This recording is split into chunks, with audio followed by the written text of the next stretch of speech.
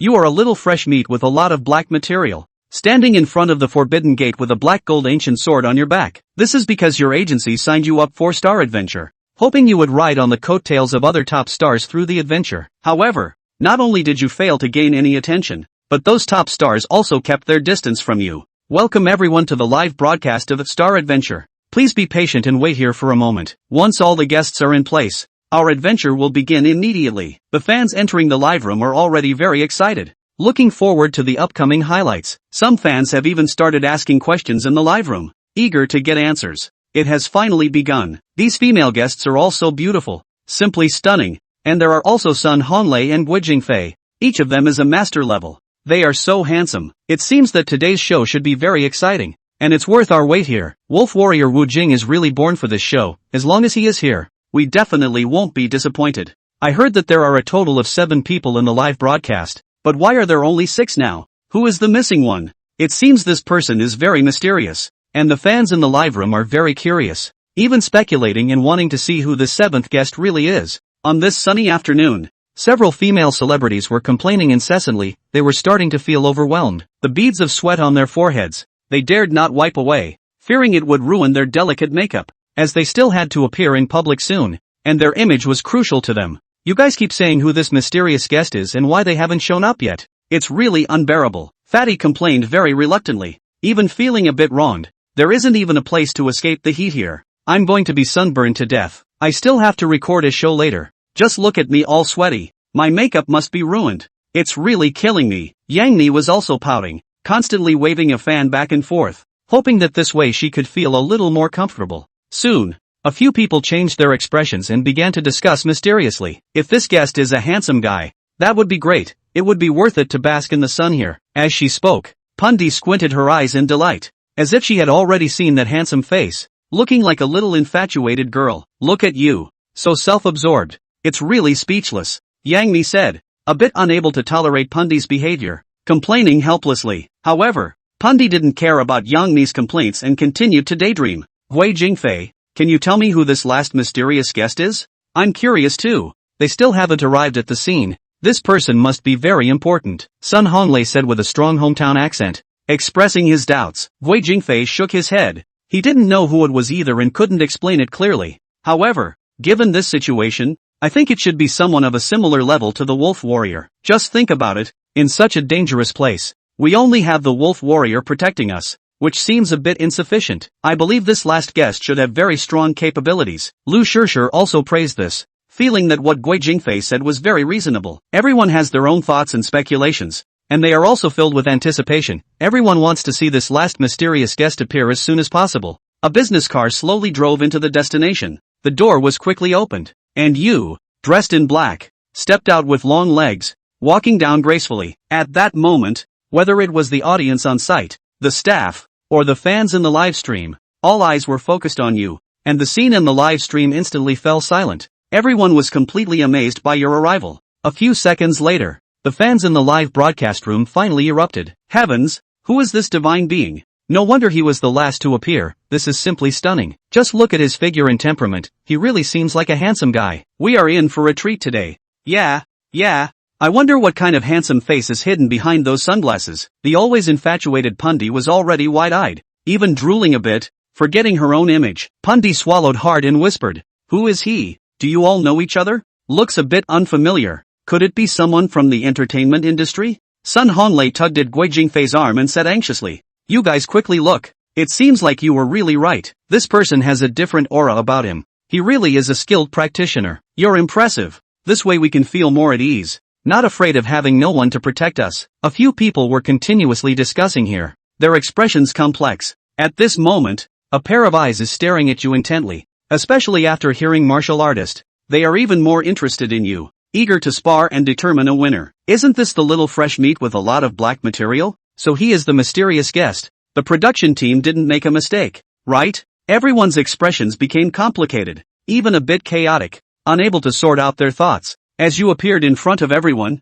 the smiles on their faces faded away. The audience in the live broadcast room instantly erupted. We can't be seeing this right. Letting a young pretty boy go on an adventure? I've heard this time there will be great danger. Isn't he just a burden to everyone? Besides, with this young pretty boy's skills, He must be inferior to the battle wolf Wu Jing. How could he possibly make everyone feel safe? In an instant, various voices of doubt arose, and everyone seemed to have little faith in you, thinking you were useless, especially in front of the battle wolf Wu Jing, where they all considered you a weakling. Of course, there are also sharp-eyed people who quickly notice your differences. No, perhaps the production team really has their own arrangements. This little fresh meat seems a bit different today, especially his temperament. Everyone, stop guessing randomly, perhaps there will really be a surprise in this. Next to the plane on the tarmac, several female guests felt extremely awkward. They had just been looking forward to, even fantasizing about, the arrival of the last guest, only to be suddenly confronted by reality. Their awkward smiles froze on their faces,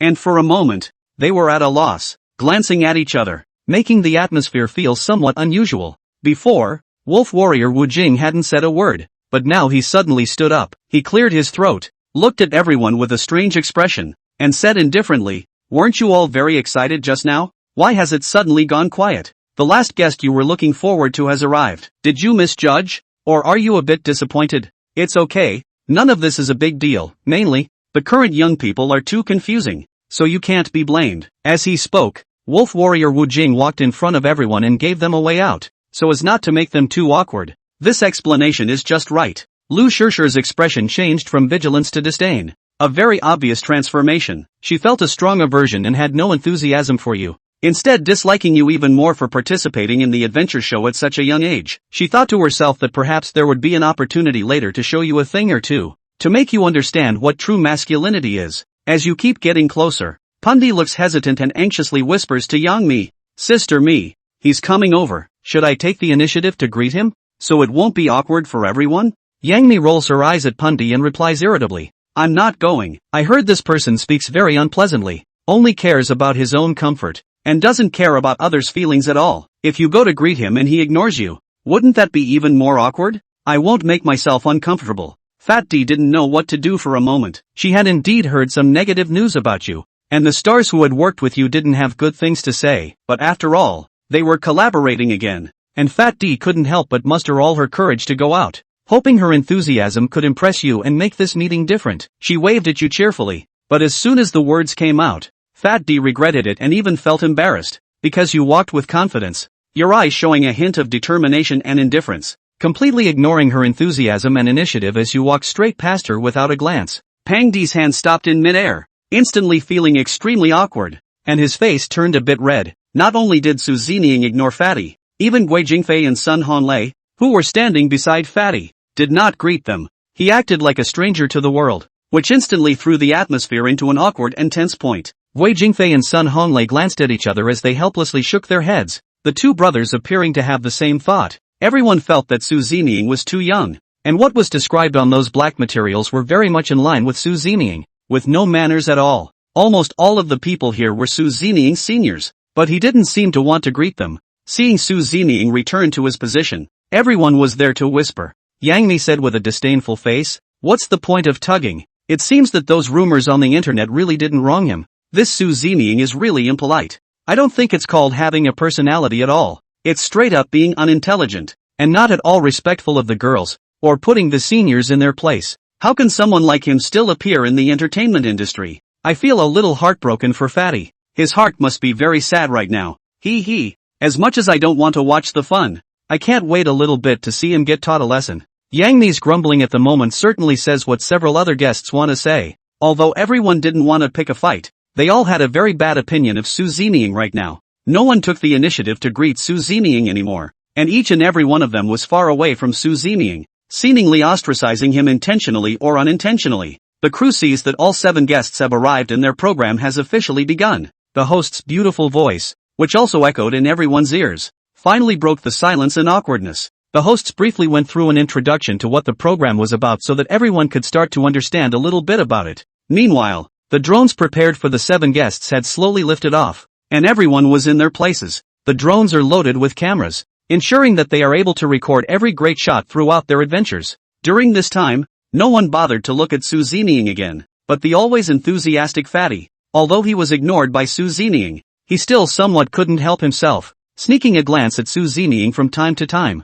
Fatty always felt that Su Zining seemed a bit different from his rumors and had a somewhat special aura about him. "It's rude. but it's not the only downside. He was also unable to directly convict Su Zining because of this matter, which seemed a bit too unfair. Chapter 5 Chapter 4, deliberately making things difficult for Su Zining. Su Zining's mysterious temperament. Fatty couldn't help but be attracted to tickle the curiosity in his heart. As Chubby D thought about it, she was startled by her own strange thought, only to see her subconsciously patting her head, then muttering to herself, "I'm afraid I've gone mad. How could I suddenly have such strange thoughts, and not remember anything at all? No wonder you got over it so quickly. Just now you were ignored by people, but now you're curious about them. Although he's considered handsome and he's really not bad looking, this temper really stinks and I'm ignoring him." Chubby D shook her head vigorously, trying to snap herself out of it immediately. She couldn't have any more wild thoughts. Taking a deep breath, Fatty finally slowly calmed down, no longer affected by Su Zining. As for Lu Shirshir,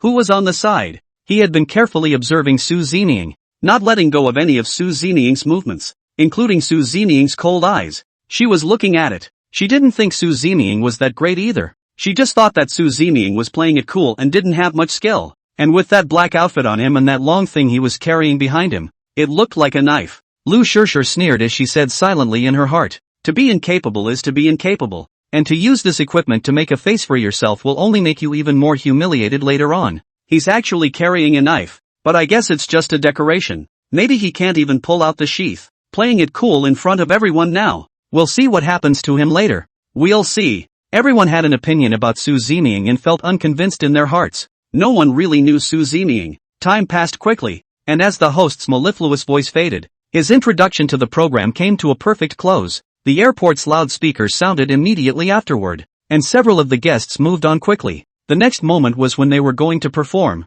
and everyone looked a little nervous with a hint of anticipation as well. A couple of the girls looked as if they were having a bit of a hard time lugging around their bulky luggage. Guo Jingfei and Sun Honglei are very eye-catching. He also showed his gentlemanly demeanor at this time. The two enthusiastically went up to help the Fatty and Yang Mi girls and earned their gratitude and appreciation as well. As for Su Zining and Lu Shirshir, they were also standing next to the airplane at the moment. The two men arrived almost simultaneously and they were both ready to board the plane. In the moment when the four eyes met, Su Zining also felt Lu Shirshir's hostility towards himself, but Su Zining was still as cold as ever. He did not take the initiative to greet Lu Shirshir, but turned around and prepared to board the plane. Su Zining's foot had just stepped onto the ladder when he didn't expect the unexpected to happen. Click! With a strange rattling sound, the stairs on the helicopter closed right up. And this was all a trick by Lu Shirshir, who was also considered to be giving Su Zining a hard time. Discovering the dissatisfaction in his heart towards Su Zining, he also gave him a small lesson.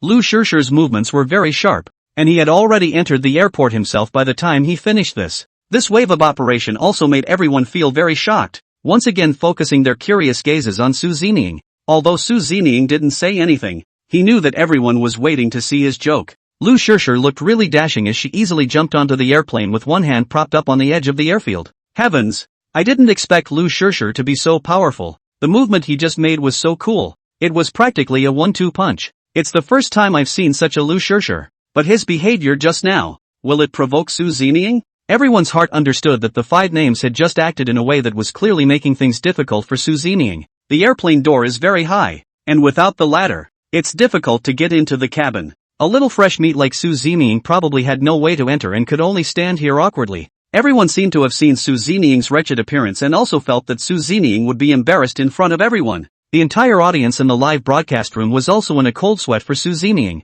and everyone was curious about how Su Zining would respond next. This show is pretty exciting, letting us watch a good show right off the bat. I wonder how Su Zining is going to cope with this, and whether he'll be able to log into the cabin without any problems. It seems that it is indeed very important to have a good relationship with one's teammates, otherwise the only one who will be embarrassed will be oneself. Su Zining wouldn't really want to climb up, would he? Isn't he very high-strung? Isn't this reversal a bit too big? Once again, the audience in the live broadcast room exploded as everyone somewhat underestimated Su Zining's ability. It was also unknown that Su Zining had actually changed a lot, and was a different person from before. If he really didn't have the skills, he wouldn't be here. Some of the viewers in the live stream began to sneer at Su Zining and said some nasty things. Not only the audience in the live broadcast room, at this moment even the people on the scene were ready to see Su Zining's joke. Lu Shirshir wrapped her hands around her chest and looked at Su Zining with a condescending stance. Disdain appeared on his face, even with a few hints of mockery and insult.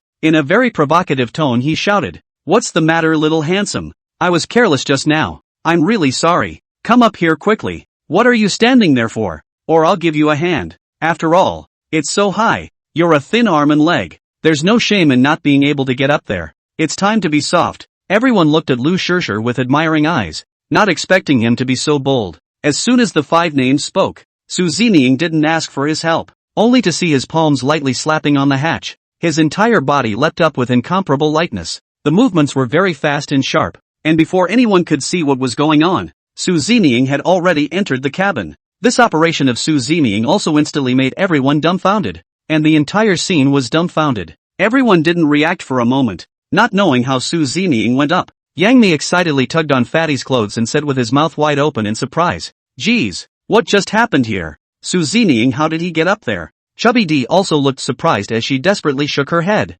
Didn't get a good look, but he seems to be fast. A breath of air and he's already up there. Fatty touched his hooded head. He felt as if he were dreaming, but the image in front of him was so real that he couldn't tell the difference for a moment. He struggled to recall the scene he had just witnessed and just let out a deep inner sigh. Fast is just too fast to see. Chapter 6 Chapter 5 The world is not my business. Yang Mi also shared the same opinion as Fatty, and he had just seen a residual shadow that just flashed in front of him like that. By the time everyone reacted, Su Zining had also long since towered over them. Lu Shirshir also looked shocked. Originally he wanted to make things difficult for Su Zining, but he didn't expect to be slapped in the face so quickly. The atmosphere looked a bit awkward, and Sun Honglei, who was on the side, looked at Guo Jingfei and said, "Get a move on. Are you going to sunburn yourself out here, or are you just going to back out?" Guo Jingfei heard Sun Honglei's urging and he couldn't help but frown. "Brother Lei, did you just see what was going on or not? It seems like I only saw one of Su Zining's back. The next thing I know he's on a plane and I don't even know how he got up there."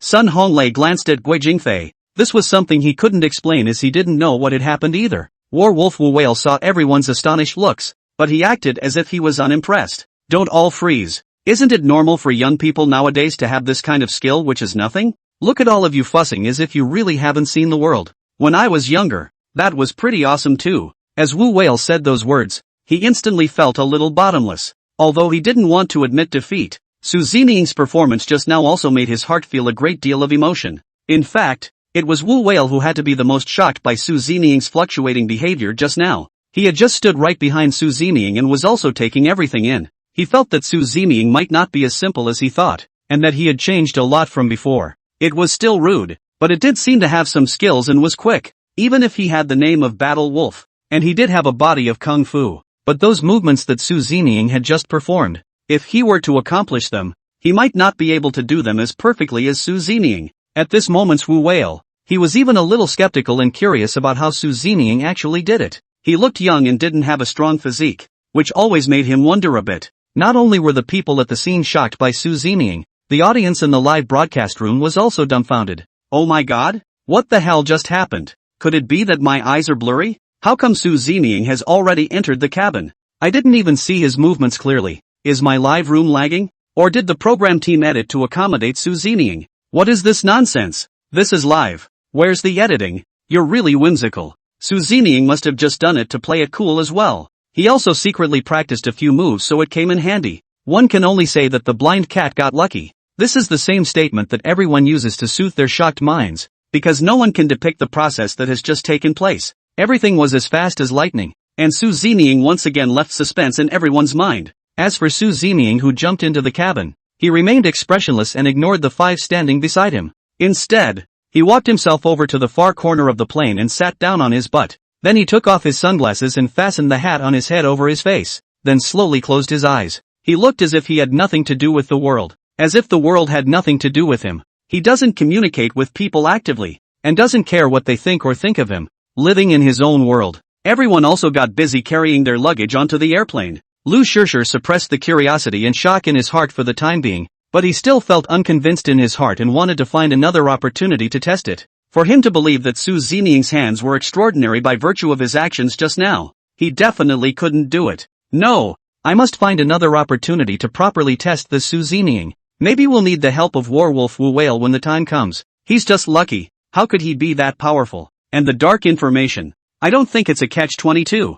I just can't believe I can't dig him up. If Su Zining is really a Philistine, he'll be even more humiliated back there. and I won't let him get away with it, said Lu Shishir as she sat there unconvinced. Her eyes kept scanning Su Zining. All sorts of thoughts came to his mind, and already he was a little impatient. All the people registered and with a rumbling sound, the plane soon took off. As the plane took off smoothly, everyone was in a bit of a euphoric mood. The scenery in front of them also began to change, which profoundly touched everyone's heart, and all of them couldn't help but let out their emotions. A smile appeared on Fatty's face once more as he shouted with great excitement. Wow! This is just awesome. I haven't been out in a long time and I feel so excited. Standing tall and seeing far is not a wrong saying at all. I didn't realize that enjoying the scenery in such a situation would be something else. I'm going to make sure to document this properly, and kind of keep a memento for myself. Everyone also felt that Fatty wasn't wrong, and that this was indeed a rare opportunity. Usually they were in a hurry to catch a plane to catch a notice, and had no time or mood to enjoy the beauty in front of them.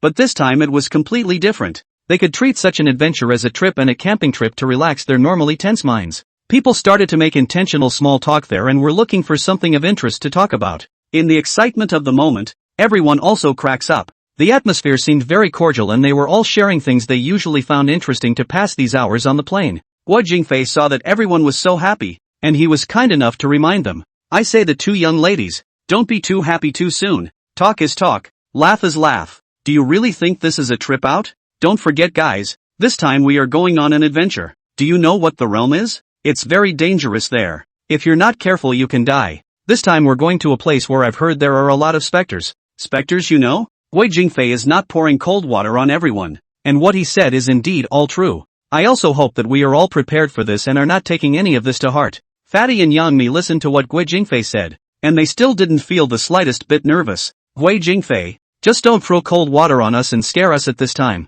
or even affect our good mood. Those rumors about the Forbidden Land, although terrifying, are nothing more than legends. Chapter 7 Chapter 6 Childish Ideas. Fatty and Yangmi, they really didn't take Guo Jingfei's reminder just now to heart, and they also thought that they wouldn't encounter too much danger this time when they traveled to the Forbidden Land, and those horrible legends were just scaring them, and the two were still talking and laughing. Guo Jingfei shook his head helplessly when he saw that they didn't believe what he said. He sighed as one rambled on. I really don't know what's going on in your minds. This is something that's going to kill you all. Fatty and Yangmi rolled their eyes as they heard Guo Jingfei's tirade against them. Guo Jingfei, stop spoiling the fun. If it was really that scary, would the program let us go? That being said, the so-called adventure is nothing more than a test of our ability to survive in the wild. Is it still for real? I have searched a lot of related knowledge on the internet before. I should be able to cope with this adventure. Fatty and Yangmi talked about their opinions to themselves, not taking Guo Jingfei's words seriously. Guo Jingfei looked at the optimistic appearance of the two beauties,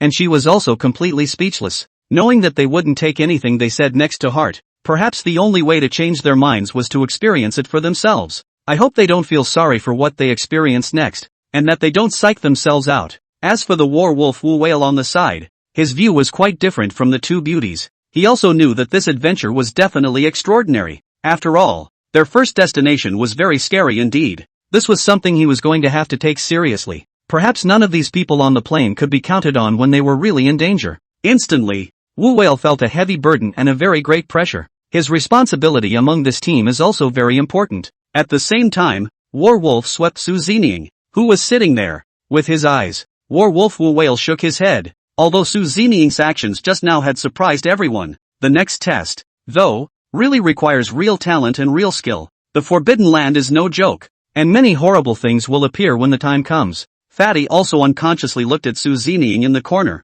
He didn't know why, but he always had a strange thought in his head. This thought and feeling had always lingered. He felt that Su Zining wasn't so untouchable. He still had his own merits, different from the rumors, and that particular aura about him was not at all feigned. Just looking at a side face like this, Fatty had also fallen completely. He felt that Su Zining was really too good looking. As long as his gaze fell on Su Zining, his little heart would flutter and flutter, and his entire body began to tense up. Su Zining, who was there resting his eyes with his eyes closed, didn't realize that there were so many people paying attention to him, and with the move he just made, Su Zining's role was elevated once again. Ding dong, the host's personality is detected to be in line with the playing character. The playing degree is increased to 35%. Playing reward, Unicorn Blood. As this beautiful voice rang out, Su Zining instantly felt a wave of warmth hit his entire body, but it was also a mixture of pain and pleasure. Shilin Blood. With this blood, After entering the Forbidden Land again next, Su Zining would be able to be invulnerable to all insects.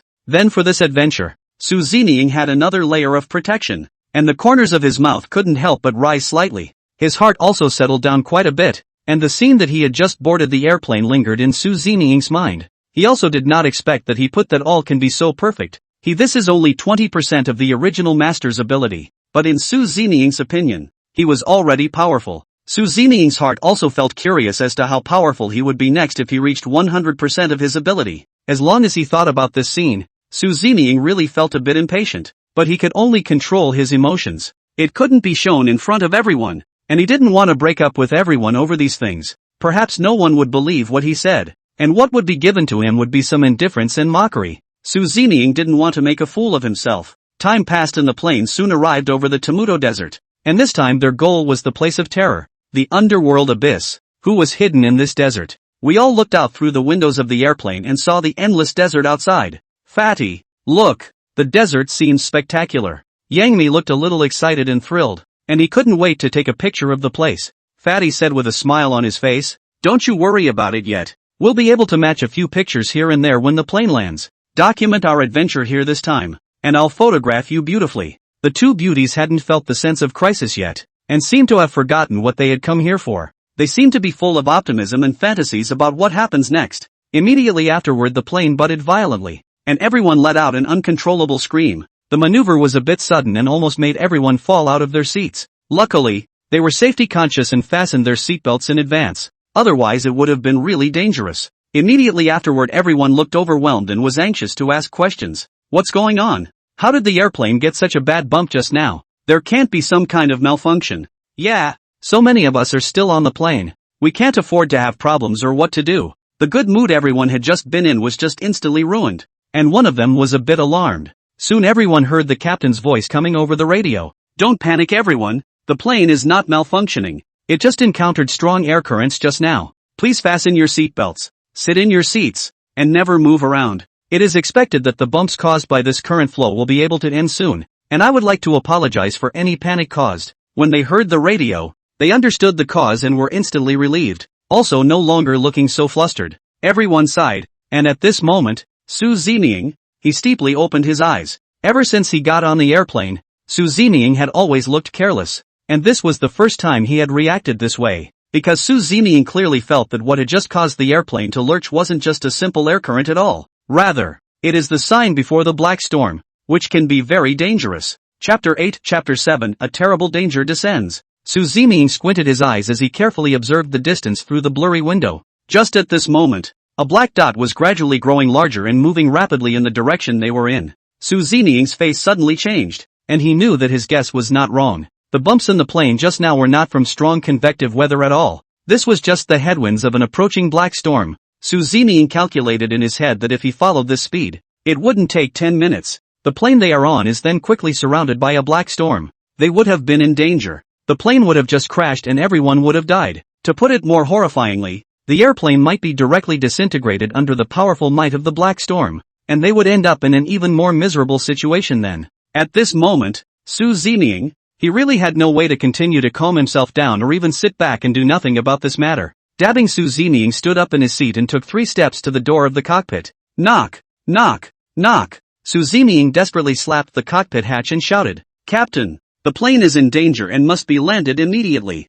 Su Zining's sudden move also scared everyone. They hadn't completely quieted down from the bumps they had just experienced, and now they heard Su Zining say something like this. Once again, a look of panic appeared on everyone's face, and they sat quietly in their seats, each looking at the other. Soon, a dark shadow swept past them, followed by the scene before them. Su Zining's headless words also caused a great deal of panic. What? The plane is in danger. What's going on here? The captain just gave an explanation that it's just due to strong convection conditions. What the hell is this Su Zining messing with? Is he going to be more professional than the captain? What danger can he be in? Everyone was instantly skeptical of Su Zining's words as well, and even looked at Su Zining with sneering eyes, becoming even more disdainful. Everyone also thought that Su Zining was babbling because he was shocked by the bumps in the airplane just now. Perhaps in his dream, he dreamed that the plane was in danger, and for a moment he couldn't tell dream from reality, so he made a scene to land. Everyone looked unimpressed. In their eyes, Su Zining was really hit and miss. Werewolf Wu Whale said carelessly and impatiently. Su Zeming, can you stop it? It will only make everyone look at your joke. Hurry up and go back to your seat. People won't believe you. Let alone the captain will listen to you. You're just dreaming. Yeah, are you okay? Didn't you hear the broadcast just now? It's just a bump in the airflow. Everyone will not be in danger. So don't add to the confusion here by interfering with the captain's play and creating panic for everyone. Everyone was talking to each other, persuading Su Zeming to be able to be quiet. When Su Zeming heard that these people were so ignorant that they didn't even notice the danger coming their way, he felt ridiculous. It was just that he didn't have the time to explain right now, and Su Zeming didn't want to pay attention to everyone's trolling and distrust. He continued to rap on the hatch, hoping the captain would heed his advice. Maybe if the plane lands now, it's not too late for everything to be in danger of everyone's lives. There wasn't much time left now, so Su Zeming could only do his best. And at this moment, Guo Jingfei, who was leaning on his seat, looked at Su Zeming indifferently and said, "Don't be scared. It's not a big deal. It's not like we've never been on an airplane before. You're making a big deal out of it like it's your first time. Look at everyone. How calm we all are. Don't look like you haven't seen the world. It's just too loud." Su Zeming indifferently glanced at Guo Jingfei. He really didn't want to explain, and don't want to put these people through a storm next because of their ignorance and arrogance. Although Su Zeming was indifferent on the surface, his heart was still very soft. He also looked a little impatient, and shouted as he rapped on the hatch. "I'm not kidding. I'll say it again. The black storm is coming soon, so don't you guys act like you don't care. Your lives are at stake. The plane must land immediately for everyone to have a chance of survival." Su Zeming aggravated his tone this time, not expecting the words to fall. The cabin radio went off again and the captain's stern voice came out. "Please ask this passenger to return to his seat immediately and not to walk around the cabin at will or disturb anyone. The plane is in a bumpy ride. Your behavior is very dangerous. Execute the order immediately." Su Zeming could clearly hear the director's distrust of himself. How could he joke about such a thing? This was immediately followed by a burst of maniacal laughter as they all started pointing at Su Zeming, thinking that Su Zeming was really frightened, so he was hallucinating. Now the captain's reminder, once again, made everyone take him at his word. The pop-ups in the live stream, on the other hand, rolled wildly, and the fans began to talk about Su Zeming. What's going on? Su Zeming really can't understand what the captain is saying. He's freaked out. I didn't expect to be so timid. It's just the bumps of the airplane, so that it's towards kind of landing. It's really unseen. Listen to what he's saying that a black storm is coming. Wouldn't he be watching too many movies? Or is he saying that he has superpowers and can predict what's going to happen in the future? Yeah, I can't believe I'm still making up lies. We've only heard of sandstorms. What's a black storm? Sure is a bit silly. These fans also mock Su Zeming recklessly, hitting him again and again.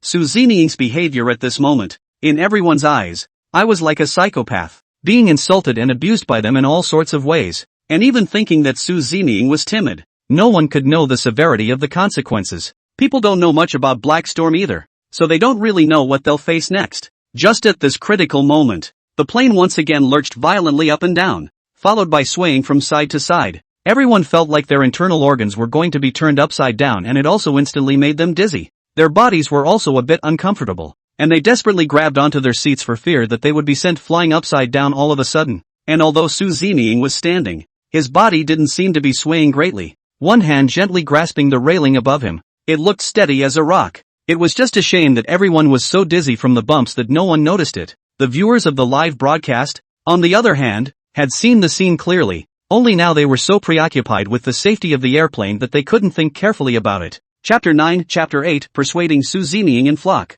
Su Zeming looked at the small black dot from before, which had grown hundreds of times larger, like a huge black dragon sweeping in. Su Zeming knew that if he continued to delay like this, it would simply be too late. Seeing that everyone was so stupid, he didn't want to accompany everyone to lose their lives. And in Su Zeming's prediction, if the plane didn't make a forced landing as soon as possible, they wouldn't have been able to land smoothly, and all of them would have suffered this disaster. Su Zeming also couldn't think about that much anymore as he said loudly while walking, "I'm going to remind you one last time that the plane is in danger, so if you want to live, abandon the plane and jump with me. If you guys are still questioning me, then I have nothing to say, so you're on your own." With that said, Su Zeming unhurriedly pulled out the parachute from under the seat, organized it methodically, and then put it on his own body. Everyone watched Su Zeming's wave of maneuvers with rapt attention, and at this moment the plane had already passed the most bumpy moment. As the plane regained its stability once more, Everyone slumped into their seats, feeling the sky spinning.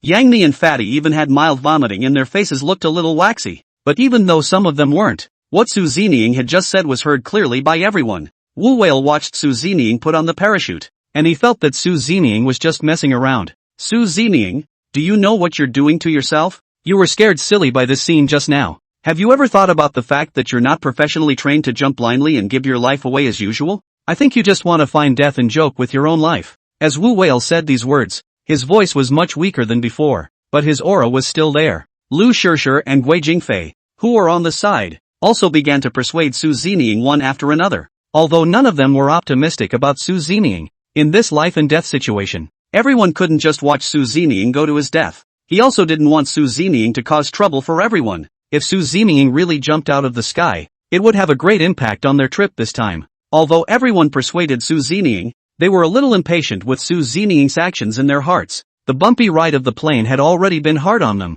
and now they just wanted to rest in peace and quiet. But they didn't expect Su Zining to make this mess, and they now had to divide their energy to deal with it. At this moment, Su Zining, who had already put on his parachute, came to the cabin door without hesitation. Su Zining, who was standing here, he turned his head towards the opposite window. Wu Whale and the others watched Su Zining's movements. Although they didn't believe it on their mouths, they were still a little panicked in their hearts and subconsciously followed them. When they looked out through the window, each one of them was so shocked that they were scared out of their wits. Only a few dozen kilometers away from the plane, the overwhelming sand and soil swept in so fast that it had blurred their vision, and the countless sand and dust gathered together like a black curtain, directly covering towards them. Everyone's voices trembled a bit as one said in horror, "Geez, sure enough it's a black storm." Everyone also finally recognized what the black storm Su Zining was talking about. He is also not deceiving people or intentionally creating a panic here, but is saving everyone's lives. But it seemed too late to say this now,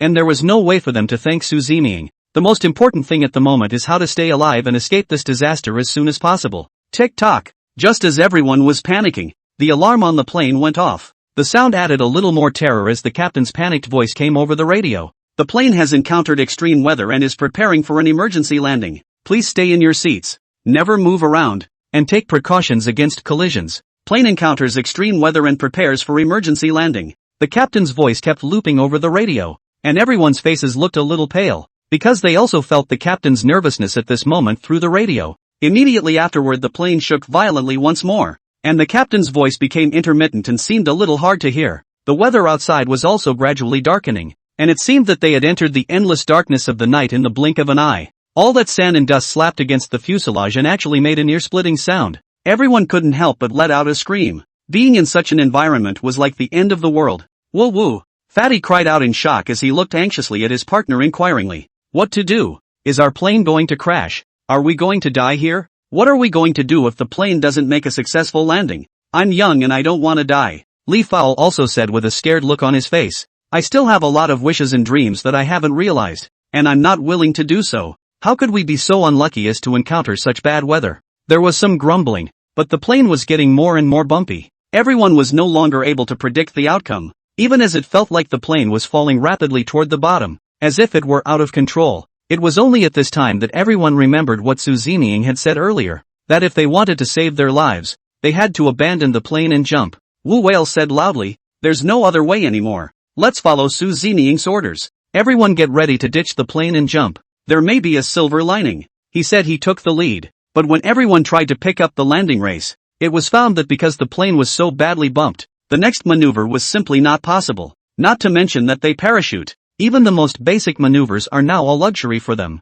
All of them were in a tense state. Lu Shishir said with a small white face, and with red eyes, "Let's all think of something quickly. What the hell are we going to do? Are we just going to resign ourselves to our fate?" As soon as the words left their mouths, everyone just felt a gust of wind sweeping into the cabin. On the sidelines, Yang Mi and Fatty let out a scream, and when they looked at the cabin opening, they only saw a black shadow flashing by. Immediately afterward the cabin door was closed once more. It was Su Zining, who had jumped out of the plane without a second thought. Su Zining's wave of maneuvers instantly made everyone dumbfounded. Fatty stammered, "No, not good law. Su Zining, he jumped out of the sky. It seems that he really doesn't care about us. I was going to ask him to help us with the parachute, but I didn't think he'd run off on his own." Chubby D was a little disheartened, and at the same time a little annoyed inside. The crew and the audience in the broadcast room saw such an unexpected situation happen, and they too instantly panicked. What's going on? Why is this suddenly happening? This shouldn't be required by the script. Yeah, is there a problem with the program? Chapter 10 Chapter 9 Aircraft Loss. The entire broadcast room exploded and the pop-ups were flipping. Viewers also want to know what's going on, and they don't want anything to happen to these stars. A black storm of this magnitude, if you really encountered it, you would simply be pulverized, with no possibility of survival. That's too bad. This shouldn't be a special effects production by Blackstorm. It should be real. No, we can't have anything happen to our chubby baby, and we're willing to share if something does go wrong. What the hell did the program do? Why didn't they try to do something to rescue it quickly? The entire live broadcast room was a mess. Everyone was focusing on the well-being of several stars, seemingly forgetting that there was also Su Zeming. And backstage of the program, the staff was also panicking, and the general director Yen Jun was pale. He looked at the weather station news that had just been updated in front of him with a look of fear. Gosh, the Temuto area. A large black storm that happens once in 100 years. I didn't expect to be met by our program team, but this report has only just been updated, and even if we want to implement remedial measures, it seems to be a bit too late. It seems that Su Zeming's first warning was really true, only that no one believed him at the time. They all thought he was being unreasonable. Yen Jun sighed helplessly. He felt that something was expected to happen next. It was a consequence that their program couldn't afford, and he didn't even dare to imagine the outcome. Yen Jun was also very concerned about everyone's safety now, and as for their losses, it didn't matter anymore. Yen Jun looked at the staff and loudly inquired, "What's going on? Did the plane make contact?" At this moment, Yen Jun was a bit desperate, but his anxiousness was of no help. The staff member had a tired face as he looked at Yen Jun and shook his head. Still no, has been unreachable. Based on what we've seen so far, the plane has been completely covered by a black storm, and all signals have disappeared. We have no way of contacting them, and now we can just wait for news and hope it won't be that bad. Yen Jun didn't want to listen to this nonsense, and he could only report a ray of hope now. Hopefully, on the rescue team's side, some news will come in soon. Hurry up and contact the rescue team and see what they have to say. Whatever it takes, bring them back to me safe and sound. The staff of the first crawl did not dare to slow down, panicked and contacted the rescue team, but the news that came was not satisfactory. The current situation is complicated and the rescue team is unable to get close for a while, because the storm was so big that if they entered blindly, it would kill the rescuers and they would die for nothing. Even the last ray of hope was completely dashed at this time. Yen Jun sat on his butt in the chair. He looked very annoyed. It had all appeared so suddenly, and their adventure had just begun, when they encountered this hand-wringing scene. Originally, I wanted to add another high point to my career with this show, but now, everyone's lives are in danger and their careers are probably going to be over from here on out. And these are big names on the plane. They're all very famous and they have a lot of fans. Even if they lined up the entire program and took their lives, there was no way to make amends. Yen Jun sat there in tears as he regretted his initial decision at this point in time. If he had chosen to believe Su Zeming from the beginning and notified as soon as possible to have the plane forced to land, this tragic situation would not have occurred. But there was no medicine for regrets, and he felt he had no way out. At the same time, Wu Whale and the others on the airplane were plunged into the realm of despair over and over again. It made them feel horrible to the core, and they had even smelled the scent of death. Perhaps the next moment, everyone will be saying goodbye to the world, never able to continue their careers or say a proper goodbye to their fans. Feeling the intensity of the black storm, the airplane was like a leaf, drifting in the black storm at will, even being slaughtered at will. They didn't have a single option or way to save themselves. Just as everyone was feeling alarmed, the live broadcast screen flickered, presenting everyone with a black screen. What the hell? How come the screen went black too? Could it be that the plane has crashed and they have all been killed? Impossible. Something so cruel wouldn't happen to them. They must be dreaming. There must still be a chance for everyone to survive. And we will never give up until the last moment.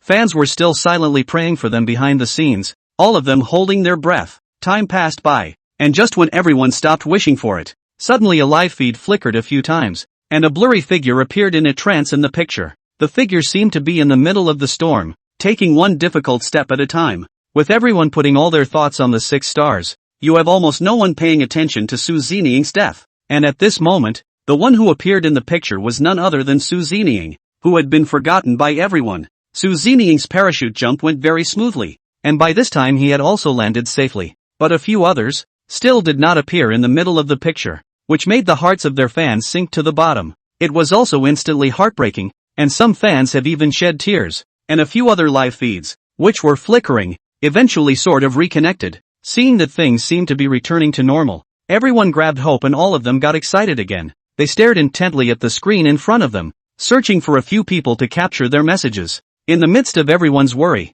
the screen showed the plane landing safely. Several of the stars, on the other hand, were already in such bad shape that the strong bumps caused them to pass out in their seats, but they saved a life, not the end result, and the plane was not disintegrated. The whole cabin looks complete and the landing is very smooth, and a few of them had only fallen into a brief coma, and were not physically harmed or injured. A moment later, Wu Whale was the first to open his eyes. He frowned and looked around with a puzzled expression. Seeing everyone tucked in, after seeing the plane intact, he was finally relieved and excited. It's wonderful. It's a miracle that none of us died and survived. Wu Whale immediately fell into a state of ecstasy, and he couldn't care less about his physical exhaustion. Coming to Sun Honglei and Guo Jingfei, he desperately shook their bodies. Lei, Guo Jingfei, you guys wake up. We're still alive. At Wu Whale's shouts, Sun Honglei and Guo Jingfei also opened their eyes, looking a bit confused. Chapter 11 Chapter 10 Aircraft Fire and Explosion. After Sun Honglei and Guo Jingfei were woken up by Wu Whale, they were still in a state of blindness, not knowing exactly where he was. Guo Jingfei looked at Wu Whale in front of him as he said with a panicked face, "Where am I? I've never done anything bad in my life. How come I'm still in another world?" He spat out very helplessly, and Wu Whale looked at Guo Jingfei, and after hearing what he said, knew that everyone was frightened by what had just happened. It's all very normal for this to happen now. Come on, just stop complaining. This isn't the netherworld, and it certainly isn't heaven, and we're still on the plane. The plane has landed smoothly and we are all safe. Wu Whale patiently explained so that everyone could come to their senses at this time. When Guo Jingfei and Sun Honglei heard what Wu Whale had to say, the two of them were slightly stunned at first as they looked around with curious eyes. It was an instant thrill to realize that everyone was still there and to find the plane intact. "Ha ha, great. I didn't realize we were all in big trouble," said men clung to each other in excitement, but they had not yet had time to rouse the others. A burnt odor came from the entire cabin, making them feel very pungent. A bright light flickered in the originally dark cabin. This made everyone alert at once, and Wu Whale frowned as he said with a puzzled face, "What's that smell? It's like something's been burnt. It's so pungent. And the light, why does it feel a little off?" A few people looked around and Sun Honglei said loudly, "No good. It looks like the back of the plane is on fire." Sun Honglei's voice, once again, made everyone tense up as they looked through the window and saw the fire coming from the tail of the plane. A fire? So, what do we do? Sun Honglei and Guo Jingfei immediately panicked. Now they had to leave the cabin as soon as possible. Having just experienced danger, I didn't expect to be faced with life and death again right away before I could return to my senses. This test of life and death again and again was really a big blow to them. The next step in an airplane fire is a horrific explosion. And if they don't get out unscathed before the explosion, they're going to die in flames. Wu Whale's heart was also a bit scared, but now he had to find a way to save himself as soon as possible. "Don't panic, guys. We have to think of something soon or we'll die for sure." Everyone is also not at all hesitant in the face of life and death.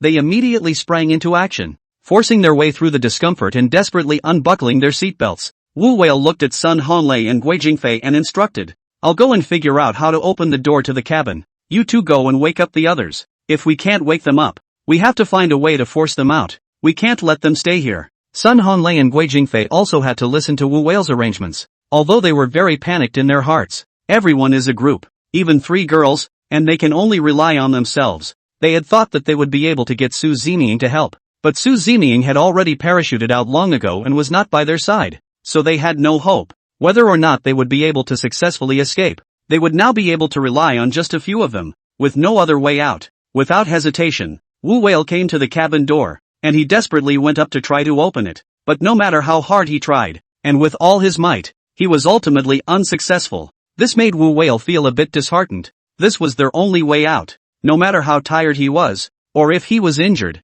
he tried again and again, exhausted and sweating all over himself. He felt like he was using all his strength, but the cabin door wouldn't budge. Seeing the fire behind the fuselage getting bigger and bigger, the whole cabin was also thick with smoke, robbing them of their tears. Wu Whale said with an anxious face, "What to do? How can the door of this cabin not open? This fire will soon burn to the front. If this goes on, this life that I just picked up, won't it be accounted for here again? What bad luck! Can it be that the heavens are trying to kill us, and we must die here today?" On the other side, Guo Jingfei and Sun Honglei went to Yang Mi and Fatty as well as Li Fulgence, and the two of them shouted loudly, and shook them, but no matter how hard they tried, Yangmi and Fatty and Li Fao couldn't be roused. They were sweating in a hurry, but it still didn't help. It was a little difficult to breathe in the cabin, and Sun Honglei anxiously looked at Wu Whale and loudly inquired, "How's it going on your end? These guys won't even wake up. Now we have to open the cabin door as soon as possible. We don't have much time left and I feel like I'm going to lose my breath."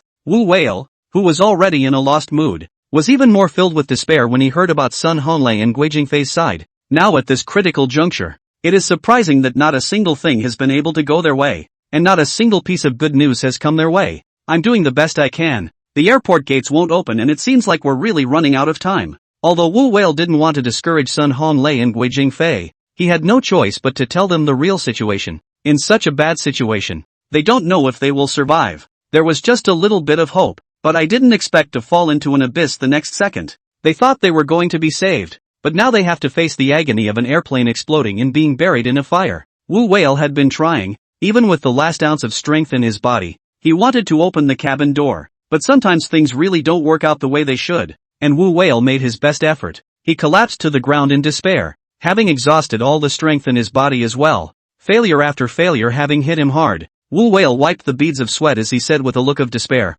"No, I'm really trying my best, but the gate never opens. It seems that all of us are destined to die here, and there's nothing we can do about it without accepting reality." Wu Whale's body was trembling, and he didn't know whether it was because of fear or exhaustion, and his brain was blank. As a war wolf, he had never been so desperate, nor had he ever admitted defeat in the face of any difficulty. But at this moment, Wu Whale felt that he was at his wit's end. After all, in the face of death, who can face it openly without any fear or emotion? Sun Honglei and Guo Jingfei were even more scared, and they were also weak. Chapter 12 Chapter 11 Su Ziniying's sudden appearance. Several people were faced with such despair that they didn't know what else to say. Even a few were soundly in tears, their hearts filled with so much sadness, as well as wishes and dreams for fulfillment. Guo Jingfei said with an aggrieved face, "If I had known that we wouldn't be able to escape, it would have been better to die in our sleep. At least this way we don't have to go through all this torture." Knock, knock, knock. As soon as Guo Jingfei's words left his mouth, he heard a powerful knocking sound coming from outside the cabin. Sun Honglei shivered as he nervously looked at Wu Whale and said, "What's that sound?" "It seems to be the sound of a cabin door being knocked on. Are there monsters in this desert?" Everyone was indifferent. Whether there was a monster or not seemed unimportant to them now. The plane was going to explode later, and even if the monster appeared, it would only be buried in flames like them. Wu Whale said lazily, "None of this matters anymore. Monster or no monster, it's going to die with us. Everyone has given up. They just don't have the strength to toss it around." However, the viewers who saw everything from the live feed were no longer calm at this moment. They were excited, because the one who appeared outside the cabin was actually Su Ziniying. Geez, it's Su Ziniying back. What is he trying to do? Is he trying to get everyone out? That must be it. He can't possibly be showing off to everyone at this time. That would be inhumane. Su Ziniying looks indifferent, but he still has a conscience and wouldn't see death. But he's alone now, and still without an inch of steel. Even if he has the heart, he shouldn't have the ability. The fans in the live stream were talking, and they all hoped that Su Ziniying could lend a hand at this time. However, he was worried that Su Ziniying would not be able to cope with it alone. He wasn't a superhero either. Not even Battle Wolf Wu Whale could open the door to the cabin. In the eyes of the fans, it's even more unlikely that Su Ziniying will be able to do any of this. However, there are also fans who believe in Su Ziniying's ability and have been quietly supporting him behind the scenes. People can't look at each other. The sea can't be measured. What's the time now? Let's all just hold on to our good intentions. Maybe Su Ziniying really does have a way. It's true that he's not a superhero, but to be able to participate in the program, he should be pretty good too. We should believe in him now instead of pouring cold water on him. Let's all encourage him more. The comments on the livestream were split into two factions, and while they were all on their own, they were all there for the sake of concern. Some fans slowly began to change their attitude towards Su Ziniying, even appreciating him for having such great courage. At least he didn't run away on his own, and was able to appear by everyone's side and find a way to rescue them in this time of life and death. This was able to show that Su Ziniying was also a very sentient person and not as cold and heartless as everyone said. Some fans, on the other hand, also complained that Su Ziniying was too stupid to come back at this time. Wouldn't it be a waste of time and there was no way to save everyone out? Just as everyone was having a very lively discussion, they saw from the screen that Su Ziniying had given birth to two of his own fingers. It seemed to be groping for something on the airplane's hatch, which immediately piqued everyone's curiosity. But when everyone tried to get a better look, they realized that there was a lot of wind and sand, and the light was very dim. Not knowing what Su Zeming he was doing, everyone's hearts were anxious, but they could only wait. Among the vagueness, everyone felt that these 2 fingers of Su Zeming seemed to be much longer than those of ordinary people, but no one had time to think about it, and they only saw Su Zeming's fingertips rattling somewhere in the cabin. Click! Immediately afterward there was a sound, and the door of the cabin opened slowly. As the door to the cabin was opened, Wu Whale and Su Zeming, who were sitting paralyzed in the doorway, looked at each other in all directions. Wu Whale also froze there. He looked at Su Zeming with his eyes wide open, somewhat disbelieving that this was true, and thought that he was hallucinating. As for Su Zeming at this moment, his expression was still very cold, without any expression, and no emotions could be seen. Seeing that everyone was motionless and had no desire to escape, Su Zeming frowned and looked at them and said coldly, "If you don't want to die, get out of there. The plane is about to explode." This icy cold voice of Su Zeming seemed to carry no emotion, even his eyes, they weren't looking at everyone. Wu Whale struggled to stand up and looked at Su Zeming with a disbelieving face as he inquired, "What are you doing back here? How did you open the door to this cabin? I've tried everything and it doesn't work at all." Su Zeming didn't want to pay attention to Wu Whale and didn't answer his question, but directly entered the airplane. Without hesitation, he walked towards Yang Mi and Fatty and Li Fao who were still unconscious in the back seat. When Su Zeming saw Sun Honglei and Guo Jingfei, he didn't have any expression on his face either. "Get out!" Sun Honglei and Guo Jingfei first froze, struggled to stand up, and then nodded. In a time of life and death, they didn't expect to be able to walk out the door of the cabin. Su Zeming was literally a lifesaver for them. This also made them feel a bit embarrassed, and several of them rolled and ran out towards the outside without thinking. This was a relief, and they were finally able to breathe fresh air and feel much more comfortable. Sun Honglei and Guo Jingfei, as well as Wu Whale, a few people, helped each other walk out, and the black storm was still raging, but it was much smaller compared to a moment ago. They ran forward with great difficulty and managed to find a safe place. They didn't hesitate at all and directly ducked in. A few people breathed a sigh of relief, and it took almost all of their strength. A few minutes later, Guo Jingfei looked at Sun Honglei and Wu Whale and said, We are saved, and have run away from Hades again." Sun Honglei nodded, and gasped, "It seems so, and it was Su Zeming who saved us." At this moment, Wu Whale, there was always a doubt in his heart. That cabin door, he tried over and over again, and he wasn't weak, but it just didn't open. He didn't know exactly how Su Zeming had done it, and it seemed to be a suspenseful thought in his mind. Wu Whale said with an incredulous face, "Impossible? I couldn't even open the door of that cabin. How on earth did Su Zeming do it? I thought I was dreaming or even hallucinating, but I didn't realize it was real." Chapter 13 Chapter 12 The Last Stand. Wu Whale, who had escaped, always had those images in his mind, and he was always struggling with this. While on the airplane, Su Zeming had already come to Lu Shishir and the 3 girls by this time. Seeing that they were still in a drowsy state, Su Zeming didn't hesitate as well. His 2 fingers tapped on several of their acupoints respectively. Soon, several people slowly awoke. In the midst of a daze, a few people were a bit confused, but as soon as they opened their eyes, they saw Su Zeming. Yang Mi rubbed his head as he struggled a bit. "Su Zeming, where are we?" he said as he looked around the room,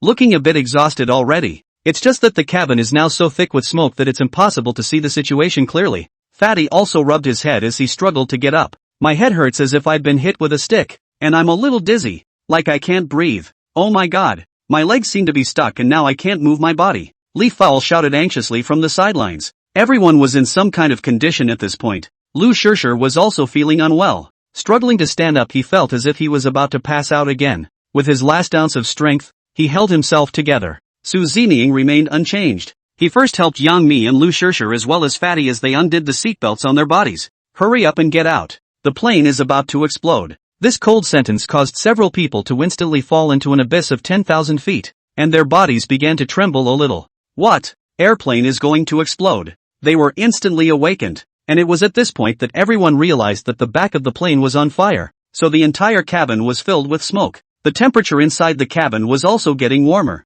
making everyone very uncomfortable. Yang Mi and Fatty got up in a hurry and they ran towards the outside, but just then, they realized that Li Fao was still in his seat, and he panicked and tried to open his. "Me, Fatty, my seatbelt doesn't seem to be opening. What am I going to do?" Li Yun cried anxiously. He really felt very scared at this moment. Everyone left one by one. He didn't want to die here alone. Yang Mi and Fatty had to fold back and anxiously pacify Li Fengyan. Hold your horses. Let's help you. As soon as Yang Mi's words fell, he was scared back by Su Zining. Get out. You don't need to worry about it here. I'll figure it out. Su Zining spoke in a commanding tone, which made Fatty and Yang Mi not dare to approach for a moment. Yang Mi and Fatty, as well as Lu Shishir and the others, could only listen to Su Zining's arrangements now. They didn't dare to question or slack off in the slightest, and obediently walked out of the cabin. Li Fao saw them all leave and his heart became even more nervous and scared. Tears couldn't help but fall. His voice choked with emotion.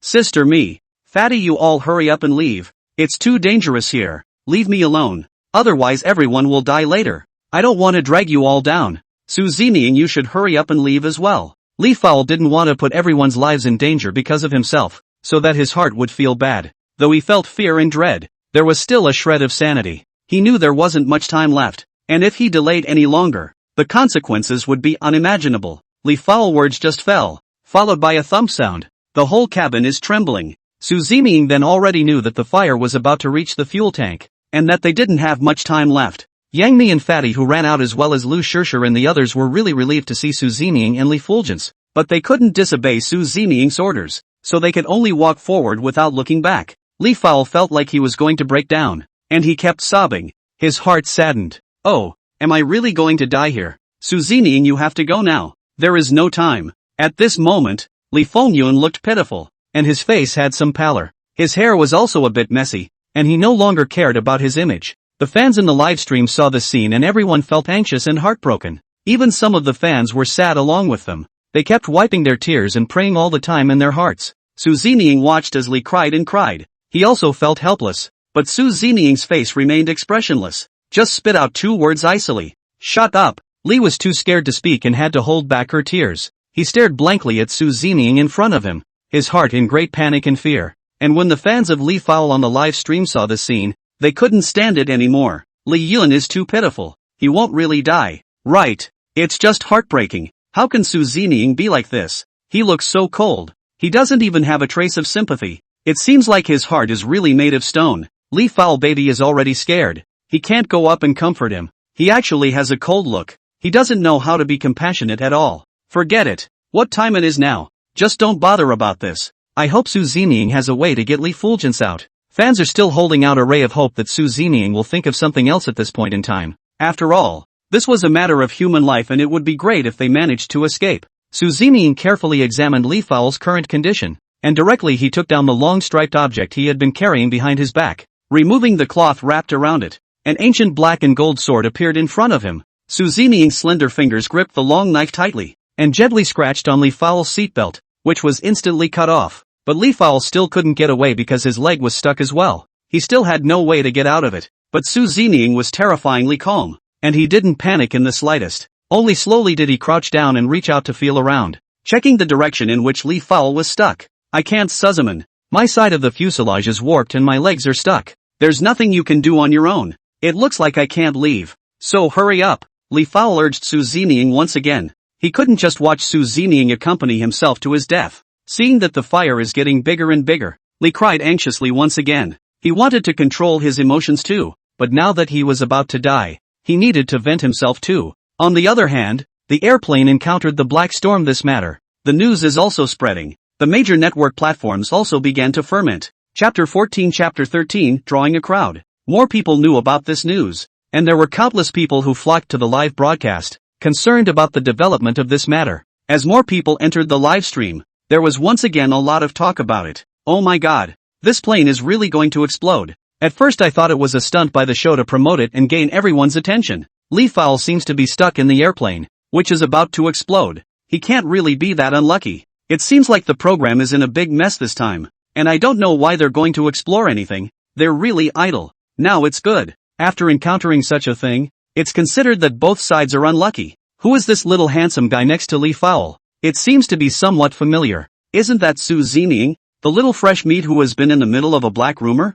He's trying to get Li Fulgence out. It seems like he wants to put on a good show. This shouldn't be the program directing itself and making fun of everyone's lives. Then the program can go to hell. There seemed to be some confusion throughout the broadcast, and everyone had something to say about the show about this incident. Still, curiosity got the better of them and they stayed on the air to watch. The live broadcast room instantly skyrocketed in popularity. But everyone was in no mood to pay attention to that right now. Escaping from the cabin, Yang Mi and Fatty and Lu Shishir and the others helped each other to walk forward with difficulty, blown down by the violent storm that came upon them. However, several people gasped for air and struggled to their feet once more. Although they felt very strenuous, they didn't want to give up. It was hard to escape, and it was imperative to find a safe place to hide before the plane exploded. At the bottom of the slope in front of them, the anxious Wu Whale and Sun Honglei and Guo Jingfei, they too, kept looking around, even checking around. That's how they saw the stumbling figure. A few people were undaunted, too,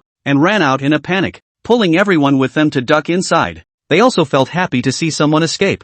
It's simply great that you were able to escape. Where did Li Fowl and Su Zeming go? Sun Honglei inquired with an anxious face and a hint of bad feeling in his heart. Hearing Su Zeming and Li Fulgent's names, Yang Mi said with a sad face, Li Fowl's leg is stuck and Su Zeming is still trying to save him? He let us leave the cabin first, but now the fire is getting bigger and bigger. The plane is going to explode soon. What can we do? They're not really going to die in there, are they? I hope they can escape too, said Yang Mi, eyes filled with tears, also sadly shed tears. Always strong, Yang Mi. He could no longer control his emotions. He was genuinely worried about the safety of Li Fulgence and Su Zeming, fearing that there was no way for them to run out. Rumble. Just when everyone was anxious, only a loud bang could be heard not far away, followed by a rushing fire. The firelight immediately dispelled the darkness brought by the black storm, and Wu Whale and the others were startled. A few people were momentarily a bit baffled, and when they reacted, they simultaneously looked over in the direction of the airplane.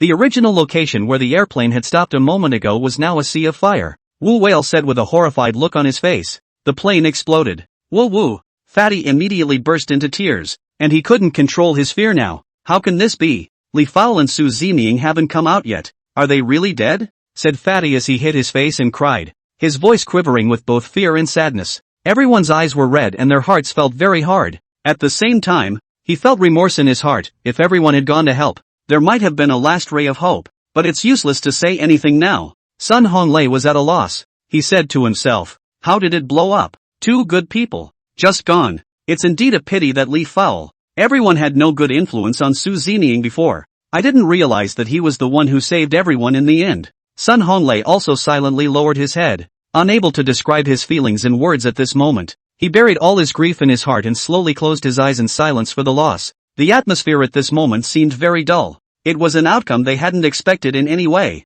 The show had just started and it had already cost them 2 of their partners. It's kind of a major mishap. And on the show's side, it's more like they've lost all hope. This has cast a shadow in everyone's mind, and just thinking about it makes them shudder. The mood was low, not only for Wu Whale and the fans in them, but also the backstage of the program, where the atmosphere was also very depressing. Director Yen Jun sat dumbfounded and motionless in front of the screen. His face was very ugly and his eyes were a bit dull. Ever since the plane exploded, Yen Jun had remained in this position, seemingly stiffened by the scene in front of him, leaving him unable to return to his senses for a long time. The other staff members, too, remained silent, and no one dared to say a word at this time. They don't want to be called names and they certainly understand the situation as it is. The entire live broadcast room, too, experienced a black screen for a few minutes before gradually returning to normal. The fans also slowly reacted to what had just happened, and once again, they started talking. It seems to be true. It's like a nightmare. The program has run into something big this time,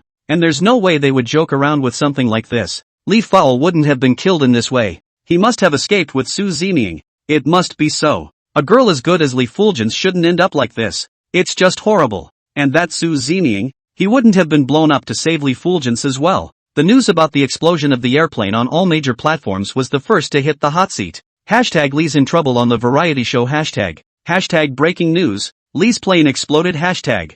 Hashtag Li Fowl and a man were involved in a plane crash and are suspected to have been killed hashtag. All sorts of news. A moment of overwhelming. All the major platforms are frantically retweeted. A moment also provoked the attention of the whole nation. The matter of the world of fermentation is very fast. Everyone also felt sorry and distressed for Li, and there were all kinds of arguments. Also victimized were the show's crew, all of whom fought for Li and felt that the crew had a lot to answer for. But as for Su Zeming, he seems to be forgotten at this time of the year, with very few people mentioning him. It seems that the only person who was killed in this plane crash was Li Fowl, other than some fans who would bring up Suzuman. The rest of the world didn't seem to know that Suzuman existed. Chapter 15 Chapter 14 The Director's Attitude. And after the show's silence, Yen Jun finally reacted. The rest of the crew watched the director intently, wondering what action he would make next. Their program is to blame for something so big happening. It wasn't that people blamed. Although Yen Jun didn't want things to turn out this way, it was all an accident. But someone has to take the blame. Yen Jun came to the staff. He took off his headphones and the equipment on his body, and said with a sad face, "It's too late to say anything now after what happened, and we're only to blame for our bad luck. Now that a human life has been lost, I, as the director of the program, am of course to blame, and I will take all the responsibility. Cooperate with all investigations, take the punishment you deserve, and there will be a statement for everyone. Wait until the black storm passes and have the rescue team pick up a few of the other guests as soon as possible, and leave me alone for a while." After saying these words, the general director Yen Jun silently walked out. His back was very despondent, and his mood was terrible, and his whole person became much more vicissitudes all of a sudden. The staff couldn't help but feel very heartbroken when they saw Yen Jun in such a condition.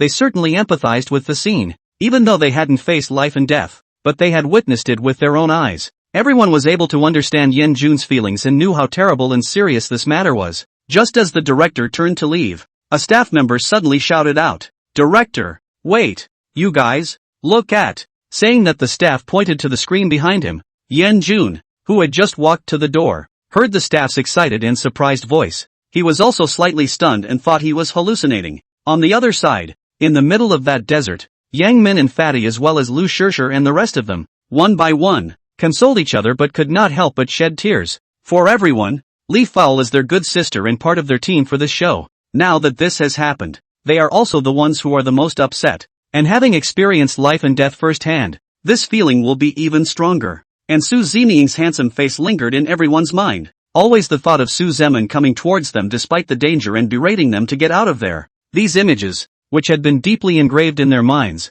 made them guilty and remorseful, and it was difficult for them to let go of them for a while. Werewolf Wu Whale lost his mind and sat on the ground. For this result has also let him be greatly stimulated. His face is written with remorse. He kept whacking himself on the head and said reproachfully, "How could I be so useless? If only I could be a little stronger. Li Fowl and Su Zeming wouldn't have to die. All of us were able to escape this disaster safely. Nothing else matters." On the side, Sun Honglei and Guo Jingfei patted Wu Whale's shoulder, and they were also red-eyed. It was difficult for everyone to hide their sadness, and the atmosphere instantly became very low. Seeing a few girls crying their hearts out, they also held back their tears. Just as everyone was grieving, Wu Whale's eyes were staring deathly into the distance, and his entire body froze there. The expression on his face changed as he stammered, wait a minute, you guys look over there." Everyone looked over in the direction Wu Whale was pointing, and their expressions changed from sadness to surprise. The live broadcast room was also almost bursting with people from various platforms who had heard about it.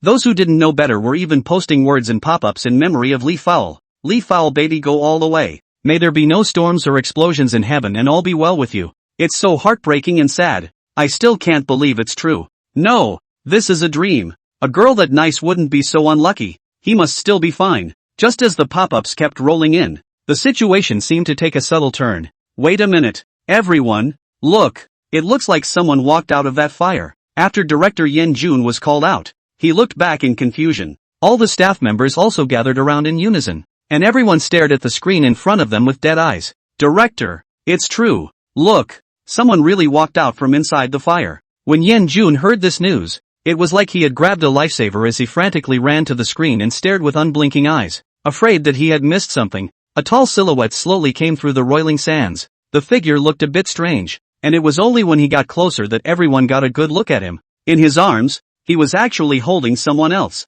"Geez, is this Su Zeming?" All the staff members were shocked and stared at the screen with incredulous eyes. "It seems like it's really him.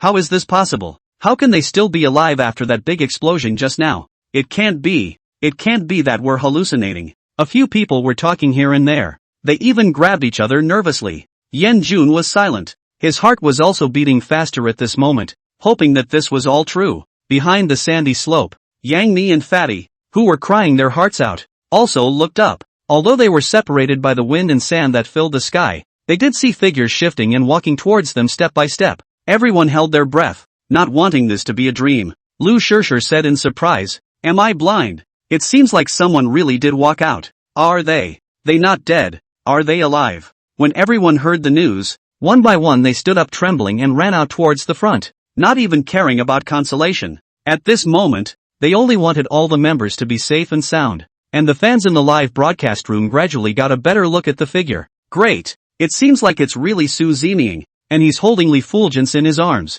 It's just shocking that they weren't shipwrecked and came out unscathed.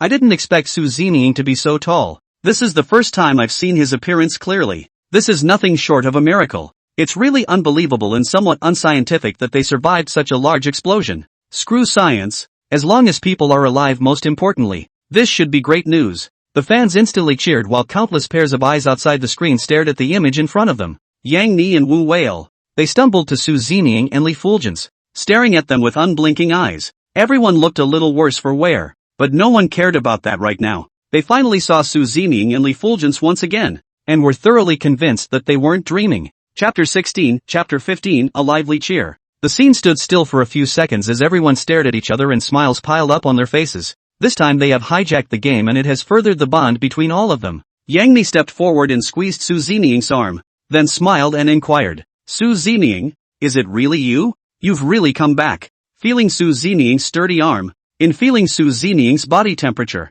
Yang Mi's hanging heart was finally put down. But in the next second, Yang Mi felt Su Zeming's terrifying eyes. She was startled and hurriedly let go of Su Zeming's arm. Sun Honglei wiped the beads of sweat from his forehead as he said in ecstasy, It's good to be back. What a blessing that we can all still see each other. I couldn't ask for anything more. This is such great news for us that nothing else matters. When Fatty saw Li Fulgence lying in Su Zeming's arms, he still felt a little worried. I wonder what his condition is now and if he was injured in the explosion just now. Su Zeming, what's going on with Li Fowl? Is he alright? Everyone locked their gazes onto the unconscious Li Fowl, nervously waiting for Su Zeming's answer. Seeing everyone's anxious and nervous eyes, Su Zeming was concise. It's okay, just passing out. Su Zeming didn't explain too much as he held Li Fulgence and continued to walk forward. Wu Whale and the others also came back to their senses. And at the moment, everyone was standing in the middle of the wind and sand. There was now a thick layer of sand all over his body, and even his mouth was full of sand. They closed their mouths and hurriedly followed Su Zeming, once again returning to the bottom of the sandy slope. After a brief silence from the crew, the entire studio erupted in loud cheers. All the staff couldn't help but hug each other, too excited to speak, and some even shed tears. That's great. They're all fine. What a blessing. This time it's also thanks to Su Zeming. It seems that our program group is also not destined to die. We have hope again. A great disaster is a blessing, and our program team is just like them. It's a kind of aftermath of the disaster. The general director Yen Jun looked at everyone's excitement as he sat on his butt in his chair, feeling drained of energy. Beads of sweat ran down his cheeks and his clothes were soaked with sweat. Thinking about this scene just now, he really felt fearful. Luckily, God favored her and didn't hurt anyone, but it was a profound lesson for them. At the same time, Director Yen Jun was endlessly curious about Su Zeming, and he felt that Su Zeming was not that simple. It doesn't seem to be as cold, ruthless, or even selfish and condescending as everyone describes it. Every single thing that has happened to Su Zeming since the show started ends up taking them by surprise. First he was the first to accurately predict the Black Storm, then he parachuted in next, followed by opening the hatch to save everyone's lives. There are really some different repercussions to this one that the director can't explain. Again, he didn't believe it was coincidence or that he was lucky, but doubtful as it was, Yen Jun's heart still felt very happy that all this storm was finally going to pass. At the same time, Yen Jun was also very thankful that he was the one who agreed to Su Zeming joining the program at that time as well. But Yen Jun's reasoning and thoughts at the time were just putting himself in the shoes of the program. Wherever Su Zeming appeared, there would be a lot of black fans, which would also lead to more conversation. The showrunners will also get better ratings, draw more attention to the show, and make a name for them. But now, I didn't expect Su Zeming to save the entire program group with his own strength. Leaving aside whether he was relying on his own strength or whether it was just a coincidence, this gave Yen Jun a big surprise, making him once again impressed with Su Zeming. After a few moments, the black storm in the desert slowly calmed down and was no longer as frightening. Su Zeming had also placed Li Fowl behind the sandy slope, while he himself indifferently walked to the side, did not talk to the group or give a story about his experience with Li Fowl. Seeing Su Zeming's cold back, the other people didn't dare to go forward and didn't want to make a fool of themselves. Li Fowl had been in a coma, and Yang Mi and Fatty had been by his side, tending to him carefully, as well as constantly calling out in his ear. Hopefully, Li Fowl will wake up soon, but no matter how hard they try, Li Fowl still shows no signs of waking up. Yang Mi was really a bit worried, and she gathered her courage to come to Su Ziming's side. Su Ziming, didn't you say that Li Funxian just fainted? But why isn't she waking up yet? Could she be in any danger? When Su Ziming heard Yang Ni's inquiry, he didn't raise his head and just said coldly, he was knocked out by the blast. How do I know if he's in danger? I'm not a doctor. Yang Ni heard Su Ziming's reply, which instantly made him feel speechless, but after thinking back, there was nothing wrong with what Su Ziming said. He really wasn't a doctor, and he's already worthy of admiration for risking his life to save Li Fowl. Yang Ni sighed. He was also speechless, but he didn't blame Su Ziming either. He seemed to have gotten used to Su Ziming's cold and icy attitude, and every word he said would sound harsh. Everyone hung their heads a little, and Fatty gently tugged on Janmi's shirt. Sister Me, what did Su Ziming say? Li Fowl won't really be alright, he's just been rescued. Yang Mi shook his head. He was also very worried right now, but no one knew what was happening to Li Fulgence right now.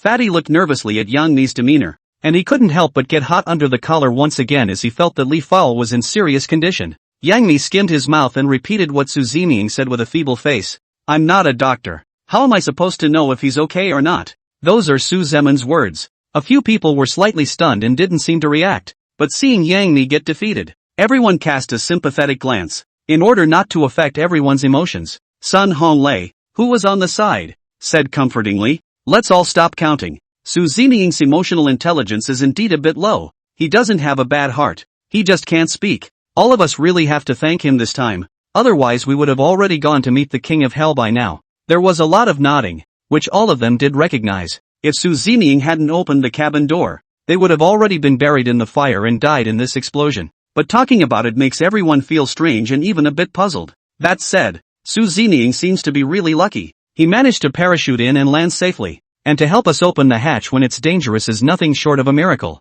Chapter 17, Chapter 16, Li Fowl wakes up. Everyone here was quietly discussing Su Ziming, all wanting to solve the mystery in their minds, although they were saved by Su Ziming. But now when they saw Su Ziming's condescending and unbeatable attitude, everyone's hearts felt a little uncomfortable again. Guo Jingfei wanted to spit on Su Ziming, but he quickly reacted to the fact that he was on a live broadcast, and he eventually held back. However, he still didn't believe in Su Ziming's true strength and felt that Su Ziming was just lucky. Werewolf Wu Whale was also sitting quietly, thinking hard about this matter. The riddle of the airplane's cabin door has always stumped him, and he has never been able to figure it out. This matter was like a fog that had been lingering in his mind, and Wu Whale couldn't accept it. To think that Su Ziming had just appeared in front of everyone and was looked down upon by all of them, and now he had actually done what he couldn't do. Wu Whale said silently in his heart, could it really be as Guo Jingfei said, that it was all a coincidence and Su Ziming's luck? Or maybe there's some switch on the outside of this cabin door that doesn't work, and that's why it can be opened so easily. It's just a pity that the plane has been blown up, and it's impossible for me to try to verify it. So maybe I can just go and ask Su Ziming. After thinking about this, Wu Whale couldn't help but look at Su Ziming, who was sitting on the side. But when Wu Whale saw Su Ziming's cold back and that cold, stinky face, he backed off and hesitated a bit. Just now, Yang Mi had suffered a defeat, and if he went to inquire at this time, he still didn't know how he would be disliked by Su Ziming. In front of this big screen, there was no telling how many pairs of eyes were staring at them dead on, and if he was refuted, Wu Whale felt humiliated. It would also allow the black fans to catch on and perhaps attack him with these things and become the laughingstock of them. Wu Whale's concerns were many, and in the end he did not take this step, once again keeping this mystery in his heart. Meanwhile, the live broadcast room of Star Dare was very lively at the moment, and the popularity has skyrocketed, and everyone is packed. Those who had previously thought that Li Fowl had died in the explosion of the plane came to the live broadcast.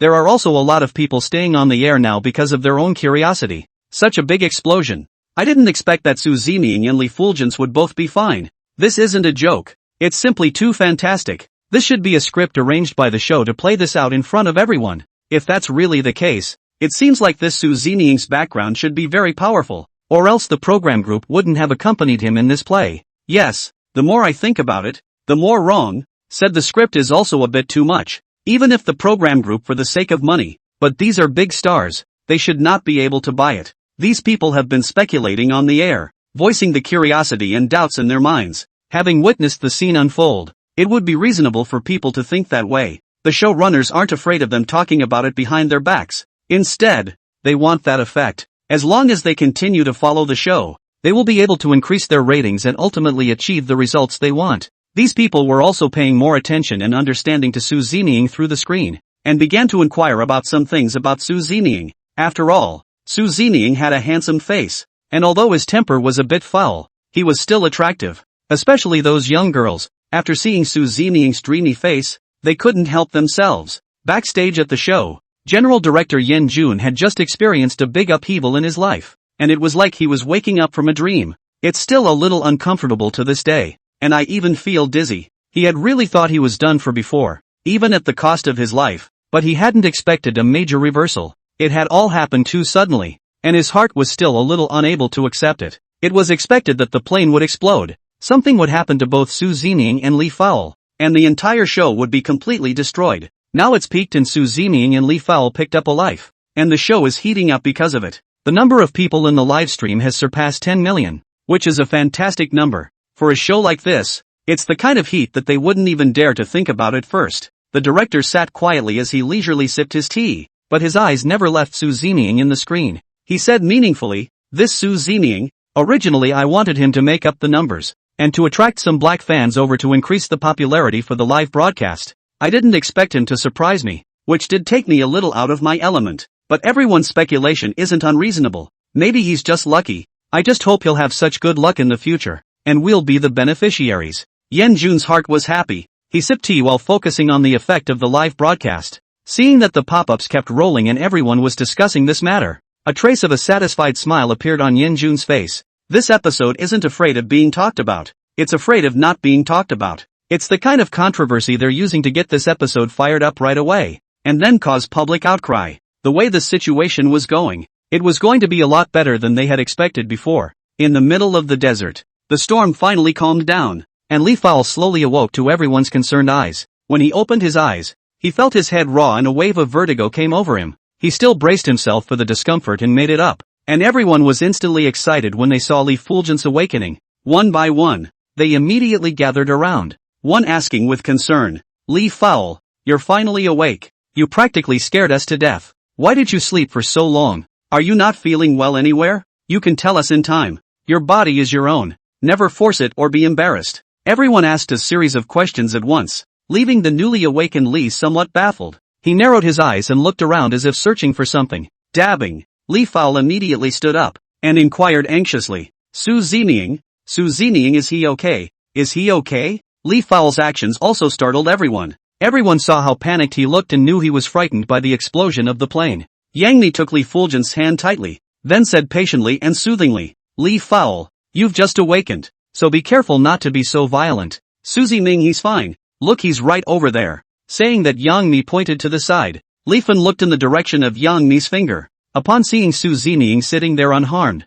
almost 100 meters away from them. Chapter 18 Chapter 17 Curious Inquiry. It was with a sigh of relief that Li Fowl let himself relax and sat down on his butt. As for Su Zeming at this moment, he had his hands resting on his head, his eyes tightly closed, looking like he was resting his eyes. "Great. Seeing that Su Zeming is fine, I'm relieved." Li Fowl was thrilled to see everyone sitting around him. If it hadn't been for Su Zeming at that time, perhaps he would have already stopped seeing everyone and ended his life. Li Fengyun tightly pulled Yang Mi's hand. He said with an aggrieved face, "Sister Mi, thanks to Su Zeming who saved me today despite the danger. Do you know how desperate I was at that time? I didn't think there was any way I was going to live. I was in such a bad way that I had given up." Everyone looked at the aggrieved Li Fowl and became more curious about what happened on the plane. They all wanted to know the answer, and they were also holding back their questions. They didn't dare to bother Su Zeming for fear of being shut out. They were also afraid of being disliked back by the indifferent Su Zeming, making them lose face in front of so many fans.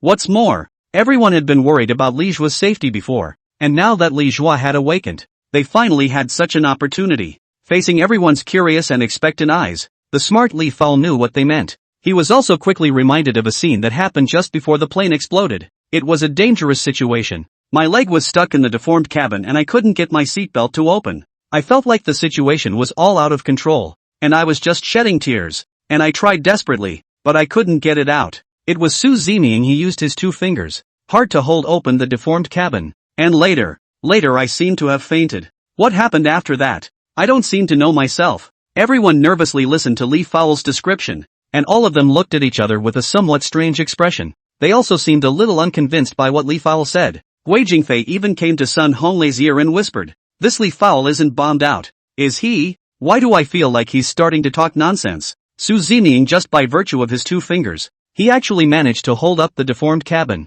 Could he be the power Vajra finger? I don't believe it. What Li Fowl said was also a bit too esoteric. I think he's just deliberately touting Su Zining. Sun Honglei also skimmed his lips, then looked at Guo Jingfei and nodded, seeming to strongly agree with Guo Jingfei's statement, and it was a possibility for Li Fowl. After all, the situation was truly horrific. Therefore there were some fantasies that was also justifiable, not to mention Su Zining's good looks. The possibility of being fantasized by some little girls as a heroic rescue plot was very high, but after all is said and done, Su Zining exactly how to save Li Fulgence out in everyone's heart is still a mystery. Werewolf Wu Whale's face and expression at this moment also looked a bit complicated. In his opinion, Su Zining was able to save Li Zuming out, and at that time, Li Zuming's leg should not be stuck very seriously. The reason why Li Fowl wasn't able to run out was also because he was too scared and nervous at that time, which happened to be exploited by Su Zining. After thinking about this, Wu Whale was even more remorseful. He hated himself for being too scared at that time and running out first without thinking much. This was what gave Su Zining a chance to express himself, and in terms of strength, he should be the strongest one within this team. As a result of being affected by this matter, all the attention now seemed to be on Su Zining, who had also stolen the limelight. Wu Whale could no longer hold his patience. He stopped thinking too much for a moment, and without hesitation, he got up and walked over in Su Zining's direction. When everyone saw this action of Wu Whale, they couldn't help but be a little stunned and followed it with curious gazes. They all wanted to know what exactly Wu Whale was going to do next. The fans on the air were excited to see Li Fowl awaken. Li Fowl baby finally woke up, really worried as to death. Just now I heard Li Zhuxian baby say that Su Zining used 2 fingers to save him out. How is this possible? Is Li Zhuxian threatened by Su Zining to say this? Upstairs has a point. Let's all restore the situation at that time. It must be Su Zining who threatened Li Fulgence. He wouldn't have brought Li Fowl out if Li Fowl didn't say that. And if that's true, what Su Zining did was too much. In order to express yourself, you actually use such means to deceive everyone. You people are too bad. Don't speculate without knowing the truth. I think Su Zining is a good person. People should still not maliciously hurt him. Su Zining is also not easy. He is risking his life. Some people in the live broadcast room just couldn't stand it, and they began to stand up for Su Zining. It felt that such a statement was really unfair to Su Zining, and everyone denied Su Zining's contribution. Just as everyone was exploring this issue, Wu Whale had already come to Su Zining's front with quick steps and opened his mouth to ask the question he was most concerned about. Su Zining, I want to ask you how you opened the cabin door at that time, and I want you to answer truthfully. Su Zining's posture remained unchanged and did not change because of Wu Whale's arrival. In the face of Wu Whale's questions to him, Su Zining looked careless, not even opening his eyes. Again, it was as if he hadn't heard what Wu Whale had said and simply ignored him. This made Wu Whale a bit unbearable, and at the same time, he also felt a bit angry. He didn't expect Su Zining to be so rude. This was also a disregard and disrespect for him, and at this point, Wu Whale was already furious and blood rushing to his heart. His voice seemed to raise quite a bit as he looked at Su Zining and continued to pursue the question. Su Zining, I'm asking you a question. Did you hear me or not? Perhaps he was annoyed by Wu Whale, or perhaps he heard that Endless was about to get angry. Only then did Su Zining impatiently open his eyes and said coldly, "None of your business." Immediately after closing his eyes again, Su Zining's arrogant and rude attitude also completely angered Wu Whale. Originally, he had been holding a lot of energy in his heart, and this incident had put a hurdle in his heart that he felt he couldn't move past. Now Wu Whale didn't want to continue to endure, and wanted to take this opportunity to give Su Zining a little color. It was just as well to test Su Zining's strength and see if he was lucky or not. Looking at Su Zining in front of him, Wu Whale couldn't help but sneer as he rolled up his sleeves and said, "Su Zining, don't come this way with me, and don't play your young master's temper in front of me. I'm really not used to seeing you like this. I've really been putting up with this attitude of yours for a long time." Chapter 19, Chapter 18, Su Zining is suspected. Just now, Li Fowl blew Su Zining out of the water. Wu Whale would like to see for himself just how many kilograms he has. Wu Whale was also clearly provocative. He simply didn't believe what Li Fowl had just said. Su Zining seemed annoyed with Wu Whale's pestering. Boring. Immediately after that, he turned around and directly turned his back to Wu Whale, which also indicated his disdain for Wu Whale's provocation. When Wu Whale saw this attitude of Su Zining, he was furious and his face was red, and he had already clenched his fists. He couldn't wait to immediately rush up and teach the condescending Su Zining a good lesson. In Wu Whale's heart, he was powerful, and no one dared to belittle him, let alone a little fresh meat like Su Zeming. On the other side, a curious Sun Honlei and Guo Jingfei, who had their hands clasped on their knees, waited with great interest to see what was going on. In fact, they also wanted to know who was more powerful, Su Zeming or Wu Whale, but they still favored Wu Whale. After all, he had always had the title of Battle Wolf. Sun Honlei looked at Guo Jingfei with a smile on his face and said, "You said that the two of them won't really fight. War Wolf's violent temper. It's really not possible to say." Guo Jingfei skimmed his lips and nodded slowly. "Yeah, but how do you think this Su Zeming just saved us all? Can't he talk properly? There's no animosity towards her from any of us, but he's got this stinking temper. If the two really fight, is it appropriate for us to watch from here? After all, it was Su Zeming who saved us." Guo Jingfei still has a trace of conscience for Su Zeming. At least he still misses Su Zeming's good. No matter how cold Su Zeming was, he didn't have bad intentions. Sun Honlei was also reminded by Guo Jingfei, and he reacted instantly. "Yeah, it doesn't seem very good indeed, but what can we do? It seems to be a conflict between the two of them. Do you think we, old arms and legs, should join the battle between the two of them?" Sun Honlei had a wry smile on his face and was giving Guo Jingfei a strange look. Guo Jingfei also felt that what Sun Honlei said had a few points of truth, and this matter was really not good for them to intervene. The two just continued to stay and wait to see what happens. On the other side, Yang Mi and Fatty, as well as Li Fulgence and the others, couldn't help but get anxious when they saw the situation of Wu Whale and Su Zeming. Li Fulgence tightly grasped Yang Mi's arm and said with a scared face, "Mi-san, what to do? Whale isn't really going to do something. What if they fight? Su Zeming is our savior. Can't Brother Whale be a little more patient? To make a move on Su Zeming at this time, why do I feel that it's a bit over the top?" "That's not good," said Li Fowl, who had already stood up and couldn't wait to get out. He wanted to go up and stop it, but he had a wound on his leg, plus he had just woken up and felt weak, accidentally falling back into a sitting position. Yang Mi said soothingly just as Li Fulgence struggled to get up, "Li Fowl, don't be in a hurry just yet. Maybe things aren't as bad as we thought. Whale he still has a sense of propriety. He understands that too. It's not good for us to intervene. Let's wait and see what happens." Although Yang Mi soothed Li fans, but he also has no idea in his heart, do not know how the situation will be in the end later. In fact, he was about to go up and talk to him, and worried that he was the one who was too much. As for Lu Shishir, who was sitting next to them, he was also tightly frowning, looking a bit nervous. At the same time,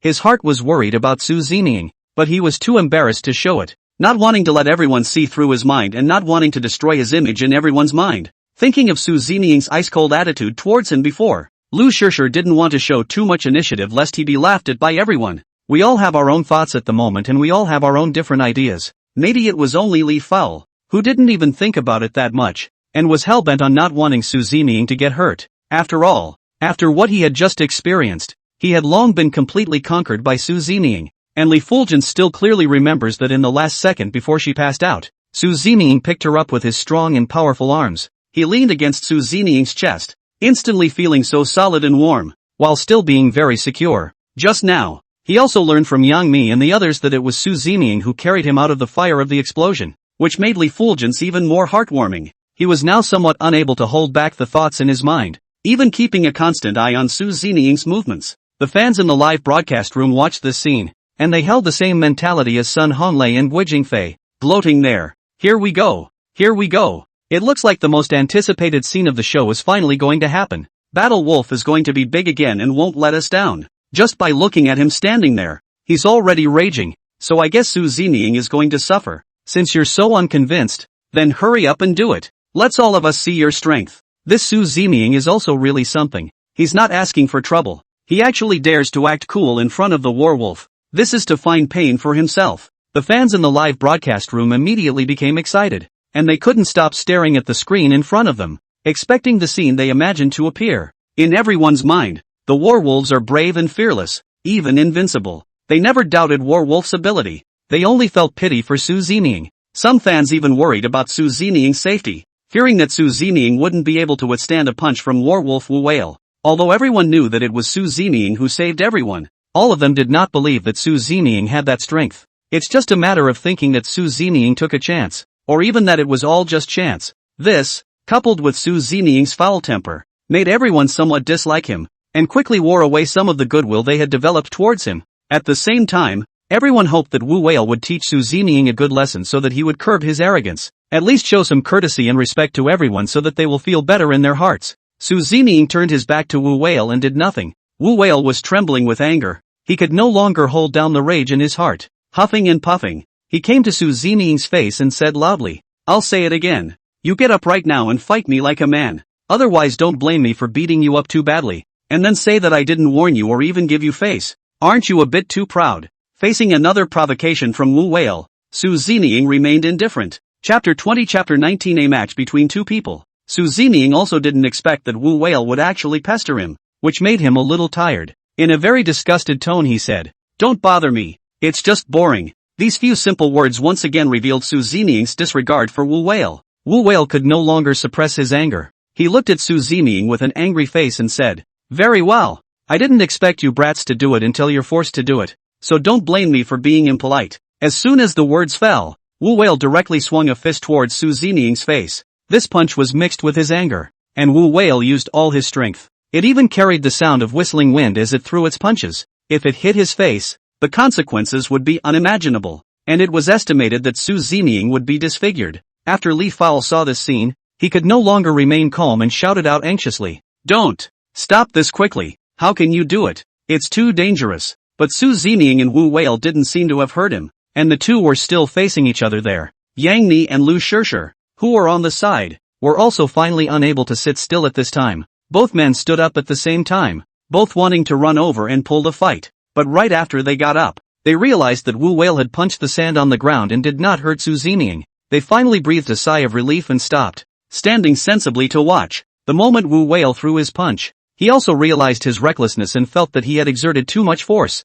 But the speed at which he threw his punch was so fast that it would be almost impossible to retract it at this point in time. Wu Whale's heart was a bit regretful, and he was also overwhelmed by anger. Originally, he only wanted to teach Su Zeming a lesson and didn't want to injure him, but now his punch landed on the ground, which caused Wu Whale to be startled as well. He didn't know exactly how Su Zeming dodged. He only saw his entire body move back a distance of 3 inches. Wu Whale looked at Su Zeming with a surprised face, his brain instantly going blank. What he had just clearly aimed at was Su Zeming's face, and now it was such a result. Impossible. How could he have dodged my attack on him? I threw my punch so fast I couldn't even retrieve it myself. And just now Su Zeming didn't open his eyes. How on earth did he do that? This is simply too incredible. Not only did Wu Whale feel puzzled, could not figure it out. The fans in the live broadcast room were also all baffled there. I don't know what exactly happened that this is the result now. It's not right, Just now, Wu Whale clearly hit at Su Zeming's face, but how did Su Zeming dodge it?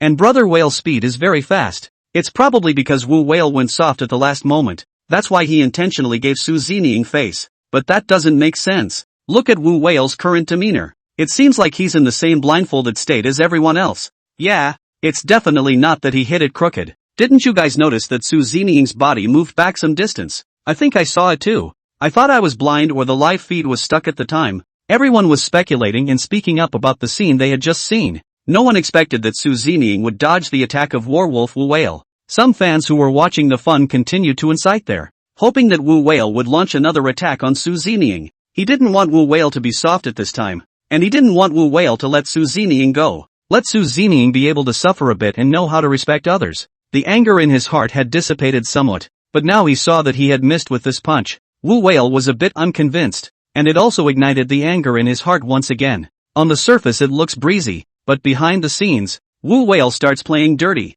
Seeing Su Zeming's attitude, Wu Whale was no longer polite and no longer hid his abilities, only to see him rise up in the air and directly pounce towards Su Zeming. Su Zeming was also really disturbed by Wu Whale. He just wanted to rest in peace and quiet. He didn't expect to be disturbed by Wu Whale just like this. If he couldn't defeat Wu Whale completely, he definitely wouldn't stop. And this was something Su Zeming knew in his heart. Since Wu Whale wanted to play with him, Su Zeming also looked indifferent. Su Zeming steeply opened his eyes and faced Wu Whale's attack, only to see him roll over and directly stand up. A hand pulled hard on Wu Whale's wrist, followed by a sharp turn. Wu Whale was shocked in his heart as he felt the power of Su Zeming's strength at this time. He almost couldn't fight it. But Wu Whale was also experienced in battle, and he didn't panic over these things. With a beautiful turn in front of everyone, she broke free along with Su Zeming's force. There was a playful smile on his face as he finally got Su Zeming to accept his challenge. What followed was their exciting match. as Wu Whale swung both his fists extremely fast towards Su Zining once again.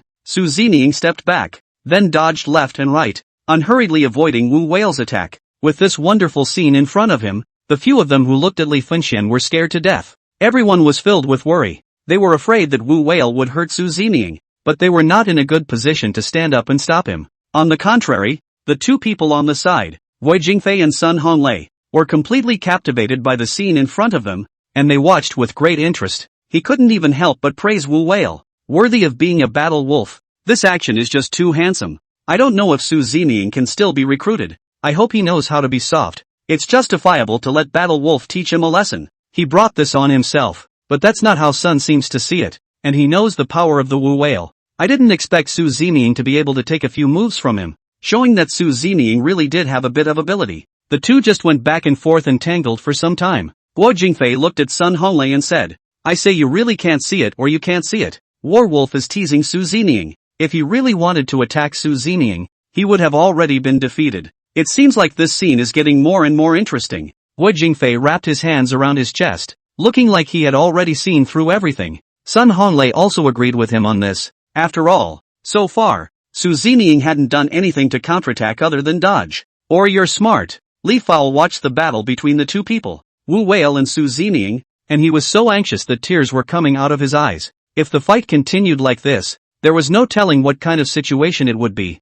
not to mention the injury to the piece. In case one of them was injured, the consequences would be serious. Sister me, why don't you guys think of something quickly? What's the use of just watching? Chapter 21, Chapter 20, Seeing Through Li Fao's Mind. When Li Fan heard Yang Mi's comforting words, he didn't let it put him at ease, and he kept an eye on Su Zining and Wu Whale at all times, fearing that Wu Whale would injure Su Zining. If it wasn't for the inconvenience of his legs and feet, he would have already blocked it regardless. Li Fao bit her lip nervously, her gaze never leaving. The fans in the live stream were too good-eyed, and they were quick to notice that something was wrong with Li Fao as well. You guys, look. Li Fao's expression seems to be very tense. He keeps staring at Wu Whale and Su Zining, as if he's still really a bit too concerned about them. Yeah, ever since he was rescued by Su Zining, he seems to be paying more attention to Su Zining, thinking for Su Zining at all times. No way. Li Fulgence couldn't have fallen in love with Su Zining after being saved by him. Isn't this speed a bit too fast?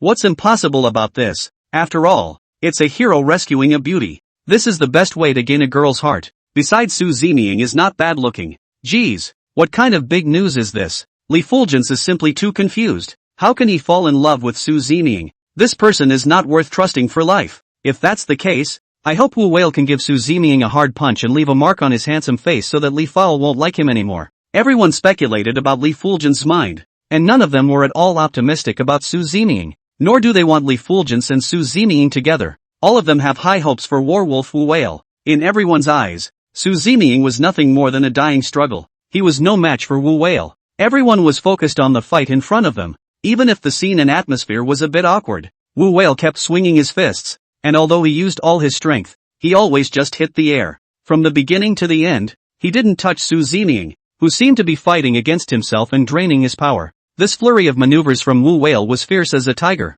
but it didn't quite land the battle and achieve the result he was looking for. This made Wu Whale's heart dissatisfied and depressed, and he felt as if he was being teased. He was already unbalanced in his heart, but now it was even more difficult for him, and he even hated Su Zining a little. At this moment, Wu Whale, he felt like a rat, and zero score was the cat. They were playing a game of cat catching a rat. This instantly made him feel aggrieved and humiliated, and a sense of anger grew in his heart. Wu Whale frowned as he said with great anger, "No, I absolutely can't go on like this. I must find a chance to turn the tables, otherwise it's too humiliating. I'm the titular war wolf, and I have very powerful abilities in everyone's eyes. If I don't have a way to defeat this little fresh meat Su Zining, where can I put my face? I'm only afraid I'll have to quit the entertainment industry in the future." It was only at this time that Wu Whale felt like he was in a dilemma, and at the same time, he somewhat regretted his recklessness. Curiosity killed the cat, but now that it had come to this, there was no way he could get himself out in one piece. After thinking about this, only Wu Whale's eyes changed abruptly. He looked at Su Zining with a sweeping leg and defiantly attacked towards Su Zining's lower path. Seeing Su Zining dodge, Wu Whale didn't hesitate to throw a punch, then punched towards Su Zining's chest. He saw Su Zining being hit, but at some point, Su Zining turned around and took out the long bar from his back. hardly blocking his own face. This punch now landed right on top of the black and gold ancient sword. Bam! Only a loud bang could be heard, followed by Wu Whale holding his right hand and crouching on the ground with a pained expression. The whole man was sweating profusely, and his face was bruised,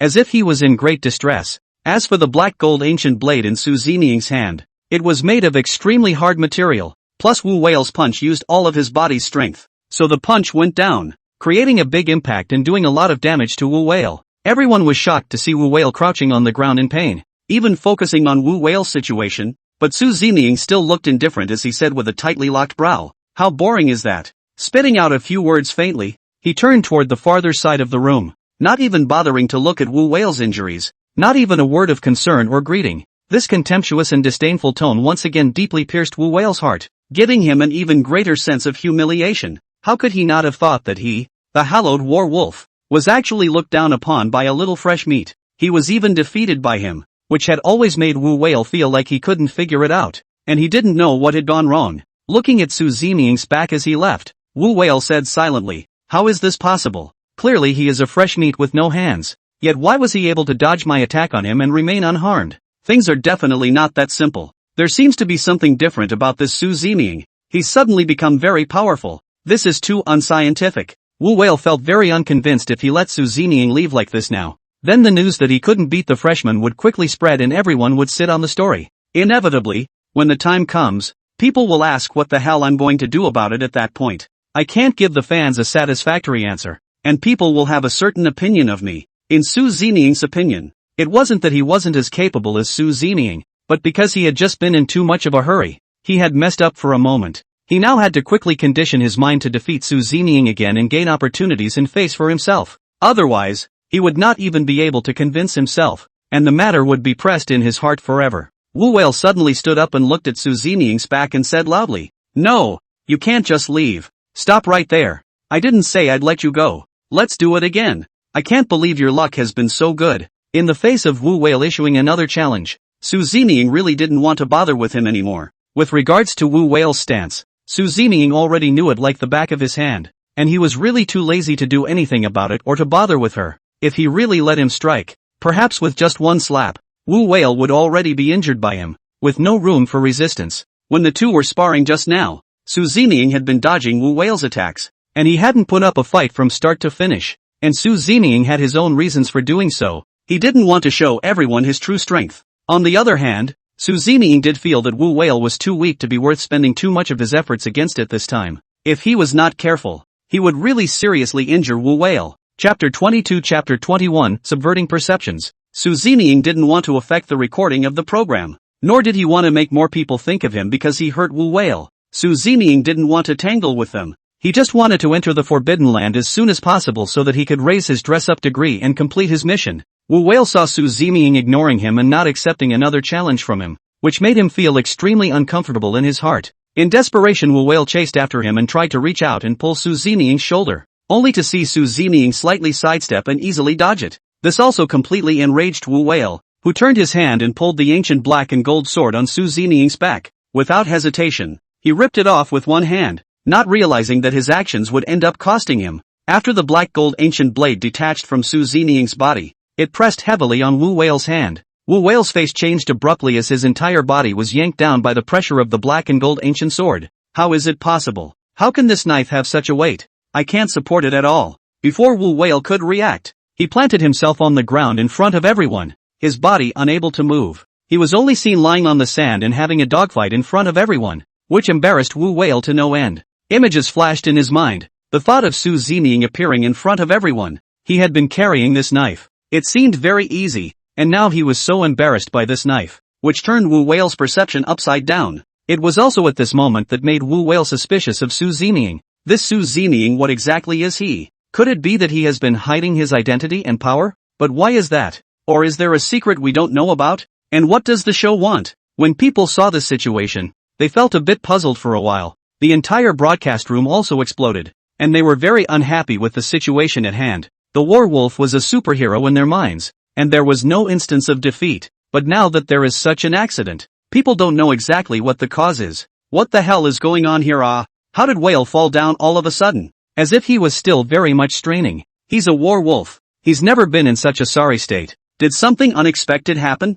Yeah, maybe it's because after experiencing a plane crash and the strenuous exercise I just had, my body was a bit overwhelmed for a while. That's right. He's a human being, not a god. It's understandable to have a little mistake. It seems that Wu Whale's condition is not very good today. Su Zeming's luck is really good, bumping into Wu Whale's bad form. Otherwise he would have already been beaten to death. This can all be muddled through, but the way this Su Zeming looks down on people, he really deserves a beating. There's plenty of time for him to suffer later. All of the fans and viewers in the live broadcast room, not a single one of them believed in Su Zeming's ability. For this fight just now, they all thought that it was because Wu Whale was in bad shape and Su Zeming got away with it. And Wu Whale's heart understood that this was not the case, and he had begun to have some doubts about life. He lay quietly on the beach, motionless, staring at the sky. Instantly, it all felt tasteless, a somewhat dull expression on his face, his eyes filled with loss. Su Zeming coldly glanced at Wu Whale and didn't step forward to pull him up. He just easily picked up his black and gold ancient sword and put it back behind himself. The sequence of movements did not appear to be a hesitation, and then turned away in style. On the side of Yang Mi and Li Fulgence as well as Sun Honlei and the others, one by one, they were all baffled. They were also not able to figure out what had just happened, and the fight between Su Zeming and Wu Whale was out of their expectation. Guo Jingfei, who had been watching from the sidelines, he looked at everyone in horror and asked, "What's going on? Am I blind? Or am I hallucinating that werewolf Wu Whale lost?" Everyone was also looking at each other, not knowing how to answer this question. Sun Honlei locked his brows and said, "It can't be. Is it possible that the two of them secretly made a deal with each other?" Guo Jingfei bristled. This time he was a bit unconvinced by what Sun Honlei said. He had just clearly seen Wu Whale plant himself and Su Zeming leave in style. Impossible. Wu Whale is really losing. He's all but collapsed. Everyone was momentarily immersed in the images they had just seen, and it was really a bit hard to get out of it. And here he is speculating wildly and not believing that Wu Whale lost to Su Zeming. Even they began to make excuses for Wu Whale so that they felt a little more comfortable in their hearts. Alright, Wu Whale is a werewolf. If he didn't intentionally give way to Su Zeming, how could Su Zeming leave? You're right. It seems like Wu Whale is receiving favors, and they're racing there on purpose. This must be it. I didn't realize that this young man nowadays has a really big face. Su Zeming actually has the ability to buy off the werewolf as well. A few people were talking quietly here and there, and perhaps this explanation now was the only thing that balanced their hearts. Otherwise it would be too much for everyone to let them accept the result in front of them. People feel that in the face of profit, maybe everything could have turned out otherwise. Yang Mi and Li Fulgence on the side, as well as Fatty and the others, their expressions looked a little weird. Their gazes were still on Su Zeming the entire time, their eyes filled with admiration. And in their hearts, they were all thinking the same thing at this moment. They all felt that Su Zeming was too handsome. It was the hero in their hearts that made them feel and know Su Zeming differently. Backstage at the show, a staff member came to the side of the general director Yen Jun, who said with a respectful face, "Director Yen, it's still you if you don't say so. This arrangement of yours is really marvelous." Yen Jun was confused by his own man's words, not knowing exactly what he was referring to. What did I arrange? I don't know what you're talking about. Of course it's the matter of making Wu Whale lose to Su Zeming. I have to say it's really a high trick. What's there to see if werewolf Wu Whale wins? At this point in time it has to be a blowout, so that the topic is more interesting. The staff was there with raised eyebrows and seemed to have endless fantasies about the event. Hearing Yen Jun here, he suddenly reacted at this time. Together, everyone thought that this was an arrangement by the show's team to have Wu Whale lose to Su Zeming on purpose. All of this was a script that he had arranged in advance, and Yen Jun really felt wronged. It was something he didn't know about, and he really hadn't arranged it that way. Don't be ridiculous. I really don't know anything about this. I can swear you all to it. Chapter 23 Chapter 22 The heat is on. Yen Jun clarified the matter in front of the staff. We did not expect the result to be so unexpected. At the same time, because of this matter, it once again triggered a heated discussion among the viewers, and the popularity of the live broadcast room skyrocketed. Yen Jun looked at the scene in front of him. He was just as baffled as everyone else, and was somewhat unable to believe in the face of this result. Even if he had intended to arrange it, it was the werewolf on the opposite side. He simply wasn't capable of convincing that he should lose to a freshman in front of the camera. Yen Jun couldn't help but shake his head as he even thought about what would happen to him if he made such a request in front of the werewolf. It was expected that werewolf would punch him in the face, and he didn't have the guts to risk it. But then again, what had just happened was too much for him to explain. Looking at the staff looking at herself with a face of adoration, Yen Jun no longer said anything more. She knew that all these explanations were pointless. It's only going to get worse, and it's better to acquiesce to it yourself. As long as people continue to pay attention to the matter, the effect will be good. The heat of the show has long exceeded their expectations. Jun didn't want to think about these messy things anymore. There was more work to take care of at the moment. Don't just stand there. Get to work. Hard feelings have been hotly debated on the internet lately. Have the colleague in charge of managing the drone camera make sure to pay more attention to Su Zining's status and stay on constant alert. It's imperative to record all of his every move without being able to miss anything. And maybe catch some other news. Be serious. There must be no mistakes in this program. Or get out. The staff nodded dutifully, and they were all doing their jobs. He also knew the importance of this program and now understood what Chief Director Jun meant. Jun watched as the staff went back to work, and only then did he shush. In the middle of the desert, the war wolf Wu Whale was defeated in battle, and he remained still in the desert for a long time, unable to accept the result. By the time he reacted, he didn't know how much time had passed. He knew he couldn't just fall down. He had to face what he had to face. He had to grudgingly climb up and get back to his original position. Guo Jingfei and Sun Honglei saw that Warwolf was a bit lost, and they rushed forward to comfort him. Wu Whale, you don't have to be too concerned. Your physical state isn't very good. Everyone can understand that. Yes, it's our adventure next, and we're counting on you. You can't afford to be too overworked. Get some rest first. Wait until we've saved up our spirits so we can move on to the rest of the trip. Everyone gave Wu Whale a step down and knew that Wu Whale was in a bad mood right now and didn't dare to say a word more, lest he get himself into trouble. Wu Whale gladly accepted. He had slowly conditioned his mind and then came to rest. Guo Jingfei and Sun Honglei glanced at each other, knowing that the person they couldn't offend the most was Warwolf Wu Whale, because in their eyes, Wu Whale was the most powerful one, and his help would be needed in the next adventure. That's why they have to get their act together so they can ensure their safety for the rest of the day. As for Su Zining, from the beginning to the end, they had no hope, and always felt that his ice-cold appearance could not be relied upon. After all, luck was something that sometimes really delayed things, and they didn't want to bet on it. Everyone stayed in place to rest and wait for what the crew would arrange and plan next. After all, they had just experienced an airplane explosion, and it did take some time for them to completely recover their spirits. Being in the middle of this vast desert made everyone feel insecure, and they didn't know exactly where they were, and don't dare walk around or even leave everyone until the programmers give the order. They can only stay put. If they were to get lost in this desert, they would have to face life and death again, which would be too scary for them. Soon enough, there was really news from the show's side. To make it easier for them to be able to contact each other, the program has been very considerate and equipped them with a satellite phone. The satellite phone was on Wu Whale's body at the moment, and when the phone sounded, Jun's voice came from the opposite side. Gentlemen, on behalf of the show, I sincerely apologize for what just happened to all of you. It was really an accident and something we didn't expect, and I'm glad everyone is safe and sound. Hearing the voice, several people gathered around without hesitation. Only Su Zining remained at a distance of more than 200 meters from them,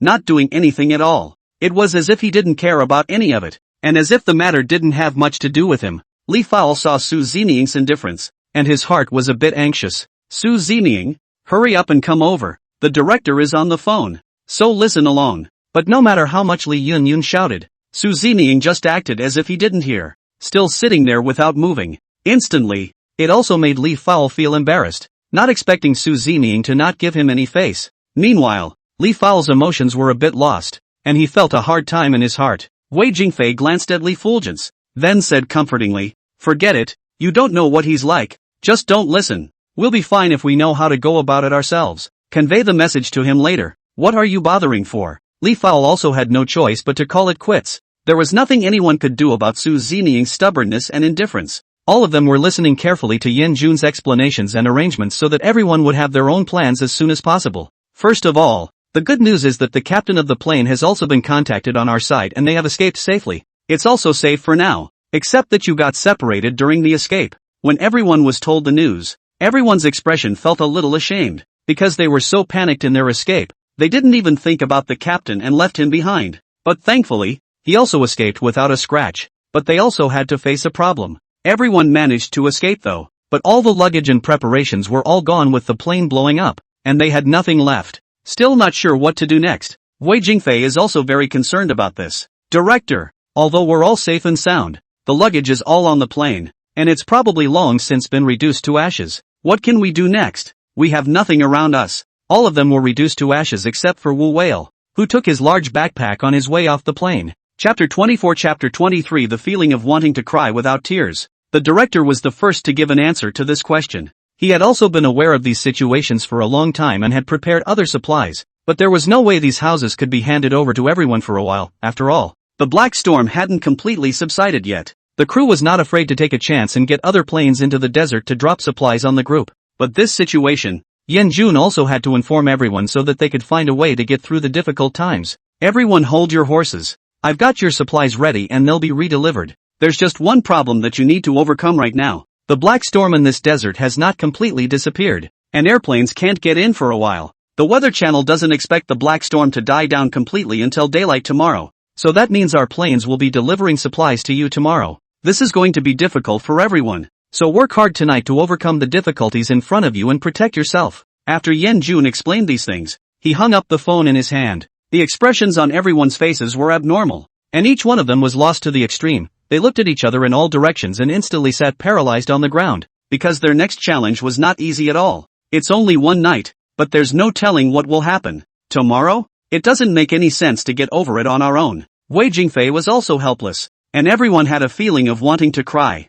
The director's words really made them lose their minds instantly, along with a feeling of being discarded. It's a little hard to get them to accept it, even though they know there's no way around it at the moment. They are now in the middle of the desert. Even if there are no other resources, water is indispensable. Hunger could be tolerated for a while, but if they lacked hydration, they might actually die. When Wu Whale saw everyone's listlessness, he had to calm them down and get their confidence back. You guys don't have to worry about it. It's just one night. It shouldn't be a problem. I brought enough water. We'll be here all day and night. Nothing should happen. Wu Whale patted his backpack proudly, and everyone breathed a sigh of relief. They even praised Wu Whale. And if it wasn't for Wu Whale's foresight, they wouldn't know what kind of bad situation they would be in right now. As long as they solved the problem of water, they had more chances to even be able to keep going. Sun Honglei looked at Wu Whale with a face of adoration and said, "If you don't say that Warwolf is reliable, the luggage of the whole team, only yours survived. And there's so much water,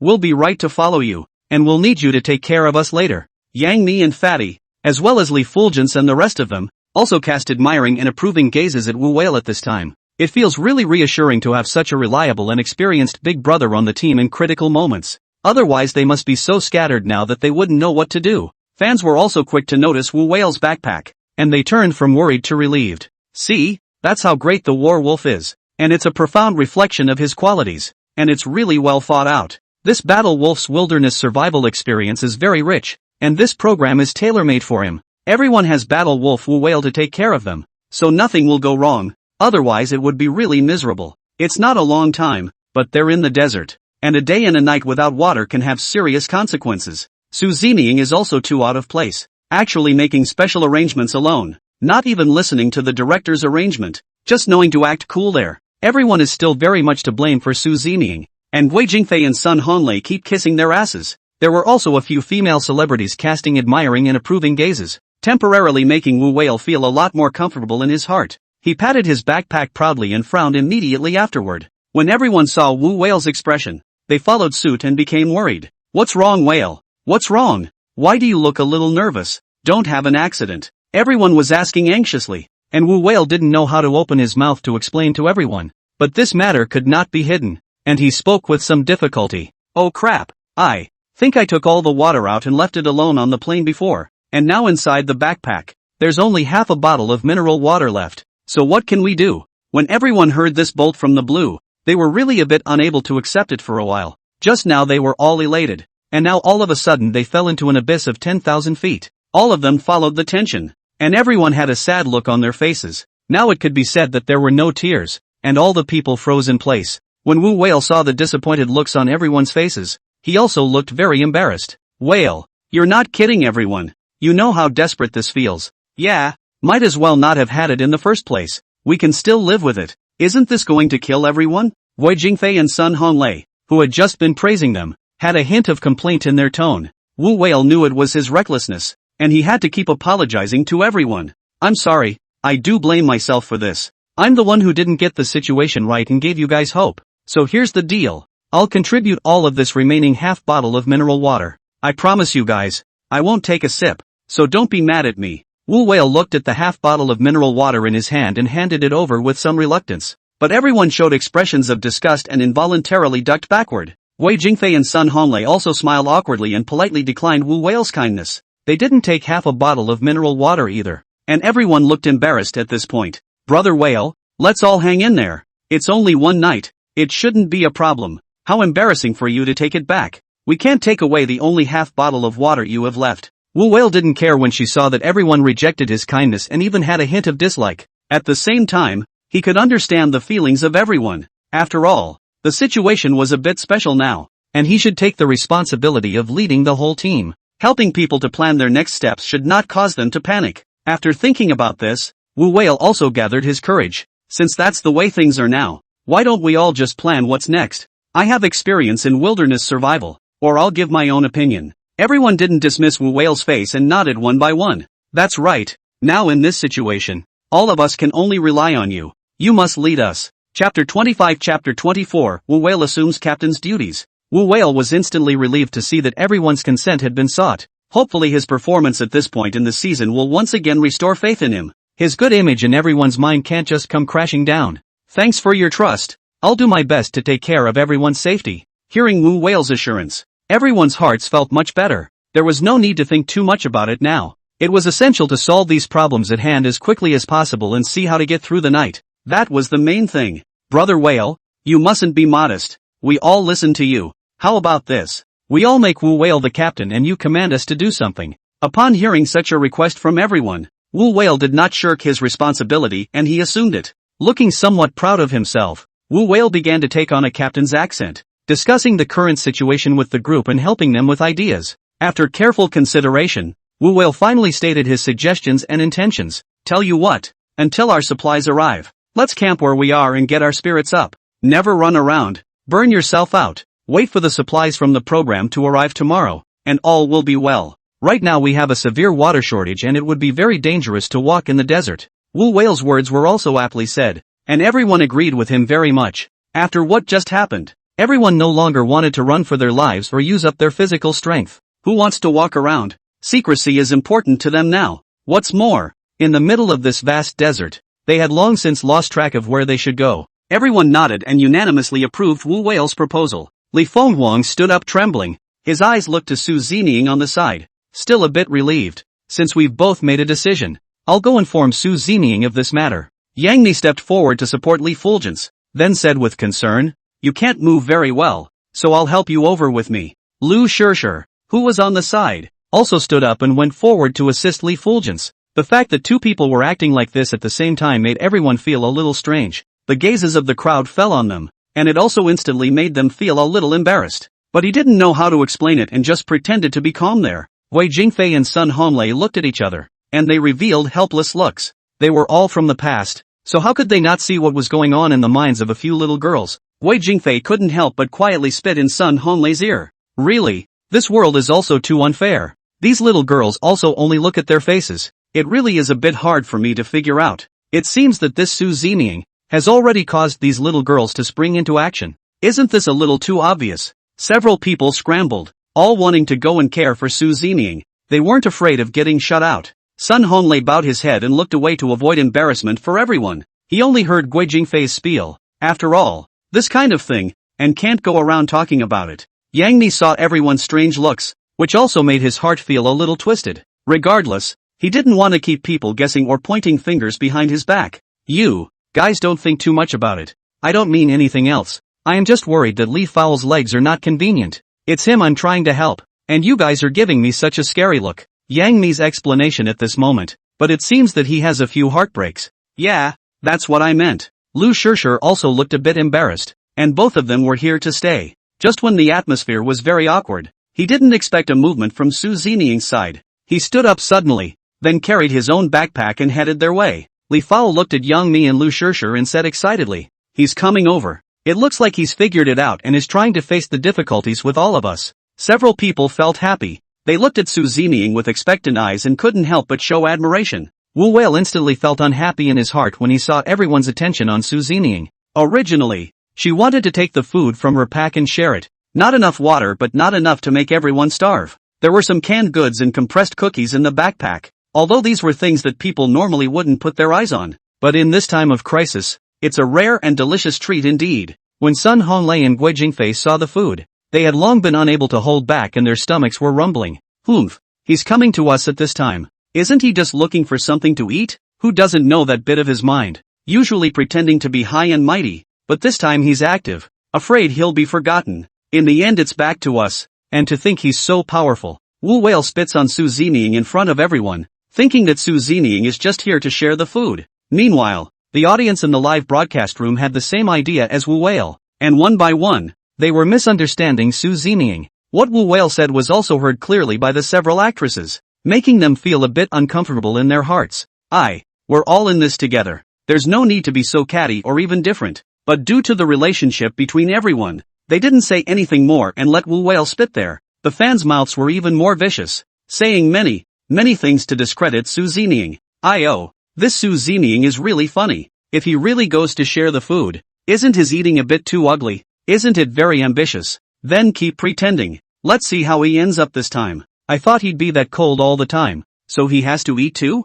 I'm really embarrassed if it's me. This behavior of his is just unacceptable. It's better if everyone doesn't share his food and see what he does. That's right. It's not like a day is going to starve him to death, so let him get his independence there. The people in the live broadcast room were accusing Su Zining, fearing that Su Zining would eat Wu Whales in their food. One by one, they sneered at Su Zining, and some even uttered insults. The scene seemed to be getting a little out of control, with people saying all sorts of things. There were even some extreme fans and viewers who were ready to video screen this segment and edit it deliberately. Later on, with this video, they could go hack Su Zining and even get more airplay on the internet. And Su Zining will be repeatedly flogged and executed anytime he wants because of this video. And it will forever be a black mark that can't be erased. Chapter 26 Chapter 25 He's Su Zining's choice. On the internet, people can also attack him at will and be the center of attention for everyone. Seeing Su Zining approaching step by step, they all looked a little excited, looking forward to the next scene.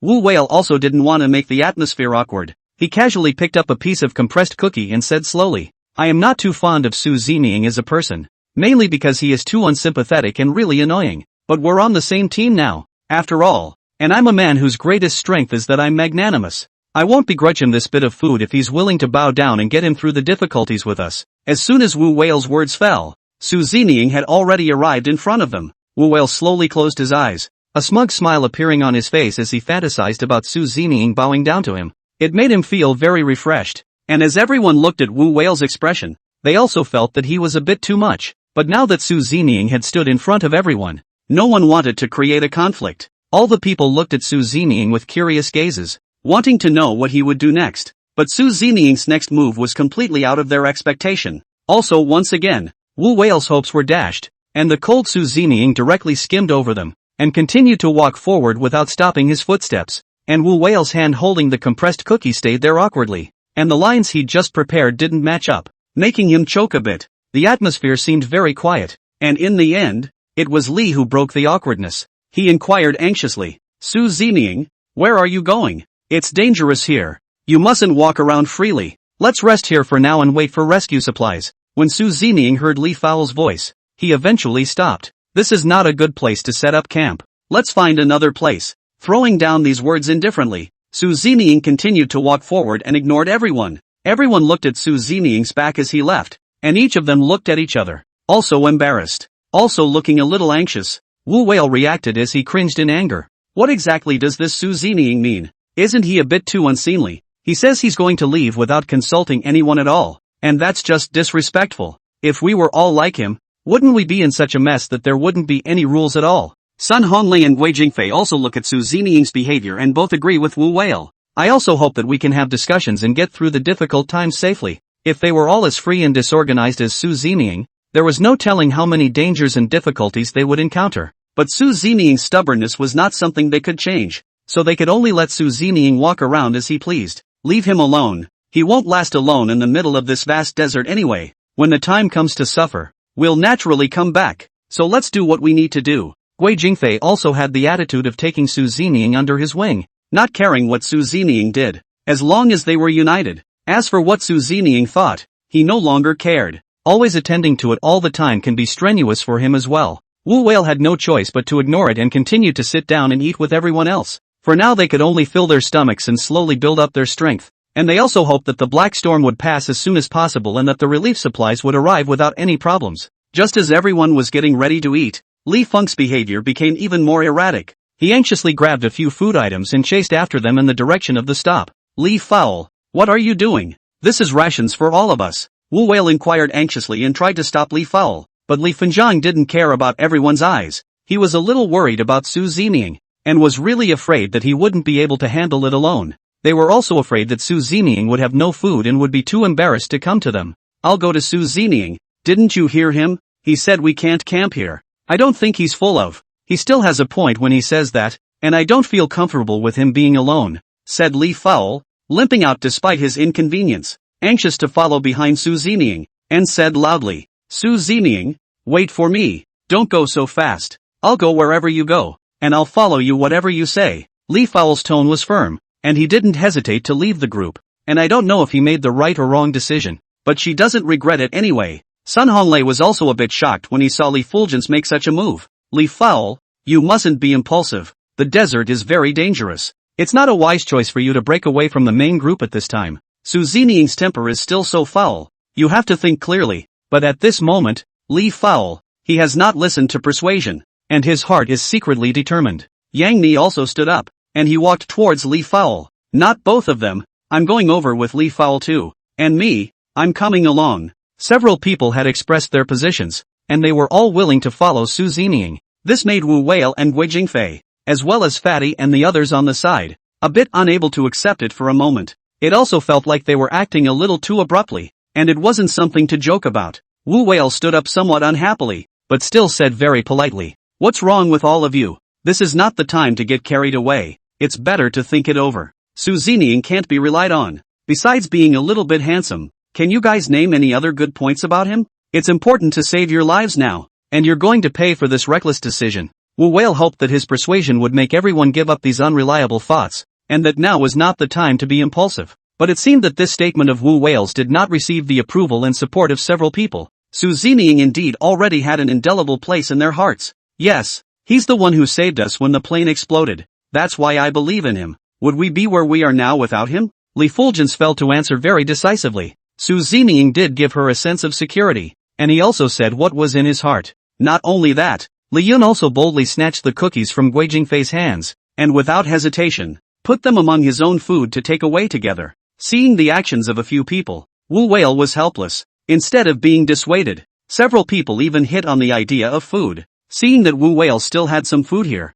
they quickly took it over. After completing this, Yang Ni and Lu Shishir assisted Li Fulgence, and a few people walked out. Chapter 27 Chapter 26 Seeking help from Su Zeming. Sun Honglei looked at Wu Whale with a difficult face and inquired, I say Captain, they are all disobeying orders. What do you think should be done? Are we going to follow them, or are we going to continue to camp here? It's always a bit bad when everyone is separated like this, so you'd better make a decision as soon as possible. Although they were now well fed and really wanted to rest here, but their team is in tatters, and there are still so many viewers watching them. Every move they make draws a different kind of talk. If Su Zeming left alone, they could make sense of it. But now that a few actresses have also run out, they are still afraid of being chastised by the audience. Think they're heartless and don't know how to be compassionate. When Wu Whale heard Sun Honglei's inquiry, he was also overwhelmed by anger and lost his mind for a moment. Leave them alone. It's their choice. Let's just stay here. I've just observed it as well. This is the best terrain, and this sandy slope will just help shield us from the wind and sand. If we leave here, we don't know where we're going to settle down, and looking for a place is physically demanding. So let them toss and turn. Li Fowl and the others will understand what kind of person Su Zeming is if they suffer some pain, and that you don't look at people just by their faces. Wu Whale's words also won the approval of Guo Jingfei and Sun Honglei once again. They were loyal fans of Wu Whale, always following in his footsteps, and occasionally kissing his ass. Otherwise, they couldn't have let Wu Whale be the captain. In their eyes, Wu Whale was calm and collected when things went wrong, and he was also thoughtful. Always intending and planning for everyone can give them a sense of security. The fans in the live stream saw Su Zeming's actions, which once again caused them to become disgruntled and angry. Some people directly cursed, not giving Su Zeming any face and not being afraid of hurting him. This Su Zeming is so insufferable. He's a demon every now and then, and he can't stop even at this hour. Forget about him seeking death all by himself. Now he's actually dragging Yang Mi and the others along. It's simply excessive to the extreme. Whenever he has to play his young master's temper, it's unbelievable. Is it possible that just because he is handsome, he can act recklessly and make everyone follow his orders? It's just delusional. These actresses are also so mesmerized by her that they made such confusing choices. I don't know what the program group really means. Allowing such a young master like Su Zeming to participate is simply giving us a hard time. Everyone spat out the unhappiness in their hearts, feeling that it was Su Zeming who had dragged the entire team down. Especially seeing Yang Mi and Li Fulgence and their actions made the fans hate Su Zeming. Some people talk tough, but they are also concerned. Fear that Yang Mi and the others would suffer and even follow Su Zeming in danger. As for Su Zeming at this moment, he didn't slow down his pace because of Yang Mi and the others, and he left behind always an indifferent back. Li Fao had originally had a leg injury that slowed him down a bit, and he had been enduring the pain. But Su Zeming was very fast, and it was really a struggle for them to follow him at this time. Li Fao's fair little face, which had long since lost its blood color, was also sweating profusely. Several people have been a bit haggard, constantly wiping away sweat. The appearance is really heartbreaking. I don't know how long I've been walking, but the weather, which was originally cloudy because of the black storm, seems to be gradually giving up.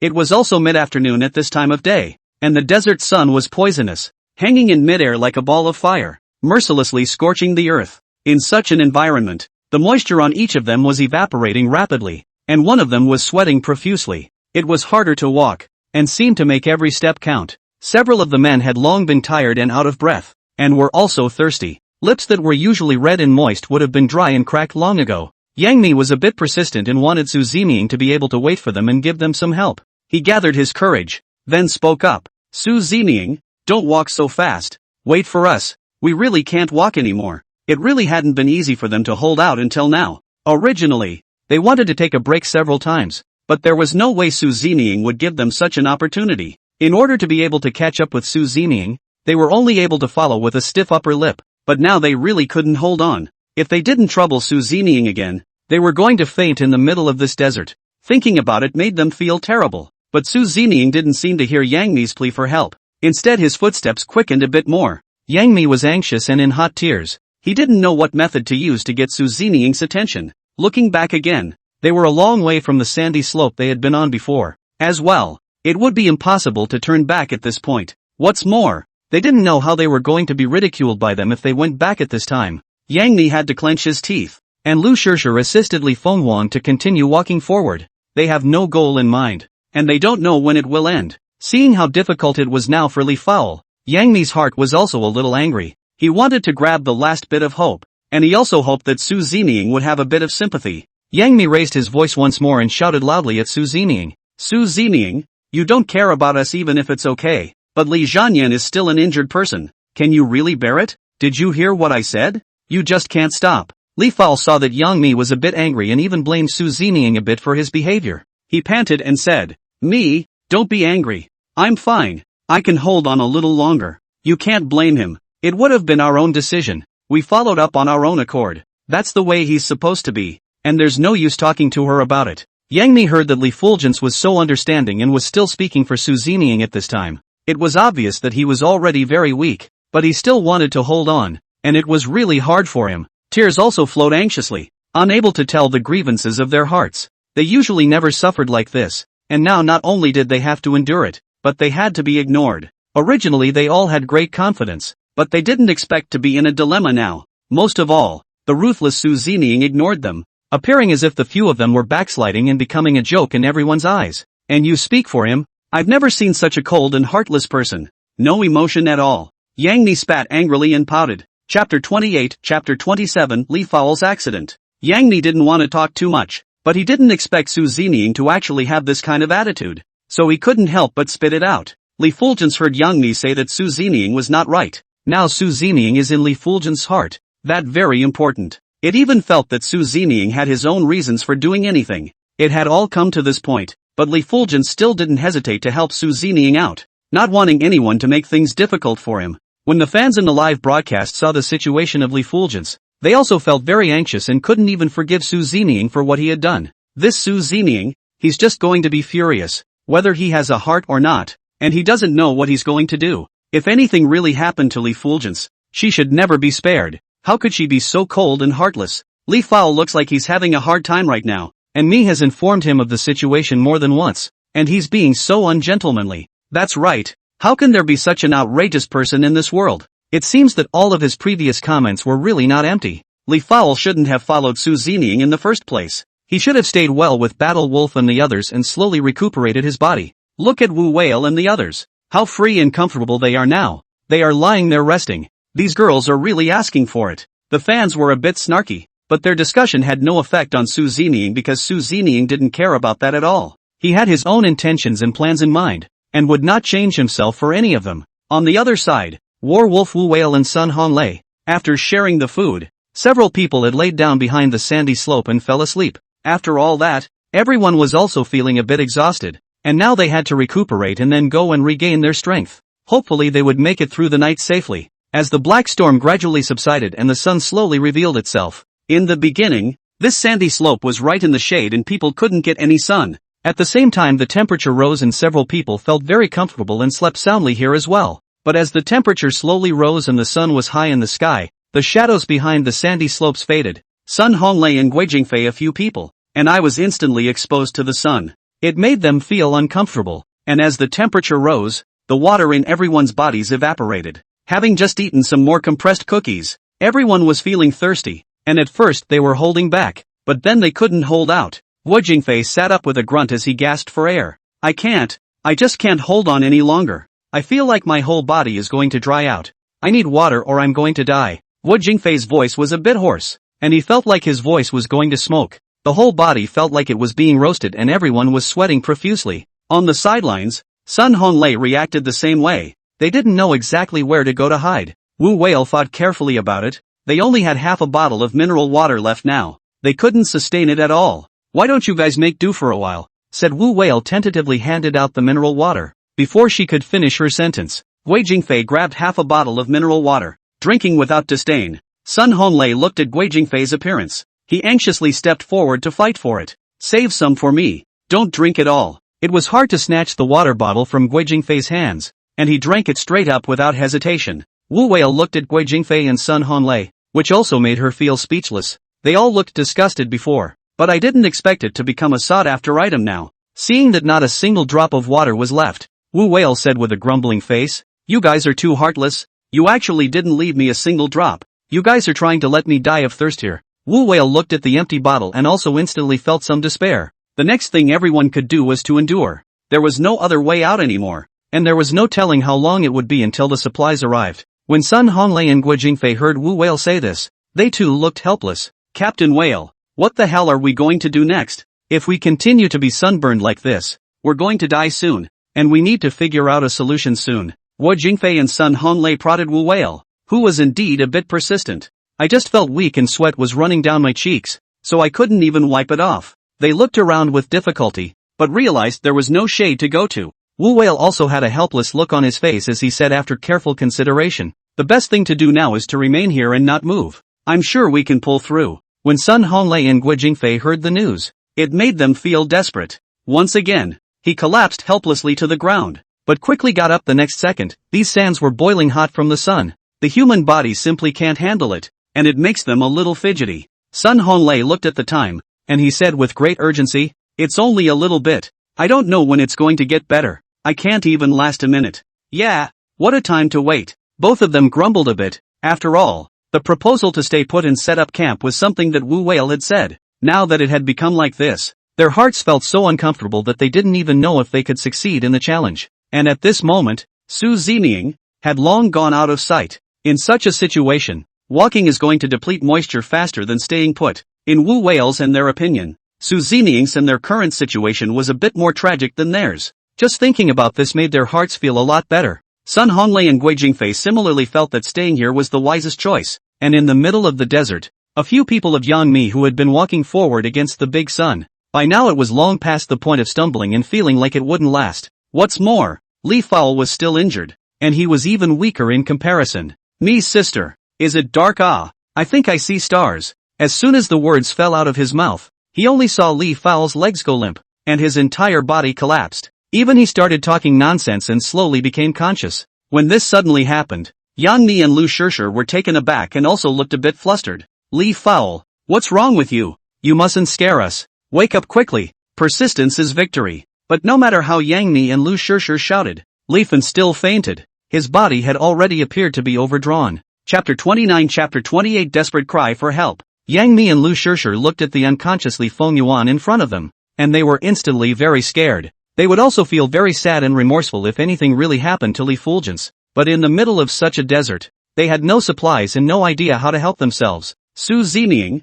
help! Li Feng Yuan, he fainted. Stop and do something to help us. Yang Mi still put his last hope on Su Zeming, hoping that Su Zeming would be able to make a move at this time. However, no matter how Yang Mi shouted, Su Zeming ignored them and didn't give them any hope. He walked forward on his own, and Lu Shirshir was fidgeting at this time. The two men let go of their voices and shouted for help towards Su Zeming. But Su Zeming didn't pay any attention to their vocalizations, and watched as Su Zeming's back became more and more blurred. Yang Mi and Lu Shirshir sat paralyzed on the ground, and a hint of despair showed in their eyes. Tears flowed uncontrollably, but they never gave up on Li Fulgence. Sister Mi, what do you think we should do? Do we really have to die in the desert like this? Li Fowl's situation seems to be dangerous. Will he really be alright? If I had known this, I wouldn't have followed him here. God forbid anything should happen to Li Fowl, or I'm going to hate myself. Lu Shirshir cried while saying these words. Why would Yang Mi not feel the same way? He really regretted now that he should have stopped Li Fowl in the first place, and shouldn't have made such an impulsive decision. At the very least, by staying, they might have a little bit of hope, even with the help of others. Yang Mi saw the pale-faced Li Feng Yuan. He also hated to give himself a few slaps, but it's no use talking about it now. They're at the point of a dilemma. The live broadcast room also instantly exploded, and everyone saw Li fainted. My goodness, is this Su Zeming still a human being or not? Didn't he hear Sister Mi's plea for help and actually left alone? He's really seeing death. He's not a man at all. He's clearly a cold-blooded, heartless monster. The program group is also blind to let such a person participate. It's really infuriating. So heartbroken for Li Fowl. I hope that this time he will be able to get through it peacefully. But nothing must happen. Earlier it was said that it was Su Zeming who saved Li Fowl. There must be something wrong with this matter. How could Su Zeming be so enthusiastic? He is simply hard-hearted. Once again, everyone started talking about Su Zeming's behavior, feeling that all those defenses of Su Zeming by Li Fowl were threatened. People look at Su Zeming through colored glasses and even judge these things, but those fans of Li Fowl's were so anxious at the moment that they were like ants on a hot pan. They looked forward to the awakening of Li Fulgence. As for other things, they were not worth mentioning in front of life and death. Not only were the fans on the air, but the entire show was a mess. Everyone understands that in such a situation, Li Fowl is really in danger, and it may soon threaten his life. It was so hard for the explosion to die down, and now Li Fowl's situation has put everyone in a great dilemma. Everyone blamed Su Zeming without any bottom line, and some fans even cursed Su Zeming. But in this moment of despair, everyone saw an amazing scene in the camera Su Zeming was following. Li Fowl is in a coma due to lack of water. Everyone is in bad shape, and everyone is teetering on the edge of life and death. Wu Wei and Guo Jingfei, as well as Sun Honglei and the others, were in no better shape, and they were also on the verge of not being able to hold on any longer. The poisonous sun was rapidly evaporating the moisture from their bodies, and several of the men's mouths were dry. Only from this last bit of consciousness, it was also starting to go into a trance, while only Su Zeming was now walking through the desert unharmed. It seemed that these difficulties were nothing to him and would not affect Su Zeming. All of them were spitting on what Su Zeming had done, while worrying about the safety of the others. Everyone passed through the drone camera, and actually, not far from Su Zeming's front, a small oasis and water source had suddenly appeared. This is nothing short of a miracle in the middle of such a desert, and a glimmer of hope for everyone. This time all the people got excited again and felt shocked at the same time. Look everyone, there seems to be water there. It's not an illusion. Or is it just a case of blurred vision? I didn't expect this kid, Su Zeming, to be really lucky. Good things will always be encountered by him. He just casually walked around in the desert and was actually able to find a water source, which is indeed somewhat remarkable. No, people say, is there another possibility? I mean, hypothetically, what if Su Zeming isn't just walking around? Have people thought this through? Or maybe he has the ability to see things before they happen and that's how he knows the water source is here. Upstairs, don't talk nonsense. How can this fresh meat have such a strong ability? Ghosts believe it? All sorts of speculations came pouring in for a while, and everyone felt that Su Zeming was a bit mysterious, even making them unable to guess. No one knew what Su Zeming's next move was. Exactly. And some fans were filled with curiosity. Just as everyone was talking, Su Zeming had already arrived at his destination and looked at the clear water in front of him. Su Zeming slowly squatted down, cupped his hand and took a few big gulps, followed by washing his face. This instantly made him feel a lot more relaxed. Su Zeming carefully observed. He found that there were still some traces around here. It seemed that someone had come here. There is also some household trash scattered around the river. Su Zeming walked over carelessly. He picked up 2 mineral water bottles, then filled them with water and turned around to walk back. At this moment, Yang Ni and Lu Shishir, they are holding the unconscious Li Fengyang tightly. Their eyes are full of sadness and despair. They also now had no strength left, and sitting here seemed to be a waiting game for death. Sister Me, it looks like we're really going to die here and no one is coming to save us. Lu Shishir had a scared look on her face, and her voice was a bit hoarse. Not wanting to give up, Yang Mi struggled with a weak smile. It won't be. We have to have faith in ourselves no matter what time of year it is, and there is hope if we persevere. We won't have such a hard time when the sun goes down, and the program will send supplies in the morning. Maybe it's just a nap, and you shouldn't be crying all the time. It makes the body all kinds of uncomfortable instead. Yang Mi persuaded and comforted Lu Shishir, hoping that they would be able to hold out again. Lu Shishir was also very obedient. He also stubbornly dried his tears and rekindled hope in his heart. Chapter 30, Chapter 29, Discovering a Familiar Figure. Though they are all trying their best to adjust their mindset and be on their best behavior as well. But still, the power of the desert was underestimated. And with a little bit of time lost, Yang Ni and Lu Shishir, who had just been awake, gradually drifted into a trance. Their eyes misty. Yang Ni had always acted tough, but at this moment,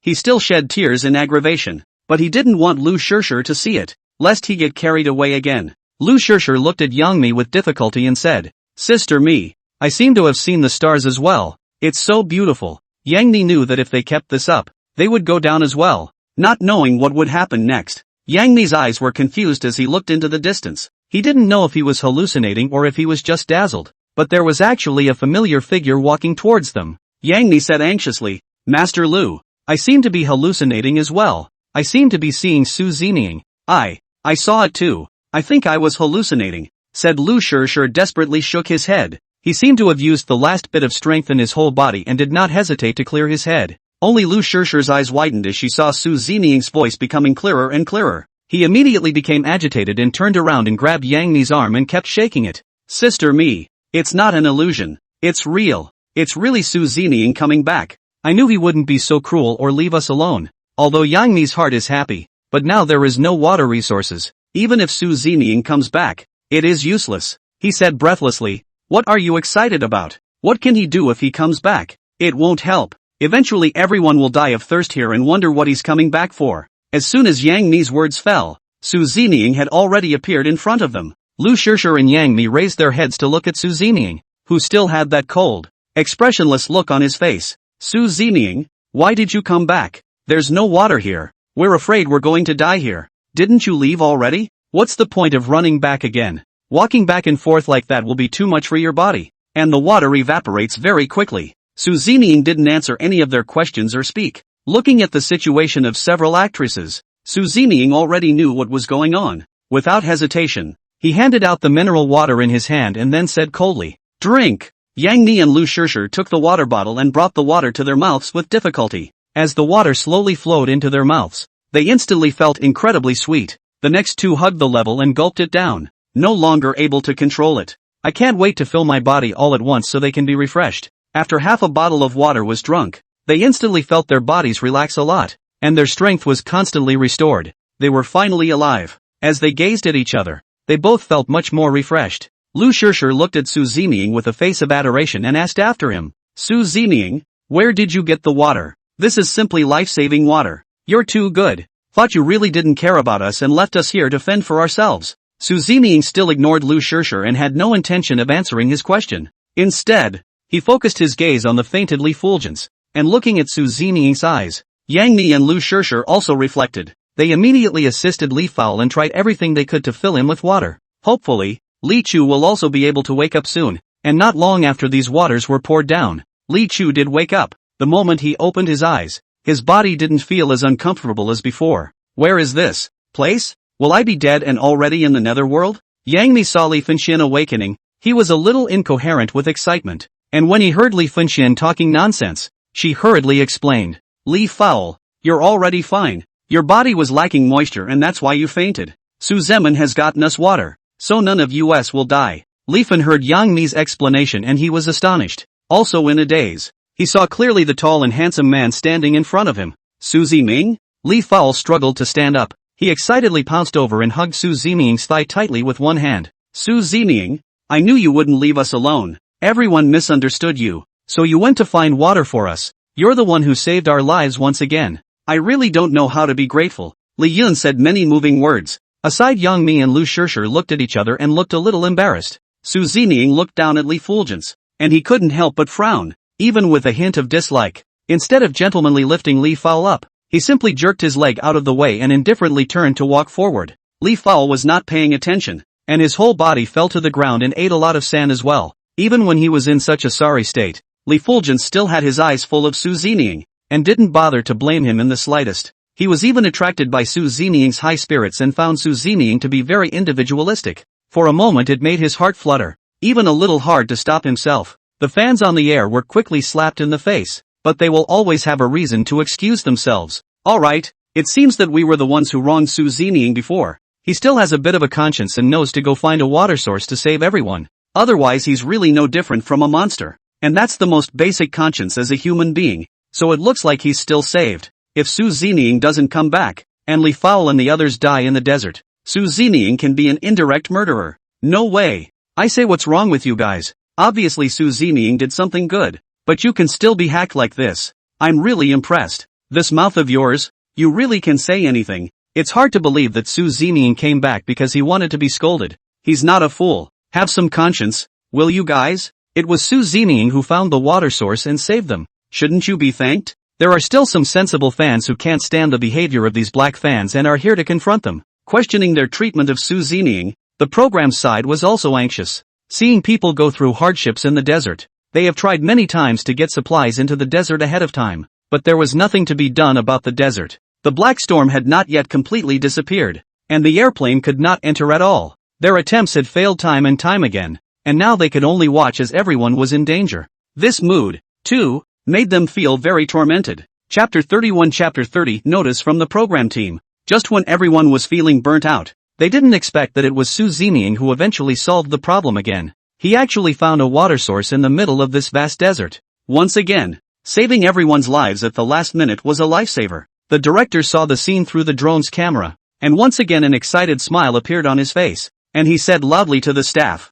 "There's help. They're saved. Hurry up and contact Wu Whale and the others by satellite phone, and tell them the news, so they can find a way to quickly join up with Zeming and the others. That way they can wait until the supplies arrive and keep them safe in the meantime." The crew heard the director's orders and they were on their feet, but thinking about the distance between Wu Whale and Zeming and their current distance, the staff also felt a little worried. "Director, if we let Wu Whale and the others go to meet up with Zeming, is that possible? The distance between them isn't short. Not to mention the fact that Wu Whale and the others are in a terrible condition right now, so they probably won't be able to hold out." Hearing the staff's concerns, Yan Jun also felt a bit angry. If they want to stay alive, they have to find a way to overcome these difficulties. What? Do we still have to expect Zeming to bring them water back? What do you think the chances of that are? Is Zeming such an enthusiastic person? One can only tell them the situation and let a few of them figure it out. Besides, it was Wu Whale and the others who decided to stay put in the first place, and they have to bear the consequences of their own choices.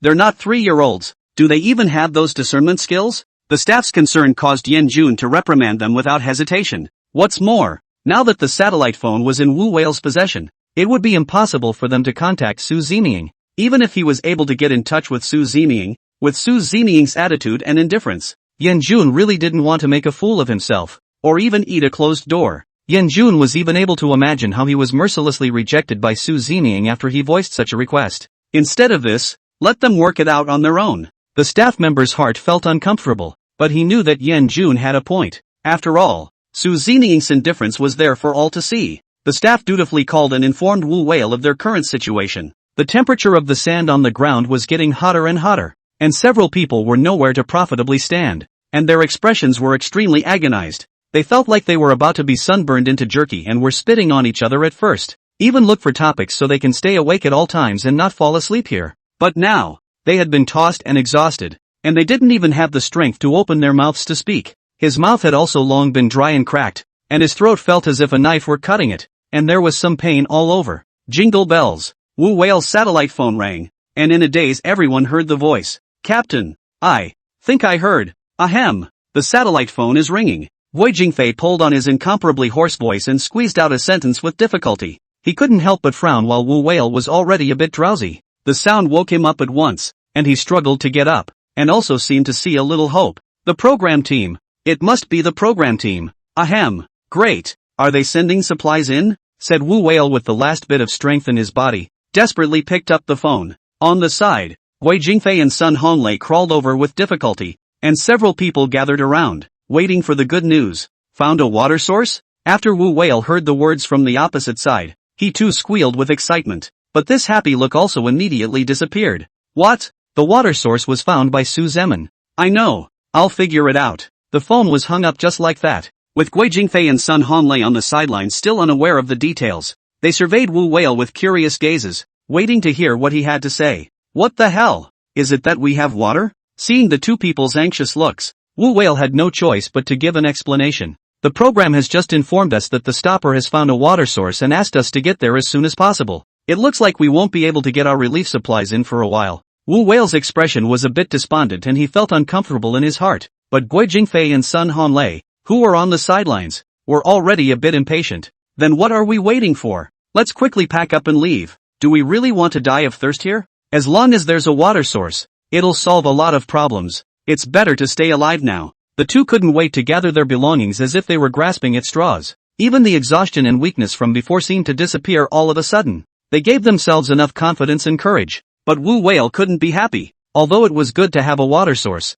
the problem was that it was Zeming who had found it, and he felt very unconvinced. This Zeming didn't expect his luck to be so good, stealing the limelight one at a time. I don't know if people will believe me again this time. How come this good thing can't happen to me? Wu Whale had never had such a sense of crisis before, but ever since Zeming had appeared, he had no chance to express himself. On the contrary, those ideas of his seemed childish. These wilderness survival skills of his also seemed to have lost their meaning. When he thought of Zeming's insistence on leaving earlier, he had said a lot of harsh words. It was also hoped that Zeming would suffer a bit, but now that Zeming was safe and sound, they had suffered a lot. This reversal was really a bit too much for Wu Whale's heart to accept. He also felt that from the very beginning of this program, Zeming had been working against him and overpowering him at every turn. Wu Whale's heart was depressed, and he sat there dumbly with a somewhat silent expression. When Sun Honglei saw how Wu Whale was acting, he urged anxiously, I say Captain Wu, what on earth are you thinking? Don't continue gawking, hurry up and go. Captain, a minute's delay here puts us in a minute's danger, so we'd better hurry up and get out. We don't know how far Zeming and the others have gone out now, so we can't be too far behind. Hearing the urging of the two men, Wu Whale gamely stood up, then picked up his large backpack. Without a word, he walked straight forward. Guo Jingfei and Sun Honglei saw Wu Whale's expression and they shook their heads helplessly. The two quickly followed, and Wu Whale looked back at them and said, Don't ever call me captain again. I don't deserve it? Chapter 32 Chapter 31 The Hard Way Forward. When Sun Honglei and Guo Jingfei heard Wu Whale's words, the two of them couldn't help but freeze there, feeling a bit puzzled. Just now he was fine, and then all of a sudden he started to lose his temper, leaving them a bit puzzled. It wasn't the time to argue, and they didn't want to be catty about it. The two men looked at each other in all directions and followed helplessly as they all walked forward on their own. Guo Jingfei and Sun Honglei were talking quietly in the back and didn't dare to talk to Wu Whale. What just happened to Whale? Did he not want to be the captain just because he didn't find a water source?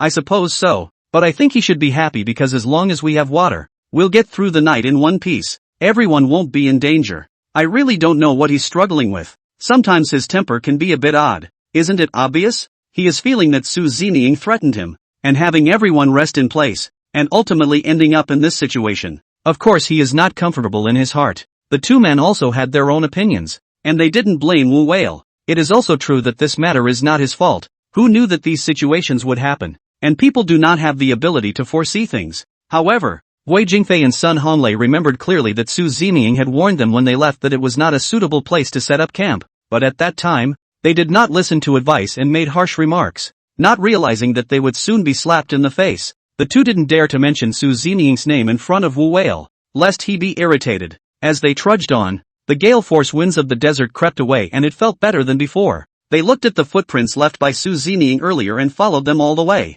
When they first set out, they were still fast and felt like there was no end to their energy. After all, they were running for water, with purpose and hope in their hearts. But as a little bit of time passed by, their physical strength was also consumed too much, and they already looked a little exhausted. With the hot sun scorching them again, they were working very hard indeed. Guo Jingfei sat on his butt on the ground, and said with a desperate look on his face, I just can't walk anymore. I feel like my body is holding 1,000 pounds. If I keep it up, I feel like I'm going to pass out right away. Guo Jingfei was panting heavily, and his face was a bit pale. His clothes were drenched in sweat. Everyone smelled so bad that even they were a little disgusted with themselves. Sun Honglei pulled Guo Jingfei's arm and panted, "Get up! We've got to follow as fast as we can. Just hold on a little longer and we might be there. If you stay here, there's no hope. And what's the difference between waiting for death?" Guo Jingfei knew that Sun Honglei had good intentions, but he wasn't stupid. Su Zining and the others had been gone for a while,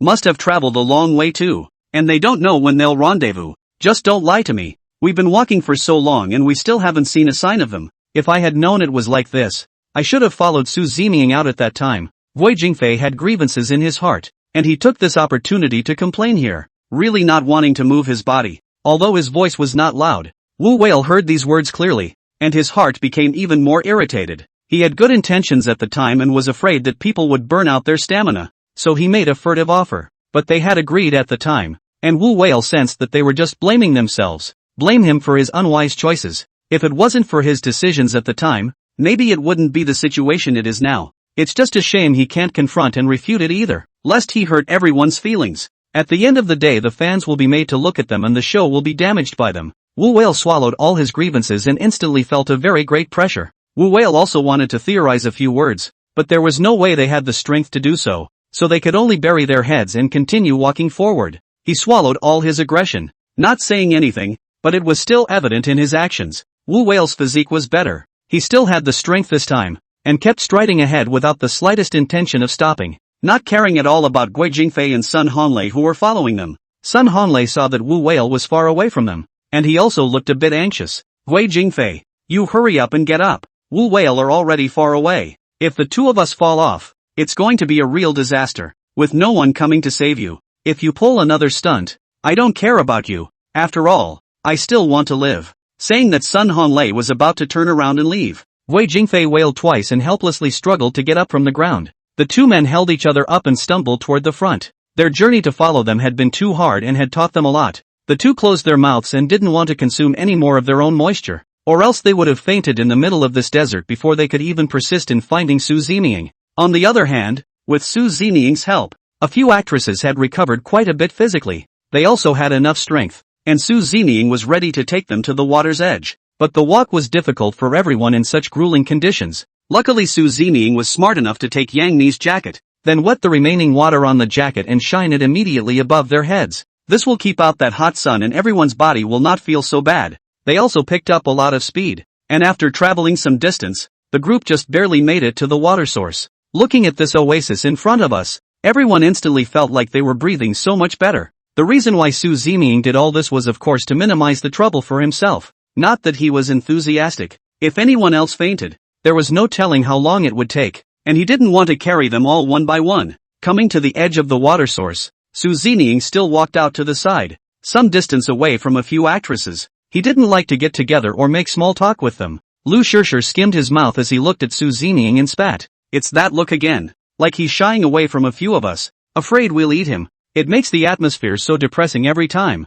You can't even talk if you want to. I didn't know that man of his would be so eccentric, so warm one moment and cold the next, that I wouldn't have the courage to talk to him anyway." Yang Mi smiled faintly. He already felt very contented that everyone was able to live once again, and he was also grateful to Su Zining for lending them a helping hand at a crucial time. Otherwise, they would have died in the desert by now, and it would be impossible for them to appreciate the view. Chapter 33 Chapter 32 Rendezvous at the Oasis. To be able to see the spring in the middle of this vast desert was more precious than gold. Yang Mi and the others drank up the water, and then held it and washed their faces and hands, and the cool feeling was instantly very comfortable. A few people closed their eyes and enjoyed the coolness, only to feel completely alive moments later. As for Wu Whale and the others, they were still trudging forward, and they didn't know how long they had been trekking. There was also finally a light at the end of the tunnel, and not far from them, a small oasis was faintly visible. Sun Honglai's face was agitated as he said loudly, "Look, it looks like we're almost there.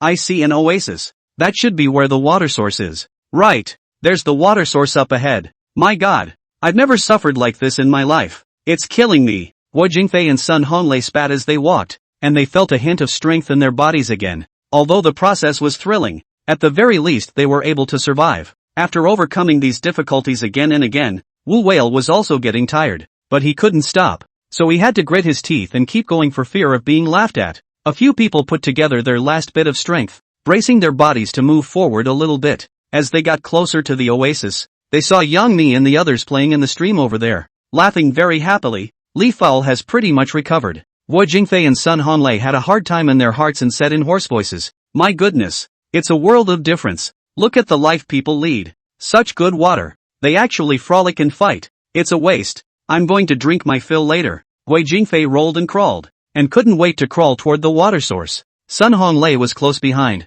Their bodies were already very hungry. The three men ran recklessly to the water's edge, plunged headlong into the river, and gurgled. Their sudden descent startled several of the actresses. "Brother Whale, so it's you guys? How did you guys find your way here too?" A few people just drank the water, so they didn't care to answer the questions. Now no matter what was said, they had to rehydrate all the water their bodies lacked. The fans saw the group converge, and they felt very happy that they finally didn't have to worry about their well-being. Great, they finally rendezvoused here. Although they suffered a bit, the result is always good. This journey was frightening to watch. It's so sad for them that if they don't find any more water, maybe they'll actually collapse in the middle of the desert. Yeah, human life is really fragile sometimes, and it's really comforting to see them safe. The situation in the desert is ever-changing and no one can predict it, so I hope they'll be able to pull through next. In that case, this Su Zeming saved everyone once again, whether he meant to or not. Several people drank for a full minute before they looked up with satisfaction.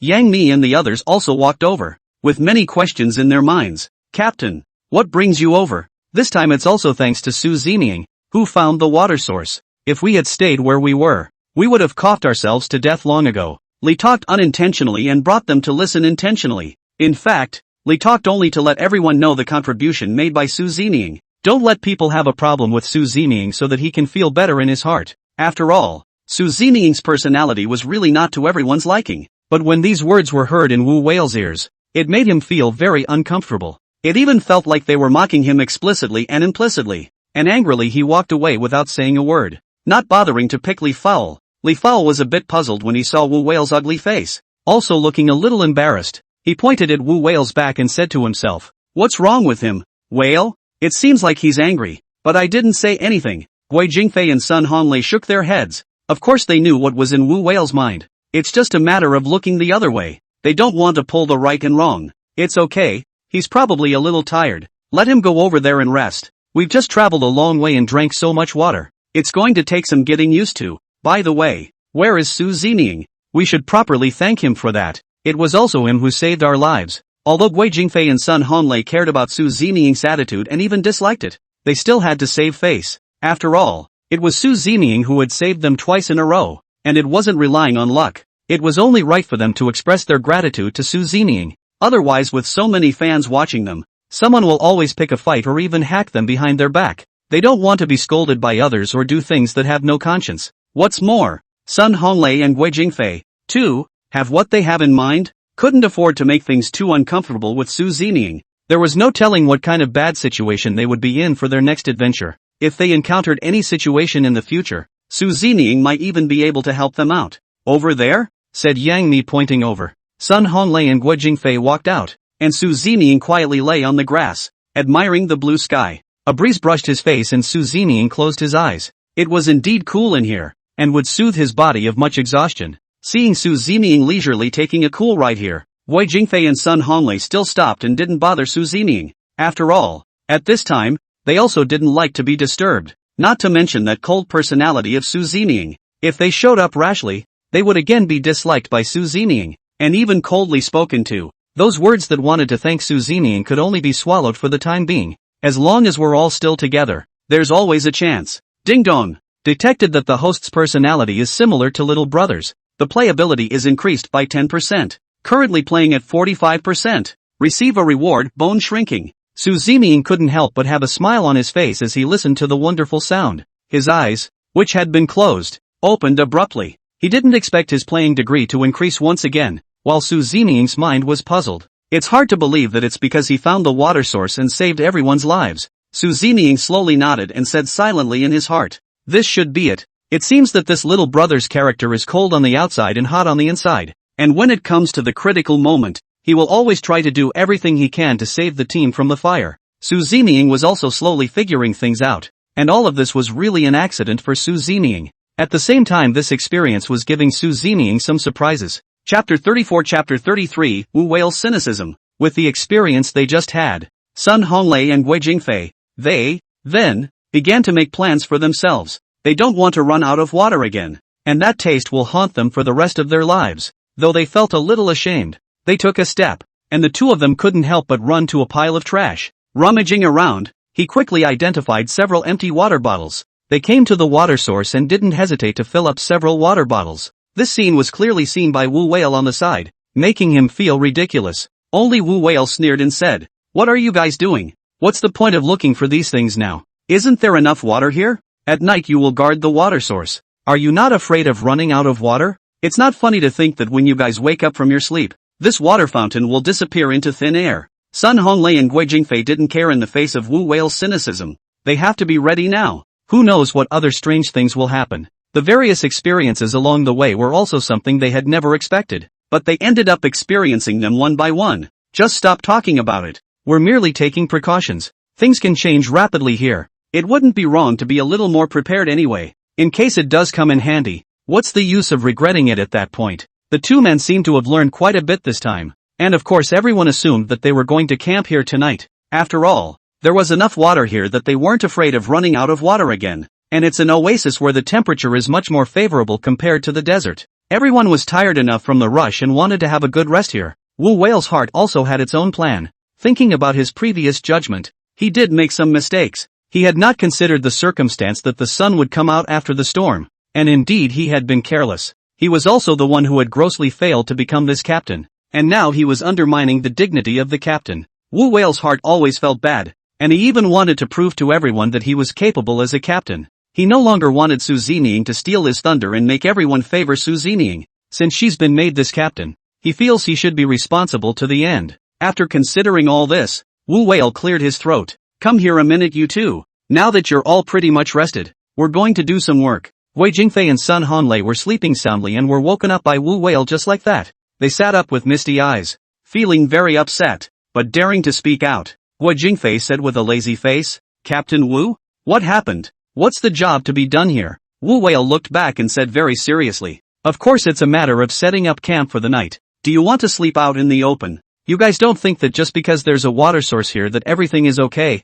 That's ignorant. Spending the night in the desert is not as easy as you think. Who knows if there will be any bugs or anything else lurking inside this sand and this water. By night there are no wild beasts on the prowl. You have a lot to do. Don't be idle. Let's all get a move on." Wu Whale spoke seriously. He had experience in wilderness survival and was familiar with these. He was also kindly reminding everyone, but he was also intentionally targeting Su Zeming. He just wants everyone to know that things like luck can only solve a temporary problem. It's real strength that you really want to get through the difficulties and to survive here. When everyone heard Wu Whale's reminder, they were all stunned, even subconsciously looking towards the water source and the desert in front of them. However, they also felt that what Wu Whale said had some truth to it, and they had to make some preparations to deal with unexpected situations, lest we all be caught off guard then. It does seem a bit wrong to just rest here. With Wu Whale's yell, everyone was gathered together in unison. Li Fao was the only one sitting there. He still had an injury on his leg and was not able to overrun and overexert himself.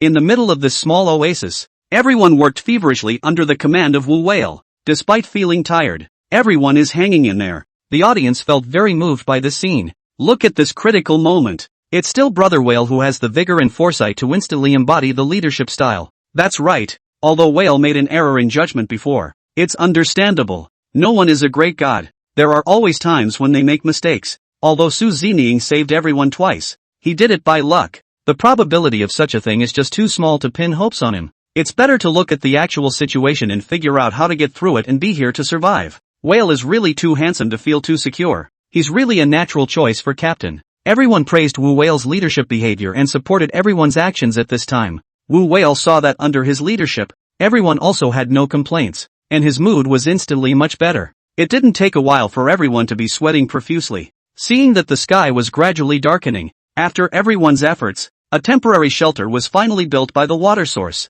This allows everyone to spend the night and gives everyone a complete sense of security. Wu Whale utilized the tree branches to spread a thick layer on the ground so that everyone could lie down on it. Then around the tent, a careful dusting of insect repellent powder was applied, which took a great deal of effort to accomplish. However, seeing the results in front of him, Wu Whale was very satisfied and felt that everyone's efforts were rewarded. A few of the men slumped to the ground in exhaustion as they kept wiping away beads of sweat, feeling like they didn't have an ounce of strength in their bodies. Wu Whale walked into the tent, then looked around carefully. How about this? When it's nighttime, the 3 girls will sleep in the center, and a few of us will split into 2 groups to keep watch, lest there be an accident in the middle of the night, which would then bring danger to everyone. As soon as Wu Whale's words fell, Shin Teng immediately stepped forward and grabbed the position and grabbed Sun Honglei on the side, so it was obvious that they were a group. By the time Fatty reacted, it was too late. He said with a tearful face, "It can't be. I feel like you guys are deliberately punking me. To actually have me grouped with Su Zeming, it would be better if you guys just killed me. This is simply horrible." Fatty knew that when she was on watch with Su Zeming would not initiate communication with him, and that atmosphere made him shudder. Chapter 35 Chapter 34 Scary Eyes. Fatty's heart had always felt very worried, and he was afraid that Su Zeming wouldn't speak of martial virtues. If he didn't keep watch when the time came, this great responsibility would all fall on his shoulders. And Su Zeming had always been very cold. Even if he wanted to be reasonable, Su Zeming might not be able to pay attention to him. But it was no longer useful to talk about this. And seeing everyone gloating, Fatty grumbled with an aggravated look on his face. "You're all really old and cunning. I think it was done on purpose." The sun, at this moment, had begun to gradually set and the sky darkened. The desert was also slowly starting to get cooler and everyone was feeling much more comfortable. And their shelters had been erected. And all the men had labored for a whole day, and it had left them feeling exhausted. Everyone wanted to get some rest and regain their strength for the next day's rescue. Several people had already entered the tent a long time ago, and just at this critical moment, Su Zeming, who had been lying there motionless, suddenly stood up, then towards Wu Whale and their side. Wu Whale quickly noticed the situation. He couldn't help but frown as one said to himself, "What's going on? Why is this Su Zeming coming over at this time? What exactly is going on? Or did he see that we had already set up our tents, so he wanted to spend the night here too? That must be it. I didn't realize he was too good at this asinine plan." After considering all this, Wu Whale wanted to strike first, and he didn't want to be so polite anymore. Seeing Su Zeming getting closer and closer, Wu Whale suddenly let out a cold laugh as he looked up at Su Zeming and said, "The young master has finally made a move and is so good at enjoying the fruits of his labor when he sees that we've already built a shelter." When Leaf Fowl heard what Wu Whale said, it couldn't help but make him feel a bit harsh. He didn't want everyone to misunderstand Su Zeming, and Leaf Fowl looked up at Wu Whale to stop him. "Brother Whale, what are you talking about? Don't talk nonsense. We're all on the same team, so don't be so clear-cut, lest you hurt your feelings." Yang Mi and Lu Shishir on the side followed suit. They didn't want to make a scene over this matter. They had a lot of things to face together next, and if the relationship was too rigid, it would be very awkward instead. Everyone also had good intentions. Although Su Zeming didn't work, but he saved everyone 3 times. This favor should also be remembered. Wu Whale also looked very helpless as he said with some reluctance, "But what a little white boy. To have a girl stand up for him so quickly and actually not be willing to let open his mouth about him. Am I wrong? He was nowhere to be seen when we were working, but now he's run out." Wu Whale grumbled here, but he felt a chill sweep over him. Wu Whale subconsciously raised his head, not expecting to meet Su Zeming's eyes, and all of a sudden Wu Whale winced. He was really startled by Su Zeming's icy gaze and couldn't help but feel very scary. Wu Whale naturally knew that this kind of look simply couldn't be faked. It must be a domineering aura that emanates from the inside out from someone who possesses great strength. Wu Whale was a bit frazzled,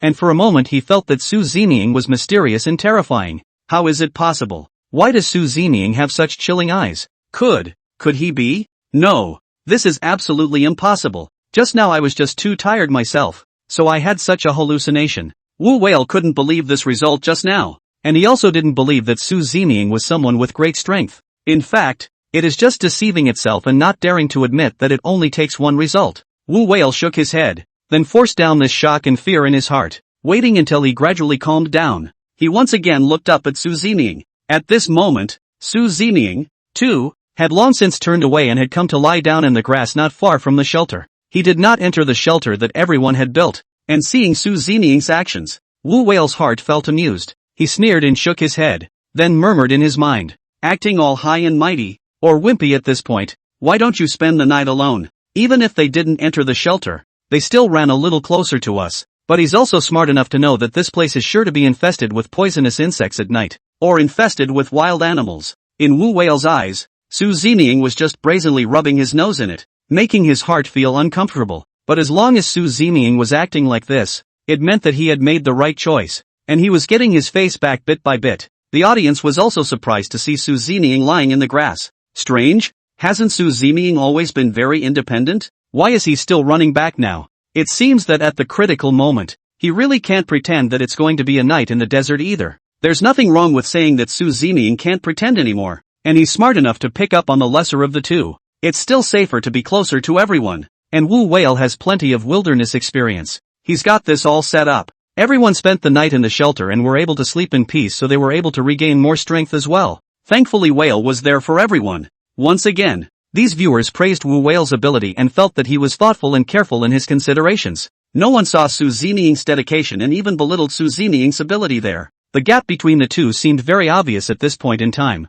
As night fell, the desert grew quiet, and every now and then you could hear the wind, and some strange cries. Except for Wu Whale, who was in charge of the night watch here. Everyone fell into a deep sleep, perhaps too tired. Everyone slept very sweetly. Even Sun Honglei snored like thunder. As for Guo Jingfei, who was on the side, his heart felt some regret. He should not have chosen to keep vigil with Wu Whale in the first place. Now that he saw everyone resting, he really felt too fatigued. There was no telling when he would be able to get him to lie down. And looking at the time, it seemed to be getting late. Brother Whale, I'm going to go over there for convenience. You keep watch here for now. Wu Whale looked at Guo Jingfei and nodded, and Guo Jingfei walked out in a daze. Wu Whale didn't care too much about it, and the whole person also felt a bit tired. On the other hand, Su Zeming, who was lying on the side, snapped his eyes open, looking very alert. Any windy movement outside, Su Zeming would carefully check it out. Chapter 36, Chapter 35, Strange Voices. The reason why Su Zeming had come closer to everyone wasn't because he was thinking of rubbing their shelters the wrong way.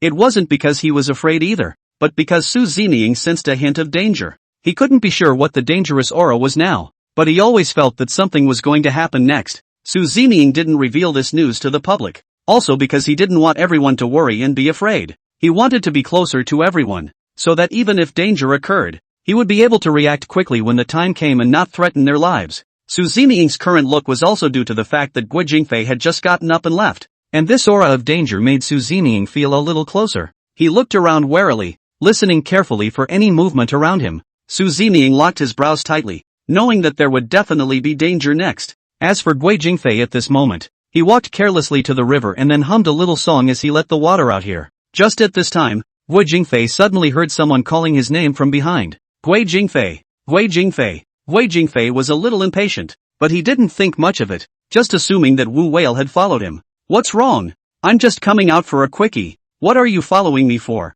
You've come over for convenience as well, so let's put on some speed. We're still on watch and it's not good for both of us to leave. Guo Jingfei said these words to himself, but the other party didn't seem to have any intention of stopping. Nor did he answer Guo Jingfei's question, but just kept calling his name there. At this moment, Guo Jingfei, that's when he felt that something was wrong, because he felt that the voice was a bit strange. I say, Brother Whale, don't joke with me like that in the middle of the night, you'll scare me to death, said Guo Jingfei as he straightened his clothes, then turned around and tried to find Wu Whale. But when he looked back, he realized that there was no one in front of him. This struck him as puzzling, and he touched his head and slapped his face to make sure he was awake. What's going on?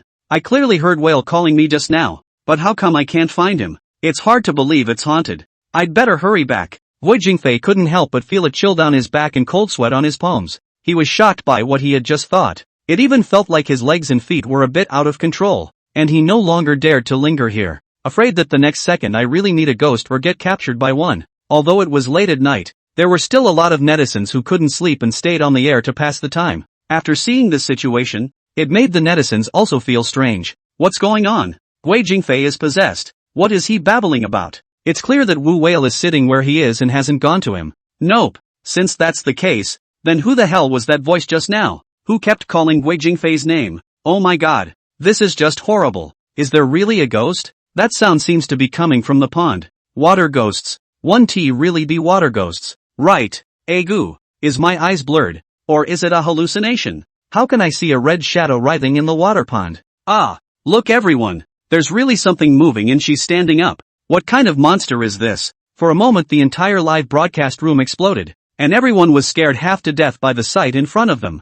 In the middle of this image, a thin red shadow inside the pond slowly rose. When everyone took a good look, they realized that it was actually a big snake with a weird shape, and he looked very scary. His entire body was the color of blood, and he had a pair of odd horns on the top of his head, like a cockatrice. Its head was huge and an irregular shape, and the pair of eyes set in the head were cold and sinister. What was even more horrifying was that when this bizarre serpent raised its upper body, it actually looked exactly like a human being, and in the next second, this big weird snake opened its mouth and spat. A voice actually came out of his throat, calling out Guo Jingfei's name. It was only at this moment that everyone realized that the eerie sound just now was really coming from the water pond, and it was also coming from this snake. Guo Jingfei also seemed to sense the movement behind him. He turned back to look and his eyes happened to meet with the bizarre snake. After hearing his name called out from his mouth, Guo Jingfei was scared out of his wits. Ah! All that could be heard was a scream, and she had no strength left in her body, falling on her ass to the floor. The entire body couldn't help but tremble,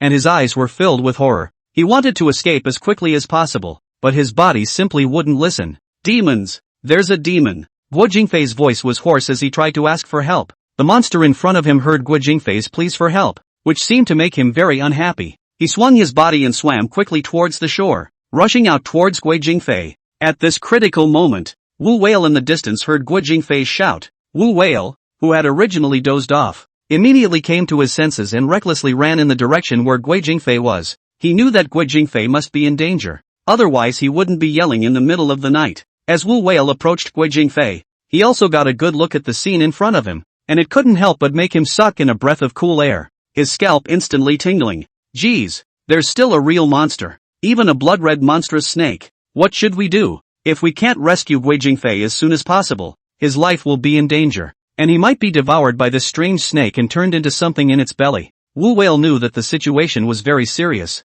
and he was a little afraid to approach for a moment. After all, this was the first time that Wu Whale had encountered this bizarre situation, and his legs and feet were not working. Although he had experience in surviving in the wilderness and had extraordinary hands, when he encountered this kind of monster, Wu Whale didn't have the slightest grasp. What's more, he didn't know what this monster was or what kind of strength he actually had. Wu Whale's face was horrified as he said anxiously, "What to do? What the hell should I do to get Guo Jingfei back?" Wu Whale also lost his mind as he looked around in a panic and picked up a rock without hesitation. With almost all the strength in his body, he threw it in the direction where the strange snake was, regardless of the situation. But Wu Whale realized that his attack like this was simply useless. The strange snake had a huge body but was very sensitive, and moving quickly. He easily dodged Wu Whale's attack. At the same time, Wu Whale's actions seemed to have aroused the displeasure of this great snake, and his icy and grim gaze swept towards the direction where Wu Whale was. Chapter 37, Chapter 36, A Black Shadow Flashes.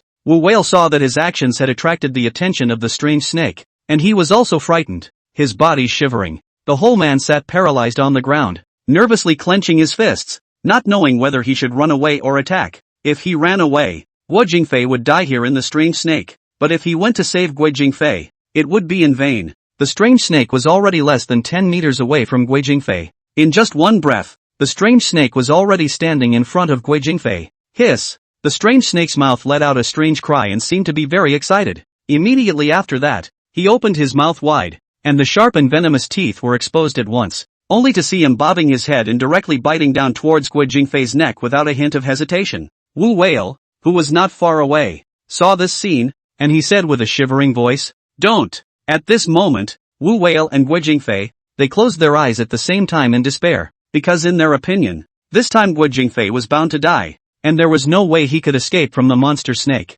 There didn't seem to be any other way out than to be eaten by the strange snake, and what made Wu Whale feel even more horrified was that after the strange snake ate Guo Jingfei, he would definitely be next. He wanted to escape back, but knew that with his speed, there was no way to avoid it. Maybe it would even involve others. Wu Whale's heart was very hard, and he also felt the air of death. Just at this critical moment, a blast of wind blew behind him, followed by a black shadow flashing by. Wu Whale frowned, but he quickly reacted. It's Su Zeming. When Wu Whale saw Su Zeming rushing over, he shouted anxiously, Don't ever come close, there are monsters. Su Zeming, you come back quickly. Although Wu Whale didn't like Su Zeming, he couldn't just watch him go to his death. As soon as Wu Whale's words fell, he only saw a flash of cold light in his stopper's hand, and he waved that long knife in his hand. Wu Whale didn't even see clearly how Su Zeming pulled out his long sword, which couldn't help but surprise him. Under the illumination of the bleak moonlight, the long sword emitted a gust of cold light,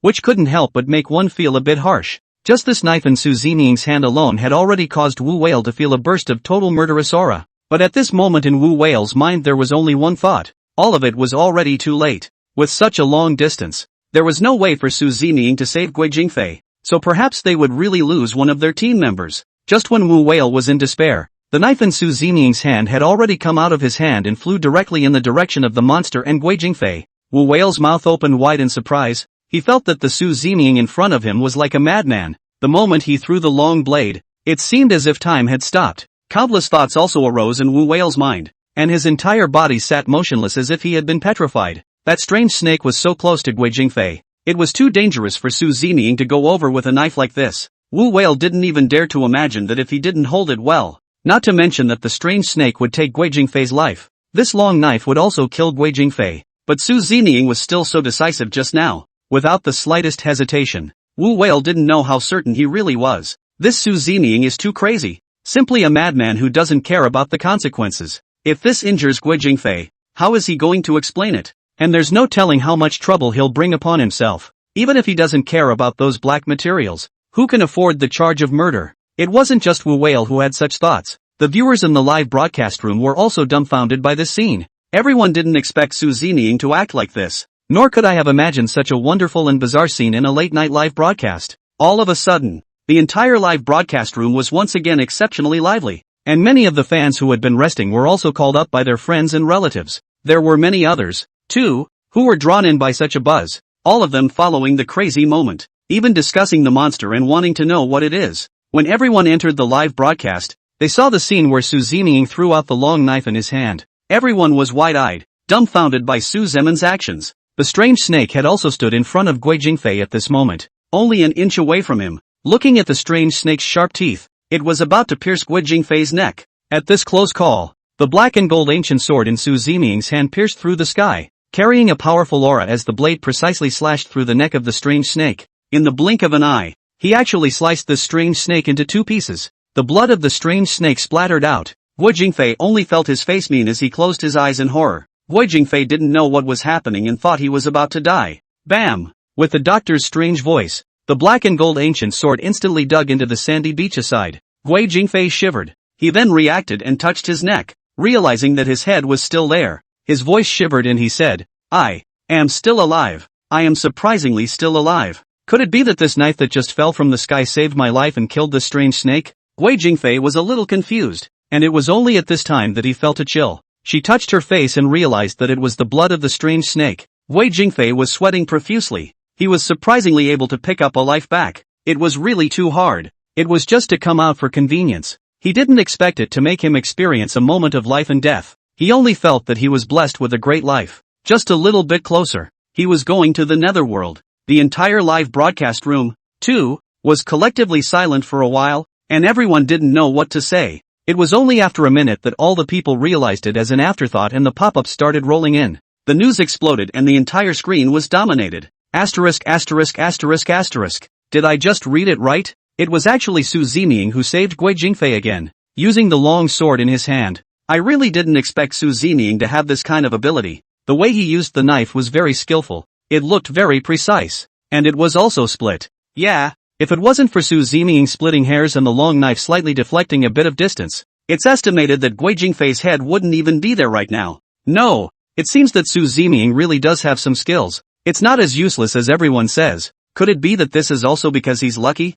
Isn't that a bit too much? If it's just by luck, I really don't believe it. Su Zeming caught everyone's attention at this point. Chapter 38 Chapter 37 The Origin of Monsters. Su Zeming became the object of discussion and even made so many viewers suspicious as well. They felt that those previous speculations about Su Zeming didn't seem accurate. Those viewers who had been hacking Su Zeming before were really a bit unable to adapt to this situation all of a sudden now. The entire screen was praising Su Zeming's bravery and his extraordinary hands, making them feel like a slap in the face. But now whether they believe it or not, whether they can accept it or not, this scene was witnessed by everyone and actually happened. It doesn't fool anyone at all, and the black fans are speechless. If they still went on accusing and hacking Su Zeming at this point in time, it would cause public outrage. Let more people come and target them and they will end up miserable. At the same time, in the middle of the Paleontology Research Institute in the Dragon Kingdom, an old professor with gray hair was seriously looking at the screen. This is the legendary pheasant neck. I just heard someone tell about it before and thought it was weird and shouldn't exist. I also only thought of it as a legend. I didn't realize that this thing actually exists. It's too terrifying. The professor's fingers were trembling with excitement, and this was a very big message for them as well. This professor is a leading figure in paleontology as well as archaeology. His name is Luo Jijun. He had just been told by a student that he intended to be a variety show, and there was suspected news of a pheasant's neck. Professor Luo, who had been resting, didn't hesitate to get up and then enter the live broadcast. He didn't realize that he was really living up to his reputation, and he had just entered the live broadcast room to see this shocking scene. Su Zeming's flying dagger was also seen decapitating the pheasant's neck and successfully saving one of the team members. For these archaeologists, the existence of pheasant necks was only in ancient books, never expected to appear in real life. In Prof. Luo's mind, he believes that this creature is just a fabrication of the ancients or has been extinct for a long time, but he didn't realize that inadvertently walking into a live broadcast would allow him to see these things with his own eyes.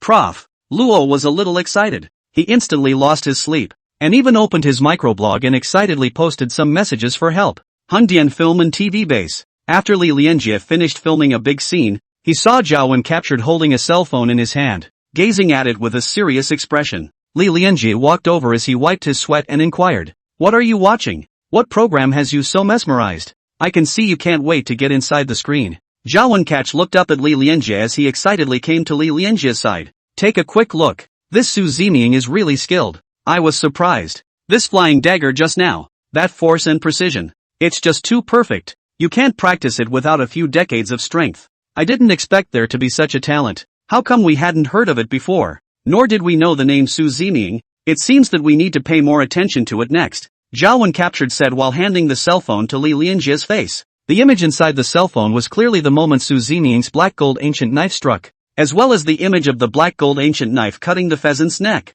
Li Lianjie's eyes fell on the screen, and the scene also made him feel shocked. How many years had it been since he had seen someone with such clean hands? Li Lianjie said with a look of emotion. "Heavens, this Su Zeming is really a martial arts practicing wizard. He is indeed very powerful, but this name is a bit unfamiliar to me. I don't think I've heard of it before. Is it that the hit star has recently produced a new person? How come I didn't get one bit of news?" Zhao Wenkach heard Li Lianjie's inquiry. Just at this time, Zhao Wenkach seemed to have thought of something, and he said with a difficult face, "Jade, would you believe me if I said this guy was a freshman? I seem to remember his name because he has too many black fans and some of the things that have been said about him are not too good." Zhao Wenjie and Li Lianjie discussed Su Zeming, and Li Lianjie was really half-hearted about this information Zhao Wenjie had given him. He didn't know what was true and what wasn't, and he certainly didn't have time to pay attention to that. His part is coming up next soon, and he's going to have to get ready for it as soon as possible. The scene that had just stopped the flying dagger. There were always some people with sharp eyes and quick hands,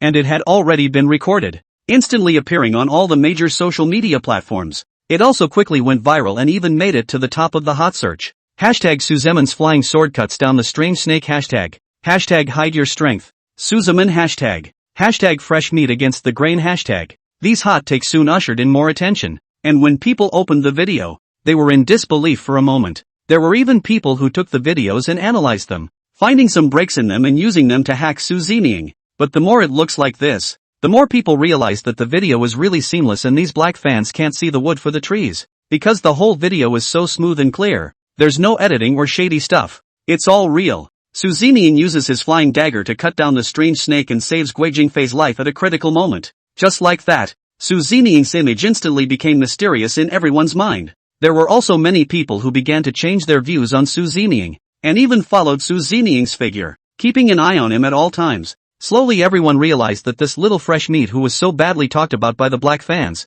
he really seemed to have some kung fu. There is also some competence. Not so useless that it is even pretending in front of everyone. It didn't take a while for a few tweets to push the story even higher up the heat scale. This first one is a plea for help sent out by Prof. Luo, asking for help from the general public to help him get in touch with the program. And it also popularized the horrors and characteristics of the creature, the pheasant neck, so that everyone could know more about the matter. Followed by the second and third, sent by Li Lianjie and Zhao Wen captured respectively. Li Lianjie retweeted the video of Su Ziniying's flying dagger, along with a caption, "This little brother has good hands. I really look forward to being able to spar with him." Zhao Wen captures the interaction here. "Take me one. I want to see it too. I haven't seen an opponent like this in how many years. I can't wait." After the 3 tweets were sent out, it immediately made all the netizens boil. The night was destined to be sleepless, and everyone was fascinated by such news, while at the same time paying attention. Many people were also discussing the pheasant neck thing, and felt even more impressed that Su Ziniying was awesome. Chapter 39 Chapter 38 Hot Headlines. These netizens are really very interested in the pheasant neck thing. 2. The fact that there was another Professor Luo giving them scientific knowledge also aroused their curiosity, and they were discussing it here and there. It really didn't occur to me that this kind of monster would actually appear here. Thanks to Su Ziniying / or else Guo Jingfei would have been lost. Prof. Luo was also enthusiastic. He gave us a lot of information about the pheasant neck. This strange snake is extremely poisonous and it's so fast. It's scary. Yeah, it's also the first time I've known that snakes can speak human language. Won't this become a snake spirit? It feels like a mythological story.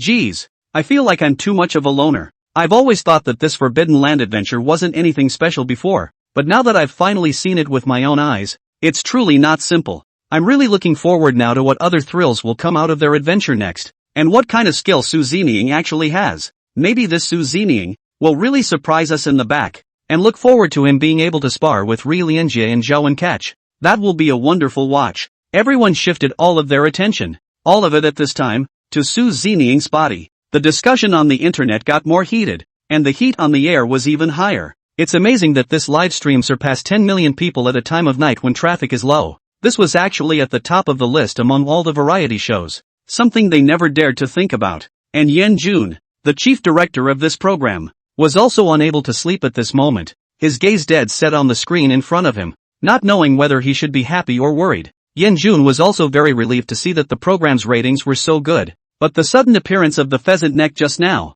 he also felt a lot of fear, and always thought that Guo Jing had to lose his life. A momentary lapse from this fear brought him back a bit. Previously, Li Fulgence almost lost his life, and it was so hard to escape, but he didn't expect that it would be Guo Jingfei's turn now. This shock after shock was also a little too much for Yan Jun. Su Ziniying's performance time and time again, also more than anything else, made Yan Jun dumbfounded, and he didn't even know how in the world Su Ziniying was able to do it. In that close call, at such a distance, the flying dagger was able to accurately sever the pheasant's neck, and Guo Jingfei was still unharmed. If this had to be called luck, she couldn't convince herself. Yan Jun held his chin in his hand and fell into a deep thought between moments, then said to himself alone, "What on earth have I done? It's hard to believe that I've unintentionally invited a great god over. All of this is really a bit out of my expectation, and it also makes me momentarily unable to control just how many surprises Su Ziniying has in store for me." At this moment in Yan Jun's mind, many absolutely beautiful and strange thoughts kept flashing.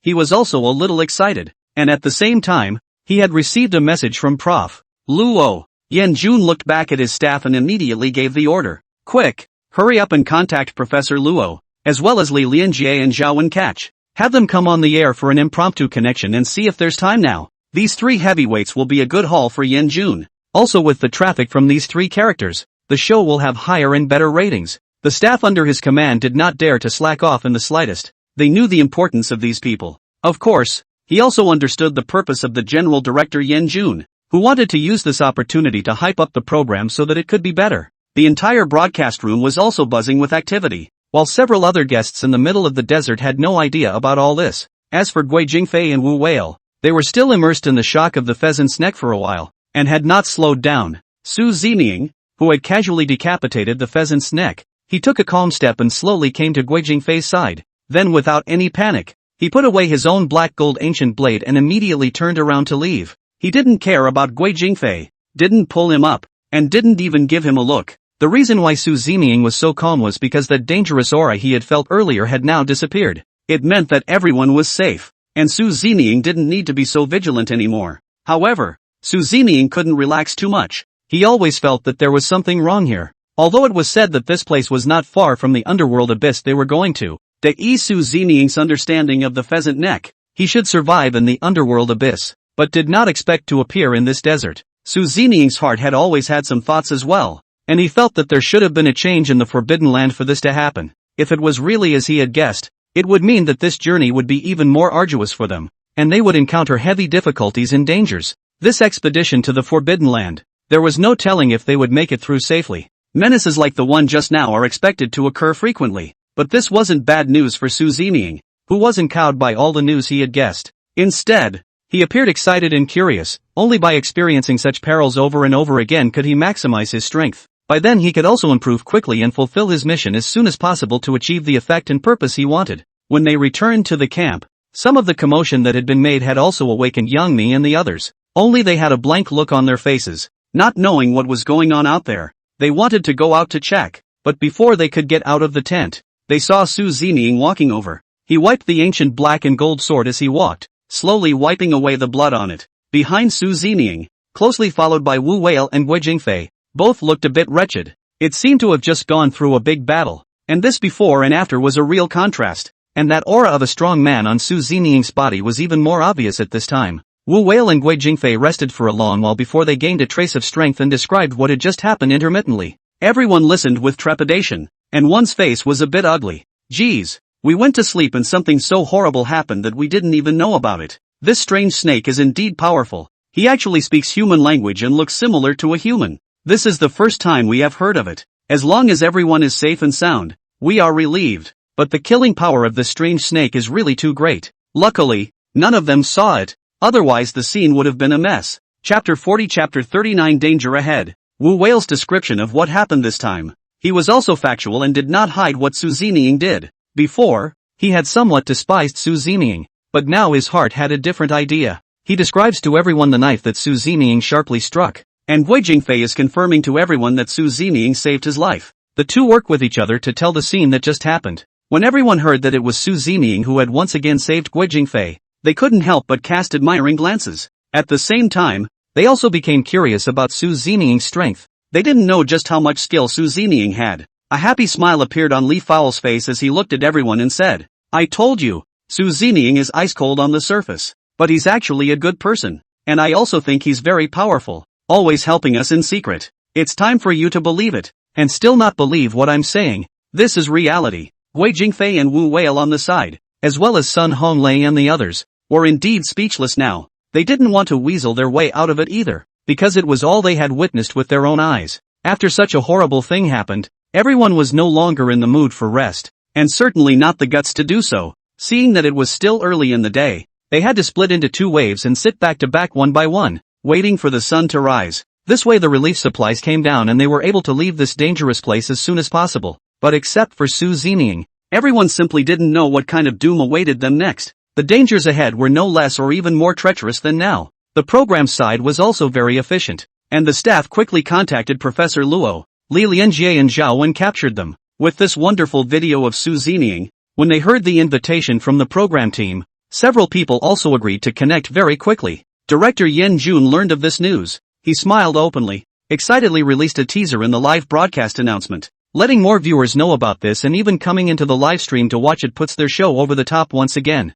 After a few minutes, all preparations are in place and the connection will begin. Everyone is looking forward to it as well. The audience is more than excited. As expected, the popularity of the live stream rose once again, and in the middle of the desert, a sharp phone rang, and everyone who had just quieted down was startled. When Wu Wei saw that it was a call from the program, he chose to answer it first. "Director, is the plane able to come in, or can we leave this place now?" The moment the phone was picked up, Wu Wei couldn't wait to inquire, hoping he would get a positive answer. He also didn't want to stay in this horrible place that was giving him some heartburn. Director Yen Jun heard Wu Wei's inquiry and also quickly responded, "Wei, don't worry about it yet. We know you're worried about supplies. Now I'm contacting you guys because I've contacted Prof.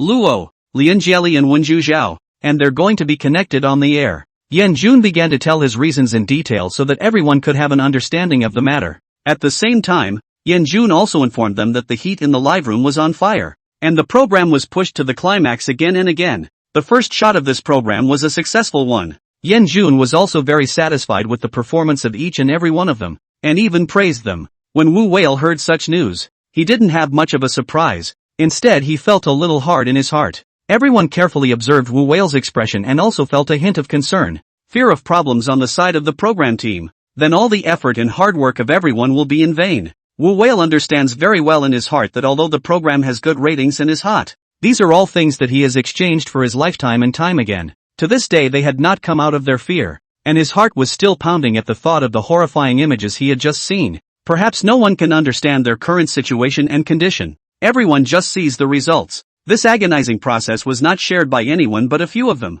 Now when Wu Whale closed his eyes, it was the terrifying image of the pheasant's neck appearing that kept lingering in his mind. Those cold and sinister eyes felt like they were etched in his mind, and he felt like he was going to break down. For the first time he hated the Yen army a little. They didn't feel their pain at all while they were happy. However, Yen Jun didn't give Wu Whale a chance to complain. It was always him who took the lead, and after a few simple congratulations, the connection was picked up. Even if Wu Whale wanted to say something, everything was already too late. The program team opened a separate broadcast room with Professor Luo, Li Lianjie and Zhao Wen capturing on the screen. As soon as Prof. Law appeared, he began to tell of some of the problems, especially what he had learned about Pheasant's Neck. In order to be able to give you more information, Prof. Luo also spoke very carefully and did not miss any point. This made Wu Whale and Guo Jingfei, who were listening to it, tremble, and their faces were very ugly. They didn't know much about pheasant necks before, but now they finally realized that this snake was much more terrifying than they had imagined. This also made Guo Jingfei even more thankful to Su Zining. If it wasn't for Su Zining's precise slash, I'm afraid that by now he would have already died. Guo Jingfei couldn't help but glance at Su Zining next to him, not knowing how to express his gratitude. His heart was still trembling, and he probably wouldn't be able to face the result for the rest of the day. And finally Prof. Law said some words of thanks to them for going out of their way to discover Pheasant's Neck, giving them, the researchers, a helping hand as well as more news. I also hope that they can help each other out in their subsequent adventures by providing some off-site help and sharing some news out. This part of Prof. Law's story is kind of perfect at this point. As for Li Lianjie and Zhao Wen captured them, they were already a bit impatient. They want to get to know Suzuman and communicate with him through the connection. Where is that little brother in the video just now? We'd like to talk to him about things in physical science. This time it was Li Lianjie who took the initiative, hoping to see Su Zining's true colors. Zhao Wen chimed in. Yes, hurry up and let us see this awesome powerhouse with our own eyes.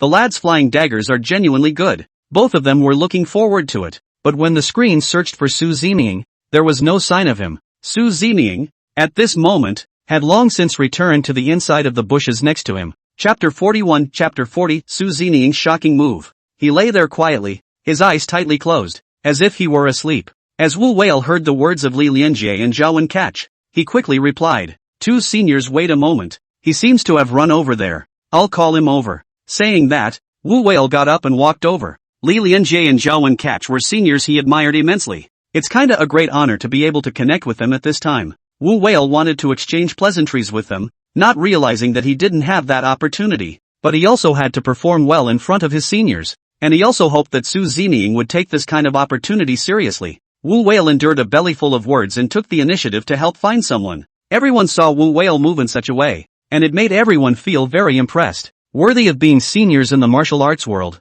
Warwolf Wu Whale is so humble in front of them. We've also finally seen the Warwolf's humble self. He was almighty before. That's for sure. I've heard that in their line of work. It's very much about rules, and it's all about strength. Su Zining is lying there alone. Looking at that look on his face, he shouldn't know what's going on yet? If he knew that he was connected to Li Lianjie and Zhao Wen, wouldn't he be scared to death? Su Zining pretends in front of Wu Whale, but he's not like this in front of Li Lianjie and Zhao Wen, right? Everyone was talking about this matter and looking forward to Su Zining's next performance. Wu Whale carefully searched for Su Zining and also quickly came to his side. Seeing Su Zining's leisurely appearance, Wu Whale also looked a bit helpless, but he didn't want to count on it. Su Zining, get up. Jia and Zhuo want to talk to you. They've been waiting for some time. Wu Whale said as he came to Su Zining's side, who slowly opened his eyes, unable to hide the disdain between his brows. His icy voice sounded again. Not interested, I don't know them either. Throwing down this sentence, Su Zining turned his back and ignored Wu Whale. Wu Whale was startled by Su Zining's actions, and he hurriedly covered the microphone. He was afraid that Li Lianjie and Zhao Wen captured it and the scene would be even more awkward then. Even when he met these two titans, he had to lower his eyebrows and didn't dare to show any disrespect. Su Zeming is so young that he's mouthing off here. Even if he was more powerful, he couldn't be so rampant in front of these two titans. Wu Whale calmed himself, then looked at Su Zeming and whispered, "Get up. I'm talking about the two seniors Li Lianjie and Zhao Wen captured. That's really rude of you, and it's going to cause an uproar." Wu Whale thought that Su Zeming hadn't responded, so he repeated it once more. But Su Zeming's next move really made Wu Whale's eyes drop, even speechless to the extreme. Su Zeming was unmoved as she said with great impatience, "Not interested, leave me alone." Wu Whale's entire body froze there. He looked at Su Zeming in front of him with a bit of exasperation. He didn't expect him to be greasy. The scene became awkward, and everyone was at a bit of a loss for words.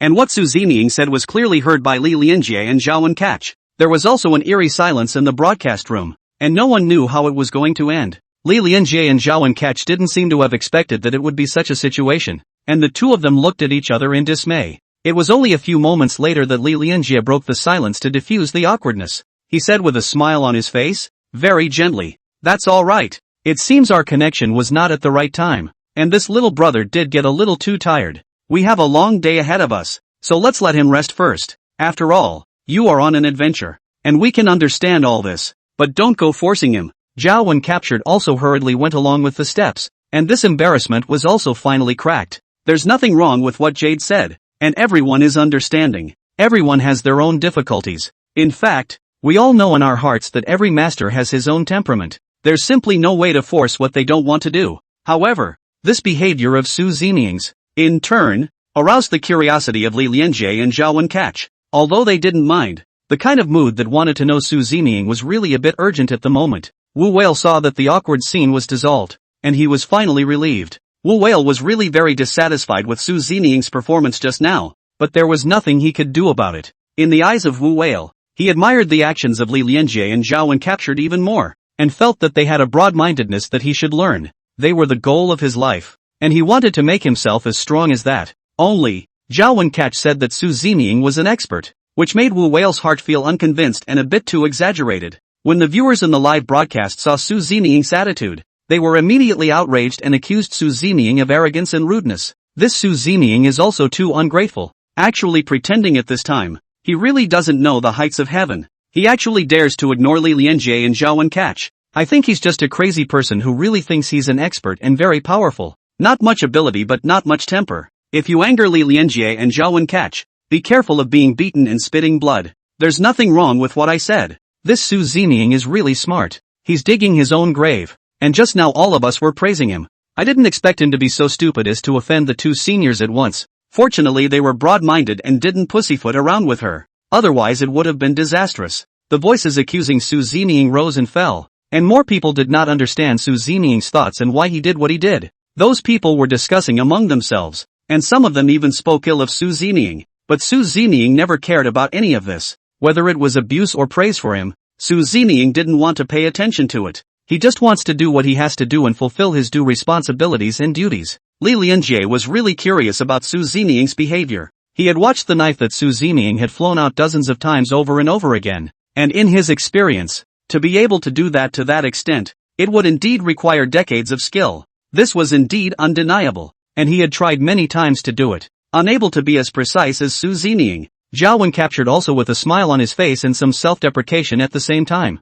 Li Lianjie was also comforted, and in their hearts, they did feel a tinge of pity for Su Zeming's sword technique. It made them curious and envious, and there had always been a hint of anticipation. Chapter 42 Chapter 41 Good news. Su Zeming refused to connect with Li Lianjie and Zhao Wen Catch. However, Li Lianjie and Zhao Wen Catch didn't care, and didn't even bother to blame or complain about Su Zeming. They spoke to each other in the live broadcast, and their words were filled with curiosity and appreciation for Su Zeming. It had also been discussing Su Zeming's saber technique, and seemed to recognize Su Zeming very much. This made Wu Whale a bit strange and at the same time muttered a bit in his heart. What the hell is going on here? Could it be that this Su Zeming is really strong and different from what I thought before? But what is the secret of his body? Wu Whale sat there without saying a word, and this matter had been lingering in his mind as well. Everyone saw that Wu Whale was a bit out of his mind, and Guo Jingfei and Sun Hanlei, as well as Yang Mi and the others, had to deal with all this in front of them. Hopefully this linkage will end soon before some more awkward situations arise. The audience in the live broadcast room looked at the situation in front of them, which also made them feel shocked and couldn't figure it out for a while. No way. With such a performance, Su Zeming was actually able to get the approval of two big names, Li Lianjie and Zhao Wencatch. First of all, his attitude is very rude. These two big names are really the Prime Minister's belly, and they actually don't care about it at all. It's really admirable, but it's really very hard to get the approval of these two big names. That's true. The two of them are also known for their direct temperaments, and they wouldn't be saying these things in front of everyone if they weren't genuinely recognized by them. It seems that this Su Zeming is really something, and I don't know what kind of ability he actually has that makes everyone increasingly unable to see him. Yeah, Su Zeming's behavior along the way really makes people feel a bit unfamiliar, as if it's a big contrast from what was described before. After a few moments of chatting like this, the connection finally ended. Everyone also finally breathed a sigh of relief. No matter how anxious a few of the stars were, Su Zeming ignored them. It's as if these things have nothing to do with him and he doesn't care about people's feelings. After the connection ended, the director's side kind of brought good news. The program was able to deliver the supplies to the show very quickly, and in order for the show to run smoothly, this time the plane will take them directly to the entrance of the Forbidden Land. This news was a relief to everyone, and they didn't have to go through the time and effort of searching for it, lest there be some surprises in the process once again. Fatty said with a helpless look on his face, "We're finally keeping the peace and leaving this horrible place as well. I can't even hold on to it anymore, and I'll never choose to come here again in my life." Fatty is also speaking to everyone's heart, and this place does leave a psychological shadow that can't be erased. No one wants to try it again, leaving them teetering on the edge of life and death. The show's plane had arrived at the crack of dawn. A hint of relief and a smile finally appeared on everyone's faces, too, as the plane brought them the supplies they would need for the expedition afterward. Meanwhile, everyone at this time also once again ascended the throne and headed to the entrance of the Forbidden Land. About half an hour later, the plane began to land. Everyone also organized their things and curiously stepped off the plane. But when they saw what was in front of them, all of them were in awe, because what was in front of them was not what everyone thought it would be, but a huge castle piled up with stones, and of course the yard-on landscape in the desert. The captain, who was in charge of transporting everyone, saw this wonder in everyone and explained it to them. "You don't have to be surprised. This is the entrance to the Forbidden Land, Devil City. It is from here that the abyss of the underworld, to which you are going, is to be entered. As for the rest of the way, I don't know where to go, so you'll have to explore on your own, and I hope everything goes well for you." After the captain said those words, he didn't stay here for a moment and directly flew the airplane away. Everyone stood in front of this huge devil's castle, and for a moment, they wanted to cry, and each one of them looked at each other, and they still really didn't know what to do. This devil city looked very weird and appeared so desolate and eerie that it couldn't help but make everyone feel chills on their backs. Just then, everyone seemed to hear a gust of wind whimpering from inside. It's as creepy as the devil's howl. Yang Ni and Li Fulgence, as well as Fatty and Lu Shirshir and the others, after hearing this horrible sound, each one of them had a face that didn't dare to approach at all, not to mention entering the devil's city, and now that he saw that their faces were a little pale, he had no choice but to go and comfort them at this time. Next up is their adventure, and if they can't even get into Devil's Town, the program might fail. It's all here now, and there's no reason to back out of saying anything. Wu Whale cleared his throat, then looked at everyone and said, "Don't be afraid, all of you. The sound is perfectly normal. It's because it's a Danya landscape, and the wind makes a sound as it travels through it. It's broad daylight now, so all of you just let your hair down and follow me into it with confidence." After he said those words, he turned his head to look at Su Zeming, who was standing next to him. However, he found Su Zeming standing there with his hands wrapped around his chest without a word, still without any expression. Looking like an indifferent statue, Wu Whale shook his head. "Su Zemin, did I just say the right thing?" The reason why Wu Whale asked Su Zeming was partly because he wanted to get on good terms with Su Zeming, and on the other hand, it was also to see if Su Zeming had any other powerful places besides his sword skills, and of course it was also a test for Su Zeming. But Su Zeming didn't even give Wu Whale a single glance, let alone answer his question. He acted as if he didn't hear it. Immediately after that, Su Zeming took a step and walked directly towards the inside of Devil City. When Wu Whale saw Su Zeming's actions, although he had thought of this outcome, it still made him feel a little embarrassed. Let's go in too." Everyone also didn't say a word, and one by one, they followed Su Zeming and Wu Whale's footsteps and hurriedly entered the Devil City. Although they had already prepared themselves mentally, when they entered the Devil City, they were still shocked by the sights before them, because inside Devil's Town, there are tall black rocks on all sides, making it very scary and depressing. And after years and years of being corroded and weathered by the wind, these black rocks were oddly shaped, instantly giving off a powerful sense of oppression. Coupled with this horrible wind noise that came from time to time, really howling like the devil. Everyone couldn't help but feel their scalps go numb. Chapter 43 Chapter 42 Entering Devil City. At this critical moment, Su Zeming alone walked at the forefront in a big way. It seemed that the oppressive feeling of the place had no effect on him either, and he didn't take anything around him into account. The few others, however, followed cautiously, fearing that if they didn't pay attention, monsters similar to chicken necks would suddenly appear here, attacking them and even threatening their lives. Everyone looked around with very alert eyes, and they scrutinized even the slightest breeze, but as each minute passed, the group had walked some distance in the Devil's Town. All of them gradually relaxed as well, and it seemed that there was nothing odd about this place other than that horrible sound of the wind, much less a monster like Pheasant's Neck, and all of them breathed a sigh of relief. Wu Whale was a bit restless at this point in time, and he was purposely looking for topics to talk about here in order to keep the atmosphere from being depressing. You're all being too uptight. This adventure is nothing more than that. It's not as scary as you think. All those things that happened before were just accidents too, so don't scare yourselves. This Devil City isn't as scary as you think. It's just a rare yard on landform. It seems that the program team should also be more attentive when choosing the location next time, or else the viewers will also look bored, even affecting the program's ratings. Wu Whale was bragging in front of everyone, and he seemed to have forgotten about Pheasant's Neck earlier. He was so terrified that he turned pale, even out of his mind. Even during Wu Whale's speech, everyone had arrived at the place where the road turned ahead. After Su Zeming walked here, he suddenly stopped in his tracks and looked around carefully before raising his head to look upwards. Everyone also came to Su Zeming's side, and after seeing Su Zeming's expression, they also imitated Su Zeming's actions. What appeared in front of everyone now was actually a tall, half-moon-shaped mound that was rigidly blocking everyone's path, and following Su Zeming's gaze, all of them sucked in a breath of cool air, for on top of this mound was actually set a huge ship. Half of this boat was buried inside the mound and half was exposed, and everyone was instantly stunned. A sight like this was the first time they had seen it. Li Fulgence said with a shocked face, "Oh my god, what kind of spectacle is this? This is too spectacular. I've traveled so much and this is the first time I've seen such a spectacular view. It truly is magical. Yeah, how in the world did this ship get set in the dirt? Nature is so spooky it's unimaginable." Yang Mi also couldn't help but sigh with emotion, and a trace of shock appeared on everyone's faces. It seemed that the fear that he had just entered the Devil's City was gone, and Su Zeming remained silent. Guo Jingfei was a bit pressed, but he didn't dare to ask Su Zeming, knowing that he would be shut out. "Captain Whale, what do you think we should do next? Should we take this opportunity to go up and take a look? I'm kind of curious about what the inside of the ship looks like, and I'd like to know exactly how he's set into this mound of dirt. Since we're all here, let's not let this opportunity pass." Everyone also turned their gazes to Wu Whale, wanting to know what he had planned next. The captain of the airplane had also told them earlier that this Devil City was their way to the underworld abyss, so they had no other choice, and the sight before them was not their final destination. With everyone in a state of curiosity, they all wanted to witness the spectacle before them. If they lose this one, they will never have a chance to see this scene again in their lives. Every heart is dumbfounded and everyone wants to make this happen. Wu Whale glanced at everyone. His heart struggled a bit, but in the end, he came to Su Zeming's side. "Su Zeming, what do you think of this matter? Should we climb on top of this ship and take a look? Everyone wants to fulfill this wish, so why don't you make a suggestion?"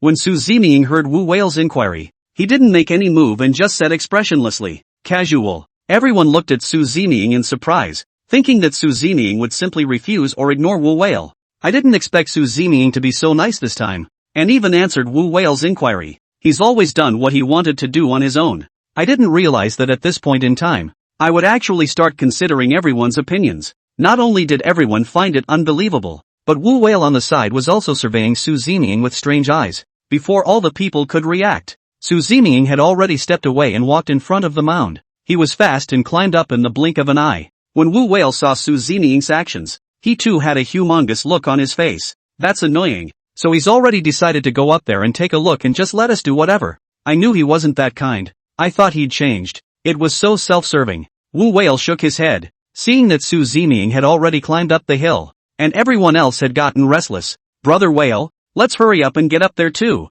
There shouldn't be any problems. Su Zeming has already made his move. We can't lag behind either." Wu Whale had no choice but to nod his head as he acted like he had the big picture in mind. We were all on the same team, and since Su Zeming had already gone, they had to have some action as well, so that they could also take care of each other. But Wu Whale also quickly thought of Li Fowl, and he turned back to inquire with a concerned face, "By the way, Li Fowl, your legs, everyone is okay with it. It's not an easy climb. Wu Whale had a point. After all, the dirt slope in front of him was very steep. If they were to climb at this time of year, it would be really difficult and take some time and effort. Just because Su Zeming was able to go up easily, it didn't mean that the others were able to go up so easily. But seeing everyone's expectant eyes, Wu Whale couldn't be bothered to stop, only to say with a wave of his hand, "I'm handy and fit, so I'll go up first. When I get up there, I'll fix a rope on it so it'll be easier for you to climb." "Too," said Wu Whale, dashingly turned to leave. Aside, Guo Jingfei and Sun Honglei saw Wu Whale's move.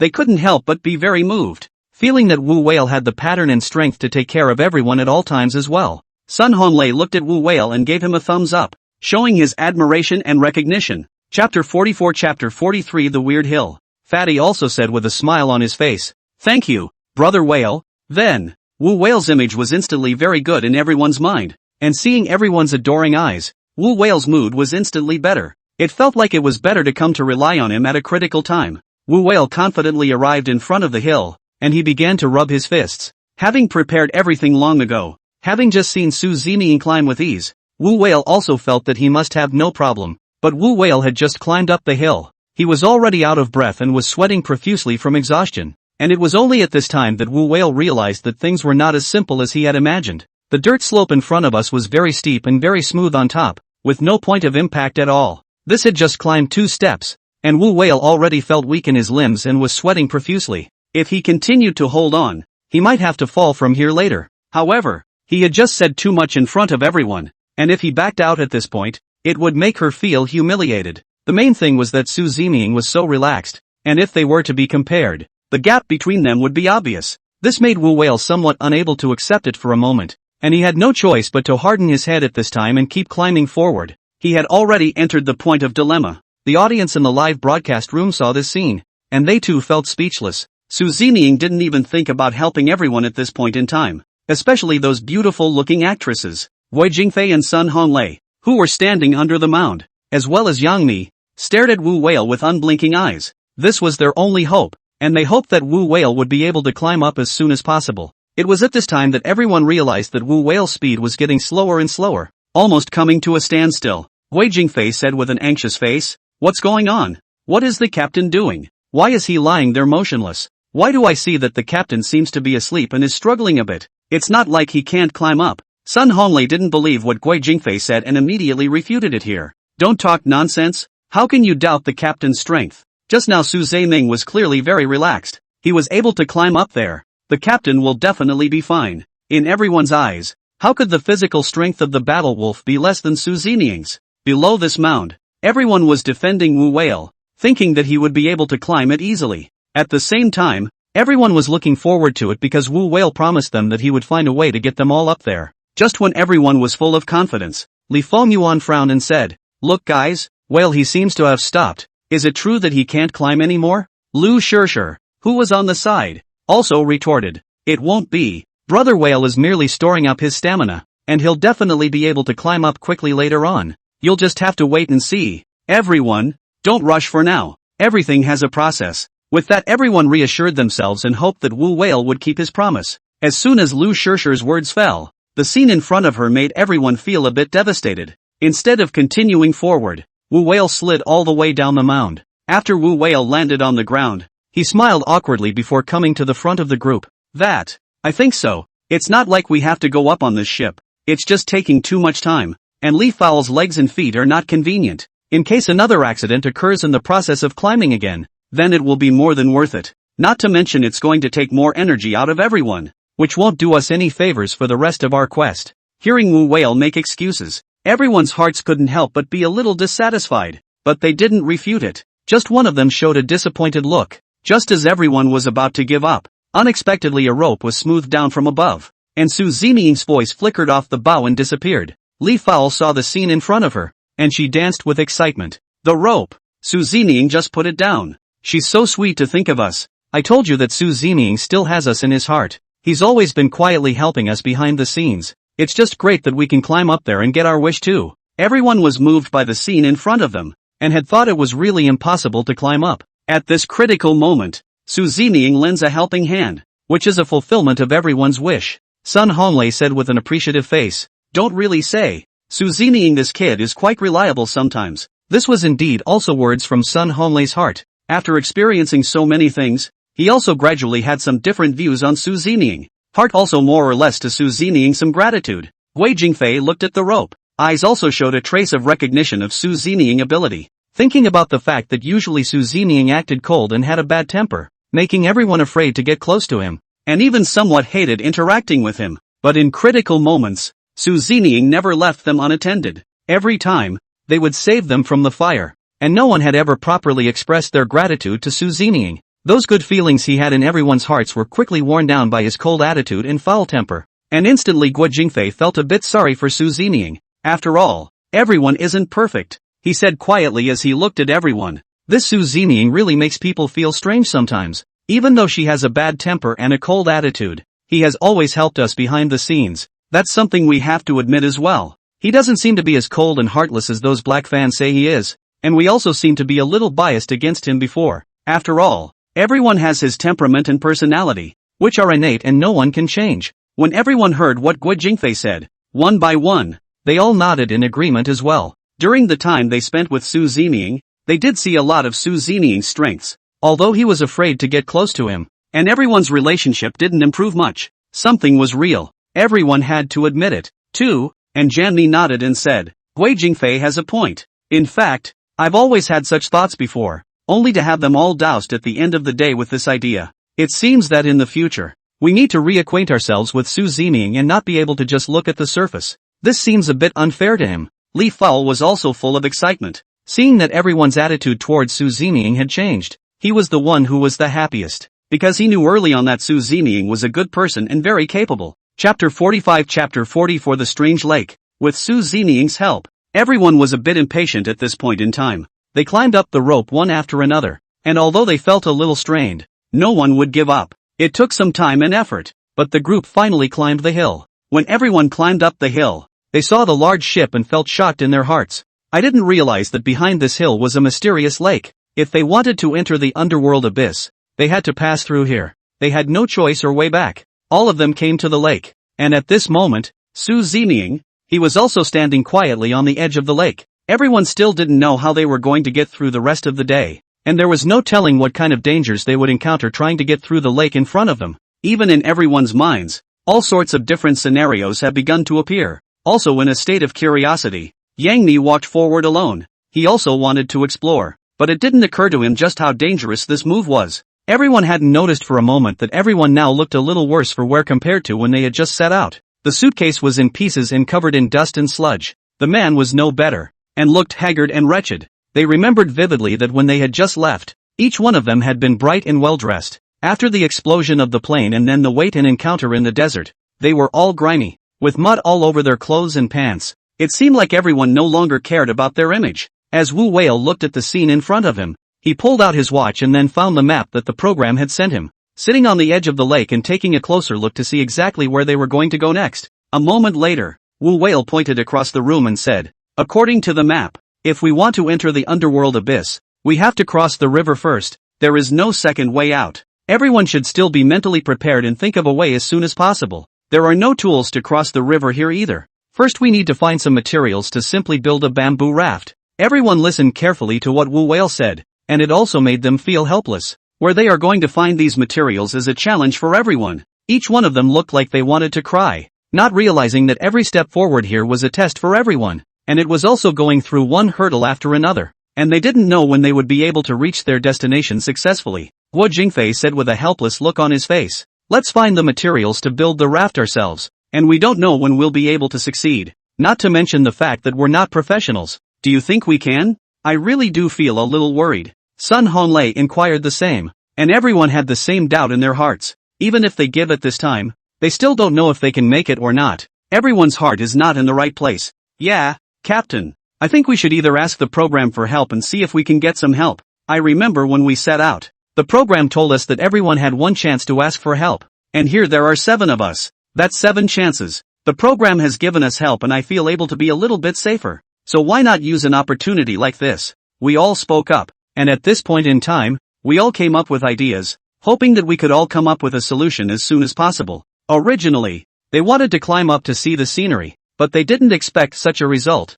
and everyone's heart felt a little lost. And now it's facing such a challenge that has left everyone still really unsure. When Wu Whale heard this from them, he didn't agree. A raft is just a raft. That would be the simplest tool. I think we'd better figure it out on our own and have no problem overcoming these difficulties. We do have such an opportunity. But this expedition to the Forbidden Land has also just begun. And we don't know what kind of things we'll encounter behind us. Let's save this opportunity. We might be able to use it later. Let me do the raft building. You guys go and find the materials for me. Saying that, Wu Whale walked out without hesitation. He was ready to act. Everyone looked at each other one by one. And although there was some reluctance in their hearts, there was nothing they could do. Only able to follow one by one. Zeming didn't say a word or give a single suggestion from start to finish. He still stood with his hands behind his back, quietly standing on the edge of the lake like a statue. No one knew what was going on in his mind or what he would do next. Everyone subconsciously looked at Zeming, and one shook his head helplessly.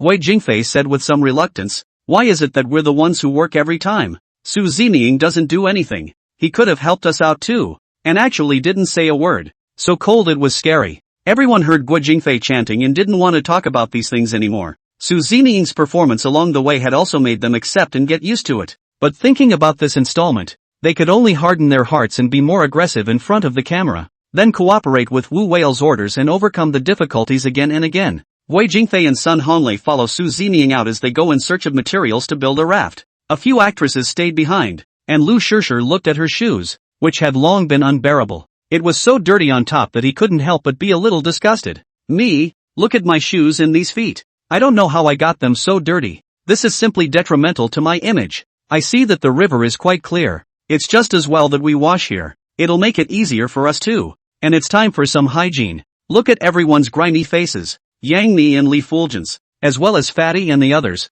also looked down and surveyed everyone. It also felt that Lu Shishir had a point. Taking this opportunity for everyone to simply clean up a bit. It makes it easier too. It does look a little hard to watch like that. Yang Mi nodded. He was the first to agree to Lu Shishir's proposal. A few people arrived at the lake and couldn't wait to take off their shoes and stick their feet in the river with a satisfied look on their faces. "Ha! It seems a little cold, but it's quite comfortable." A few people were enjoying themselves, feeling the cold river water. They still cleaned it carefully, not wanting to let go of this great opportunity. Chapter 46, Chapter 45, Yang Mi's injury. Lu Shishir's pair of feet churned around in the river, and a few people were having a good time. All the exhaustion and tension of the journey seemed to have vanished at this point. Lu Shishir had never felt so happy before, and Li Fulgence and Fatty they followed suit. The fans in the live stream saw this scene. It's still Fatty and Li Fulgence who have good personalities. It's really rare for them to go through so many dangers and still be able to be so happy. I hope that everything will go well for them next and that they won't be in too much danger again.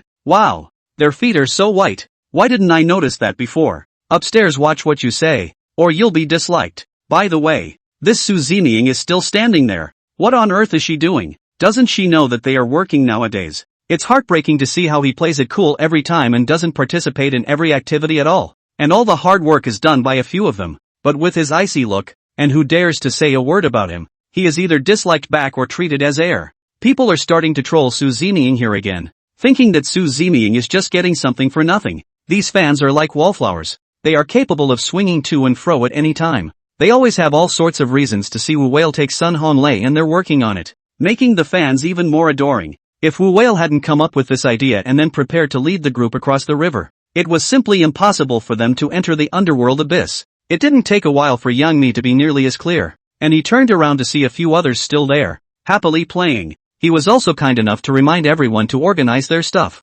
"Alright, the water here is very cold. It's not good for our girls' health after a long time. Just wash up and hurry out. Don't be greedy anymore." As soon as Yang Mi's words were out of his mouth, he had pulled his foot out and then lifted it to the outside. At this critical moment, only Yang Mi could be heard shrieking, followed by a stabbing pain coming from the soles of his feet. At first he didn't care. He just thought he stepped on something sharp and that's what pinched his foot. He hurriedly lifted his foot up and then carefully examined it, not realizing that the scene in front of him scared Yang Mi to death. His face was a bit ugly, only to see that above his feet, a large black leech had suddenly appeared. The leech's head had already burrowed under Yang Mi's skin, and the body was still twisting and turning, constantly burrowing inside.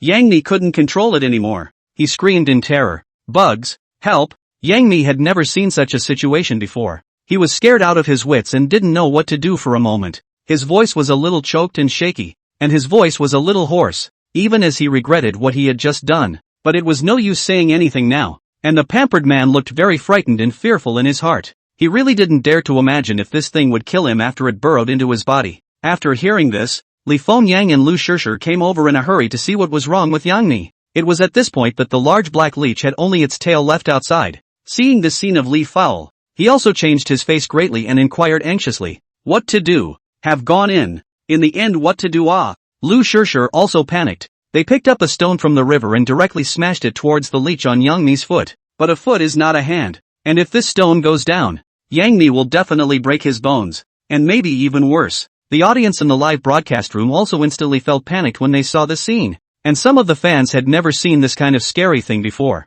"Ah, what the hell is this thing ah? It's simply horrible. You guys quickly find a way to save me sister. He won't be in danger of losing his life. How can he be injured for good reason and attacked by an unknown object? It's called a leech, and it can burrow inside a person's skin and specialize in sucking their blood. Yes, there's nothing wrong at all in saying that not only does he specialize in sucking people's blood, but he also gets bigger and bigger. And after people gradually lose their blood, they end up dying. You guys don't talk nonsense here. Sister me, she'll definitely be fine. The lucky man will have a good fortune. I'm sure he'll be able to turn his luck around. What the hell kind of crap program is this? A few of them are simply suffering too much. It's better to come back quickly. Otherwise there's no telling what they'll go through." That's true. This program simply takes the lives of the stars seriously. And I don't know how many things have gone wrong since the beginning. As soon as Yang Mi was injured, it caused an instant uproar and made these viewers feel uncomfortable in their hearts. They were all complaining about the show. And the whole pop-up was crazy with heartache and worry for Yang Mi. On the other hand, Wu Whale had just arrived at the foot of the mountain with Sun Honlei and Guo Jingfei and the others. They hadn't prepared enough material yet. When they ended up hearing Yang Mi's cries for help, a few people were also startled. They couldn't think of anything else and ran back in a hurry. Sun Honlei said with a worried face, "Captain, they won't really be in any danger." "Right. Just now it should have been Yang Mi's call for help. What exactly do you think could happen with a couple of them at the lake?" Wu Whale and Guo Jingfei were also unclear, and they could only rush back now to figure out what happened. Slowly Lu Shishir calmed down. He knew that going on like this was not a solution at all. Now that a problem has arisen, it's important to get to it as soon as possible. By the way, it seems to be in the survival manual the director gave us when we left. If I remember correctly, this kind of thing is called a leech and he will suck human blood. Right now we can only hold it down for now to prevent him from continuing to enter Mi's body. And then we'll figure out how to get it out as fast as we can before it's too late. Li Fao also cooperated with Lu Shishir's actions, and the two joined forces here. They desperately tried to hold the leeches at Yang Mi's feet to keep him from going any deeper. Both of them felt scared, but seeing that Yang Mi was now in danger, they could only face it with their heads. It didn't take a while for the two to feel that there was no way to go on like this. They don't know how to get the leeches out now, and if they cut Yang Mi's foot, he'll get hurt even more. But if it can't be removed, it will threaten Yang Mi's life. Just in the nick of time, Li Fulgence looked up at Su Zeming, who was standing motionless at the edge of the lake. "Shifu Lu, should we go find Su Zeming to help? He will definitely have a way to save Sister Mi." Chapter 47, Chapter 46, Su Zeming disappeared. Lu Shishir considered for a moment, also felt that what Li Fengyang said had a few points of truth, and the two of them also gathered enough courage and prepared to go to Su Zeming. If the situation was explained to him, maybe Su Zeming would really be willing to help. But when the two turned around, they realized that Su Zeming was long out of business. This caused them to be alarmed and look even more panicked. Li Yun said anxiously, "What's going on? I just saw him standing there, and he disappeared without a trace so quickly. I don't know where he ran off to. Why did he drop the chain at this critical moment? What the hell should we do ah? We can't just stand by and watch something happen to Mi-san. It's just too useless." Li Fengyang felt very self-condemned and sad, and it also made him and Lu Shishir feel a bit desperate. They didn't know who to turn to for help, and Yang Mi, who was in great pain, kept moaning there. Lu Shishir couldn't get past that much anymore. He ran towards the side and then shouted, "Su Zeming, where are you ah? Come out quickly. Mi-san, she's hurt. Find a way to help her or her life will be in danger." But no matter how much Lu Shishir shouted, she never saw Su Zeming show up. Just at this critical moment, Wu Whale rushes back with Sun Honlei and Guo Jingfei. They were also nervous when they heard Lu Shishir's shouts. "What's going on? What the hell is going on?" Wu Whale inquired anxiously. Having just heard Lu Shishir shouting Su Zeming's name, he thought that something was wrong with Su Zeming. Even though Wu Whale didn't like her, he didn't want anything to happen to him. What's more, Perhaps Su Zeming would be able to help them even more in the next adventure. When Lu Shishir and Li Fulgence saw Wu Whale and the others rushing back, it was as if they had grabbed a life-saving straw. You guys finally came back. Sister Mi, she is injured. He was bitten by leeches, and he is about to burrow in. What do you guys say to do?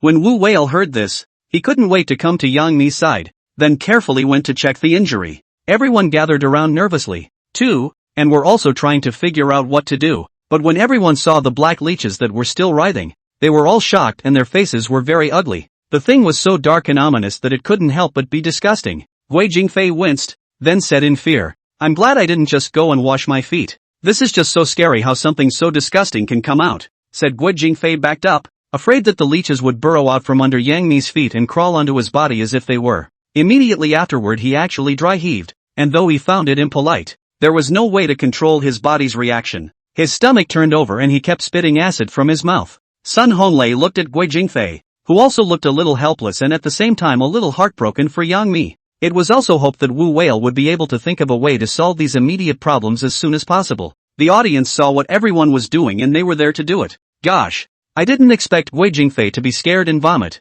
It really makes you feel so heartbroken. He definitely couldn't stand that scene. Yeah, I don't know if the captain has a way to fix it. We can't just watch it like this. In the future everyone should stay away from the water. It's a good thing that a few people just went looking for materials, or else we don't know who would have gotten hit. There should be more than one of these things. It really feels so scary. I don't know if this program can guarantee their safety or not. Our hearts go out to both me and Guo Jingfei, and we hope that this disaster will soon pass. Just when everyone was very worried, Wu Whale suddenly drew a dagger from his waist, then unsheathing his blade, the sharp dagger glinted with a cold gleam in the sunlight. When Li Fao saw Wu Whale's actions, she was also taken aback, not knowing what Wu Whale was going to do next. "Brother Whale, what do you want to do? You're not going to cut me's feet and take out the leeches, are you?" When Wu Whale heard Li Fulgence's inquiry, he nodded with a serious face. This was the only way now. He couldn't continue to delay. Otherwise the situation will become more and more dangerous and there is no telling what will happen behind the scenes.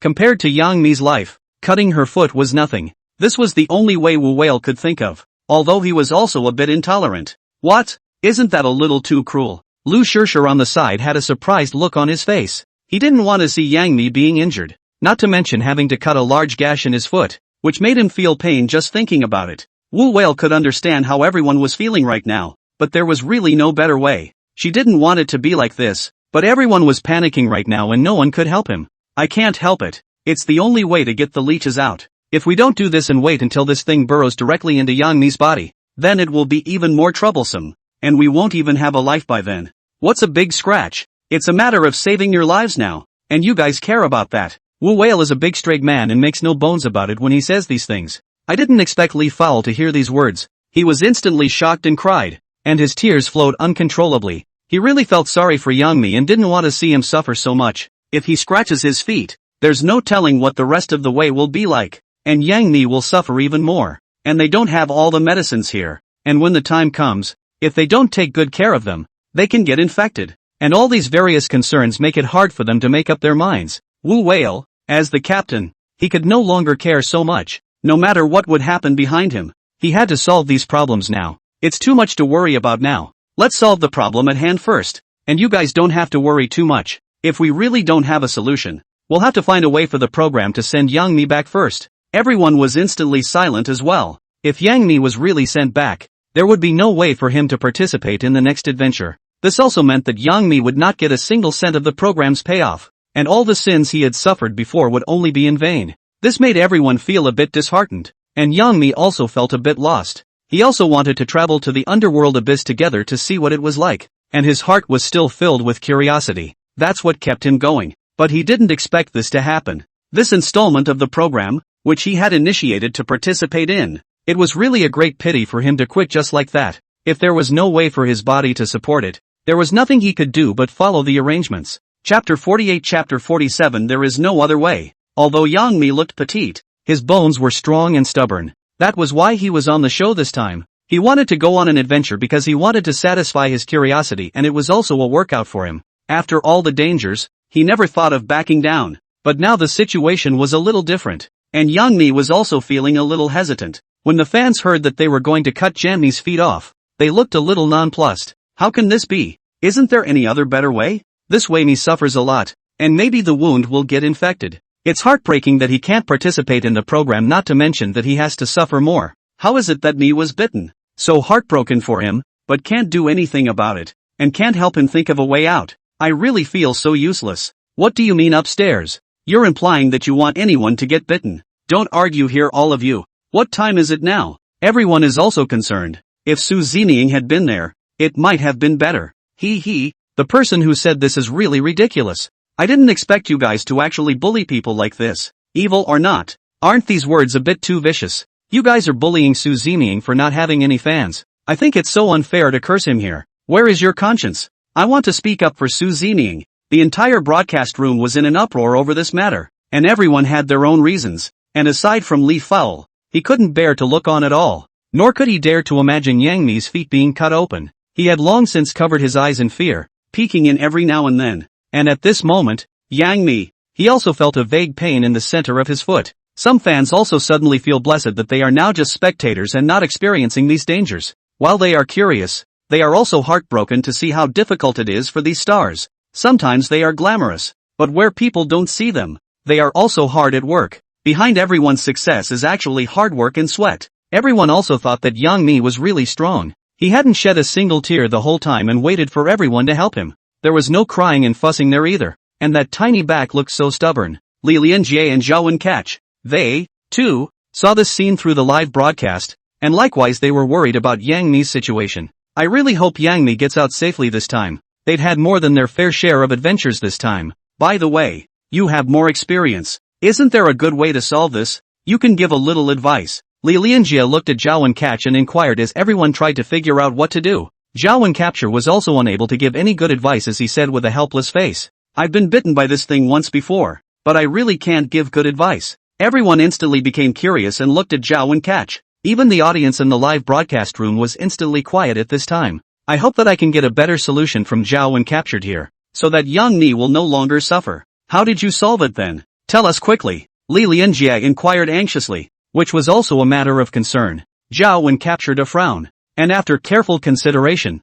he spoke of his experience. I was alone in the wilderness and there was no one around me who could help, and I was desperate and scared, but it was all I could do to calm myself down, and in the heat of the moment I frantically struck the leeches beneath my skin. Honestly, that place was swollen for half a month from all the beatings I gave it, and it was in excruciating pain at the time. Thinking about what happened to him back then, Zhao Wencatch also shook his head helplessly. But he was lucky enough to save this life of his in the end, which was bittersweet. After all, he was also very adventurous and went through all that pain and suffering willingly. It's all we can do now to tell these things as stories to get people to listen to. Did that thing get killed? Zhao Wencatch a nod. But his body was still inside you. How did you finally get it out? Zhao Wencatch a bitter smile, then firmly said, there's no other way to get it out than to cut your own skin and remove it. Everyone could not help but look very disappointed after hearing what Zhao Wencatch. But compared to him, Yang Mi seems to be a little better. After all, he didn't have to suffer being beaten. When Yang Mi just heard Wu Whale say that method, he also looked scared and flustered, but soon he calmed down, knowing that such a state would not solve the problem. It's only going to make things worse, and it's going to make him worse. After carefully weighing his options, Yang Mi felt it was better to keep the greater good in mind, and he was willing to endure the pain. Yang Mi stubbornly raised his head, and looked at Wu Whale and said, Brother Whale, I agree with you. I'm ready, just do it. Li Fulgence looked at Yang Mi with a worried face and said, Sister Mi, this will hurt a lot. Can you really endure it? Yeah, you'll want to think about that so you don't get to follow us on our next adventure. Li Fengyuan also persuaded from the side,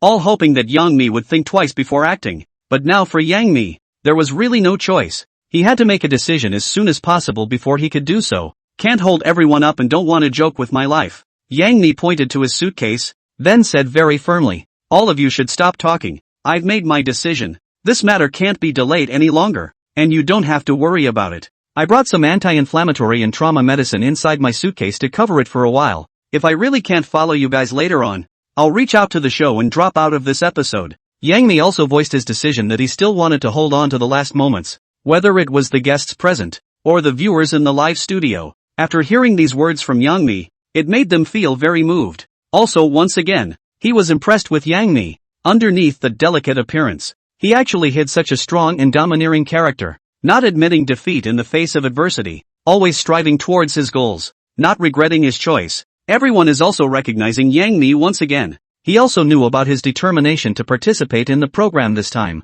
And even some of the black fans were completely moved. And everyone was silent, not knowing what to do. Chapter 49 Chapter 48 Preparing for Surgery. Wu Whale saw that Yang Mi had already made a decision, and this matter had to be concluded as soon as possible. Any further delay would be pointless and only put Yang Mi at greater risk. Wu Whale looked at Yang Mi and nodded before going to do some preparations. The audience also appreciated Yang Mi's performance and cheered him on in their own way. Mi is really so touching, no less than someone I like and follow, and I'm impressed with how strong she is. Before, I always saw his delicate side. Today completely changed my opinion. At this moment, Mi is really so domineering. Let's all cheer up Mi. I'm sure he'll be able to get through this and will be able to continue on the show. I believe he can do it. It's just great that Mi is circling the wagons, and I hope everyone will love and support him as much as they always have. Upstairs, look the other way so you can be friends. On the side, Wu Whale took out a lighter and roasted the dagger to sterilize it, lest it get infected again. After making all these preparations,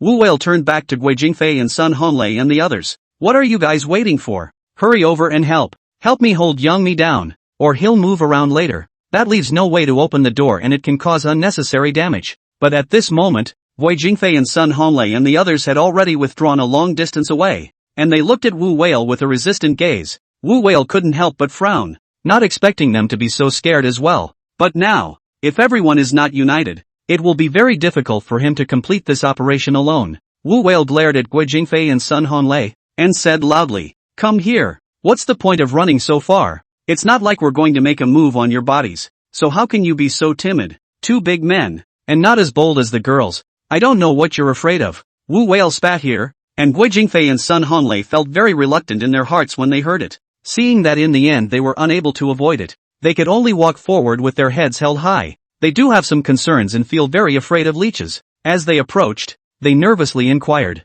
"Captain, when this thing gets out, will it bite us and will the others get hurt?" "Yeah, brother Whale, this thing seems pretty dangerous. Can you really guarantee it? If we really can't, we should contact the program. This is too risky. Not to mention that the sanitary conditions here are so poor. It's easy to get infected even if we do it ourselves. It's safer to take me to the hospital." They were singing along here, sounding nice to Yang Mi, but in reality, they didn't dare to come forward to help, and were very afraid of the scene. He was also afraid that the leeches would hurt the others again, and hoped that Wu Whale would spare them. Don't let them try this. But Wu Whale doesn't even give them a chance or face. Yang Mi had accepted it, and these two were still shivering. What's the point of wasting words? Hurry up and come over. According to this statement of yours, before the program has sent someone, Yang Mi's blood has been sucked out. Get over here and help. Stop dilly-dallying. It's going to get worse. Wu Whale kept urging, not caring about Guo Jingfei and Sun Honlei's feelings at all. Even if they were afraid, they had to get over it at this point in time,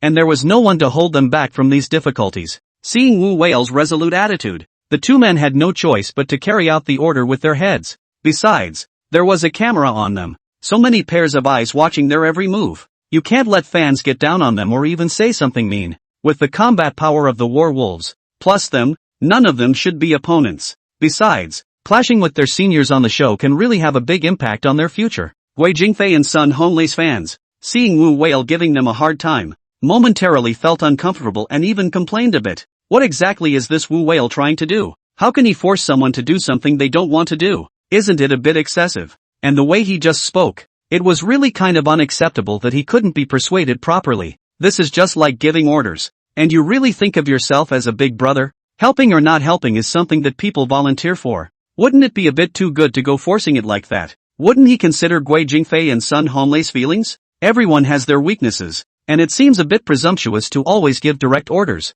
That's true. It seems like a bit of a moral abduction, but there's some truth to it. After all, they're on the team together and there's nothing wrong with helping each other out. The live feeds argued over these things again, with some people supporting what Wu Whale was doing as a team effort, and some people think that Wu Whale went too far and was inconsiderate of other people's feelings. The two waves of fans kept confronting each other there, both having their own reasoning and claims, making it really impossible to sort out right and wrong for a while. At the same time, everyone mentioned Zeming at this time, who had long since disappeared from everyone's sight. No one knows where he's been or what he's doing now. But after these few times, Zeming had more or less gained some fans. When people talk about Zeming, they are also met with rebuttals. After all, Su Zeming hadn't caused trouble for everyone or put anyone in danger. Instead, he had been quietly helping behind the scenes, and these were the facts. It was hard for someone to speak up for Su Zeming, but it was quickly silenced by other pop-ups. Guo Jingfei and Sun Honglei arrived in front of Yang Mi, and they didn't hesitate to hold down Yang Mi's legs to make sure he wouldn't struggle wildly. Wu Whale was also ready to sterilize as he eyed Yang Mi. We don't have any anesthesia right now, so wait, hold yourself back and don't move. Just now Yang Mi had spoken with great righteousness, but now he was looking at the knife in Wu Whale's hand, and his body had begun to tremble, also looking incredibly nervous. He clutched Sun Honglei and Guo Jingfei tightly without a trace of blood on his face. On the side of Li Fun and Lu Shishir, they all also tightly grasped Yang Mi and kept comforting him on the side. Don't be afraid. All of us are here with you and I'm sure it will be over soon. Li Fao had long since burst into tears, and he looked much more nervous and fearful than Yang Mi. Yang Mi was also very touched, not realizing that at the critical moment, everyone was still putting themselves in his shoes. Chapter 50 Chapter 49 Yang Mi's complaint. Although he had made the decision, he thought about scarring his feet and not being able to wear shoes, and maybe quitting the show. Yang Mi's heart was also filled with bitterness and aggravation, and he also felt depressed in his heart. If he doesn't say what's on his mind now, he's afraid he won't get the chance. Yang Mi glanced at Li Fulgence and Lu Shishir as he said with a trembling voice, "Geez, how could I be so unlucky as to have to leave such a big scar on my foot? It must be very difficult to get it off in the future. And not being able to put on my shoes and not being able to keep going with you guys. I really feel so sad and upset. It was so hard for me to come on this show. Do you know how much courage it took me then?" He deliberately spoke to Li Fulgence as well as Lu Shishir, just to ease the tension and collapse within him, so that he could divert his attention. Or maybe that would reduce the pain, and there was no better way to do it now anyway. At this moment, Yang Mi, he seemed to have felt the cold raw blade touching his skin. Perhaps a stabbing pain would follow, followed by a cut in his foot. "Brother Whale, could you please make the cut a little nicer, please? I don't want the scar to be too ugly." But the next second, Yang Mi felt as if something was different, because he didn't feel any pain. This made Yang Mi relax a lot at once, and a smile appeared on his face. "Captain, your technique is good. It doesn't even hurt at all. How did you do it?"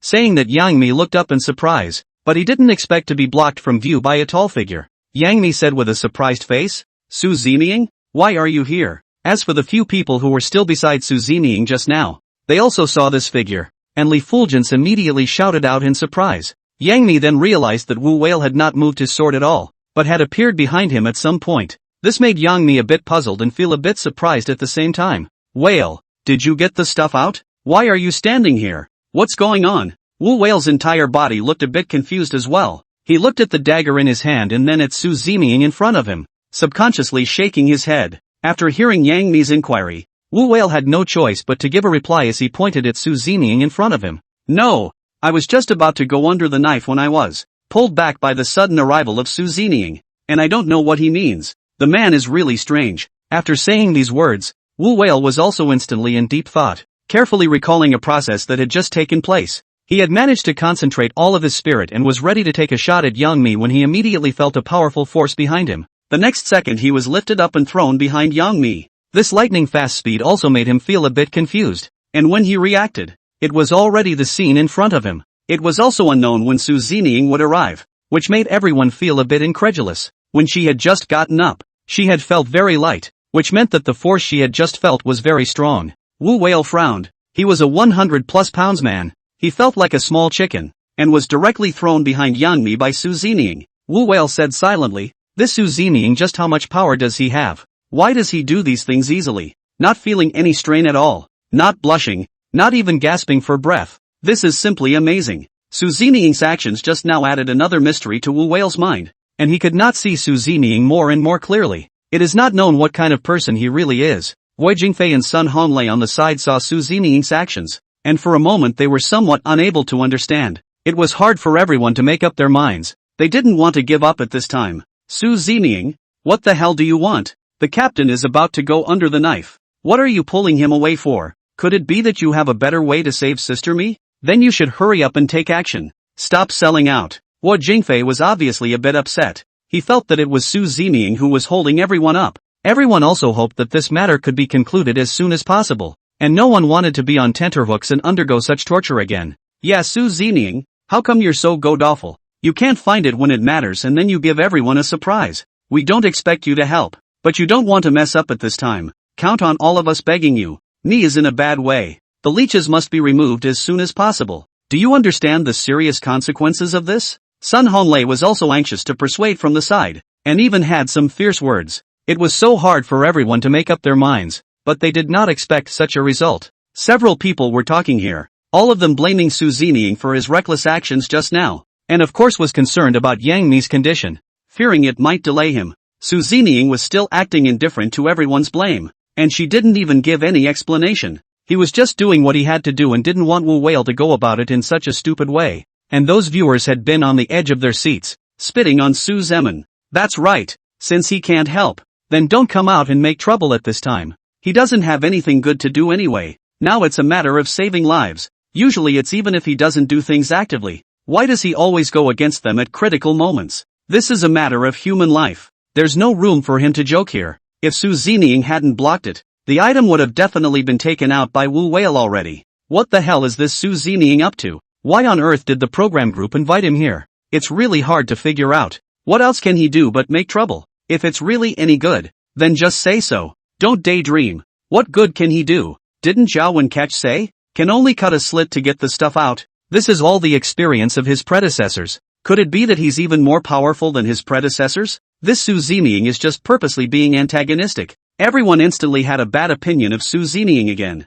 thinking that Su Zining was unsettled. Even in everyone's eyes, Su Zining was using this peculiar way to prove that he was different. For a moment the live broadcast said everything. Everyone started to hack Su Zining again. They couldn't understand what Su Zining had done. No one believed that Su Zining would be able to solve this matter and make Yang Mi suffer less pain either. In the face of everyone's urging, Su Zining didn't make any explanations or responses and did his own thing. Chapter 51 Chapter 50 Persuading Su Zining. The entire live broadcast was filled with curses, and everyone was accusing Su Zining in droves. It was Su Zining's behavior that was felt to have once again hurt Yang Mi and dampened his resolve. They were all defending Yang Mi and Wu Whale and they all wanted to ask Su Zining for an explanation. At this moment, Wu Whale seemed to have reacted from the image he had just seen. He also seemed to have sensed Su Zining's difference. And Wu Whale didn't get angry or lose his temper with Su Zining this time. His attitude became approachable, and he looked at Su Zining very calmly and said, Su Zining, don't joke with me. What's in Yang Mi's body is a leech. It can only be removed as soon as possible by cutting through the skin with a knife. We're running out of time now. Yang Mi is really in danger. If you don't have a better idea, just hurry up and let me do it. Everyone is still worried about Yang Mi's condition, so you should stop blocking it. Su Zining glanced at Wu Whale and did not respond to him, remaining silent. Immediately after that, he slowly crouched down and very carefully examined Yang Mi's condition. Soon, Su Zining grabbed Yang Mi's ankle with one hand, and Yang Mi couldn't help but feel a strange sensation in her heart as she felt the roughness and warmth of Su Zining's palm. He subconsciously tried to draw his foot back, but Su Zining's strength was so great that Yang Mi was unable to struggle. At the same time, Yang Mi instantly felt a trace of security, and also felt that it was quite a good feeling, as he slowly accepted it from his initial struggle and resistance. When everyone saw Su Zining's actions, they all felt very curious for a moment and wondered what exactly he wanted to do. What's going on? What is Su Zining doing again? How could she be so rude as to go straight to her hands? This is clearly harassment. Yeah, hurry up and let go of me and take your hands off. It's just too much. This Su Zining is not only cold, he doesn't even have the least bit of courtesy. This is disrespectful to the actress. What's going on with Battle Wolf? How come he's also suddenly polite to Su Zining? He should immediately step in now and teach Su Zining a good lesson. What the hell do they mean by just watching? Don't be in a hurry everyone. Let's all calm down and see what this Su Zining really wants to do. The entire live broadcast instantly exploded. Just because of this one action by Su Zining, it made them feel uncomfortable. They even felt that Su Zining had ulterior motives, and they all wished to let Wu Whale teach Su Zining a lesson. There are some fans who feel that people are overdoing it, and even Yang Mi herself hasn't said anything, and people are already talking out of their asses. Don't even know what it's going to end up being yet, and you're already speculating wildly here. The other people were also shocked after seeing Su Zining's actions, and they all felt that Su Zining's guts were too big. Everyone is very careful in this regard, fearing that it may have an impact on each other's reputation or have some negative effects. Being public figures, they accidentally give the hacks some space and rumors fly. So even when Wu Whale was supporting Yang Mi, they were keeping a certain distance and were also careful so as not to make everyone misunderstand. Guo Jingfei and Sun Honglei, they, too, had only pressed Yang Mi's calves, even through her clothes. Su Ziniying's bold move made everyone wonder what kind of operation he was doing. The scene instantly quieted down and everyone looked at each other. Li Fulgence and Lu Shishir locked their brows tightly and had a strange feeling in their hearts as well. In fact, Su Ziniying didn't think so much about it, and he didn't care what others thought of him, especially those black fans. Those words that were not good for her. Su Ziniying had long been used to them as well. Li Fao came to Su Ziniying's side as he inquired with a curious and worried face. Su Ziniying, what are you doing? Su Ziniying ignored it and didn't intend to answer the question. He carefully observed Yang Mi's situation and said coldly, "Hold on." Guo Jingfei and Sun Hanlei froze for a moment before reacting to the fact that Su Ziniying was talking to them. The two of them couldn't think too hard and obediently grabbed Yang Mi's legs. Yang Mi was also curious and puzzled as she surveyed Su Ziniying, and she couldn't help but feel a little nervous in her heart. Su Ziniying, what are you? Right at this moment, Yang Mi instantly felt a stabbing pain coming from the soles of his feet. He couldn't help but let out a shriek, then closed his eyes tightly, and his two hands were also nervously grasping Lu Shishir and Li Fulgence. But the sting was gone in just a few seconds, and he slowly recovered. When Yang Mi opened his eyes, he saw Su Ziniying move his two fingers quickly, and that black thing was thrown on the ground and squirmed a few times, and died immediately after. Just now, Su Ziniying's movements were so fast that no one saw clearly how he operated, nor did they know exactly what he did. When everyone reacted, the leeches under Yang Mi's feet were already gone. The leech was already lying on the ground as a corpse, and Wu Whale was standing behind Su Ziniying, but he didn't see Su Ziniying's movements clearly either, only to see Su Ziniying's finger pulling at the bottom of Yang Mi's foot. The leech was pulled out and thrown on the ground to die quickly. Wu Whale stared blankly at Su Ziniying's back, and once again doubts arose in his heart that he simply could not solve. On the side of Guo Jingfei and Sun Hanlei, the two of them were also baffled, staring daggers at the leeches on the ground that didn't move. Immediately afterward, he hastily retreated, fearing that he would be bitten as well. Hurry up and throw this thing far away, but don't come to life. It's downright scary, Sun Hanlei said with a disgusted look on his face before walking out to the side. Fatty grabbed Yang Mi with an excited face, and said excitedly, "Sister Mi, great, the stuff was gotten out by Su Ziniying. You don't have to get scratched anymore. He was just so good, I didn't even see what he did." Fatty happily shouted there, and even cast an admiring glance at Su Ziniying. Yang Mi was still a bit unresponsive for a moment as he looked down at the soles of his feet. Sure enough, there was a small bite from a leech in that area and it didn't hurt anymore at this point. Taking another look at the leech's corpse on the ground, Yang Mi also felt a pang of nausea as an afterthought. He couldn't even begin to imagine how long it had been under his feet, how much it had made him suffer and frighten him. Yang Mi looked at Su Ziniying with a surprised face, admiring him greatly and wondering how Su Ziniying did it. Just now, Wu Whale had to use a knife to slice it open to be able to take this thing out. Su Ziniying's hand didn't even have an assisting tool in it, and it was taken out so easily. Chapter 52 Curiosity about Su Ziniying. There was a frantic discussion about Su Ziniying in the live broadcast room, but there were also some sharp-eyed viewers. It seems that everyone has a different view of Su Ziniying again at this time. Where have those people who were cursing Su Ziniying before gone? Why don't they come out and say something? How does it really feel to be punched in the face so quickly?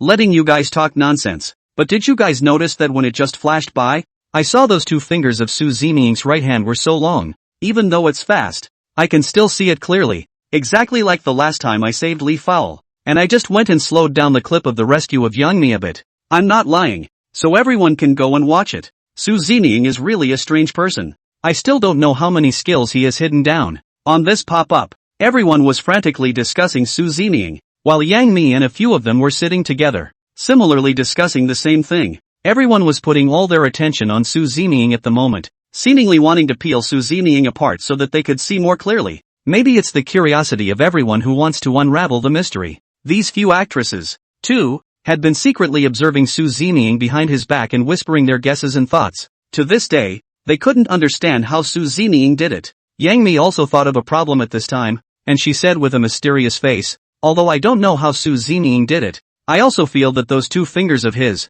which seem to be different from ours, are exceptionally long. It's just too fast. I still haven't seen it too clearly, but I'm sure I'll get another chance later." Li Fao was also thinking of seizing the opportunity to give him a good second look. As he spoke, Li Fao was getting a little impatient. Yang Mi saw that look on her face and was afraid that he would go and get into trouble and kindly reminded, "You can settle down a bit, but don't go messing with Su Ziniying, or else you'll definitely be left in the lurch. It might even be embarrassing when it happens. It's not like you don't know his temper." Hearing Yang Mi's reminder, Li Fan also calmed down instantly. This issue he really needed to think about it. but everything about Su Zeming, he really wanted to get to know well. As long as they could have such an opportunity, they said they would not give it up. Sister me, if there's a chance next time, you must remember to cover me so that I can go and have a good look around. Li Fao said these words with an expectant face and clenched his fists in excitement. Looking confident, on the side of Fatty and Lu Shirshir, they didn't say anything. In fact, in Lu Shirshir's mind,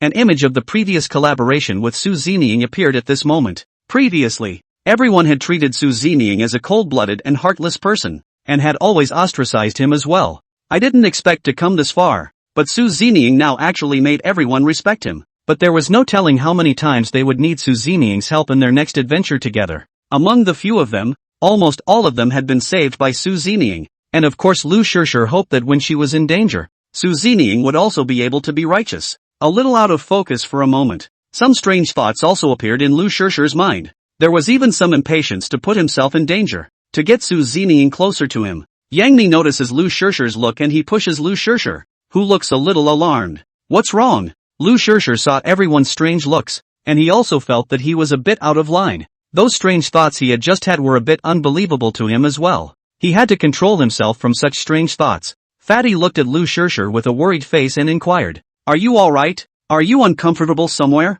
Lu Shirshir hurriedly shook his head. He didn't even dare to say what he had just thought. "I'm fine. I was just thinking about something and for a moment I didn't notice what you guys were saying. It's also a bit of a shock from what just happened. And it's always a strange thought that I can't help but have." Everyone was relieved, after all they had been through. It was inevitable that they would have some wacky ideas. These Yang Mi was also able to understand, and even he sometimes wondered what dangers there would be in that underworld abyss. What kind of weird stuff will come up? And some monsters that have never been seen before. Not only did Yang Mi have this thought, but Li Fulgence, who was on the sidelines, also thought of this and voiced his concerns to the group. This adventure of theirs was also getting more and more uncomplicated. Upon hearing everyone's concern, Fatty comforted everyone with a disinterested look on his face. "You guys should stop worrying so much. Su Zeming is so powerful. Even if we are really in danger, he will definitely help us. As long as he is there, any danger can be solved. So don't put too much burden and pressure on yourself." Fatty completely trusted Su Zeming at this point in time,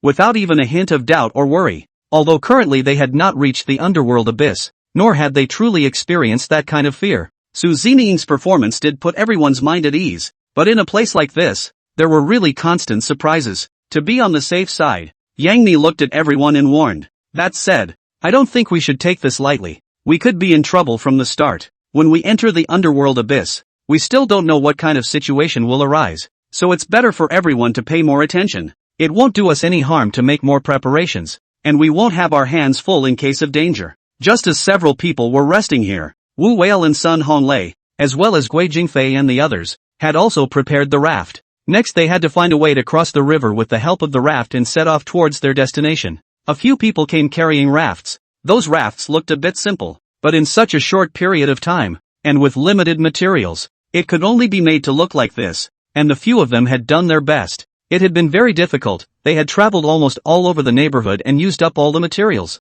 Once again, everyone looked happy to see Wu Whale and the others approaching with their rafts. "Great, we're finally able to set off, and now I can't wait to see what the underworld abyss looks like. We've come here anyway, sooner or later we're going to have to face it. Let's go ahead and try the safety of the raft. If there's nothing wrong, we can get out of here." Everyone was happy to rendezvous, and Wu Whale was starting to try out the safety of the raft. Chapter 53, Searching for Su Zeming. Everyone had prepared their luggage at this time, and Wu Whale was here to make detailed arrangements. He had 2 of the girls and their luggage make one raft and the remaining 4 make one, which was just right. It was at this time that Li Fao looked around with a somewhat anxious expression. Everyone had to get out of here, but he didn't see Su Zeming here. Where's Su Zeming? She was here just now. Why has she disappeared again? Should we wait for him to come back? Will we all get separated? I'm afraid he won't find us. Just as worried as Li Fulgence were Yang Mi and the others. A few girls were there looking around. "Captain, there's some truth in what Li Fao said, so why don't we wait a little longer? If Su Zeming does come back and can't find us, he'll be anxious in case something happens again." Wu Whale looked down at the time and realized that it was getting late. Previously, Yang Mi was bitten by leeches, and then they went to build a raft, all of which had consumed too much time, and now it was already noon. Su Zeming still didn't know when he could come back, and Wu Whale wanted to leave as soon as possible with everyone. Regardless, this has to be dealt with as soon as possible. and people don't have a lot of time. Why don't we go look for Su Zeming? It's this time of the day and we don't know when he'll be back. After all, we don't know the situation ahead either, and we need to find the entrance before it gets dark. I'll take a group of a few girls. Sun Honglei and Guo Jingfei will be in a group. Let's split up and go searching. Wu Whale is here to help everyone organize their tasks, and he's also going for the hole. Su Zeming had always been out of place, and although everyone had gotten used to it, causing them trouble would make them feel uncomfortable in their hearts. Sun Honglei and Guo Jingfei were already tired after following Wu Whale on the raft all morning. The fact that they couldn't leave in time now, and even had to go looking for Su Zeming, made their hearts feel dissatisfied. Moreover, they were not familiar with this place at all, and they always felt a little worried in their hearts, fearing that they would be in danger. Guo Jingfei said with an angry face, "This Su Zeming has always been a maverick. Can you consider everyone's feelings and not cause trouble for us at this time? This place is a place where anything can appear, so we don't know what's going to happen later." Sun Honglei was also a bit upset, only he didn't spit. He just silently listened to what Guo Jingfei said. Everyone began to split up to look for it. As the live viewers watched clearly, they also didn't want everyone to labor so much, and one by one, they all followed Guo Jingfei to spit on Su Zeming. This Su Zeming is like this every time. Just now everyone had a little bit of a good shadow image of him, but it's amazing that it's just been worn away like this. He's also too selfish. Can he consider everyone's feelings when doing anything? This Su Zeming only cares about himself. If he left, he should have said hello to everyone out of courtesy.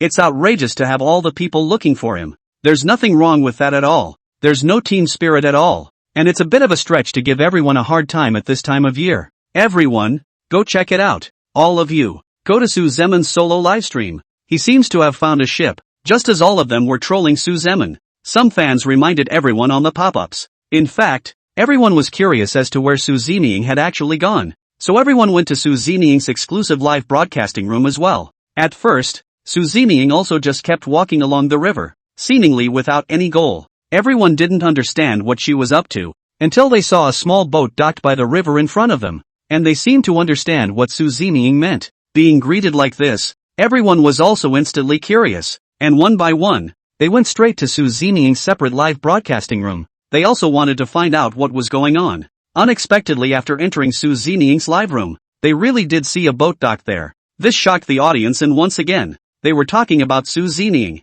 There really is a boat. Su Zeming actually had such good luck. A blind cat bumping into a dead rat. What's all the fuss about? It's just a fluke. Maybe it's just happenstance. What are you all babbling about? Once is a fluke. Several times is the strength of the person. I do think Su Zeming is not simple. I even think he has supernatural powers. Upstairs is really outrageous. What is superpower? Really good at putting gold on his face. I think it's just Su Zeming's luck that made him come across this ship. Everyone is very skeptical about these things for a while. Looking at the broken ship Su Zeming had found, these viewers also began to have some doubts about the show's inner workings, thinking that the ship was put here on purpose by them and then making Su Zeming wait to find it. What kind of claims were made in a moment? They didn't believe that Su Zeming would somehow walk there. Some viewers think this is a tactic used by the show to generate hype, and the more they build Su Zeming up, the more popular their show will be. Of course the better the ratings will be, and Su Zeming is really unaware of all this. His mind, at the moment,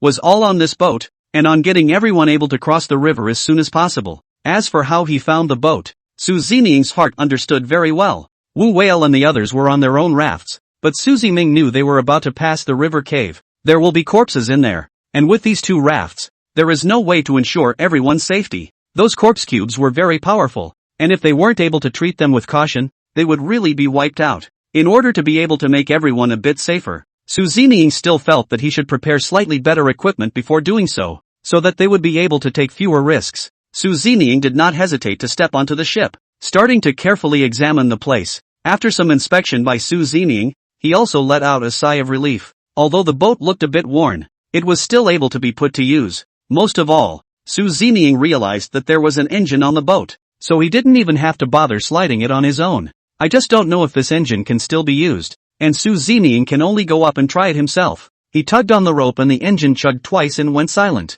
Su Zeming slowly squatted down, then sighed and said, "It looks like this engine is faulty. What a waste of effort to find a broken ship." Su Zeming began to think of ways to see if he could repair the engine as quickly as possible. The boat is a bit beat up, but it's much better than a raft. Chapter 54 Repairing the engine. Everyone looked a little disgusted for a moment at the broken ship Su Zeming had found. It felt like it didn't work at all, but Su Zeming didn't see it that way. This was something he had to figure out as soon as possible. The next difficulties they encountered would surely be many more, and Su Zeming began to scrutinize them. In the process, those viewers have been speculating, and all sorts of claims have been flying around. Some viewers even complained about the show and felt that they were just doing it on purpose to draw attention to the show. Su Zeming did not care about this, and looked at the engine that did not move. He probed two of his oddly long fingers directly into it and carefully felt around inside. At this time, Su Zeming really felt that these two hairy two fingers of little brother were really able to solve a lot of problems, and he himself admired them. Dealing with this kind of thing was also easy for Su Zeming to hold. After fumbling around inside for a bit, Su Zeming gave up before going to start it up again without hesitation. Mutant. After hearing a commotion, this time the engine was actually started. Su Zeming's heart was happy. As long as the engine could start, then their transportation could be solved next. The road behind them would be much easier for them, and now he couldn't predict what would happen next. You can only take one step at a time and then improvise. The spectators who heard the commotion were even more unconvinced, and one by one, they were making wild guesses as they pointed at the screen. See, I wasn't wrong. I can't believe they're all skeptical of my claims. Shady, right? Su Zeming just pretended to muck around in there for a couple of seconds and the engine was ready. Isn't that a bit too much of an act? Still really think that we, the audience, are easy to fool? They will reveal themselves sooner or later by doing this. I really don't know how long they are going to deceive everyone. The show is like that every single time, always creating a lot of problems and making people fear for them, and it all turns out to be a trap. You all trust the program and Su Zeming and see how disappointed you will be in the end. Don't let them fool you. The opinions of these viewers really do feel odd at times. In the face of these remarks, there were some fans who defended Su Zeming who didn't dare to come out and speak at this moment. They were afraid of being besieged, and this operation by Su Zeming just now did make them feel a bit shocked. For a moment there were really no words, and he didn't know how to give Su Zeming a defense. There was also no way for them to imagine that Su Zeming had actually repaired the engine of this broken ship with just 2 fingers. It left everyone a bit baffled for a while on the other side, Wu Whale and the others were carefully searching for Su Zeming's whereabouts in the neighborhood, but a good while had passed and they still hadn't seen Su Zeming's figure, which made them feel anxious and disappointed. There was some grumbling in their hearts, and just as a few of them were about to discuss their countermeasures, they suddenly heard a sudden sound of a blaring engine from not far away. Li Fal and Yang Mi and Fatty were a little nervous, and a few of them looked at each other. Sister Mi, what's that sound? We're not running into some pirates, bandits, or anything like that. Don't be so unlucky, or we'll all be accounted for here. I don't want to be captured by bandits. Each one of them can be a poor and vicious person,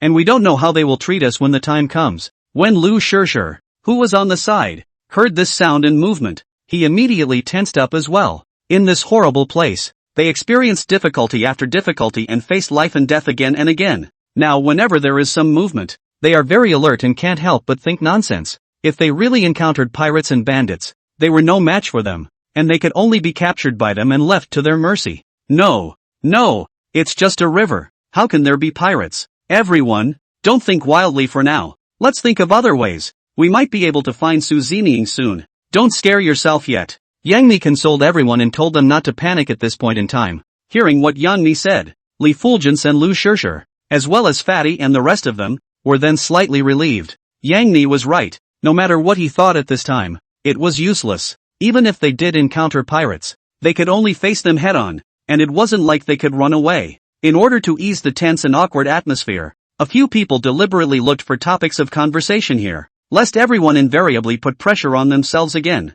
The sight of the Li Fulgence saw Lu Shirshir and Fatty and they really feel that they are a bit wolfish. My goodness, what a time it is, and you guys are actually in the mood for jokes here. I tell you, if we do meet pirates, I'm not willing to be snatched back by them. That squeeze whoever likes to be. Think for yourselves how horrible it will be. I'm not in the mood anyway. Li Finzhong, who was already a bit timid, leaned on Yang Mi's shoulder and cried because of this incident. He looked very scared and terrified, and after all the dangers he had experienced, even Li Fal felt as if he was much more vulnerable. There were a lot of times when he really did have some regrets about the choices he had made in the first place. And the audience, who knew the truth at this moment, saw the scene clearly. They found the Li Fulgence at this moment very cute and didn't find him pretentious, while at the same time they didn't try to accuse him. Li Fulgence is also too cute. Look at her pretty face is crying into a flower cat. A pitiful look. and he was leaning on Mimi's shoulder as if he was waiting for Mimi to comfort her at any moment, just like a child. Li Fowl, we are not afraid.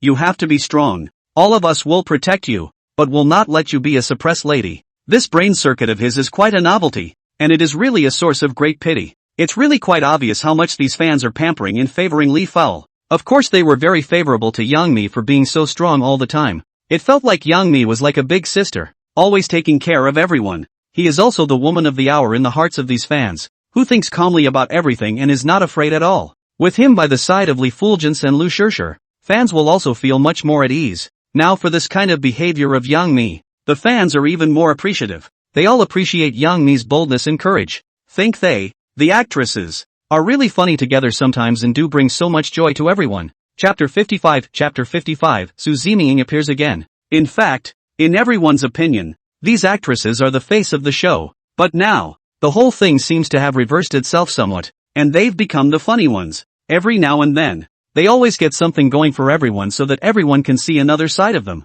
And at this moment, Wu Whale and the others were also looking in the direction the sound came from. Their hearts were also worried that something unexpected would happen at this time. One was very vigilant, and he, as the only person in this team who possessed combat power, had to be 12 points of spirit at this time, not daring to slack off in the slightest. In case something did happen, first he would have to stand in the forefront and find a way to keep everyone safe, then go to solve some problems. Although Wu Whale usually did not deal with Su Zeming and never exchanged or communicated, but he didn't just give up on Su Zeming either. He would also worry about Su Zeming's safety. After all, they were a team. As everyone gradually approached the direction from which the sound came, finally they got a good look. Guo Jingfei looked at Sun Hanlei and Wu Whale with an excited face and said, "Look, you guys, it looks like a small boat, and I can faintly see that there seems to be a person sitting on the boat. It's not some pirate or anything. We should all be safe for now." Strange to say though, it's hard to figure out how a small boat could appear on this river, and as Wu Whale at the distance, he also saw that there was only one person on the ship, and he was finally relieved. After all, with their team, there were still 6 people present, so they should be able to handle it. While Wu Whale and the others were discovering that small boat, Yang Mi and the others also had a different harvest. Everyone was focused on the broken ship, and the distance between them was closing a little. Li Fan rubbed his eyes as he stared carefully at the figure on the boat, and all of a sudden there was a look of surprise on his face. "Sister Mi, I'm not blinking, am I? Why do I feel that there's something familiar about this person on the ship?" Everyone was even more reluctant to avert their eyes when they heard what Li Fowl said. "Yes, isn't that Su Zeming? He's back, but where did he get a small boat? He's really good and different from everyone else." Lu Shirshir recognized Su Zeming at a glance, and everyone's faces showed astonishment. Everyone didn't really care about what Lu Shirshir said, and all of them looked very excited. As long as Su Zeming was able to return safely, they would be satisfied, and Lu Shirshir also felt strange, even though she was not familiar with Su Zeming. Nor did he know Su Zeming's figure or other circumstances, but with a glance from afar, he was able to recognize Su Zeming. Lu Shirshir frowned, but Su Zeming's figure kept bobbing around in his head, making him linger. He slowly closed his eyes, then shook his head so he could clear it. At this point in time, she couldn't afford to get carried away with her thoughts or let everyone know what he was thinking, or she didn't know how they were going to flirt with her. This made Lu Shirshir feel a bit shy, not to mention that they had more and more important tasks ahead of them. As the ship slowly approached, everyone was sure at this time that the person on the ship was Su Zeming. Not only did everyone feel surprised, but Wu Whale was also looking at Su Zeming with an unbelievable face. Where did Su Zeming get a boat back from? He couldn't have gone looking for transportation during the time he disappeared. Everyone was also beginning to doubt it, but now that the facts were laid out in front of them, everyone had to admit it. This boat looks like it's going to be a lot safer than our raft, and it's going to have a lot more speed. If we want to cross the river as quickly as possible,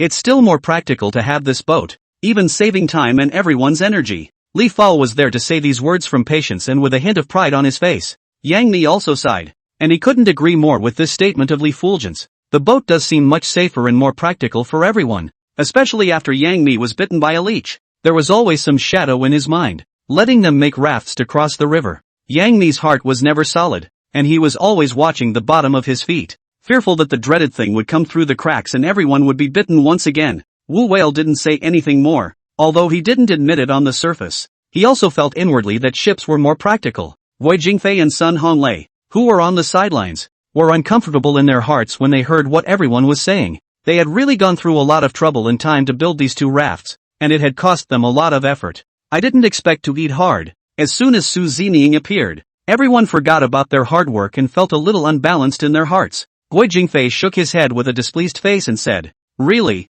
We've worked hard all morning, and we're being compared like this. I really can't figure out why people change so quickly. It's so cloudy. Isn't it just a broken ship? What's the big deal?" Sun Honglei, who was on the side, also felt a little unconvinced in his heart. While they were working hard, Su Zining simply disappeared. Now that they had built a raft and were ready to take everyone across the river, Su Zining came back in a broken boat. This at once made everyone forget their merits, and even made them seem a little foolish and useless. And the labor of the morning was thus forgotten. The 2 men glanced at each other, their eyes filled with displeasure and dissatisfaction, and it was as if there was a large stone pressing down on their hearts, causing them to hold their breath. Some of the things Su Zining did would always make them feel uncomfortable. They also had a lot of dissatisfaction with Su Zining in their hearts, and these emotions were accumulating more and more, and they didn't know when they would be able to explode. Yang Mi seemed to have detected something wrong with the atmosphere, especially seeing Guo Jingfei and Sun Honglei's faces as they did. Thinking about what everyone had just said,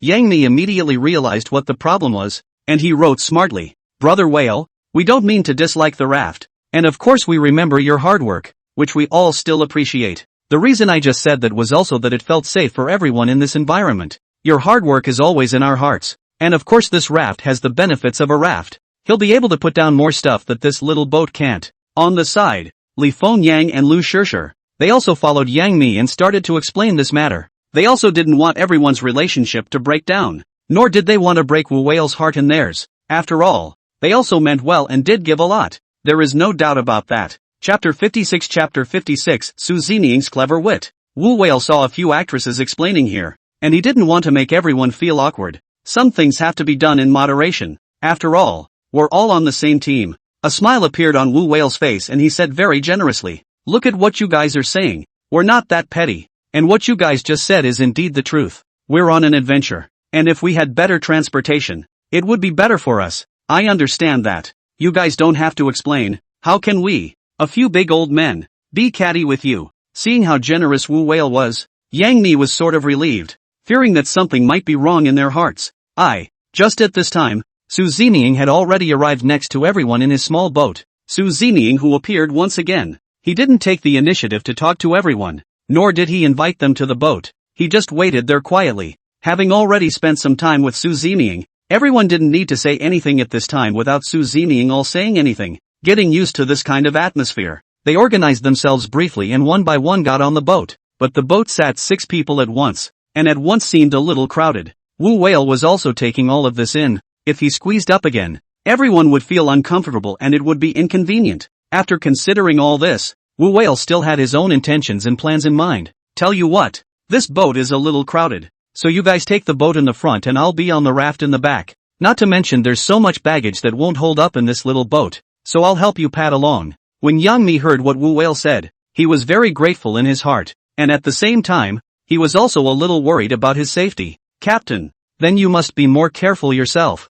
and let us know out loud if anything happens." Wu Whale looked at everyone and nodded. He didn't hesitate to get on his raft. When all the arrangements were in place, Su Zining didn't rush to sail away. Instead, he took the bundle of ropes from the boat and flung one end onto Wu Whale's raft and tied the other to the boat. "Tie it on." Su Zining's icy voice rang out, his expression still cold and indifferent. Wu Whale also immediately understood, and he tied his raft to the boat. Su Zining saw that after completing these actions, he then started the boat and then slowly slid forward. Wu Whale's raft was also close behind, so that everyone did not need to use too much effort. Everything was that smooth, and a lot of dangerous events can be avoided. First of all, they won't be swept away. At this moment, Wu Whale, he stared unblinkingly at Su Zining in front of him, and the doubts in his heart increased quite a bit. He felt that Su Zining seemed to have more experience in wilderness survival than he did, something Wu Whale had to admit. Like just now, he hadn't even thought of tying the raft to the boat, but Su Zining had. This would not only solve Wu Whale's problem, but it would also make things easier for everyone. After witnessing the small boat in front of him, it did feel a lot more crowded, and he was really free to be alone on the raft. As for the leeches that Yang Mi was afraid of, Wu Whale wasn't worried at all, because he was wearing boots on his feet. The legs of his pants were tucked tightly inside them, and both the boots and the pants were made of some rather special fabric. Those bugs can't bite through or even burrow in. It was also his vast experience in wilderness survival, and at the very least there was a bit of protection for himself. Wu Whale felt that he was well prepared, and the boat slid slowly across the wide expanse of water toward the canyon ahead. A cold wind was blowing and everyone was feeling much cooler. The scenery along the way, too, was so stunning that it caused everyone to let out a momentary sigh of emotion and amazement. They even took out their watches and took their customary pictures of themselves, leaving behind this wonderful moment. For a moment it looked as if they weren't on an adventure, but instead were here traveling in company. At this moment, Su Zining looked relaxed,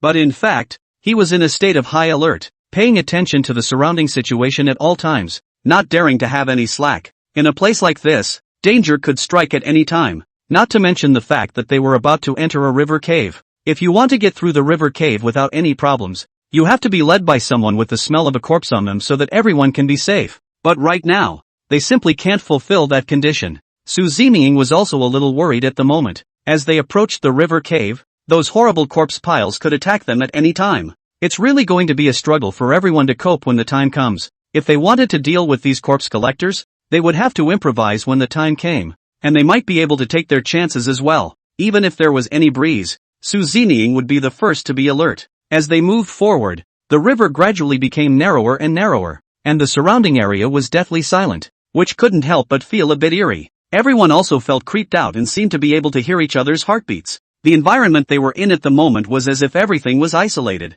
Yang Mi and the girls, who had just been there happily taking pictures, also seemed to sense that the atmosphere was off, and one by one they all quieted down. It was as if danger was about to descend, and a hint of caution and panic appeared in their eyes. Immediately afterward, everyone felt as if the air around them became cold, and gusts of cool wind whistled past their backs, so they couldn't help but shiver a little. Li Fao subconsciously grabbed Yang Mi, then whispered in his ear, "Sister Mi, why does it feel so weird? Suddenly my back is cold and I can't control my fear. There can't be any danger here, can there? Why does it feel more and more wrong?" Yang Mi looked at the frightened Li Fun, and he did feel some chills. It does get a little chilly. Everyone move closer. It's really inconvenient to unpack right now, so let's warm up like this first. I believe these difficulties will soon be overcome by us, and you need not be too nervous, said. Everyone could not help but lean together, and Wu Whale, who was following behind the boat, felt the same way as everyone else. All he could do was hug his arms tightly and use his strong body to ward off the cold.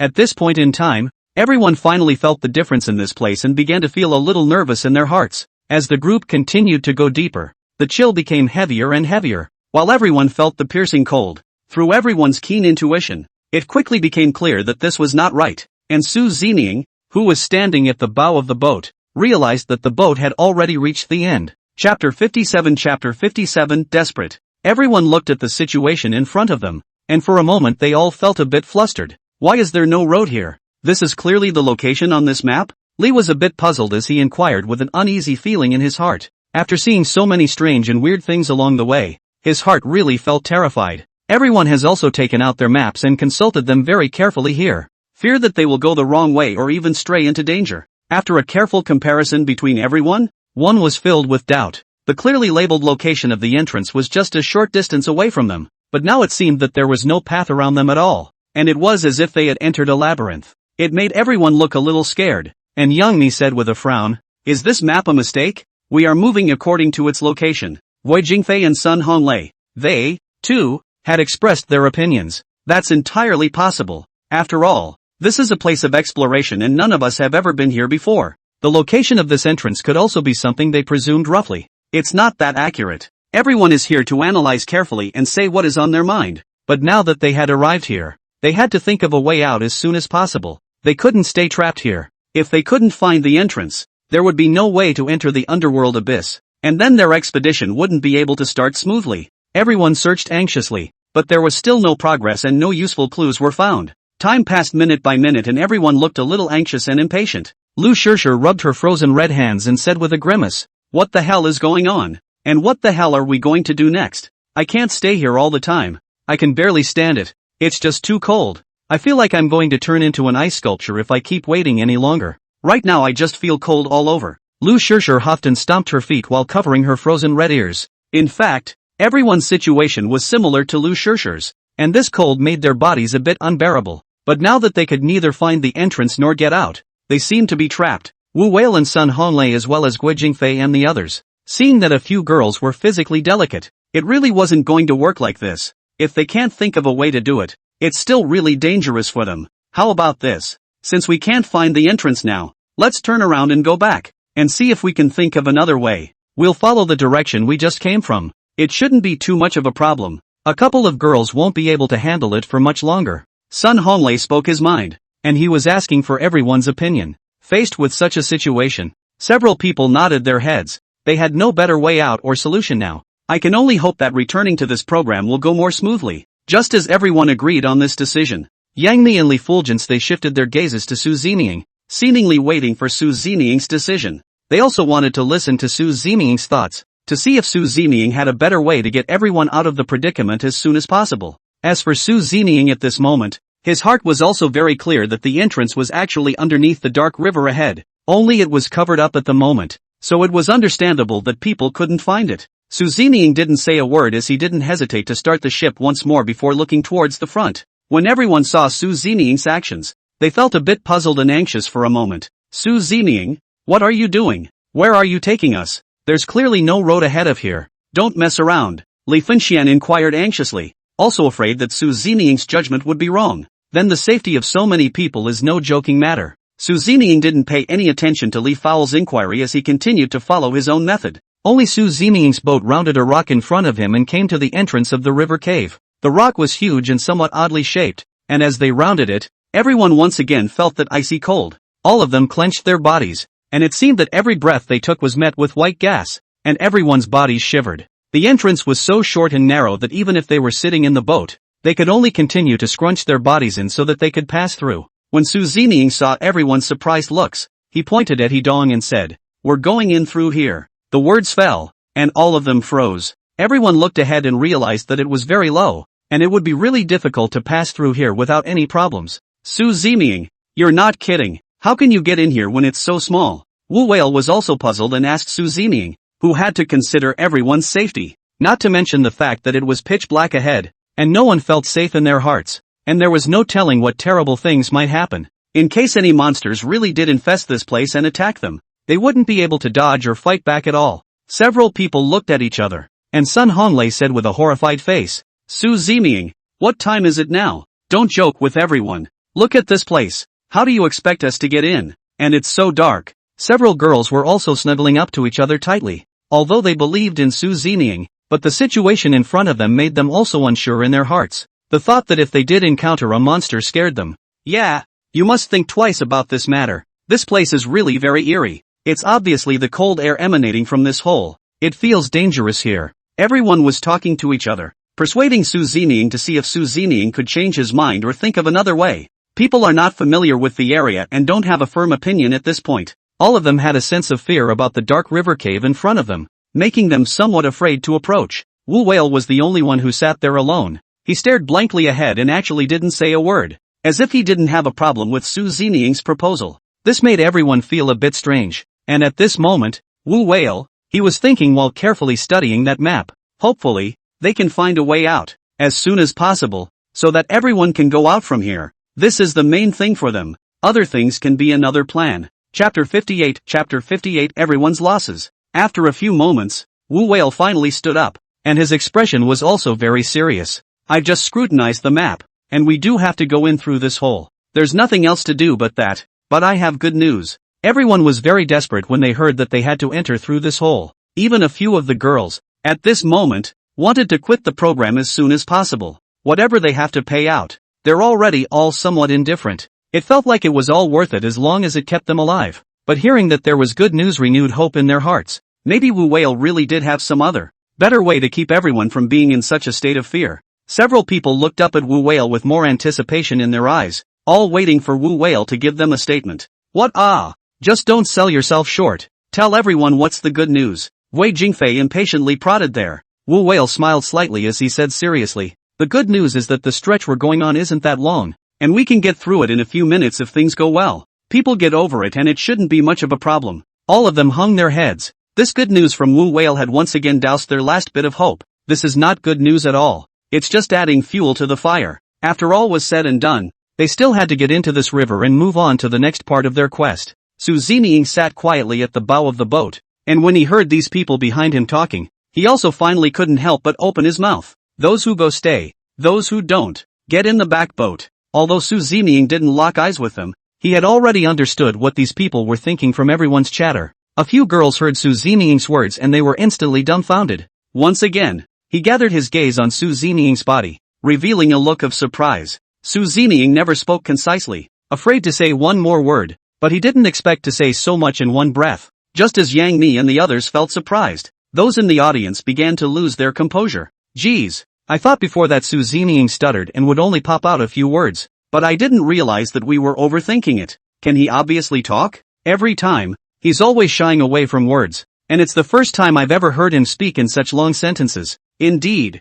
since the program started, Su Zeming has never spoken more than 4 words. It is indeed a bit surprising. This is too much, but this cave entrance does look a bit scary. Even if I were to lend me 100 guts, I wouldn't dare to go in. People are a little hesitant. That makes sense. This pitch blackness just makes it a nightmare. To be on the safe side, it's better for everyone not to forge ahead. The shadows just now aren't over yet. There might be something even more terrifying than leeches inside. These girls are fine-skinned and tender. They really can't stand the ravages. Why do they have to let themselves suffer like this? The others can't get hurt either. Fans have been talking about it, and they don't seem to be supportive of it. Nor did they want to risk everyone's lives, hoping that Wu Whale and the others would take their advice. Think twice before you face danger, and there might actually be another solution. Everyone was concerned about the stars, but no one cared about Su Zeming's well-being. Yang Mi and the others saw the persuasion in the screen, and then looked at this unknown situation in front of them, and for a moment there was really some hesitation and entanglement.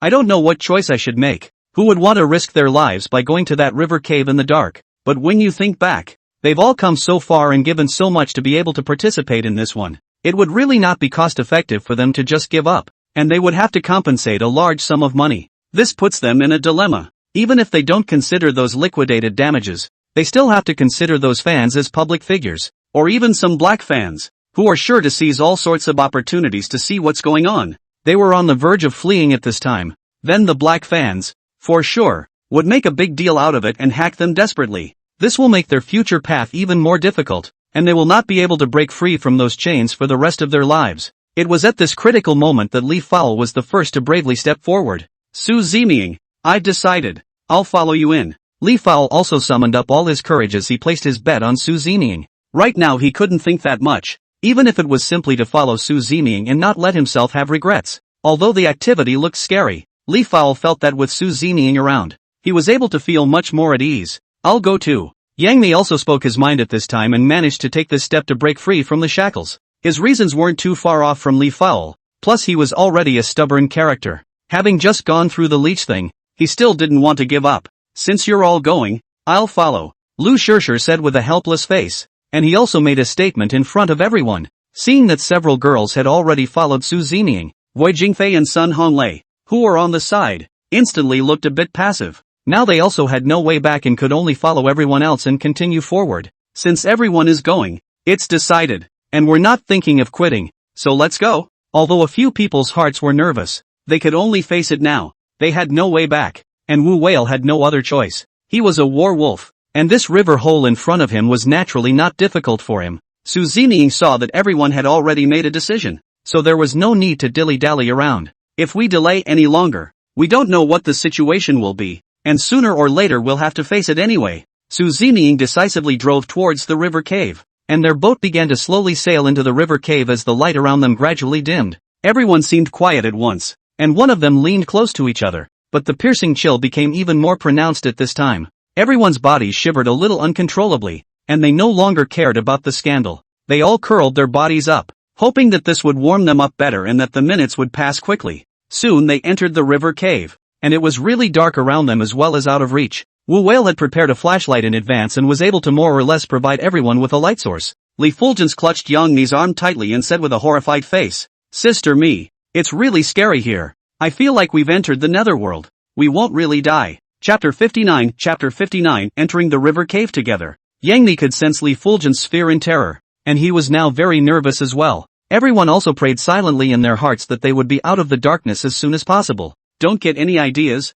How do you know what it's like in the netherworld? You'll only scare yourself. Yang Mi forced himself to play it cool and comfortedly fulgence here. I'm not bull ********* ting. It's just so scary. Several people lowered their voices and quietly spoke their thoughts to ease the depression in their hearts. Just at this critical moment, Su Zining spoke. All of you shut up, hold your breath, and don't make another sound, and don't look in the water or suffer the consequences. Su Zining gave a warning at this time, and also broke the mold by saying so much. Everyone immediately felt that this place might be more dangerous than they had imagined. Otherwise, how could the always indifferent Su Zining kindly remind them and even say so much? But they didn't dare to inquire or refute, so they could only obediently follow what Su Zining said. Everyone closed their mouths, and in the hearts of several girls, they had actually long been very impressed and trusting of Su Zining, Guo Jingfei and Sun Honglei and the others. Although they had some opinions about Su Zining, they couldn't fool around at this critical moment. After all, it was a matter of everyone's safety,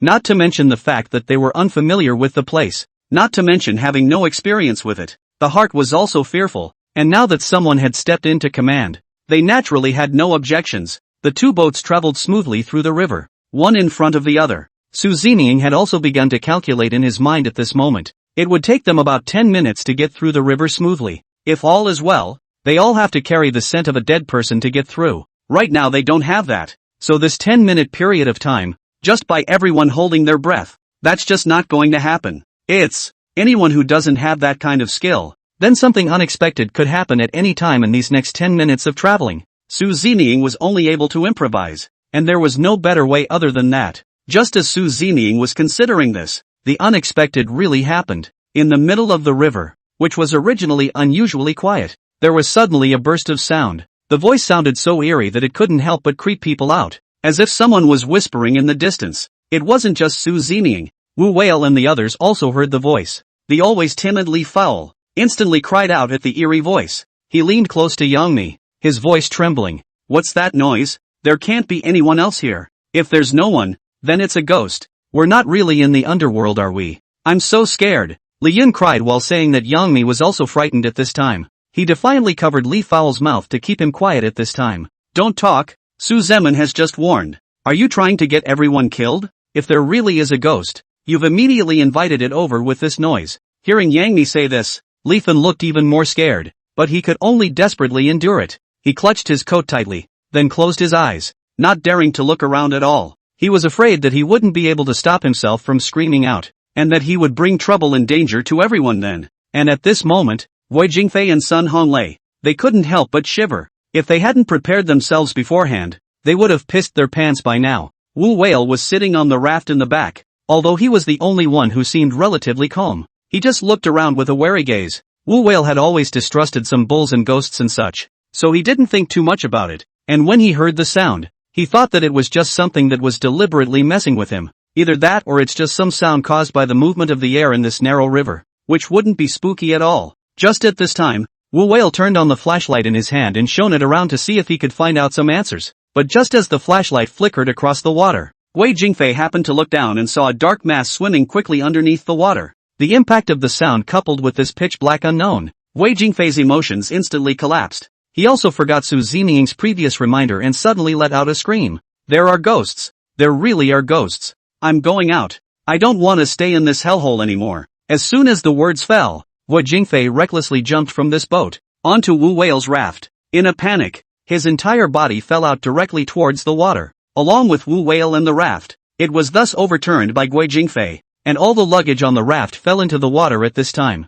It all happened so fast and so suddenly that people didn't even react. Only Su Zining, who was sitting at the bow of the boat, reacted quickly as he said with some anger, "All of you be quiet, and whatever you see don't move or make a sound." After saying these words, he only saw Su Zining jump directly into the water with a single leap. Li Foul, who saw this scene, was instantly very worried. Su Zining, but it was too late. Su Zining had already jumped into the water, his voice disappearing into the dark water. This made everyone nervous, and Li Foul could no longer control his emotions as he said with a worried look on his face, "Sister Me, Su Zining and the others will be alright." The few girls who stayed on the boat, they hugged each other tightly, a little overwhelmed for a moment. As for Sun Honglei and the others on the side, they were also shocked by the scene in front of them and sat there dumbfounded. I don't know what that dark mass was. He had just witnessed it with his own eyes. Only he didn't act or behave excessively like Guo Jingfei. Sun Honglai's heart at this moment was also as flustered as a numbness, because he had just seen that black thing was huge, and now Wu Whale and Guo Jingfei as well as Su Zeming had all fallen down. If there is real danger, there is no telling what kind of situation it will be in case of a bite. After thinking about this, Sun Honglai couldn't help but shiver a bit, and he immediately patted his head, not wanting to let himself think wildly. He slowly closed his eyes and mentally prayed that they were safe. It was also hoped that Su Zeming would be able to bring them back safely, and everyone felt that there was nothing they could do about it. There was no way to know what to do but to wait around scared and nervous. This scene was also shown to the audience by way of a play-by-play. Chapter 60 Crisis Situations. Su Zeming and the others just fell without warning, and everyone was worried about their safety, fearing that they would be bitten to death by the monster. Those spectators were anxious to know their situation. What the hell is going on? The light here is just too dim to see clearly for a moment.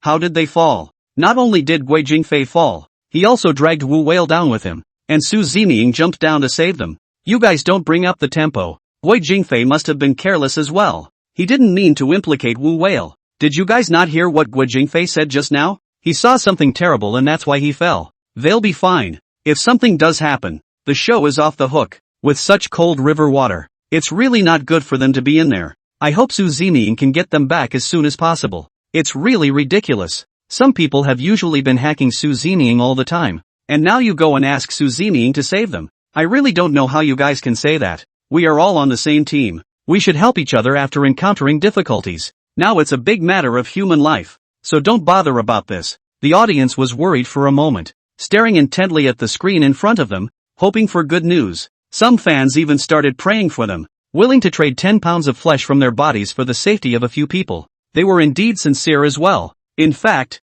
the moment Su Zeming jumped into the water, he had already seen Guo Jingfei who had fallen into the water. He was struggling desperately there, and Wu Whale was right in front of Guo Jingfei, and was in a much better situation than Guo Jingfei. At the very least he was calm. Moreover, Wu Whale was familiar with water, so at the first moment he fell into the water, he immediately swam in the direction of the raft. He didn't need Su Zeming to worry about him. As long as he was able to get Guo Jingfei up, he was already satisfied. As for Guo Jingfei at this moment, he simply didn't know how to save himself because he was too scared, desperately struggling in the water. The more he did the faster he sank. The situation was really not optimistic. Su Zeming quickly swam towards Guo Jingfei, hoping to bring him out. But just as Su Zeming routed close to Guo Jingfei, he inadvertently glimpsed a palm-sized black thing that went straight toward his face. Guo Jingfei panicked and shook his hands about, trying to be able to rattle things away. But when that little thing turned around, it directly bit Guo Jingfei's shoulder. At this critical moment,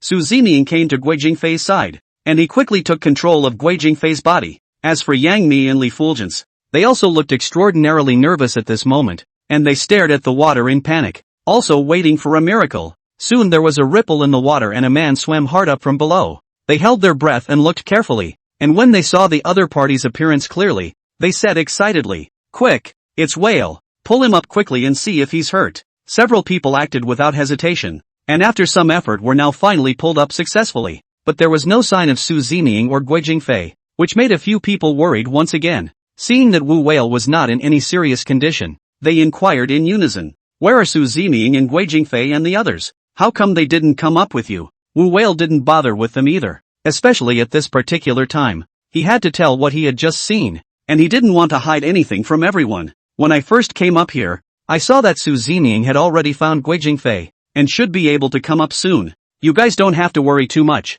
Their good fortune will come to them. There won't be any problems with Su Zeming." Wu Whale breathed heavily. He did feel a bit tired and labored, just now underwater again. Although he was very calm, he had exhausted himself. When everyone heard what Wu Whale said, they had no choice but to calm themselves down and then wait for Su Zeming and Guo Jingfei to appear. As expected, not a moment later, the surface of the water fluctuated again, followed by Su Zeming pulling Guo Jingfei and rushing out of the water. What caught everyone's eye was Guo Jingfei's hands, which were still waving wildly, and he seemed to be in a great deal of shock. Sun Honglai and Wu Whale, they, too, had to work very hard to pull them out of the water and onto the boat. They had just gotten on board when Li Fowl let out a scream. "Ah!" Everyone was taken aback, and looked at Li Fowl in confusion. Li Fenghuan's face turned pale as he pointed at Guo Jingfei with a trembling voice and said, "What's that?" Everybody look over his shoulder. There's something over his shoulder. Li Fowl's body shivered and even backed up. There had just been a panic, and people hadn't really noticed the situation.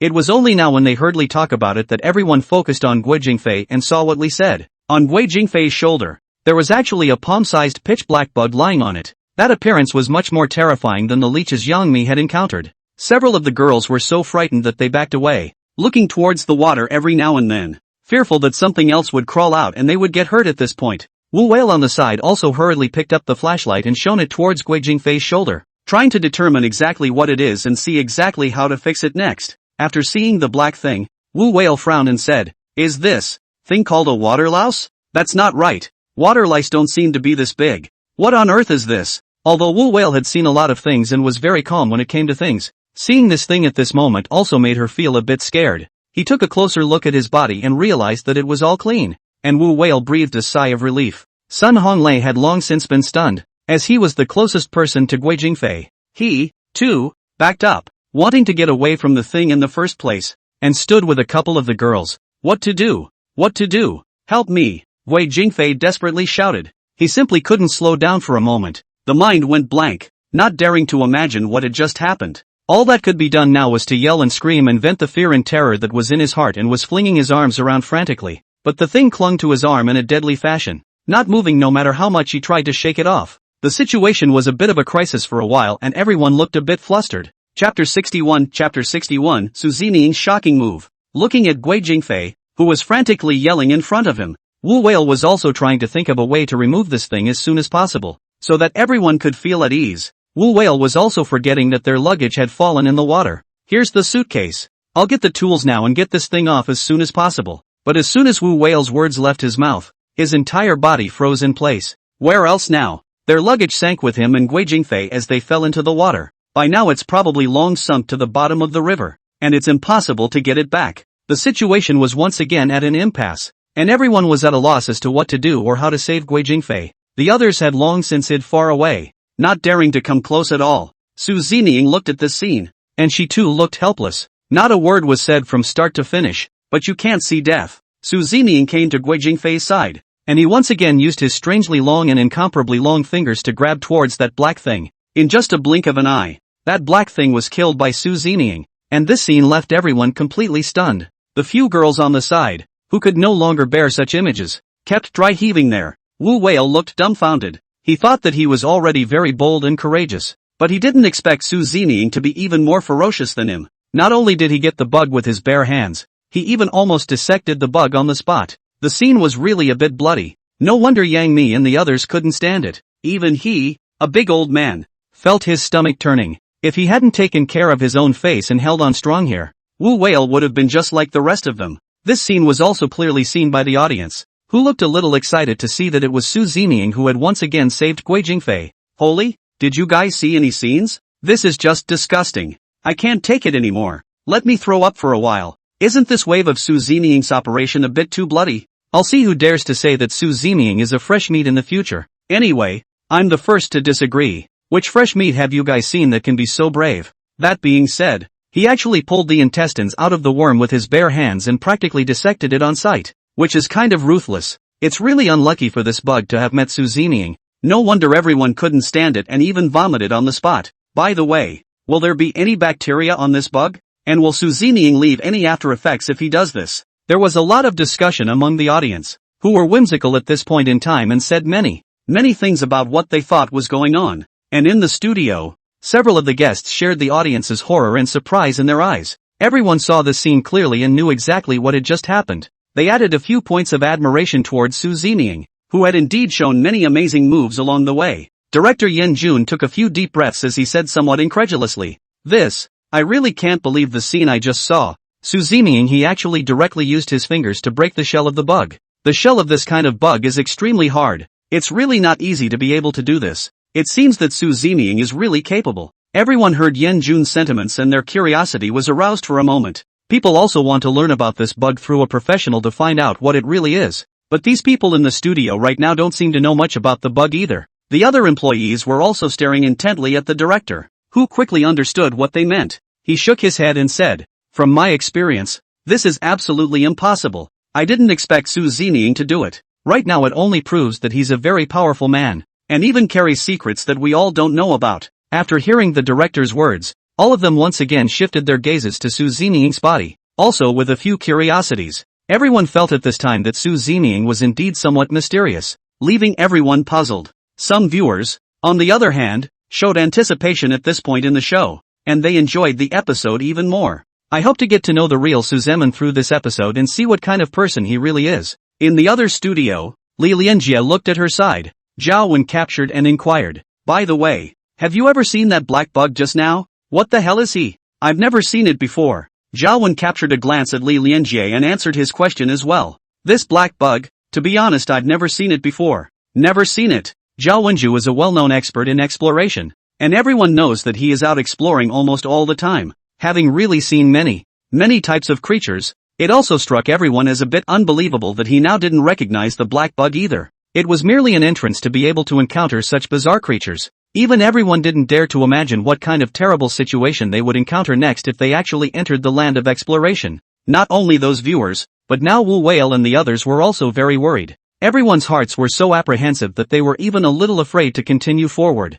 And in the midst of this dark river hole, their ship was still moving forward. As for Su Ziming at this moment, he still had that ice-cold look and didn't look flustered. It was as if what had just happened hadn't happened, and he hadn't dissected the bug. Still standing quietly at the bow of the ship, the several girls were also following behind Su Ziming, who hadn't yet reacted from the fear they had just experienced. Several people shrank into a ball, their bodies trembling involuntarily. But Su Ziming's next move made them look even more frightened. Su Ziming actually placed the corpse of that bug just now, directly on the bow of the ship, which made everyone somewhat unable to understand. Li Fao inquired with an anxious face. "Su Ziming, what are you doing? Why don't you throw it away quickly?" "Yeah, that's just gross, and we don't know if there are any parasites in there. You'd better throw it away quickly so that we can all feel at ease, but there mustn't be any more accidents." Sun Honlei was also very anxious to urge. They were now unwilling to see this disgusting thing, not even a glance. Su Ziming didn't want to say anything, but when he saw their panicked figures, he could only explain to them, "It can't be thrown away. There's still a use for it. It can get us out of here." Chapter 62 Su Ziming gets a reward. Su Ziming's words were a bit sparse, causing everyone to momentarily fail to understand what they meant, and all of them looked at each other in disbelief. There was some speculation starting in their hearts, and they wondered what exactly Su Ziming was thinking. Everyone felt that Su Ziming was a bit strange, and even had a godly look about him. With a dead bug, they were able to bring them out of this river cave, which they found a bit unbelievable. But Su Ziming didn't say a single word more, and as for the reason for this, of course, only Su Ziming alone knew. This river they were in now, if it was true that creatures with death aura in their bodies had to pass through it, as the books of their previous life had said, Su Ziming was trying to use the bug as a prop so that everyone could be safe and sound. Su Ziming's move was really a mistake. Ding dong! Congratulations to the host for imitating Zheng Qiling's behavior.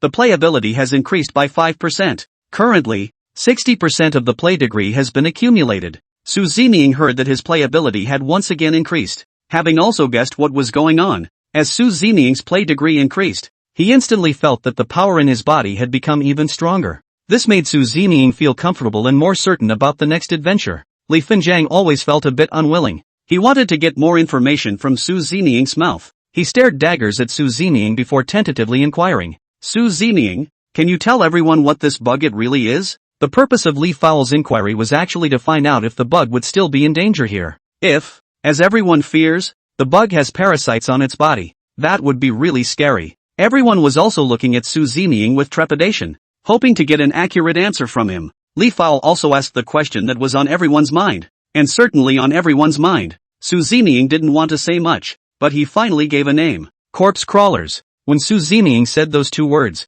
all of them froze for a moment. What? What did Su Ziming just say this thing was? Yang Mi thought he was hallucinating and somewhat disbelieved his ears. Li Fao stammered in Yang Mi's ear. "Is it a corpse? Corpse? What's a corpse? Is it that corpse?" Lu Shishir also couldn't help but let her voice tremble, anxiously inquiring here. Everyone felt very unfamiliar with these two words all of a sudden. They shifted their gazes to Wu Whale to see if he could give a detailed explanation so that they could feel at ease. Wu Whale frowned as he looked at everyone and said, "There shouldn't be any mistake. I think I've heard people talk about this corpse crushing thing before. It's said that the corpse thing, it feeds mostly on carrion, and they only show up where entities congregate. But I was there and I saw that it was small, the size of a fingernail. Wu Whale tried to keep himself as calm as possible so that no one would hear the fear and dread in his voice, but in the back of Wu Whale's mind, he had thought about the many fears more than once. If these corpse crushers grow up, there's no telling how much carrion they'll eat. Wu Whale didn't even dare to continue imagining it. It made his whole body feel uncomfortable.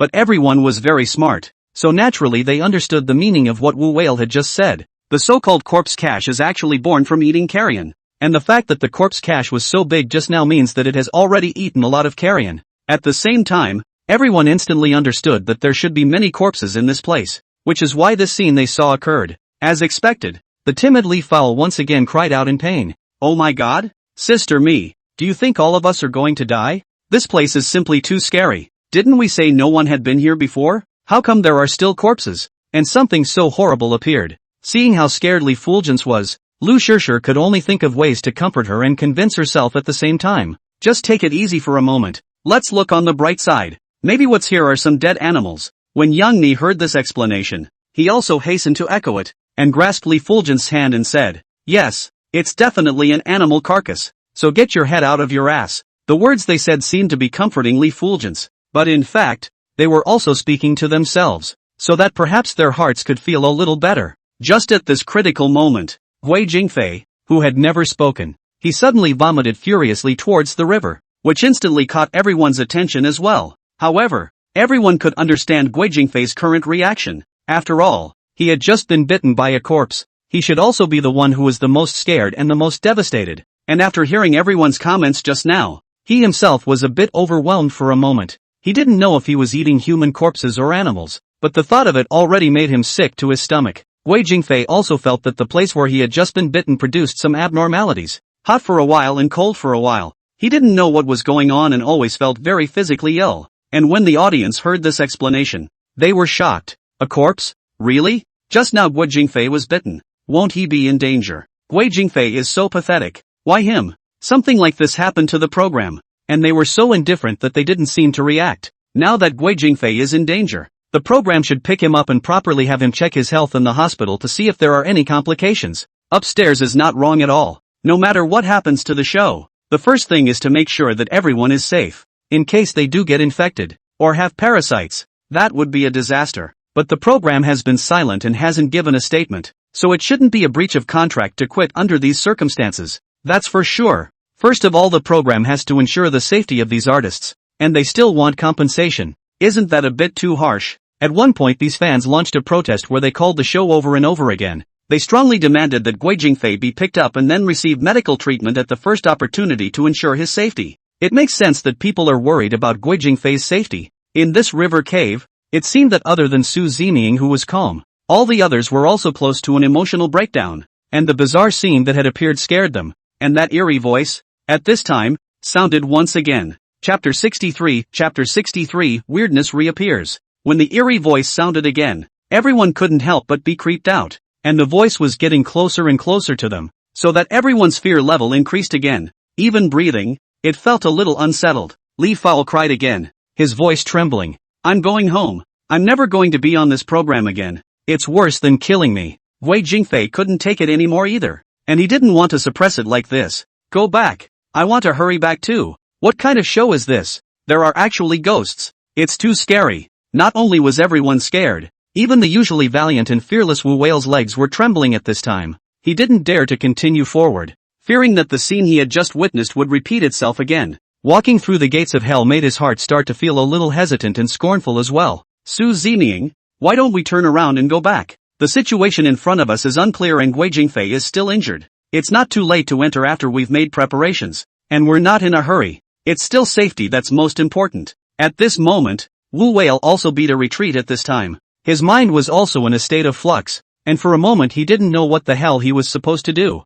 It was also hoped that Su Zeming would listen to his advice, and everyone was supportive when they heard Wu Whale's proposal. No one wants to joke with their lives, especially at this critical time. Yes, Su Zeming, our situation is really not optimistic now, and all of our luggage has fallen off as well. Even if we enter the underworld abyss, then we have nothing in our hands, so how can we survive? Everyone must take this into consideration. We can't just bore forward. We'll be trapped inside by then. Yang Mi also looked a little anxious as she stared daggers at Su Zeming, hoping that Su Zeming would be able to give a suggestion. To the side. Lu Shirsher didn't say anything, but from that horrified expression on his face, he was able to understand what was going on in his mind. Now no one wants to stay in this hellish place. Guo Jingfei has also long been vomiting. The whole person is a bit delirious. It still looked a little weak, with tiny beads of sweat oozing from his forehead. When Su Zeming heard that everyone had such thoughts, he didn't have the right to make decisions for everyone and didn't want to get bent out of shape. Su Zeming didn't want to bring them along either.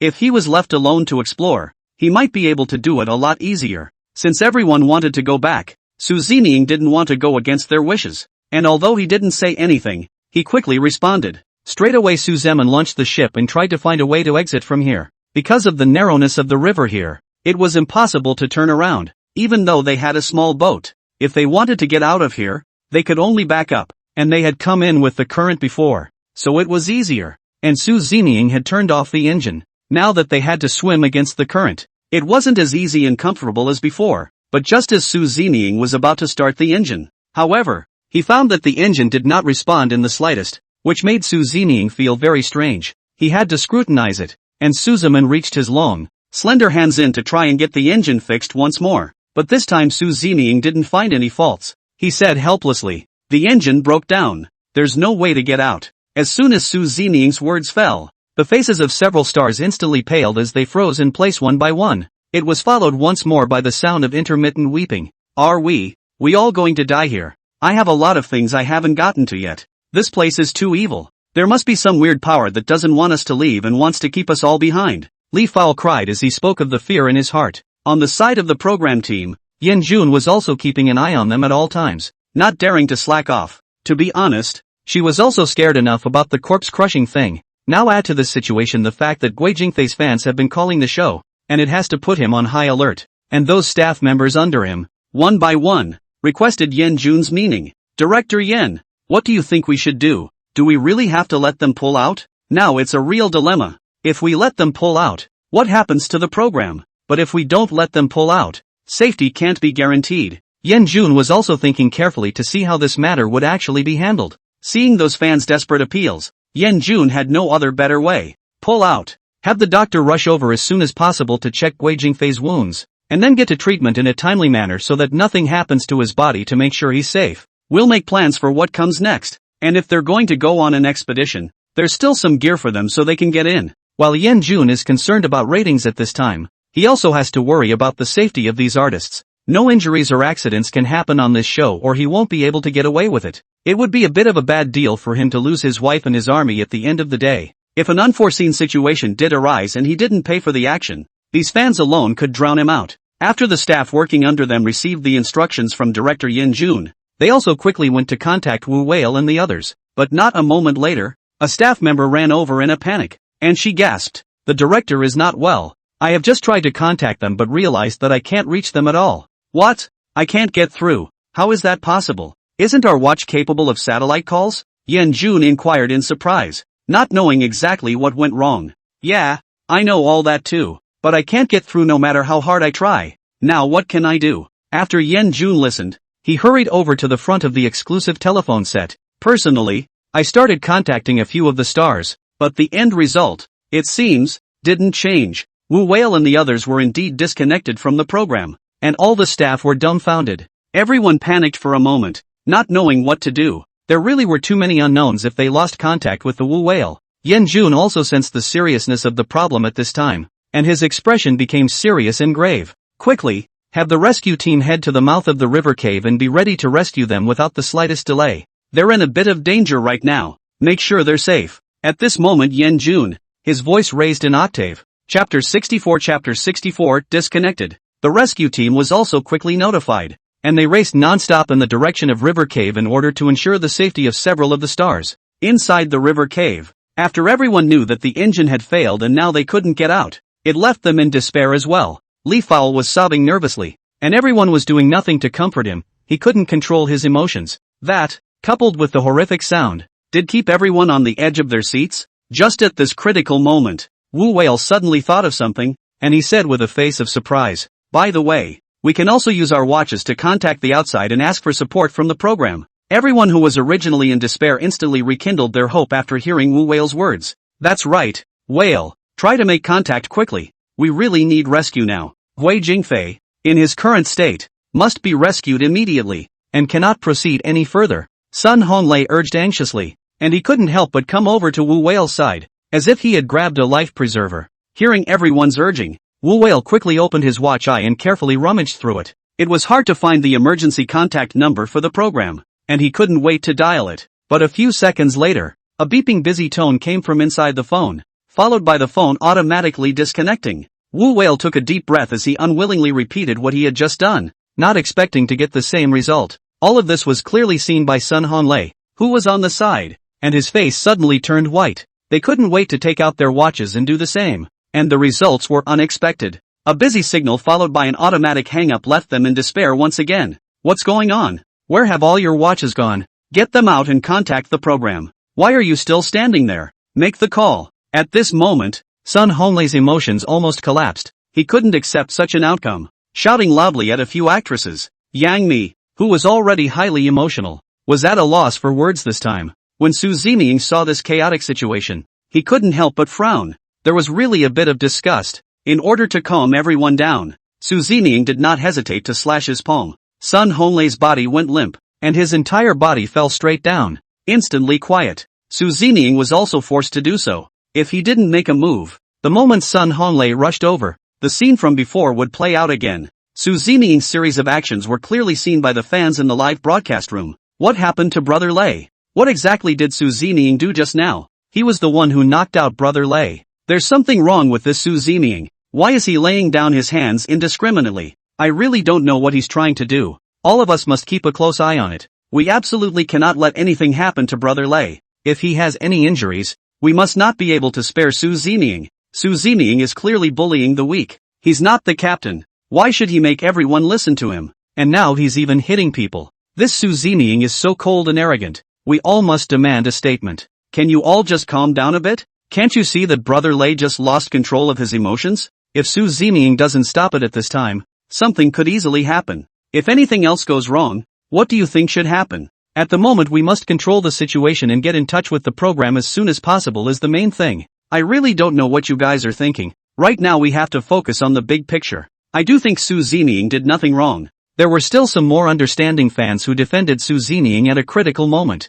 There was no indiscriminate accusation against Su Zeming. The whole pop-up was scrolling at a rapid pace because of this. And everyone was arguing a lot. The director was also looking a bit frazzled. And the staff under him were urgently contacting Su Zeming and the others. But no matter how hard they tried, there was still no signal. And the call wasn't connected after all. It did make them a little desperate. Even as many worst-case scenarios came to mind. If these few artists couldn't make it out, the entire program could not afford to lose all their money. The purpose of recording this episode was to hopefully get rich, and now it seems to be going down the drain. No one expected this to be the case, and the atmosphere seemed tense and oppressive. In the studio, Li Lianjie and Zhao Wenkach they were also keeping an eye on the pop-ups and news. Seeing that everyone was making a lot of noise and it must have been difficult to calm down for a while, they spoke out afterward. I know everyone is very worried and concerned about their favorite artists. In fact, our feelings are the same. No one wants anything to happen. Don't worry guys. Our director's team is urgently contacting the artists and the rescue team has already rushed over. All of you take a moment and pray for them in your hearts. It's pointless for you to argue here. You might even add fuel to the fire. Fans heard Li Lianjie's comforting words for them, and they also felt that there were a few truths to it. Everyone's emotions were gradually calming down, and now all they could do was to continue to wait here for the good news. Also trust that the rescue team will be able to find out where they are and bring them back safely. Li Lianjie turned her head to look at Zhao Wenkach as he inquired curiously. Isn't it true that things like the current inability to make contact by satellite phone can happen in the wild from time to time? The reason for Li Lianjie's inquiry was actually to calm these anxious fans by telling them through a professional, so that they can know better than to be here innocently up in arms or even blaming the program. The truth is that it's not easy for anyone, and the show has conditions and rules under which they survive. Indeed, because there are times when there is some interference from magnetic fields that can affect the satellite phone signal problem. But this river cave has been really spooky in every way since they came in, and when I explored it before, the conditions were just a little more bitter. These things that cannot be explained by science are things that I myself have never encountered before, and for a moment I really cannot give a clear explanation. So please forgive me. Zhao Wenkach's words not only made the fans feel helpless, but also caused a bitter smile to appear on Li Lianjie's face. It was meant to appease the fans, but I didn't expect it to end up like this. which instantly made everyone's hearts even more unsettled. But there was no way. Zhao Wen captured these words had already been said, and he was also originally of very straightforward nature. Li Lianjie, who was on the sidelines, didn't know what to talk about next. Chapter 65 Strange Behavior. Just when all the people were a bit at a loss for words, Su Zining unhurriedly came to Guo Jingfei's side. Guo Jingfei's face looked a bit pale, and the whole person was dumbfounded, as if he was a bit unclear. Su Zining's gaze was cold and expressionless as he gave Guo Jingfei a look, followed by squatting down and ripping off his collar without hesitation. Guo Jingfei was instantly awakened. She was startled by Su Zining and looked at him in horror, still trying to break free from Su Zining's hands, but Su Zining didn't give him that chance at all, and he pressed Guo Jingfei to death. Seeing Su Zining's somewhat rude behavior, those fans who defended Guo Jingfei once again exploded. No way! What the hell does this Su Zining want? He just knocked out Brother Lei, and this is what he's going to do to Guo Jingfei. I think he's really crazy. Guo Jingfei was already in bad shape. What exactly does he have to gain by doing this? I think it's just intentional. You can't hurt Guo Jingfei. All of us won't agree. Let go of him quickly. Didn't Su Zining realize? Guo Jingfei was scared to death. He really doesn't have any compassion. This person is too cold-blooded and heartless, and his behavior just now was also rough. If Guo Jingfei is hurt, we will definitely not spare him. Not only were the fans anxious, but Guo Jingfei himself was also alarmed. His body couldn't help but shiver as those impulsive fans, once again, hurled abuse at Su Zining. They didn't even look at what Su Zining was doing. No one was heartbroken by Su Zining's actions. Instead they were all anxious about Guo Jingfei. But Su Zining paid no attention to all of this.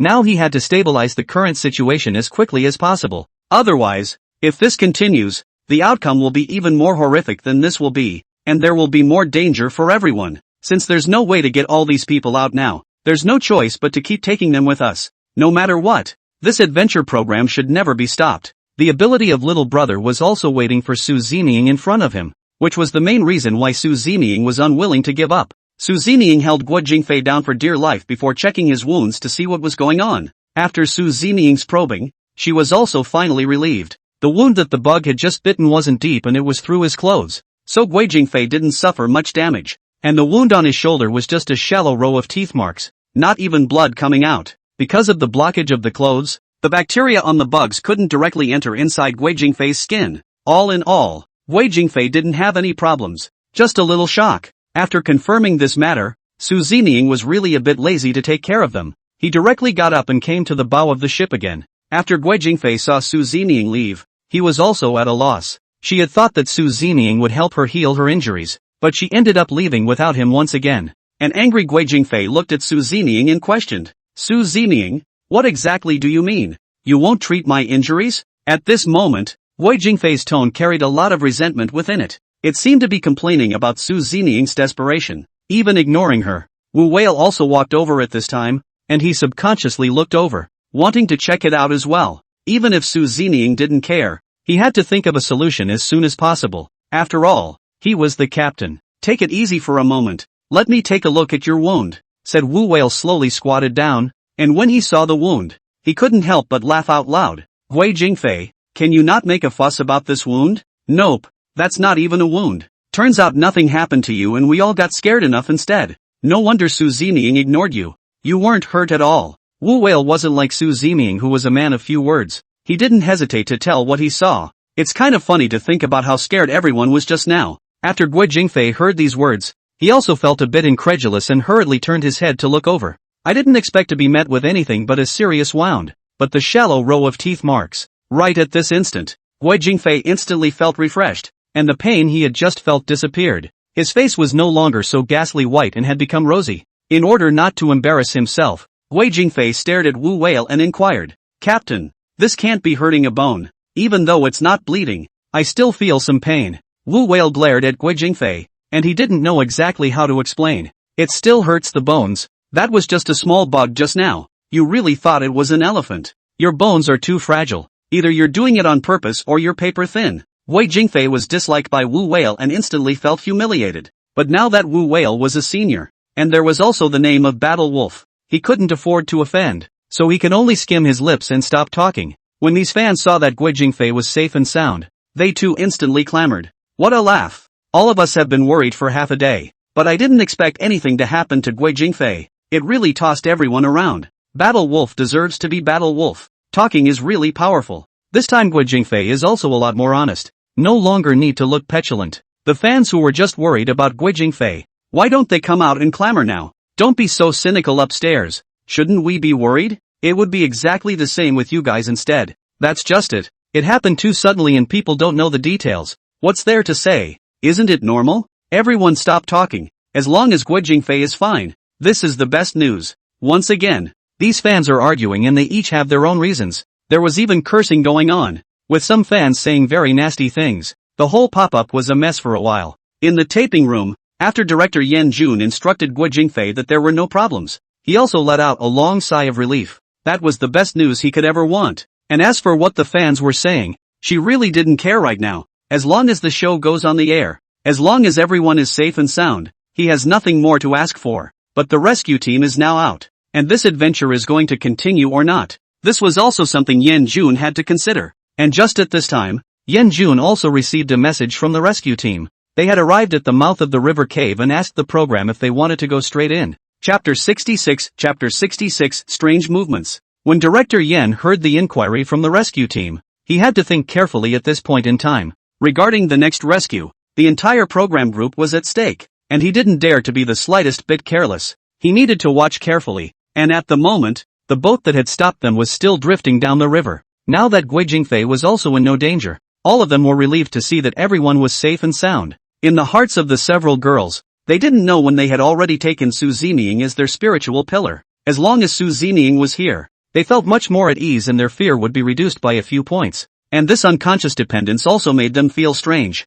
Yang Mi looked around carefully, then looked up at Su Zeming and inquired, Su Zeming, what do you think we should do next? Su Zeming didn't turn around. She just said indifferently, keep moving. But will there be danger in front of us? I always feel that this place is very spooky and eerie all around. Yang Mi carefully said his opinion. He also felt a bit terrified now. He didn't want to repeat what happened before and put everyone in danger. The eerie voice, which never went away, followed them all the time. It was even getting closer to them, which couldn't help but make them wonder. You say, there can't really be a ghost here. And the whispering sounds like it's all around us. Could they have been following us the whole time? Or even come aboard without realizing it? When the timid Li Fowl heard this, his tears instantly flowed down his face, and he cried even more fiercely than before. What to do? Are we going to be killed by these ghosts here? Right. Lu Shishir was also pale. They had been controlling their thoughts, not wanting to ramble on, but there was really no way around it. It all happened so suddenly that they simply couldn't accept it for a moment.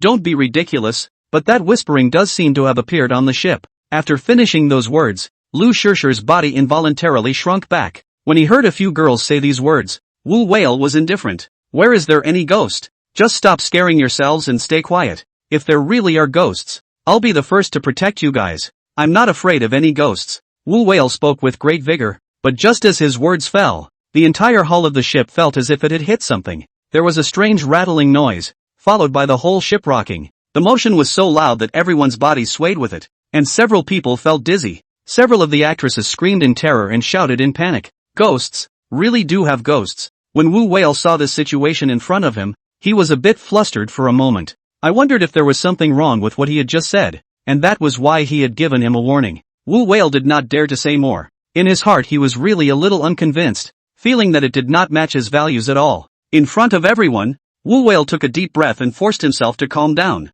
He couldn't afford to lose face, especially at this critical moment. Come at me if you can. Don't be paranoid here. What kind of skill is that? Let's have a match. I'd like to see what kind of demon or devil you are. These words were also the words that Wu Whale had summoned up all his courage and forced himself to say with a stiff upper lip. A few girls were sitting on the boat. They had long been scared out of their wits, only to see one of them folding their hands and chanting under their breath. I'm sorry, Whale was just being straightforward. So don't be offended if I offended you. Yang Ni's face was tense, dissolving the fear in his heart in this way. Lu Shishir, who was on the side, followed suit, and he also said anxiously, we have no intention of offending. Please be able to understand. We are just passing through. Please be magnanimous. Li Fowl was crying his eyes out. He looked most frightened and even a little frazzled. He poured out all he could eat. His voice choked with emotion. I have good food here. I'll give you all this food. Please leave us alone. Wu Whale frowned, looking at this strange behavior of the few of them, and was a bit helpless for a moment. It was hard to know what to say, and the fans on the air, too, were seeing the strange behavior of everyone. The entire pop-up screen immediately rolled up, and the live broadcast room was unusually lively. Ha ha ha, these girls are too funny, but it's understandable. They're also too scared. It's a nice gesture on their part to pray for everyone's safety in this way, but isn't it a bit too superstitious? It's almost like a fight between the werewolves and a couple of actresses, with the werewolves doing the provoking and the actresses doing the appeasing. And it's quite an interesting scene. There's nothing wrong with that. The analogy just now was quite graphic. One sings the white face, the other sings the red face. They're actually playing the art of war with ghosts. But just now Wu Whale's behavior. Isn't it a bit too reckless? The end of science is metaphysics. And then you can't talk nonsense when you don't understand the situation. It's true that just because there is something we don't understand doesn't mean it doesn't exist. And reverence is still necessary lest we get ourselves into trouble. Just now is also really some strange. In the end what things hit the boat? Will not really have a ghost. People started talking, and for a while all of them had their own different ideas. Of course they were also waiting for Su Zining to step in. And if there was really any special situation, Su Zining would step in to protect everyone. Some fans have also been quietly supporting Su Zining behind the scenes and believed in Su Zining's abilities. But there were some black fans who would find Su Zining's many shortcomings and flaws no matter what, and then attack him behind his back. Just as all the people were talking, Su Zining actually felt the ship being hit. Su Zining couldn't help but frown. He also felt that things might not be that simple. Although he didn't make an immediate move, Su Zining also slowly placed his right hand on the black and gold ancient sword behind him, ready at all times. The moment Su Zining tightened his grip on the black gold ancient blade, he couldn't help but feel some emotions in his heart. This was the second time he had touched the black gold ancient blade since his departure, and since he was already prepared to strike at any time, Su Zining no longer had any worries. If we can't get through the river without any problems,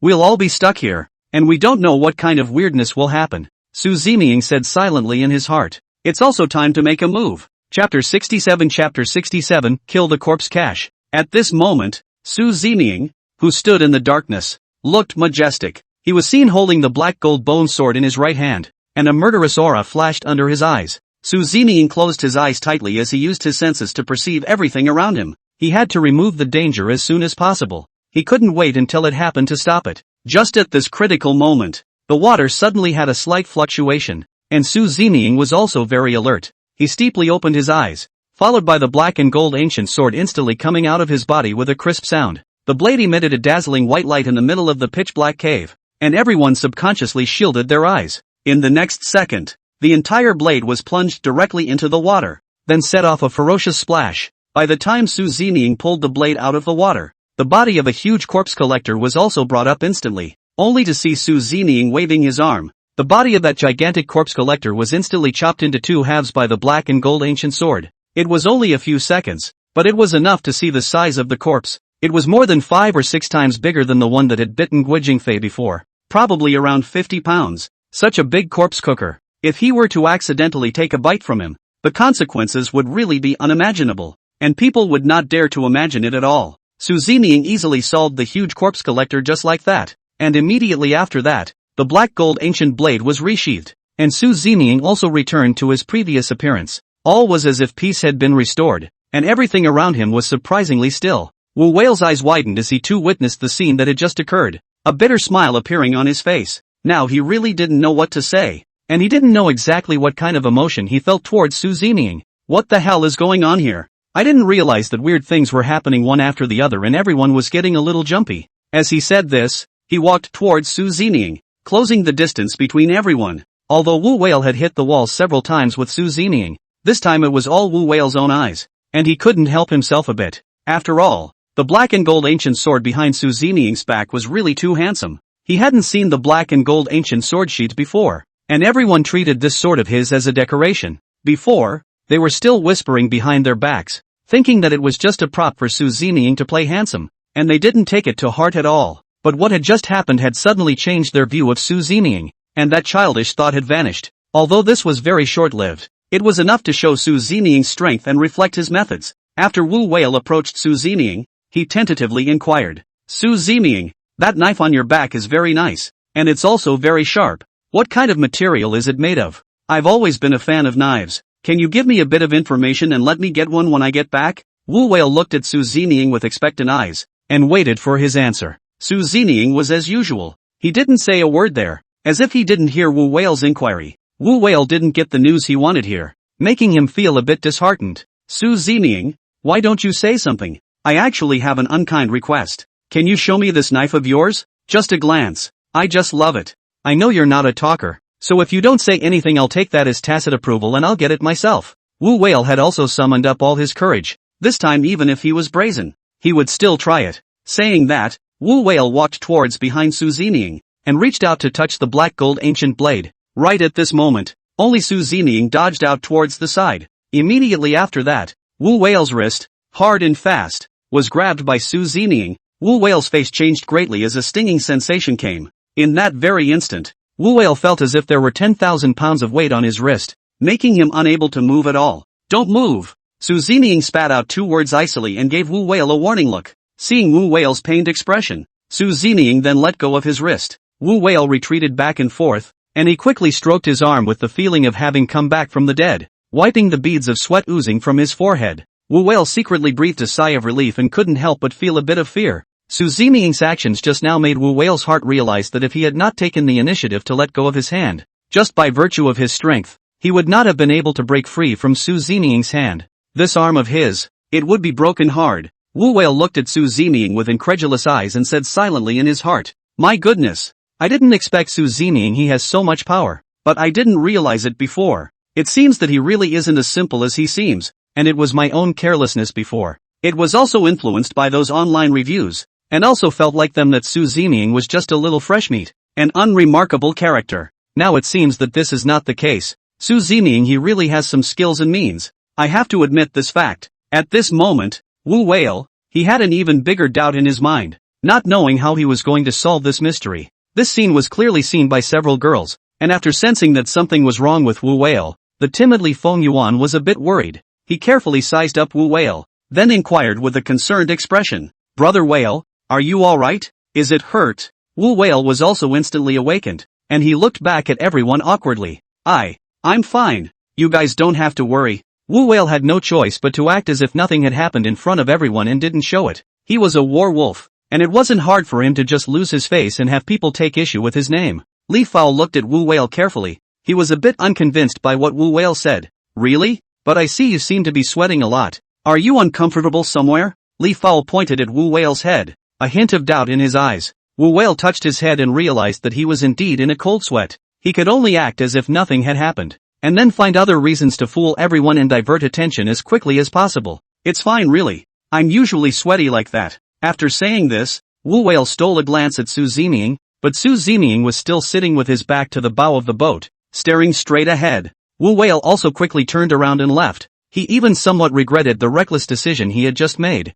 When Wu Whale returned to the stern of the ship, he felt that he was all a bit distracted, and the scene that had just happened would always appear in his mind. Su Zining's powerful and terrifying strength made Wu Whale feel a chill down his back as he once again fell into deep thought. Chapter 68, Mysterious Black Gold Ancient Sword. The scene that had just happened was also clearly seen by the audience in the live broadcast room. It wasn't just Wu Whale who felt surprised. The audience likewise had the same thought. My god me! It turns out that the knife behind Su Zining's back is not at all a tool for him to play handsome. It seems to be very powerful indeed, and everyone has just witnessed it with their own eyes. I didn't expect this knife to be real, and it was always considered a prop by everyone before. This is simply too powerful. Upstairs, this is a ridiculous and unreasonable statement. You guys use the prop to cut the corpse to see. That's the real thing. This knife is incredibly sharp, right? This knife is simply the dream of all men. It's just a pity that Su Zining's movements just now were so fast that we didn't even get a clear look at how it really worked. This is already enough. Now that we know that this blade in Su Zining's hand is not ordinary, we also want to touch it. What kind of material is it made of? Speaking of which, isn't Su Zining a bit too petty? Just now Wu Whale also just wanted to take a look, but he actually dodged it and warned Wu Whale. Yeah, this temper of his is really stinky, but it's better for everyone to get used to it, because that's the way we've seen Su Zeming from the beginning. It's kinda sympathetic to Whale. It's really kinda embarrassing for him to be rejected like that. But Su Zining's actions just now were really cool. Everyone was talking about the scene they had just witnessed and shifted their gaze to Su Zining's ancient black and gold sword. One by one, they were all interested. In fact, everyone had the same idea as Wu Whale. In the studio, Li Lianjie and Zhao Wen captured them. who had also witnessed the scene just now, and they were equally interested in this knife behind Su Zeming, especially Li Lianjie, whose eyes were dead set on Su Zeming's ancient black and gold sword. That knife of Su Zeming's just now, even though I only glanced at it, I was able to affirm that it was made of unusual materials. Hearing what Li Lianjie said, Zhao Wencatch on the side echoed, "There's nothing wrong with saying that. It's worthy of being a person who practiced martial arts and knows so much about weapons. Then according to you, what kind of material is this knife made of?" Li Lianjie was deep in thought, and he did want to make some comments of his own, though he didn't know if it was accurate or not. His heart was still a little dumbfounded. "According to my careful observation, I feel that this blade behind Su Zeming's back especially looks like it was made from meteorite iron. This knife should be very hard and sharp, that's why it was able to easily decapitate the corpse. However, this kind of weapon made of meteorite iron only exists in legends, and no one has ever actually seen or gotten one. Or perhaps this blade behind Su Zeming's back is made from some other material, and it might be possible that it is similar to the material of meteorite iron and its similarities." Zhao Wencatch also nodded his head, as if he was very much in agreement with what Li Lianjie had just deduced and said. Zhao Wencatch was also very interested, and he gave his own guess about this knife of Su Zeming's. Is there such a possibility that this blade of Su Zeming's is made of meteorite iron? The reason why Zhao Wencatch had such a guess was that he had actually been observing Su Zeming all along, feeling that Su Zeming was really somewhat different, even in Su Zeming's body. It made him discover many secrets. He always felt that Su Zeming was mysterious, and now that he saw this knife behind his back, he didn't believe that it was an imitation. In Zhao Wencatch's heart, he always felt that this knife of Su Zeming's had an extraordinary origin. He voiced this idea of his, not realizing that it would be denied by Li Lianjie. Both men now have their own reasons and claims. "I don't think that's possible. If there really are weapons made of meteorite iron in this world, it's not something that ordinary people can get. I've always loved knives, and I spent a lot of money and effort back then, but I've never been able to find one. And this one of Su Zeming's shouldn't be real." The discussion between Li Lianjie and Zhao Wencatch at this moment was also clearly seen by everyone. The incident also resonated with the audience, who also started talking about it. Now Su Zeming brought them a lot of questions and mysteries, making everyone really a little bit unable to understand. Li Lianjie is also right? He is the one with the strong financial power and circle of connections. What he can't find, how can Su Zeming get it? That can't be said. Maybe some things are destined by fate. It's not necessarily because of a different status that one can have everything. Isn't that a bit too arrogant? I do think that Su Zeming's knife is really unusual. Maybe people are really blessed with this. How can that be? I still support Li Lianjie's statement. This is a bit too out of the ordinary. Isn't Su Zeming unwilling to let Wu Whale touch it? There might be a reason for that. There's nothing wrong with that. It must be because he's afraid that Wu Whale will find out the end and poke him in front of everyone. That must be it. That makes sense. Su Zeming must be in fear. If this knife was real, he would definitely show it off to everyone. How could he hide it? Everyone instantly shifted their attention to this knife behind Su Zeming's back. The daughter-in-law said that her daughter-in-law was justified, and the mother-in-law said that her mother-in-law was justified. Su Zeming, however, didn't care about any of this, and he didn't pay attention to the news. From start to finish he had the same expression and attitude, and nothing seemed to be able to change him. In the middle of the river cave, their boat still drove slowly forward. Everyone also stayed quiet at this time, without the panic that they had felt before. After everything they've been through, they've also finally calmed themselves down, as if they've accepted reality, no longer crying like before. But Su Zeming, who was sitting at the bow of the boat, once again remembered the familiar voice he had just heard in his mind. Ding dong! Congratulations to the host for imitating Zhang Qiling's behavior. The playability has increased by 5%, currently playing at 65%. Gained the ability Unicorn Blood. Su Zeming couldn't help but feel elated in his heart after hearing this familiar voice. Since he had now fully obtained the Qilin blood, it meant that he had inherited most of Zhang Qiling's character and would become unstable next. Su Zeming's heart was really a bit excited. Only he didn't show it. After all, what he had just obtained was a very precious Qilin blood and possessed an incomparably strong power. This blood was again very useful to Su Zeming after entering the underworld abyss. He could be unclear of all the laws, and he could also retreat from all the insects. So Su Zeming had a greater certainty, and he also wished that he could have more skills on his side. Chapter 69, Sun Honglei awakens. Just as everyone was talking, Sun Honglei, who had been knocked out by Su Zeming earlier, opened his eyes in a daze and awoke. He frowned and looked around carefully, realizing that they were still in the middle of the cave. His demeanor instantly tensed and he sat up without hesitation. His voice panicked with inquiry. What the hell? Are we going out? A few girls next to him looked at Sun Honglei. They shook their heads helplessly and answered his concerns. Sun Honglei looked around and realized that their ship was still going on. It made him a little emotional for a moment, and he looked very anxious. Why don't you go out yet? Are you guys stupid? It's very dangerous here. What's going on here? What the hell just happened? Why does my neck hurt so much? How did I pass out? Sun Honglei said what was in his heart at once, and in the face of so many questions, everyone's expression one by one was a little complicated, and even silent. They didn't know how they were going to answer, or how they were going to tell Sun Honglei about it to go. Seeing that everyone was silent, Sun Honglei became even more anxious, and he kept asking after everyone to get an answer. Everyone had to ignore it, and Wu Whale, who was on the sidelines, couldn't stand to look at it any longer. He cleared his throat and said, "Okay, just stop for a while and stop having so many questions we can't answer you. Trying to get out of here is now impossible, and with the danger completely out of the way, we've all decided to move forward and see what happens. Just stop fussing so everyone can be quiet for a while." Wu Whale persuaded Sun Honglei to stop yakking in everyone's ears. Sun Honglei's expression looked a bit desperate when he heard that they couldn't get out, his eyes revealing panic. He didn't want to put everyone through the same scene as before. This place made him very resistant. However, hearing that the danger had been lifted, Sun Honglei's heart was slightly comforted, and he was no longer as flustered as before. Seeing everyone's current attitude, he knew that even if he made a scene, he would not be able to change the current result and situation.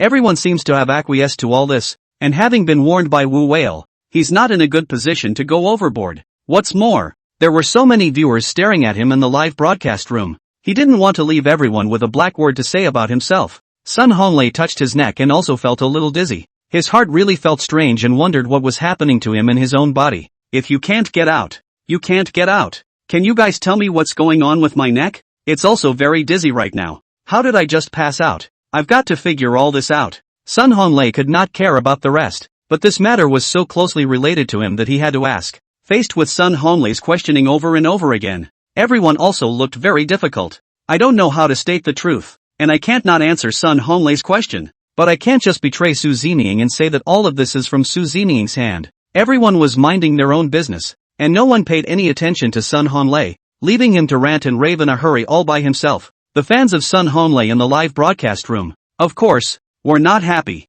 They began to accuse everyone of their behavior and fight for Sun Honglei. What does everyone mean by this? Didn't you hear what Lei said? Why don't you tell him the truth? They're clearly harboring Su Zeming. It's clear that all of this is Su Zeming's doing. What can't they say? What are you pretending to be dumb at this moment? Brother Lei is really pathetic. It's because he's too good that people are jealous of him. They're just targeting him on purpose. Ray has said more than once that his neck hurts. Why doesn't anyone care if he's really having a hard time? It's just so heartbreaking. This Su Zeming is so over the top. If anything really happens to Brother Lei, we definitely won't let it go. He'll never try to escape his responsibility. Even if we are defended by everyone, we will definitely not let him go. How can he be so unresponsive? It is obvious that it was him who made the move, and now he doesn't dare to come forward and admit it. That's right. I think this Su Zeming is a coward. Daring to do but not daring to act. Capable of standing out and making these things clear. Sun Honlei's fans were screaming in the live broadcast, and the entire pop-up screen was denouncing Su Zeming and seeking justice for Sun Honglei.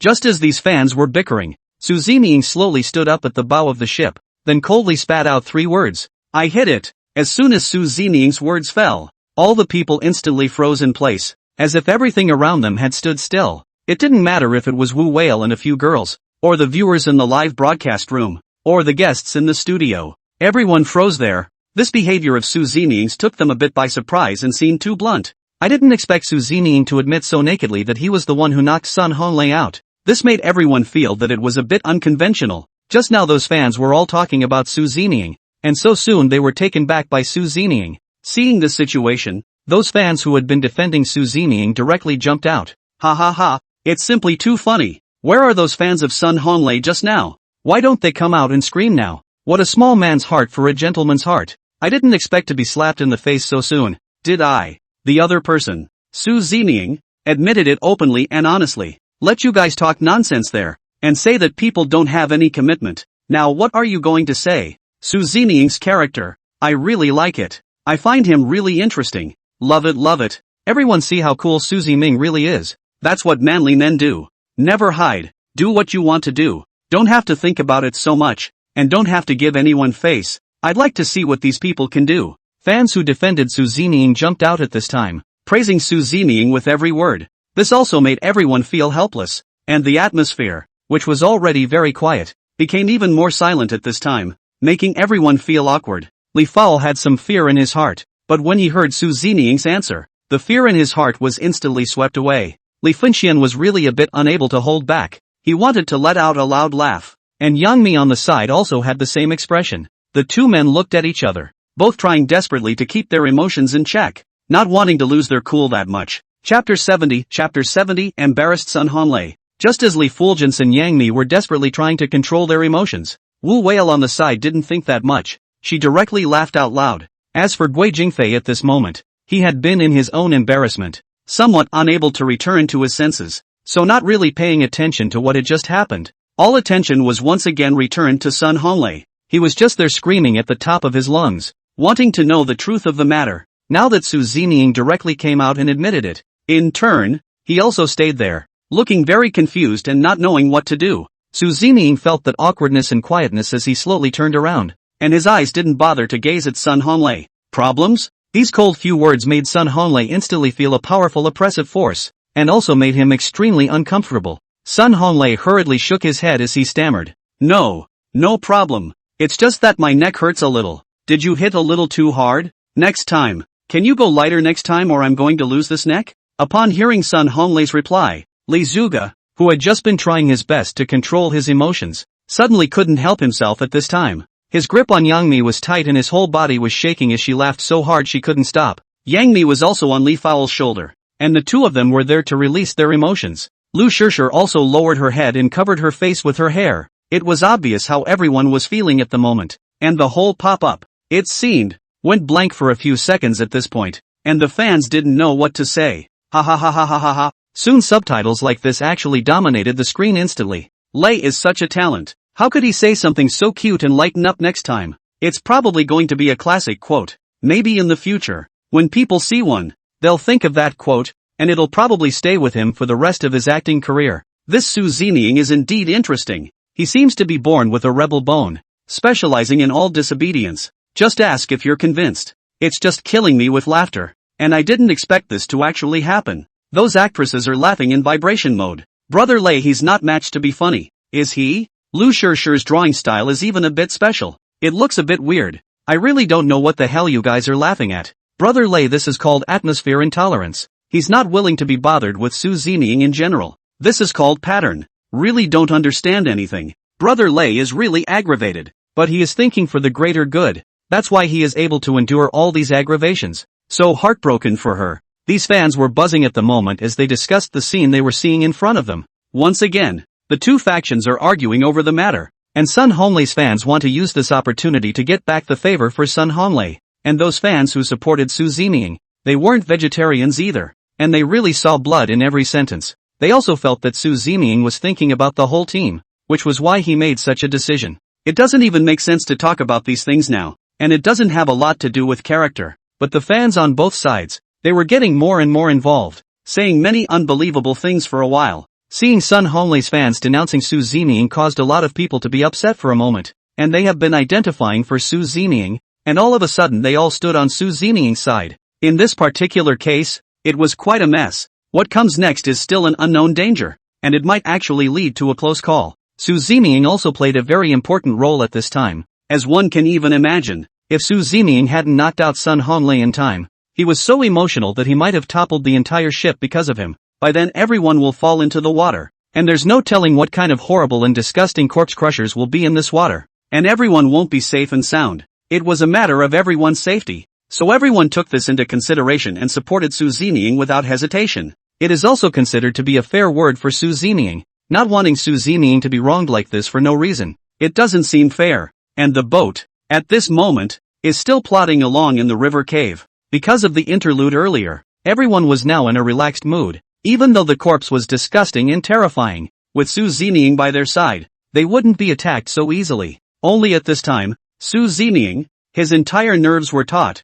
paying attention to the movements around him at all times. He couldn't afford to be careless because of the situation they were in now. The corpse cache could appear at any time, and there was a greater danger waiting for them ahead. Inside the studio, Everyone was also in a cold sweat for Su Zining and the others, and now they were finally able to relax. They also sat there and had discussions, looking forward to the next part of Su Zining's trip with them. Hopefully they will be able to get out of the river hole and into the entrance soon. It seems that the crisis is now over, and Su Zining will be able to quickly take them out of the river and find the entrance. I hope the rest of it goes a little bit smoother and we don't run into any more risks of one kind or another. Everyone couldn't agree more with this statement, and all of them nodded their heads in agreement as well. Only at this moment was Zhao Wen captured, and his expression looked very grave. Li Lianjie, who was on the side, quickly noticed the look on Zhao Wen's face. What's the matter? Why do you have that look on your face? Do you think there's going to be any danger? Zhao Wen captured pondered for a moment. He looked back at Li Lianjie and said, Jia brother, have you ever thought of a problem? This and the water has a corpse in the water. It means that there must be a corpse. I think it should be more rigorous. Exactly, there is carrion. The fact that this corpse cache can grow so big means that there's a lot of carrion in here. So don't overlook that. That's the main thing. Zhao Wen Catch uttered these words, and it was like a heavy hammer that hit everyone's chest at once. Li Lianjie's face also turned suddenly white. They did overlook these issues. Now that he had heard Zhao Wen's reminder, he really felt that it was such a thing. Wen Catch. Maybe those carrion is some fierce beast or something. We can't be sure now. Just don't let everyone worry. Li Lianjie said these words, on the one hand, to appease the viewers in the live broadcast room, but also to appease himself. The mention of the word carrion again makes everyone's heart feel bad and ungreasy with nausea. No one even dared to imagine that image. And if it weren't for the fact that it was now being broadcast live, it was estimated that they wouldn't have been able to suppress their emotions at all, and would have just thrown up. No one wants to give those black fans a chance and be targeted by them. Chapter 71 A green ghost flame appears. These words in the studio quickly reached the ears of the audience, making them start to lose their composure as well. What do you mean? Listening to them say these things means that there will be human corpses here? That's too gruesome. It doesn't have to be a human corpse. Maybe it's some kind of beast or something, so don't scare yourself. Yeah, I heard earlier that basically no one has ever come to this place, so how could there be someone's body? That being said, is there a possibility that someone has been there and they all died in there? So we don't even know. What Mr. Zhao said just now should also be just comforting us. Even if some fierce beasts died here, that means the environment here is harsh. Can people still be alive? So what to do? Will they be in any danger? Why does it feel more and more unreliable? Can the show make them all come back now? Fair enough. What the hell is this crew doing? What if they're really in danger? I can't even imagine how scary it's going to be next. Fans on the air were worried about their safety, while also blaming the show for what they were doing. In everyone's mind, safety is the main thing. After all, they had witnessed a lot of things, just as all the people were talking. Some of the attentive viewers actually noticed something about the situation from amongst the footage. In front of the originally dark cave, stars of green ghost fire actually appeared. This situation was not only noticed by the audience, but several celebrities also saw the scene at the same time. There was light in the darkness all of a sudden, giving them an instant sense of what was going on. Look at, what's that? Li Fowl, who was sitting in the front, pointed to the front and then looked back at Su Zining. Perhaps it was the location that made Li Fowl the first to see the scene. A hint of trembling could be heard in his voice even though he was trying his best to remain calm. Everyone looked over in the direction that Li Fulgence was pointing, and it was at this time that Guo Jingfei said with a trembling voice, Ghost, is a ghost fire. Sun Honglei also couldn't wait to say, Guo Jingfei is right. This is indeed a ghost fire. I've seen it on the internet before. Is there really a ghost here? As soon as Sun Honglei's words left his mouth, Guo Jingfei couldn't help but yell. He was really very scared, and Su Zining was a little impatient when he heard the scream. Blaring back at Guo Jingfei immediately quieted down as well. He didn't want to be thrown out by Su Zining from here, nor did he want to fall into the water once again. Although he was scared in his heart, he still tried his best to control his emotions. In Guo Jingfei's heart, Su Zining could be more terrifying and scared than a ghost. Although it was quiet, the fearfulness of the group did not dissipate. As they stared blankly ahead, Yang Mi was really a bit unable to hold back. He quietly looked at Su Zining and inquired, Su Zining, what the hell is this?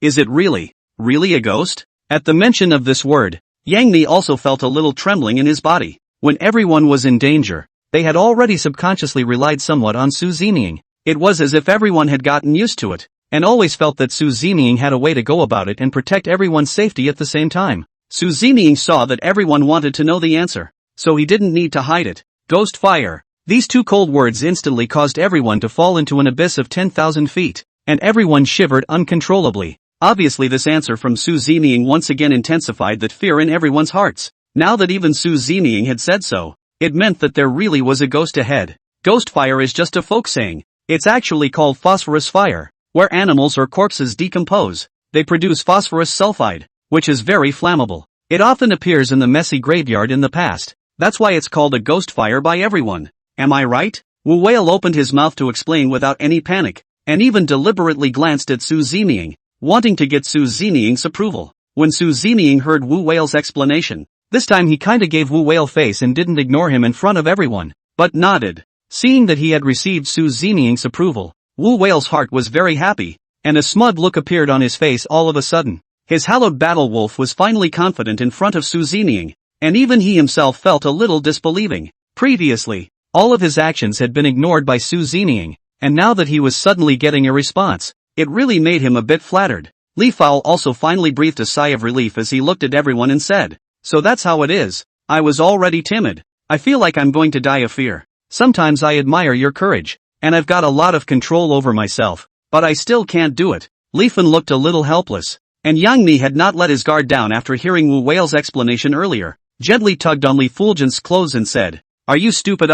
You did not hear the captain say it is where there are corpses that will produce a ghost fire, right? You're a bit of a wacky brainiac sometimes. I don't know what you're thinking. You're not getting the point at all." Li Fenjiang heard Yang Mi's reminder, and he seemed to have just reacted. "Right. I was literally scared out of my mind. So there's a body up ahead?" Everyone stared daggers at Li Fowl, looking at Li Fowl's cloudy face and feeling a little weepy. The atmosphere, which had just been relaxed, seemed to have become tense again at this point. Fatty and Lu Shirshir, who were on the side, also looked around vigilantly, fearing that accidents would occur at this time. The viewers in the live broadcast room were also thoroughly amused by Li's behavior. This Li Fulgence is indeed a bit too adorable. His expression is really cloudy. He cries one moment and laughs the next. And Sister Me isn't wrong. His brain circuit is really weird. What's wrong? I just like Li Fowl like that. I think he's cute and so pretty. Can you guys stop joking around? The point is that ghost fires are appearing and I don't know if there are any corpses in front of us or not. I think you guys are the weird ones.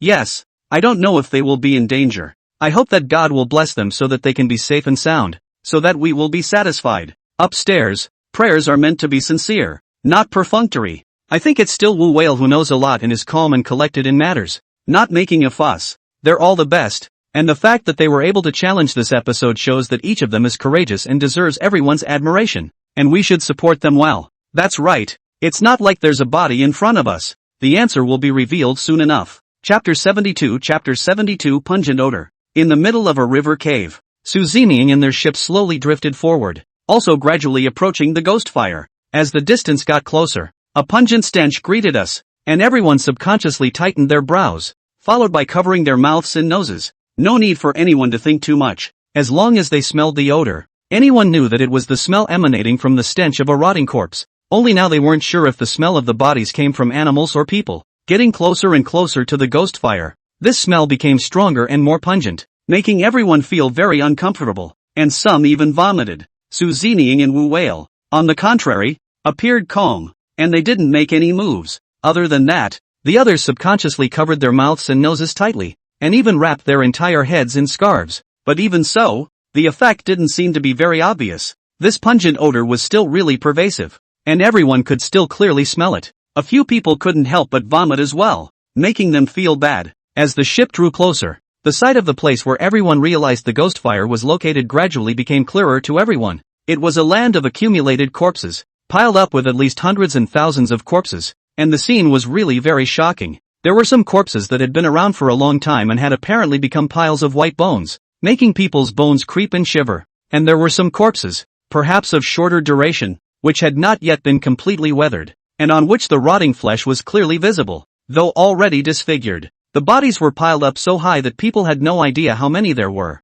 but it was also possible to tell that some of the bodies were human, and of course some were animal. Vomit. Guo Jingfei looked at the scene in front of him, and once again he couldn't help but vomit, feeling like his entire body was going to be drained. He was vomiting with tears in his eyes, acid coming out of his mouth, and tiny beads of sweat oozing out of his forehead, so it was obvious how hard it really was for him. Immediately behind him, Yang Mi, Li Fulgence and Lu Shirshir as well as Fatty D and the rest of them, one by one, were not spared, and they all vomited wildly. Sun Honglei was able to control it, but now that he saw the scene of everyone vomiting and he frantically ran to the side, he finally couldn't help himself. Everyone's hearts were filled with fear at this moment. It was also very repulsive to see such a scene in front of me, and although I had prepared for it beforehand, I still couldn't accept it. So many corpses were piled up in front of them, a scene they would never forget. If they had known in advance that they would see this scene, even if mountains of gold and silver were piled up here, they probably wouldn't have entered.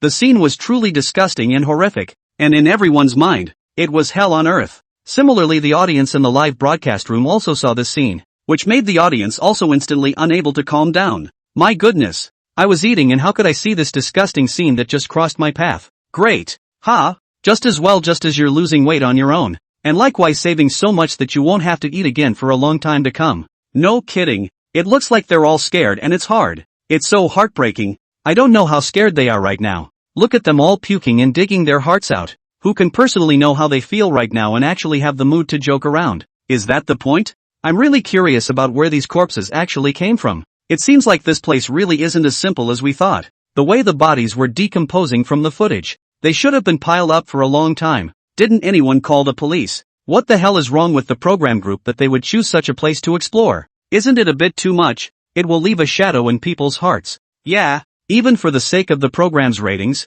it shouldn't be arranged like this. It's too heartbreaking for them. And the director is in. Director Yen is also at this moment the whole person is blindfolded. To be honest, before this show started, he never expected this situation to arise either. Perhaps they have limited information about what's going on here, or have only seen glimpses of it online. It was too late to say anything now. All he knew was that he had never heard of anyone entering this place in all these years. As for the rest, they didn't really think too much about it. They just thought that it was a rare place where people were rare and there wouldn't be too much danger. Even if something did happen, they had already prepared a rescue team that would arrive in time to ensure their safety. But when the show actually started and they encountered this glitch after glitch, it made him all a little bit confused. Now that he had seen the scene in the river cave again, Yen Guide realized at this time how naive and childish his own previous thoughts had been. No one has ever been heard of going in. Perhaps those who went in didn't come out and died here. After thinking about this, Director Yen then felt some scalp numbness, and his heart was immediately nervous.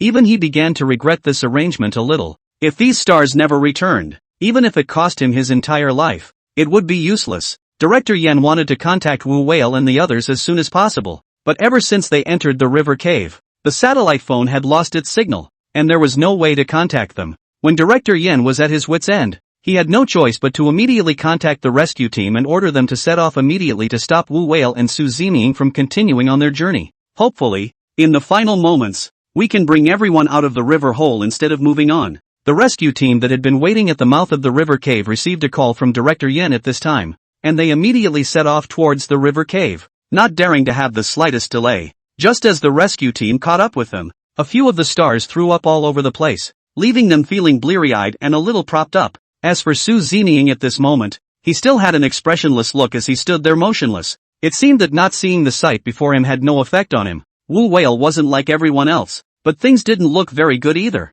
He just kept going strong. After all, this kind of scene, even though he was a battle-hardened wolf, he had never encountered it before. Yang Mi looked around carefully, and he too finally realized that something was wrong, because at this time, he seemed to hear that weird sound from before, getting closer and closer to them, a feeling like there were many small insects crawling. Yang Mi shivered and got goosebumps, and the big strong man looked up. He didn't expect the scene in front of him, which immediately scared him into a cold sweat, because from inside those corpses, he saw countless corpse turtles, crawling towards them in black. Chapter 73, they're surrounded. The reaction of everyone just now was too intense for a moment, and that's what startled these corpse collectors. And having discovered Su Zeming and the others, soon everyone also discovered this phenomenon. Seeing these corpses besieging over, all of them were dumbfounded. They shrank back against all odds, and although they felt bad, they could only desperately endure it now. Guo Jingfei looked at everyone in panic and inquired, "What should we do now? The situation seems to be very unfavorable for us. These corpse cubes will be besieging us soon. We won't be eaten alive. Didn't we say that these corpse cubes only eat carrion? How come they are now eating the living instead? Are we going to be finished?" No one was able to answer Guo Jingfei's question, and everyone was so frightened at this point in time that it became a mess for a while. None of them knew how they were going to save themselves or what situation they would face next. Just at this time, Wu Whale suddenly pulled out a dagger from his clothes, and now he could only let go of the dagger. He didn't want to wait here to die. No matter what, he always had to try. Wu Whale was also courageous as he kept waving the dagger in his hand towards the corpse in the water. The dagger was very sharp, and with this slash, everyone realized that a corpse was severed from it by Wu Whale. Everyone seemed to see a bit of hope, but when they went to look down, they realized that there were just too many corpse cripples. Even if the dagger in Wu Whale's hand was sharp, it was still really a drop in the bucket for them, and wouldn't do much at all. Seeing that these corpses were about to climb onto the ship, everyone screamed in fear and could only approach Su Zeming regardless. Yang Mi also threw a look of help to Su Zeming, hoping that Su Zeming could help them at this time. When Wu Whale saw that he couldn't cope at all, he couldn't care less about his face. Saving his life was more important now. He anxiously shouted out, "Su Zeming, you should think of something. I really can't resist. They're about to board the ship." In Wu Whale's mind at this moment, he thought that perhaps only Su Zeming could turn the tide and save everyone from danger. He also pinned his hopes on Su Zeming, and there was nothing else to do. Su Zeming stood at the bow of the ship as he once again placed his hand on the black and gold ancient sword behind him. In the blink of an eye, the black and gold ancient sword was sheathed. But this time, Su Zeming didn't swing the knife towards those corpse crushers. Instead, he slashed towards his own fingers. The blade skimmed lightly over his fingers, and instantly bright red blood flowed down. Unperturbed, Su Zeming placed his finger on the outside of the boat, and the blood instantly dripped into the water. Those corpses that were still frantically surging, after touching Su Zeming's blood, they instantly looked terrified, not daring to approach Su Zeming at all, and fled in all directions. The speed of that escape was even faster than the speed of the attack on them just now. Just be afraid of all that blood. It will take their lives in a heartbeat. Without a few seconds' time, those corpses that had just been there had long since fled. The surroundings also instantly became quiet, and when everyone looked around again, they realized that the corpse collectors had long been buried into the surrounding grottos and rotting flesh, as if they had never appeared. In the middle of the river cave, it was quiet once more, and nothing seemed to have changed, except for the fact that everyone was panicking. But everyone's mood was such that they simply couldn't calm down, because what had just happened had truly existed. They were almost killed by those corpse turtles, while on the other hand, everyone was shocked by Su Zeming's actions. This was what they had just witnessed with their own eyes. Su Zeming cut his finger and dripped his blood into the water, and these corpses fled in haste. This made everyone a bit puzzled, wondering what exactly was different about Su Zeming's blood. This was simply beyond their imagination and cognition. Not knowing what Su Zeming had actually done or what kind of person Su Zeming really was, Guo Jingfei couldn't stand it any longer as he inquired with a tightly locked brow. "Su Zeming, what the hell is going on here? Why did all these corpse collectors run away? What did you just do? I seem to be a little dazzled as to why you're different from everyone else." Guo Jingfei's voice shivered a bit, but he still voiced the doubts in his mind. There was really no way he could pretend any longer and hopefully get a clear answer. But he didn't know where to start asking, and he wasn't sure if he'd get the answer he wanted. Why were these corpse cubes so afraid of Su Zeming's blood? This was the first time he had encountered such a strange problem. No way. Could it be that these corpse cubes are afraid of blood? I've never heard of such a strange problem before. Guo Jingfei was still guessing at this point in time and said these things. Wu Whale on the side really felt helpless to the extreme. He blanked Guo Jingfei and didn't know what to say. "Guo Jingfei, I say, are you being scared silly? How can these corpse cripples be afraid of blood? They are eating carrion. Can you use your brain when you say they will be afraid of blood?" Wu Whale disapproved of Guo Jingfei's statement, and in front of everyone, he didn't give Guo Jingfei the slightest bit of mercy, because he felt that what Guo Jingfei had just said was really very childish and unconvincing. Guo Jingfei was scolded by Wu Whale, and he also instantly felt very bored, but he didn't know how to retort, so he could only shut his mouth. And Yang Mi and Li Fulgence and Lu Shishir and all of them, they don't understand the principle of this. They sized up Su Zeming with curious gazes, but didn't chase after him to ask questions, because they knew in their hearts that the answer they wanted, Su Zeming would not give any response. If Su Zeming had wanted to say it, he would have said it by now. Even so, everyone's opinion of Su Zeming had long since undergone a sea change. Their eyes were filled with admiration. From the beginning everyone felt that Su Zeming's character was weird and strange, to the point where Su Zeming was later completely relied upon by them. The piles and pieces that happened in between were very clear to everyone's heart. What's more, now that the road ahead was unknown and danger could happen at any time,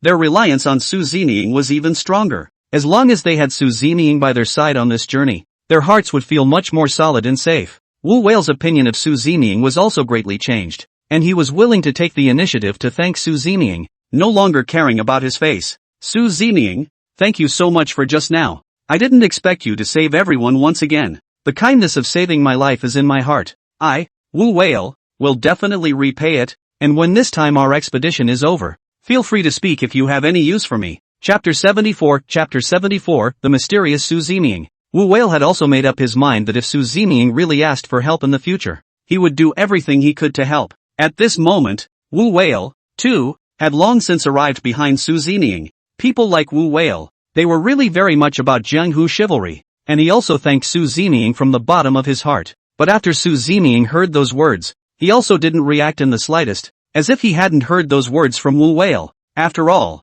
at this moment, Su Zeming, he didn't have anything that he needed Wu Whale's help with. The viewers in front of the screen had also witnessed that they had just been besieged by the corpses. By the time everyone reacted, all was calm again. Wait a minute, what just happened? What the hell did I see? Were those corpse crushers computerized special effects? There were quite a few of them. This is unbelievable, but it's still a bit unexplainable as to why these corpse cubes are so afraid of Su Zeming's blood. Su Zeming, what exactly is he? How is it that more and more people feel mysterious, but also feel that Su Zeming is somewhat puzzling? His various manifestations do not seem to be pretending, but really too amazing. This program group isn't colluding with Su Zeming to fool everyone with the special effects of the corpse collectors. I don't believe that these things would really exist. That's right. This can't be a deliberate arrangement by the program group to whitewash Su Zeming, wanting to create a new persona for Su Zeming through this program and then make a script. My goodness, do you guys have any brains at all? Even if the program group did it on purpose, then what did the words of Warwolf Wu Whale just now mean?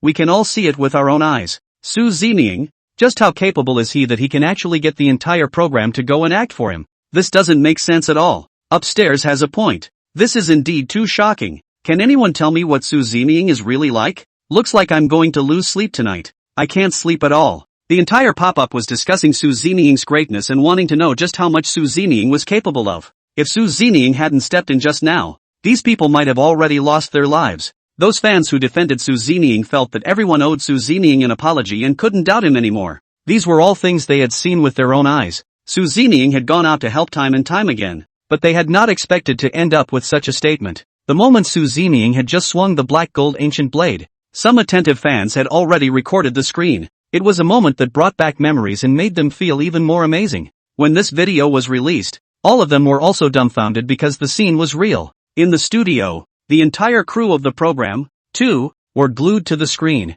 They were also shocked by Su Zeming's actions, somewhat unable to figure out what was different about Su Zeming, and were unable to recover for a moment. Honestly, it wasn't even scripted for their show to be arranged. Even if they had the intention, they didn't have the ability to arrange such a wonderful scene, and the director didn't have the ability to see things before they happened. Even if they were smart, they didn't know that a person's blood could actually dispel those corpse turtles. It was a little too much against common sense in their minds, but in front of their eyes, this scene was really happening, and to be honest, when everyone saw those corpse turtles besieging over, their hearts were also doing the worst. Rescuers were unable to reach them directly, despite their accelerated pace. In their hearts, they also felt that these few big stars were, presumably, in a bad way. It was one of the most incredible and certainly one of the most vicious scenes in the entire history of live variety shows. But Su Zeming's lighthearted move, since it refreshed the three views, shocked all of them. The staff member swallowed and said with a panicked look on his face,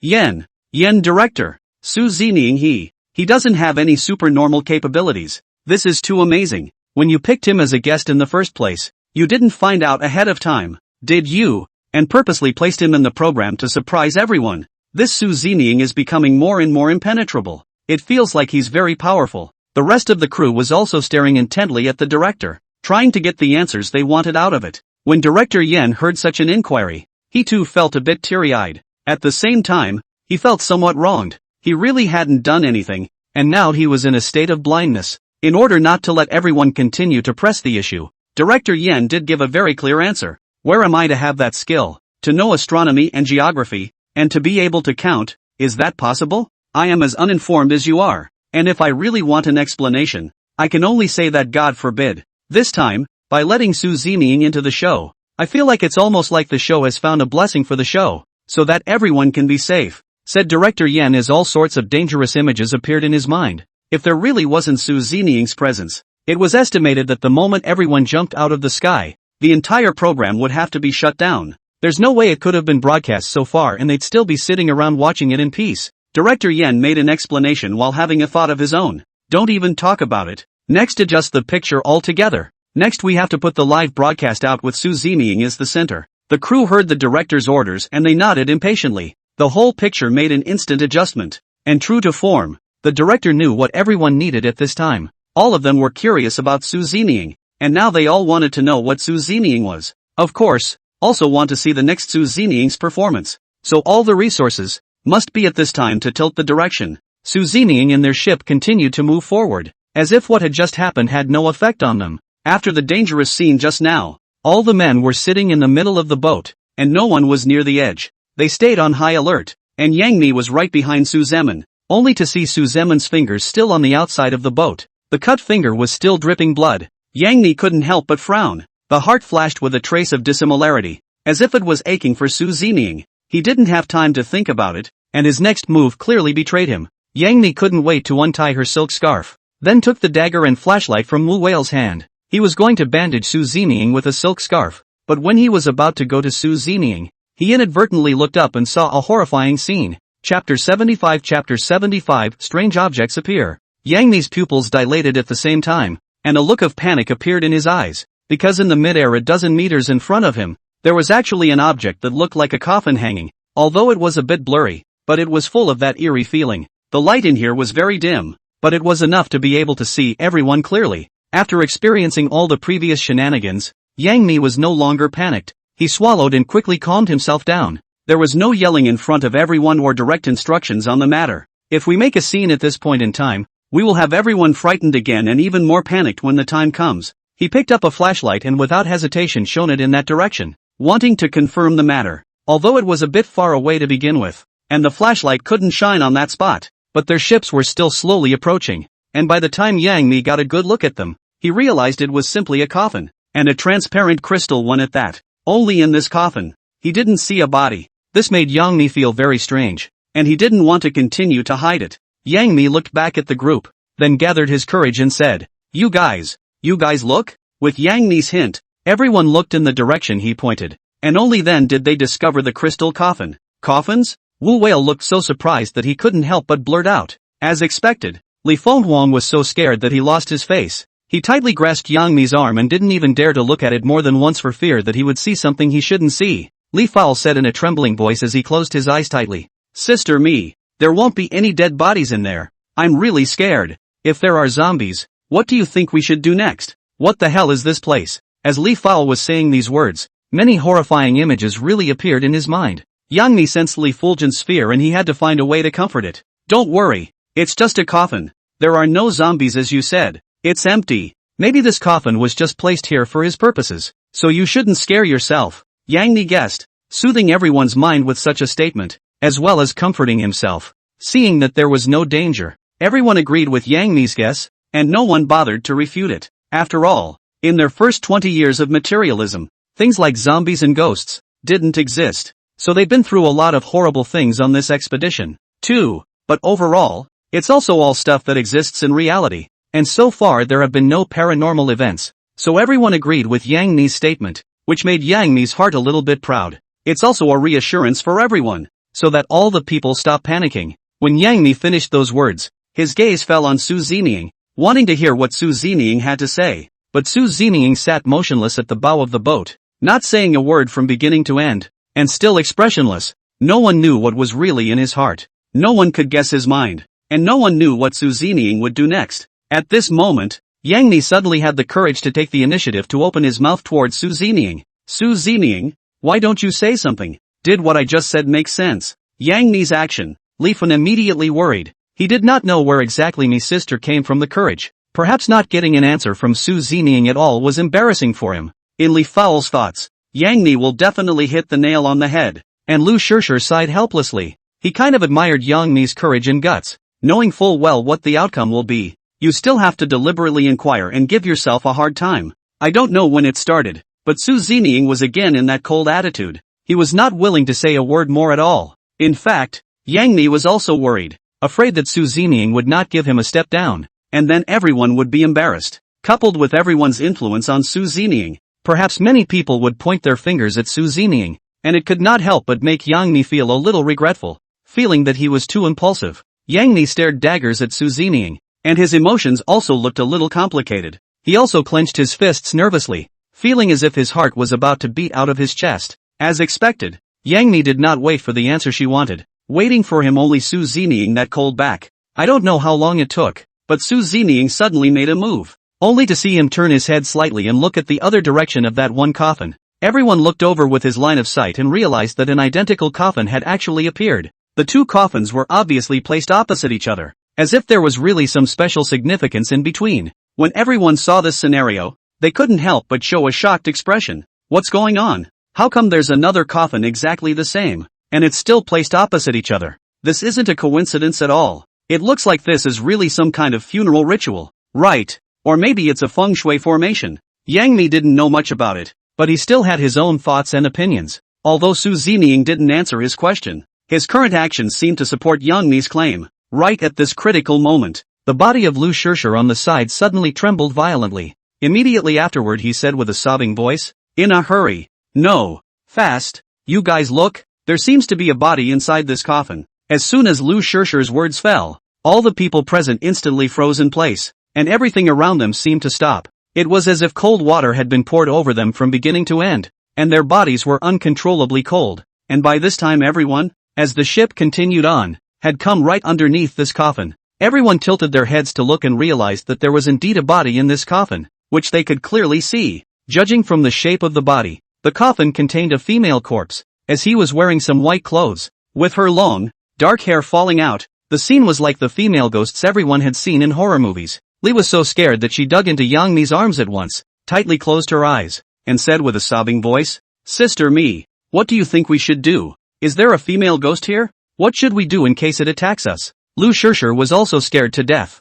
He felt a chill on his back, his palms were sweating coldly, his body couldn't control his shivering, and he couldn't speak at all. There was a look of fear in his eyes and his mouth was white. "Ghosts? There are ghosts. Let's get out of here. We can't go any further." Guo Jingfei's voice shivered as he shouted. He really didn't want to face it with a hard head anymore. Chapter 76 Wu Whale is not calm. Upon seeing the corpse, the always calm Wu Whale was also shocked at this time. Trying desperately to stay calm, he took a deep breath, not wanting everyone to sense that he was different. After all, he had already acted a bit humiliated when the big corpse crashed into the ship before, and this time he hoped to get his face back. After calming down for a few seconds, Wu Whale looked back at everyone and said, "Don't be afraid. Since it's a coffin, isn't it normal to have a corpse inside? What's all the fuss about? What demons and devils? There's no such thing. It's all in everyone's imagination to scare themselves." As Wu Whale's words fell, he was instantly tightened, because at this moment, he suddenly felt a pair of cold hands caressing his waist.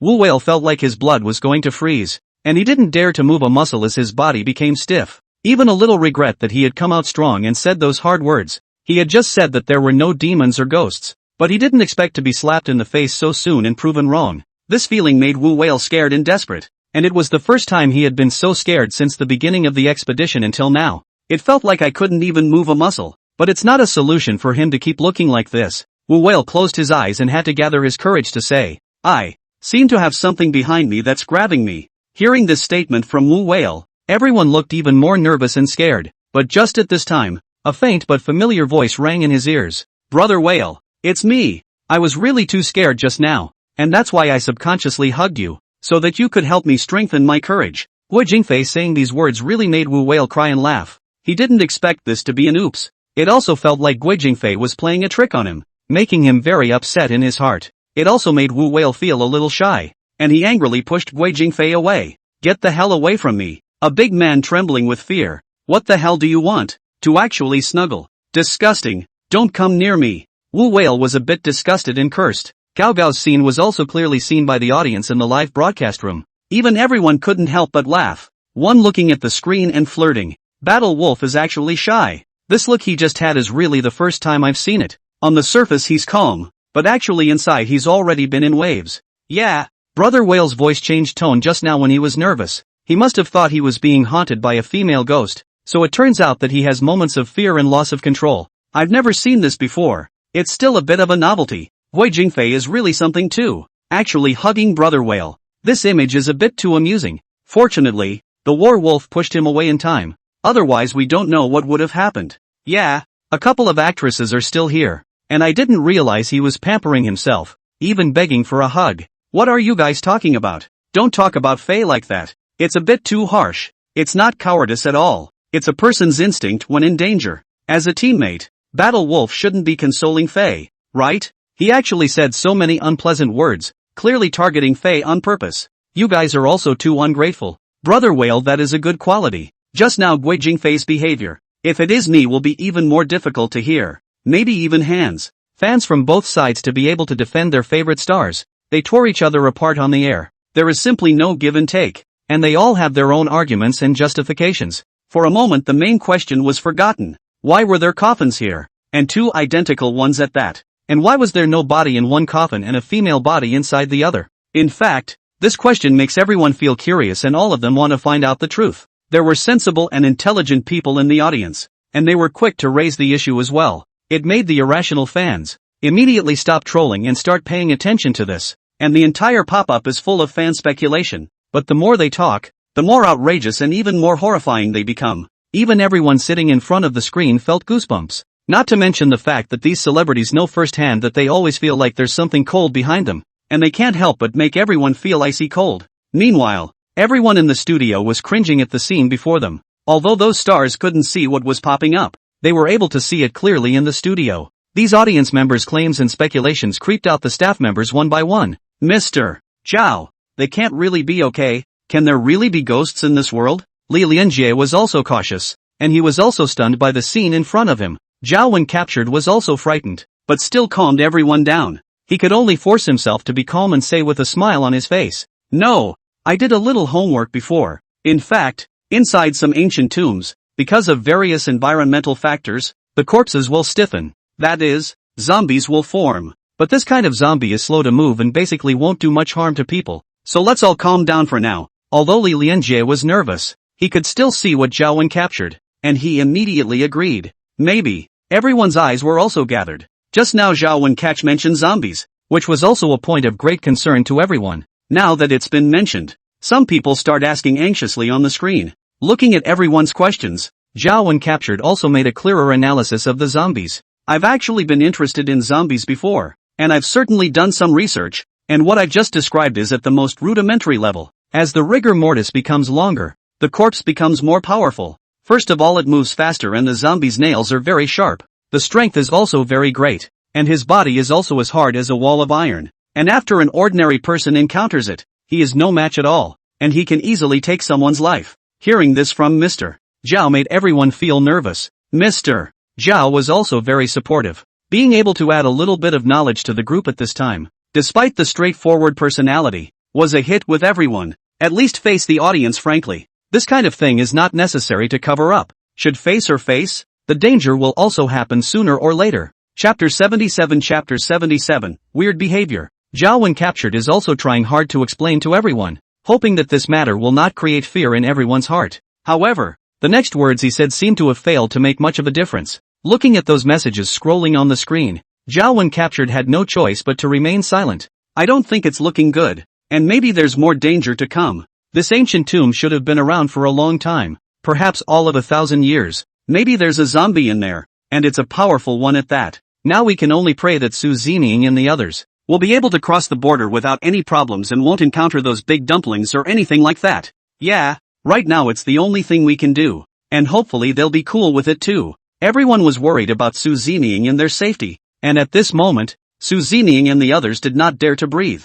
The boat was still moving slowly in the river cave, and everyone knew that what Yang Mi had just said could not be taken seriously. These two coffins are also not feng shui problems at all. Otherwise one would have a body inside while the other is empty, which makes no sense at all. It's just that no one is being forthright in picking these things apart right now, undoubtedly adding to the psychological burden and pressure and creating more fear. And of course they were afraid that being born at this time would attract something terrible. Each of them looked nervous, and they also prayed silently in their hearts, hoping that they would be able to pass the test without any problems. Right at this critical moment, Guo Jingfei suddenly turned pale and his body couldn't help but tremble, only to see him stand up. Seeing Guo Jingfei's strange behavior, everyone was taken aback, and Wu Whale immediately went up to stop it. Guo Jingfei, what are you doing? Quickly sit down for me. He loudly reprimanded Guo Jingfei's behavior, not to make any mistakes at this time. but Guo Jingfei's behavior was odd, and in the face of Wu Whale's loud reprimand, he actually didn't react in the slightest.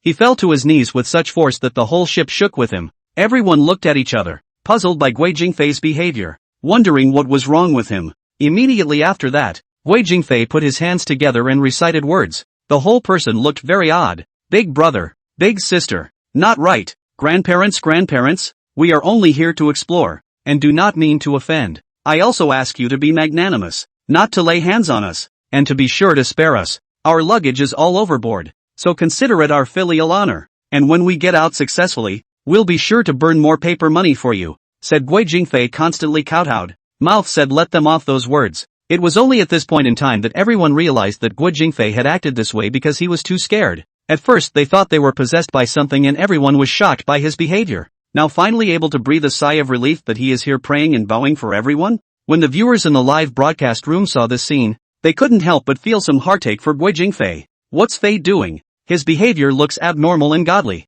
He can't be possessed by some evil. He can be so cute. Can those zombies and evil really be reasonable, and he'll leave them alone by doing this? But he's doing this out of the goodness of his heart, praying for everyone's safety. It's so heartbreaking that he's actually kneeling to these ghosts. I didn't feel anything just now, but now that I see Fei kneeling like this, on the contrary, it makes me feel even weirder and seems even more eerie. You guys still have the time to talk about this. Maybe this move of his will work and everyone will get through. Even if it's sincere, I guess it won't move those bullies. They can't be reasonable. At first Guo Jingfei wanted to hug Wu Whale to strengthen his courage and calm his nervousness, but he didn't expect to be pushed away mercilessly. He was surrounded by Su Zining and Sun Honglei. In addition to a few actresses, Su Zining he didn't dare to approach. Sun Honglei was also scared at the moment. He couldn't seem to do anything else but act like this right now. If he had the guts to approach Su Zining, he wouldn't have to kneel here and pray. If what he had just done had happened to Su Zining, it was estimated that he would have already been thrown in the river. When Sun Honglei saw Guo Jingfei's actions, he had some doubts in his mind, so he inquired quietly in his ear, "Does that work for you?" Guo Jingfei didn't pay any attention to Sun Honglei, and he kept mouthing off. Whether it worked or not, right now it was all he could do. Seeing that Guo Jingfei was ignoring him, Sun Honglei also fell to his knees. Now he couldn't care less about everything, and modeled after Guo Jingfei, where the two of them chanted. On the side of Yang Mi and Li Fulgence as well as Lu Shishir and the rest of them, were somewhat baffled by this whole scene, and for a moment they didn't know what they should do. Several people looked at each other, and their expressions were somewhat hesitant. Li Fulgence stared daggers at Yang Mi, who shook his head helplessly. Immediately after that, he turned back to look at Su Zining, only to find that Su Zining was still sitting motionless at the bow of the boat, seemingly not caring about all that had happened. It also didn't stop Sun Honglei and Guo Jingfei from their move. Yang Mi immediately had an answer in her mind. Since Su Zining was even sitting there steadily, it meant that there was no need to kneel at all. Su Zining had long since become his reliance, and he felt that what Su Zining did should not be wrong. Right after Yang Mi made up his mind, Guo Jingfei and Sun Honglei anxiously urged, "What's the matter with you guys? Why don't you get down on your knees and pray together? Don't you want to get through the river without any problems?" Yang Mi was really speechless, and he remained there motionless. Curious, Li Jue came to Sun Honglei and Guo Jingfei's side, then lowered his voice to inquire, "You are so strange. Who are you asking for forgiveness and who will bless us?" Hearing Li Fao's inquiry, Guo Jingfei said with an anxious face, "Who else could it be? The person inside the coffin. Of course, he's been in this coffin for thousands of years, and now that we've broken his peace, you think he'll let us go? It's not too late to pray, and we were unintentional, so he's sure to be magnanimous. If we don't sincerely pray for an apology now, we may soon become a pile of bones. Don't you understand?" Guo Jingfei's words from the bottom of his heart are really saying the right things, as if he understood it all. A few of the actresses on the sidelines,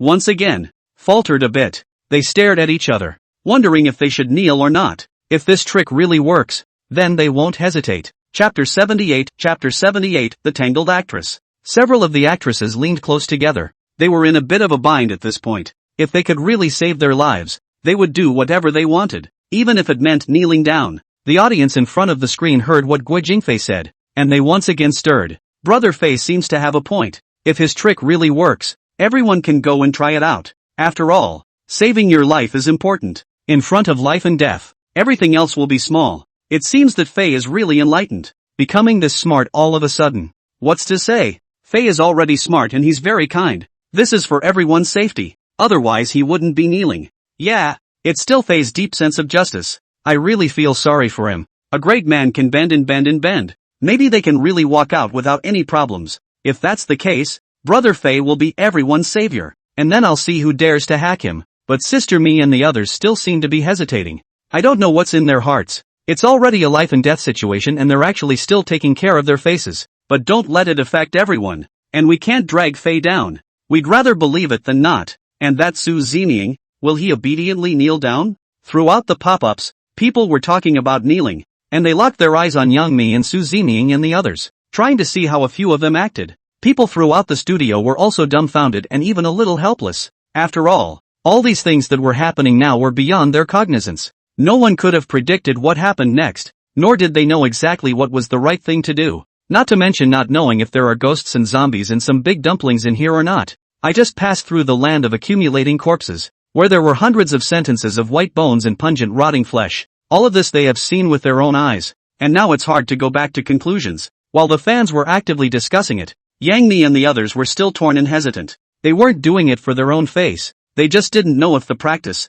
or not, would work, and they weren't afraid of being ridiculed. At this moment, Su Zeming still didn't make any movements. This was one of the reasons why a few of the actresses were hesitant to put their hopes on Su Zeming. Guo Jingfei couldn't help but feel a little angry in his heart when he saw Yang Mi and their entanglement. What the hell is wrong with you guys? Why are you still not moving? If something does happen then, don't drag others into it. Guo Jingfei's tone was a bit hard, and he couldn't be blamed for that. He was really worried too. Seeing Guo Jingfei's attitude, Li Fulgence and Yang Mi and their fans were a bit nonplussed. What does Guo Jingfei mean? He can kneel if he wants to. Why does he have to go and force others? He really thinks he's so powerful. Yeah, he's clearly forcing his tone. How couldn't he even get him involved? I think it's just that he's timid and scared. Is there no other way besides this one? Sister Mi has never suffered such aggravation. It's simply excessive to the extreme. No mercy at all. And no manners. Talking to a girl like that. What the hell do you guys know? Brother Fei is clearly saving them. Why are you guys so uneducated? Really good intentions don't pay off. You're not allowed to talk about Fei like that. It's simply too annoying. Don't drag Fei down if you can. Did we say it wrong? We all saw Fei's attitude clearly just now. Why didn't he go command the Warwolves? What a bully. The entire broadcast argued as those fans defended their favorite stars. No one was allowed to say anything wrong about them. And the screen kept scrolling. Yang Mi and Li Fan they heard Guo Jingfei say this and became even more shaken inwardly. They also slowly moved their feet and leaned over in the direction where Guo Jingfei and Sun Honglei were. And Guo Jingfei and Sun Honglei began to chant, praying up here once again. Just at the moment Yang Mi and Li Fulgence were ready to kneel down, Su Zeming, who had been silent for a long time, opened his mouth to speak. Quiet. When these words came out, everyone froze in place, and Guo Jingfei and Sun Honglei subconsciously tightened their mouths. But not a moment later, Guo Jingfei looked at Su Zeming with a reluctant face and said, What why should we all listen to you? Su Zeming you.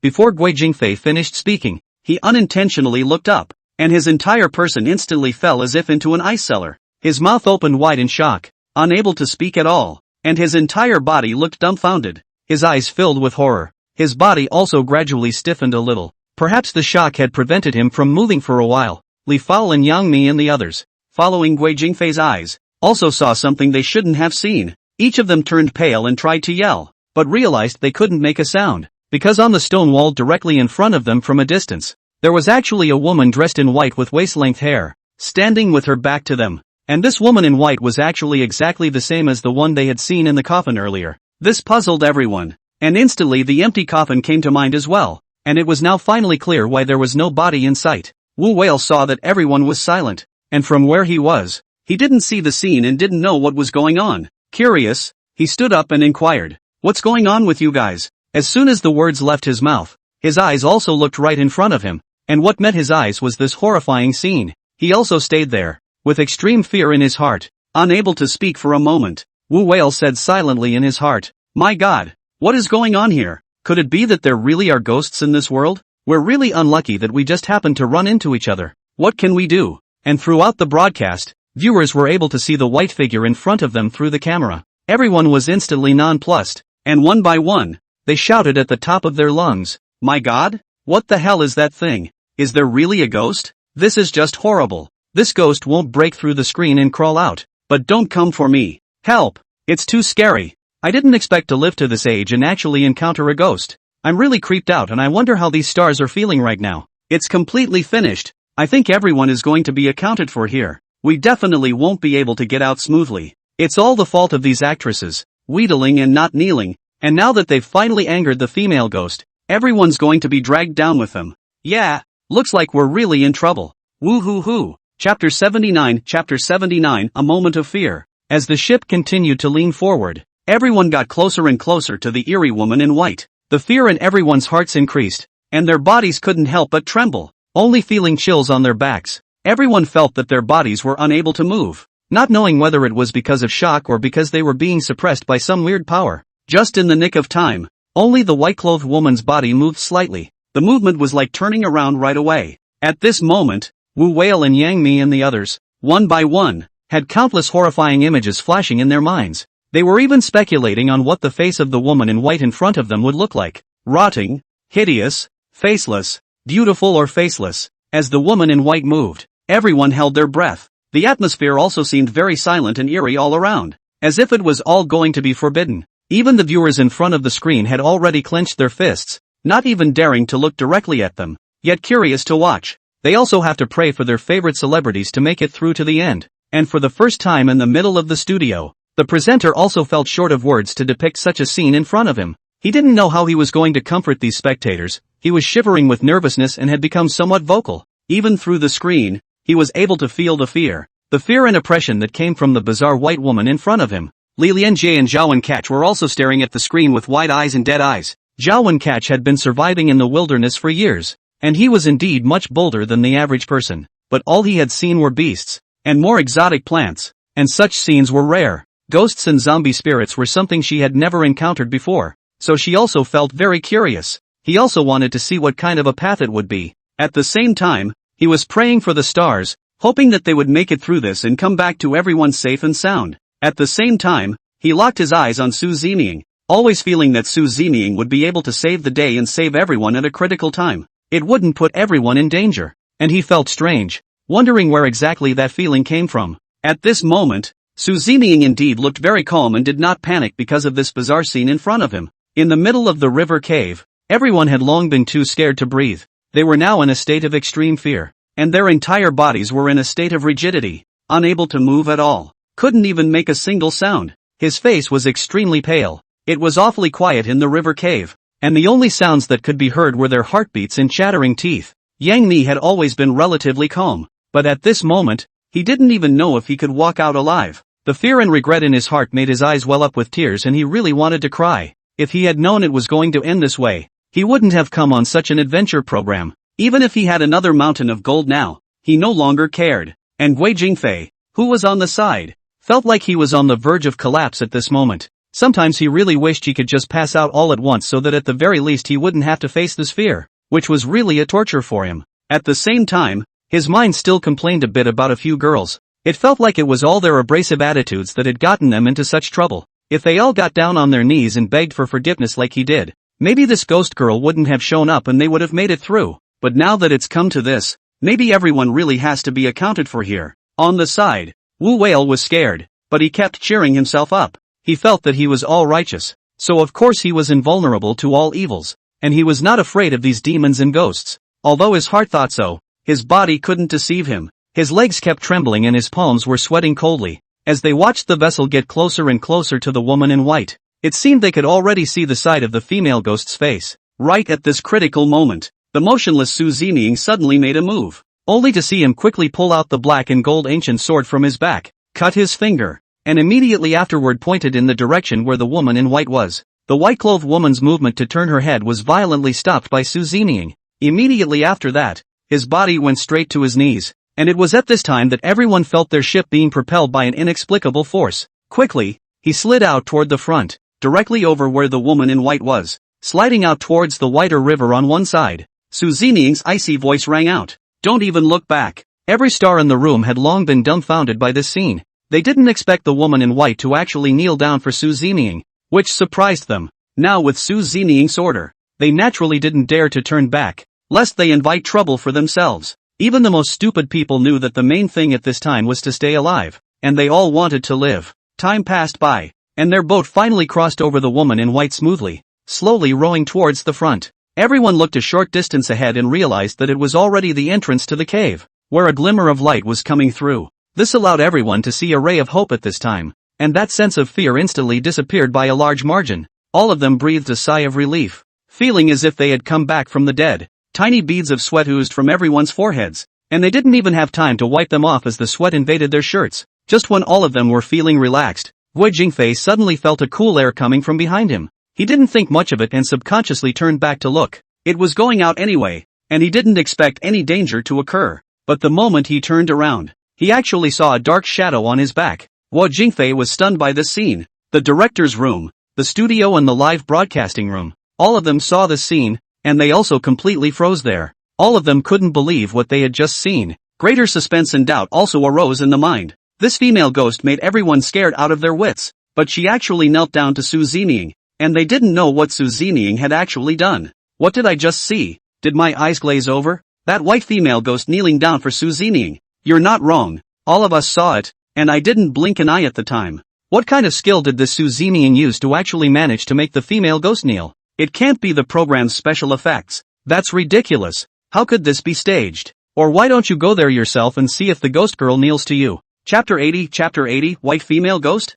Hee, you guys are really whimsical. You can say anything, since you all witnessed it with your own eyes. Don't doubt Su Zeming's ability anymore. People like you, I guess you were scared to death in the past before you even reached the entrance of the cave, and you still underestimate other people's abilities. It's indeed a bit strange. It can't be that the female ghost in white isn't that powerful and was just scared by Su Zeming. It's not impossible that this is possible. Yeah, maybe the female ghost in white is just being a bully and is deliberately trying to scare everyone. Just now Fei was there desperately begging for mercy on his knees. Maybe he was the one who attracted the female ghost. What are you guys babbling about? Fei is clearly thinking about everyone's safety. You're not allowed to smear him like this. Did we say it wrong? Your Fei has long since fainted from fear. A big man, not as good as a few women, have fainted many times. You guys stop bickering. That scene just now. Did anyone edit it down so we can all have another good look? The entire broadcast exploded with curiosity from these fans. They wanted to take a closer look at Su Zeming and how exactly he had just done it. And in the studio, for such an outcome, Zhao when captured has long been expected. In fact, he had already thought that Su Zeming's body had unknown secrets. That scene just now had given everyone the best validation. Now he was even more convinced that Su Zeming had unusual abilities. The henchman looked at the director and inquired, Director Yen, did Su Zeming just make a gesture to exorcise a ghost? I didn't even see it clearly. He only remembered Su Zeming pointing with his hand, and then the scene of the female ghost kneeling appeared, which was really hard to explain, and the other guests, as well as the director, they, too, were unable to answer that question. They didn't understand the subtleties of this either, and each of them looked at each other. The host said at this time with an emotional face, I don't know what Su Zeming did. I only saw him casually pointing, and that scene appeared. Li Lianjia shook his head as he said with a sigh, ghost-repelling techniques to harness ghosts are generally Taoist feats, and I've looked through books on the subject before out of curiosity. Although I don't know too much about it, what I can say for sure is that Su Zeming's actions just now are absolutely unrelated to any of this. Everyone listened to what Li Lianjia said and became more curious about Su Zeming in their hearts, once again putting a veil of mystery over him. How they could not figure out what kind of secret was involved was beyond everyone's knowledge and imagination. On the side, Director Yen also said nothing, as if he hadn't gotten over that scene just now. Director Yen, is this scene arranged by you in advance? I can really be a bit unconvinced that Su Zeming would have such great abilities. The director also looked speechless when she heard the inquiry from her men. He also wished that all of this was arranged by himself, so that everything Su Zeming did would not be beyond their cognizance, and all of it could be explained. Director Yen shook his head helplessly. Whether you guys believe it or not, this is not something I purposely arranged. That 7-star Ruwang Palace, he had also never been inside, so he also had no idea what it was like inside. The appearance of the female ghost in white just now, even though it was through the screen, she was scared enough. Faced with a series of inquiries, the director could not give a clear answer and was just as vague. If everyone thought that he had arranged it, then he was not in a position to explain too much. As long as everyone was safe and sound and the show continued, he was content. If people knew it was really haunted, who would continue to work in the group? And these are also things the director has to worry about and consider. He also found it difficult to go from side to side, but he was glad that having Su Zeming here did solve a lot of troubles. The boat made it out of the river hole without incident and everyone was safe and sound. Walking out of this narrow river, everyone felt that their eyes instantly opened up, and there was no longer that depressing feeling, and everything around them brightened up. A hint of a smile also appeared on everyone's faces as they began to slowly adjust their minds and gradually relax. Yang Mi looked back at everyone and realized that Guo Jingfei had fainted at some point. He, too, was taken aback and rushed forward to call out, "Guo Jingfei, what's wrong with you?" With Yang Mi's call, everyone turned around, which revealed Guo Jingfei's condition. Wu Whale rushed up with an arrow step and desperately shook Guo Jingfei's body, then looked up at everyone and said, "He passed out." I guess he was shocked. There was still a slight disdain in his tone. Just now Guo Jingfei kneeled down and begged for forgiveness, and now he already had some opinions about him. It was a bit out of his league to be stunned and passed out now. It felt like Guo Jingfei was too delicate, not even as good as a couple of girls. The boat is about to reach the shore as soon as it exits the river hole. Zeming stood at the front. He was the first to jump onto the shore, followed by everyone getting up one by one, all ready to go ashore as soon as possible. But just as they stood up, they realized that they had no strength, and one of them almost fell into the water. By the time they looked up, they realized that Zeming had long since walked out a long distance away. Yang Mi shook his head helplessly, revealing a bitter smile. There was also some embarrassment and aggravation in his mind, and he didn't know what the hell he was expecting. Hoping that Zeming would show his gentlemanly demeanor and give them a hand at this time. He was really thinking too much. Without Zeming here, the few of them had to help each other and stumbled up the bank. Several people were breathing heavily, and as everyone went ashore, only Wu Whale and the fainting Guo Jingfei remained on the boat. After Wu Whale took a look at it, he sighed helplessly. No matter what, they were teammates, and it seemed a little inappropriate to leave him alone on the ship at this point. Everyone was already on the shore, so Wu Whale had to carry Guo Jingfei on his back and walk towards the shore. This scene was clearly seen by the audience, and they somewhat sympathized with Wu Whale. Battle Wolf can be so pitiful, always being dragged down by these pig teammates. It's really a bit of a fight. Upstairs, please don't leave the tempo and insult others here. It's really too much. Who is dragging everyone down? Or the war wolf is too soft-hearted. Or else he would have left him alone on the ship. Who made him a coward himself? Don't be angry, everyone. Suffering shows true love. And of course you can also see a person's character. The war wolf can really have a spirit of sacrifice. Yeah, he's been great every time and deserves all of our admiration. And no matter what, it's always smooth sailing for everyone. Chapter 81 Rescue Squad Calls. Director Yen sat quietly in the studio, his face expressionless. No one knew what was going on in his mind. He stared intently at the pop-up in front of him, and knew exactly what he had just experienced. He was also scared out of his wits, and he didn't even dare to imagine that if something went wrong with anyone just now, he wouldn't be able to compensate for it even if he lost all his money. But seeing the heat of the live broadcast at this moment, it had ever broken through 30 million. This is now a situation that will be extremely profitable for them. It's something that no show can do, and it's kinda hard to give up as a director. It made him feel very hesitant, not knowing exactly what the right decision he should make. Jingle bells. At this critical moment, the rescue phone on the side suddenly rang. Instantly pulled back to his senses, Director Yen immediately got on the phone to find out exactly what the rescue team needed. Hello? What are you guys up to now? The director was really in a bit of a hurry, and if time was anything to go by, the rescue team should have caught up with the stars.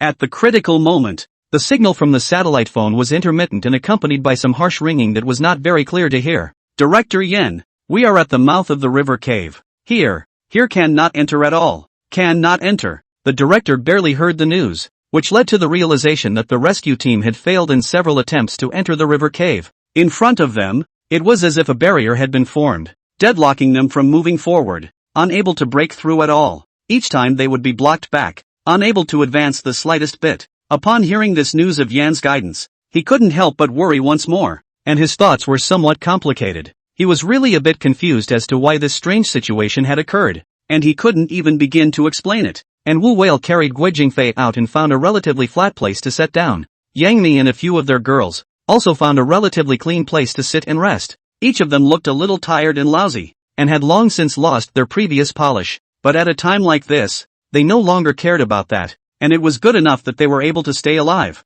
As for his own image, he had long since lost the heart to take care of it. Li Fao's stomach rumbled with hunger, and he realized that he hadn't eaten in a long time. The voice made him feel a little embarrassed, and the Wu Whale on the side heard it clearly. Li Fao said with an embarrassed face, "So hungry. This stomach of mine is so empty that I don't even have the strength to walk on anymore. What do you think we should do? All our luggage fell into the water and now we have nothing to eat." even though we just had a scare. We're not going to be starved alive next. Woohoo! Li Yunba said these words. Just now everyone was still immersed in the joy of escaping from death. Unexpectedly, Li Fao's words instantly made everyone fall into the ice cellar once again, and all of them were silent, because they really don't know exactly what else they will face next. They don't have food now, and they will literally starve to death. They had tried to contact the program earlier, but the satellite watch didn't have any signal at all. This also once again made everyone despair, and Wu Whale subconsciously looked at his watch. In his heart, he was also praying silently, not realizing that the watch suddenly had a signal, which made him excited. There's help. The watch is getting a signal. We'll be able to contact the program now. At these words, several people became excited, and couldn't help but gather around. Sure enough, the signal was full and everyone's faces were beaming with excitement. Great! It's still true that the sky is the limit. Now we're saved. Li Finjan was thrilled with tears of excitement, and went forward and hugged Yang Ni tightly, with tears flowing uncontrollably. Sun Honglei said with a face of impatience, since there is a signal, what are you still grumbling about? Hurry up and contact the program team. We're going to get rescued sooner rather than later. Do you really want to starve here? I don't want to stay a minute longer anyway. If it's possible, I'd rather get myself picked up by the show than stay in this hellhole. Sun Honglei looked a little grumpy, and Fatty on the sidelines looked the same. The thoughts in his mind were the same as Sun Honglei's, and after all the oddities he had experienced, he had lost a lot of confidence as well. What was left behind was more fear, and physical and mental exhaustion. Wu Whale heard everyone's incessant urging, and he just tried to contact the program.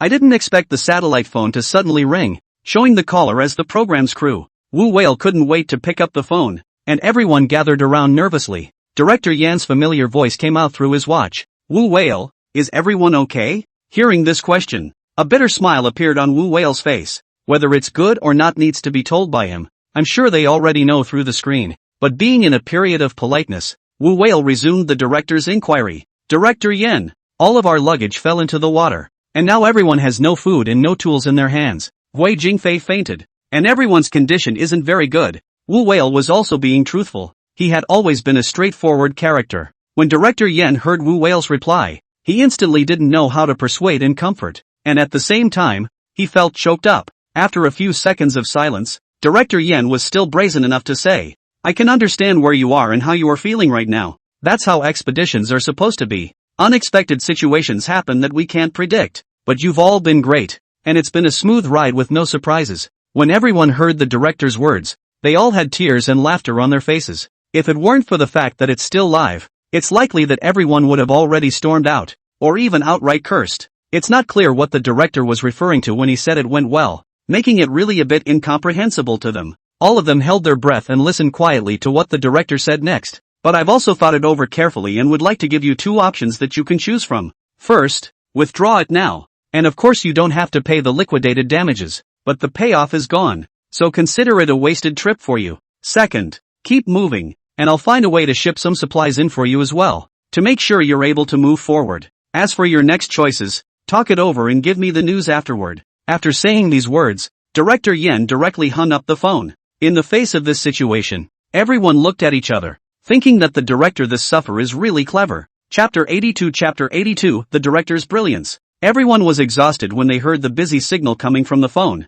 and one of them sat down on the floor. These two options given by Director Yen seemed to give them a free pass on the high liquidated damages, making the program seem very generous. But in reality, the director is shifting all the blame. This is really a very tough decision for everyone. If they chose the first one, it would mean that they had traveled in vain, and all those sins they had suffered were for nothing. Returning back in ashes now, they will still be targeted by those black fans when the time comes, and fall down as blackmail, striking them repeatedly. I don't know yet what kind of words will come out, such as the star is pretentious and wants to make money lying down easily, not willing to suffer. If they chose the second one, then any danger they encountered in the future would obviously have nothing to do with the director. If the fans who support them want justice, the showrunners will dismiss it with a flippant remark. It was all a voluntary choice made by all of them, and he had waived the liquidated damages at that time. It was they themselves who did not want to come back, and they had to bear the consequences themselves. This tactic is brilliant in the extreme. And there's another piece of bad news that the director didn't inform a few of the stars about.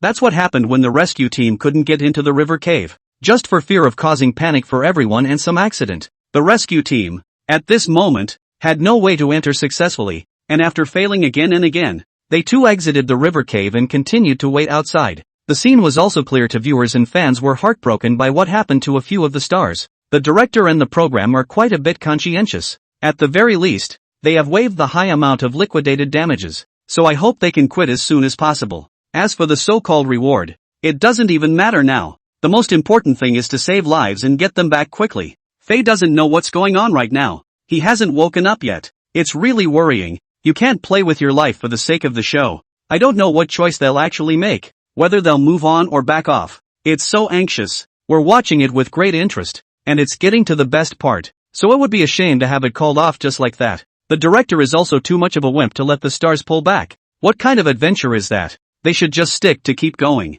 What are you saying upstairs? I think you are just malicious. Want to experience the wonderful, then you go to experience in here yakking for what? This director is really smart. The program is so hot right now. He's making money, and he's not paying the stars, saying that he's still the one who's profiting, and also give the stars to waive the liquidated damages. Not only get the profit, but also get a good reputation. He is really good tactics. There are some smart fans who are seeing the director's intentions at this time and are holding out for these stars. The whole pop-up is going crazy, with some fans who genuinely support the stars wishing they'd give up and come back soon. Wu Whale was also waiting for everyone's decision and wanted to hear what they thought. After all, it was a matter of life and death, and he couldn't make the decision for everyone. He couldn't bear such a great responsibility. After a moment of silence, Wu Whale looked back at everyone and inquired, "Well, has a decision been made, to go or not to go? What do you all think? Now that it's come to this, there's no shame in it, and I'll follow everyone's advice."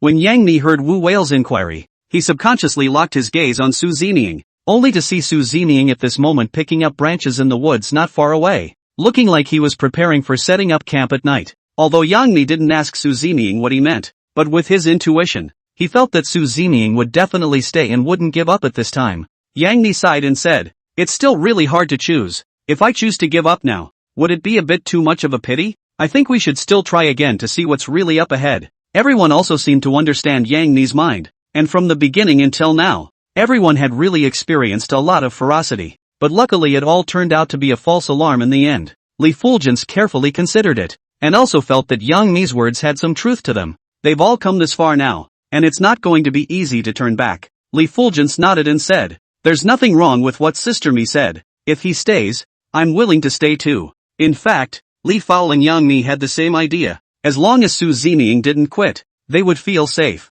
Nor was he willing to give up the opportunity to get in touch with Su Zining. If he left the program now, it would be too difficult to have a word with Su Zining. On the side, Lu Shishir and Fatty also made a decision. Let's stay too. After a few people made their decision, Wu Whale turned back to Sun Honglei and Guo Jingfei and the others, only to see the Sun Honglei at this moment. His cheeks reddened, his hands tightly clutching the withered tree branch. Seems to be making a tangled decision. After seeing the look in Wu Whale's eyes, he said with some anger, "Okay, since none of you are going to die, I admire the guts of you people. I can't stay in this hellhole for a second anyway. I'm quitting no matter what." Wu Whale shook his head helplessly. He really somewhat despised such cowardly behavior and was too lazy to persuade. "Okay, no one is forcing you. Since you're quitting the program, the boat next to it is ready, so take it back yourself," said Wu Whale, pointing to the small boat docked next to him, without the slightest intention of retaining or persuading him. Hearing what Wu Whale said, Guo Jingfei's attitude immediately improved.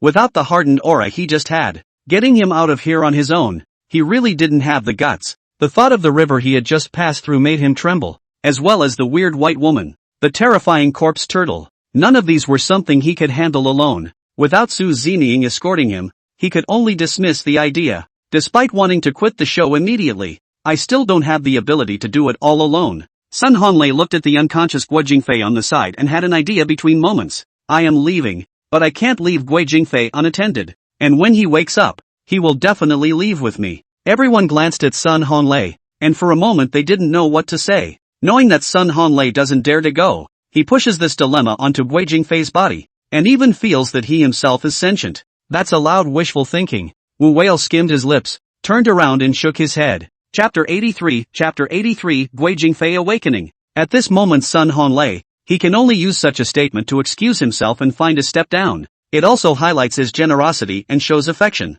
But the audience isn't stupid, and they can sense it keenly. Brother Lei is really something. Now that it's this time of the year, He's still worrying about Guo Jingfei. He's really a good-hearted person. Since we are teammates, we should help each other and always be mindful of other people's feelings. And although face value is important, it's more about character. Oh, I see that you guys are simply stupid. I'm really going to be laughed at. Can't you guys see that this is nothing more than an excuse? To put it bluntly, Sun Honglei is afraid. He doesn't dare to leave alone. So he can only use Fei as an excuse. And you guys are preparing it to be a hero. It's just laughable. But don't tie up our brother Fei. This love we can really have no way to receive. One's obviously timid, but still dare not boldly admit it. Yes? I don't know when Fei will be able to wake up. He won't really be in trouble, right? It's really worrying. It's just too much suffering. Hopefully he'll wake up soon and leave the show so he never has to suffer again and we don't have to be on our toes. Just when everyone was concerned about Guo Jingfei, I didn't expect him to actually wake up.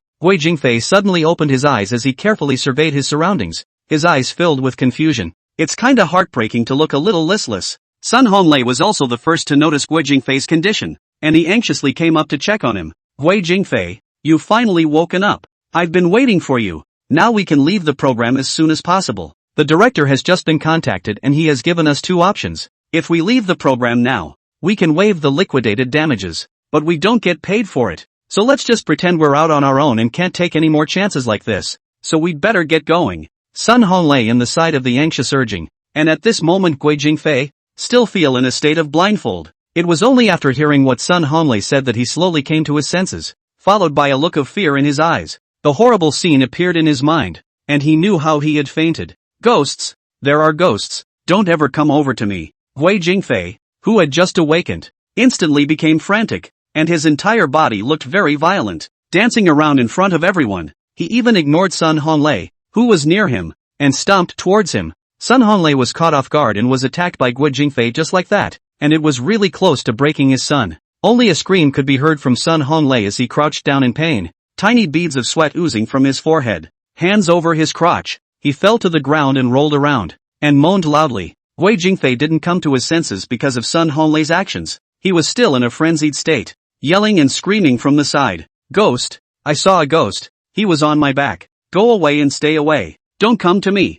There's a right to be wronged. He shouted as he waved his hands around, trying to shake off this fear at this point. Everyone looked at the scene in front of them, and while their hearts ached for Guo Jingfei, they also felt very scared and frightened, because they could clearly feel what kind of shock Guo Jingfei had just suffered. Seeing such a scene, Wu Whale was afraid that Guo Jingfei's impulsive and violent behavior would hurt the other team members once again. With an anxious face, he said, "Everyone hurry back and keep some distance from him, lest he injure you by mistake." A few of the actresses nodded. They hadn't encountered this situation before either, and for a moment they didn't know how to solve it. A few people snuggled close together, and in their hearts they were feeling nervous and scared. As for Wu Whale at this moment, he had to find a way to get closer to Guo Jingfei to see if he could wake him up. Guo Jingfei looked a bit delirious, and no matter who approached him, he treated everyone as if they were ghosts. Seeing Wu Whale approaching, Guo Jingfei looked horrified as he swung his fist once more and attacked Wu Whale. But Wu Whale had already been prepared, and looking at Guo Jingfei, he quickly saw the right moment to step forward and firmly control Guo Jingfei,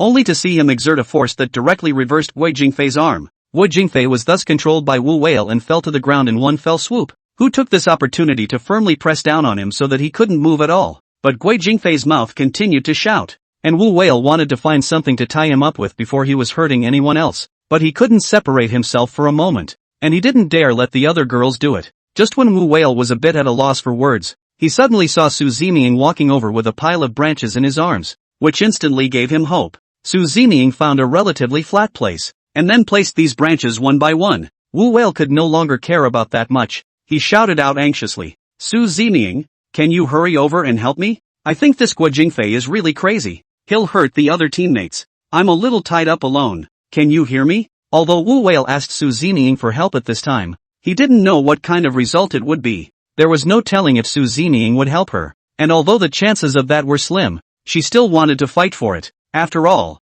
Su Zeming had always kept to himself and had always been indifferent to them. He would never ignore everyone until it was critical, and now there was little hope. Unexpectedly, after Su Zeming heard Wu Whale's cry for help, he really did make some reaction and slowly raised his head to look over this way. Immediately afterward, he got up and approached the group one step at a time. In fact, Su Zeming had also noticed this scene a long time ago. If he didn't care, Guo Jingfei continued to make trouble like this. it really wasn't a solution. People can't stop and even create more trouble and danger. If something did go wrong, he would end up having to step in and clean up the mess. Might as well make an early move to contain it. Now that everyone is within the confines of the tomb, it's spooky and dangerous everywhere, so maybe the unexpected could happen at any time. A slip-up at this critical time would be very bad for them. Seeing Su Zeming walk over, Wu Whale was really surprised and happy. At the very least he had an extra helper. Su Zeming, hurry up and help me control him. I'll go to the front and get some water back.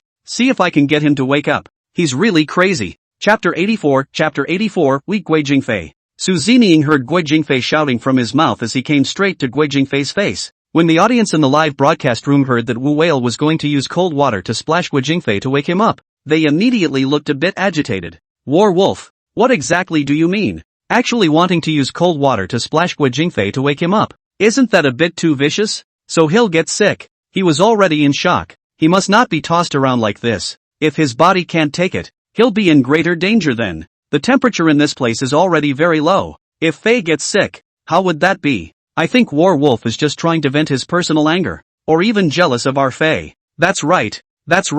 Wu Whale absolutely can't do that. Otherwise we definitely won't be lenient. Right now Fei's body is the most important. Their companions, how can they be so bad? Fei isn't conscious right now. It's not like he did it on purpose. It was all an accident. Can you guys stop for a bit? Battle Wolf did this for everyone's sake, whether it was intentional or not. Guo Jingfei hurt Brother Lei. He's really justified. So heartbroken for Lei. I can't believe no one even cared about him for a moment. Aren't you guys a little too cold? He must be in a lot of pain and sadness right now. The fans were instantly bickering, some defending Su Zeming and Sun Hanlei, but some fans defending Guo Jingfei, speaking for him at all times. Su Zeming carefully observed Guo Jingfei's appearance. He didn't take endless measures, of course he wouldn't listen to his command. Just as Wu Whale was ready to hand Guo Jingfei over to Su Zeming and then go into action. But he didn't expect Su Zeming to not give him a chance. In front of Wu Whale, Su Zeming immediately moved his hand. As for Guo Jingfei at this moment, his face was filled with horror.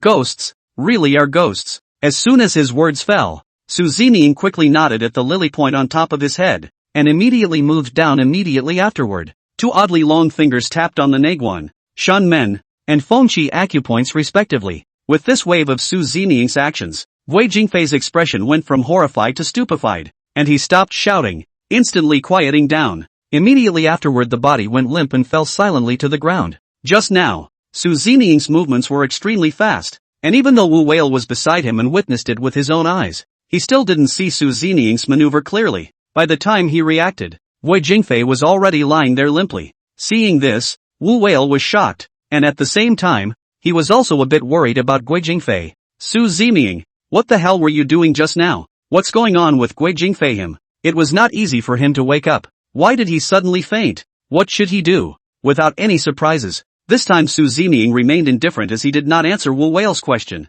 and instead of explaining the situation to everyone, he just turned around and left. Once again he returned to his previous position and began to fiddle with those branches he had just picked up, laying it out in the shape of a bed. Guo Jingfei was still lying there motionless. The whole person looked very weak, and his face was extremely pale, making people feel very worried. Wu Whale and everyone else froze there, not knowing what to do for a moment. The atmosphere instantly became a bit awkward, and everyone didn't know what to say. The viewers in the live broadcast room had also just witnessed this with their own eyes, and they didn't know what exactly Su Zeming had done, leaving everyone feeling confused. What did Su Zeming just do? Why did Fei faint again? Did you all see it clearly? No, he moved extremely fast just now. I only saw him nod a few times. Then Fei became what he is now. He doesn't explain it to everyone, but Fei just woke up and actually got knocked out again. What the hell is going on with this Su Zeming? He must be looking at Brother Fei in a bad light and just made a big fuss here. So he's deliberately targeting Brother Fei. This is obviously because our Brother Fei is too good. That's why he's being envied by these people. Brother Fei is really too pitiful. I don't know when he will wake up this time.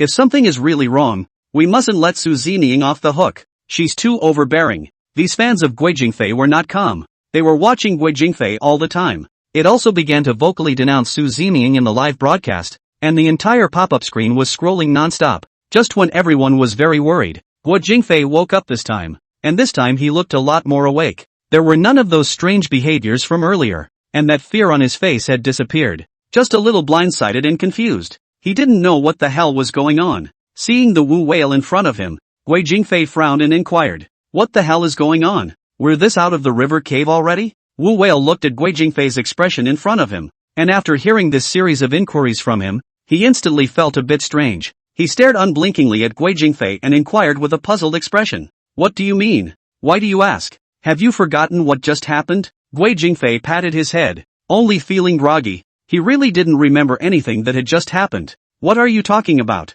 What's going on? All I remember is that I saw a white female ghost and then..." As he said these words, Guo Jingfei stared at Su Zining in front of him. He only remembered that he felt very scared after seeing the female ghost, and then after a series of Su Zining's actions, the female ghost knelt down in public. As for what followed, she couldn't remember anything at all. Her mind was a blank. Guo Jingfei shook his head as he said with an anxious face, "What the hell is going on? Why am I not affected?" In the face of everyone's doubts, Wu Whale was also unable to answer this question. He only remembered that Su Zining had just nudged Guo Jingfei's head a few times, and he didn't expect that it would make him forget this scene of fear. It also cured Guo Jingfei's hysteria, which made Wu Whale feel very amazing. He didn't know exactly how Su Zining did it. It was practically treating the symptoms as well as the root cause. All had finally returned to peace, and this method of Su Zining seemed to be much superior. He would also consider Guo Jingfei's health, fearing that he would not be able to withstand it. But at that time, the situation was urgent and he could only resort to this.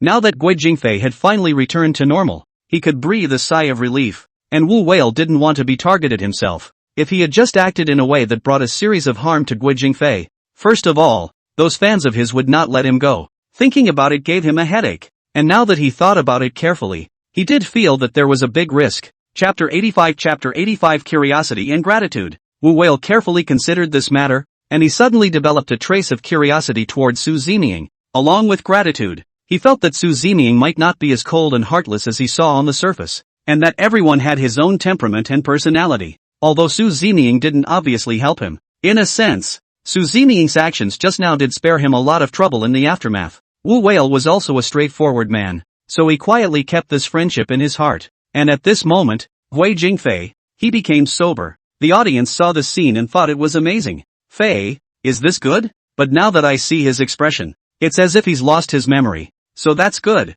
At least he won't be afraid anymore. Su Zining is really puzzling. I just saw him make a few random points on Fei's body. How did Fei lose his memory? It's amazing. Now you guys believe it. In fact, this person Su Zining is really not simple. He has secrets and skills that we don't know, always striking at the critical moment. His indifference is just a superficial appearance. I think he is definitely fanatical inside. And you all keep saying he's acting, and I'm really impressed with who has such powerful acting skills as he does. Upstairs, so quickly conquered. It seems that you're really good at fooling people. Then tell me what Su Zining really is and why he's hiding his identity. On the contrary, I think this matter is not that simple. Maybe he is a grave robber. Upstairs, pay attention to what you say. Don't talk nonsense here. What's wrong with grave robbers? People also rely on their own skills. That's a legacy. You're the one who's a thief. Am I wrong? That's the way things are supposed to be. Or you can give a clear explanation so that I can be convinced. Finally, I understand why Su Zining came to the show.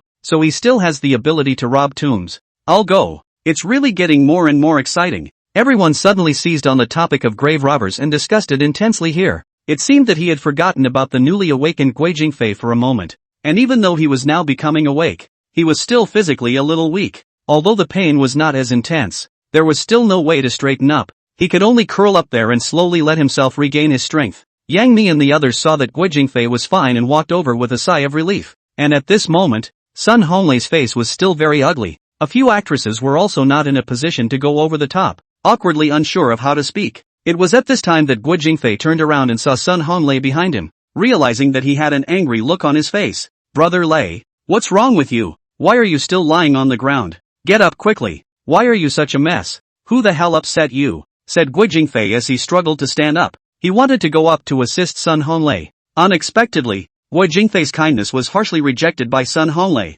"Stay back." Sun Honglei yelled loudly as he lost some control, one hand tremblingly raised, gritting his teeth and pointing at Guo Jingfei in front of him, hating to eat him immediately. Sun Honglei's eyes were red, and he was furious. "Guo Jingfei, you remember this for me. Stay away from me from now on and don't come near me again." Seeing such an angry Sun Honglei, Guo Jingfei was also baffled. He didn't know what was going on. The heart is also very aggrieved. Sun Honglei has never used this tone to speak to him, and his attitude is strong, rejecting him in 1,000 miles. Guo Jingfei felt that his good intentions were instantly trampled on by Sun Honglei, and he was like a hot face on a cold ass, a bit unable to get off the ground. What's the matter with you? It's so nice to be nice. You'd think I'd want to take you on. I really don't know what's wrong with you. If you don't want to be close, stay away. Nerves. Wei Jingfei's face was also a bit ugly as he angrily walked to the side where he sulked alone. However, Sun Honglei's terrified expression just now, as well as the angry words he said, made Guo Jingfei feel curious. He really didn't know what was going on and why a memory was missing from his mind. He was curious as to what had happened, but could never remember. Although Wu Whale didn't want to ignore Sun Honglei and Guo Jingfei, he couldn't just watch them fall out and have misunderstandings over this matter, destroying the relationship between them. He still came to Sun Honglei's side helplessly, looking at him with a concerned face. Are you really alright? Don't really let Guo Jingfei bring up the issue. That could be fatal. Sun Honglei was a little embarrassed. He didn't know how to speak. Just now, Guo Jingfei had really almost killed him, and he felt like he had walked in Hades. Now that he had managed to slow down, that pain still hadn't completely dissipated, and his stride was limping and looked a little weird. Yang Mi and Li Fulgence as well as Lu Shishir and the others, seeing Sun Honglei's current appearance, also felt embarrassed and had to avert their gaze, lest we all get embarrassed or even make a scene at this point. As long as everyone was fine now, they were relieved, and Wu Whale also contacted the program at this time so that they could ship some supplies in as soon as possible. This is simply not the way to go, and people don't know how much longer they can hold out. The phone was picked up, and Wu Whale didn't want to beat around the bush as he opened the door. Director Yen, what the hell is going on? How come there's still no news about the supplies being delivered? Now in our team, there is also only one person, Sun Honglei, who wants to quit, and the rest of us. When Sun Honglei heard Wu Whale report this news to the director, he was a bit anxious for a moment and shouted, I'm not leaving either. When these words came out, everyone instantly locked their eyes on Sun Honglei's body. Seeing the strange gazes, Sun Honglei also looked a little embarrassed and uncomfortable. He didn't expect to be slapped in the face so soon, and now he could only obediently accept it. He had just clamored to leave, but now he wasn't leaving, and everyone wondered what Sun Honglei was really thinking. In order to be able to save a little bit of his face, Sun Honglei said greatly, what are you looking at? Can't ideas change? I for one have a very strong team spirit. You all aren't leaving. Of course I can't leave either. Just now I was just in a bad mood and simply wanted to vent. You guys can't take it seriously. Seeing Sun Honglei's desperate attempts to explain, Wu Whale, who was also genuinely helpless, glared at him with a disdainful look and turned her head to continue reporting to the director. Chapter 86 Excited Director. Wu Whale spoke slowly into the satellite phone. That means everyone continues the expedition, and hopefully the program will be able to send the supplies over soon. We can't hold out much longer now. Everyone hasn't eaten in a long time. This isn't the way to go. After Director Yen heard these words, he instantly felt very happy, but this joy was soon drowned out by sorrow, and he had his own difficulties and constraints. Happy that the crew is now able to carry on as normal and that the show is at the height of its hotness. As long as people don't quit, it means there can be greater ratings and revenue, which is what she wants most. But what made him difficult and worried was the situation on the rescue team's side. It wasn't that he didn't want to convey supplies to everyone, but he couldn't solve those problems yet. The rescue team spent half a day circling inside the river cave, but each time they would get stuck in the same place and could not move forward at all. Supplies are also not delivered to everyone, and the director doesn't know how he's going to explain it. He has also been having a huge headache with this problem, but he can't just say it outright. Okay, I'll figure this out, so don't worry about it. I'll make sure to get the supplies in. After Director Yen said those words, he hurriedly hung up the phone, and Wu Whale, who had always had a big grin, didn't notice that something was wrong through this phone call, thinking that since the director had promised them what they wanted, he would be able to do what he said he would do. They just had to wait. After hanging up the phone, Wu Whale said with a gleeful face, everyone don't be in a hurry. I've just explained the situation here to the director as well, and he's promised to ship the supplies over as soon as possible. As long as we hold out a little longer, we won't have to starve anymore, and everyone's been in a lot of shock, so fill up your stomachs later, and you guys have a good night's rest. Wu Whale looked excited, but after Yang Mi heard these words, he always felt that something was wrong. Ever thoughtful, she carefully considered and analyzed the situation. There's always an indescribable worry in the back of your mind, as if something else is going to happen, but seeing that everyone was a bit tired, Yang Mi couldn't say it outright. He was deep in thought, and the more he thought about it, the less he understood. Yang Mi came to Wu Whale's side and lowered his voice to inquire, Brother Whale, I just heard the director say he must find a way to send it in. What do you think that means? Why do I feel like there's something in the words? It sounds like there's some kind of problem with delivering supplies. With Yang Mi's reminder, Wu Whale then realized as an afterthought that he really hadn't noticed these details just now. Also did not hear the meaning of the Yin director. In order not to bring panic, Wu Whale smiled and said comfortably, "It's not. It should be that you're overthinking it. And Director Yen can't hide the situation from us." At this moment, Wu Whale still didn't believe what Yang Mi said at all. But Wu Whale's comforting words were not enough to disabuse Yang Mi of his suspicions, and he always felt bad about it. They didn't continue to talk about it any further to keep everyone from worrying.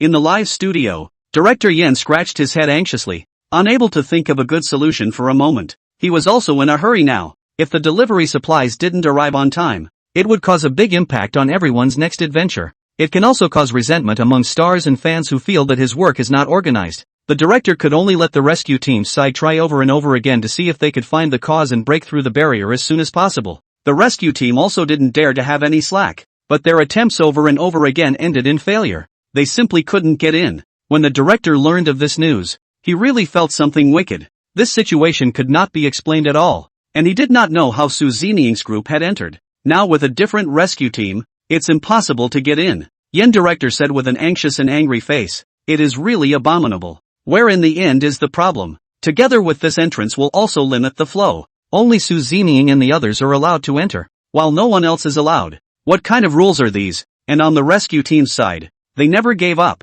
trying again and again. Time was also passing by and everyone was waiting anxiously. Wu Whale looked down at his watch, but realized that several hours had passed, but there was still no news from the rescue team's side, nor did he see the supplies they were transporting. And Wu Whale, who was originally elated, became somewhat depressed at this time, and his heart began to go up and down. Even began to believe what Yang Mi said. Maybe there really was a problem on the rescue team's side, and everyone at this moment has long been so starved that they don't even have the spirit. Li Fal covered his stomach in pain and looked at Wu Whale and Yang Mi with an aggrieved face. Everyone was so hungry that one of them looked a little listless, even to the point of slumping over. It was heartbreaking for viewers of the broadcast to see these stars endure this torture. What the hell is going on with this program? Can't the director see that everyone is in a hungry state? It's really excessive. They're on an adventure. I can't believe they're even dilly-dallying about delivering a food item. I don't know what the show is for. Isn't there a rescue team? So heartbroken for them. After experiencing danger and fear, now they have to go hungry. The director is too unreliable. Could it be that he's trying to rub heat in the situation? Or even make the expedition more difficult, and has no conscience left? Didn't you guys hear what Yang Mi just said? Maybe on the side of the program team and the rescue team, something went wrong, and that's why the rescue supplies were delayed. But just now obviously War Wolf asked several times. Director Yen said there is no problem. What exactly is he hiding? If something goes wrong because of starving everyone, can he afford to take that responsibility as a director? It's really a feeling of pity for them. Sometimes I really can't figure out why they would want to participate in an adventure program like this. It's just a pain in the ass. They might as well just quit. Once again, fans are fighting for these stars and feel that the show doesn't pay enough attention to them. Not only these viewers, but at this moment, Wu Whale, his patience was also worn out, coupled with physical exhaustion and hunger. He urged the director over and over again, but he still didn't get the desired result, which made his heart feel a bit irritated. But the thought of having a live broadcast made it so that he could only suppress this mood for the time being, not to be caught by everyone. Since there is no way to get relief supplies now, they have to find a way on their own. They can't be starved to death. Chapter 87 Finding Food. Wu Whale saw that everyone was starving, and he knew that this was not the way to go at all. He couldn't just keep waiting here for rescue supplies, and after some careful consideration, he turned his head to look around, and he looked back at Guo Jingfei and Sun Honlei and instructed, "Let's go. Don't be idle. Follow me to look around the neighborhood, and perhaps find some wild fruits, or game, to fill you all up. It's not a good idea to keep waiting here. It's only going to make us more dangerous. I guess the program's relief supplies won't be delivered for a while." Guo Jingfei and Sun Honlei heard that Wu Whale was summoning them, and both of them were a bit reluctant. They were already starving and had no strength in their bodies, and now they were tired of even moving. Also do not know when we'll be able to find food. Not to mention that Sun Honlei was Guo Jingfei a kick.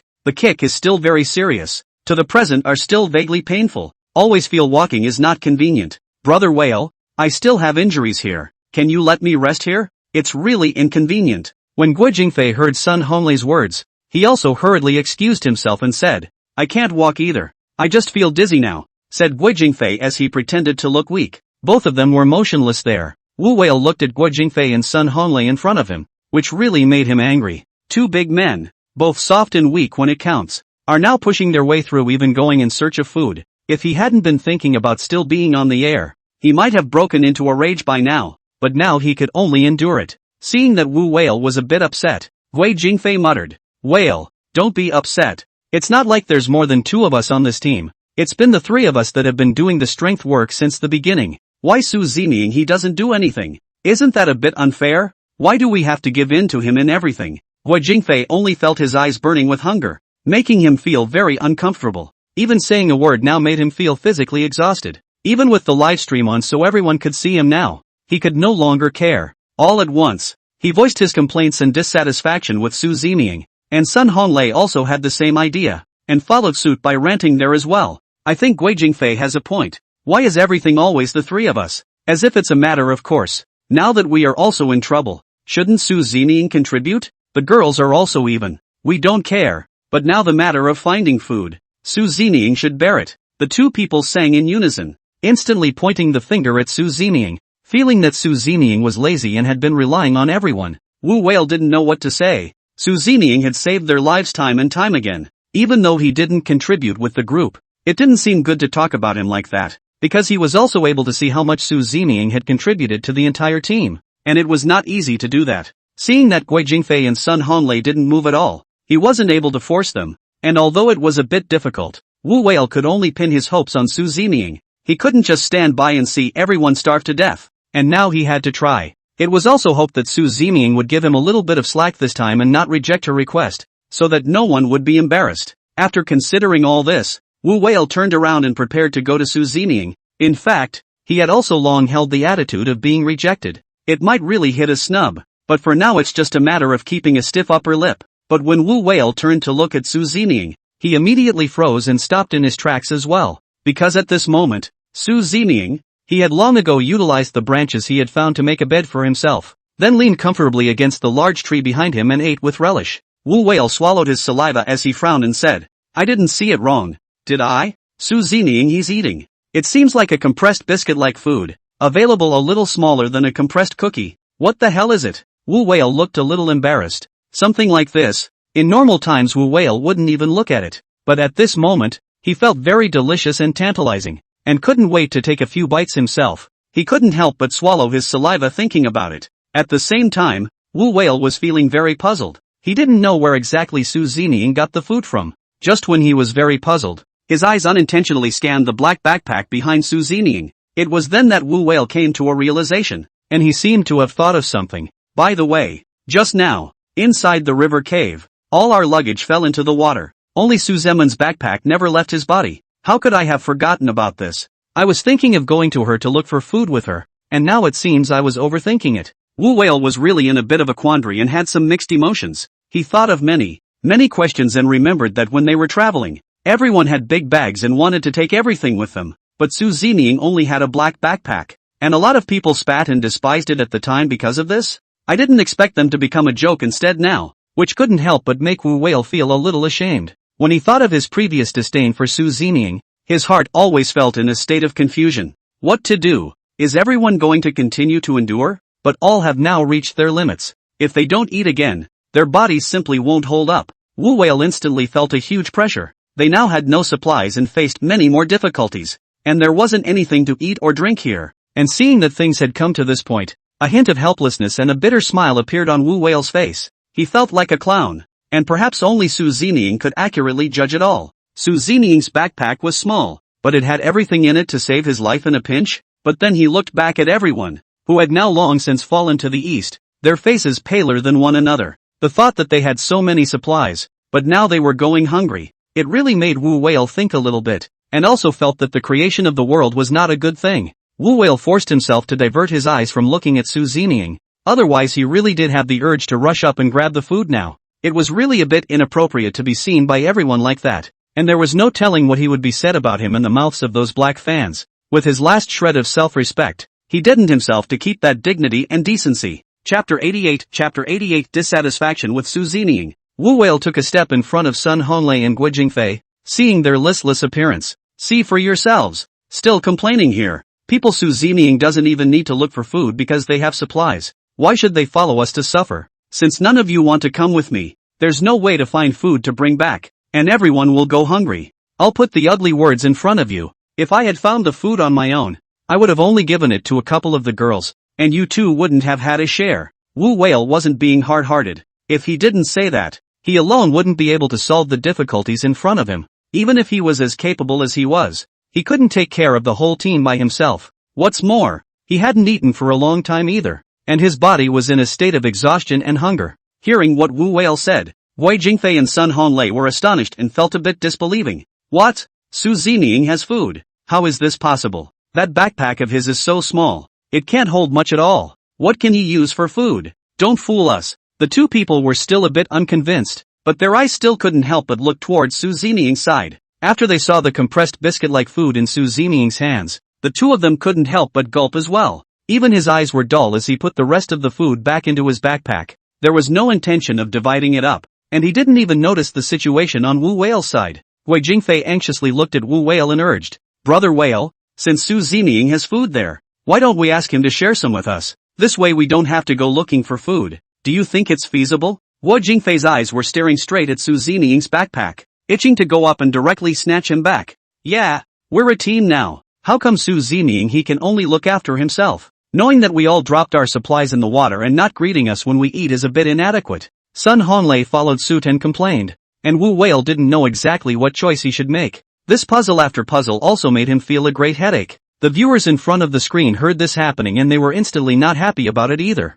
Listen to what Guo Jingfei and Sun Honglei said. "It's just ridiculous. They really think they have big faces. People Su Zeming's food. Why should they share it with them? They actually want to morally kidnap them. Why don't they think about the way they usually treat Su Zeming? I think Su Zeming has already been benevolent, saving them time and time again at critical moments, not knowing how to be grateful at all. You think Su Zeming is your family's nanny? You can do whatever you want, and you want him to feed you guys. What a dream." Now also said Su Zeming eat alone. People where do not do the right. Originally is their own supplies. How to deal with are their own things. So do very normal. That's right. Why don't you guys go and blame the program group? When something like this happens, it's the program group's poor arrangement. What does it have to do with Su Zeming? He doesn't have that obligation to take care of you. In fact, actually Su Zeming is a bit stingy and selfish. After all, we are all on the same team. We share the same blessings. We share the same difficulties. We all have difficulties now.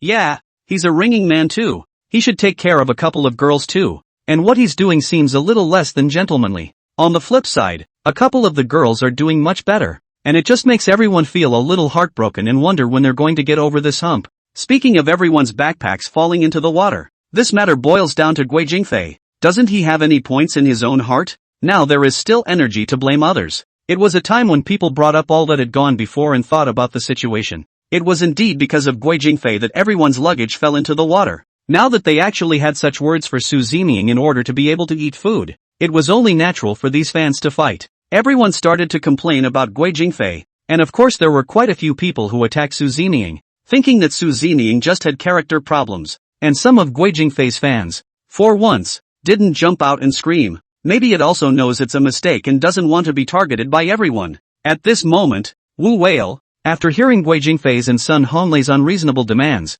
he was also exasperated to the point of tears, and didn't want to bull ***** with them anymore. It was a waste of his time and energy. Forget it. Since you guys are still thinking this way even now, I don't want to talk to you anymore. If you guys want food, I won't stop you. You can ask Su Zeming for it yourselves. I won't go anyway. I'll figure it out myself. You guys watch. After saying these words, Wu Whale turned away angrily as he went in search of food on his own, not wanting to listen to their nonsense here. Guo Jingfei and Sun Honglei were also dumbfounded in place after seeing Wu Whale leave. The two men looked at each other in disbelief. For a moment they didn't know what to do. They knew Su Zeming's personality. It was simply something they couldn't afford to mess with. When Wu Whale was there, they were still able to clamor a few times, but now that they were asked to really step forward, they really didn't dare. One could only cower there obediently, not daring to say a word, making these spectators look ridiculous once again. It's ridiculous. Guo Jingfei and Sun Honglei were disliked by Wu Whale. They also don't have the guts to look for Su Zeming. They would only clamor there. It's still our warwolves who are of high character, standing up for themselves at critical times, and are really much better than them. Just now they were still there with their words. Now why don't they go to Su Zining? They simply don't dare. They rely on Wu Whale for everything. These two people's calculations are really too smart. The calculating beads are popping into Wu Whale's face. And they also want Wu Whale to go and be the villain and be rejected by Su Zining. It's really a good calculation. Now that the warwolf is going to look for food alone. It's also a bit unsettling. After all, this place is extraordinary. So he won't encounter any dangers, right? Don't worry about it. Since Battle Wolf dared to go out, then he has the ability to deal with all this. We have to believe in his fighting prowess. Just expect him to bring good news. There's nothing wrong with that. It's time for all of us to rise up for Wu Whale, hoping that he can turn the situation around and help us all out at this time. Just as all the fans were worried about Wu Whale, he was seen walking alone towards the depths of the woods. And at this moment, Yang Mi and Li Fengyan, they are also long ago starved and dizzy, and look very weak. Chapter 89 Hungry for food. For these actresses, they are very conscious of their body management on weekdays. So the diet is also very strict. They are always in control and never have enough to eat. But in this scenario, it wasn't that they were starving, they had been dripping for quite some time. And their bodies were beginning to show signs of overdraft. Especially Li Fulgence. She had always been a foodie. And her patience had reached its limit by now. Seeing Su Zining eating something like compressed cookies there, she had already been craving for it. Her stomach was also rumbling and she seemed to be holding on a bit longer. Licking his mouth, Li looked at Yang Mi pitifully and said, "Sister Mi, do you think if I go to Su Zining at this time and ask for some food, will he reject me? I don't think so. Surely he wouldn't see death. And I promise I'll repay him properly if we make it back." Yang Mi glanced at the pitiful Li Fulgence, who was also having a momentary wobble at this point. "We can't just wait around like this. Everyone will suffer. If you do have a physical problem, it will be too late to regret it." After careful consideration, Yang Mi also summoned up all his courage. "Why don't you wait here and I'll ask Su Zining for it? I can't promise, though, that he'll share the food with us. We can't get our hopes up too much. We just have to give it a go." Hearing Yang Mi's statement, Li Fulgence grabbed Yang Mi with an excited face, his eyes revealing a hint of touching. "Missy, you're so wonderful. I love you so much." Yang Mi shook her head helplessly. She had also summoned up all her courage. She was also afraid of being rejected by Su Zining, and would really lose face then. Not to mention the fact that it's on live. But there doesn't seem to be any other way out right now. And of course Yang Mi has a personal agenda. If she could take this opportunity to speak more with Su Zining, that would be good too. And she was willing to take the risk. Yang Mi slowly walked out, picked up the silk scarf that he had prepared earlier on the ship, and took a step towards Su Zining. Li Fulgence and Fatty, as well as Lu Shishir and the others, were also staring nervously at Yang Mi's move. Seeing that the closer Yang Mi got to Su Zining, the more worried and scared they became, fearing that their hopes would be dashed. As for Su Zining at this moment, he had long since finished his cookie and then passed half a water tablet. But despite this, Su Zining still felt a bit weak because he had just lost too much blood. At this moment, his physique was already 60% similar to Zhang Qiling's. He had not only inherited Zhang Qiling's abilities, but also his shortcomings. The worst part was that the wound was slow to heal, which was one of the reasons why Su Zining was weak. The matter of bloodletting was indeed very prudent for Su Zining, and he wouldn't do it if he didn't have to. Now everyone had come out from inside the river cave for so long, but the wound on his hand was still bleeding, just that people didn't notice it. To get him back as quickly as possible, he needs to rest a lot. A lot of information appeared in Su Zining's mind, and he knew that this place shouldn't be dangerous. That's why he was so laid back and chose to set up camp here so he could feed his spirit. If they weren't able to recover, by the time they entered the tomb, it was full of organs. There was no telling how many dangers awaited them. Thinking about it gave Su Zining a headache, so he had to make sure that nothing was wrong. Although it seemed laid back, Su Zining didn't completely relax. He would also be constantly alert to his surroundings, mapping everything out very well. Even if there was any breeze, he would scrutinize it carefully and not miss any loopholes. Yang Mi's proximity. Naturally Su Zining had already sensed it long ago. He didn't even have to open his eyes to be able to determine who the person coming to him actually was, from the lightness of his walk, and the aroma emanating from his body. After all, Su Zining had been in the circle for so long, although he usually seldom spoke to these few actresses, but also knows what a few actresses mean to him, and he's actually smart enough to know how he doesn't. It's just that he plays deaf, never responds, and wants nothing to do with them. But if it was placed before, perhaps Su Zining would really take it all in and be happy about it. But nowadays, it's not the same as in the past. He is now playing the role of Zhang Qiling, so when facing these actresses here, he can only be as mindful as water. Su Zeming now only hoped that he would fully obtain all of Zhang Qiling's abilities and walk out of the ancient tomb as soon as possible, and then he would be able to be his true self. It didn't seem too late for him to fulfill the demands and wishes of these actresses at that time. Su Zeming closed his eyes tightly, lying comfortably on the tree branch. Su Zeming. Yang Mi came to Su Zeming's side and gently called out. Her voice sounded a little shaky, and Su Zeming knew she was nervous. I don't want to bother you, but just now, inside the river cave, you cut your finger, and I was going to bandage it for you, but, Yang Mi didn't know what to say next as she thought of the white female ghost in the middle of the river cave. The moment seemed even more tense, so she didn't want to bring up that horrible image again. Yang Mi came to Su Zeming's side, and said tentatively, even though your bleeding has stopped, I think the wound should be treated. What if it gets infected? Yang Mi carefully observed Su Zeming's expression and was waiting for his answer, wanting to see how Su Zeming would react. And Su Zeming was still lying there with his eyes tightly closed, as if he hadn't heard anything, and he didn't even move a muscle. Yang Mi felt very embarrassed, but she had now come to Su Zeming's side. Giving up just like that made her feel a little bad, so she had to work up the courage once more. Unexpectedly, when she looked up to survey Su Zeming, her heart could not help but be shocked. Only Su Zeming's face was pale, and even his lips had lost their blood color. Although she didn't know anything about medicine, she was able to see that Su Zeming was not feeling well, and it was also a sign of excessive blood loss. This made Yang Mi feel heartbroken and nervous, and she could no longer care about her face as she anxiously came to Su Zeming's side, reaching out and pulling up Su Zeming's cut hand. He didn't expect Su Zeming to resist this time. Su Zeming, why are you still bleeding and the cut is serious? Why didn't you say so earlier? This shot of Yang Mi's made the Li Fao on the side also hear clearly, and she also couldn't wait to rush over directly. What's wrong, Sister Mi? What went wrong? Su Zeming, is he alright? Chapter 90 Help the director. Li Fao carefully surveyed Su Zeming, his eyes filled with anxiety. Yang Mi looked at the charging Li Fao. She had to tell the truth. Su Zeming's hand is still bleeding. It's been so long, I don't know how much, and his entire lips are white. We need to think of a way to stop his bleeding soon. This is going to kill him. Yang Mi's tone also carried a hint of anxiety, not knowing exactly what to do about it. She couldn't care less now, having messed herself up in her haste. Her worry for Su Zeming also flowed out clearly. Lu Shishir and Fatty, who were sitting there, when they heard this statement from Yang Mi, from the initial hesitation to the final immediate movement, they had also already disregarded public opinion and black fans and surrounded towards Su Zeming. When everyone saw the wounds on Su Zeming's hands, they couldn't help but feel shocked, and their hearts felt as hard as if they had been stabbed by needles. If Su Zeming hadn't been trying to save everyone, if he hadn't been forced to, how could he have cut his hand? Li Fao looked at the horrible wounds on Su Zeming's body,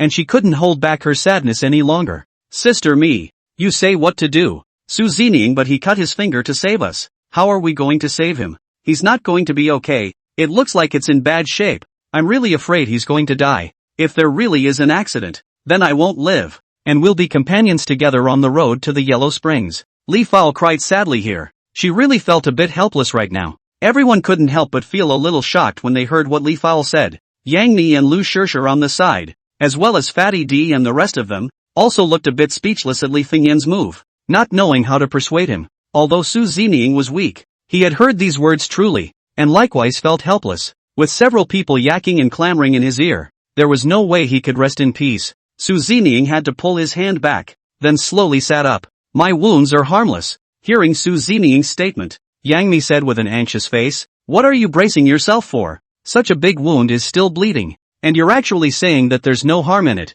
It's better to let the program team pick you up and bandage your wound first. This isn't going to work at all, or we're going to have to find a way to get them to send some medicine to stop the bleeding and reduce the inflammation. Yang Mi was very decisive at this point in time, and she held her own the whole time. No matter what, she couldn't let anything happen to Su Zeming to regret that she hadn't come to Su Zeming earlier. So much so that it made his injuries severe. He couldn't help but feel some guilt in his heart. Su Zeming didn't hesitate in saving everyone, but he was injured, but no one actually cared or greeted him, and he didn't realize it until his wounds were so severe. I'm going to call the program right now. It's just that I'm afraid it's going to take too much time. Hopefully they'll be able to send some good medication over soon, said Lu Shishir. Dialed the phone number of the program team and waited for the answer from there. It was because of everyone's actions at this time that the people in the live broadcast room also saw Su Zeming's current condition clearly, and one couldn't help but worry. It was also true that he somewhat sympathized with Su Zeming at the moment. Geez, I didn't realize that Su Zeming had been bleeding the whole time.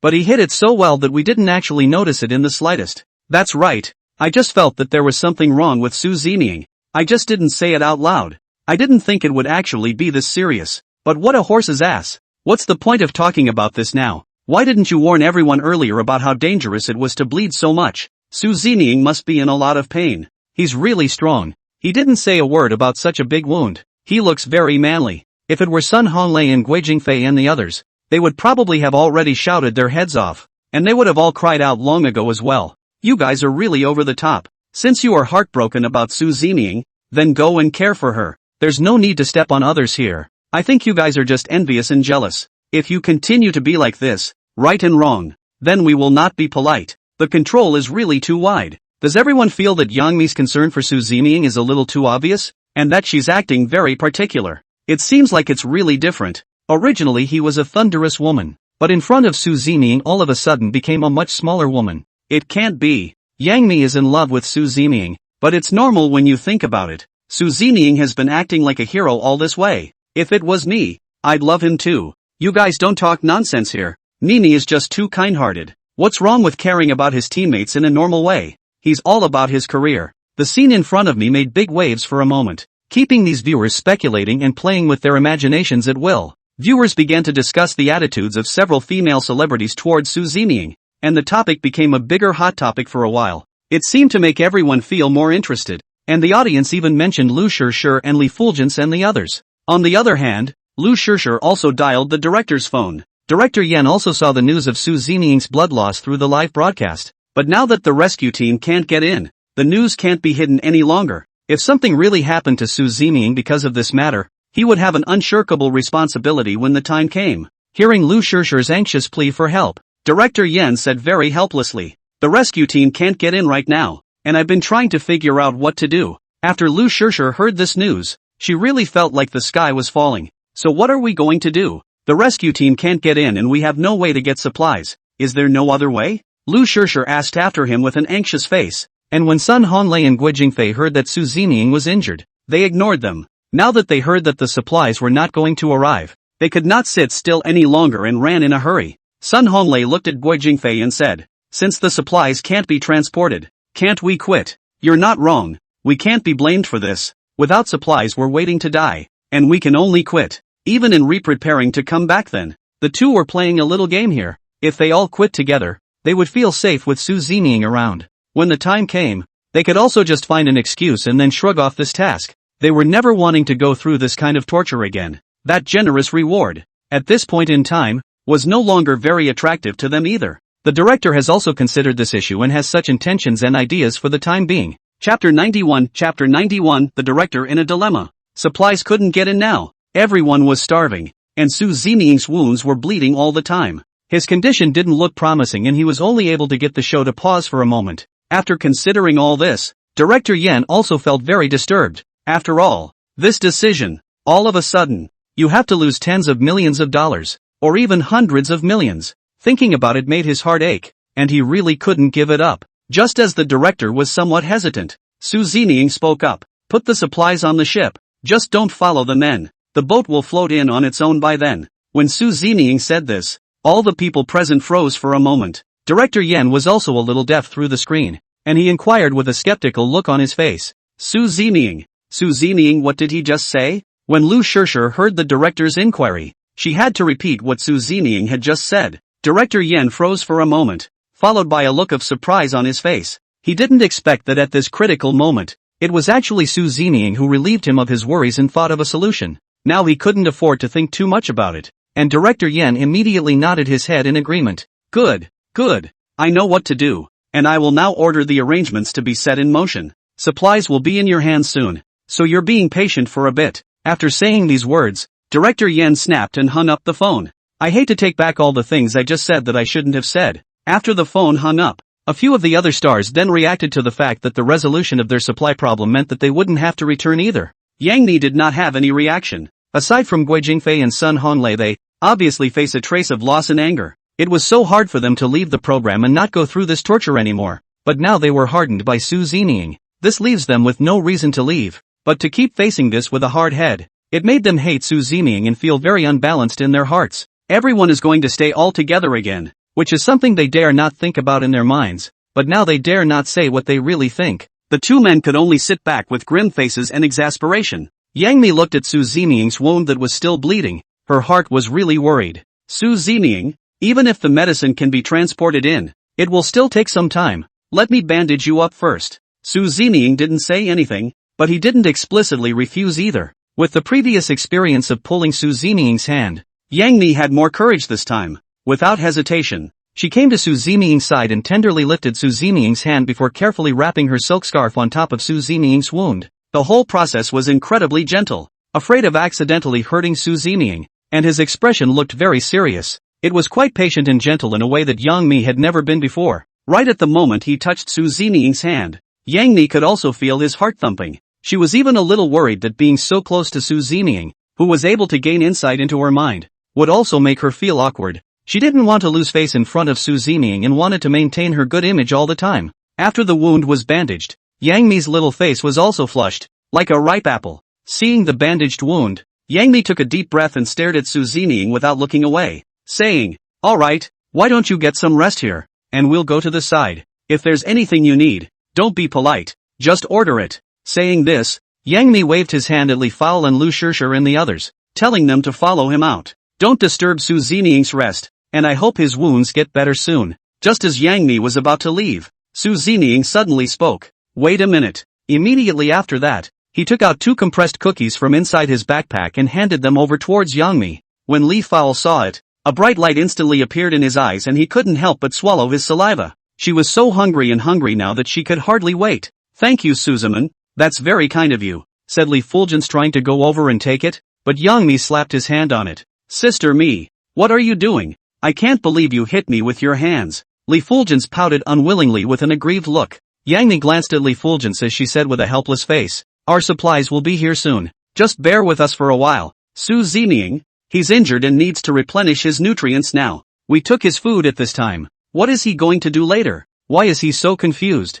Yang Mi was indeed very careful and considerate, and she was also putting herself in Su Zeming's shoes, worrying about him at all times. Li Fan heard Yang Mi's explanation, and his heart was relieved that he had not been so considerate. Nor did he bother to blame Yang Mi, but just dutifully shrunk back. When Su Zeming heard Yang Mi's words, he said with an indifferent face, "No harm done, take it and eat it." As soon as Su Zeming's words fell, he directly threw the cookies in his hand towards Yang Mi and the others. A few people saw Su Zeming's move and also reached out to pick it up. Now Su Zeming was forcibly throwing it to them, and they had to take it even if they didn't want it. Yang Mi looked at Su Zeming with a grateful face and said, "Thank you in advance then. When our supplies arrive, I'll pick some and send them over to you." Yang Mi's meaning in saying this, that was also because she knew Su Zeming very well, knowing that even if the supplies arrived, he would never ask for them, much less come and go. Seeing that tiny backpack, Yang Mi also guessed that there wasn't much inside. Those things were just enough for his own survival.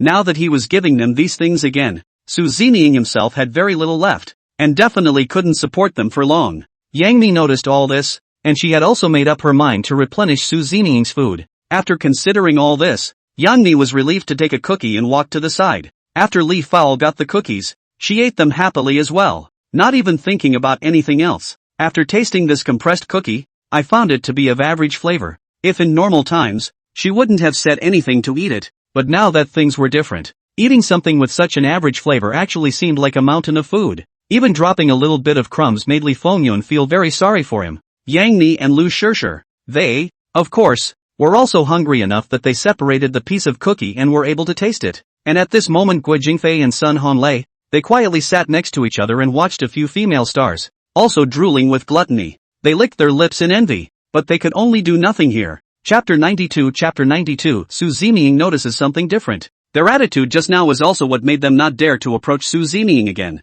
let alone go and ask him for food. They knew that Su Zeming would definitely not give it to them, and they were asking for trouble. They wanted to go to a couple of actresses, and they really felt too ashamed to take that step. So all you can do is stare here while there is still defiance in your heart. Guo Jingfei, who had an aggrieved face, looked back at Sun Honglei and said, "I just fainted, and I also seem to have lost my memory. How come none of them care about me? It's just too much." Sun Honglei also said with a helpless look on his face, You still have the face to mention this matter. I was kicked by you, and it still hurts vaguely even now. It turns out that no one cares one bit either. I'm in a similar situation to you, and I find these people to be snobs. They are now looking at Su Ziniying's ability, and one by one, they all run to offer their attentions, ignoring us. It's really a worldly situation. The two were spitting and venting their frustrations. Perhaps in this way, it is also possible to forget the pain and discomfort of hunger for a while, so that they can wait for relief supplies. Every second is really an ordeal for them. The viewers of the live broadcast saw this scene, and they were not idle as they voiced their criticism of the program's crew and director. This director Yen is really too black-hearted. He has been hiding such important news. I really don't know what's in his heart. Does he have to wait for something to happen before he feels satisfied? This is a bit too inhumane. As if these stars are his moneymakers. Previously, everyone had been wondering why the rescue supplies were delayed, but it turns out that the rescue team simply couldn't get in. So director Yen can really keep his composure, keeping it hidden until the end. If it wasn't for Su Ziniying's idea, there's no telling how long he would have held out. Would he have let these stars starve to death in the ancient tomb? It seems like it's still a bit ruthless. I think he just wants to make money and doesn't care about everyone's safety. The program is really too much this time. It's indeed thanks to Su Ziniying, otherwise everyone would have to be hungry all the time. The program team should be careful. Everyone's body can't withstand this kind of tossing and turning. Everyone can see. The way Li Fulgence eats the cookies. It's really cute. A cookie can be eaten so well. It seems that he's really hungry. Guo Jingfei and Sun Honglei were watching from the sidelines with bated breath. I guess they didn't expect that it would end up like this. Nor did they expect that they would actually be craved by a cookie to such an extent. Wu Whale is still looking for food, and I don't know how things are going on his side now. Whether he has enough to eat and can solve a little problem for everyone. Just as all the spectators were talking, they heard Wu Whale's voice actually come from the woods behind them. Guo Jingfei, Sun Honglei. Guo Jingfei, Sun Honglei. Hearing Wu Whale's voice, Guo Jingfei and Sun Honglei also looked towards the back. The sky had also become dark at this moment, and with the cover of the dense woods, they couldn't see Wu Whale's figure. The two men looked around carefully, but they still hadn't discovered where Wu Whale was. This made them puzzled. Guo Jingfei looked at Sun Honglei and said, "Did I hear you right? It seems like Whale is calling us?" Sun Honglei also nodded. He had just clearly heard it as well. Seems like it. Could it be that Whale has found food and can't take it himself? So he wants us to come over and help. The two men didn't act, but still speculated. But after all, Wu Whale was a senior. Even if their hearts were not willing, they could not ignore it. Not to mention the fact that the show is now shipping supplies, and that takes some time. If they went to help at this time, they would be able to put a face to the name when they ate later. The two men had to help each other to their feet and then took a step towards the woods. And Su Ziniying, who was resting next to him at this moment, snapped his eyes open. That sound just now made Su Ziniying perceive a hint of something wrong. Thanks of course to Zhang Qiling's sharp intuition. So Su Ziniying directly got up and prepared to follow at this time. But he had just taken 2 steps, and after thinking about it, he still retreated back to the side of Li Fao and Yang and the girls, then cut the silk scarf off his hand, which was actually covered in Su Zemin's blood at the moment. At the same time Su Ziniying dripped his own blood around them with an imperceptible movement. It's the equivalent of drawing a safety circle for these actresses to stay in. Looking at Su Ziniying handing over the silk scarf, Yang Ni was slightly stunned. Su Ziniying, this is for me to bandage your wounds. You. Su Ziniying didn't say a word more as he looked up at the several actresses and ordered, "Stay here and never move. And whatever happens, don't walk out." Without waiting for everyone to react, Su Ziniying directly shoved the silk scarf into Yang Ni's hands. Then turning around and hurrying towards the woods, Yang Ni looked at the bloodstained silk scarf in her hand as she froze stupidly in place. Heart also cannot help but a burst of sadness. She does not know Su Ziniying this in the end what is wrong. Just now was good. Thinking that she hadn't offended him, she actually returned the silk scarf in disgust. Li Fengyuan broke the tranquility. She looked at Yang Mi with an anxious face and inquired, "Sister Mi, do you think there will be any danger inside these woods?" Her words, when they came, reminded Yang Mi at once. "It's possible. Su Ziniying told us to stay here and not move because he's afraid we might be in danger." "Then let's be good and listen to him and not walk around freely so we don't get him in trouble," said Yang Mi staring at the silk scarf in her hand, her heart still not feeling good. They all saw the river cave though, where Su Ziniying used his own blood to force the corpse to retreat, but didn't realize that the blood in Su Ziniying's body was Qilin blood, which could actually retreat from all beasts and demons. And naturally, he didn't know Su Ziniying's good intentions now. With Su Ziniying's character, he wouldn't bother explaining all this, and it was a good thing that the several actresses trusted and admired Su Ziniying very much, so they were obedient. Su Zeming didn't let them move around, so they obediently stayed here, not bothering to suspect Su Zeming in the slightest, quietly waiting for Su Zeming to return. At the same time, his heart was silently praying for Su Zeming. Although they were curious about what was happening in the woods, their curiosity was instantly worn out when they thought of all the dangers they had experienced along the way. Nor did they have the courage to rush across the room, and the atmosphere seemed a little quiet. The audience in the live broadcast room was also quietly staring at the screen in front of them. Chapter 93, speculating on Su Zeming's meaning. Su Zeming didn't allow a few female stars to walk around, and this matter also caught the attention of the audience. They all felt curious and wondered what exactly Su Zeming meant. What's going on? Why did Su Zeming suddenly give such an order? And I don't know what exactly he meant. Isn't this a bit impolite? Yeah, but it's really inexplicable. Just now Sister Mi was kind enough to bandage his wounds, and he just returned the silk scarf to the others and said some inexplicable words. It's really weird. Isn't that silk scarf already stained with his blood on it? Even if you want to return it to someone, shouldn't it be cleaned? That's the least you can do. He actually shoved it directly into Sister Mi's hand. What's going on here? Su Zeming, right? It's really puzzling. Sometimes it feels like he's a good person, but there are times when he's as cold as an iceberg, rejecting people at all times. Look at Yang Mi's expression right now. She's in a low mood. She must be hurt and depressed right now too. Sister Mi is really too aggrieved. So heartbreaking for her. Good intentions as a donkey's liver and lungs. How could she meet such a person as Su Zeming? But Su Zeming went inside the woods at this time. What exactly does he want? Who knows? Maybe it's just going to be convenient. So let's forget about it for now and see what happens. All of you stop arguing. I was just at Wu Whale's live broadcast and I didn't hear him call Guo Jingfei and Sun Honlei. What's going on? I'm not lying. The people in the broadcast room heard it. So don't you ever scare people again. You have to be responsible for what you say. That's right. We also just came from Battle Wolf's live broadcast. We really didn't hear any sound. And now the bearing they went to was not the same bearing that Battle Wolf was just in. Geez. Is it really haunted or will something dangerous happen? It's just horrible. Everyone instantly became nervous and also felt that there was something fishy about this. And in the middle of the woods, Guo Jingfei and Sun Honlei walked over in the direction of the voice call. But after not taking a few steps, Sun Honlei felt that something was wrong, and he immediately stopped in his tracks. Guo Jingfei, I just heard Brother Whale call out for our place. It seems to be in this neighborhood. How come we can't see him for a long time? Guo Jingfei also scratched his head in confusion and looked at Sun Honlei with an anxious face and said, It's not clear. It can't be that Whale saw something and went on inside. Whale, where are you? Whale, can you hear us? In order to determine the location of Wu Whale, Guo Jingfei and Sun Honlei yell at the place. Guo Jingfei, Sun Honlei. At this time, the voice suddenly sounded again. Over there. The two continued to walk in the direction the voice came from, and appeared to be a little excited about it, because in the middle of this forest, it really felt a bit eerie. Without Wu Whale to rendezvous with them,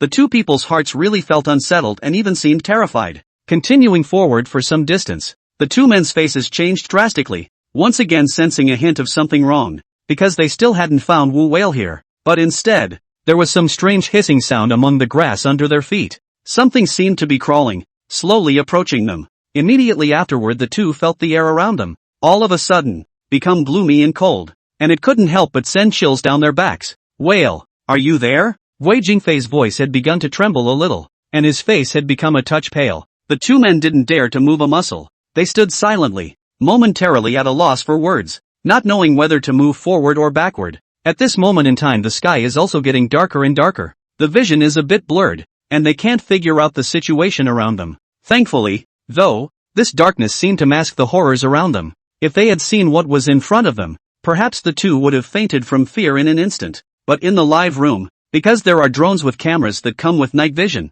the situation here was clearly seen by everyone, and they noticed that dozens of large snakes with blood-colored bodies and even incomparably strange shapes had quietly appeared around Guo Jingfei and Sun Honlei. They spat out snake letters and approached towards Guo Jingfei and Sun Honlei, having almost surrounded the two of them. Even the trees around them were full of the exact same big snakes. After seeing the scene, the studio guests and viewers were taken aback and they got goosebumps. Fear flowed out of their eyes, and one of them screamed frantically. Simply horrible. What is this thing? Is it a snake? But there's actually a cockatrice growing on its head. Never seen it before. Brother Lei and Brother Fei, you guys run quickly. Where can they run to? They are now surrounded. These great snakes will attack them at any time, and their lives will be in danger in an instant. Oh, Fei and Lei are so pitiful. How could they be so unlucky that such dangerous things were encountered by them? What's the program team doing? Do something quickly. They don't know the situation yet. They need to be informed as soon as possible. What can the crew do? It's too late to do anything. This thing is horrible. I heard that the brighter the color of the snake, the more poisonous it will be. In case they get bitten, will they hiccup? What are saying? Stop talking nonsense. I believe that they are blessed with a great life. And this time they will also have a scare and nothing will happen. Viewers have been blowing up for a long time and were expecting the show to step in at this point. And in the studio, all the guests were completely stunned, as they stared at the screen with unblinking eyes. I was so nervous I couldn't breathe and felt my heart was about to jump out of my chest.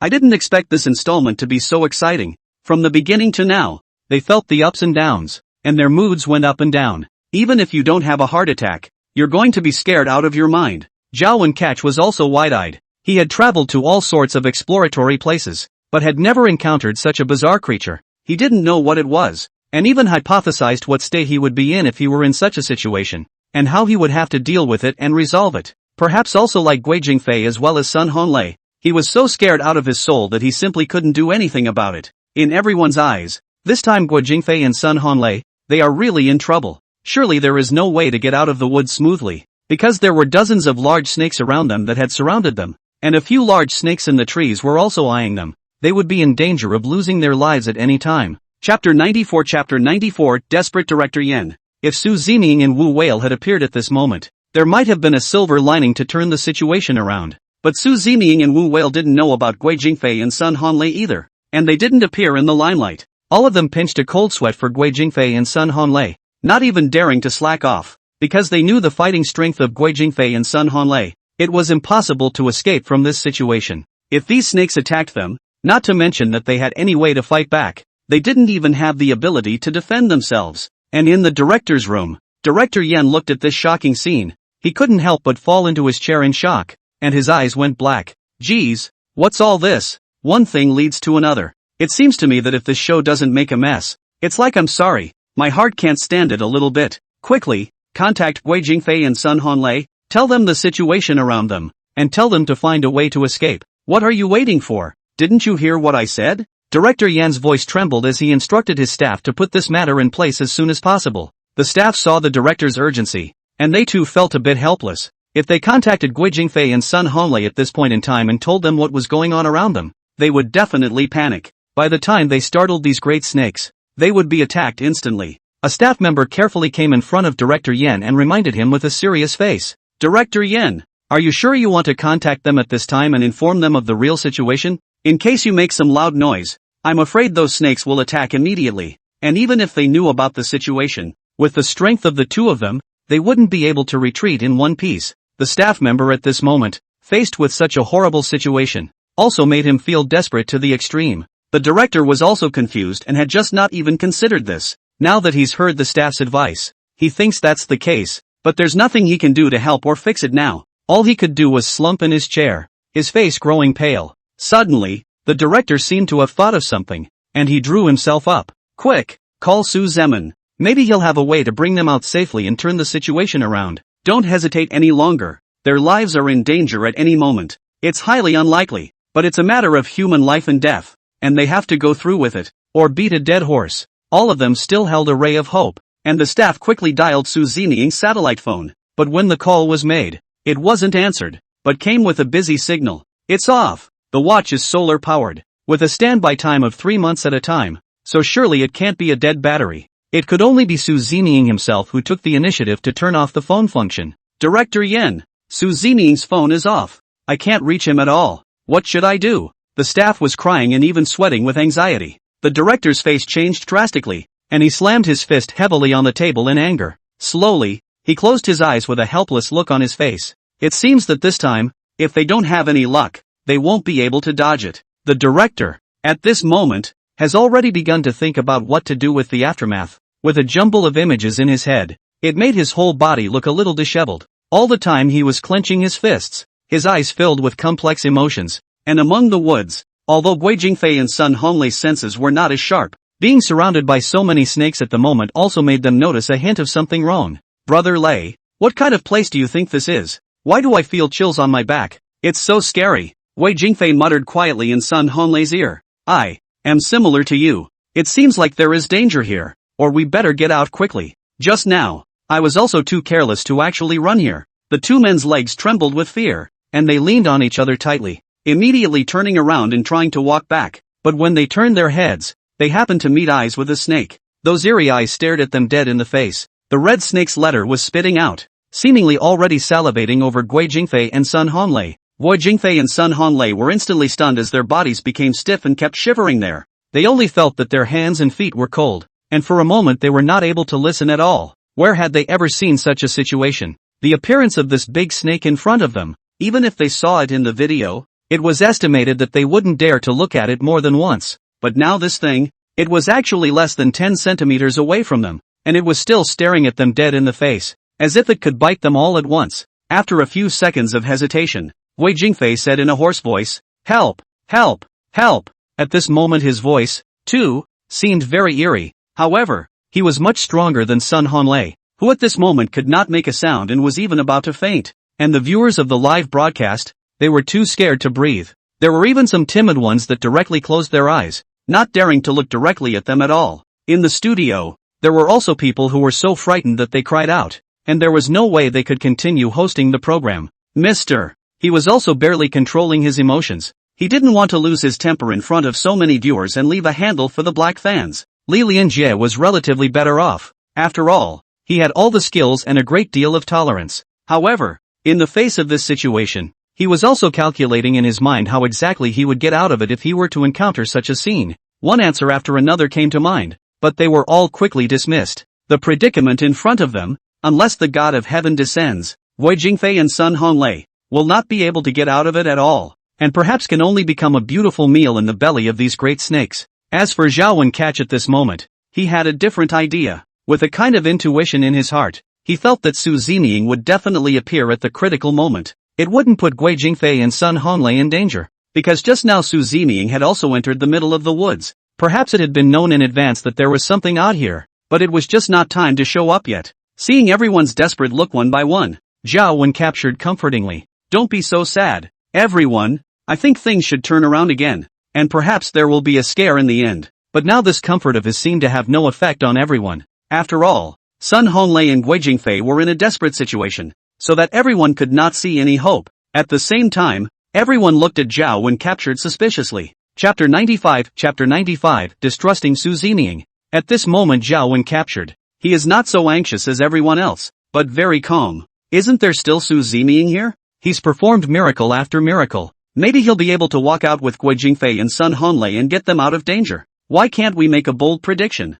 I think Su Zeming will definitely make a move and will definitely not let anything happen to them. All of them listened to what Zhao Wencatch said, and for a moment, their hearts were in a state of confusion. And now there was indeed some uncertainty. As for the viewers of the live broadcast, after hearing Zhao Wencatch's words, they really didn't believe it, because in their eyes, Su Zeming was a human being, not a god, and it was impossible for him to just happen to show up every time and be able to save everyone from danger. What are talking about? Pinning your hopes on Su Zeming at this point in time is not taking other people's lives seriously at all. We're all scared to death, and there's actually someone speculating here, with an air of ease and comfort. And it's really hard to guess what's going on in people's hearts. That's true to say, but Zhao Wencatch seemed to trust Su Zeming very much from the start, and has also been praising Su Zeming nonstop and admiring him very much. It's really standing around. Su Zeming is a little bit capable, and he did save everyone a few times before, but who knows if he'll take his chances again. Su Zeming's live broadcasting room, now also can't see his silhouette,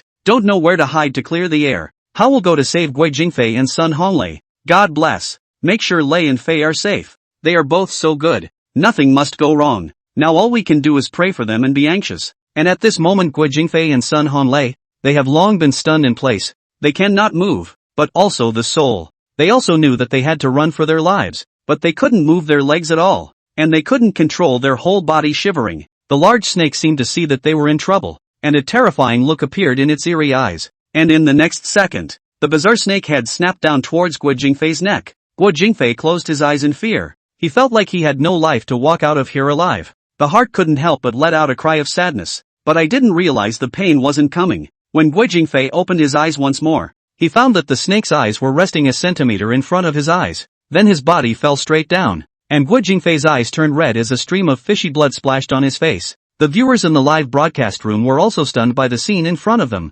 They also thought that Guo Jingfei was in trouble and would be bitten to death by this big snake. Unexpectedly, at this critical moment, under the drone's night vision camera, a black shadow fell from the sky, and he was extremely fast. In the darkness it was like a leopard with agile movements, approaching Guo Jingfei and Sun Honglei in the blink of an eye. And this person was none other than Su Zeming. Just as Big Snake was about to lay his hands on Guo Jingfei, the black and gold ancient sword in Su Zeming's hand flew out. A ray of light slashed through the darkness, forming a perfect arc and directly cutting off that large snake. It happened so suddenly that all the people didn't react. Su Zeming had already wielded his black gold ancient blade long ago, heading towards the other great snakes. After the slashes were made, a large snake was killed. It didn't take long for the dozen or so large snakes to turn into a field of corpses, quietly lying there motionless, no longer posing a threat to Guo Jingfei and Sun Honglei. There were a few large snakes hiding not far away, and after seeing this situation, they instantly turned around and fled. But how could Su Zeming give these big snakes a chance, only to see him take a big step out and directly send them on their way? In a few minutes of this back and forth, all the dangers were easily solved by Su Zeming. At this moment, Guo Jingfei and Sun Honglei, they were still in fear and had not reacted. Everyone also knew that they were walking on the edge of the ghost gate and were finally pulled back by Su Zeming. The audience was also watching all of this clearly, and this time they had to admire Su Zeming. Heavens! Su Zeming is really like a god descending from the heavens. This is unbelievable. What he just did, and everyone has seen it for themselves, was simply awesome, and it also dazzled me. He's really good. This Su Zeming is indeed ruthless in his methods, and is also one of the ruthless people in the entertainment industry without one.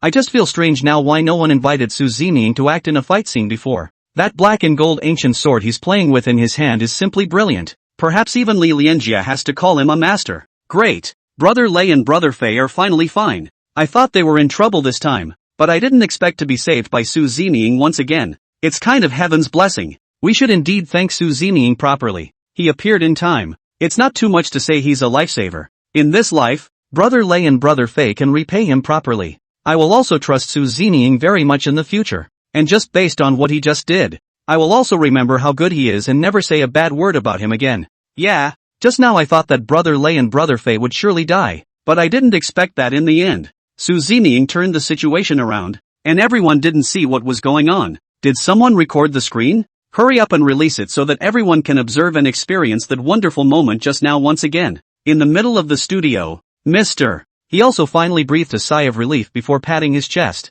After this incident, he also looked at Su Zeming in a different light, feeling that this scene was too legendary. He had had a few encounters with Su Zeming before, and had never realized that Su Zeming was anything more than that.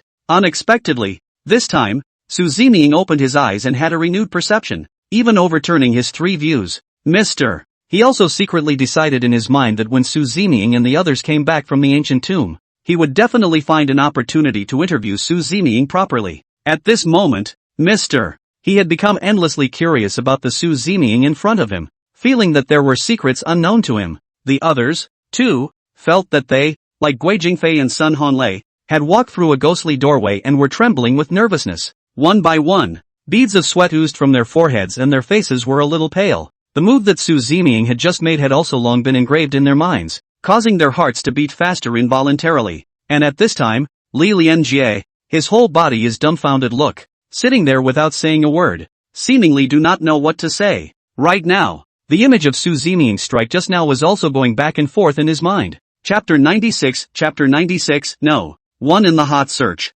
Su Zeming had just demonstrated his nimble and agile stance with that sequence of movements. If this was coupled with hard training day in and day out, Li Lianjie really couldn't imagine what level of awesome Su Zeming would reach. Moreover, he looked at it from a professional perspective. Su Zeming's current level were all levels that ordinary people simply couldn't reach. This was simply a mystery, deeply embedded in Li Lianjie's heart, leaving him unable to let go of it for a long time. If an ordinary person wanted to reach a level like Su Zeming's, he might not be able to do so even if he trained hard for 50 or 60 years. Li Lianjie was also able to see that Su Zeming was gifted, and had a different perception and appreciation of Su Zeming in her mind. It is indeed very difficult to be able to do so. Just compare himself, now are some years old, although every day diligently study and practice, but his level seems to be less than 1/10 of Su Zeming. What's more, Su Zeming was only in his 20s and had already reached such a high realm by now. Li Lianjie didn't even dare to think about it much. At this moment, his analysis could only be explained by one result, and that was that Su Zeming was indeed a rare genius. At this time, Li Lianjie also saw what the viewers on the pop-up screen said, asking him to call Su Zeming a master. Although this statement is a bit unwilling to accept for people practicing martial arts, and may even feel a bit humiliated, but Li Lianjie was also very sensible, and he had to admit that there was some truth in what everyone was saying. He secretly resolved in his heart that if he could see Su Zeming again, he would not hesitate to pay a visit to his door and ask Su Zeming for some good advice. The most excited of the few guests here is Zhou Mancapture. His views and perceptions of Su Zeming had always been different from the others. I didn't expect Su Zeming to really show up this time and turn around the terrible situation and prove him right. Zhao Wen captured a face of excitement and said, "I'm not wrong, am I? Su Zeming is a miracle worker time and time again. You all don't believe me, so now you have nothing to say. And there were people who hacked me before, so I'm not going to get into it with you. Now that you have been shown the facts, you are convinced." Zhao Wen captured does not care about what everyone just said, but instead happy like a child dancing around. Now that he's saying these things, there's really no one left to refute or even tear him down. Everyone could also see that Su Zeming was indeed a strange person, and even wanted to make friends with him. It is also hoped that Su Zeming will be invited again in future programs, so that the adventure will become more interesting and even more attractive. And those fans of Guo Jingfei and Sun Honlei were a little bit uncomfortable now that they heard those words from Zhao Wen Catch. They didn't know what Zhao Wen captured meant, and never mentioned Guo Jingfei or Sun Honlei from start to finish, acting like they were indifferent. Mouths were praising Su Zeming, making them feel that Zhao Wen captured was a bit inhumane. After all, Guo Jingfei and Sun Honlei have just come back from the dead and deserve all the attention and greetings they can get. This time of year doesn't seem to be about discussing how high Su Zeming's level is and how good he is, but these thoughts are just for them fans to think about. They don't dare to say it in front of everyone. After all, it was a fact that Su Zeming had saved Guo Jingfei and Sun Honlei, and if they were still catty about it, they might be mobbed. They even attracted curses, all thinking that they were ungrateful and did not know how to be thankful at all, and even more vicious language was waiting for them. On the other side of the director's room, Director Yen saw Su Zeming decapitate the last big snake, and his entire body slumped in his chair, unable to help himself. He let out a long sigh and wiped the bean-sized beads of sweat from his forehead, trying desperately to calm himself. He didn't have a single ounce of strength in his body,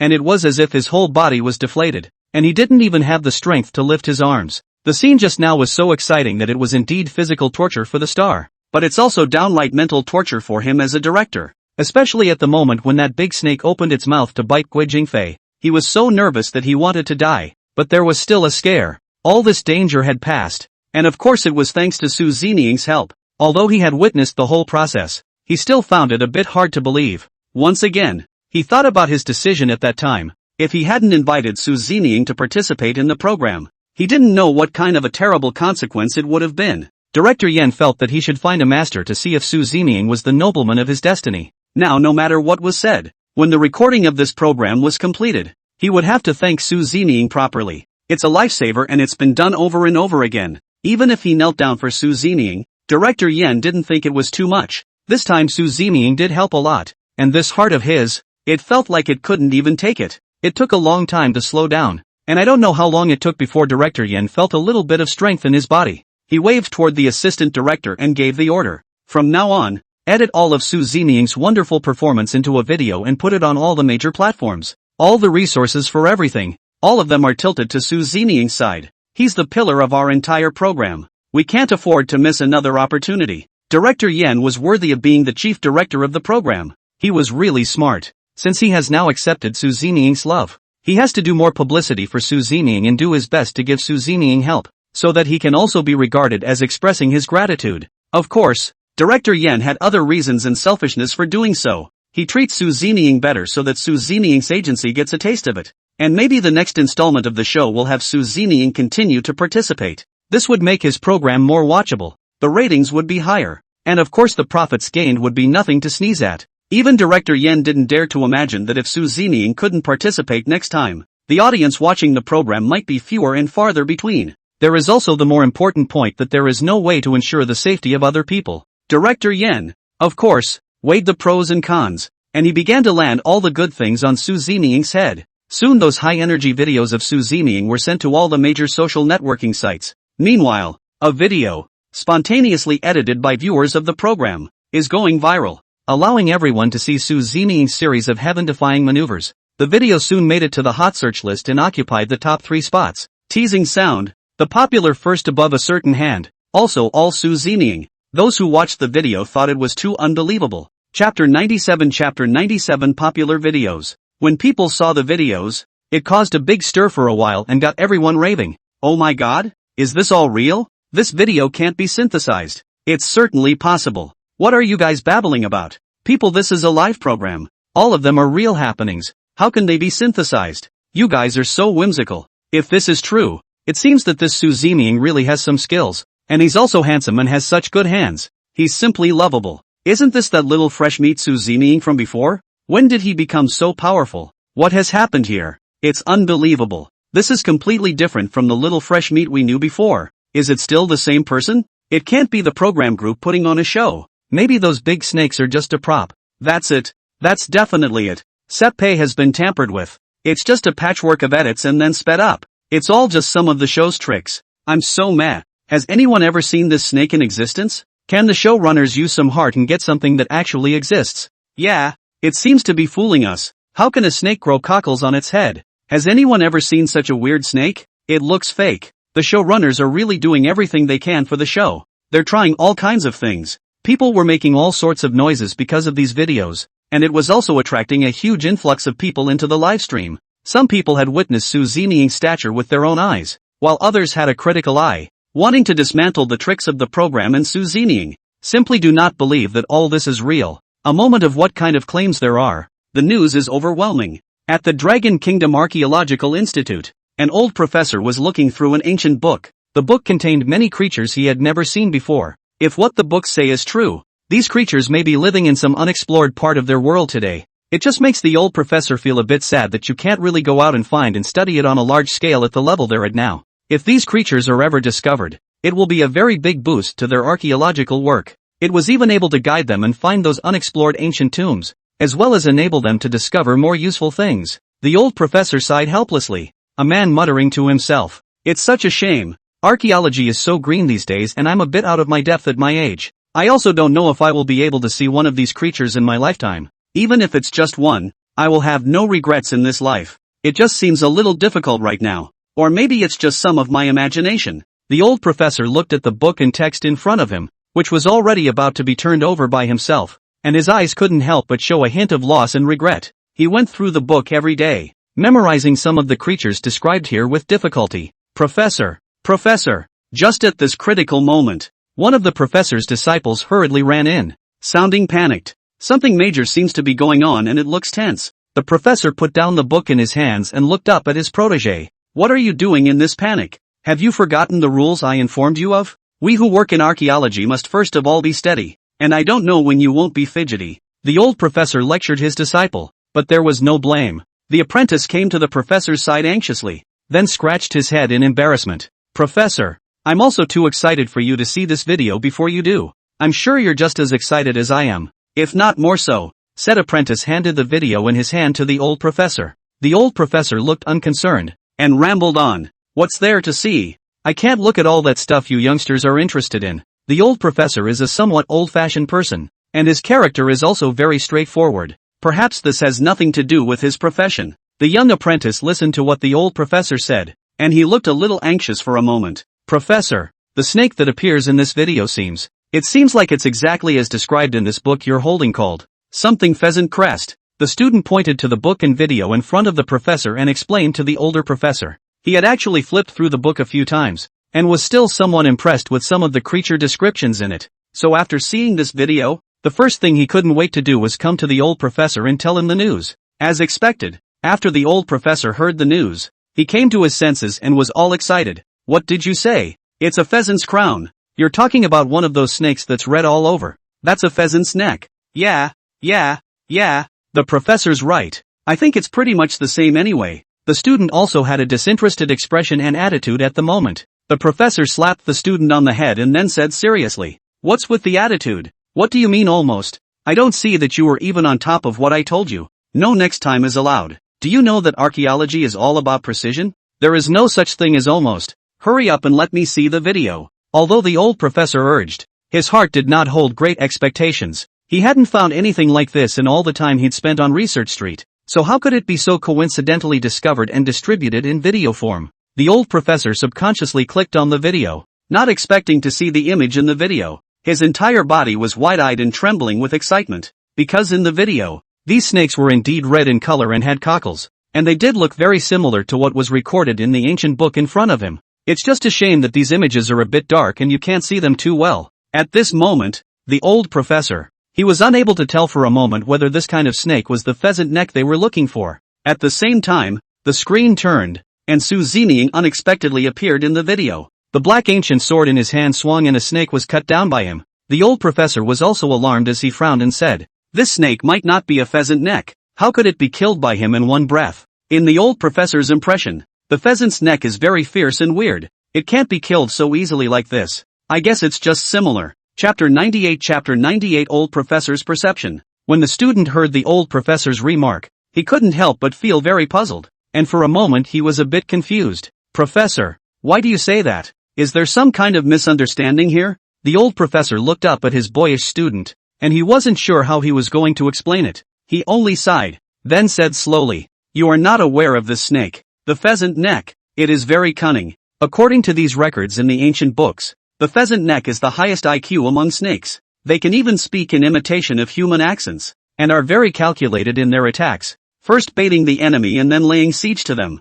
Hardly anyone gets away with it. Those snakes in the video just now were easily decapitated and it was a young man. Pheasant necks are no pushovers, so I think there's something wrong with these videos and it shouldn't be the pheasant neck we're looking for." The old professor was also speaking his mind, but the students felt that there was nothing wrong with the videos. He was also a loyal viewer of the live broadcast, and he had witnessed all of Su Zeming's performances from start to finish. Now hearing the professor deny the video made him feel a little anxious in his heart, and without hesitation, he looked at the professor to explain. "Professor, do you think there's a possibility that this snake is too weak and this young man named Su Zeming is too strong? It's not out of the realm of possibility. I've seen almost everything with my own eyes, and I've been able to confirm that the videos are not synthesized," said professor. Students flipped out Su Zeming's high-energy videos from before and then went to show them to the professor one by one. After watching these videos of Su Zeming, the professor was also completely shocked, his eyes filled with horror. This person is simply too divine. If the archaeological world were to have such a talent,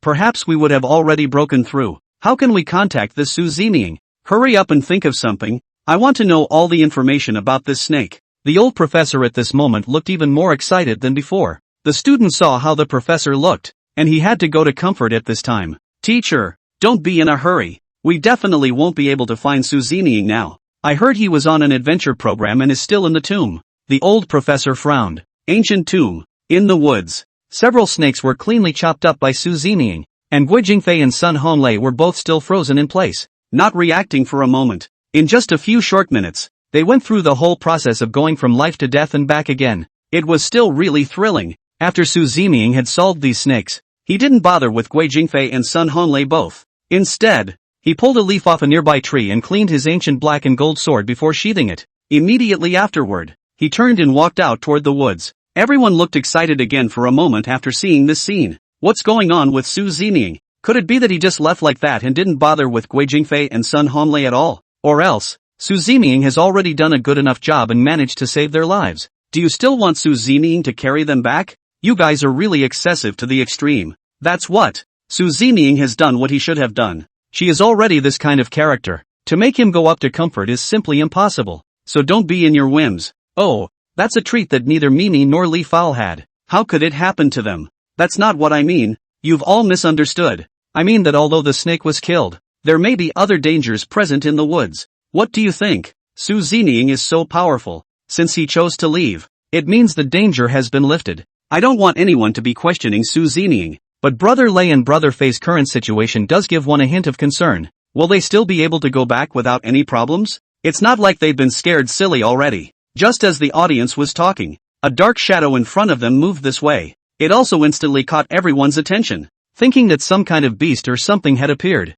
Just when all of them were very nervous, they heard a familiar voice. Guo Jingfei, Sun Honlei. But I don't know why now. After everyone heard this voice, they couldn't help but feel a chill down their backs. They had just been lured in by this voice as well, before they encountered this terrible scene. Guo Jingfei and Sun Hanlei also came back to their senses, and they were taken aback. Help! Help! The two men yelled at the top of their lungs. Wu Wei looked at the reactions of Guo Jingfei and Sun Hanlei in front of him and also looked very speechless. He said with some anger, "What are you doing? What the hell are you screaming about here?" Wu Wei's figure appeared in front of the two of them, and the viewers in the live broadcast room were able to see the scene and determine that the one who appeared here was Wu Wei. Everyone was also relieved for Sun Hanlei and Guo Jingfei, and the entire pop-up screen was rolling at once. Geez, it's almost scary. So it's really Whale who's back. Everyone mustn't be lax. This ancient tomb is evil. It might be something else pretending to be something else as well. Upstairs, don't talk so evil. I'm still really feeling scared. Sitting at home makes me feel chills on my back. But have you guys ever wondered where the voices that were calling out for Guo Jingfei and Sun Hanlei before came from? Don't you guys think it's strange? When everyone saw the question, all of them also sucked in a breath of cold air. There is a real concern about this issue, although the danger has been resolved. But the voice that had just been there was exactly the same as Wu Wei's, which had been puzzling everyone. Wu Wei gradually approached Guo Jingfei and Sun Hanlei and saw that they were also alert. "Are you really Brother Whale?" Hearing this, Wu Wei, a trace of helplessness appeared on his face. "Are you too stupid? You don't even know who I am. What's wrong with you?" After saying those words, Wu Wei looked around carefully, and he also noticed a fishy odor at this time. He was seen covering his mouth and nose, then said with a disgusted look on his face, "What is this smell? It simply smells awful." Then looking down again, "I was surprised to find a lot of snake carcasses, even if Wu Wei was bold." This scene shocked him so much that he couldn't help but feel a wave of nausea as well. What the hell? You two have grown capable. You killed this snake. No way. Chapter 99. Hastily leaving the scene, Wu Wei was still a bit skeptical about what he had just said, but the corpses of these snakes in front of him were also really real, and he knew that this might not be the work of Guo Jingfei and Sun Hanlei, but it was too late to get a clear picture of the situation, and everyone reacted quickly. Guo Jingfei and Sun Hanlei also looked nervous and scared. They didn't want to stay here for a second. The two men trembled as they came to Wu Wei's side, then tugged on his arm and said, "Hurry back. We'll explain later." "Yeah, let's get out of here first." Saying this, the two men pulled Wu Wei and hurried out. On the other side, Yang Mi and Li Fulgence, as well as Lu Shishir and the girls, had been obediently waiting in place, but they never saw Su Zeming and the others return, and looked up to see the sky getting darker and darker, and the temperature plummeting. Li Fin could not help but hug his cold arms and subconsciously lean towards Yang Mi and Lu Shishir. After carefully looking around, Li Fowl inquired with a worried and anxious face, "Sister Mi, what do you say, Su Zeming? Why aren't they back yet? I'm cold and scared right now." "There won't be anything wrong, is there?" In fact, Yang Mi thought the same thing, and she didn't have a bottom in her heart right now. But looking at the worried expressions of Li Fowl and Lu Shishir, she couldn't say what she really thought. One can only comfort everyone or they will only panic and get more nervous. Yang Mi once again played the image of a big sister and said with a smiling yet calm face, "Don't worry. Su Zeming is not a reckless person. Since he asked us to wait for him here, it means there is a reason, and it's safe to stay here. We're sure he's right." However, as soon as Yang Mi's words left her mouth, she instantly felt that there was a hint of something wrong. Perhaps this was a kind of intuition she had, and although this intuition could not withstand Su Zeming's accurate sensitivity, it could still remind her at crucial times. Yang Mi looked around warily, always feeling that there were several pairs of icy eyes that were gazing at her right now and were moving ever closer to her. "Yang Mi, Li Fowl, not far away." Su Zeming's voice rang out.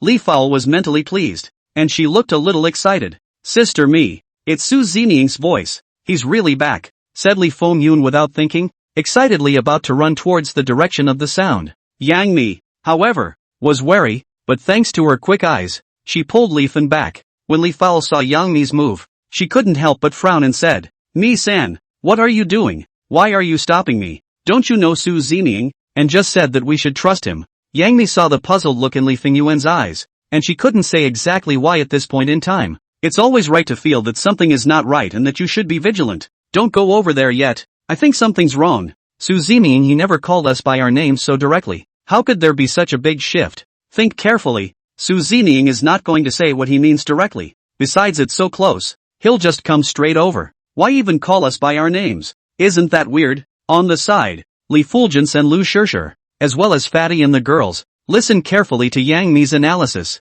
and also felt that it made sense. Several people looked at each other, and for a moment they really didn't know what to do. Li Fowl also stopped immediately and didn't run out in a hurry. After carefully weighing the situation, Lu Shishir quietly inquired in Yang Mi's ear. Sister Mi, so what do you think we should do? What the hell is it? Before Yang Mi had a chance to reply, he felt a cold wind coming from his face. Immediately afterward a red object lunged straight at them. At this moment, Yang Mi, she didn't think too much at all and directly threw the silk scarf in her hand. Unexpectedly, the silk scarf hit with precision, and soon there was a zipping sound, followed by white smoke. Then it fell to the ground, surprisingly motionless. Everyone's heart raced, and they all turned pale, not daring to breathe. For a long time they didn't react. A few of them curled up in silence. I don't know how long it took, but Su Zeming came back first, and in the vicinity of Yang Mi and the girls, he also found 2 pheasant necks and decapitated them without hesitation. At the same time the body of a snake was also found,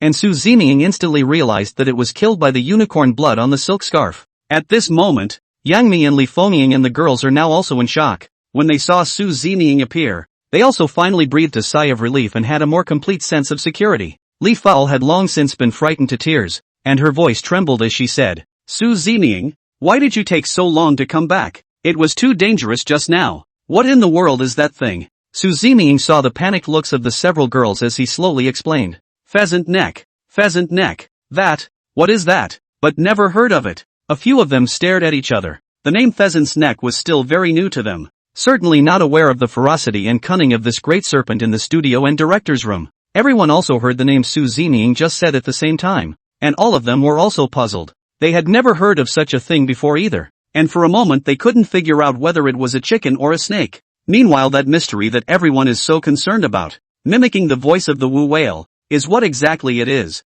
These are amazing in everyone's opinion. Not only that, just now when Yang Mi and the others were in danger, they were also hearing Su Zeming calling out their names. It all left a mystery in everyone's mind, making it all the more incredible. Even everyone had an idea that there should be something even more terrifying than a pheasant's neck appearing in the middle of this ancient tomb. Not a moment later, Wu Whale rushed back with Guo Jingfei and Sun Honglei as well. Only some blood could be faintly seen on Guo Jingfei's face. His whole body looked a little wretched and disoriented, as well, as if he had just suffered a great deal of shock and excitement. On their way back, Wu Whale inquires about the doubts in his mind, and also learns something about the situation just now from Guo Jingfei as well as Sun Honglei. At this moment, Wu Whale, he was also confused and didn't know where that weird voice actually came from. Just as everyone was gathering around Su Zeming and asking about the results, Yang Mi's satellite phone suddenly rang. Upon checking, I found out that it was a call from the program. Chapter 100 Chapter 100, Call from the program team. In fact, more than 10 minutes ago, the crew received a phone call from the archaeology team's side. In the phone call, they also briefly explained their intention. Of course, it was for the matter of Su Zeming and the others encountering pheasant necks in the ancient tomb. It was also at this moment that Director Yen learned that this pheasant neck turned out to be one of the archaeological team's research directions. The old professor looked very excited on the other side of the phone, and also made a strong request that he wanted to speak with Su Zeming and confirm some of the details here. Director Yen, of course, knew how important this matter really was, and also how it was a good publicity for the program, so how could he let go of this opportunity? It is indeed also very rare, and certainly a heavenly honor, for people like them who do variety shows to be able to help out the archaeological team now. What's more, there are a lot of voices on the internet right now that are saying that the show is able to cooperate with Su Zeming's acting, and they also think that those snakes are props arranged by the show. It's a great time for Director Yen to prove this to everyone and to highlight Su Zeming's awesomeness. Originally, the director was still fretting about how he was going to prove the truth of the matter to everyone. I didn't expect the headache I just had to be solved so quickly, and the other party still took the initiative to come to my door. What could be more powerful than the word of an expert from an archaeological team? So naturally, he's going to do everything he can to make this happen. In the middle of the studio, Mr. He was also notified by Director Yen and talked to the audience about it. Viewers, we just received a message from the program director that the old professor from the archaeology team just called, saying that those red snakes Su Zeming and his team encountered are creatures recorded in ancient books. It's also the same creature that the old professors and the others have been working on for so many years. It's just a shame that it's been stagnant because of technical reasons. Just now they also watched the program, so they wanted to communicate and understand further about this snake problem through Su Zeming. The call will be coming through soon, so look forward to it. Upon hearing Mr. He's speech, the audience instantly became excited and thrilled, and the pop-ups were scrolling like crazy. This is really a big news for everyone and it has got everyone's attention. Really? The creatures that the archaeological team researched, Su Zeming and the others are really something. They actually took credit for it. Geez, this credit goes to Brother Lei and Brother Fei, and it's something they traded their lives for. So it looks like they didn't suffer the shock just now for nothing. Upstairs, aren't you guys going a little too far? This is clearly Su Ziniying's credit. If not for him, Guo Jingfei and Sun Honlei would have died long ago. That's right, if there was no Su Ziniying, they would have already gone down there to report. What mood are they in to study pheasant necks? Some people's ability to see the wood for the trees can't be beat. Every now and then, they want to take credit. And just now there were people saying that the snake was a prop arranged by the program. And now that the archaeological team has appeared, I wonder what else they have to say. I'm speechless. I've never seen such a person. You guys are too good to fool. Such creatures don't exist. It's you guys who have seen too little. Don't argue. This thing is actually a creature from an ancient book. Do you guys think it counts as witnessing history? It's really good to look forward to it. Throughout the pop-up, viewers were buzzing about these issues. At the same time, Yang Mi was also connected to the program's phone. It wasn't that Director Yen didn't want to dial Su Ziniying directly. It was really because Su Ziniying's phone couldn't be reached. After Yang Mi picked up the phone, she briefly said 2 sentences before handing the phone to Su Ziniying. Su Ziniying, Director Yen said he was looking for you. Su Ziniying's face was expressionless and cold as he took the watch over. Hello? The next part of their call was synchronized in the live studio. Director Yan's voice rang out over the phone as he said very politely, Su Ziniying, can finally hear your voice? This trip was thanks to you. Now you are a big hit on the internet. The show is also very supportive of you, and everyone is very positive about you. As soon as the phone call was connected, Director Yen was here, kissing his ass nonstop and giving Su Ziniying a round of appreciation. But after saying so many words, Su Ziniying still had that expressionless look, without any waves. There wasn't even a response, and after waiting for a few moments, Director Yen was feeling a little awkward. He had to stop what he was saying and cut to the chase. Su Ziniying, I just put the old professor on the phone for you to have a good chat. The phone was picked up and the old professor's excited voice came through. Young man, you just said that this snake is called a pheasant neck. Can you be sure? Su Ziniying replied firmly. Okay. In the face of the old professor's inquiry, Su Ziniying's answer remained concise, without a single word being superfluous. But this kind of snake has really never been seen since records have been kept, so how did you recognize it? The old professor inquired anxiously, and in the face of such a question, Su Ziniying also considered it slightly, but he did not answer for a long time, for he did not know how to tell it. Couldn't just tell the old professor here with a straight face that she'd seen it before. Then there would surely be a whole lot of difficult to cope with next, and Su Ziniying didn't want to talk nonsense. The old professor didn't get the answer he was looking for, and surely he knew he was overstepping his bounds a bit with that question. After all, it was also someone's privacy, and he could only move on to the next question. But these were all detailed questions about this snake, and Su Ziniying answered them all briefly. In the midst of their conversation, everyone also finally realized that whether it was mimicking Wu Whale's voice, or say, mimicking Su Ziniying's voice, it was actually from a snake. This snake can briefly make human sounds and mimic the timbre of the voices it hears, in such a way as to confuse and entice their prey to the effect of their hunt. It also finally dawned on everyone that these snakes are extremely intelligent and are all quite strategic in their attacks. Coupled with the fact that this snake is extremely fast, there is no way for the average person to defend themselves against it. Knowing more and more about this kind of snake, everyone went back to think about the scene just now, making them feel even more scared. If Su Ziniying wasn't present today, it was estimated that all the stars would have been brutally killed or even wiped out, and everyone was able to see Su Ziniying's strength more intuitively. Knowing just how powerful Su Ziniying was, they had to believe what the old professor said, and they couldn't help but let everyone show Su Ziniying a burst of appreciation. Chapter 101 Hindsight in Hindsight.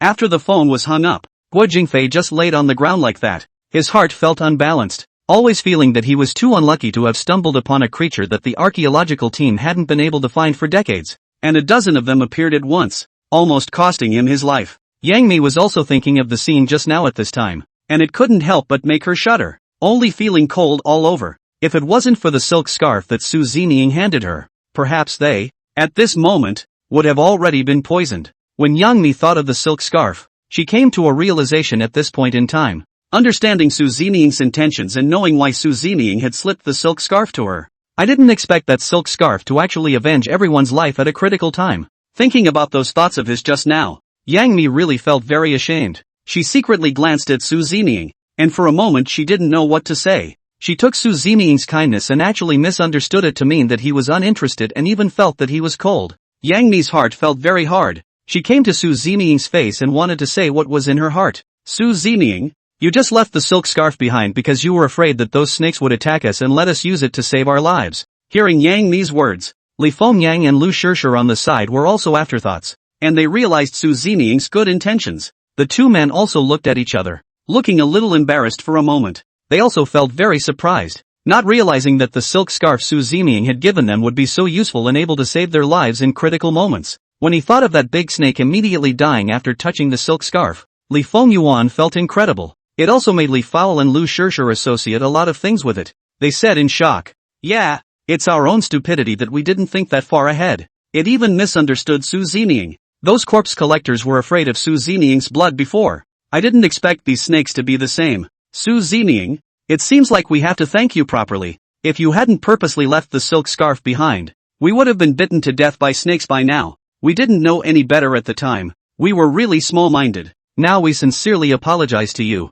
and hope that you can accept our feelings. Yang Mi and Li Fulgence, as well as Lu Shishir and the girls, apologized to Su Zeming in a sincere manner. They have also always been very generous in their actions and never hide their mistakes. This is what they should do. In the face of Su Zeming saving their lives over and over again, this emotion they also remembered deeply in their hearts. In the face of all this, Su Zeming was also unfazed, still with that indifferent expression, and just nodded his head, sort of accepting Yang Mi and the girl's apology and gratitude. Not a word more was said, and the scene was clear to the audience. So that's what Su Zeming meant. It seems that everyone did have a big misunderstanding of Su Zeming before and said many bad things about him. Yes, now think about that thrilling scene just now. If there was no silk scarf left behind by Su Zeming, Sister Mi and Li Fulgence and the girls would be in real danger. Maybe we wouldn't be able to see them at all now. It's also true that Su Zeming should be properly thanked. Again, he saved everyone's life. These are now indisputable facts. The grace of saving a life is greater than heaven.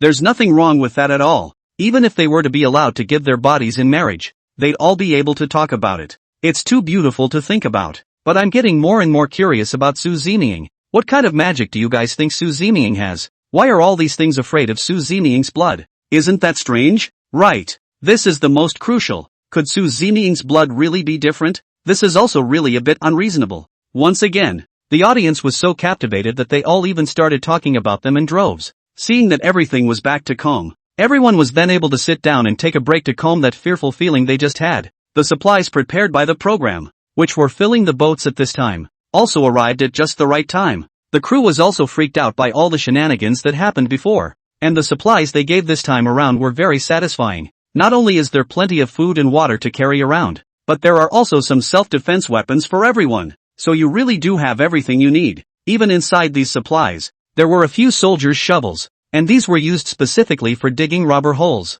In addition to these, the crew had some bug spray on hand and there were some simple medicines as well. After getting these supplies, everyone was also finally quite relieved and no longer as anxious and frightened as before. Everyone was also starving after such a long time, and without hesitation, they took something and took a big bite. They never thought that these dry breads and cookies could be so delicious. Just as all the men were trying to use the food, Su Zeming stepped out, picking up the carcass of an intact pheasant neck off to the side and placing it in the boat to take it out. Su Zeming also did this because he had talked to the old professor of the archaeology team on the phone earlier. This was the old professor's request for Su Zeming's help in bringing back the pheasant neck's body to facilitate their archaeological team's research. Su Zeming also knew that if the results could really be studied, perhaps this was a new breakthrough in archaeology, and it was really significant. When everyone was dividing the food, Su Zeming didn't get together and remain sitting quietly by himself. All of this was watched by Yang Mi, who didn't hesitate to take food for two, and then quietly took some cookies and water afterward. She wasn't trying to take more advantage of the situation. It was just that she had prepared all these things for Su Zeming. In addition to these, Yang Mi also prepared sterilized water and gauze for Su Zeming. Yang Mi came to Su Zeming's side and handed these things over, then said with a concerned face, "Su Zeming, these are your food and water. Your hand is still bleeding. This is antiseptic solution and gauze. Let me bandage it for you." Su Zeming looked back at Yang Mi, who had no intention of leaving the food behind. "You can take the food back. I have food and water tablets on my own side.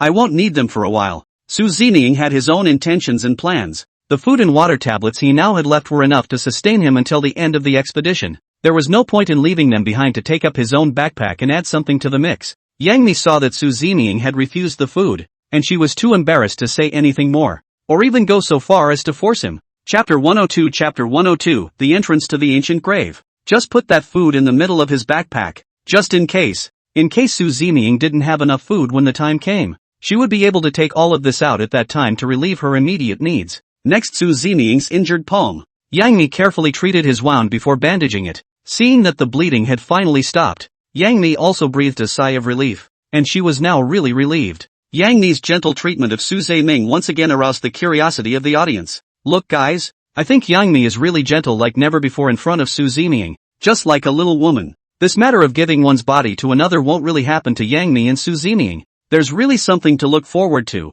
I hope there will be some story between them. Yeah, if that's really the case, it seems like it's really good. Su Zeming and Yang Mi look like a good match. Su Zeming has face value and skills. Yang Mi is not bad either. Maybe it's still a match made in heaven. It's not like that. I rather think that Li Fulgence and Su Zeming are the most compatible. They're the perfect match. You're all talking nonsense. Lu Shishir is the prettiest. Only she is worthy of Su Zeming. I support them. Upstairs, you guys should stop worrying blindly, to the point of arguing over these things. From the beginning until now, Lu Shishir and Su Zeming didn't say much at all. There's no way they can. Do you all know what love is or not? Being careful shows that it is genuine. Actually speculating wildly here. I think you are all envious and jealous. All of you are worrying blindly here. No matter who it is and Su Zeming. This matter has to depend on Su Zeming's wishes. What you say doesn't count at all. Maybe Su Zeming didn't set his heart on anyone, but he had his own intentions and plans. At night time,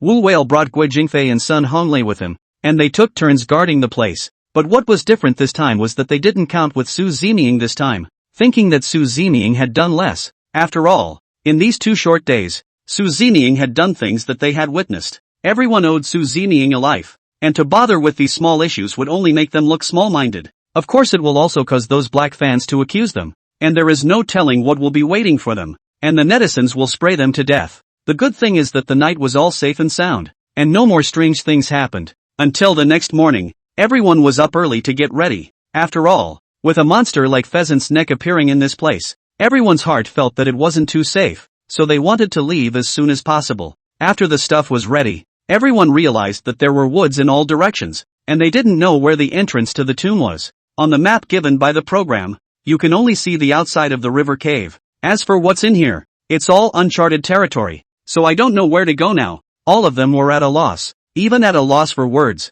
and in the end, they were only able to focus their gazes on Su Zeming's body. It was also unknown when they had all gotten used to relying on Su Zeming in times of trouble. Su Zeming, on the other hand, stood in place with his eyes tightly closed as he carefully distinguished the surrounding scents. Li Fowl saw Su Zeming's condition and she looked like she had no heart. Su Zeming, Before the words were finished, Yang Mi stepped forward and tightly covered Li Fulgence's mouth and gave her a look. Quiet, can't you see that Su Zeming has his eyes closed? If I'm not wrong, he should be looking for bearings. You're not afraid of being reprimanded by him if you're yakking at this hour. Li skimmed her lips. Although she didn't quite understand, she still listened to Yang Mi's reminder. Yang Mi didn't know what method Su Zeming used to judge, but she trusted Su Zeming 100%. It always felt like Su Zeming had a solution and that any decision he made was right on the money. The next thing is that everyone just has to follow him and there is absolutely no problem whatsoever. As expected, Su Zeming opened his eyes after a while, and he pointed towards the front before leading the group over there.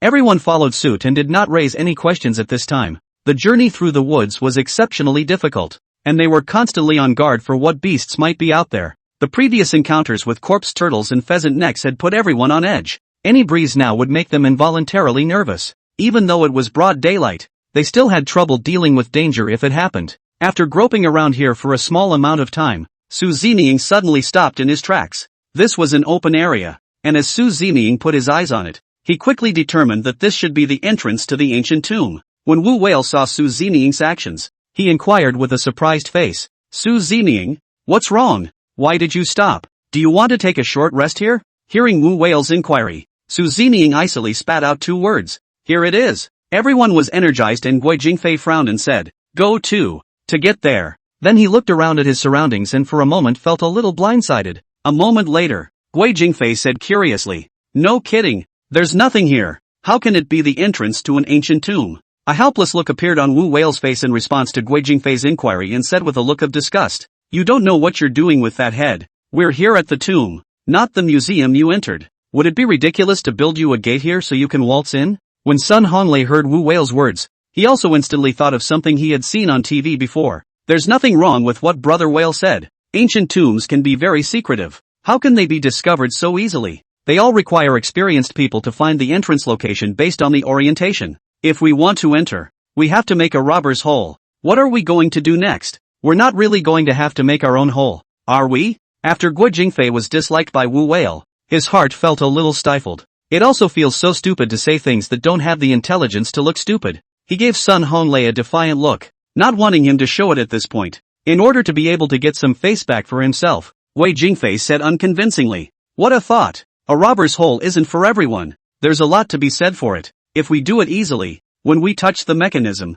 our little lives will be over. It's better to be careful." Chapter 103, The Hidden Entrance. Su Zining didn't want to hear them chirping here anymore, so he had to speak. He reached out and pointed to where his feet were, then said coldly, "Dig." When everyone heard this word, all of them couldn't help but stare, followed by a look of surprise. Unexpectedly, just as everyone was arguing and talking, Su Zining had actually found the entrance. This made everyone feel very impressed, and when everyone carefully went to check, they found that there was nothing special about the place Su Zining was referring to. It looked exactly the same as the rest of the place, which made everyone really feel confused and wonder what exactly Su Zining was relying on to judge. But with some of Su Zining's previous behavior, everyone could only choose to believe Su Zining. They were inferior to Su Zining in so many ways, and of course, they were too embarrassed to question them anymore. Seeing that everyone was frozen there, Wu Whale frowned and urged, "What are you waiting for? Dig in." Saying that, Wu Whale was the first to pick up an engineer's shovel and dug straight down there.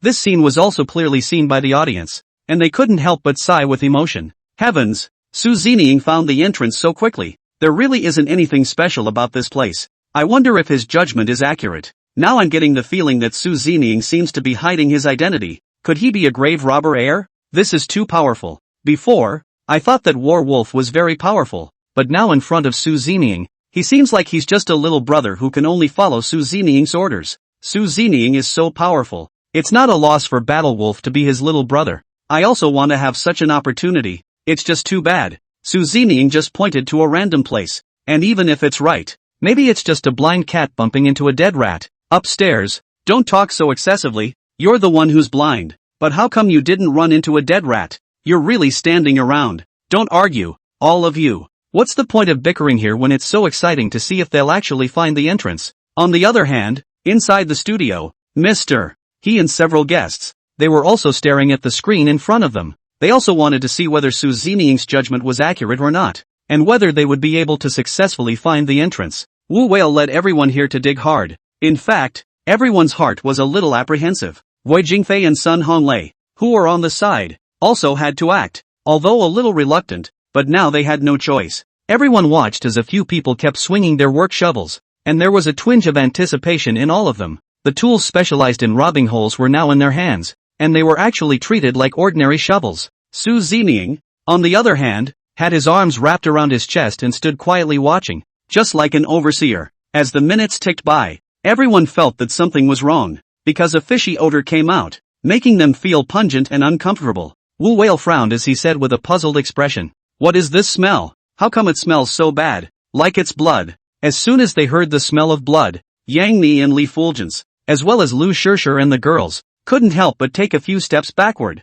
Guo Jingfei and Sun Honglei also immediately stopped the movements in their hands. They no longer dared to continue. "Brother Whale, there can't be a body buried down here, can there? Or else how come it smells like blood?" At this moment, Wu Whale, he had no idea for a moment, and was only able to look up at Su Zining. Let's see what kind of instructions and actions Su Zining will take. He can't make up his mind right now. Su Zining also understood Wu Whale's mind as he said coldly, "Keep digging." Su Zining had already given his word. Wu Whale believed that it was safe down there for the time being, and he didn't ask too many questions. He was only able to continue digging up. By the time he got another shovel down, and then picked it up again, he realized that his workman's shovel was covered in black and red blood. Blood. Really is blood. Guo Jingfei threw the engineer shovel he was holding to the side and sat down on his butt in fear, his face a little pale. Su Zining glanced at Guo Jingfei as he stepped forward and picked up the thrown engineer shovel, not hesitating to stab down towards the bottom. All I heard was a bam, and surprisingly,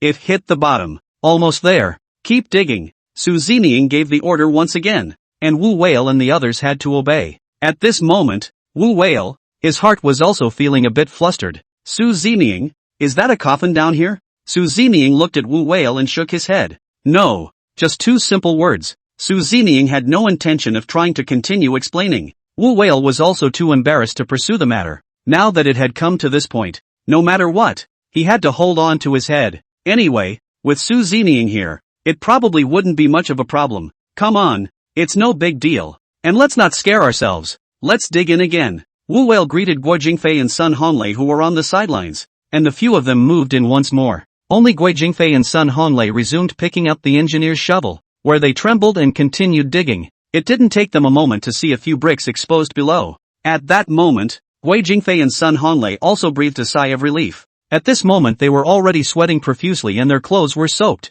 Not because it's hot in here, but because I'm freaked out by the scene I just saw. Now they were relieved to see that it was just some plain bricks. Guo Jingfei instantly became excited as he looked at Sun Honlei and Wu Whale and said, "Great, it's finally bottomed out. Now if we remove these bricks, we'll be able to get inside. Let me do it. I'll shovel all these bricks," said Guo Jingfei. Dug down hard, did not expect that he had just raised the shovel, but was actually kicked out by a huge force. Immediately afterward, his arm was raw with pain, and his entire body was in shock. Turning back to look again, at some point Su Zining had already appeared by his side. Guo Jingfei questioned somewhat angrily, "Su Zining, what are you doing? I also have good intentions. What can't you say properly? Actually want to do it to me?" A hint of anger appeared on Guo Jingfei's face. He didn't know what exactly Su Zining meant. He was just looking for a chance to show off, but now he was hardened by Su Zining. He touched his raw arm and felt a great deal of aggravation in his heart. Su Zining looked at Guo Jingfei who had a disgruntled face. He didn't want to explain too much and just said indifferently, "Can't shovel." Guo Jingfei had a puzzled look on his face, unable to figure out what Su Zining meant. Chapter 104 Aggressive Guo Jingfei. It also couldn't eliminate the anger in his heart. If Su Zining wasn't able to give him an explanation, he really couldn't forgive. Why? It really makes you feel weird when you say you can't shovel and you say you can't shovel. If we don't shovel out all these bricks, then how do you think we're going to get in? You asked us to dig this entrance. Don't tell us it's a mistake. Do you think it's fun to fool us? At this moment Guo Jingfei, he took this opportunity to vent the anger in his heart and also acted a little aggressive. In fact, he didn't want to be like this, but Su Zining's indifferent attitude really made him unbearable sometimes. Why couldn't he have said more, even given a little explanation, so that he wouldn't be so aggravated? Yang Mi sees that something is wrong with the situation and is afraid that Guo Jingfei and Su Zining will have a conflict. She can't wait to go up and persuade them. "Brother Fei, don't be in a hurry. Listen to what Su Zining has to say first. Perhaps he has his own reasoning." "Yeah, Fei, why are you getting so worked up and actually being reasonable? Don't make things too complicated." Li Fao was also patiently persuading from the side, not wanting a scene of contention at this time. After hearing Yang Mi's and Li Fulgent's persuasion, Guo Jingfei's heart felt even more unconvinced, and he said with a helpless face, "I'm being reasonable, and you're all on Su Zining's side. So it looks like I've suffered so much exhaustion for half a day for nothing. You guys do what you want, and I don't care about you anymore," said Guo Jingfei gamely, threw away the engineer's shovel in his hand, then walked to the side, no longer paying attention to everyone. All of them looked at each other, not knowing what to do for a moment. When those fans of Guo Jingfei saw this scene, they began to be nonchalant and even stood out to speak for Guo Jingfei. "That's right, they're so biased. Why are they coming together against Fei? It just makes no sense. Obviously it's just a thankless task. What did Fei do wrong? He is also thinking for everyone." Surprisingly, none of them appreciated his feelings. So heartbroken Fei, even if you don't let Fei go to shovel these bricks. Indeed, Su Zining should give a clear reason. Doing things is always secretive, making everyone unhappy. I don't know exactly what it means, but now that Fei has been wronged, he doesn't even have the right to say anything. "Gu, just now when Su Zining saved your brother Fei, why don't you guys come and bring the tempo? You're really ungrateful, and you've got a bargain." The reason why Su Zining blocked it, there must be his reasoning. You guys are now unconvinced and think that Su Zining did something wrong. Be careful of being punched in the face later. We'd like to see how he's going to move all those bricks when this place doesn't allow for shovels. It's so infuriating. At this moment, Yang Mi and Wu Whale, although they didn't say anything, their hearts were also filled with doubts. The bricks were all neatly placed and there didn't seem to be any gaps to speak of. So I wondered how I was going to get them open later. In everyone's opinion, this was basically impossible. and they were curious as to what Su Zeming was going to do next.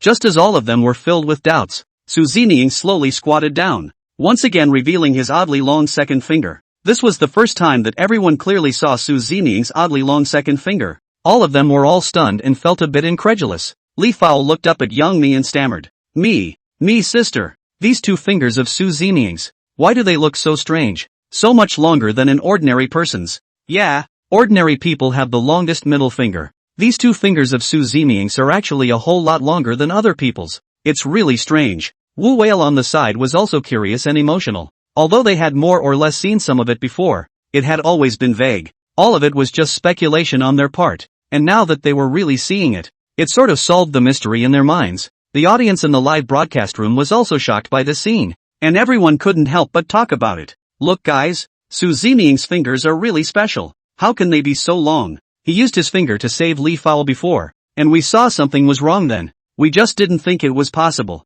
and then we left it at that. It's also because Su Zeming's fingers are strangely long and incomparable that he has so many counterintuitive maneuvers. So that explains it. Yeah, Su Zeming can be really amazing. His fingers are actually different from others. This time we are seeing it for real. Is anyone recording the screen? That's a wonderful image to keep. It'll bring back memories when the time comes. The pop-ups kept scrolling, and everyone focused all their attention on Su Zeming, only to see Su Zeming at this moment. He used his strangely long and incomparable second finger to hold a brick, then pulling it out of thin air. All of this maneuvering was so easy and seemingly effortless. Just now there was no gap in the bricks. All of a sudden there was a gap. These bricks can be filled with cement. There is no point of force. Even if people had tools in their hands, they wouldn't be able to accomplish this with such ease. And Su Zeming was different. He had accomplished all of this with just his two fingers. Wu Whale on the side opened his eyes wide and looked at Su Zeming with an unbelievable expression. Su Zeming, you're really powerful. Where did you learn this trick? Can you teach me? I'm so envious. As the werewolf's Wu Whale, he also wanted to have such a strange feat for himself, so he had been very interested as well. Unsurprisingly, Su Zeming did not answer Wu Whale's question. Wu Whale had long since gotten used to it, and he also knew that this kind of kung fu was definitely not something that could be practiced easily. He had just said it casually, not expecting Su Zeming to agree with him or even reply to him at all. Wu Whale curiously picked up the brick that Su Zeming had just placed next to him, and found that it was heavy, and really had some weight to it. This made Wu Whale even more impressed with Su Zeming. Even if a brick was placed on the ground and he was asked to use two fingers to hold it, he wouldn't necessarily be able to pick it up. For a moment, Wu Whale could not imagine how powerful those two fingers of Su Zeming were. Many questions appeared in his mind, but now if he went after Su Zeming, what he would get would only be a cold back. This magical operation of Su Zeming's was indeed a sight to behold, and all of them felt that it was unrealistic. Su Zeming, however, didn't care about everyone's looks as he continued to do what he had to do here. Chapter 105, Su Zeming's magical power. When everyone saw this maneuver that Su Zeming had just made, it also instantly stirred up big waves. My goodness, Su Zeming actually has this hand. I'm directly shocked. This is too powerful for him. Just said that there is nothing special about this finger. Those people. Now exactly where to go? Is it blind not see? To the time now come out to call awe? Yeah. This operation of Su Zeming has truly shattered my three views. Just how much is he capable of? This person is really inscrutable. Everyone take another look at Warwolf's surprised expression. It seems like he also admires Su Zeming. Su Zeming has changed everyone's mind about him time and time again through his own hard work, and he's really not easy to work with either. Hopefully, after this time being witnessed the truth, no one will ever blackball him again, and all will be able to recognize what he is capable of, and that she is indeed brave. All this way, if it wasn't for Su Zeming making a move at all times, everyone would have already encountered danger and it would have been impossible to find the entrance. There's nothing wrong with that. It's all Su Zeming's doing. I hope everyone can recognize it. Otherwise it's really a bit too biased. The audience is buzzing here, and more people are starting to admire and pay attention to Su Zeming. Wu Whale had just taken the brick, but he didn't expect to be snatched by Su Zeming, and with a serious face, he warned, "Don't move." Su Zeming's tone was a bit harsh. Everyone was a bit confused for a moment, unable to understand what Su Zeming actually meant, and Wu Whale on the side was also suddenly embarrassed. He embarrassedly explained to Su Zeming, I just want to see the weight of this brick. There is no other meaning." Su Zeming also didn't bother to look at Wu Whale for a second. He just flipped that brick over, and the back of the brick was actually a layer of red color that looked as if it was something similar to wax. Wu Whale was instantly filled with doubt as he looked at Su Zining and inquired, "What is this?" Everyone was also curious at this time and came over, wanting to see what was going on as well. They all looked at Su Zining with expectant eyes, hoping that Su Zining would be able to give them a clear answer. Su Zining had a calm face, and said coldly, "Strong acid, solidified inside by wax. Once we break this wall, these strong acids will spew out." Su Zining slowly explained it to everyone so that all of them could understand the principle of it, and knowing how dangerous their reckless behavior had just been, everyone learned this news from Su Zining's mouth. And for a moment, they were also shocked, each one of them sucking in a breath of cool air and appearing to look at each other. Even in his mind, he couldn't help but think of those horrible images, and his face paled a little. Guo Jingfei and Sun Honglei, who were on the side, couldn't help but shiver, as their minds were filled with images of what it looked like to have been corroded by strong acids. Surprisingly that horrifying. Wu Whale also finally understood why Su Zining had just stopped Guo Jingfei and kicked him out without hesitation. It turned out to be a last resort for fear that their reckless behavior would put everyone in mortal danger. Guo Jingfei was also scared out of his wits. If it wasn't for Su Zining stopping him just now,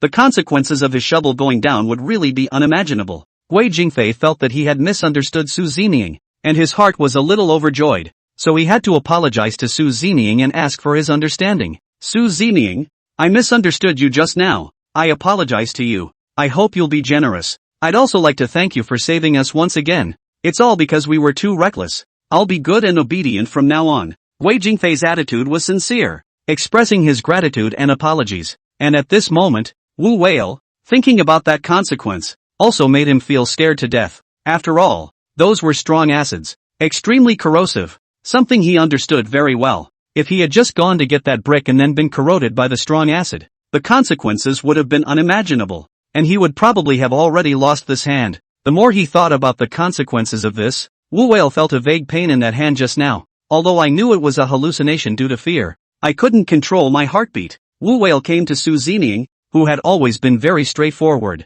"Su Zining, I really thank you. You've given a lot for everyone this time, and we actually don't understand anything. I don't know how many times we would have died if you hadn't been protecting us along the way, and I'm humbled and glad you were there for us at the same time. This friendship of yours, I believe everyone will remember it in their hearts, and all the previous misunderstandings were indeed due to our ignorance." Wu Whale was straightforward, but he was also very honest. He was able to say these words to Su Zining, and he was indeed completely convinced by Su Zining. Su Zining didn't want to be thanked by everyone like this. He was just doing what he had to do. Su Zining waved his hand without hesitation, signaling that it was fine. The performance of Wu Whale just now was also seen by those fans, and they quickly seized the opportunity. Battle Wolf is really too cute. He's actually able to say those words too. It's not easy for a big straight man to be completely convinced. If he really doesn't want to say those words, who knows what's going on in his mind, as if he's being circled by the werewolves. It turns out that when Battle Wolf encounters someone more powerful,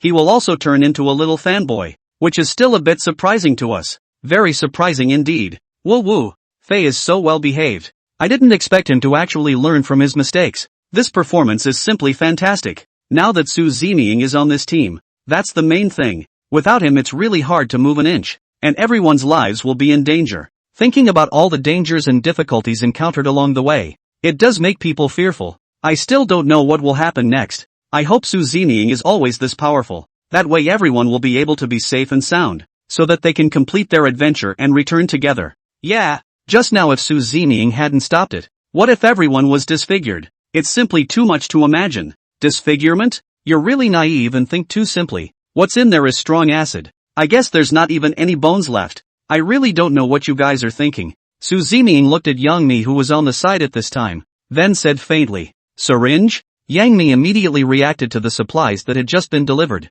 and there were syringes inside the medicines. She quickly and carefully rummaged around, then handed the syringe to Su Zining. Luckily, she had packed all the medicines into her backpack, also for the convenience of changing Su Zining's medication, and she didn't expect that it would actually come in handy. Chapter 106, Su Zining to put an end to the future. In Yang Mi's backpack, in addition to these medicines, she had specially prepared some food for Su Zining, so his backpack was extra heavy, but Yang Mi didn't feel hard at all. As long as she thought that these things could give Su Zining help, she felt it was worth it. The heart will also feel solid. These are her own willingness, no one to force her. This idea of Yang Mi's was not lost on herself. In full view of the public, Su Zeming utilized a syringe to create a simple infusion tube. Then he instructed Wu Whale and the others to dig a large, deep pit off to the side. After hearing Su Zeming's command, this time everyone didn't have any complaints, but were there to work together to do this thing. Now they were really obedient to Su Zeming's words,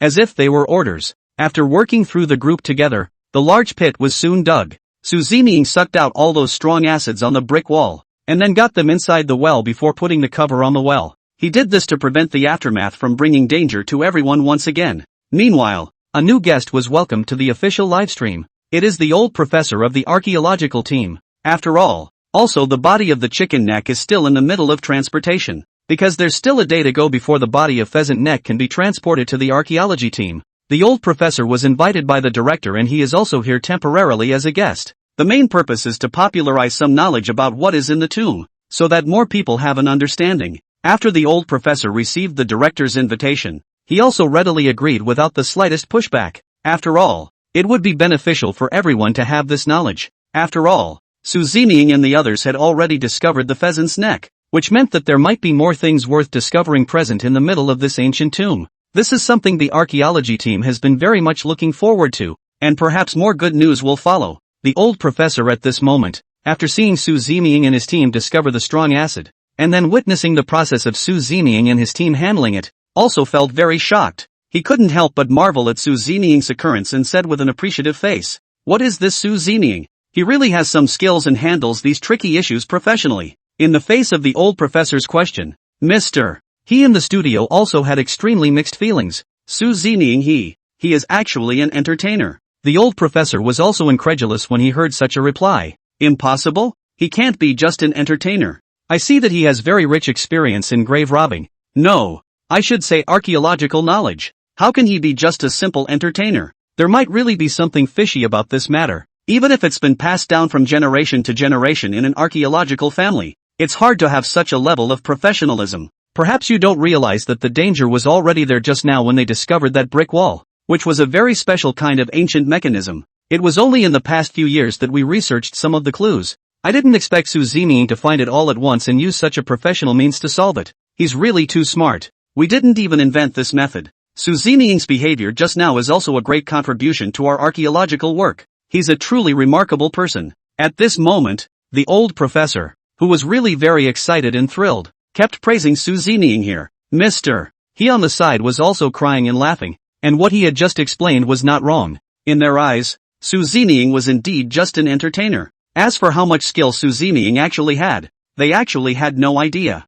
If Su Zeming hadn't participated in this episode, the Su Zeming in everyone's also runs would just be a good-for-nothing fresh meat. Mr. He looked at the old professor who had an agitated face, and he said helplessly, "Old professor, I understand your feelings, but we have also learned about Su Zeming's family history. There's no one in his family who works in this field, and he himself doesn't seem to have had any previous studies or hobbies in this area. Of course, perhaps Su Zeming privately, for archaeology will have knowledge. Just we do not know. This matter we do not know how to explain." In the face of such an answer, the old professor was slow to regain his composure. He was still really interested in the Su Zeming in front of him, and also felt that Su Zeming was a genius. Even considering being able to absorb Su Zeming into the archaeological team, then their archaeological work should skyrocket. It also made the old professor feel a little pity that Su Zeming was now an entertainer, which could be a lot more decent and scenic than archaeological work. Even if he had made such a request, Su Zeming might have just rejected him and wouldn't have come to the archaeological team at all.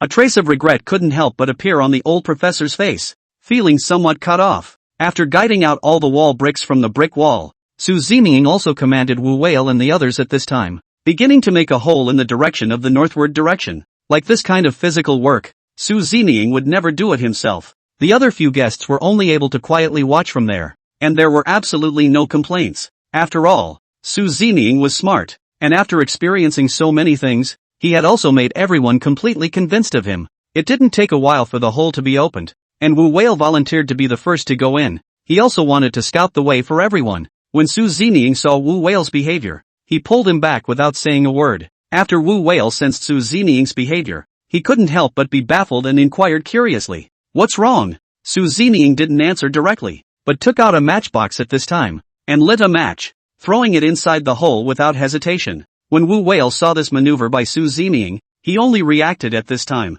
feeling that his behavior just now was really too reckless. He didn't even bother to try out the situation here, and just bore down inside. It was logical that such attempts should be well known to him as a werewolf. It's just that so much has happened in the last few days and the entrance is right in front of you. He got a little excited for a moment, so he forgot about these things. Wu Whale touched his head in embarrassment, then looked at everyone and said, It's my own recklessness that I forgot to check the situation, so I've made you all laugh, and this won't happen in the future. Wu Whale explained awkwardly to everyone. Chapter 107 Walking into the entrance together. After Su Zeming threw the matches in, everyone realized that the matches burned inside for a while before going out. Everyone was also finally relieved that there was enough oxygen in there. Su Zeming looked back at everyone and said, "You can go in now." As soon as Su Zeming's words fell, Wu Whale was already a bit impatient as he took the lead and walked in, followed by the others, while Su Zeming walked at the very back to help break everyone's back. Just as Su Zeming stepped one foot into the ancient tomb, the familiar voice of the system suddenly rang out in his mind. Ding dong, congratulations to the host for imitating Zheng Qiling's behavior. The degree of play has increased by 10%. The current play degree has accumulated 70%. Zheng Qiling's ability, corpse language. Su Zeming was also secretly happy when he heard this familiar voice, and his playfulness increased once again. If things continued like this, it was estimated that it wouldn't take long for him to be able to unlock all of Zheng Qiling's abilities. But now, Su Zeming didn't have many ups and downs because he had inherited Zheng Qiling's character. Right at this critical moment, Su Zeming suddenly heard the screams of several girls coming from inside. He was also a little surprised, and immediately quickened his pace and entered without hesitation. Luckily, there was a scare and nothing dangerous happened inside. Just in the center there was a very large tripod appeared, and inside the tripod lay a headless dry corpse. Several girls were also scared by this dry corpse and screamed loudly. Su Zeming carefully looked around. He realized that in this ancient tomb, it was actually basically the same as what was recorded in the books of his previous life. In addition to the tripod right in the center, there was a sarcophagus in the direction directly facing them. The floor was covered with some green-colored stone slabs, which were then arranged in the form of a gossip. Around them, there were even 8 long lights, only now they were all out. It does get a little eerie in there and makes your head spin. Li Yun was frightened by this dry corpse. She stammered and looked at Su Zeming inquiringly. Su Zeming, what the hell is going on? Why is there a corpse in here? Being too scared, a few girls did not hesitate to lean towards Su Zeming's direction so that they could feel a little more at ease. Seeing everyone's scared and curious looks, Su Zeming said simply, "Martyrdom." Upon hearing these words, Li Fowl felt even more horrified. What? Martyrdom? That's too cruel. Martyrdom is fine. Why do they have to cut off their heads? It's just too much of a horror. At this moment, Li Fowl, she has been with a crying voice. Her voice is very trembling. She couldn't even begin to imagine what a horrible society it was and the strange images that came to her mind. For everyone, a system like martyrdom is really inhumane. Su Zeming saw everyone's curious looks, and in order to be able to keep all of them safe, he was forced to remind. Curiosity aside, nothing in here should be touched. We need to get out of here. Su Zeming's tone was very serious and cautious. At this moment he could feel that inside that sarcophagus on the opposite side, there was a burst of fury overflowing. The thing lying inside this sarcophagus was really very ferocious. In case they didn't pay attention and offended the other party at that time, it would be really hard for them to escape, and it would be hard for them to cope with it even if he made a move. Su Zeming had only inherited 70% of Zheng Qiling's abilities even now, so he didn't dare to be negligent. It's a matter of everyone's lives, not a matter of jokes. Everyone also sensed the vigilance in Su Zeming's tone and understood the seriousness of this matter. So without hesitation, everyone followed Su Zeming's footsteps and continued forward. But when they passed the tripod just now, Lu Shirshi's feet slipped accidentally, and the whole person lost his center of gravity and fell uncontrollably in the direction of that dry corpse. Lu Shirshir was startled, and she couldn't wait to scream, "Help!" Seeing that dry corpse zooming in front of her eyes, Lu Shirshir had long been scared out of her wits,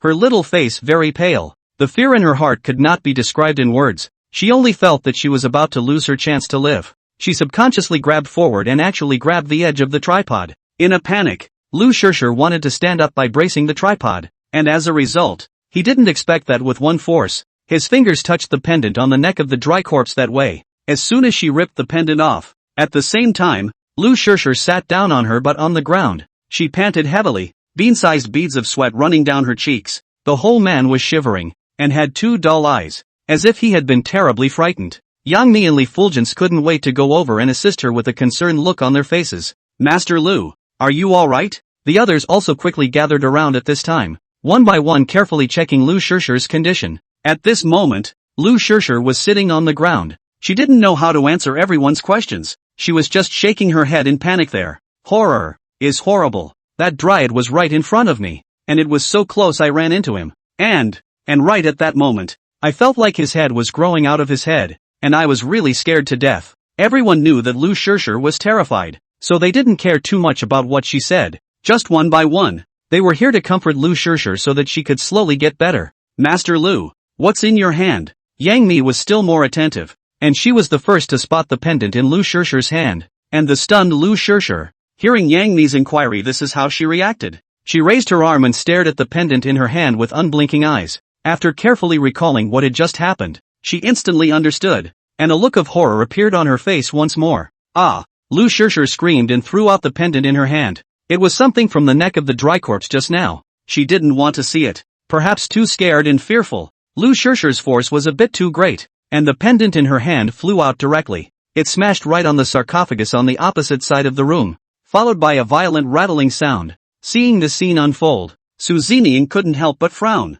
locking his gaze on top of the sarcophagus, because Su Zeming understood in his heart that the things in the sarcophagus were not good to live with. Since the sarcophagus had just been smashed, it was probably already impossible for everyone to leave easily now. As for what exactly would happen next, Su Zeming couldn't say it right now. The most important thing right now is to get out as soon as possible. Chapter 108 Chapter 108 Dangerous Occurrence. Su Zeming didn't want to dilly-dally any longer. It wouldn't do them any good if this went on. What are you waiting for? Get out of here. Lu Shirshi was also in shock, and now that she was being supported by Yang Mi and Li Fulgence, the man left in such a hurry. Su Zeming knew that behind that sarcophagus, there was a passageway leading down. Perhaps it was only through this passage that they would be able to leave safely, and it was all they could do to try now. Everyone followed Su Zeming's footsteps and rushed over in a hurry, but what they didn't expect was the accident that happened when Lu Shirshi was passing through the stone pass. The lid of the sarcophagus was suddenly pushed open by a powerful force and a dull thud was emitted. Everyone was startled by such a sound, and Lu Shirshi, who had just been frightened, once again let out a scream. Unexpectedly at this time, the bizarre sarcophagus was once again lifted up by a gap. Immediately after an inexplicable force, a hard force sucked Lu Shirshi directly over. Her body was tightly attached to the top of the sarcophagus, and for a moment she was unable to break free at all. Lu Shirshi was frightened and screamed, "Help!" When she had just uttered these two words, Lu Shirshi felt as if her neck was stuck by something. She couldn't make any sound at all, only her hands flailing there, desperately struggling. Yang Mi and Li Fun were also startled. They didn't want Lu Shirshi to be in danger. It was also too flustered to think too much, wanting to go up and directly pull Lu Shirshi back. Wu Whale, who was on the side, also ran over, and when Su Zeming saw the situation in front of him, he ordered loudly, "Come back here and don't move." With Su Zeming's order, several people immediately stopped in their tracks, not daring to go forward at all for a moment. At this moment everyone also finally realized that they were once again in danger. Now with their strength, there was no way to save Lu Shirshi. If they acted in a reckless manner, perhaps they would also be in danger, and there would be even more trouble then. Yang Mi looked back at Su Zeming, and urged with an anxious face, "Su Zeming, you quickly save Lu Shirshi. Will she die?" "Yes, Su Zeming. What should we do now? Lu Shirshi is in danger." Wu Whale on the side was also anxious and inquired. Everyone was at sixes and sevens for a while, not knowing what to do at all. The pop-up screen was also shocked by the sudden scene this time, and the viewers stared at the scene in disbelief. So miserable. Hurry up and think of a way to save her. Lu Shirshi looks like she's in pain. If we keep milling about, she'll stop breathing. It seems that we can only count on Su Zeming now, hoping that he will be able to strike in time and have a way to save Lu Shirshi. This sarcophagus is really weird. What the hell is inside? Is it a zombie? Yes? Just now, Lu Shirshi moved the dry corpse's stuff. That's why he encountered such danger. The zombie in the sarcophagus got angry. It's entirely possible. Su Zeming had warned before, telling everyone not to move anything here. Yet it was Lu Shirshi who fell at the crucial moment. Now it's her who's in danger again. This is all really too fishy. What the hell is this place? It's simply terrifying. Su Zeming, hurry up and think of something. There isn't much time left. The audience was also anxious. They all hoped that Su Zeming would be able to turn the danger into a success this time. And in the middle of the studio, the old professor was also staring at the screen in front of him. He had been deeply shocked. He never dreamed that he would be able to see this scene in his lifetime. Among their previous studies, There was also some research and understanding of zombies. It's just that zombies are something you've heard and never seen. Just like ghosts. Although he was old, he had always had a belief in metaphysical events. Unexpectedly today, he actually had the opportunity to witness the scene with his own eyes, making him even more convinced. At the same time, the old professor also had a hint of anticipation in his heart, wanting to see what Su Zining would do when he faced such a situation. After all, Su Zining had some odd behaviors before. He had missed a lot of them, and now it was like a catch-up lesson. The old professor also believed in Su Zining, who had a mysterious power in him, and could only rely on Su Zining for this matter. In the middle of the ancient tomb, everyone was also putting all their hopes on Su Zining's body,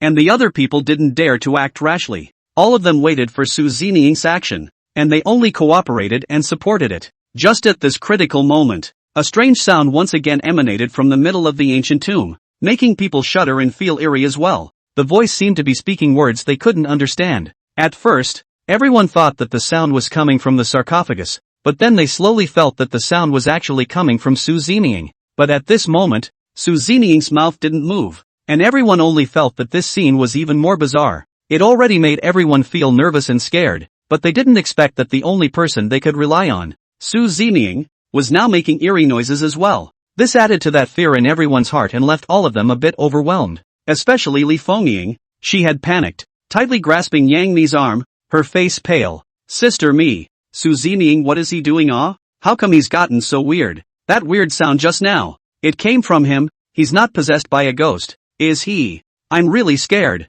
What do you think we should do? Can Lu Shishir still come back? Yang Mi also did not know how to answer Li Fengying's question. At this moment he also has no bottom in his heart. Now, he could only harden his head and go up to strike up a conversation with Su Zining. Su Zining, what are you? Before Yang Mi could finish his words, he was immediately stopped by Wu Whale, who was on the side. Yang Mi looked at Wu Whale curiously, wanting an explanation as well. Wu Whale quietly said beside Yang Mi's ear, don't bother him. I think Su Zining seems to be communicating. He has a certain way of doing things. Let's see what happens first. Yang Mi had a puzzled look on his face. He was a bit confused as to what Wu Whale meant. Communication. And everyone seemed to have reacted at this time as well. And one by one, they turned their heads to look at the sarcophagus. Su Zining was communicating with the thing in the sarcophagus. That is, negotiating with the other party. Everyone also hoped that Su Zining would succeed and make the thing in the sarcophagus release Lu Shishir, so that they could leave here as soon as possible.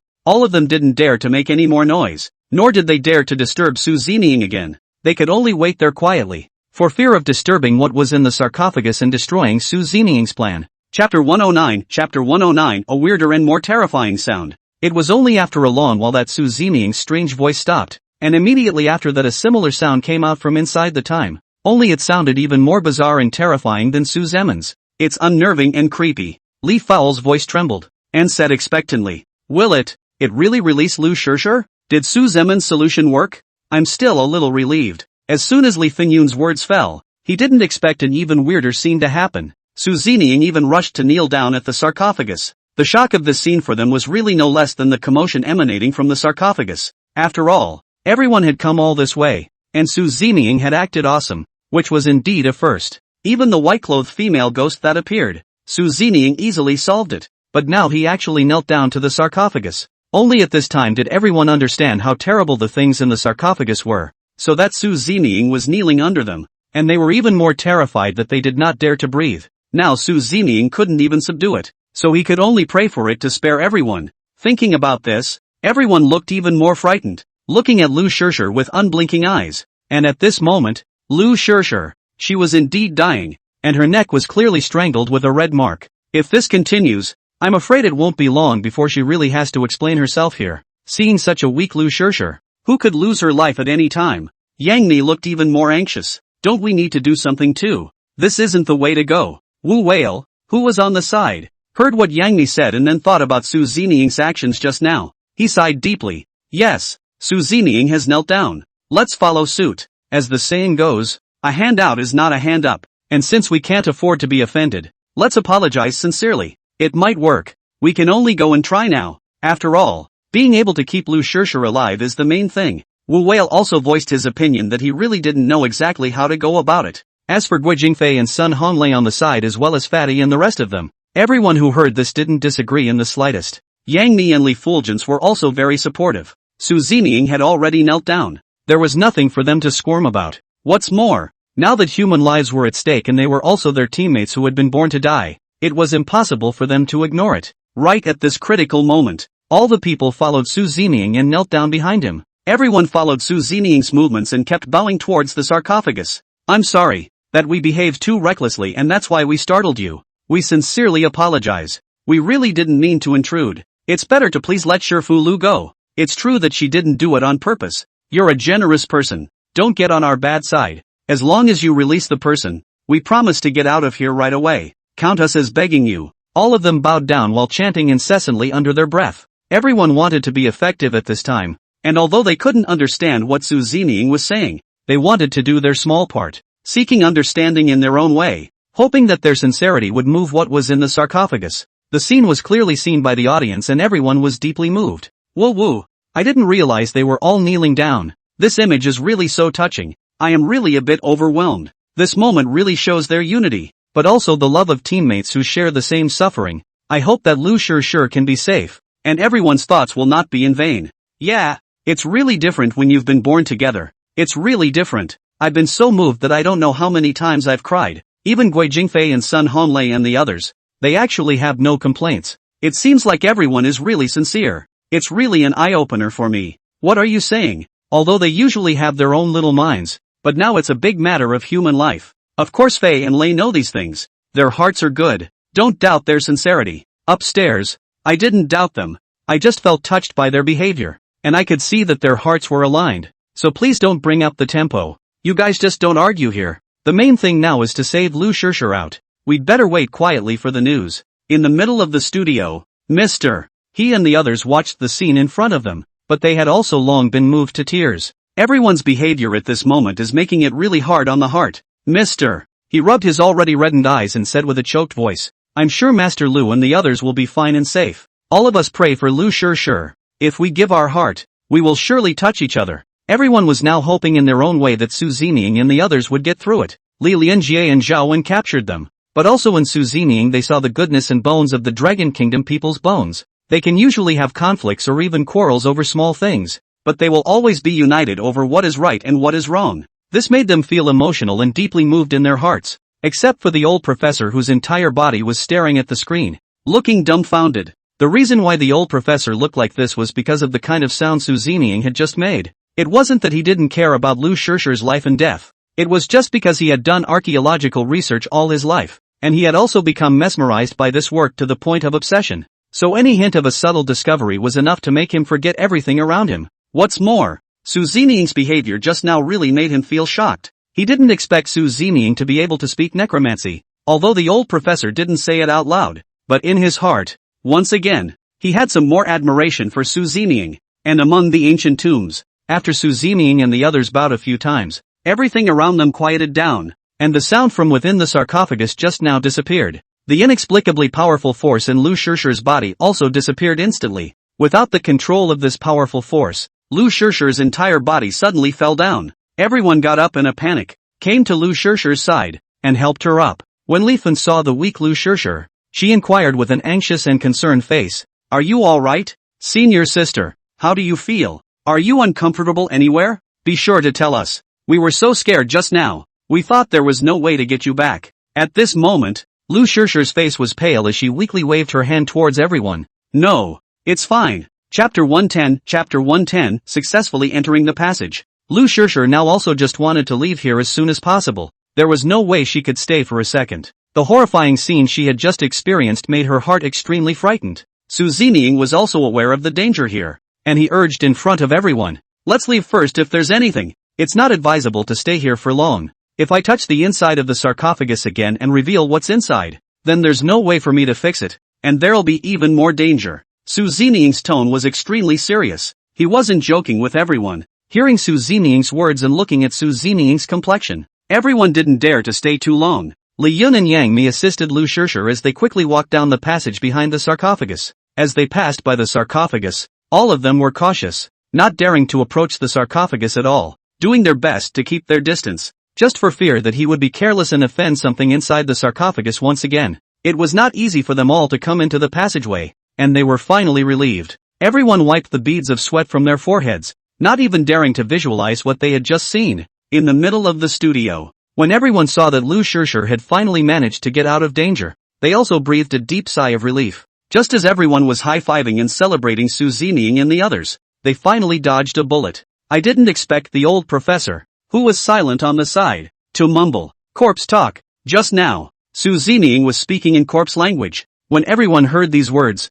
they felt shocked for a moment and wondered what the old professor meant. Mr. He was the closest to the old professor, and he surveyed him with puzzled eyes. "Old professor, what are you talking about? How come I can't understand some of it? What is necro speak? And can you explain it to all of us in a way that we find somewhat baffling?" The old professor was now incoherent with excitement as he saw everyone's blank faces. He was able to determine the language Su Zining had just used, and he looked back at everyone and said, "I'm telling the truth. What Su Zining just said was corpse language." The old professor's voice trembled a little with excitement, but everyone was looking at each other, unable to understand what the old professor meant. Seeing everyone's puzzled and confused eyes, the old professor stated some of his knowledge of necromancy. "Maybe you don't understand. I can understand. I've read in books before that there is a strange kind of person who is proficient in corpse language. That means they can communicate with corpses. I thought it was all some legend, but I didn't realize that such people really exist. Su Zining is that strange man who is able to communicate with corpses,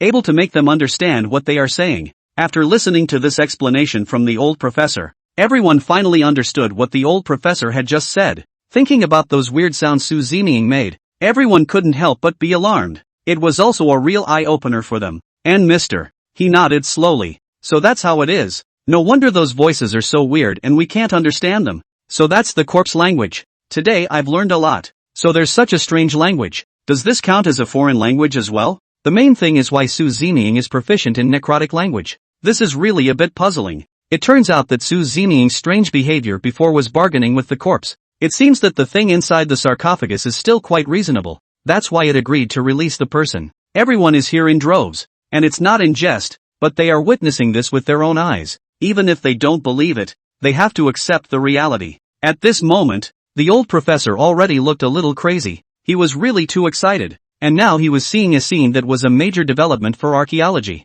In just a few hours, the secret place among the ancient tombs was thus discovered. It was simply more impressive than his lifetime of research. Taking another look at Su Zining and his group, after entering the passageway, they also didn't dare to stay too long as they accelerated their steps forward, because Lu Shishir was too weak. She was only able to rely on Yangmi and Li Fushir to support her along the way. After everyone's efforts, they were now far away from the dangerous sarcophagus, but everyone still felt a little uneasy, so there hadn't been any stops to rest, and as they walked, everyone noticed that the stone walls on both sides of the passageway actually had a lot of inscriptions and drawings carved into them. But right now, everyone simply didn't have the heart to check it out carefully, and they didn't know what these inscriptions and drawings actually expressed. Even if they were to study it, they probably wouldn't be able to understand it and would only waste their time. Among them all, perhaps only Su Zining was able to see the meaning of this, but now he was also hurrying along, seemingly uninterested in these inscriptions and drawings on either side. And at this moment, the old professor was very anxious. He couldn't wait to get inside the screen himself and carefully explore those inscriptions and drawings. But the old professor also understood that the reason why Su Zining quickly took everyone away was perhaps because everyone was not yet out of danger. He could not stop for the time being, and although his heart was sad, he still felt that everyone's safety was the most important thing. The heart is not willing to give up, but can only bear the pain, leaving behind infinite regrets. However, the old professor also secretly decided in his heart that he hoped he would have the opportunity to go to the ancient tomb once afterward, even if he encountered danger. Now that he's at this age, he still wishes he could devote himself to his career. Even if he were to leave these old bones there, he didn't feel any pity at all. The inside of this passage was very narrow, and it was cold and damp all around, making everyone feel extremely uncomfortable. And there was a strange smell, and everyone was afraid that from the darkness beside them, something horrible would suddenly emerge. Luckily, they didn't have to stop along the way, and it was a relatively smooth ride. I don't know how long I'd been walking, but suddenly the surroundings became spacious and that strange odor disappeared. When everyone looked up, they realized that the channel in front of them had also turned upward. Su Zining turned back to take a closer look and realized that they were far enough away to be considered safe for the time being. After seeing how everyone was panting from exhaustion, Su Zining had to let everyone rest here for the time being. Rest in place for now. Never walk around freely. As soon as everyone heard that they could rest, all of them immediately sat paralyzed on the ground. And they only felt that they didn't have a bit of strength in their bodies. Just now, everyone was completely relying on the will to survive. So they persisted until now. Otherwise they would have long been paralyzed with fear. And Lu Shirshir was in an even worse situation. Chapter 111. Chapter 111. Lu Shirshir cries in pain. Yang Mi looked at the weak Lu Shirshir. She wiped her sweat with some heartache. Li Fao hurriedly found water and food from his bag, then handed it to Lu Shirshir's hands and said with concern, "Let's eat something first, to replenish our strength. Don't be too scared. All of us are here for you." Seeing everyone's concerned eyes, in feeling this warmth, Lu Shirshir then cried out with a wow. She was really frightened, and in that moment just now, she really thought she was going to die. When she was being held by that sarcophagus, Lu Shirshir felt that her body was cold and she was all out of hope for life, making her feel shivering. Seeing Lu Shirshir crying her heart out, Wu Whale and Guo Jingfei, as well as Sun Honglei and Fatty and the others, one by one, also had their hearts in their mouths. They couldn't even begin to imagine what it would be like if they had just gone through something like that, perhaps even more devastated than Lu Shirshir. Everyone didn't try to persuade her, but just let Lu Shirshir vent her emotions to her heart's content, so that she could feel better. After crying for a while, Lu Shirshir's emotions gradually calmed down. She gathered her thoughts and looked up at everyone with a grateful face. "Thank you all. You just knelt and prayed for me. I saw all of that. If it wasn't for you guys this time, I might have really died here. The favor of saving my life is unforgettable." Lu Shirshir said many words of thanks,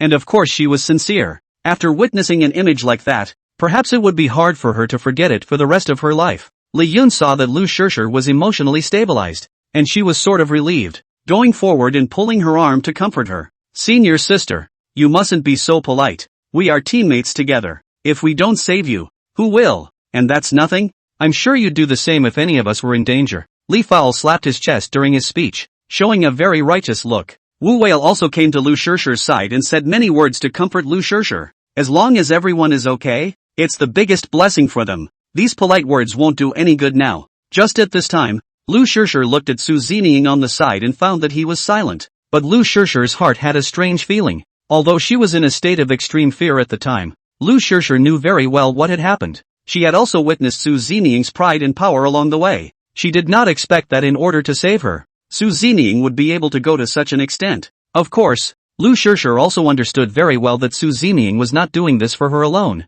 If the thing in the sarcophagus really got angry, it was estimated that all the people would suffer and they wouldn't be able to leave this place. Even so, Lu Shirshir was still very moved, previously being cold-shouldered by Su Zining. Some netizens were still mocking, and that anger had long since dissipated. Lu Shirshir looked up at Su Zining and said, "Su Zining, thank you for coming to the rescue." Other than that, Lu Shirshir really didn't know what to say. Su Zining said faintly, "It's fine." Only he stood up and said without looking back, "Let's go." Everyone heard Su Zining's order and had no choice but to get up at this time, once again following Su Zining's footsteps as they continued to walk forward. After such horrors, everyone was also careful. Wu Whale was also a bit worried. He couldn't help but look at Su Zining and inquire, "Su Zining, the thing that just came in was so ferocious. Do you think the thing inside will be even more terrifying?" The others also stared at Su Zining with unblinking eyes. Everyone had the same concern. This time it was Lu Shirshir, and there was no telling who it would be next.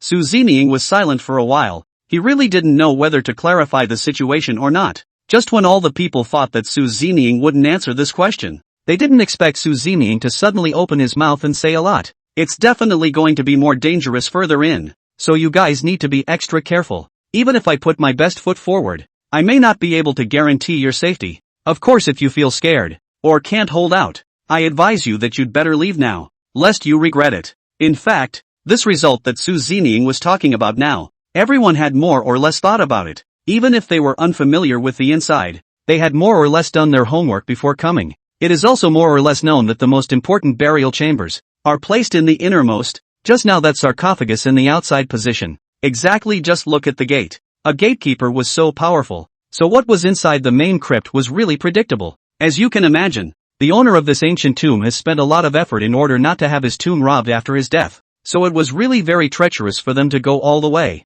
and accidents could happen at any time. In the previous several encounters, they were lucky to escape, plus Su Zining had some strength, so they survived until now, and the rest of the way. Even Su Zining said there was no way to guarantee everyone's safety. All of a sudden it made everyone hesitant and scared. and they didn't know if they wanted to continue down the road. For a moment all of them fell into silence and could feel that they were very torn. Unexpectedly, the first one to open her mouth to break the silence was Lu Shirshir, who had just suffered a shock. In a very firm tone she said, "I'm going to keep going, and I'm definitely not going to return. Having gone through so much already, I would like to see what this ancient tomb is all about. There is something odd in there, even if it costs you your life. Besides," Lu Shirshir didn't finish her words. She just stared at Su Zining without looking away, her expression a little shy. Not to mention that with Su Zining around, "I'm not afraid of anything." Lu Shirshir, who usually seldom spoke, made everyone feel a bit shocked, but she did not expect to open her mouth, but her words were shocking.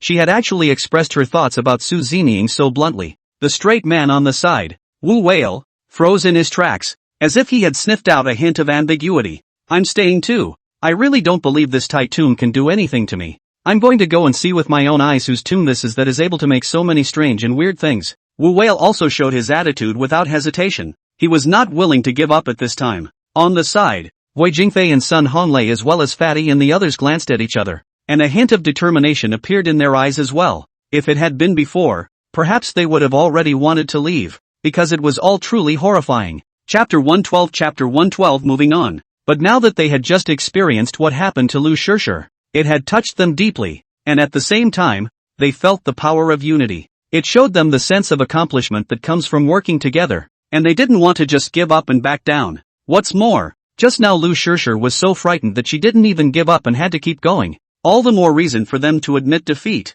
or else they would really be looked down upon by everyone. We'll also stay and break through with everyone else. No matter what kind of ferocity we'll encounter next, we'll face it together. Guo Jingfei spoke decisively, and his gaze was also very determined. That's right, as long as we're all together, there's nothing to be afraid of. Sun Honglei was also resolute, and Fatty nodded, seeing everyone's determination. Su Zining also acquiesced to this attitude of everyone, but Su Zining knew that the next road was not as simple and easy as everyone thought. These people were too young, and some things they had not experienced, because what he encountered before was the most dangerous, but he could not imagine that if he continued to walk, he would encounter even greater dangers, and the politics would be many times more dangerous than before. But these words, Su Zining didn't say them, and he didn't want to add to the psychological burden. It doesn't make any sense at all to let them perceive fear in advance. Only Su Zining got up and didn't say a word, only leading everyone to continue walking forward. The viewers of the live broadcast were also witnessing what had just happened, making them a bit nonplussed. Just now Brother Lei and Brother Fei, they are really too handsome. This time they are finally hardened for once, and also suddenly feel that they have grown up and matured a lot. Exactly. It just feels like they've turned from little boys into real men, instantly able to hold up half the sky. Go for it. Although there will be dangers to come, I believe that as long as they are united, any difficulties can be overcome. There's nothing wrong with that at all. Su Zeming will definitely try to help them in any way he can as well, so I'm looking forward to what they'll experience next. It feels like the excitement is playing out right now and I'm really nervous and excited. The fans stared intently at the screen and saw Su Zeming and the others were continuing along the passageway that was twice as wide. After about 10 minutes, a large door unexpectedly appeared in front of them. The gate looked very grand, going right to the top, and there was a statue on each side of the gate that looked as if it was a hungry-faced ghost. One had a ghostly claw in his hand and the other had a seal in his. After seeing this scene, Su Zining quickly searched in his mind, causing him to quickly recall some books he had read in his previous life, and the scene in front of him was exactly the same as what was described in the books. Before Su Zining had a chance to explain, Li Fao said with a scared face, "What's this? Those two statues in the doorway look so scary. Look at its eyes. It seems to be staring at us so dead all the time. I don't even dare to look at it." Guo Jingfei agreed with Li Fulgence as he muttered in a low voice, "It seems to be true. It's probably just staring at us, warning us never to go in. What should I do if the statue moves later? Will there be something even more terrifying?" Upon hearing Guo Jingfei's statement, the several girls were instantly shocked and shrunk into a ball as they leaned tightly together. Sun Honglei was also a bit speechless, looking around with very wary eyes. The atmosphere instantly seemed tense, and everyone couldn't help but feel creeped out, even chilled at the back. Fatty looked at everyone and said, "Let's not scare ourselves. Let's see what Su Zining says. What's the use of us being nervous now? It's time to face it." Guo Jingfei glanced at Fatty as he said with a resigned face, "I'm not bluffing. I'm making a reasonable analysis, at the very least, so that we can all be mentally prepared." All of them stayed quiet, not daring to do anything at all for a moment. But what made them feel strange was that the gate in front of them had opened a crack at the moment. This couldn't help but make everyone feel shocked, and Yang Mi couldn't resist the curiosity in his heart. What's going on? Why is this gate open, ya? The owner of the tomb cares so much about his grave. How is it possible that the doors are open for others to come in? This is just too strange to be fraudulent. After hearing Yang Mi's doubts, everyone immediately had these thoughts, feeling that Yang Mi's analysis made sense. He also felt that this must be a trap. All of them began to use their imaginations, and the more they guessed, the more they felt that it was dangerous and even eerie. Su Zeming heard everyone talking in various ways, and for a while there were all kinds of statements. He said coldly, "Someone should have been here before." Su Zeming answered the doubts in everyone's mind and hoped to put an end to their unwarranted speculations. When Wu Whale heard Su Zeming's words, he said with a shocked expression, "Someone's been here? What kind of people?" However, after saying this, Wu Whale himself reacted. Su Zeming said it should be grave robbers, but they didn't see any traces either. Once again, these doubts rose in Wu Whale's mind, and he was compelled to ask questions. Even if some grave robbers came here, they should have left some traces. Su Zeming also slowly explained it this time. He pointed to the side and said, "The reason there were no traces found is because they weren't on the same route as us, and they're the ones who opened this door." Everyone looked in the direction Su Zeming pointed to, and sure enough, there was a mechanism in that place, and it had been destroyed. Wu Whale, who saw this scene, showed disdain in his eyes. These grave robbers, they're really brutal, just destroying the mechanism like that, without any technical skill at all. Su Zeming, if it were you, would you just be able to open this door with a poke of those two fingers of yours? Just like when you move bricks with your bare hands. It shouldn't be difficult for you. At this moment, Wu Whale looked a little excited, but when he looked up and saw Su Zeming's expression, he also very sensibly shut up immediately. At this moment, Su Zeming had already arrived in front of the main door with an expressionless face, and the others followed closely behind. Guo Jingfei saw Wu Whale's embarrassed expression as he patted his shoulder and said, "Forget it, don't you know what Su Zeming is like? He's good at everything, but he's not a talker. Hurry up and go," said Wu Whale was also pulled out and everyone walked in together. Wu Whale also mentally reassured himself so that he wouldn't be so embarrassed in front of everyone. In fact, everyone had long since gotten used to all this and knew Su Zeming's way of dealing with people. Chapter 113, The Old Professor's Ugly Face. Fans could not help but flirt with Battle Wolf for a moment when they saw how he was acting. Battle Wolf can be so adorable. When did he turn into a chatterbox? It's a laugh. What's so funny? Don't you know that when a man is nervous, he relieves his emotions in this way? Upstairs means that the werewolf is afraid. This really makes me feel a little surprised. It can't be a deliberate joke with everyone, right? A hallowed werewolf will be afraid of what?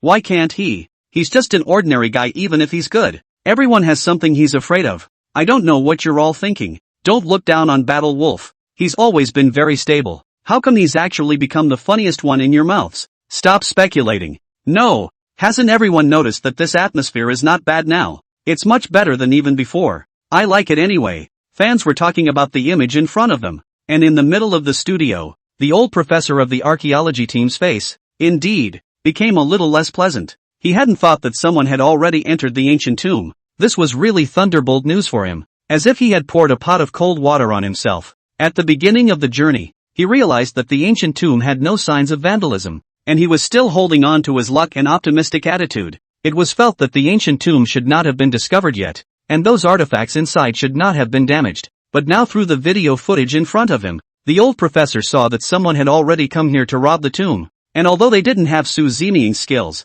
they had already stepped into this place. The old professor was really worried about what was inside this ancient tomb, whether it had been destroyed or not, and to what extent. Either something of value has been taken, or something has been completely destroyed and lost to research. After thinking about this, the old professor couldn't help but sigh, and a look of regret crossed his face. As for Mr. He, who was on the side, he very keenly noticed the old professor's mood. He could also more or less guess what the old professor was worried about, and he was only able to comfort. "Old professor, it can't be helped, and your worrying here won't do any good. We can only pray and hope that the inside of this tomb hasn't been destroyed or that some of the artifacts are still intact." The old professor shook his head helplessly. The chances of this were really too small. He was still very knowledgeable about them, and there were actually many kinds of grave robbing. The traditional ones are all about touching the gold, moving mountains, hairy hills and unloading ridges, all of which have very elaborate techniques. If they enter the tomb, they all just take away what they want and don't destroy the tomb. But now look at this iron door. The organs have been violently destroyed. It's very likely that these people are not a proper grave robbing sect. This was exactly what the old professor was most worried about, and with his current guess, he was afraid that the chamber had been destroyed beyond recognition long ago. Everyone could not help but feel very shocked after listening to the old professor's science. It was the first time they had heard that there were actually so many doors to grave robbing, and at the same time, they began to worry about some of the things inside the ancient tombs. It seems like it would be a real shame to destroy those artifacts if the inside had actually been destroyed. People can't be sure now that the inside will be as unpleasant as the old professor said it would have been long ago. Just at this time, Su Zeming led everyone into the gate. It was dimly lit inside, so everyone was only able to look around with the help of flashlights. When they took a good look inside, they realized that in the middle of the chamber, there were actually 7 coffins neatly placed. Moreover, the arrangement of these 7 coffins also looked a bit odd, as if they contained a pattern. After seeing such a situation, Lu Shishir couldn't help but tense up as that terrifying image appeared in her mind once again. Her voice trembled as she said, "My goodness, how can there be so many coffins in there?" Before Lu Shishir had finished speaking, everyone had already heard her fearful intentions, but everyone could understand. After all, she had just experienced the sarcophagus incident. Seeing this scene again would be uncontrollable nervousness. Wu Whale also stopped in his tracks, staring at the 7 coffins with unblinking eyes. Yeah, it's really strange. 7 coffins in one chamber. Isn't there any other place? Behind them, Guo Jingfei and Sun Hanlei had the same doubts at the same time. Several people asked questions in rapid succession, voicing the doubts in their minds. Exactly. This isn't the main crypt, is it? It took so much effort to build this tomb in such a place. I didn't realize that so many coffins in the main chamber put together really made it look a little shabby. What's more, this coffin is not properly arranged. At first glance it looks messy, but if you change the direction, it feels very neat. It's really strange. Everyone is here. You and I, spouting off about the scene we see before us. A nice crypt is now actually the object of their vomit. Just at this time, the horrible atmosphere in the air was swept away. After Su Zeming heard these words, he really felt speechless and didn't even know how to go about explaining it. People don't understand this situation, so they can only speculate wildly here. But Su Zeming knew this very well, so the placement of these coffins was not random. The reason why there are 7 coffins is because they are called the Seven-Star Coffins, and they are placed according to the formation of the 7 stars of the Big Dipper. It's just that now that it's on the ground, people can't see this feature for a while. At first glance it looks a bit disorganized, but this placement is actually quite elaborate. Hearing the constant discussion, Su Zeming suddenly spoke up. Knock it off. This is the main crypt. Only one of the 7 coffins is real. I don't know what you're talking about. When everyone heard Su Zeming's words, a few people fell silent, looking at Su Zeming's serious look again. Li Fulgence hurriedly folded his hands and began to sincerely apologize. I'm sorry, just now we are unintelligent. Said these nonsense words, really offended. The others hadn't reacted for a moment, but they saw that Li Fao kept chanting there. They also reacted instinctively, and one by one they followed suit, bowing down at the several coffins without hesitation. I'm sorry, we're the ones who haven't seen the world, but we definitely didn't mean to look down on you, so don't blame us. We were really wrong. Su Zeming ignored this behavior of everyone as he walked towards those coffins without hesitation. Chapter 114 Chapter 114 The Director's Phone Call. The crowd's behavior was clearly seen by the audience, who just thought everyone was hilarious. He was just there trolling, but he didn't expect to start kowtowing so soon, which momentarily caused viewers to troll a few of the stars for what they were doing. Look guys, are these guys trying to laugh us to death? The contrasting behavior before and after this is just too great. Just a moment ago, they were spouting off, but now they are bowing down and apologizing. It seems that the previous sarcophagus incident had a great impact on them, otherwise it wouldn't have acted like this. I really don't know what to say about them. Upstairs stand and talk. What do you know? This is called a good man not to be defeated before the eyes. Reach out not to hit the smiling face of the people. As long as they are safe, what to do does not matter. Wouldn't you have any qualms about that horrible scene that just happened to you? Really? And I don't mean to blame them. I just think their behavior is so adorable. It's just that I think the contrast between the adventure style in the first half and the funny style in the second half is too much at times. This is also something they can't do anything about. This ancient tombs but is too scary. Sometimes they entertain themselves. It can also ease their emotions. It's not a bad thing. In front of the stone coffin, Su Zeming took a flashlight and carefully examined it, and soon realized that it was different. He realized that these coffins were quite a bit more advanced than the sarcophagus outside. While the sarcophagi outside were bare-looking, these coffins were carved with many pictures and 1,000 strange words. All of these texts are in some font from the past, which is very different from the present. But these were not difficult for Su Zeming. He was able to read it clearly word for word. All of this was because of Zheng Qiling's ability. So when Su Zeming saw these images, he played these out through the screen. The old professor in the studio had sat up a bit at the sight. The drawings and words on the coffin instantly caught his eye. The old professor understood in his heart that these texts would be of great help to their archaeological work, and he said with an excited face, "Can I connect with the people in there so they can get a good light on these things so I can get a better look at them?" After hearing the old professor's request, it was also natural for the director to cooperate fully. After all, the story recorded on top of this coffin would also intrigue and interest the viewers of the live broadcast. Even the director himself, he was wanting to know the contents, instantly piquing everyone's curiosity as well. "Old professor, don't be in a hurry.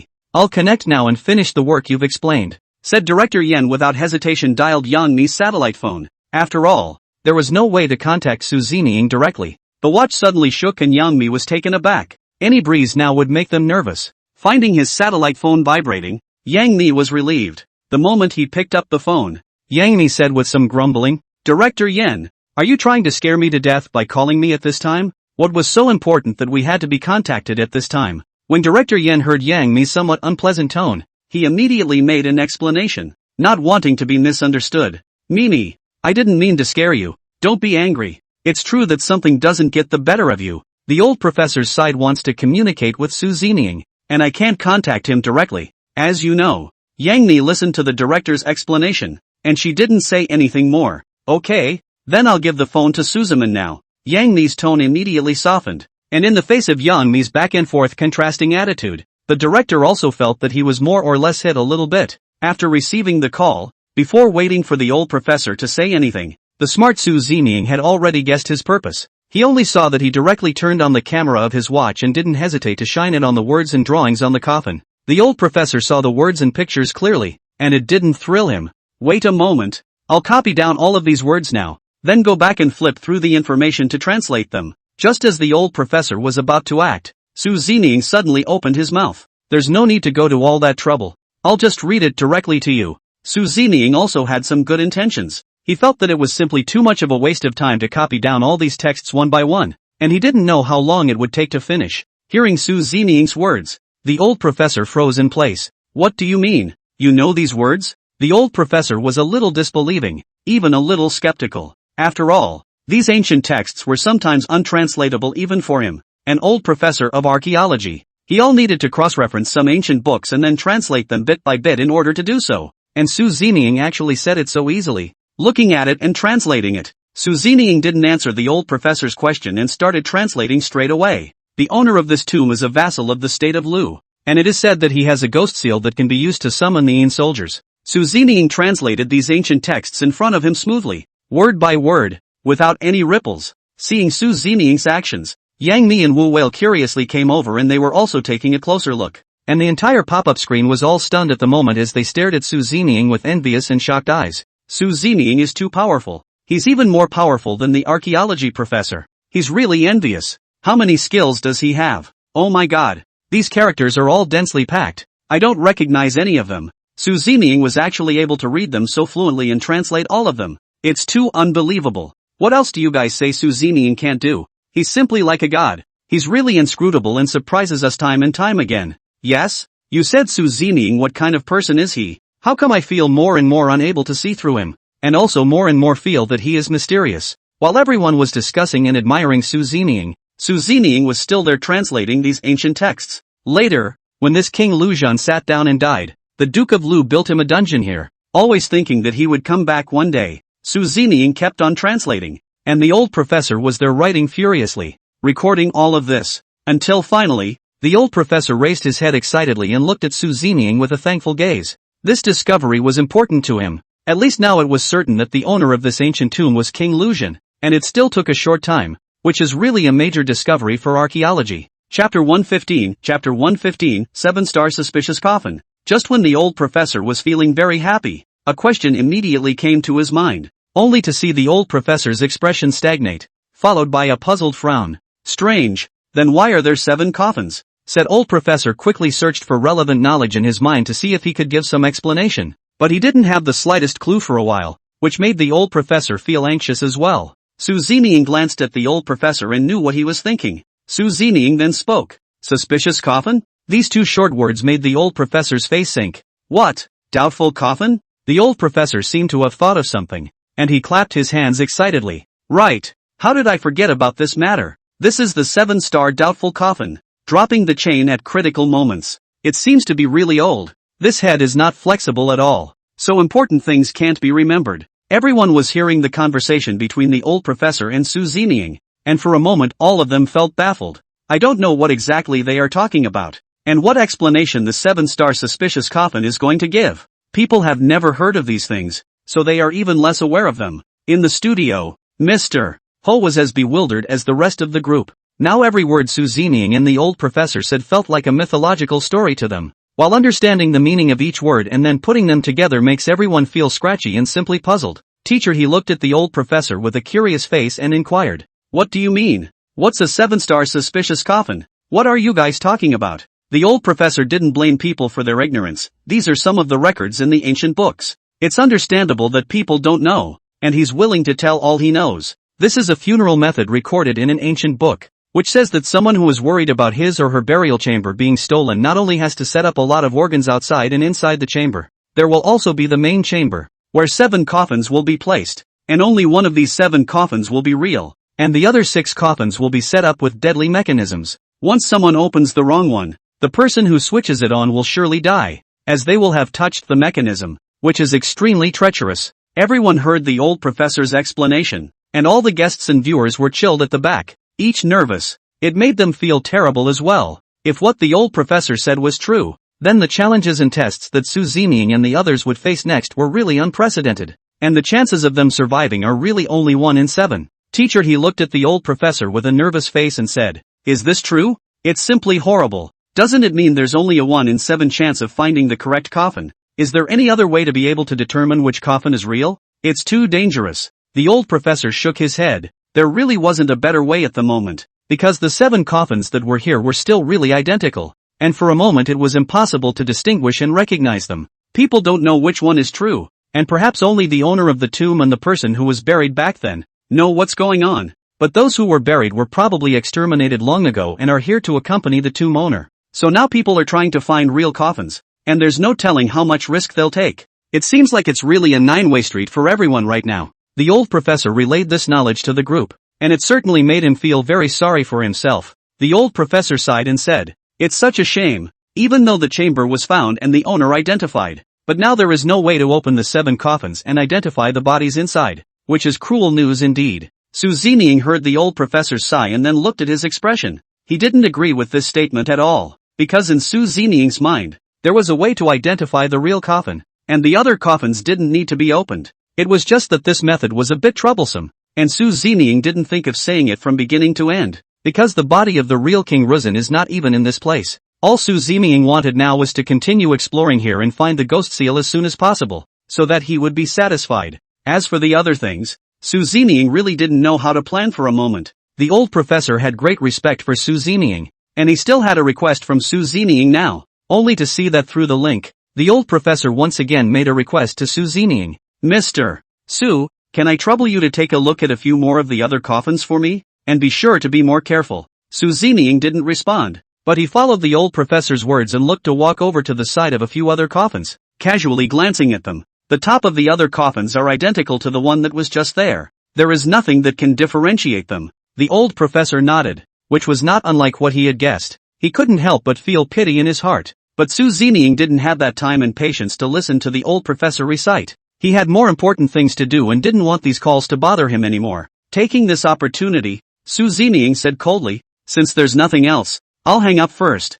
After saying that, Su Zining directly hung up the phone without giving the other party any chance, followed by throwing Yang Mi's watch over. Everyone looked around nervously, and just at this critical moment, Wu Whale's surprised voice rang out. Look, you guys, there's a coffin over here that's been opened. Hearing Wu Whale's report, everyone curiously converged in his direction, and the old professor, who had just been lamenting there, was instantly energized, eyes glued to the screen in front of them. There were coffins being opened. Perhaps they could get a glimpse of the conditions inside. It's not necessarily that real coffin, but it might be a good thing for everyone. The viewers of the live stream were also both anticipating and dreading it. Geez, I wonder what's in this coffin. It's really a mixed bag of anticipation and fear. I'm alone in the house, so it's better if I don't watch it, or I'm afraid I'll have nightmares and then be scared half to death. Watch it, and after you watch it maybe you won't be alone. You'll always feel like you have someone with you, and isn't that a good thing? What do you mean upstairs? Don't talk smack there. I feel as if someone is already in the room with me right now.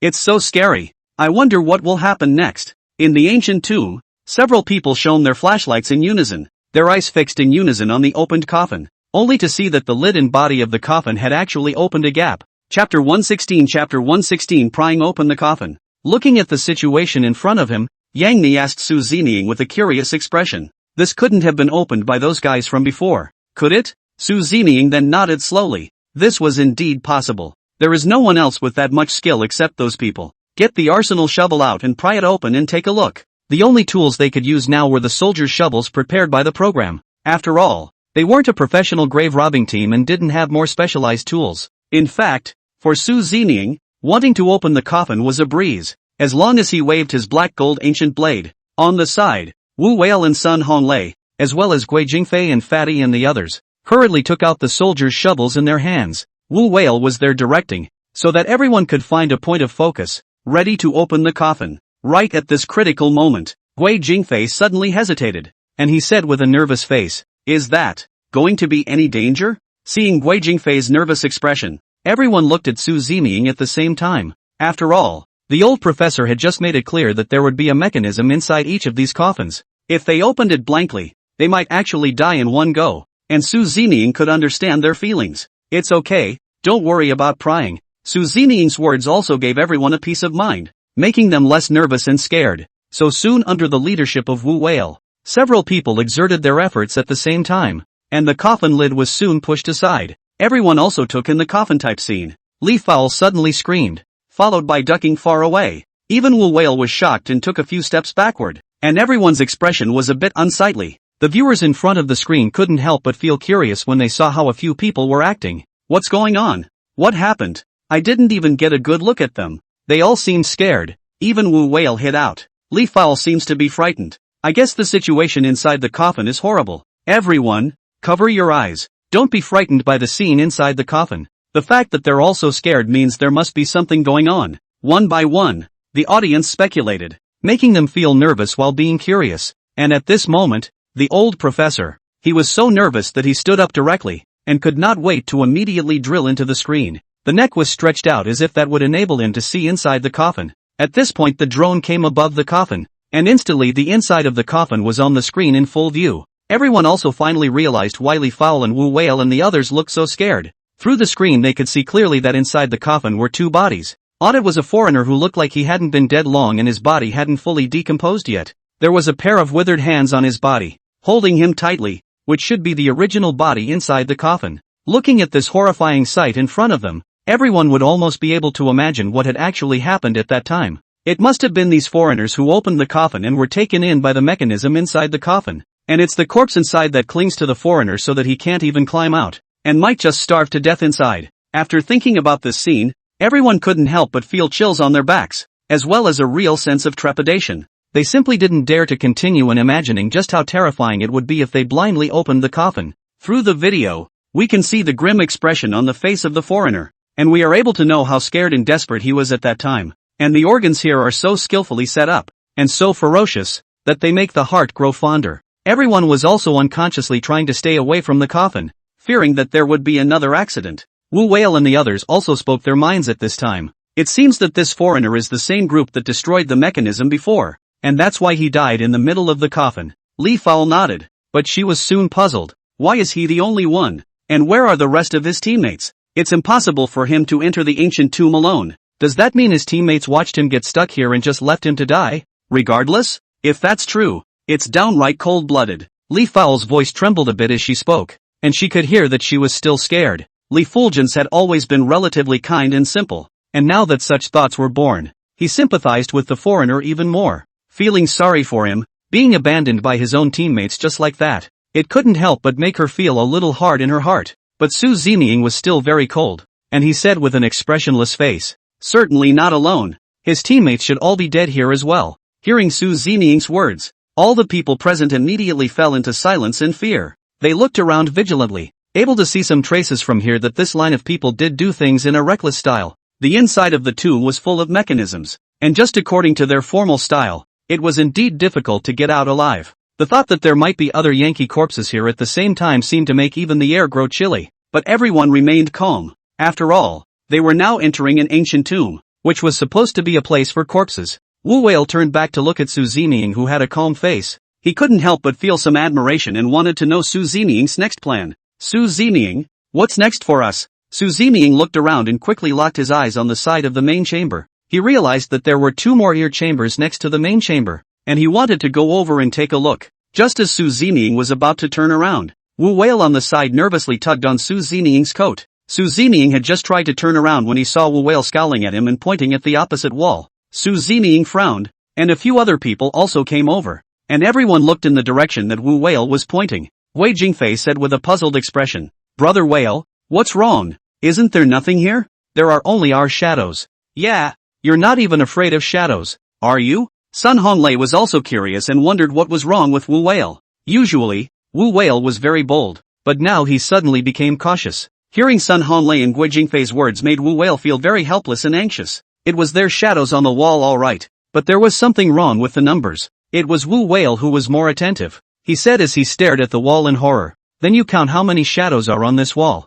Hearing Wu Whale's reminder, everyone then focused all their attention. Chapter 117, Chapter 117, Shadow. 1, 2, 3, 4, 5, 6. Guo Jingfei seriously counted, not realizing that when he counted to 6, he visibly hesitated. 7. How? Why is there a shadow of 7 people? Aren't there 6 of us? At this moment, Guo Jingfei, his voice carried a few moments of crying, and his entire body began to shiver uncontrollably. Everyone also felt their scalps go numb and cold sweat run through their bodies because of this discovery. They had gone on an adventure as a group, and now there was an extra one all of a sudden, and no one knew what was going on or where the shadow was coming from. Almost everyone here has experienced the horror stories that have also been cast in their minds, not realizing that they would have to face them again now. Everyone's faces were very ugly. Even their breathing began to catch. They were too nervous to sew. The viewers of the live broadcast also noticed the situation and were discussing it there. "Geez, it does seem to be 7 shadows.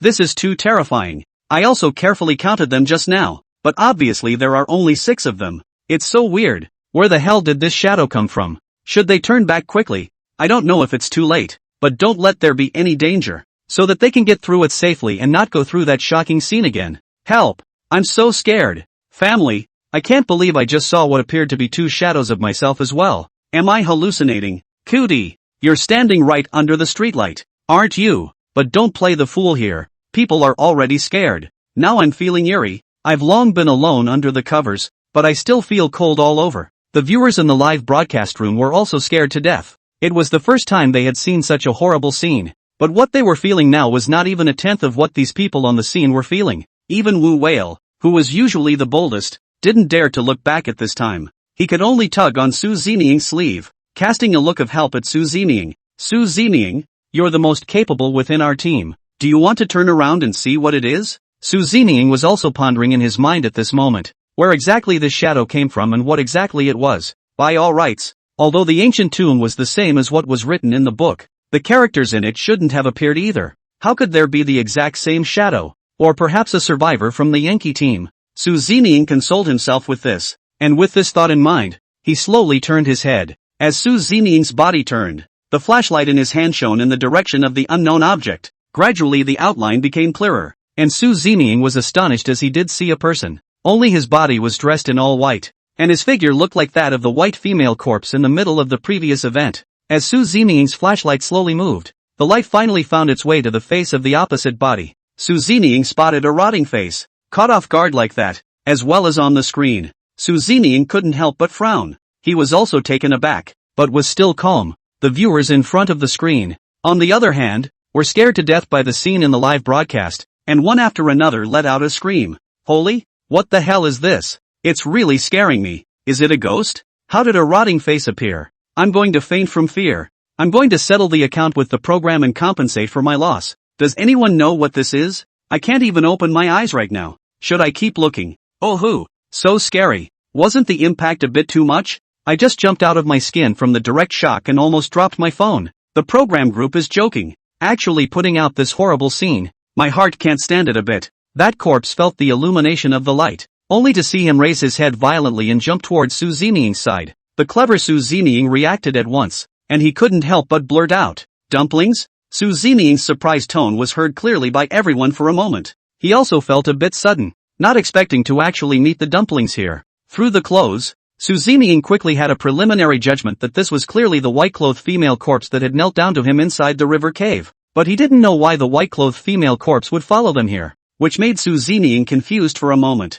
Also do not know what prompted her corpse into a dumpling. At this moment Su Ziniying simply cannot think about it. He had to step up and deal with this or everyone would be in danger. Just then, Yang Mi, who was on the side, couldn't hold back the curiosity in his heart and actually secretly turned over. When she saw the scene, the horrible likeness scared her so much that she screamed, "Ah!" And subconsciously, he drew the silk scarf from his arms and defiantly threw it in the direction where the female corpse was. And this silk scarf was stained with Su Ziniying's blood. And the female corpse immediately opened her sharp nails and waved them as she sensed something coming towards her. The blood on the silk scarf stained the female corpse's palm, and a gust of white smoke immediately emerged, also emitting a nuisance sound. And the white-clothed female corpse wailed. The sound was horrible as hell and everyone was too scared to breathe. Immediately after that, the white-clothed female corpse immediately reversed its direction and fled towards the way they came. Seeing the white-clothed female corpse leave, Yang Mi was relieved. Li Yun looked at Yang Mi with a curious face and inquired, "Sister Mi, what exactly just happened?" "Yeah, Yang Mi, what the hell? What did you see?" Wu Whale was also staring at Yang Mi with a curious face, hoping to get a definite answer at this time. Even Wu Whale kind of regretted that he didn't turn around to look just now. Not as bold as a girl. In fact, after he realized it was a corpse, he didn't feel so scared. He is not afraid of corpses and dumplings, but of ghosts that he cannot touch or catch. Yang Mi patted his chest, gasping for air, and was in shock. "It's horrible. Her face is all rotted." And, before the words were finished, Yang Mi unexpectedly sat down and cried bitterly. She was indeed terrified, and when Li Fun and Lu Shishir saw Yang Mi's appearance, it also made them a little heartbroken, and they immediately came forward to comfort her. "Mi, don't cry. You were great just now. You were the one who chased the thing away. We know you were in shock. It's okay now. All of us are here." Chapter 118, The Eerie Sound of the Tomb Room. Yang Mi heard everyone's comforting words, and her mood gradually smoothed out, feeling much better. She had also just been resourceful by not thinking much about it. At the very least, it allowed everyone to avoid danger. Otherwise there was no telling what the situation would have been. After considering all of this, Yang Mi looked up to Su Ziniying, also hoping to receive his affirmation. However, Su Ziniying snapped his head up and said with a serious face, "Not good. If that thing touches the sarcophagus, it will be really troublesome. You guys wait here for me, I'll go check it out now." As soon as Su Ziniying's words fell, he was seen quickly running out of the tomb like a gust of wind, chasing after the white-clothed female corpse in the direction of it. In just a blink of an eye, Su Ziniying had run away without a trace before everyone slowly reacted. It was also known why Su Ziniying was so nervous. Just now, everyone hadn't thought about this at all. Compared to the white-clothed female corpse, what was even more terrifying was the sarcophagus. That was an existence that even Su Ziniying couldn't deal with well. So no wonder Su Ziniying was so nervous as well. After considering all this, Yang Mi's pride that he had just felt was instantly swept away, followed by a guilty conscience. With an anxious face, she said, "I'm sorry.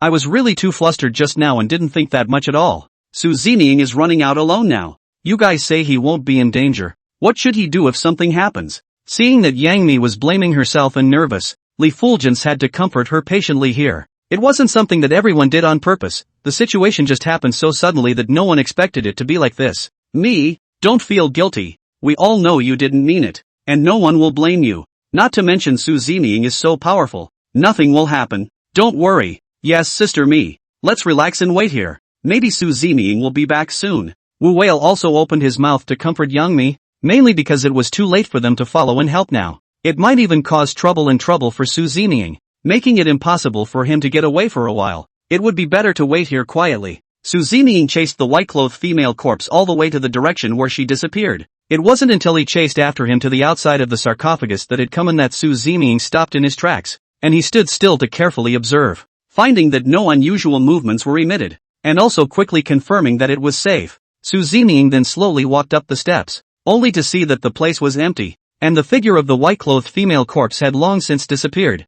Su Zining also breathed a sigh of relief, and then looked at the entrance they had opened earlier. There was a little bit of dirt, which was not made by them. Su Zining then began to speculate that perhaps the white-clothed female corpse had managed to escape from here. Taking advantage of the fact that the sarcophagus hadn't moved yet, Su Zining quickly retreated back. He didn't want to invite trouble and get himself into trouble again. On the other side, the few people who were waiting for Su Zining in the main chamber looked anxious and kept looking around. Su Zining's absence made them feel overwhelmed, and without a backer for a moment, they always felt scared. It was at this time, the originally very quiet chamber suddenly gave out a tiny ringing sound. It sounded as if something was crawling on the ground, and as if someone was talking quietly. Hearing this voice, several people couldn't help but tremble, their palms breaking out in cold sweat, and their faces turning a little pale. Guo Jingfei bit his lip as he nervously looked at Wu Whale and said, "Oh no, brother Whale, Su Zining isn't here. It can't be a ghost coming to claim his life. The sound is so scary."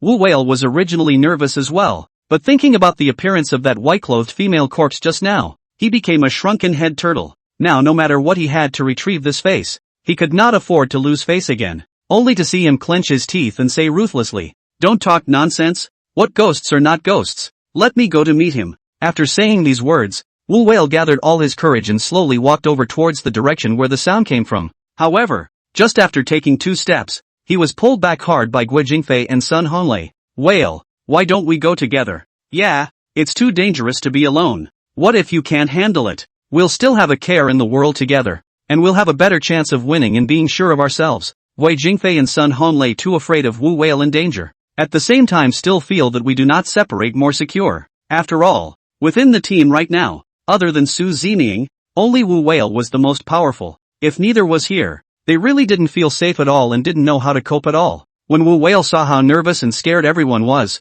he nodded. "Well, come along then." He couldn't leave these guys here either, so that they would have nothing to worry about in case they were really in danger. Li Fao was a bit flustered for a moment when he saw Wu Whale and the others in action. "Do we really have to go over there? Su Zining told us to wait here and not go anywhere. What if he comes back and can't find us?" When Wu Whale heard Li Fao's concerns, he too looked indifferent. It's not like they're running out of the crypt at this point in time, so they're just going to look around to make sure there's going to be no danger. "Li Fao, just stop worrying. We're not leaving here. We're just checking out the situation so that we don't all get paranoid." Feeling that Wu Whale also had a point, Yang Mi and Li Fengyan, as well as Lu Shishir and the others, had no choice but to agree to Wu Whale's proposal. Several people obediently followed behind Wu Whale and carefully walked out towards the front. They looked around with wary eyes and realized that the sound was coming from the ear room on the left. As several people slowly approached, the pattering sound became clearer. Then upon further discernment, it was realized that the sound seemed to be coming from the soles of the feet.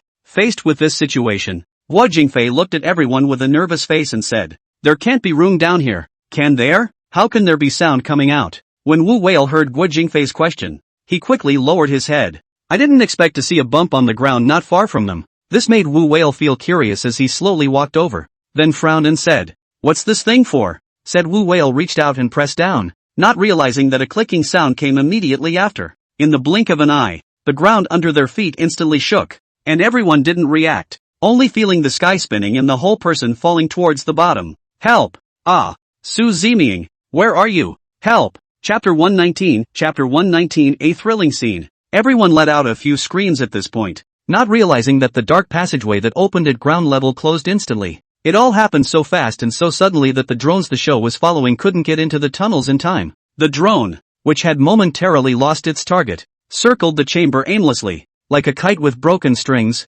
This scene was also clearly seen by the audience in front of the screen. Everyone instantly roared and the whole pop-up jumped. What the hell is going on? Where did these guys transfer to? Even the drones couldn't follow them. This is bad. I can't actually see anything. Where the hell did Su Zining go? Hurry up and show up. You guys say these guys will be okay. What to do in case they are in danger? Don't talk nonsense. They are fortunate and will definitely be able to wait until Su Zining goes to save them. I don't know what's going on down here. Why they're falling straight down.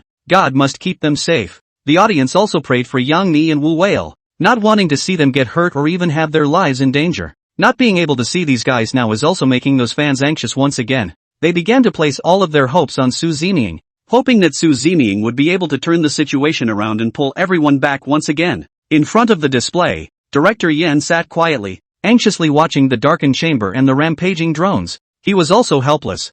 unable to do anything in the face of this situation, and was in a somewhat irritable mood. One wave has not yet subsided, and the director is also pinning all his hopes on Su Zeming, hoping that at this critical moment Su Zeming can save the day. When Su Zeming rushed to the main chamber, he found that it was very quiet, and looking around carefully, he surprisingly didn't find Wu Whale and Yang Mi and their silhouettes. The entire chamber was empty, and all that was left was the drone that couldn't find its owner. Su Zeming felt bad at once. He looked around with a serious expression, but realized that there were no traces of a fight here, and there was darkness all around, no passageway at all to get out, and the only way to the main chamber was the one he had just come from. However, he did not see everyone just now, which made Su Zeming's heart feel very puzzled. He frowned and murmured, "Strange, where did these people run off to? It's not like they're going to disappear for no reason. There's something really fishy about it." Su Zeming silently wandered around the main chamber to see if he could find some clues. It couldn't stay here forever. It was better to think of something else as soon as possible. Everyone looked at Su Zeming's expression and felt anxious. Everyone said what to do.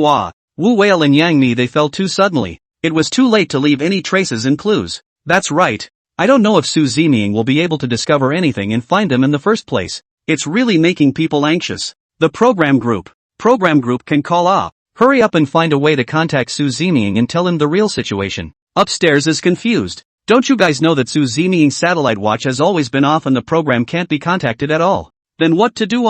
It seems like it's indeed like this. Before the director contacted Su Zeming, all he called was Sister Mi's phone number. This is really screwed up. Are we really going to sit around and wait for them to die? Even if Su Zeming has the ability to save them, he has to know where they are. Is there any other way to solve this problem? The director also felt desperate at this time. He also wanted to deliver the message as soon as possible, but there was really nothing he could do. Su Zeming's satellite phone was off and he couldn't get through, let alone try to contact him. The thing that Director Yen could do now was to contact Wu Whale and Yang Mi as soon as possible to see what the situation was on their side. Is there any danger and then try to rescue it? Director Yen also did not dare to delay in the slightest. After all, this is a matter of human life and death. Only to see him anxiously instructing his men, "Quickly, find a way to contact Yang Mi and Wu Whale and the others, and be the first to learn about their current situation. Let's see if they can send out a plea for help like Su Zeming to get everyone out of their predicament, letting Su Zeming find them in the first place. That's the main thing."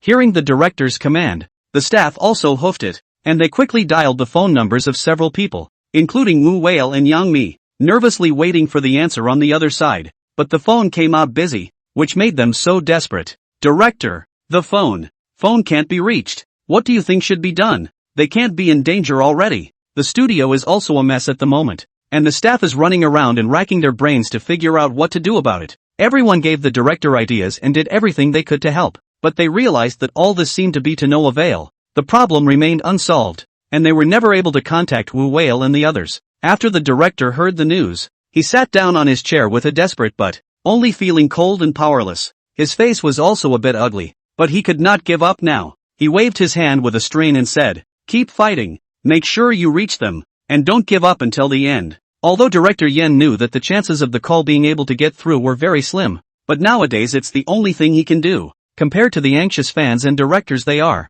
Su Zeming, who was in the main chamber, was very calm and didn't look anxious at all. In fact, he had carefully calculated and planned everything in his mind, seeing exactly how he was going to go about it next. Su Zeming first went to check the following coffins. He was also relieved to find that all the coffins were intact except for the one that had been opened, because Su Zeming understood that the disappearance of Wu Whale and Yang Mi and the others definitely had nothing to do with these coffins. What's more, they had known before that these coffins were extremely dangerous, and they shouldn't be able to casually move them. Moreover, before Su Zeming left, he also repeated his instructions, and Su Zeming believed that they wouldn't be that stupid and reckless. Not to mention that the body of the foreigner was a warning to everyone as they saw the results. Feeling that people wouldn't be stupid enough to move the coffin to their deaths, Su Zeming began to look in the other direction. He walked along the chamber, not missing a single corner. With his keen observation, Su Zeming eventually stopped next to the left ear chamber. The viewers in the live broadcast room stared at Su Zeming with unblinking eyes.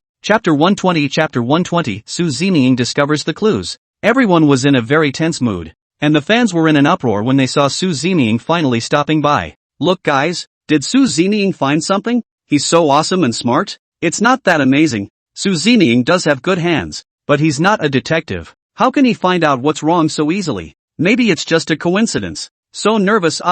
I hope that Battle Wolf and the others can really leave a little clue so that Su Zeming can follow the trail and find them as soon as possible. We have to trust Su Zeming. He can definitely turn the situation around and also find out where Wu Whale and the others are. Just as the fans were worried and unquestioning, Su Zeming slowly crouched down and quickly discovered the raised part of the ground. He noticed that the once thick layer of dust on it had actually left a clear palm print. This immediately caught Su Zeming's attention, and some images instantly flashed through Su Zeming's mind. He seemed to know what was happening, and Su Zeming knew what he should do next at this point in time. Right at this critical moment, those sharp-eyed spectators also noticed Su Zeming's expression, making them excited. See, Su Zeming is really a divine detective. He seems to have found that raised organ and also saw the palm print on it. I really admire Su Zeming. He's really so wise. He found out what the problem was so quickly. I believe Su Zeming will definitely be able to get everyone out. Su Zeming is not only extremely good with his hands, he seems to have very keen observation skills.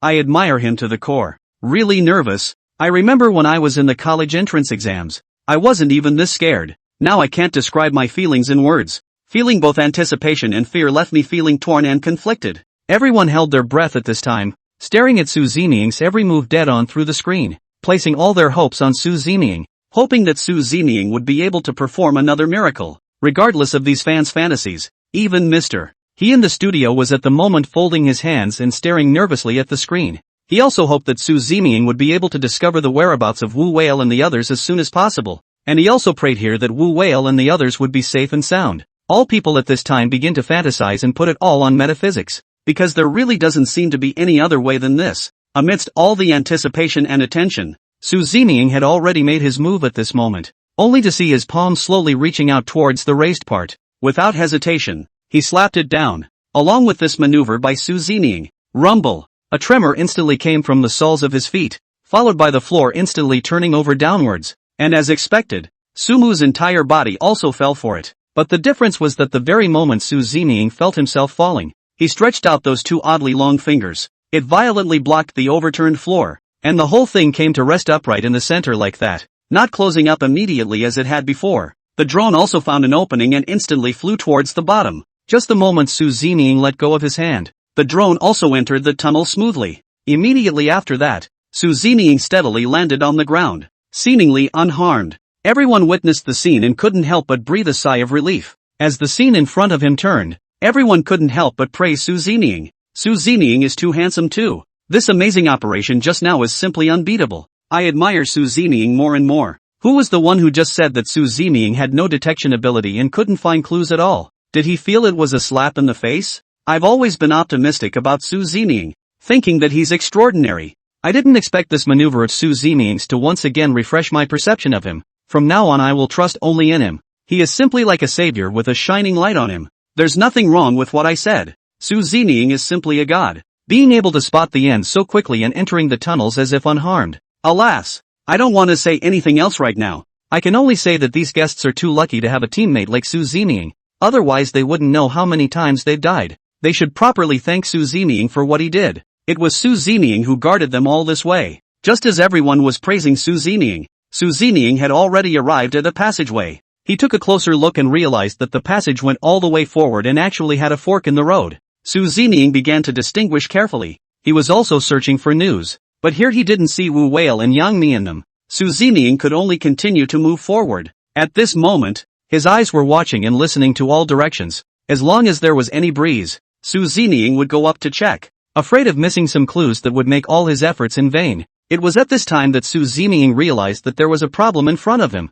and he didn't know exactly which path he should take. The smart Su Zeming carefully calculated in his heart. Now he could not make a wrong judgment. Just at this critical moment, Su Zeming heard a burst of screams coming from the right. This instantly gave Su Zeming the answer he wanted, and without hesitation, he took a step and ran straight towards the direction the voice came from. It was the drone that seemed to have sensed the object it was following as well, and even flew over towards that side one step ahead of Su Zeming. The viewers in the live broadcast room were also nervous, and at this moment, they were also scared to see a scene they shouldn't see, because through the drone, they saw a big crater in the video, and the other 6 guests, all of them were standing inside that big pit at the moment. Around them swarmed a lot of corpse crushers, which were bigger and more numerous than the ones they had seen earlier in the event. Looking at Wu Whale and Yang Mi, they were about to be surrounded by these corpse collectors, and the situation was very critical. Wu Whale and Guo Jingfei, as well as Sun Honlei and Fatty, surrounded Yang Mi and the others. They took off their clothes and screamed and kept waving them at the corpse turtles around them. Attempts were made to get rid of them in this way, but whatever means they employed, they ended in failure. The more the corpses gathered, the more the situation became more and more critical. If Su Zeming didn't show up to rescue them, Wu Whale and Yang Mi and the others were going to be covered by these corpses. The situation was very crisis and terrible, and the audience was horrified. They hoped that Su Zeming could arrive as soon as possible to help them solve these difficulties so that everyone could get out of danger. Chapter 121 Chapter 121 Su Zeming falls from the sky. There were even some intensively phobic viewers who had already closed their eyes tightly in fear, not daring to look directly at them at all. The viewers were also screaming in the live broadcast, calling out to Su Zeming with a loud voice. Where is Su Zeming? Why hasn't he appeared yet? Wu Whale and Yang Mi and the others are already in danger. A step here would be too late. Please God bless them. They must not be harmed. If I had been there, I would have done everything I could to save Wu Jing and Yang Mi and the others, and definitely wouldn't have let them suffer. My goodness, how many of these corpse collectors are there?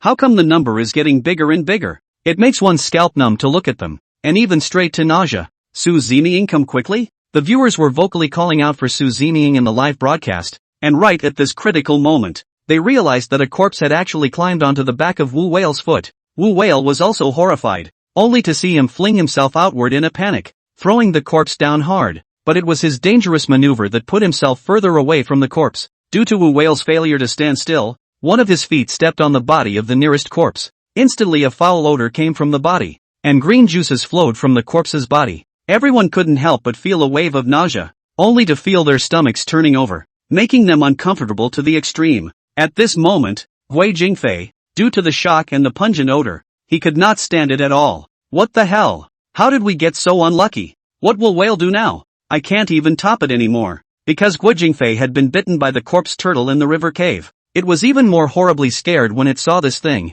and it couldn't control itself at all. Sister Me, don't you still have that silk scarf there? Why don't you hurry up and take it out? What time is it? Guo Jingfei was in a hurry and thought of that useful silk scarf on Yang Mi. With Guo Jingfei's reminder, Yang Mi instantly thought of all this as well, and she hurriedly rummaged through her backpack. After a few minutes, a trace of helplessness appeared on Yang Mi's face as she said tearlessly, I don't know what happened, but I can't seem to find the silk scarf. It looks like I just threw it out. Yang Mi was also anxious that tears were going to fall out. At this critical moment, the hope that everyone had kindled was dashed. Yang Mi also felt guilt and remorse in her heart, feeling that it was all because of her own impulsiveness that she had caused this. If they hadn't thrown the silk scarf out just now, they wouldn't have been separated from Su Zeming and everyone wouldn't have experienced this scene, and certainly not falling off of it, much less being surrounded by this horrible corpse. Originally always strong Yang Mi, she suddenly could not withstand this blow and covered her face and cried bitterly. Woo woo, it's all my fault for everyone.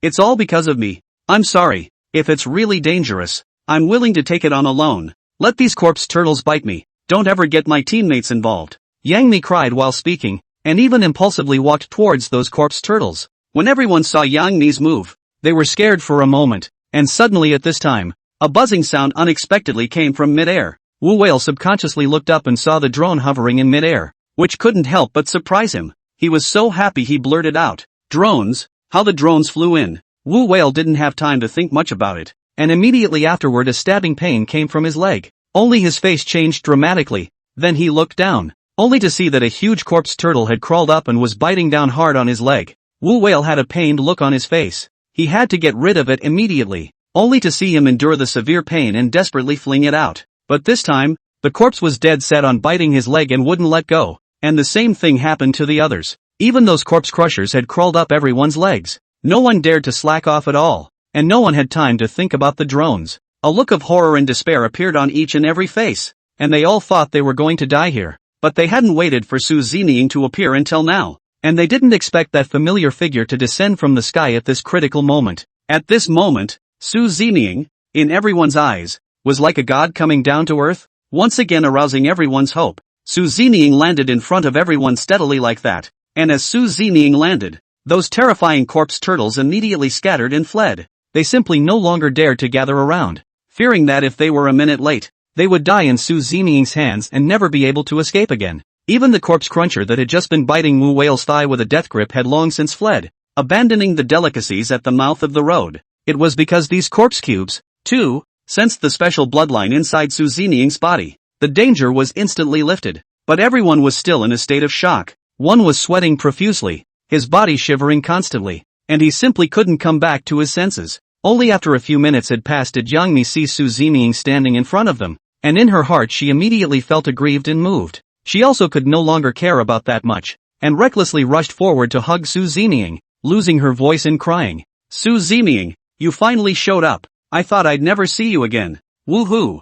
Yang Mi's sudden move surprised the others, and Su Ziniying was also startled. He stood there quietly, a little overwhelmed for a moment. The Li Fao and Lu Shishir, who were on the side, actually had the same look, and they were in a complicated mood. Seeing Yang Mi hugging Su Ziniying, she was instantly envious as well, and of course a little jealous. Yang Mi never used to be so aggravated. She simply couldn't control her emotions and tears, and she didn't even care about everyone's judgment and opinion. It's just reckless venting, and that's what calms her down. It was only a matter of time before Su Ziniying felt that the clothes on his back were soaked through, which made him feel helpless. Su Ziniying, who had always been cold, didn't take pity on Yang Mi at this time, nor did he stay for a moment. He directly broke Yang Mi's hand, coldly looking at Li Fulgence and Lu Shishir. He said, "You guys comfort her properly, she's a bit emotional. Everyone else rest here for a few minutes to recover. We'll be out of here soon next." After saying these words, Su Ziniying's expression remained calm and self-conscious.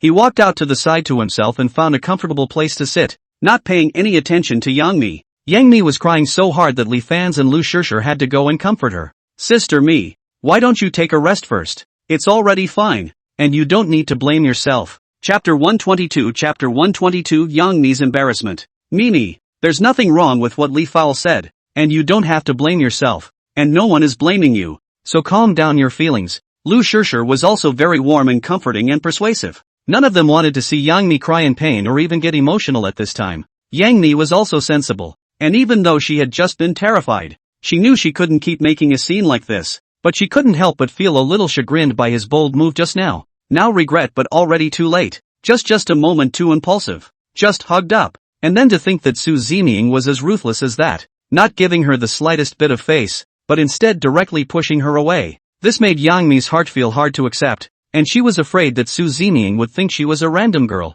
One might even think less of her because of these things. The situation just now was somewhat unique, and Yang Mi didn't know how to explain his reckless behavior. She had just lost control of her emotions, which was why she had been so presumptuous, but it seemed redundant to explain now. She couldn't wait to find a crack in the ground and felt ashamed of herself. What to do? How could I do such a thing? How can I face Su Ziniying in the future? Yang Mi said these words silently in his mind, even blaming himself as well. The distress in Yang Mi's heart increased a bit as she secretly watched towards Su Ziniying's side from time to time. But he found that Su Ziniying was acting as if nothing had happened, still with that expressionless look. But the scene that had just happened was clearly seen by the fans and the viewers in front of the screen, and they were instantly agitated. My goodness, what the hell did I just see? It seems like Sister Mi just took the initiative to hug Su Ziniying. What the hell is going on with the two of them? It looks as if Yang Mi is somewhat unable to help himself, but Su Ziniying seems to be a bit too uninvolved. The beauty in his arms actually refused and showed no mercy.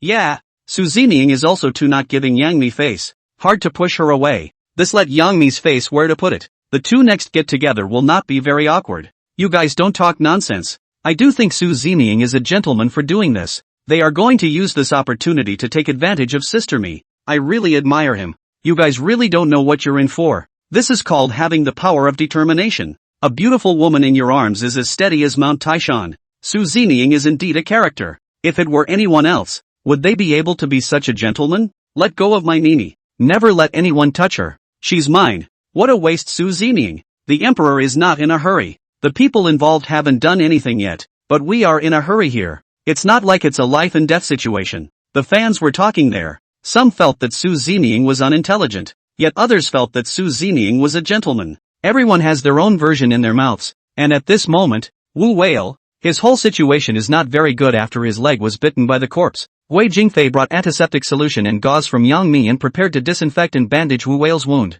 Brother Whale, how do you feel? And be sure to let us know if there's anything wrong. I'll take care of your wounds now and see if they're serious or not. Wu Whale had always acted strong. He didn't want everyone to see his vulnerable side. Even when he was bitten, he kept going. And thank you all very much for your concern and help. It all happened so suddenly and did leave him a bit overwhelmed. After Guo Jingfei treated his wounds, he was also finally a bit relieved. Brother Whale, the wound isn't very deep and it's not a big problem, so I hope you get better soon. I just sterilized you and the discomfort will be gone soon, so hang in there. After everyone had rested here, one by one, they were all geared up and ready to go. They didn't know what challenges and tests they would face next, but it was all their choice. There is no reason to give up, no matter what. Zeming had also walked over at this time, ready to lay out the next plan. Seeing that everyone was ready, before Zeming could say anything, Wu Whale could not wait to inquire. Zeming, are we going back the way we came? Or, after hearing Wu Whale's inquiry, the always indifferent Zeming gave a response. No, that main chamber just now was a fake. When everyone heard Zeming's answer, all of them couldn't help but be shocked by it. For a moment there was some confusion as to what exactly Zeming meant by that. Only everyone looked at each other and said in unison, "What? Fake? How can this be possible? Didn't you say it was a 7-star coffin of doubt? It's no joke how it could be a fake burial chamber after all the trouble we've gone to." Everyone at this point in time voiced the doubts in their hearts, and they also didn't believe the words that Zeming said. Each one of them held a skeptical attitude, but Zeming didn't really want to explain anything too much. In the middle of the studio, everyone had also heard what Zeming had just said with their own ears. The atmosphere instantly became a bit dull, and the old professor on the side also had a blank and puzzled look on his face. He didn't know exactly what was going on right now, and just now they hadn't been happy to have discovered the 7-star doubtful coffin, but I did not expect that now so quickly denied by Zeming. The old professor, in order to be able to unravel the doubts in his heart, he panicked, flipping through the light of some information. Hopefully, it will prove something, and hopefully it will refine the information about the 7-star suspect coffin at this point in time, so that everyone at this point in time can understand what is going on and see if what is in front of them is true or not. The old professor's sharp intuition told him that the reason why Zeming said that was definitely because he knew something. It wouldn't be for no reason. Of course, it will not just say anything. The old professor for Zeming has always had a different feeling. He felt that Zeming mysterious in power, in his heart extraordinary. If the 7-star suspicious coffin could really be discovered, then it would indeed be a very significant breakthrough for him and the entire archaeological community. Now that the 7-star coffin of suspicion is a fake, where on earth could the real one be? All these doubts appeared in the old professor's mind without hesitation. Perhaps this very thing would indicate that there was a greater secret hidden behind this ancient tomb, waiting for them to discover. If this is the case, then it would certainly be a huge gain for the entire archaeological community and an unprecedented change. The old professor's heart was overwhelmed with excitement. It was really hard to witness this in his lifetime. Chapter 123, Waiting for Zeming's answer. After thinking of this, the old professor stared at the screen excitedly. Next he had to wait for Zeming's answer. Let's see what Zemin really thinks and agrees with, and how he convinces the attention in front of the screen. After Zeming stated the question, everyone was racking their brains and carefully judging it all. Lu Shishir said as she stared daggers at Zeming. Zeming, if this 7-star doubtful coffin is a fake, then where the hell are you really? All of them waited for Zeming's answer, but Zeming didn't look like he was going to continue explaining. A few people were curious to follow up here, and Wu Jing was already a bit anxious. He didn't want to carry around such questions in suspense, it was torture for him. Yeah, Zeming, you'd better set the record straight. I don't think this is right. The 7-star suspicious coffin is already powerful enough. Why do you need to make a fake one out? Wu Whale's temperament and personality is relatively straightforward. He does not like those curved things. And of course, he is also afraid of trouble. If there are any problems, he would like to solve them on the spot. Besides, now that the people were dead, he didn't see the need to make a burial chamber so complicated that it was simply pointless. Faced with one question after another, Zeming, who originally didn't want to speak, was once again forced to open his mouth. King Russian, a grave robber. These few simple words from Zeming made all the people's jaws drop in shock. They felt that Zeming was just joking, and for a moment, it made them unable to react, and one by one, they looked at each other. They didn't know why Zeming had made such a judgment. What? Grave robbers? I thought he was a vassal, and he can borrow in soldiers and stuff. What's going on here? Why am I getting more and more confused the more I hear? Li Fulgence was the first to voice out a question. She felt like her mind was a mass of mush. She couldn't make sense of it at all. The mind also looked a little annoyed and simply wondered what was wrong with everyone. Guo Jingfei scratched his head as he looked at Zeming with a disbelieving face and said, "Yeah, how did it become a grave robber again? A grave robber is capable of repairing such a good mausoleum. This is not a joke." The others also looked at Zeming with unblinking eyes. with the same question in their hearts as Guo Jingfei and Li Fulgence. Meanwhile, in the middle of the studio, when the old professor heard Su Ziniying's answer, he was instantly like a demon, repeating a few words over and over again in his mouth. Grave robbers? Grave robbers. A few minutes later, the old professor drew himself up, his eyes widening in excitement. I get it. I finally get it. Seeing the old professor agitated, Mr. He rushed forward to calm him down. Old professor, you mustn't get excited. What are you talking about? Let's sit down and take our time about how this whole thing is really going to be explained. Hearing Mr. He's reassuring words, the old professor still couldn't calm his agitated feelings. He now wanted to talk to Su Ziniying immediately, as he had many very important questions that he had to confirm with Su Ziniying first. That way he can get accurate judgment and results. No, I need to talk to Su Ziniying now. There's a very important question I need to confirm with him. Contact him for me. When Mr. He saw how excited the old professor was, he didn't dare to have any delays. The director was hastily informed of this and asked for permission. After the director heard Mr. He's account, he also immediately dialed Yang Ni's satellite phone. Jingle bells. Her own phone suddenly rang, and after seeing that it was the program's team contacting her, Yang Ni instantly thought of something. She knew that this call must be looking for Su Ziniying, and put it before she would definitely pick it up graciously before handing it to Su Ziniying. But now what just happened would always come back to her mind. Now Yang Ni was very embarrassed. She didn't even know how she was going to face Su Ziniying, not in the least bit prepared in her mind. Yang Ni's heart raced as she was confronted with the call, making her nervous, but he was afraid of delaying the program. And the anxious Yang Ni ripped off the watch and handed it to Li Fulgence. Answer the phone for me. Li Fowl was also baffled when he saw Yang Ni's move. Me? This call is yours.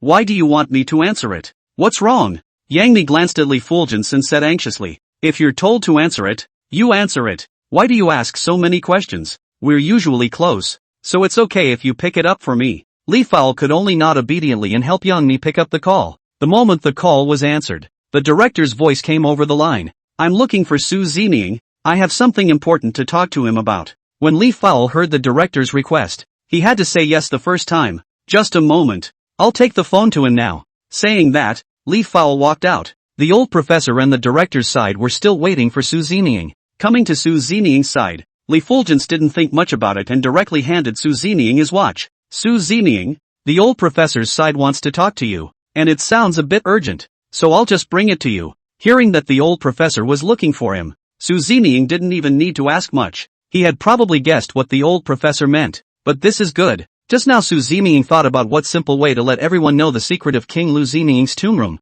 so that it can also be more straightforward. Instead, it saves even more trouble and allows all of them to see it at a glance. Now that the old professor was there to explain, this matter was a good thing for Su Ziniying. The moment Su Ziniying got the phone, the old professor couldn't wait to ask questions. Su Ziniying, you just said that Seven-Star suspicious coffin is a fake. Is it that you have some important basis? Hearing the old professor's inquiry, Su Ziniying also answered concisely. It's a Western Zhou tomb. A few short words silenced everyone. Maybe everyone couldn't understand it, but the old professor dawned on him at once. His face was a bit ugly, and his whole body was like being struck by lightning. Western Zhou tomb. Yeah, why didn't I think of that? This brain of mine is really not working well. I didn't realize this was a Western Zhou tomb. Everyone was able to hear the conversation between Su Ziniying and the old professor clearly, but then again, it left everyone puzzled and wondering what the hell was going on. Old professor, can you explain to us what this Western Zhou tomb is all about again? Mr. He on the side had a bitter look on his face, and the others were all baffled. He felt that this was the biggest dilemma he'd encountered since hosting the program, and it just didn't make sense. Chapter 124 Chapter 124 Old Professor's Explanation. Facing the inquiry of the host Mr. He, Prof. Gu made a detailed explanation about the tombs of the Western Zhou dynasty, slowly unraveling the doubts in everyone's mind. Mr. He only felt his emotions rise and fall. Now there are many unintelligible names and expertise that are a constant reminder that he is an outsider. Sometimes he really didn't know how to host this show. It felt like a high level of difficulty all of a sudden, making his own head spin. It was good to see that the old professor at this time, much calmer than before, had also settled into his chair. This Western Zhou tomb is actually much older than King Ru Zhenwang, so King Ruzhen played a hatchet job and placed his own burial chamber in the middle of his predecessor's tomb. And what Su Ziniying just said about King Lu Ziniying being a grave robber should be for the same reason. He also saw the clues or found some basis for it. Su Ziniying listened carefully to the old professor's explanation. There was indeed such a reason, and he agreed somewhat. Only Su Zeming slowly nodded his head, allowing everyone to confirm this matter as well. Seeing that Su Zeming agreed with him, the old professor began to state his judgment and reasons. King Lu Gotham was a grave robber, so he was even more afraid that the tomb would be vandalized after his death. Maybe he was in the process of grave robbing and found this Western Zhou tomb and thought the feng shui was good, so he got rid of the previous tomb owner and changed it into his own chamber. The old professor drones on, continuing to illustrate his agreement and point of view at this point in time. However, there was also always something in his mind that he couldn't figure out, and he had always been concerned about where the real 7-star doubtful coffin was. Among these words of the old professor, Su Zeming also heard his doubts and expectations. The clever Su Zeming looked around carefully and suddenly pointed to the countless holes above and said, "I'm just guessing. Those holes up there must serve some purpose. Whether it's true or not, we'll find out once we find out." Su Zeming also wanted to uncover the doubts in his heart, and he couldn't be too blunt at this time. Tell everyone he realized the crypt was fake because he read the novel, right? Maybe people won't believe it at all and will get themselves into more trouble instead. Now in this way, it was simple and clear for Su Zeming. It was a good thing the old professor didn't dwell on it too much. He couldn't wait to get his thoughts in order. It was he who was going to record all that he had just discovered, and perhaps it would be a great help in the archaeology to come. And the old professor was very much looking forward to Su Zeming and the others being able to discover the real burial chamber. Su Zeming hung up the phone. He had his own plans next. The audience saw the situation on the screen, and their minds were puzzled in anticipation of being revealed the answer. Geez, it turns out that the ancient tomb is so complicated, and it's really varied inside. Like it's really exciting. This Su Zeming is so amazing. How on earth did he discover all this? It feels like he's a lot more powerful than even the old archaeology professor. It's really thanks to Su Zeming. Otherwise who knows that this is a Western Zhou tomb? Of course no one even knows what's going on with the 7-star doubtful coffin. Everyone will just think that there are a few coffins piled up there in a mess. But why didn't Su Zeming go into detail, thinking about what happened along the way? I'm now getting more and more curious about Su Zeming's mysterious identity. He's definitely not an ordinary person. Sister Mi just couldn't help herself from hugging Su Zeming. It seems like there's a reason for that. If Su Zeming was in front of me, I definitely wouldn't be able to control myself from committing nymphomania either. That's true. Su Zeming is practically a hero in my heart right now. I think he's so awesome. The several guests on the scene also heard the conversation between Su Zeming and the old professor clearly. They also finally had a few insights into the current situation and were no longer as confused as they had been a moment ago. Having said that, Li Fao's concern now was where exactly they should go next. They couldn't just keep wandering around here. Now what do we do? Which direction should we look? This question of Li's vomiting is also a major concern now. All these holes around them were exactly the same, so it was impossible to recognize them, and people didn't know exactly how to choose. Su Zeming scrutinized it carefully. In fact, he was the same as everyone else right now. All he knew was that the real body of the Russian king, and the tree that would eat people, were just outside the cave entrance. But exactly which cave entrance it was, or even how he was going to walk out, he had no idea right now, and couldn't be sure for a moment. Seeing everyone's anxiousness, Su Zeming could only give an ambiguous result. Let's take our chances first. Just find a random one and go check it out. Saying that, Su Zeming relied on his intuition and walked towards one of the directions without hesitation. For they were now in the position of a large pit, and the hole was in the position of their heads, only to see Su Zeming rolled over and leapt, surprisingly jumping up with ease. But for others, it's not so easy. Wu Whale first pulled Guo Jingfei and Sun Hanlei so that they could follow Su Zeming's footsteps, followed by Fatty and Yangmi girls. Wu Whale is not good enough to go straight to the top. His entire body crouched on the ground,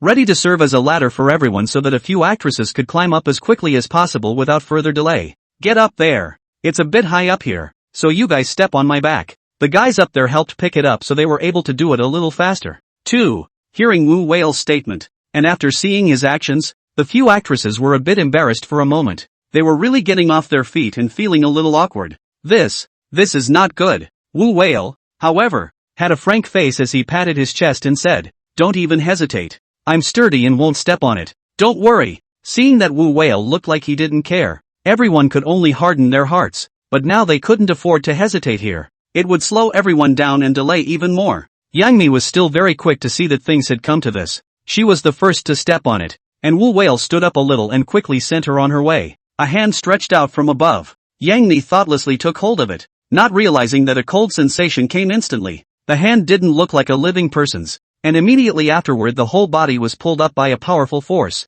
When Yangmi's entire body stood on the ground, she realized that the one standing in front of her was Su Zining, and the hand that had just been there was also Su Zining's hand. In that moment, Yang Mi felt his breathing become rapid again. Chapter 125 Chapter 125 Hydra Cypress. The moment Yang Mi saw Su Zining, she couldn't help but freeze there, looking a bit overwhelmed, and flashes of what she'd done before flashed through her mind like a flash movie. Yang Mi's face turned red with shame. She didn't dare to look directly into Su Zining's eyes. Fortunately, the light here was dim. Everyone didn't notice this for a while. Otherwise Yang Mi really felt humiliated, and she hated to hide herself immediately so that she could slowly eliminate this embarrassment. The very moment Su Zining pulled Yang Mi up, he also subconsciously let go of Yang Mi's hand and reached out to pull someone else. Yang Mi immediately ducked aside, breathing heavily, and calmed himself. Yang Mi leaned against the wall, but suddenly felt a hand on his shoulder. Yang Mi didn't care. She thought it was her teammates Guo Jingfei and Sun Honlei and the others.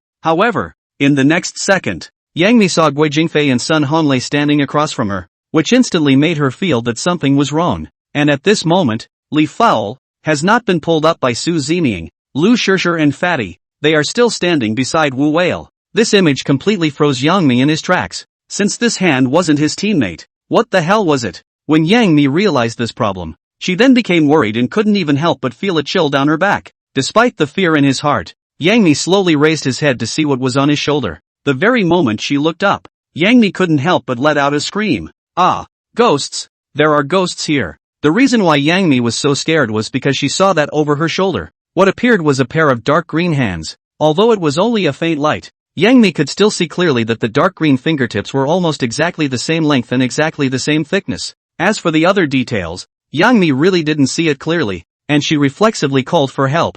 Everyone was startled by the sudden scream, and at this time Su Zining had just pulled Li up. Su Zining glanced back at Yang Mi, and was also the first to notice the dark green hand on Yang Mi's shoulder. Su Zining couldn't help but frown as a large amount of information instantly flooded his mind. Su Zining instantly understood that this was Hydra Cypress that appeared now. With Yang Mi's strange reaction and his screams, Guo Jingfei and Sun Honlei, who were at this moment, also noticed the monster on Yang Mi. A few people were startled, and they tried to run away regardless. As for Wu Whale and Lu Shishir, they hadn't been pulled up yet, and after hearing Yang Mi's shouts, Wu Whale hurriedly stood up and was trying to go help. Thinking back, Lu Shishir was still by his side, and in order to be able to have a care as soon as possible, he dragged Lu Shishir up on his hands and knees. At that very moment, through a faint afterglow, she realized that a figure was slowly approaching towards them. Wu Whale's heart was shocked and he also felt a bit frazzled. He couldn't help but turn back to look, and he was instantly shocked and took 2 steps back. This figure was gradually approaching,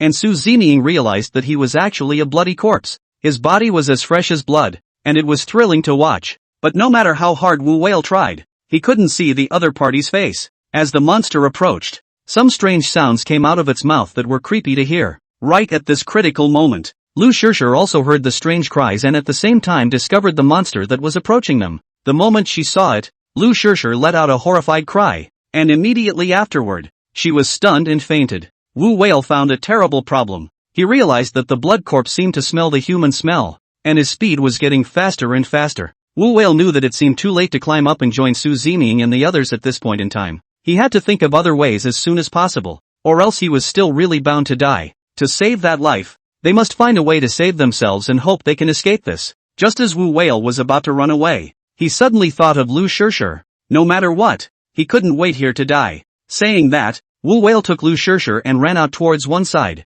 trying to find a way to avoid the bloody corpse. But now he realized that it was a big pit, and even if he used all his strength, there was no way to run out here. The scared Wu Whale had to keep himself calm, and then without hesitation, he took Lu Shishir and played a game of eagle and chicken with the blood corpses in this big pit. They ran back and forth around this large circular pit, and Wu Whale felt like he couldn't catch his breath, and was also sweating from exhaustion. At this time, Wu Whale also noticed the situation on the other side. Yang Mi was also in great danger at this moment. With Hydra Cypress threatening Yang Mi's life at any moment, the situation looked very crisis-like, and Hydra Cypress's hand, at this critical moment had groped towards Yang Mi's neck. If he was entangled, Yang Mi was really dead, with no chance of survival. And at this moment Guo Jingfei and Sun Honlei as well as Li Fulgence Fatty for a moment the atmosphere did not dare to breathe.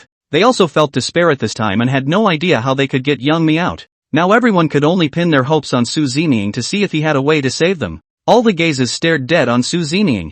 At this time Su Zining became their dependence and everyone's hope. Yang Mi had also long since forgotten those embarrassing images. Living was more important than anything else. Her gaze went to where Su Zining was, and with a hint of pleading, her eyes looked pitiful. But at this moment, Yang Mi, she had long been scared out of her wits, and she was also unable to ask Su Zining for help at all. All she could do was clench her teeth and wait for her disaster. Just in the nick of time, the hand on Yang Mi's shoulder loosened slightly. Yang Mi sensed this situation. She couldn't help but feel joy in her heart, and even wanted to take this opportunity to get away immediately. And the first time, Yang Mi thought of Su Zining, she felt that only Su Zining could give her a sense of security. However, he did not expect Su Zining to pull out the black gold ancient knife from behind him as soon as he did so, and the blade of that knife flashed out a dazzling cold light. Immediately after that, the next second rushed over, and after Yang Mi witnessed this scene with her own eyes, her entire body was dumbfounded. It was thought that Su Zining was going to kill himself,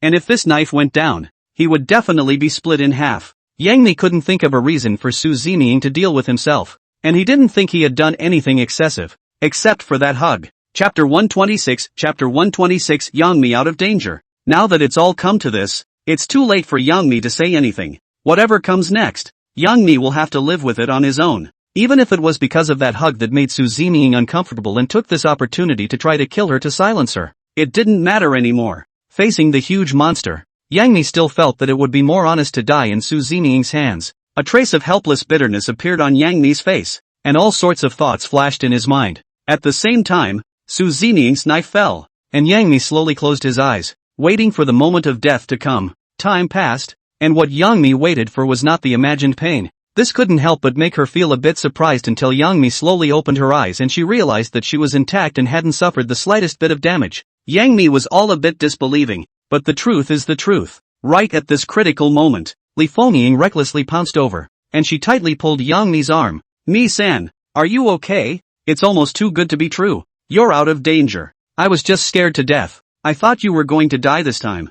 I didn't know what to do, said Li Fengyuan sadly cried bitterly. Yang Mi for a moment some blindfolded, not knowing whether she should be happy or aggravated. Her entire body stood there dumbfounded, unable to figure out what had happened for a moment. It was just filled with fear on the inside, and his mind went blank. She had never been this scared before, and just now, Yang Mi felt like she was walking through the gates of hell. The viewers in the live broadcast room were also able to see the scene that had just happened. Yang Mi couldn't wait to stand by Su Zining's side, but the moment she took a step, the weird hand that had just appeared once again quickly followed. Seeing that it was about to wrap around Yang Mi's neck, it was at this critical moment that Su Zining's hand rose up and chopped off that weird hand. At the same time a thick green liquid spewed out from that broken hand. The scene was terrifying, and those spectators were watching in awe. They admired what Su Zining had done and were marveling at Su Zining's stature.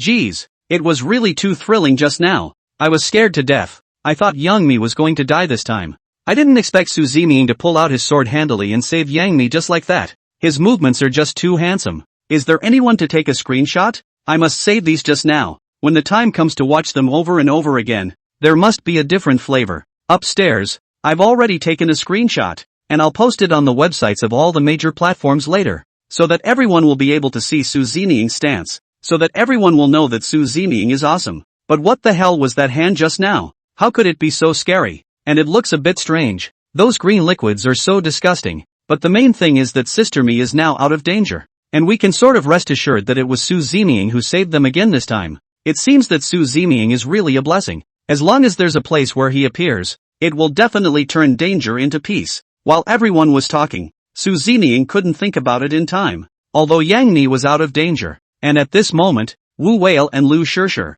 they had not yet rejoined them. The situation was also critical. And if there was any more delay, they would both be dead. This was something Su Zining didn't want to see, only to see Su Zining jump and actually return to the middle of that big pit. And at this moment, the two of them, Wu Whale and Lu Shishir, were being chased by that blood corpse. They only felt their legs weakening and their sweat soaked through their shirts as their speed diminished little by little. The bitterness and fear in their hearts was something that no one could even understand at this moment. Help! Help! Su Zining, where the hell are you? Can you help us? We're not going to last, and I don't want to die yet. While running, Wu Whale kept calling for help, hoping to be heard by Su Zining and the others. Wu Whale's voice sounded a bit hoarse, and what was originally a very thrilling picture really felt a bit funny when he saw how Wu Whale and Lu Shishir looked at the moment. Although it was a bit unkind to have such thoughts at this point in time, some viewers couldn't help but chortle. Everyone mustn't spit on me? I know my attitude is unkind, but I just can't help it. And Wu Whale and Lu Shirshir are too lousy. Yeah, they do look ridiculous, but it's justifiable. After all, they're facing a moment of life and death. What a standoffish thing to say. What's so ridiculous about it? I feel heartbroken instead. They're probably pretty desperate right now. That's for sure. I don't know what grade this blood corpse is in the end. To be able to make the dang werewolf in such a sorry state. You guys take a quick look. The werewolf is actually pulling Lu Shirshir. They're about to run out of stumps. Should we record this moment? Su Zeming is also really working hard. I didn't realize that after saving this side he would have to take care of that side. Fortunately he is not small in nature. Otherwise he wouldn't know what to do with himself. And at this moment, Su Zeming had already stood on the steps of the big pit and shouted at everyone, "Stand in the center and never go near any stone wall with your body, quickly." Saying that, Su Zeming leapt down and rushed towards the blood corpse without hesitation. At this time, for Wu Whale and Lu Shirshir, they were already in a state of exhaustion and did not have an excessive amount of stamina left. Wu Whale was slightly better. After all, he had gone through intense training before and his physical strength was much stronger than the average person. But Lu Shirshir was different. Although she would usually work out, but without intense training, she felt like half of her little life was gone. If she hadn't been trying to stay alive, she probably would have passed out long ago. Although she wanted to hold on very much, Lu Shirshir still felt a wave of dizziness, followed by blackness before her eyes, and her body softened indisputably. In her mind, many images flashed instantly. Lu Shirshir silently said in her mind, "No, if this continues, instead of being eaten by the monster, I will be exhausted. I guess I'm going to see the great-grandmother soon. We're so unlucky." Just at this moment of despair, Lu Shirshir suddenly caught a fishy smell, a smell that was very pungent, making it hard for her. Lu Shirshir turned her head and instantly turned pale with fear. She shivered as she spotted a face covered in scabs and a pair of scarlet eyes just a step away from her. Chapter 127, Confronting the Blood Corpses. At the moment the monster had opened its blood-spewing mouth as if it was about to swallow her in one gulp. Ah! Lu Shirshir let out a scream with all her strength. She only felt her legs go weak. Seeing that the blood corpse was about to bite his neck, Lu Shirshir once again felt death at this time. Little did she realize that at the last moment, it wasn't pain she was waiting for. Su Zeming, like a savior, descended at this time and stood not far from the bloody corpse. In his hand he was tugging on a rope, and the other end of the rope, deadlocked around the neck of the bloody corpse. Immediately after that came Su Zeming's unhurried voice as he instructed Wu Whale and Lu Shirshir. "What are you waiting for? Hurry up!" Only after Su Zeming's words fell did Lu Shirshir and Wu Whale react, and he did not hesitate to turn around and flee for his life. But just at this important moment, Lu Shirshir realized that her legs were weak and she could not move her feet at all. She scrambled forward, only to fall back on her butt. When Wu Whale saw this situation, he couldn't think too much and ran over in 3 steps to assist Lu Shirshir. It was only then that the two stumbled in the direction of the cave entrance, joining up with Yang Mi and the others at the first opportunity. As for Yang Mi, who was standing on top at this moment, he was also in shock and his face was a bit ugly. That horrifying image just now was still all the time reverberating in his mind, especially at the moment Su Zeming drew his knife. Yang Mi really thought Su Zeming was going to kill her. She had even accepted that result, but she didn't expect that at the last moment, it was Su Zeming who saved her life. Li Fan saw Yang Mi's ugly face, which also made her feel a little heartbroken. Knowing that Yang Mi had just suffered a shock, Li Fan stayed by her side to comfort her and recount what had just happened. "Sister Mi, don't be afraid or too nervous. It's okay now. We've all converged, and as soon as Su Zeming returns, we'll be able to leave this horrible place. You've just had a shock. Now you calm yourself, and all of us will be there for you." Yang Mi couldn't help but breathe a sigh of relief when she heard these warm words from Li Fan. Only then did Yang Mi look down and realize that the dreaded hand was now lying not far from his feet, and there was also a constant flow of green liquid out. Yang Mi instantly flooded with nausea. She frowned and took a few steps backward in utter disgust before averting her eyes, never wanting to see that again. Seeing Yang Mi retreating, Li Fanzhang instantly tensed up and couldn't wait to remind him. "Sister Mi, never lean on the stone wall. Su Zeming just specifically explained that. Didn't you hear it? I also just clearly saw that this big hand was drilled out from inside the stone wall, and only retracted after being cut off by Su Zeming. Su Zeming didn't let us lean against the stone wall. It must be because of this reason. Otherwise we would be in danger once again." Li Fao's words had also reminded Yang Mi, who immediately stopped in his tracks. She glanced back at the stone wall in fear and couldn't wait to find a spot in the center, where she dutifully stood. never daring to touch it again. These dangers were lifted by Su Zining, and everyone was finally quiet. Wu Whale and Lu Shishir also make it back to the group unharmed, and Guo Jingfei and Sun Honlei help pull them up, but they had already been paralyzed on the ground. Their faces looked very pale, and bean-sized beads of sweat were running down their cheeks. After Li Fowl saw this scene, she was only able to go up to them with concern and to check them out carefully. Brother Whale, senior sister, are you guys okay? The two men shook their heads slowly, and for a moment were really too tired to speak. Everyone also focused all of their attention down below to witness Su Zining deal with that blood corpse. The blood corpse saw that the prey in its mouth was lost, which made it feel very chagrined, and it also looked unusually grumpy and angry. The blood corpse began to vent all of its dissatisfaction and anger on Su Zining's body, and it was all teeth and claws at Su Zining. Su Zining, on the other hand, stood quietly in place, not appearing to be afraid in the slightest, nor did he have any intention of retreating. From beginning to end Su Zining didn't even move his feet. The blood corpses kept letting out bursts of strange screams, and this kind of screams made people feel very harsh to the ears. Seeing the monster approaching Su Zining step by step, everyone couldn't help but get nervous and pinched a cold sweat for Su Zining. Wu Whale had just regained some of his spirit, and after seeing this scene, he stood up in a hurry. The entire person looked extremely nervous as he focused all of his attention on Su Zining, wanting to see just how Su Zining resolved this blood corpse. Thinking about the scene of him being in such a sorry state just now, Wu Whale hated this blood corpse so much that he couldn't wait for Su Zining to be able to finish him off right now. He has maintained a good image, not realizing that it has just all fallen apart, and is worried about how his fans will judge and view him. This made Wu Whale feel that this was simply an insult to him as a werewolf title. There was a twinge in my heart, and I felt a little bad about it, too, but there was no way around it. Since coming here, it had shown him a lot, refreshing his perceptions again and again. He had to admit that with what little he had, he couldn't defend himself, let alone help his teammates. After thinking about this, Wu Whale really felt a bit ashamed. There were many things in here that he had not seen before. It was even unheard of, and what little tripe he had could only be used in reality. It wouldn't do any good to have to deal with these creepy things. At this moment, Wu Whale had long since clenched his fists and looked at the blood corpse with angry eyes. It's so humiliating. When I get out, no matter what, I'm going to make Su Zining teach me 2 moves. Whatever it takes. I'm going to make myself stronger and help myself get this back. I don't want to be so humiliated if I have a similar problem in the future. Wu Whale was secretly determined, and this time it really did give him a deep understanding. And at this moment that blood corpse was approaching Su Zining step by step, preparing to launch an attack on Su Zining. Everyone couldn't help but follow suit and tense up, while at the same time silently praying for Su Zining in their hearts. The viewers in the live broadcast room were also nervous,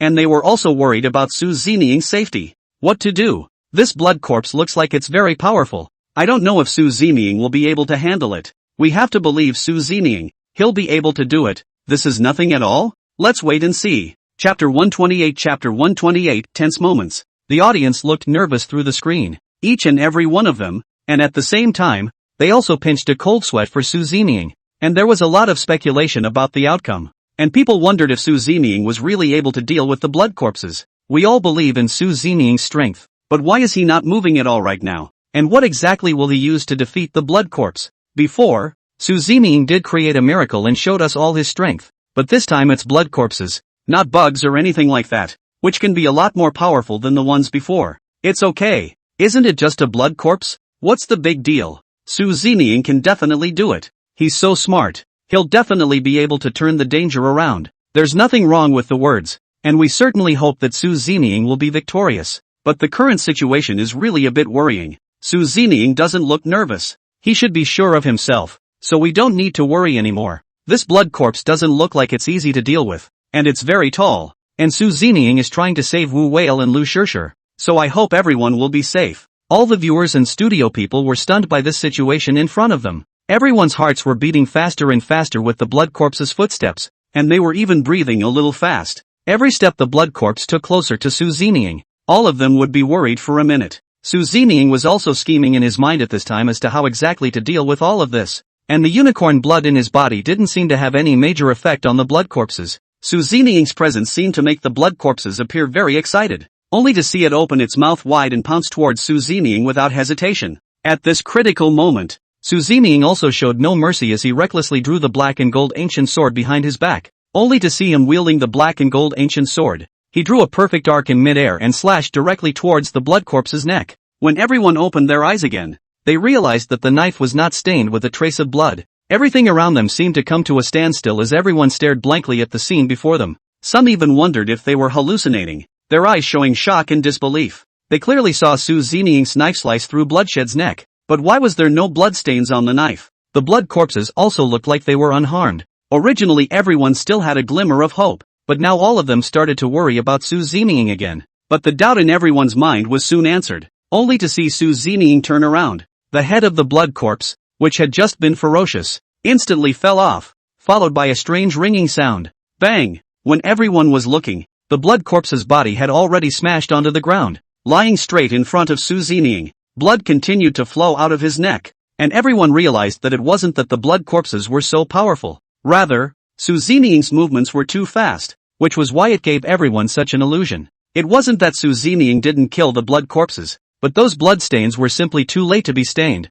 and it was estimated that even the blood corpses themselves hadn't reacted before they were hardened by Su Zening's severed head. A few female guests saw this cruel and bloody scene. They had long been scared out of their wits and their faces were very ugly. As for Guo Jingfei and Sun Honlei, they were not in a very good condition, and their faces were very pale, and they even kept dry heaving there as if it was very difficult. They also remembered what Su Zening had just said at all times, and none of them dared to go any closer to the wall. The scene just now was too bloody, too horrible. It made it a little too much for them to bear at all. If they had known it was so horrible, they would not have said anything to see it, but now it was too late to regret it. Seeing Su Zening solve the blood corpse just like that, the audience was both excited and heartbroken. My goodness, Su Zening has once again created a miracle, defeating the blood corpse with his own strength and winning time and opportunity for everyone. But this horrible scene has really become a shadow in my life, and I'm now afraid I'll have nightmares. Su Zening was really too handsome just now, but it was also very scary. To this day I don't dare to imagine that picture. Or Su Zening has the courage and boldness. Yeah, that scene just now happened out of the blue. My cup was shattered. Through the screen I was scared out of my wits. I really admire Su Zening's guts. I didn't expect the black and gold ancient sword in Su Zening's hand to directly take the blood corpse's life. The impact of this scene is just too great. I still feel as if I'm dreaming. Just now there were people who said that Su Zening couldn't beat the blood corpse. Why don't you come out to speak now? I didn't expect to be punched in the face so soon, right? Hurry up and apologize. Apologize. I'm apologizing now. I also admire Su Zening to the core, and it also made me see Su Zening's greatness once again. The live broadcast was very lively, with fans praising Su Zening's ability. Of course there are some fans who feel sorry for Su Zening's dedication and think that it's not easy for everyone. And at this moment, Wu Whale, his body couldn't help but shiver a little. Before he still had illusions, thinking that Su Zening was nothing more than a strong technique. If he were to compete in a real fight, he wasn't worse than Su Zening. But just now in the middle of this moment, Wu Whale completely lost his self-confidence. He also completely dismissed the idea that he simply wouldn't be able to do those tricks that Su Zening had just done. In comparison, those of his were nothing more than flowery fists, and he didn't dare to show them off in front of Su Zening at all. Su Zening's one move could be described as a means to kill people. If he didn't make a move then he meant it. If he made a move he killed people. Right at the moment when the blood corpse collapsed, Su Zening didn't hesitate to walk over and carefully rummage through the blood corpse's body. A dagger and a document were soon found. And only then did Su Zening leave satisfied. When he rejoined the steps and returned to everyone's side, Wu Whale inquired as he curiously surveyed Su Zening. Su Zening, what exactly were you looking for just now? Hearing Wu Whale's inquiry, Su Zening threw the dagger and documents to Wu Whale, who curiously went to look at them, not realizing that they were really interesting. Geez, this man is a foreigner. I think he's from the group that came in earlier. What the hell happened that this foreigner would turn into a blood corpse? It's unbelievable. Then looking at the dagger in his hand, Wu Whale's eyes immediately lit up. This was because the dagger was very special, and the materials were all of the finest quality, and the forging was also very delicate. Wu Whale couldn't help but lament. This dagger is a good thing. Looking at Wu Whale, he gulped a little. Su Zening did not say anything, nor did he take the dagger from Wu Whale's hand. Chapter 129 Chapter 129 Corpses. Seeing Su Zening's appearance, Wu Whale tentatively inquired, "Is this for me?" Su Zening didn't say anything. Seeing this attitude of Su Zening, Wu Whale really felt surprised. He couldn't get enough of the dagger, and really liked it. Su Zening walked towards the side and came to the place where Yang Mi was standing before, and began to take a closer look. Wu Whale had an excited look on his face as he unsheathed the dagger and realized that the body was glowing with a silver light and the blade was very sharp. Sun Honglei and Guo Jingfei's situation gradually showed some improvement. They calmed down and stopped looking at the bloody corpse that was killed by Su Zeming. The two men came to Wu Whale's side in some kind words of caution. Brother Whale, are you sure you want to take this dagger? It's nice, but it was ultimately taken from a corpse. You really don't mind? Wu Whale glanced at Guo Jingfei and Sun Honglei and revealed a very disdainful expression. He certainly didn't care about that. What's there to dislike? A good thing is a good thing. Besides, the blood corpses have already been taken care of by Su Zeming, so what can I do if I take it? Not to mention, do you know how powerful this dagger is? It's something you can't even buy with money. So I've picked up a treasure. Look at your lack of talent. I really don't know what you're afraid of. I'll take this dagger. Wu Whale didn't give up on the dagger just because Guo Jingfei and Sun Honglei reminded him of the dagger. The viewers in the live broadcast room saw Wu Whale's appearance, and they couldn't help but cry and laugh. I didn't realize that Wu Whale actually had such a side to him, giving them a different understanding. Wu Whale seems to love that dagger. He's all but in love with it, as if he's looking at it more deeply than he's looking at his wife. And it's kinda cute to look at. As expected of a war wolf, his eyes light up at the sight of a good weapon. He must really like it. Yeah. We can also understand Wu Whale's feelings at this moment. Everyone is the same for a change. Everyone likes good things. Upstairs, that's something taken from a corpse. Are you sure you'd take it without a care in the world? What's wrong with that? A good thing is good enough no matter where it comes from, as long as it can fulfill its value and function. The audience in the live broadcast room also had their own opinions and thoughts, and two voices appeared for a while. Wu Whale was still really rare for a long time before he reluctantly put the dagger away. Only slowly did he stand up. Feeling his palms seem to touch something. It made him a little puzzled, and he looked down, also full of confusion. Ha? What's this? How come it looks so similar to my hand? Upon hearing Wu Whale say these words, Yang Mi and Li Fulgence, who were on the side, turned around and looked over. Unexpectedly the two men were taken aback and they cried out in panic. Whale? Throwing it away soon? That thing is the hand, and it just grabbed me and almost killed her. When Wu Whale heard the reminder from both Yang Mi and Li Fengyun, he froze in his tracks. However, Wu Whale was not in a hurry to spread his hands. Instead he laughed and said with a disinterested face, Are you sure? It can't be a case of blurred eyes. Where is this a hand? This is clearly a tree branch. Don't believe me, you can see for yourselves. He only looks a little like the hand. I think you guys are scared silly. As Yang Mi and Li Fen listened to what Wu Whale said, the two of them couldn't help but be a little confused. Guo Jingfei and Sun Honglei, who were on the side, curiously walked over and scrutinized them very carefully. It seemed like what Wu Whale said wasn't wrong. It was indeed a tree branch. Guo Jingfei looked at Li Fulgence and Yang Mi and said, Brother Whale wasn't wrong. It seems like it's really a tree branch? Li Fen and Yang Mi looked at each other face to face. The two of them looked at each other in all directions, and they also could not resist the curiosity in their hearts. They stepped away and cautiously made their way to the side, wanting to take a peek at this time as well.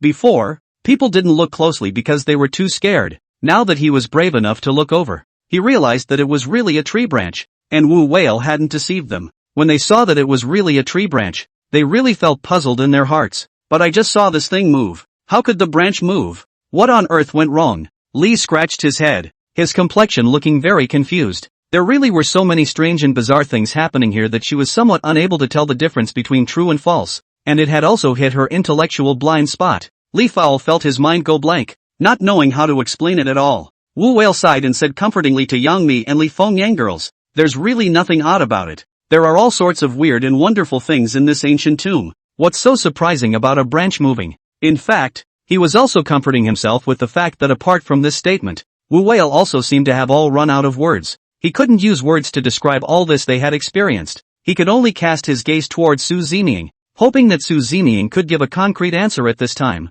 And Su Zeming was currently examining that wall carefully and found a gap.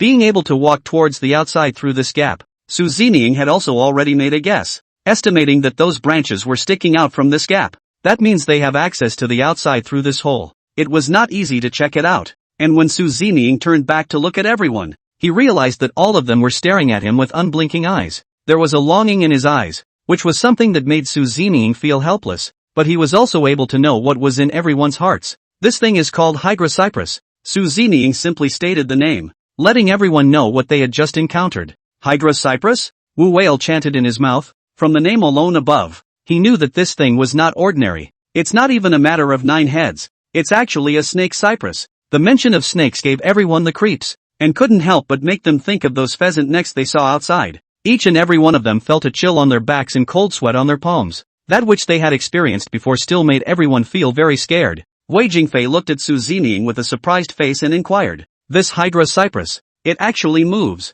and it's still alive?" Su Zeming slowly nodded. What Guo Jingfei said was not wrong. Everyone must be more careful when they go out in a while. After explaining all of this, Su Zeming walked towards the depths of the cave entrance on his own. When everyone saw Su Zeming's actions, they also followed without hesitation, each very alert and careful. After all, he had just experienced the attacks of Hydra Cypress and Blood Corpse. Chapter 130, entering the depths of the cave entrance. With apprehension, everyone didn't dare to take the slightest step away from Su Zeming, fearing that all of a sudden some other monster would rush out, putting everyone in danger once again. Su Zeming became the backbone of everyone's heart, and in the middle of the studio, the old professor heard the name of Hydra Cypress from Su Zeming's mouth, and he couldn't help but get excited. I didn't realize that he had learned so much information in a short period of time. This was something the old professor had never even dared to think about before. He, a professor of archaeology, had a lot of expertise though, but an experience like this is really a first. Especially when Su Zeming said this Hydra Cypress, he was almost shocked out of his mind, because they had never even heard of it before. They just thought that this kind of thing was definitely not simple. The old professor really hoped that Su Zeming and the others would be able to bring back the severed section of the tree branch and make it an object of their research. This once-in-a-lifetime opportunity. The old professor really didn't want to give it up. It was just a pity that they were exploring the depths at the moment. The old professor was really not good at opening his mouth to make a request for fear of making Su Zeming and the others resentful. And the old professor also felt that his request was a bit not quite right. After further agonizing, he finally relented. If he could learn more about Hydra Cypress, the old professor would already feel very satisfied, and he still had some regrets in his heart. Everyone followed Su Zeming's footsteps and kept walking towards the depths of the cave. Everything around them was dead silent, and only their footsteps could be heard. Luckily, the journey had been relatively smooth and they hadn't encountered any more horrors. Just when everyone was feeling a bit thankful, they didn't expect the unexpected to appear, and they realized that there was actually no road in front of them. All of them stopped and carefully looked around. Guo Jingfei looked at Su Zeming with a puzzled face and said, "Su Zeming, what's going on here? Why is there no more road? Are we entering a dead end? We must have taken a wrong turn." Everyone was also ready to go back the way they came, hoping to find another way out at this point. But Su Zeming wasn't in that much of a hurry, only to see him slowly extend his hand. Those two oddly long and incomparable fingers reappeared, directly poking a hole in the wall in front of them. With this maneuver by Su Zeming, a light suddenly shone before everyone's eyes. Ever since they entered the ancient tomb, it seemed like they had never felt this kind of bright light again, which made everyone a little bit unable to adapt for a while. But at the same time, it also made everyone look excited. And on the sidelines, Li Fulgence couldn't hold back any longer, as she exclaimed excitedly, "Great! There's actually a bright light, so it looks like we should be able to get out of here. Yeah, there's an exit here, we can finally walk out." Lu Shishir also couldn't help but let out an exclamation, and Su Zeming could feel everyone's excitement. He could also understand what it was like to suddenly see light after being in the dark for so long. The rules of the program allow you to exit through the exit once you have explored the entire tomb. Everyone thought they were going back the way they came, and when they thought of all the shenanigans they had experienced along the way, they still couldn't help but be terrified. But now that they saw that there was an exit here, all of them instantly put those behind them, and one after another jumped up in excitement. After all, they were about to walk out of this hellhole and never have to be scared again, but they couldn't even imagine what kind of danger would be waiting for them behind this wall. The same was also the most terrifying test of the entire tomb. Su Zeming knew it in his heart, but he didn't know how to open his mouth. He also didn't know how to put this matter into words. Seeing that everyone was immersed in excitement for a moment, Su Zeming's heart also felt depressed. He didn't want to discourage everyone or add unnecessary fear and stress to them, so he could only remain silent for the time being. Just at this critical moment, Wu Whale, who was on the sidelines, volunteered. "Su Zeming, it's to break through this wall, right? Leave the next thing to me. You won't have to do any of this physical work. I'll make sure it gets done." When Wu Whale's words fell, Su Zeming hadn't responded yet, but he acted swiftly, only to see him step forward and kick. This kick Wu Whale used almost all of his strength. After all, since entering the ancient tomb, Wu Whale felt that his strengths had not been utilized at all, so he wanted to put on a good show. What's more, now that he was about to leave, he didn't want to look like a loser in front of Su Zeming, and he didn't want people to point at him behind his back. It would also be a once-in-a-lifetime opportunity for Wu Whale if he could show off his skills at this time. In Wu Whale's opinion, the wall must have been very fragile, and Su Zining had just used 2 fingers to gently poke it. With all the strength he could muster, he would soon be done and the wall would come crashing down. But Wu Whale's thoughts were too simple, and things were not as simple as he thought. Even with all his strength, what he had imagined didn't happen. The opposite wall was still very solid and hadn't been damaged by him in the slightest, only the wall shook slightly twice. Immediately after that, Wu Whale only felt a sharp pain coming from his feet, and he sat on his butt on the ground, clutching his calves tightly. It hurts like hell. What is this crap? It's so hard. Wu Whale's unconvincing outburst also made him feel a little humiliated. This pain made him not care about his image and had forgotten that he was still on air. He felt like his bones were going to break, even if it took his life in general. This scene was also seen by everyone and made the fans of Wu Whale heartbroken. What's wrong with Brother Whale? His expression seems to be very agonized. He looks like he's in a lot of pain. He can't really be injured. He's a war wolf. He usually acts brave and strong. Now with this look, he's definitely not pretending. The kick just now. Warwolf did use a lot of strength. Geez, the warwolf couldn't have broken a bone. Could he? Or else how could he be in so much pain? He's already bursting with pain. Yeah, I don't know what's going on with the warwolf. Although I think it's unkind at this time. I really want to laugh. When did the warwolf develop his limbs and mind?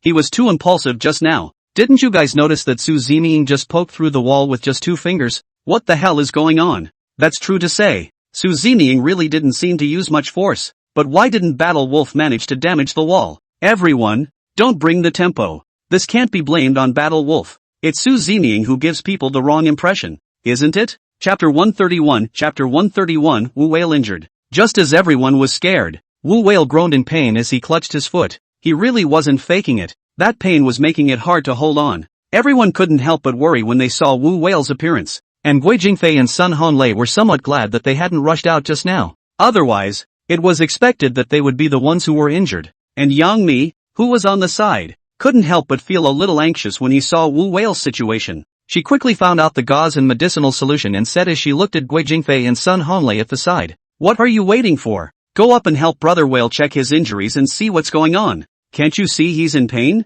Must be hurt." Hearing Yang Mi's command, Guo Jingfei and Sun Honlei instantly reacted. They quickly checked the wound for Wu Whale, and as expected, Wu Whale's toes were kicked out of blood. When everyone saw this scene, they knew how much strength Wu Whale had just used. After a good while, now that this had calmed down, Guo Jingfei and Sun Honlei bandaged his wounds, and things were somewhat better. Only then did Wu Whale raise his head to look at Su Zining, and there was a hint of admiration in his eyes, and he even gained a deeper understanding and knowledge of Su Zining. He silently said in his heart, "My goodness, this Su Zining is simply not human. How could he be so powerful?" The physical burden on the team was temporarily injured, but the wall in front of them was still there. The next thing you know, everyone is a little confused, and for a moment they don't really know what to do. Guo Jingfei and Sun Honlei scratched their heads in embarrassment. There was no way for them to accomplish their mission in this matter. Wu Whale had already given them the answer and the result, and Su Zining stood quietly without saying a word after poking that hole.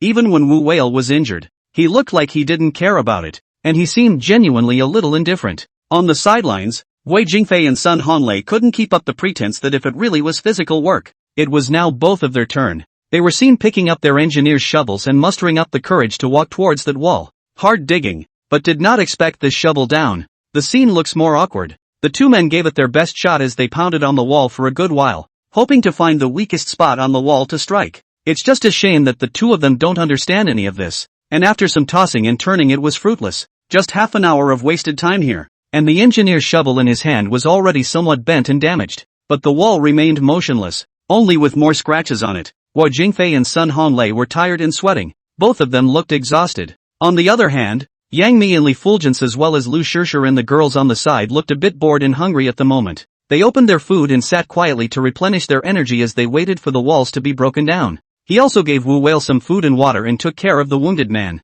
Guo Jingfei couldn't stand it any longer as he grumbled. "It's not working. This wall is too strong. There's no way to get through it. It looks like it's impossible to get out of here. Let's think of something else. See if we can switch to another route. When are we going to get out at this rate?" In their opinion, there must be a reason why Su Zining didn't make a move. After all, Su Zining had poked a small hole with just his finger, and everyone's heart still felt a little skeptical. Right at this critical moment, Su Zining, who had been silent, suddenly opened his mouth. He looked back at the group and said lightly, "All rested, then ready to go." As soon as Su Zining's words fell, Guo Jingfei said with a surprised look on his face, "Go, how to walk? It's clearly a dead end." Guo Jingfei didn't finish his words, only to see Su Zining's oddly long second finger, gently poking at a spot on the wall. There was a crash, and the next second the wall came crashing down. A great deal of light shone in, and all those present were dumbfounded, especially Guo Jingfei and Sun Honlei. Their mouths were wide open in shock, not knowing what was happening. They didn't see clearly at all. They had spent a long time and effort, and Su Zining solved it so easily. It instantly made their hearts uncomfortable, feeling that Su Zining was just messing around. Knowing that he was able to solve it, he actually let them take action, and even let Wu Whale get injured because of this matter. But Su Zining still had that expressionless look, as if this matter had nothing to do with him, an attitude of rejection, which upset Guo Jingfei and Sun Honlei's hearts. If they were placed before, they would have already gone up to question and even theorize with Su Zining. But now, they knew Su Zining's attitude, and even if they were righteously indignant, it would be fruitless and they would just be making a fool of themselves. The two men looked at each other, and a bitter smile appeared on their faces. All the aggression could only be swallowed into his stomach, not daring to question anything. After seeing this scene, the audience in front of the screen couldn't help but laugh. It's simply too funny. Look at the expressions on the faces of Guo Jingfei and Sun Honlei. They're simply two big wrong seeds. They've gone through so much effort, and Wu Whale was injured because of it, so he can only blame himself for taking too much initiative. How powerful these two fingers of Su Zining's are really beyond my imagination. And I am once again shocked by Su Zining. Su Zining is surprising us time and time again. I'm really curious now. What exactly do these two fingers of his do? Is there some kind of powerful hidden weapon inside? Otherwise, how would we explain it? It's not unreasonable to say that all of us are also a bit puzzled. Not to mention that Su Zining's movements are really too fast to be understood.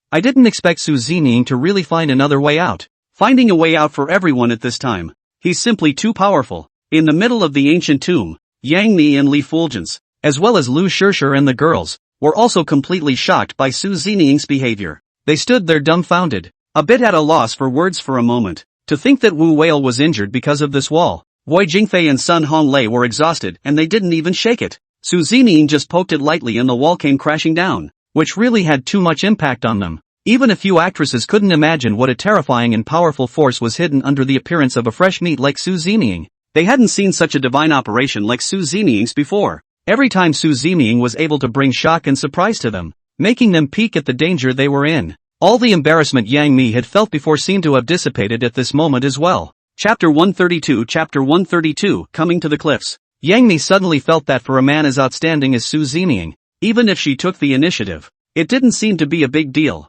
because other than Su Zining, I'm afraid that there is simply no other person who was in Yang Mi's eyes. As for the girls on the side, Li Fulgence and Lu Shishir, they also had the same thought in their hearts, and they admired Su Zining very much. There was even some envy for Yang Mi, who at the very least was more courageous than them and was able to take the initiative to embrace Su Zining. For a moment, because of Su Zining's heroic performance, it made several actresses have their own thoughts, and they all had almost the same thoughts. Just at this time, Su Zining was not hesitant, but actually walked out from the exit that had just been punched out, and at this moment, Guo Jingfei and Sun Honlei, who were assisting Wu Whale, followed Su Zining out step by step. When they saw what was going on outside, one by one, they all froze in their tracks, because the position they were in at the moment was actually a cliff, and the steps under their feet were just a little bit of a tight extension out. It simply couldn't accommodate so many people, only being able to take up 2 or 3, and above them, about 30 or 40 meters away, was actually a gap in the stone.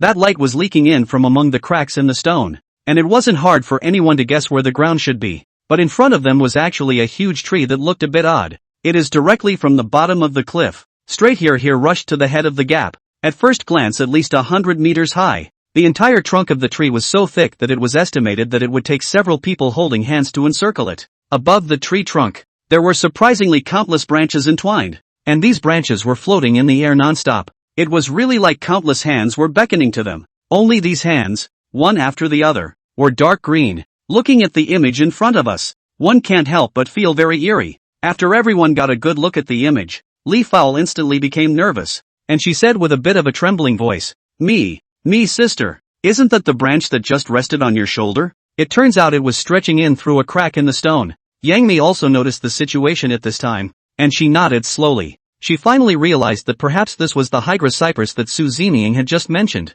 It just didn't occur to Yangmi, and certainly had never seen it before, that there was such a big, thick tree. The dense and non-stop dancing branches above her made her feel numb, and she subconsciously took a step back, fearing that the terrible scene from before would happen again. The image is so bizarre and just plain scary, fearing that as soon as they got close, those floating branches would suddenly rush over and attack them recklessly. Just at this critical moment, the drone had arrived above Su Ziniying's head. Through the camera, the viewers on the screen were also shown the entire Hydra cypress, and it was presented so clearly that everyone froze as all of them saw the tree, because it made all of them feel very shocked, as if they were dreaming, and one by one they let out their emotions. My goodness, I didn't expect to be able to see this shocking image in my lifetime. It's the first time I've seen such a big tree. Could this be the Hydra cypress that Su Ziniying spoke of? Those dancing branches really do look like poisonous snakes.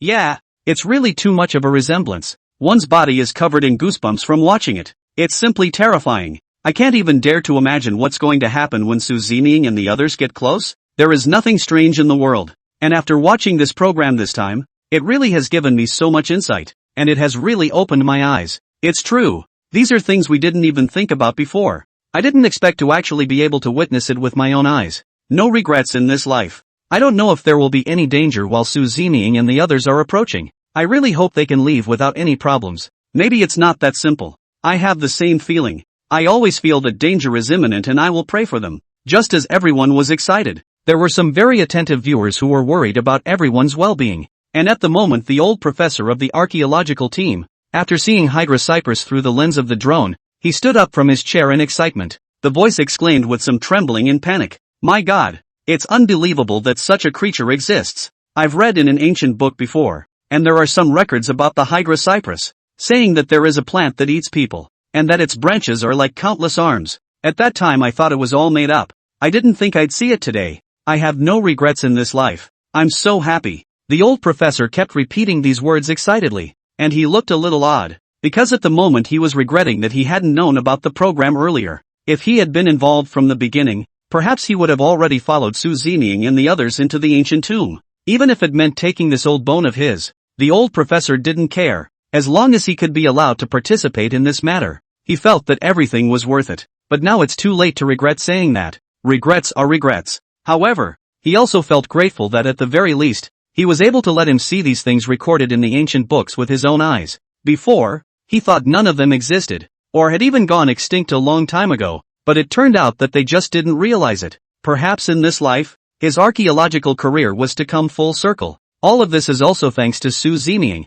who helped him realize his wish and fulfill his regrets in this life. As for Wu Whale and Su Ziniying at this moment, they were all quietly standing at the outermost position of time. The branch closest to the Hydra cypress was less than half a meter away, even stretching his feet to reach it. Wu Whale lived up to his title as a werewolf. While everyone was immersed in the fear and shock brought about by Hydra cypress, he had begun to look around carefully to see if he could think of something, getting everyone out of the way as quickly as possible. Everyone is sitting on top of a cliff at the moment, with as many steps as there are feet, but it was a long way off, and there was no place on the steep cliffs where he could land, so it was almost impossible for them to climb up by these steps. Wu Whale thought carefully for half a day, but he still didn't find a better way, which made his heart a little anxious. He looked back at Su Ziniying and inquired with a serious face. Su Ziniying, it seems that this road is not going to work, so why don't we just go back the way we came? What's your opinion? Chapter 133, The Oddity Beneath the Cliffs. When everyone heard what Wu Whale said,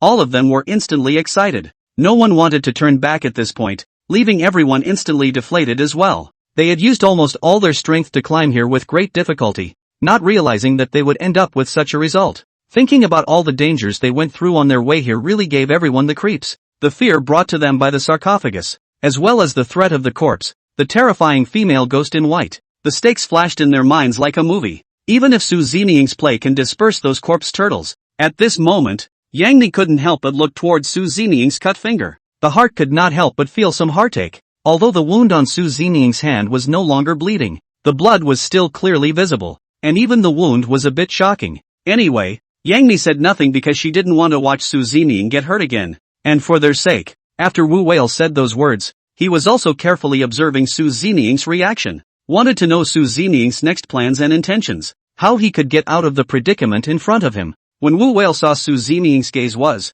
he couldn't help but follow it. Unexpectedly, It soon coalesced at the very bottom of the cliff, and Wu Whale did find some clues. At this moment, Yang Mi and the others also looked over curiously, only to see that at the very bottom of the cliff, there was a white platform. It was so obvious at first glance, and upon closer examination, it looked as if it was something like a jade bed or something like that. On top of that white platform, there was actually something lying there, which seemed to look like a person from afar. Wu Whale's face was astonished as he couldn't help but say, "Is that a human being down there?" Guo Jingfei and Sun Honglei, who were on the side, heard Wu Whale's words, and they also curiously looked towards the bottom. Although the distance was a bit far and they couldn't see it very clearly, but from the rough outline, everyone was able to determine that it should be a person, right? Thinking about the fact that they had just walked out from inside, and then thinking about some of the things Su Zeming had said, Guo Jingfei immediately had some ideas. He said with a dismayed face, "It can't be. We're so lucky.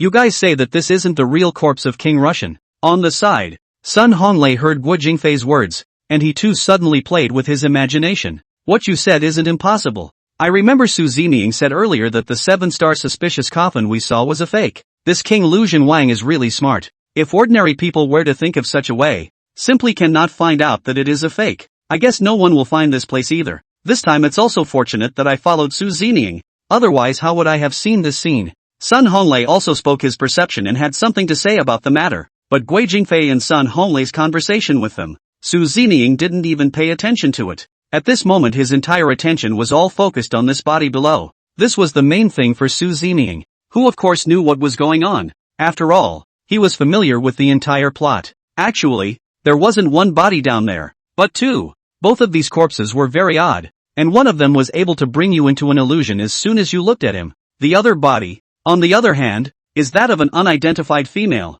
However, none of these were important to Su Zeming either. The most important thing was the purple jade box on that green-eyed fox. Su Zeming knew that perhaps what was inside that purple jade box was what he wanted to find, but Su Zeming wasn't able to determine if the ghost seal was inside or not. It still needed his boldness to determine. If they really wanted to get the ghost seal, Su Zeming knew that they had to pay a great price, and there would be greater dangers waiting for them. It's all come down to this now, and there's no turning back for them. A familiar plot appeared in Su Zeming's mind. In the original plot, the ghost seal in this was replaced with a snake-browed copper fish. I just don't know if such a plot will happen again in the middle of this world, but no matter what, Su Zeming didn't have any other choice. The most important thing at the moment was for him to get this purple jade box as soon as possible. Whether it had what he wanted inside or not, he was going to take a chance on it. Su Zeming didn't want to miss any opportunities. Just as Su Zeming focused his attention on the purple jade box, in the middle of the studio, the old professor of the archaeological team couldn't control his emotional excitement at one point. The whole man was excited because he wanted to see clearly what the body below was. But the unhelpful thing was that the drone was programmed to follow its own target guests, and for a moment there was some ambiguity about what was going on under the cliff. Those images are also hidden from view, and although it is said that the director's team can control it manually, there are branches of Hydra cypress all over the bottom. If you're not careful, the whole drone will be scrapped, and then the program will be interrupted. The director was definitely not taking any chances, and the old professor was also educated and had certainly been through all sorts of things. Of course he understood this, but he still couldn't control his curiosity and became like a small child at the moment. It was only that he kept turning his head and also adjusting the direction of where his body was. Hated to crawl inside the screen so he could clearly see the bodies below. At this moment, when he saw the old professor's appearance, he felt both amused and anxious for him at the same time. But now everyone can't do anything to help, and can only see these situations through the screen, or even wait slowly. No matter what, at the moment,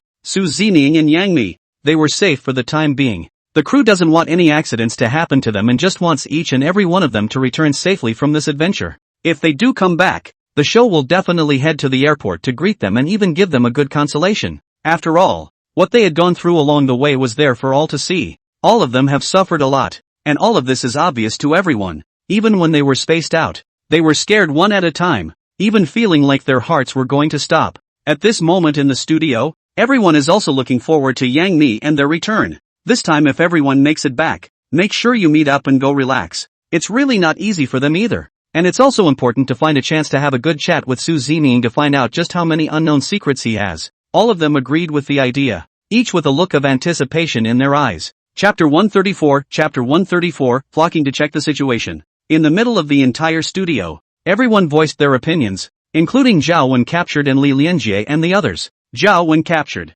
I also can't wait a little bit already. If Su Zining comes back, I must have a good chat with him and see how many secrets he still has. Li Lianjie, I have the same idea as you, but this time my purpose is just to ask Su Zining for kung fu lessons. His kung fu was clean, and from the beginning to the end I couldn't tell which school it was. I want to learn a few moves from him. How could these guests, at this moment, let go of such a great opportunity? They had already begun to fantasize about what it would be like when they met Su Zining and what they wanted to get out of him, not even realizing what else would happen to Su Zining and the others next. Each one was giddy, oblivious to the dangers before them. In the ancient tomb, at this moment, Yang Mi and the others, one by one, felt curious, and they came to the front of the stone steps to check the situation, wanted to see what was going on and how they were going to leave next. Upon seeing the scene in front of them, everyone couldn't help but marvel. Geez, how did this place get so high? How on earth do you get down there? And how did the body get down there? This King Russian is really something. To actually be able to store his corpse in such a place, I really don't know what he was thinking. This kind of tomb is really hard to steal, isn't it? Even if it's another 10 or 8 years, no one will go down there. So you can see how smart he is. Well, we're pretty much done driving, so we'd better find a way to go back as soon as possible. It's getting late, and it's not a good idea to stay here all the time. Wu Whale enlightened everyone's curious look, and for a moment he felt anxious, which is why he kept urging. If he couldn't get out of here as soon as possible, it really made him feel unsettled. But he was really at a bit of a loss as to how to solve this problem, and he was also a bit at a loss. At Wu Whale's urging, everyone retreated down the stone steps, and at this moment, Su Zining was still standing there quietly, side by side with Wu Whale. Wu Whale turned back to survey the Su Zining, and urged, "Can we go now?" As soon as Wu Whale spoke, he suddenly saw Su Zining staring at him, but for some reason, the look in Su Zining's eyes at this moment gave Wu Whale a bad feeling that something was going to happen next. His back was chilled by Su Zining's look, and his palms couldn't help but break out in cold sweat. Seeing Su Zining's condition, Wu Whale's voice trembled a little as he stammered out his inquiry. "Su Zining, you this, what are you looking at me like that for? What the hell is going on?" Wu Whale was just in the middle of his sentence when he saw Su Zining directly reach out and pull his arm across. Without hesitation, he directly pushed Wu Whale towards the bottom of the cliff, because Wu Whale was injured and was already unsteady, coupled with the fact that he was simply defenseless. Su Zining made it easy, and Wu Whale's entire body fell towards the bottom of the cliff. It happened so suddenly that everyone was taken aback, but when he tried to go and pull Wu Whale, he realized that it was simply too late, and all he could hear was Wu Whale's terrified shout. As for Su Zining at this moment, he remained in the same position as before, and the Wu Whale who had just reminded everyone had disappeared. Seeing such a situation, Li Fengyuan, who was on the side, could not stand it a bit. "Su Zining, what are you doing?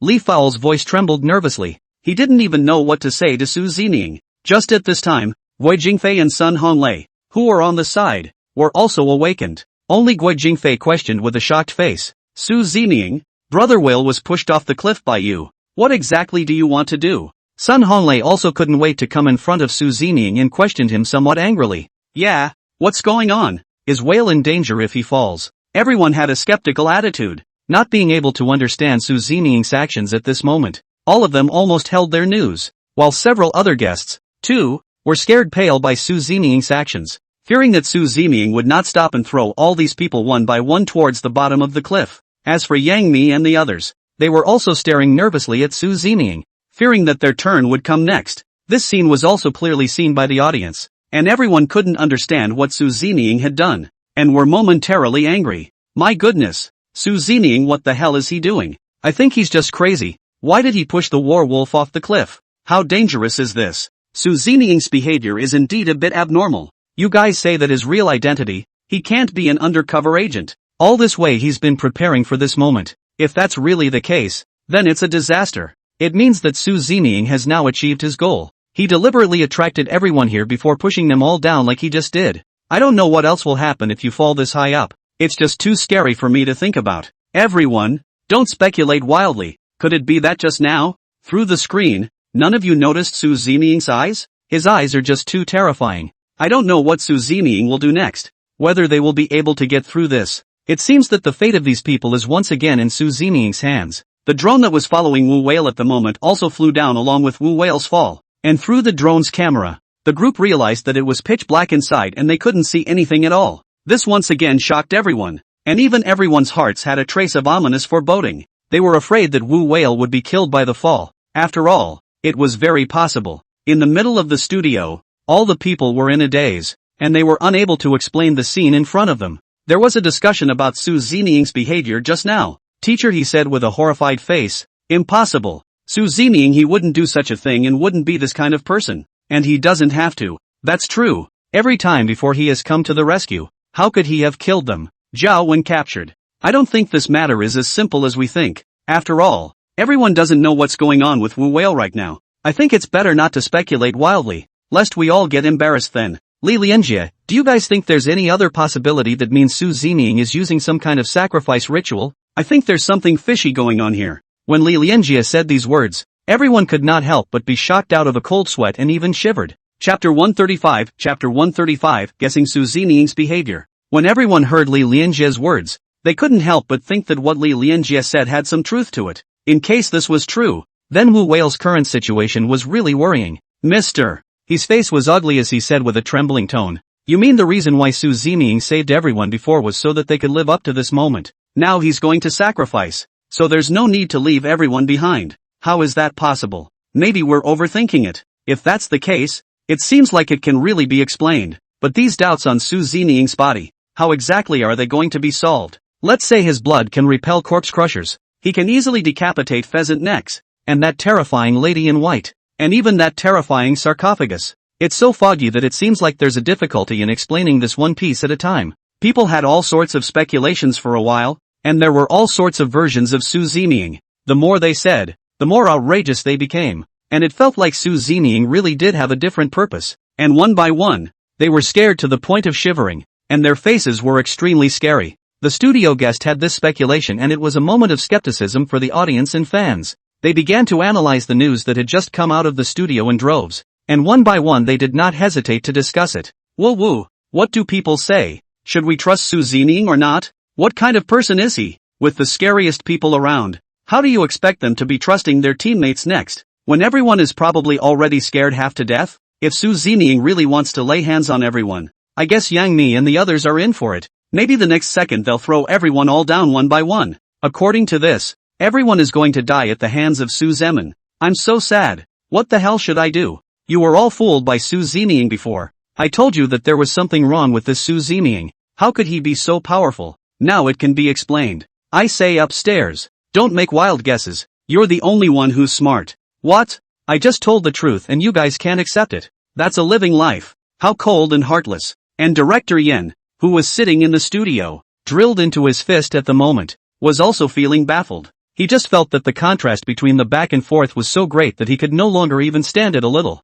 1 minute he was happy for the success of the episode, and the next his mood fell into a million pieces. He clenched his fists nervously and began to pray silently in his mind as well. Before, he was still thinking about how to have a celebration banquet, but he didn't expect Su Zining to give him such a big gift in the next second. The Yen guide was already completely numb. The image in front of him was pitch black, and no one knew what kind of situation Wu Whale was in right now. What are you waiting for? Can't you see that the drone following Wu Whale is blacking out? Hurry up and find someone to find a way to fix it so that I can see Wu Whale's current situation. Director Yen said these words in panic at the moment. Perhaps it was just his instinctive reaction. Because of this one move by Su Zining, for a moment, the entire studio and live broadcast room was in chaos. But the ones who felt the most scared at this moment were of course Guo Jingfei and Yang Mi. The atmosphere became very silent. Just now when Wu Whale was being pushed down by Su Zining, everyone could see it for themselves. For a moment everyone didn't dare to get close to Su Zining, fearing that they would be next. Under such an eerie atmosphere,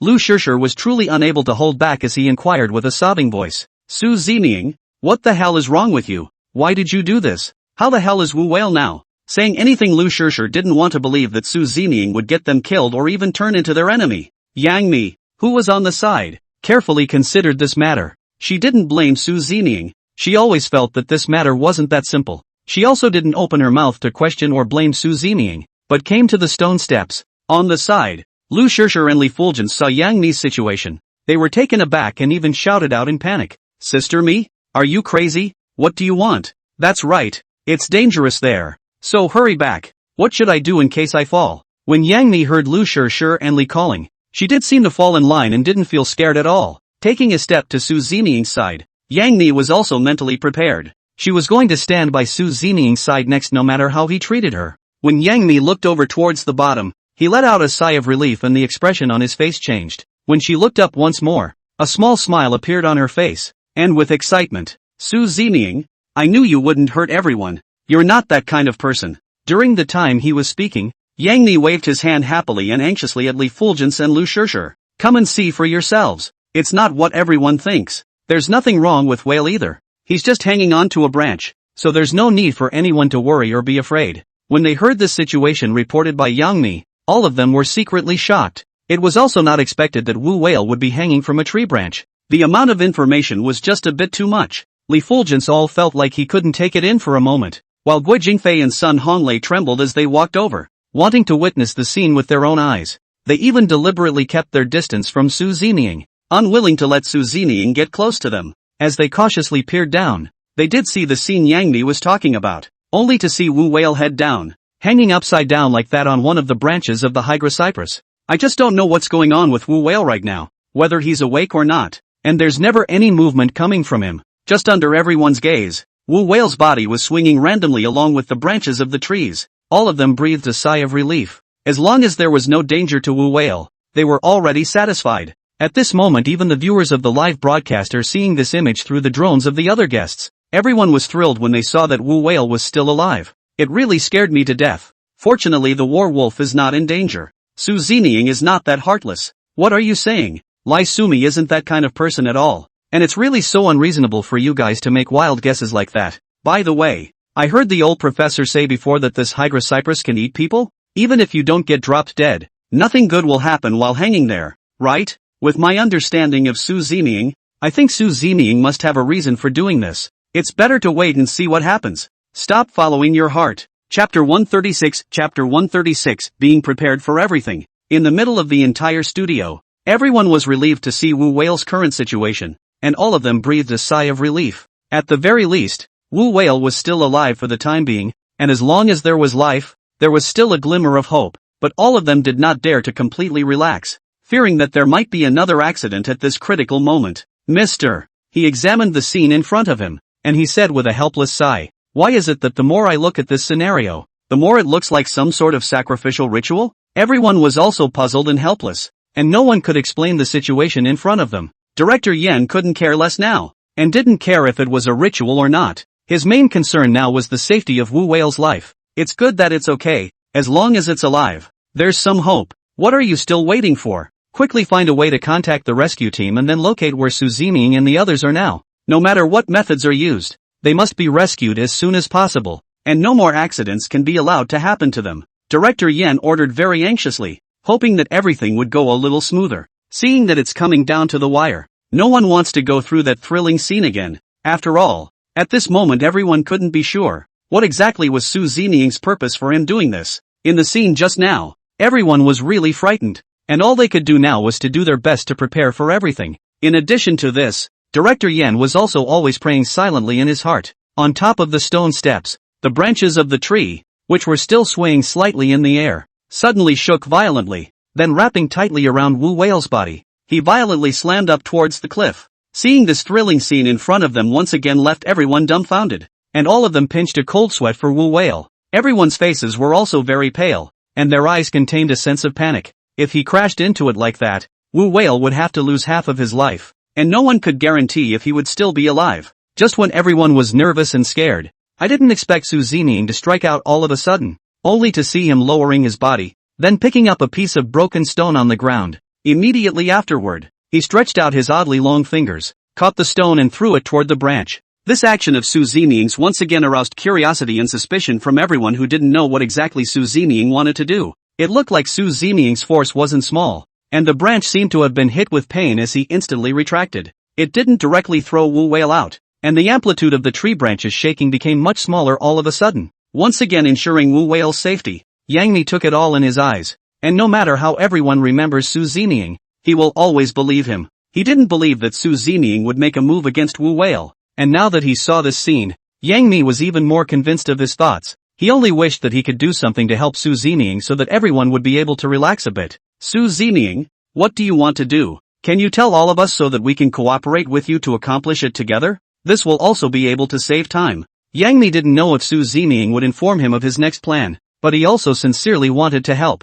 From beginning to end, he had never suspected Su Zeming, and only felt that Su Zeming must have his own reasons for doing so, definitely won't act recklessly, and won't joke with Wu Whale's life. As long as Su Zeming stated his plan, he would support and help without any qualms as long as he was able to do so. After Su Zeming heard what Yang Mi said, he pointed in the direction of the bodies below. I'm going there. There's something there that I want, and we can get out of here. 2. These two simple sentences showed Su Zeming's purpose. Yang Mi also finally realized why Su Zeming was doing this, and knew that it was everyone who misunderstood Su Zeming. Yang Mi looked at Su Zeming and nodded. I see what you mean. So if we want to go down, we have to go through this Hydra Cypress. Guo Jingfei felt uncomfortable when he thought of the situation he had experienced before. The thought of a man eating Hydra Cypress repulsed him even more. At this moment, Wu Whale's head was facing downwards, and had been standing upside down like that, so we didn't need to imagine. We could know that he must be very uncomfortable. Su Zeming,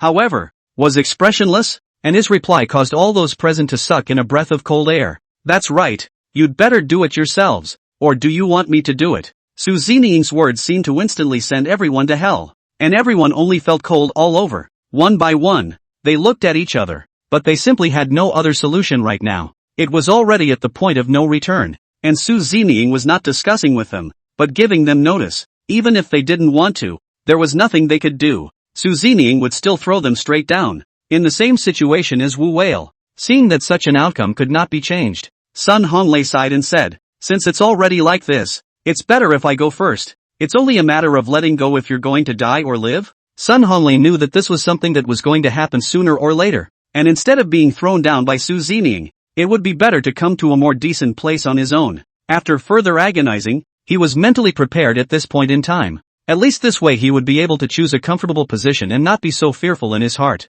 During the talking, Sun Honglei came hard to the edge of the stone steps. He couldn't help but look downward and shiver a little, which was probably an instinctive reaction of the human body, especially when he saw the dancing branches of the Hydra Cypress. He already felt like he couldn't breathe a bit, but there was no way out. If he didn't let this thing catch him, the direct fall would be even more miserable, and he might die instantly. Just at this time, Sun Honglei put his hands together, closed his eyes and chanted. No one knew what he was saying. In fact, Sun Honglei was just giving himself a bit of psychological comfort. Without a moment's time, only to see one of Sun Honglei's feet reaching towards a branch of the Hydra Cypress. The branches of the Hydra Cypress looked like they sensed something approaching and instantly rushed towards Sun Honglei. Seeing this situation, Sun Honglei was startled and immediately retracted. It's horrible. He was halfway through his sentence, and hadn't even had time to prepare himself for it, when he suddenly felt a huge force at his back, pushing him hard. He didn't stand still, and his entire body lost its balance,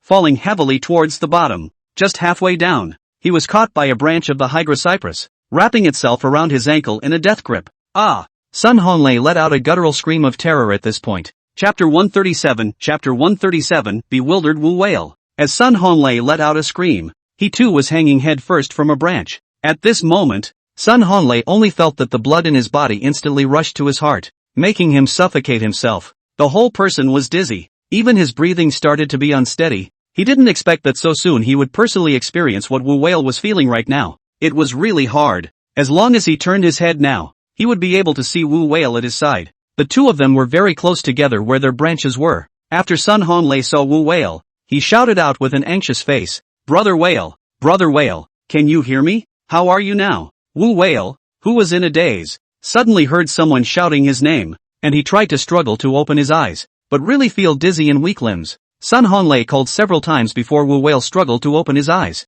He was shaken uncomfortably by the branches, and had also lost the ability to discern his direction. Where am I? Wu Whale had a confused look on his face. He really didn't know what the hell he was going through. Brother Whale, we were all on the branch of the Hydra Cypress. It was Su Zeming who pushed us down. Have you forgotten all about it? Sun Honglei reminds Wu Whale what really just happened. Hearing Sun Honglei's remark, Wu Whale seemed to have thought of something. Su Zeming? Yes, it's him. As Wu Whale said these words, a look of fear was evident in his eyes. Sun Honglei could understand how Wu Whale felt and he had to explain the situation to him. At the very least keep him calm, Sun Honglei said as he looked at Wu Whale. But don't worry, although Su Zeming pushed us down, He wasn't trying to harm us. He just said that he wanted to see the body, that there was something there that he needed, and that we needed to get out of here too. He had no choice but to do it, so I guess he has his own intentions and plans, and we can only cooperate. Sun Honglei explained the situation to Wu Whale, at the very least,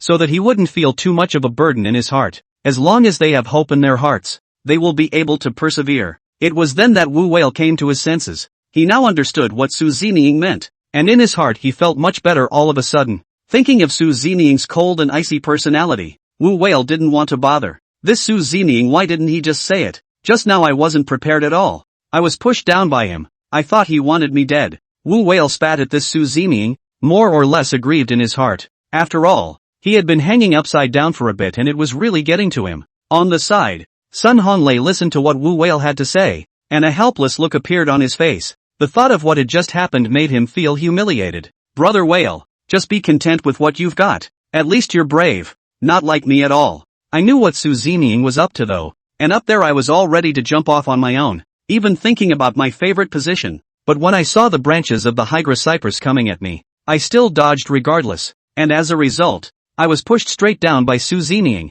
Don't you think it's a shame? Just as Sun Honglei and Wu Whale were talking, a scream came again. This time the one who was thrown down was Guo Jingfei, who was cautious in all items. Once again, Guo Jingfei is the neighbor of Sun Honglei and Wu Whale, hanging upside down in the same position. Seeing such a Guo Jingfei, Sun Honglei inquired with a helpless face. What's going on? Were you thrown down too? Or how else would you be head down too? Guo Jingfei retorted with a defiant look on his face as he heard what Sun Honglei said. Don't be ridiculous. I came down here on my own. I just didn't realize that my feet slipped and I fell. At this moment Guo Jingfei, he only felt a buzzing in his head, and even his speech was somewhat incoherent. Only a few of them, Yangni, Su Zining and Fatty, were left on the steps. Seeing this situation, Li Fowl was also helpless and anxious, and said after hesitating some more, Su Zining, don't we have any other choice? Must we go down from here? Li Fowl yearned in her heart that Su Zining would be able to give them a little bit of preferential treatment for the sake of them being girls,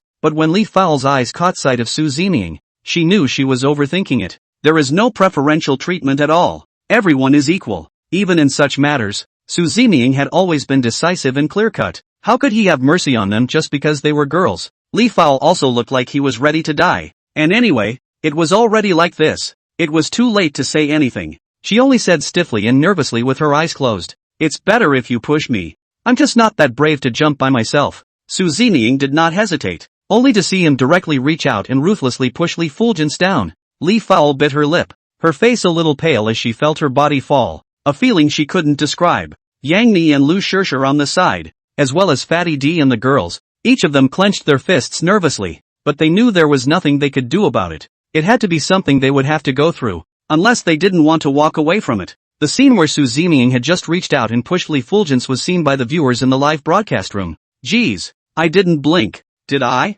How come it felt like the moment Su Zining pushed Li Fulgence? It seemed a bit different. I have this feeling too. Su Zining seems to have deliberately chosen nice-looking branches for her. What is this really saying? This Su Zining is really interesting. It seems that the few of them have been together for so long, and one by one, they all know each other very well and have a certain level of tacit understanding. Fair enough. Looking forward to the next installment, and to be able to be all of these people again. Not one less. Just love to see them together. Li Fowl, she is really so beautiful, also feels so cute. Although now is very messy, but still cannot cover her beauty, still is attractive. I see that you all are idly bored. What time is it for me to be kowtowing to them here? Shouldn't you be worried about their safety? Concerned about whether or not they will be able to leave here smoothly next? Upstairs has a point. Everyone mustn't be carried away. It's better to focus on them and look forward to Su Zining being able to lead them to create miracles here. And what happened next? Lu Shishir and Fatty followed Li Fowl's example,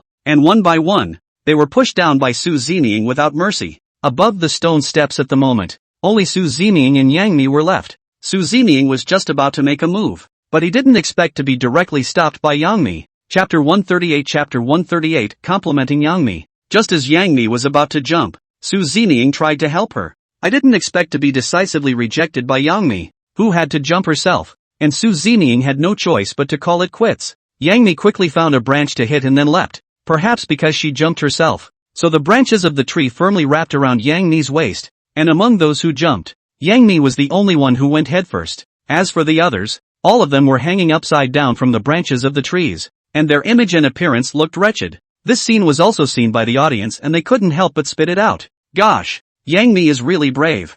I didn't expect her to jump down by herself. I really admire her courage and guts. She's really a heroine. Sister Mi is simply too valiant. I didn't expect her to be so decisive. She really doesn't hesitate. Is there a reward for being so brave? Compared to the others, Mi really is a hero. And she didn't have to suffer so much. At least she was able to choose the way she was comfortable. Am I the only one who thinks that Wu Whale is a spiteful bastard? Obviously he was the one who had the courage to jump. But he didn't expect to be thrown straight down by Su Zining. And seeing his posture makes me feel ridiculous. This can't be blamed on him. Perhaps Su Zining also has his considerations. After all, Wu Whale's legs and feet are not good. Su Zining is being considerate and helping him. Seems like it makes sense. Su Zining definitely has his purpose and intentions. We're still looking forward to the next results. Everyone was talking about it. And at this moment, everyone had already jumped down, leaving only Su Zining standing on the stone steps. Su Zining was also already looking at a tree branch. And amidst everyone's murmurs,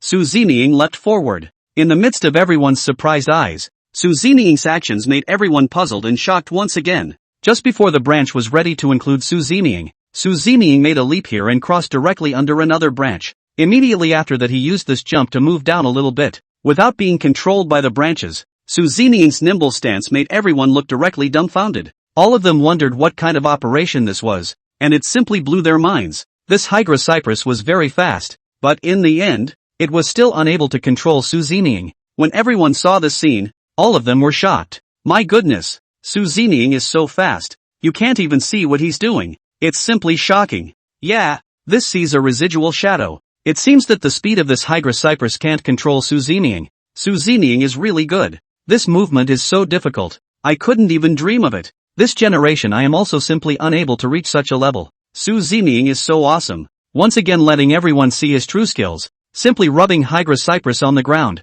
So enjoyable. It's estimated that Hydra Cypress has never suffered such an aggravation in his life. I really hope that Su Zining will be able to perform another miracle. I also hope that with Su Zining's help, everyone will be able to get out of danger and leave here as soon as possible. Which is the main thing. Everyone praised Su Zining, and of course, they were looking forward to the next result. When Su Zining jumped down, Yang Mi was the only one who saw it, and was likewise shocked speechless by Su Zining's stance. The others, perhaps because they were hanging upside down, seemed to be somewhat confused about what was happening up there. And at this moment, Sun Honglei and Guo Jingfei, who were beside Wu Whale, only saw a black shadow flashing by. None of them reacted or knew exactly what it was. Guo Jingfei inquired with a puzzled face. Did you guys just see a black shadow flashing past us? Sun Honglei also gave a quick nod. He seemed to see it too. Yes, something did flash by. It can't be a ghost here. Sun Honglai's voice was obviously nervous. He was really afraid that they would be attacked at this time. Now they had no ability to resist or dodge at all. Their entire bodies were firmly controlled by the branches. If there really were ghosts, they would surely be slaughtered at will. Hearing Guo Jingfei and Sun Honglai's words, Wu Whale could not help but be shocked as he struggled to inquire. Where is it? How come I didn't see it? Stop talking nonsense and adding to everyone's psyche. Hearing that Wu Whale didn't believe what he said, Guo Jingfei pointed, and Wu Whale looked in the direction Guo Jingfei pointed. I didn't expect a black shadow to keep jumping, and it was extremely fast. It really didn't look like the speed that a person could have. But the more Wu Whale looked, the more wrong he felt that the voice was very familiar. Behind him, there seemed to be a handful of long things. Wu Whale allowed himself to clear his head for a moment, and soon he realized what the problem was. A shocked look also appeared in his eyes as Wu Whale blurted out in shock. It's not a ghost, so it's Su Zining. He's so fast. After everyone heard what Wu Whale said, one by one, their eyes widened in shock, wanting to witness this image with their own eyes as well. Don't let them be able to see the figure of this black shadow clearly. If it was really Su Zining, they would feel much more at ease. Between a few jumps, everyone eventually saw the black and gold ancient sword behind Su Zining. It seems like it's really Su Zining. I didn't expect Su Zining to be able to jump on the branches. These branches can't control him at all. This is unbelievable. Compared to Su Zining, all of us are weak. Sun Honglei is also in support of Guo Jingfei's claim, which has been a very stark contrast. Hydra Cypress in front of the formidable Su Zining. He seemed to have lost his mind and could not play his role at all. Only able to bully them. Sun Honglei said with a helpless face. It's true that you still need to become strong. Why did Hydra Cypress fail on Su Zeming? It's simply ironic. One by one, we were hung upside down, and Su Zeming was the only one who didn't lose his freedom. Do you guys think it's possible that Su Zeming's blood will also be useful to Hydra Cypress? If that's the case, then we won't have to suffer. Sun Honglei speculated with a wistful look on his face, hoping that they would be out of harm's way as soon as possible. Just as everyone was speculating, Wu Whale maintained a bit of sanity. Plus, he more or less knew a little bit of Kung Fu, so he also had a more accurate judgment of Su Zeming's stance. Alright, you guys just stop speculating. Su Zeming is completely using his body technique to race with Hydra Cypress. Hearing Wu Whale's explanation, Guo Jingfei and Sun Honglei felt shocked and envious again. They were all equally men, and they didn't expect Su Zeming to be so good. Chapter 139, a scary moment. While everyone was envious of Su Zeming, at the same time they discovered a very serious problem. Su Zeming moved down a little bit, but they were still hanging upside down from the branches, motionless and stopped there. Guo Jingfei had a look of wanting to cry as he said very nervously, Su Zeming even went down by himself. He won't leave us alone. So what should we do now? It's not going to be hanging here all the time, is it? This is simply horrible. And Su Zeming doesn't care if we die or live. Guo Jingfei and Sun Honglei were so nervous in their hearts that they didn't even dare to imagine what would happen to everyone next. At this moment, Guo Jingfei, he only felt that he was dizzy and his whole body was extremely uncomfortable. Before he could say anything, the ever-strong Wu Whale said helplessly, I'm a bit dizzy. It seems that this body can't really support it. If I could be a few years younger, I guess I'd be able to get up and flip up in one. At least I won't make myself suffer. I don't know when I'll be able to get out of this position. I find it hard to even breathe at this rate. Everyone agreed with Wu Whale's statement, and each one of them looked sad. But just in the nick of time, everyone only felt the branches vibrating on them. Before they knew what was happening, they felt the branches of the tree carrying them down towards the bottom in a rapid fall. Reacting, everyone could no longer care about their image and let out a desperate scream. Help! For a moment, screams echoed throughout the valley, and thankfully, after the branch had descended some distance, it suddenly stopped. When everyone opened their eyes once more, they realized that they were now in the exact middle and lower part of the entire tree. All of them were breathing heavily, bean-sized beads of sweat dripping down their foreheads, and their faces were a little pale, and for some reason, they now felt that the air here was much colder than before. Their bodies were cold to the bone, their entire bodies were shivering, and there was a fishy odor in the air that made them very uncomfortable. And at this moment, Li Fulgence and Lu Shishir, as well as Yang Ni and Fatty, they were likewise thrown down by the branches. Everyone was in a similar situation, and when he saw that all the people had arrived here, Wu Whale made faces and greeted everyone. Yang Ni and Li Fulgence, as well as Lu Shishir and Fatty, they were also dizzy at the moment, and were unable to respond to Wu Whale at all for a moment. It was only at this time that Wu Whale noticed that Yang Ni was the only one who was headfirst and looked much more relaxed. This made Wu Whale unable to help but feel a little envious as he looked at Yang Mi and inquired, Mi-san, why are you so good and why do you have a different posture than everyone else? When Yang Mi heard Wu Whale's inquiry, she was more or less proud of herself. After all, it was her own choice that she made. I jumped off on my own. The least I can do is feel better than you guys. Yang Mi's tone of voice really couldn't hide his pride and joy. Hearing Yang Mi's words, Wu Whale's eyes revealed a look of envy and admiration. Sister Mi, isn't the air especially fresh up there? I envy you. Yang Mi saw everyone's reddened cheeks that they were holding back one by one, and he also felt a little amused. So it was also a deliberate attempt to piss everyone off and at the same time make all of them envious of him. The main thing was that Yang Mi also wanted to regulate the tense atmosphere so that everyone could relax a little. He looked at Wu Whale and nodded,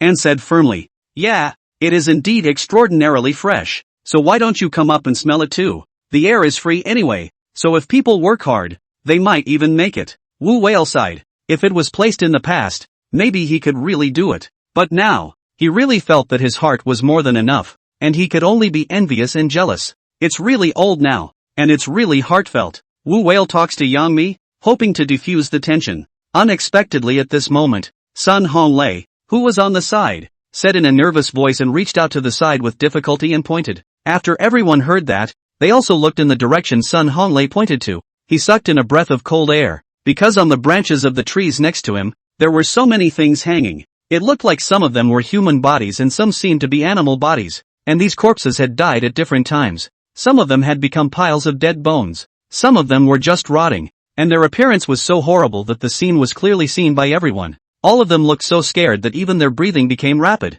The atmosphere that had just been eased was all of a sudden gone again, and all the people looked at the scene in front of them with horrified gazes. Guo Jingfei said nervously and fearfully. Is this where all these people hanged? Why else would their bodies be here? Perhaps too nervous and scared, Guo Jingfei's body was trembling and his voice had changed tone. Sun Honglei, who was at the side, also analyzed the situation and said what he saw in the scene. Do you guys think it could be that someone broke into this ancient tomb and was hung here by Hydra Cypress? When everyone heard Sun Honglei's words, each one of them was terrified, indeed fearful from the bottom of their hearts. Everyone also finally understood that the fishy odor that just filled the air, where exactly did it come from? It turned out to be all the smell emitted by these rotting corpses. All of them also finally understood why they felt the eeriness in the air, and it was probably because of this reason. It was true that they had gone through all sorts of things since they had entered here, even if people didn't believe in spirits anymore. At the moment one also has to believe in the existence and power of metaphysics. If they hadn't seen it with their own eyes, sometimes it would be really hard to explain. Sun Honglei's eyes were better, and when he was observing those corpses, he didn't expect to find an even more horrifying scene. His voice trembled as he reminded everyone. Look guys, on that body in front of us, it looks like something is wriggling. Is it a worm? Said Sun Honglei, pointing towards a corpse next to him, which was already half decayed. The look was also very intimidating, and at first people were afraid to look at it. Now Sun Honglei's reminder has made everyone a bit unable to resist as well. Everyone's gazes gathered on the corpse, and they didn't expect to actually see a few worms wriggling and gnawing on the corpse. Isn't this the corpse turtle we saw in the river cave? Guo Jingfei recognized them at once, and everyone was sure of Guo Jingfei's statement at this time. It seems true. It doesn't seem strange to recognize that it's the carrion that lives on. Chapter 140, Powerless Fear. Everyone looked terrified to death after seeing these corpse collectors, one after the other. Li Fao let out a fearful cry as she sobbed. What the hell are we going to do? Are we really going to hang here and become a corpse? I still want to go back. There's still a lot to do. I don't want to die so ugly either, and have those bugs gnawing on my body. It's just cruel. Ooh-hoo. Li Fao cried so hard that she just broke down in an instant, and for a moment it made everyone else feel sad and upset as well. Nor did he know how to comfort Li Fulgence. Now that they were in this situation, they were really at the mercy of the slaughter. There was no way to fight back or protect yourself, a feeling that was really powerless. This scene was also clearly seen by the viewers of the live broadcast, and the corpses, too, were taken clearly through the drone's camera, and the images were presented in front of everyone. The audience was not calm for a while, and they were talking about it. It's too horrible, isn't it? I didn't realize it was even more dangerous here. One wave after another. How could I see such disgusting things? It really affects my appetite. How did the program team have such an arrangement? It seems that I am going to lose weight next. This is a credit to the program team. Let's stop discussing these boring issues. They must be scared now that they're hanging here and there's no telling how it's going to turn out. Yeah, I feel scared even through the screen, let alone they have to face it in person. I can't imagine. It can be really scary in there. Every danger encountered is capable of endangering lives, and never disappoints yet, and I wonder what it will take for them to get out of their predicament. Really pinched a cold sweat for them. Originally thought that they would be able to leave. Who knew that there is still such a danger waiting for them? It seems to be even more terrifying than before. This King Lu Gotham is really not a human being. Just for the sake of one of his own tombs, he has killed so many people. It's just like killing people with grass. Who can be blamed for this? These people are all grave robbers, and they were all killed by their own greed. And to put it bluntly, they don't blame the others. King Lu Jin, if they weren't thinking about the treasures in here, and didn't have that vanity and greed, how could they have given up their lives for nothing? Everyone had their own perceptions and opinions, and because of this issue, these fans had a heated argument, and the pop-ups kept flipping. Actually, we all have a point. People have their own different ideas.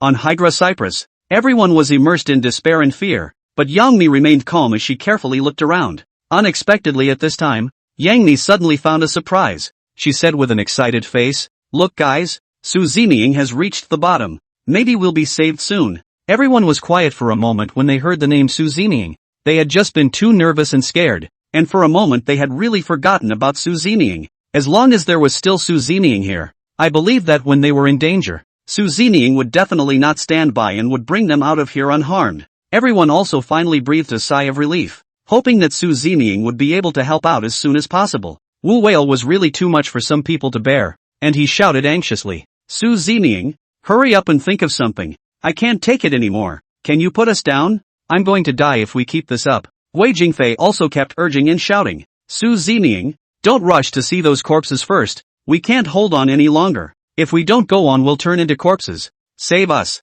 Whoa woo, Su Zeming, save me, I'm really scared and feeling bad, Li Fowl cried there, feeling both aggrieved and scared. Everyone put all their hopes all on Su Zeming, just as his family pleaded with Su Zeming. At this moment, Su Zeming was already standing in front of the jade bed, and he looked at the two corpses with unblinking eyes. Su Zeming's expression was very grave and serious, and he realized that what he had seen before was not wrong. There were indeed two corpses here, and Su Zeming didn't dare to act rashly. He was also carefully observing the situation, and at this moment, the old professor of the archaeological team was in the middle of the studio, seeing the scene in front of him through the screen. On the jade bed, a corpse wore a mask, revealing a bit of weirdness and mystery. The shape of the mask was a bit unusual. At first glance it looked like a fox's eyes, but the material was like bronze, and the body of this corpse was wearing a full suit of armor. The other body, on the other hand, was a female corpse, which was also revealed to be bizarre, because the girl's body surprisingly did not have a trace of corruption,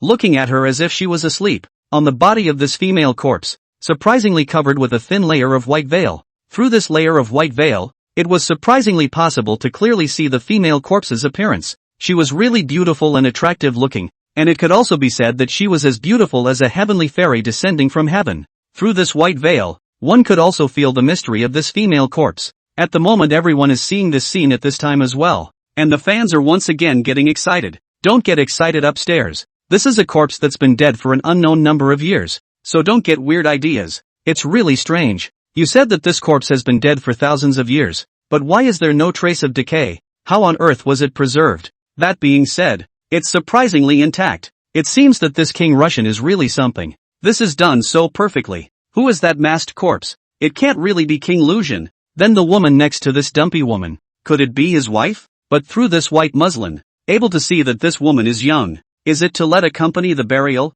This is too cruel. So young and beautiful. If she lives, she will definitely have a great future. I didn't expect that she would give her life away. It's really too bad. So what can be done? At that time, the life of the women cannot be by themselves. They are as if floating on the water, but also really feel pathetic. People started discussing the two bodies at this point, extremely interested in their identities.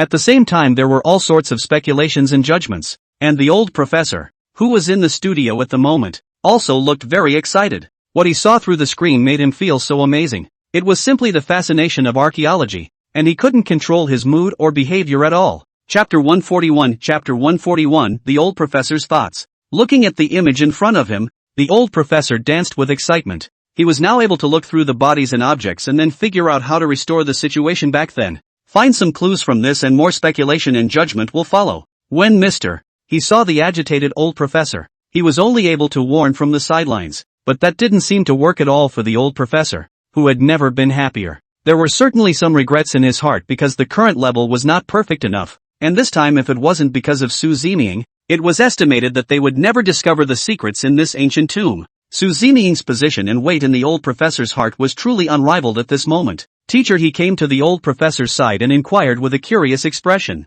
Old professor, I wonder what your thoughts and judgments are about the images you see through the screen now. Do you think this body is King Russian? And why is the body still wearing a mask? And what is it hiding? Mr.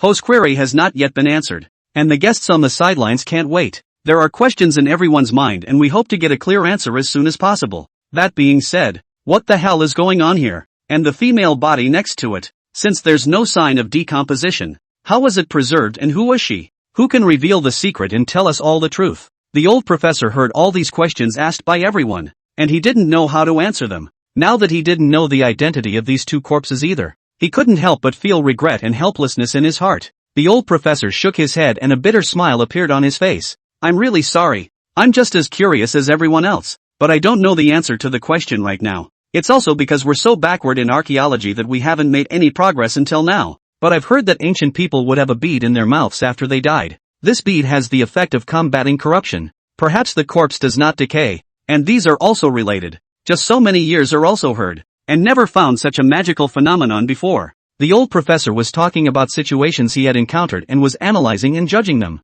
People didn't find the answers they were looking for here, and were only able to gather all their eyes and hopes in the middle of the broadcast, expecting to be able to get the information they wanted on Su Zeming's body. Let them unravel the doubts and mysteries in their minds, or else they really feel a bit ungrateful. Just in the nick of time, there was a cry for help. Su Zeming, Quickly save us. Can you let us down first? It's simply too painful. Can't take it anymore. Help! Zeming. The few people who were hung upside down on the branches, they were hoarse and shouted Zeming's name with all their strength, hoping that they could be saved down in the first place. At this moment, they were already spinning in the sky, feeling the blood in their bodies flowing backwards, causing them to be in agony. If they hadn't been able to be rescued earlier, it was expected that they would have literally been hanged here. Even though Wu Whale's body was sturdy, he couldn't stand this kind of position, and his voice had started to get hoarse, especially when they saw the rotting corpses and white bones around them. It made them feel airy and horrible, and they couldn't control their emotions at all.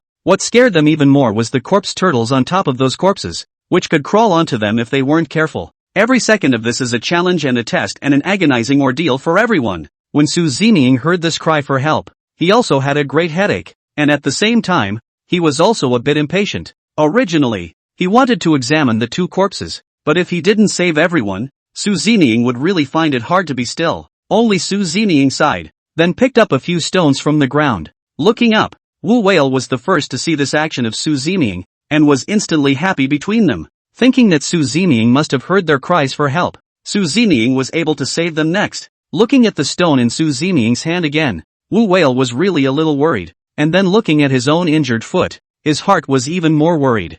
He had to speak out to remind Zeming, fearing that Zeming would forget about his injuries. Wait a minute, if you're going to stone Hydra Cypress, make sure you look good, but don't hurt this leg of mine again. As much as I believe in your strength, sometimes there are accidents, so be sure to pay attention.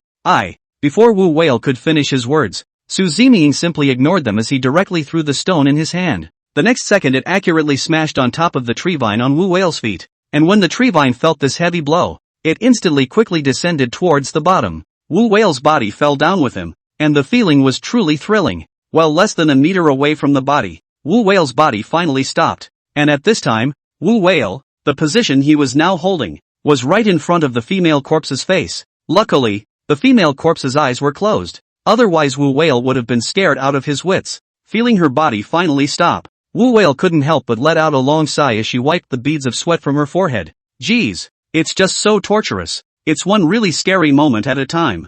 I just can't take it anymore. If Wu Whale wasn't a werewolf, then with all the torture along the way, it was estimated that he would have already been scared to death. All he could do now was to endure it with a hard head, take on all the fear and dread, and swallow all these afflictions. Thinking about his behavior just now, Wu Whale was a little embarrassed for a moment. He didn't want everyone to see his weak side. Hoping to get some face back for himself, he had to brace himself and said with a dashing wave of his hand, Zeming, now you don't have to care about me. Hurry up and put the others down. They are also having a hard time. I'll figure out how to get down there on my own. Thanks for stepping in just now, Wu Whale said as he took out the sharp dagger Zeming had given him from inside his boot. However, Zeming really wasn't prepared to bother with him anymore. At the moment Zeming had already aimed for his next target. After this miraculous operation by Zeming, Guo Jingfei and Sun Honglei, Li Fulgence and Yang Mi, as well as Lu Shishir and Fatty, one by one, they were sent down by the branches. They had also experienced the thrill of what had just happened, and Yang Mi was the last to be let down. For the few actresses, Zeming's movements were also slightly restrained as he drew out the black and gold ancient sword in his hand, and without hesitation, he cut off the Hydra Cypress on their feet, then stepped forward to assist them so that a few of the girls could stand firm on the ground before an accident occurred. Chapter 142 Wu Whale was alarmed. A few actresses had such good treatment, but Guo Jingfei and Sun Honglei and the others, not so good. They stayed in that position for far too long, and there wasn't a moment when they didn't think about freedom. So Guo Jingfei and Sun Honglei kept urging Wu Whale, Brother Whale, you'd better get down there quickly, and then figure out how to put us down. Wu Whale heard Guo Jingfei and Sun Honglei asking for help, only to see him holding the dagger in his mouth, and then with a fierce force from his abdomen, his body rose up in the air, followed by a handful of Hydra Cypress to control his form. After completing this maneuver, Wu Whale also exerted a great deal of effort, and his entire body was panting. Although it was very hard, he didn't forget to perform in front of everyone. Oh, it's really a treasure, still useful in critical moments. Wu Whale nonchalantly gripped his dagger and slashed down directly towards Hydra Cypress. The dagger was so sharp that the Hydra Cypress snapped with a sound, and the Wu Whale fell down with it. Perhaps it was because he had just gotten too excited. Wu Whale had actually forgotten about his own situation. He also didn't have time to adjust his posture, and as he fell down, he unexpectedly fell towards the female corpse below. By the time Wu Whale reacted, he was really taken aback and his entire body panicked. All that could be heard was a shriek from him and a desperate cry for help. Help! Ah! Seeing that he was about to come into close contact with that female corpse, Wu Whale was so scared that his face turned pale, and his whole body was dancing around. The old professor also let out a gasp of surprise in the studio, fearing that Wu Whale would fall directly on that female corpse, and that it would be destroyed in time. Don't! If you smash it like this, that intact female corpse will be destroyed. For the old professor, this female corpse had a very large research space,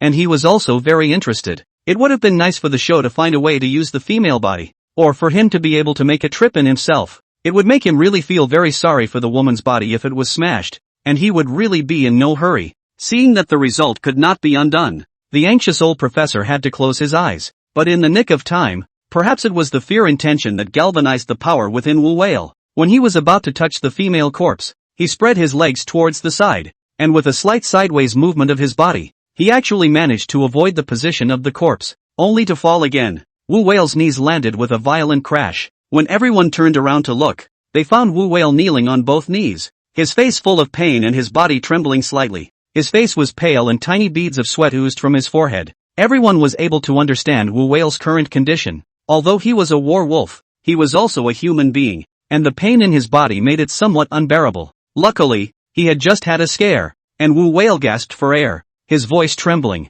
It hurts me to death. What bad luck! I've put my life on the line, otherwise I'd probably be in close contact with a female corpse right now. As Wu Whale spoke, he reached out and rubbed his raw knee, a hint of helplessness and a bitter smile appearing on his face. He wasn't kidding and was speaking from the heart. The viewers in the live broadcast room saw this scene, which couldn't help but make them feel very worried, but they were amused by Wu Whale at this moment. The tense atmosphere that had just been there was instantly enlivened, but the next second, everyone's smiles froze on their faces. Wu Whale was also completely out of the mood for jokes because something horrible had happened. The hands of the female corpse just now, all of a sudden, quickly lifted up and tightly grabbed Wu Whale's shoulders. When Wu Whale sensed something strange and he turned around to look, he screamed in terror. Holy, it's a fraud! Help! Help! Wu Whale was so scared and incoherent that he didn't know what the hell he should do for a moment. He only felt that his legs were weak and he could not escape at all, and his mind was blank. Even if it was a beautiful female corpse, now at this moment there was no heart to appreciate it anymore.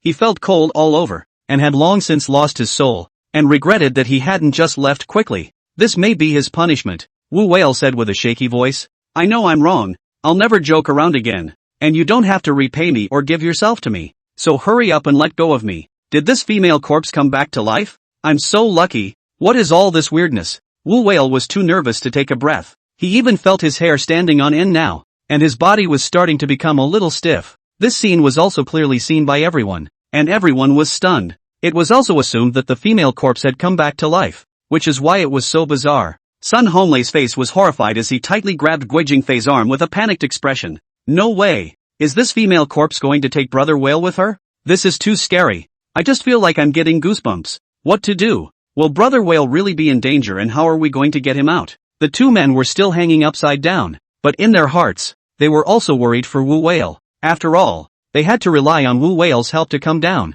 otherwise it would be really difficult. At this moment, Wu Whale, he only felt that pair of cold hands climbed onto his shoulders, and he was so scared that the blood in his body was going to freeze. After a long while, Wu Whale then shivered. Let go of me? I have nothing against you. Don't do anything. I'm still a good person, but after all, people and ghosts are different, and some things can't be helped. Wu Whale said these strange words in the hope that this female corpse would stop haunting him. Guo Jingfei and Sun Honglei, they were just hanging in mid-air, and were never let down. Su Zeming didn't bother with them either, and in a moment of desperation, Guo Jingfei shouted at Wu Whale, Brother Whale, you quickly find a way to let us down. It's really impossible to hold on. Unable to wait for Wu Whale to make a move, they could only rush here anxiously. But at this moment, Wu Whale, where does he have any other mind to care about others? He is now all on his own, unsure of how to get out of this female corpse's grasp. There was no response to Guo Jingfei's and Sun Honglei's pleas for help. Fortunately, with Su Zeming's help,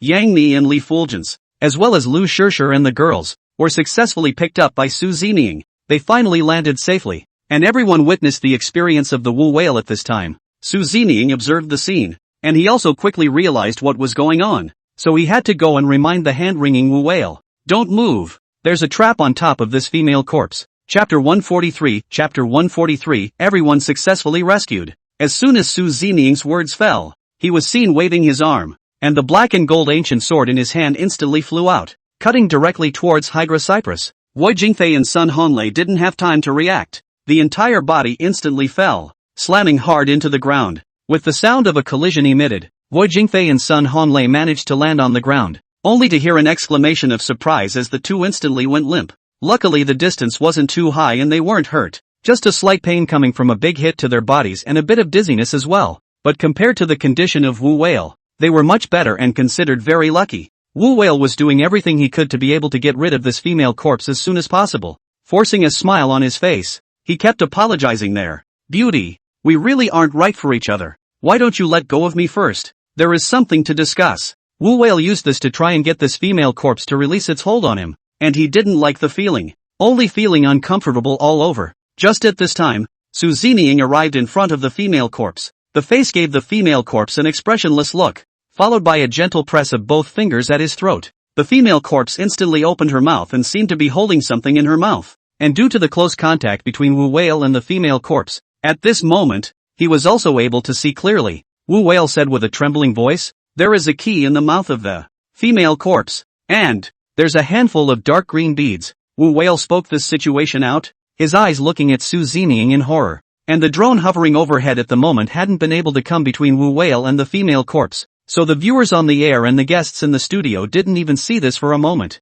And of course there's no telling what the key in the female corpse's mouth looks like. The old professor was rattled, and he walked around with a very serious look on his face. At this moment, the old professor had a premonition that the reason why this female corpse did not decay for thousands of years must have a great relationship with the key and the beads in his mouth. It seemed that some of the things he had heard from hearsay before were actually being verified now. It was just a bit of a shame for the old professor that he had no idea what the key looked like and what those beads looked like. After Wu Whale saw this situation, he gradually calmed down and seemed to have thought of something at this time as well, and couldn't help but get excited. "Oh, I see. I'll take this key out now, and will he let me go?" After saying that, Wu Whale did not hesitate to reach out and try to take the key out of the female corpse's mouth. Seeing that he was about to succeed, he was eventually stopped hard by Su Zining. At this moment, Guo Jingfei and Sun Honlei, as well as other people, also gathered in a group at this time. Although they were also extremely afraid of corpses, they had to face this situation today. It was also hoped that Wu Whale would be out of danger as soon as possible.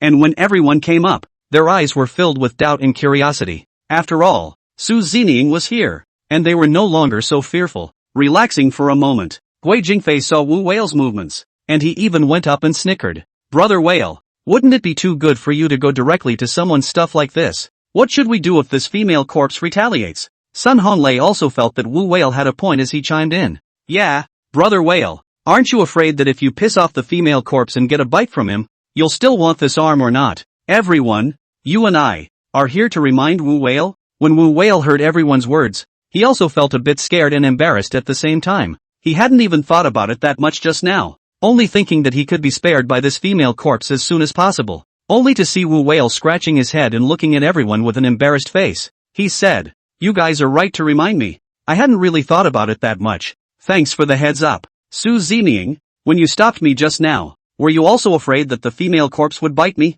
When Su Zining heard Wu Whale's inquiry, he still had an iceberg face and didn't answer any of Wu Whale's questions. Instead, he didn't hesitate to make a move and violently pinched the female corpse's face with his left hand, surprisingly without the slightest bit of mercy and seemingly without mercy. Perhaps Su Zining had exerted too much force. The beautiful cheeks of this female corpse were instantly pinched and deformed by Su Zining. Immediately after that, he used his oddly long and unimaginable fingers to reach directly into the female corpse's mouth. Quickly clamping down on the key, he saw him gently pull it outward, not pulling it straight out. Then he went back to look at Wu Whale and gave him a color to look towards the female corpse's throat. Wu Whale subconsciously looked over, and became scared all of a sudden. He was seen to be frowning tightly with a puzzled look on his face. This key is actually connected to a silk thread behind it. It can't be some kind of mechanism. Su Zining nodded his head without hesitation. Then an icy voice rang out. "Touch his belly?" When Wu Whale heard the order given by Su Zining, he was really taken aback. The whole person froze there for a long time before he reacted,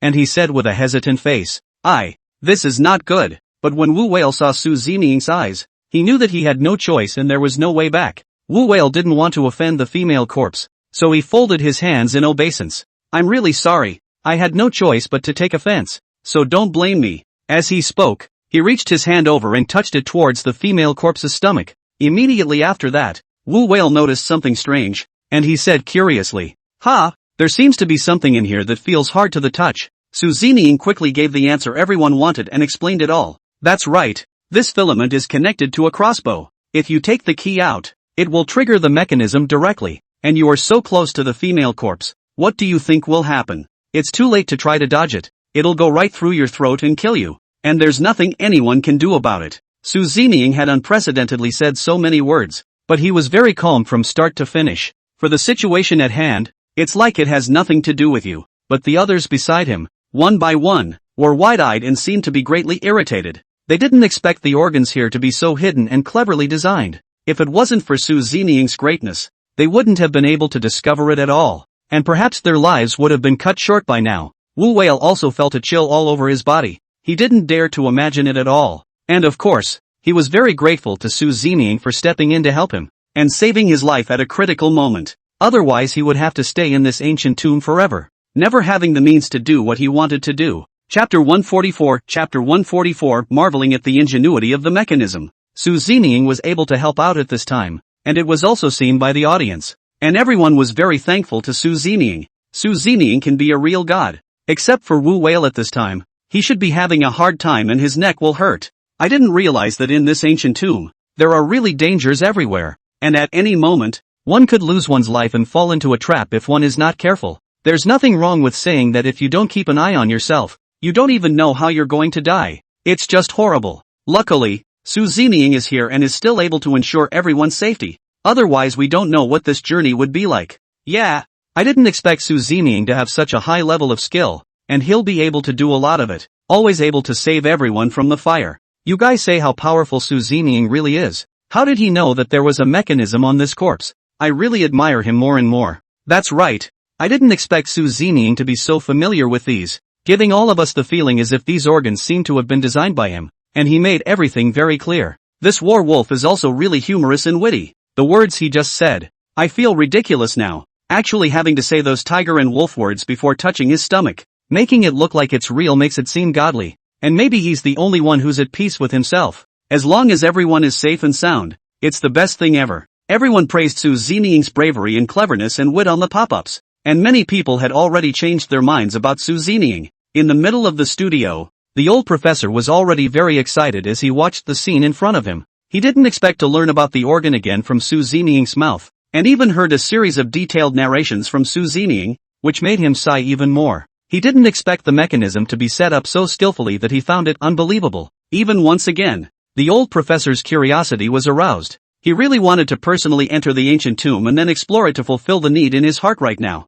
In front of the female corpse, Su Zining instructed Wu Whale to take out his dagger. He gently pulled the key out a little, feeling the right timing, and Wu Whale was decisive to a fault. Without hesitation, he cut the silk thread with his dagger, and with the successful cooperation of the two men, he finally managed to get the key out. The process was treacherous, but in the end it was successful, and with the key in his hand, Wu Whale felt very happy and looked at Su Zining with admiring eyes. If it wasn't for Su Zining stepping in to help, there was no telling what it would have been like. He couldn't even dare to imagine it himself. Wu Whale breathed a sigh of relief, expecting that he would be free at this time. There was no need to be scared anymore, but what he didn't expect was that the female corpse was right in front of him and was starting to decay rapidly. It was in the blink of an eye that the body, which had just been intact, quickly turned into a horrible dry corpse. This scene was witnessed by Wu Whale, and his entire body stiffened a bit and his breathing became rapid. Most of all, the hands of this dry corpse actually kept a death grip on Wu Whale's shoulders, without the slightest intention of letting go. Even during the necrophilia, Wu Whale and the corpse were not separated. Looking at this terrible scene, Wu Whale could no longer care about his image. He let out a terrified cry. Help! Help! It's horrible. Wu Whale's screams echoed in the area for a long time, and everyone and the viewers of the live broadcast could hear them clearly. Only after a moment did Wu Whale gradually come back to his senses, and his emotions eased a little. His face was a little pale and his body was shivering, while the arms of the dryad on his body fell down at this time. The body, which had been beautiful just a moment ago, was not expected to become horribly broken and look fragmented at this point in time. This scene was also witnessed by everyone. and all of them were shocked, unable to explain it at all for a moment. At the same time, it was also very exclamatory in his heart and felt very amazing. Lu Shishir shook her head helplessly and looked at everyone and said, "It really didn't occur to me that a corpse that was just incredibly beautiful would turn into a horrible dry corpse in an instant. If I hadn't seen it with my own eyes, I would have thought it was a mythological story." "Yeah, I was feeling a bit ridiculous too," said Yang Mi, who couldn't help but laugh out loud. She just felt that it was all too ridiculous. Everyone expressed some of their opinions at this time, while also being fascinated by Yang Mi's eccentric behavior. Seeing everyone looking at him, Yang Mi instantly felt a little embarrassed. She only waved her hand, then smiled. "I didn't do it on purpose. It's just that the scene I just saw actually reminded me of a joke. It's like the difference between a beautiful woman and an ordinary person. And the difference is all so obvious when you say you're dead that I can't help it." Everyone heard Yang Mi telling jokes, and for a moment everyone cast inquiring glances. It's also something that people find curious and want to know what the difference really is. Yang Mi saw how curious everyone was, and she continued to explain at this time. "The good-looking ones are called Lulan beauties. The normal ones are called dryads too. Now you get the picture." Everyone finally realized what Yang Mi was laughing at, and all of them laughed along at this time. The tense atmosphere was instantly enlivened and everyone was pretty much back in shape. Finally, he was safe from these dangers, and Wu Whale joked when he saw how happy everyone was. According to this, several great beauties don't need to worry. It is estimated that in a few thousand years, when the dry bodies belonging to you are dug up, they will definitely be named after beautiful women. This recovery speed of Wu Whale was really fast, and he was now able to talk and laugh with everyone. That shock just now didn't seem to bring anything to Wu Whale. This was a great relief for everyone, and the state of everyone was now clear to the audience. People are also happy for these stars, who are kind of in a nine-way tie. Mimi is really so cute, and joking around at this time of the year is really humorous and funny. I love her so much. This werewolf Wu Whale is also amusing enough, since he is able to tell such a joke. How do I feel that it's a bit unlucky? What with the beautiful dried corpse after several thousand years? What's the point? People know they're joking, so it's better not to pressure them. They can do what they like. Yeah, they've worked hard. Let them relax. There are challenges waiting for them next. I just hope they pass every level. They've experienced too much this time, so I guess they've long since looked down on life and death. Chapter 145. Chapter 145. A kind reminder. Right. Do you all remember what Yang Mi said just now? I don't know whether it's true or not. We'd better hurry up and go to find the old professor to ask for confirmation. The old professor has a lot of knowledge, so he definitely knows a thing or two. If all of this is true, this is too scary and amazing to be true. Could beauty be so important to a person? It's the first time I've heard that. Upstairs, you don't know a lot of things. It can only be said that you are insular. Today finally let you grow up. Don't get personal. I'm just being honest. Do you just know everything from the top to the bottom? If you're that good, why are you still here? For a while the audience in the live broadcast room, there was an argument over these things, and they were really at odds with each other. All feel justified in what they say and want to fight it out here. And not among them, people feel very curious about the answer to this question. They also wanted to hear the old professor's explanation of what was going on. Teacher, he couldn't resist his curiosity as he looked at the old professor with a smile on his face and inquired, "Old professor, why don't you explain to everyone what this is all about?" Everyone now wants to know a definitive answer as to whether what Yang Mi said is true or not. Mister. He couldn't wait, so he pressed the old professor. The old professor wrote a little coyly, not sure how he was going to make it clear to everyone. The old professor did have some thoughts to say about what Yang Mi had just said. Smiling at everyone, the old professor spoke. Actually, what Yang Mi said is not wrong. When this Lulan beauty and Dryad too were both excavated by us from the ancient tomb, then it became the stuff of legend, and slowly some of the issues became tainted. But it really is true. Everyone listened to the old professor's explanation and all of them laughed out loud as well. Now that it has been confirmed, everyone is sort of relieved. However, Mr. He was puzzled in his mind as he looked at the old professor and smiled as he inquired. So, old professor, how did you name the body then? And is there any basis for that? Or was it just random? Yeah, we're really curious. And that always feels a little unfair to Dryad too. Everyone, you and I, expressed our thoughts to the old professor at this time. In fact, the audience also felt strange and hoped that the old professor could give more statements and explanations, one by one, to solve the mystery in their hearts. This relieved them to even stop pursuing these strange matters. The old professor knew he couldn't get away with it, and if he didn't open his mouth and explain, people were surely not going to leave him alone. I only saw the old professor ham and haw before continuing to open his mouth and explain. Actually, there's nothing special about the naming of this. Usually we use the dryads a few numbers. It's just that this building came to be beautiful. And at that time it was also because it was so stunning that people came up with such a special name. And of course it's kind of a description of the beauty. And that's how simple things are. Hearing the old professor's words, we all kind of understand that the original beauty is still beauty after death. Just thinking about the result made everyone want to laugh. Looking at the scene in front of us, it really felt like the most lively atmosphere since the show started. And everyone was completely relaxed in the moment. All of them were talking, laughing, thinking freely, and saying what they thought. In the middle of the ancient tomb, Zeming stood quietly in front of the jade bed. By this time he had already taken the key and arrived in front of the green-eyed fox corpse. That box of purple jade had appeared in front of Zeming's eyes, because there was a great possibility that the thing in this alabaster box was the ghost seal that he was trying to find. Zeming had gone through a lot of hard work, and now that he was finally able to see these things, he was of course happy. Wu Wei and Yang Mi, who were on the side, after finishing their jokes, also surrounded towards Zeming's side.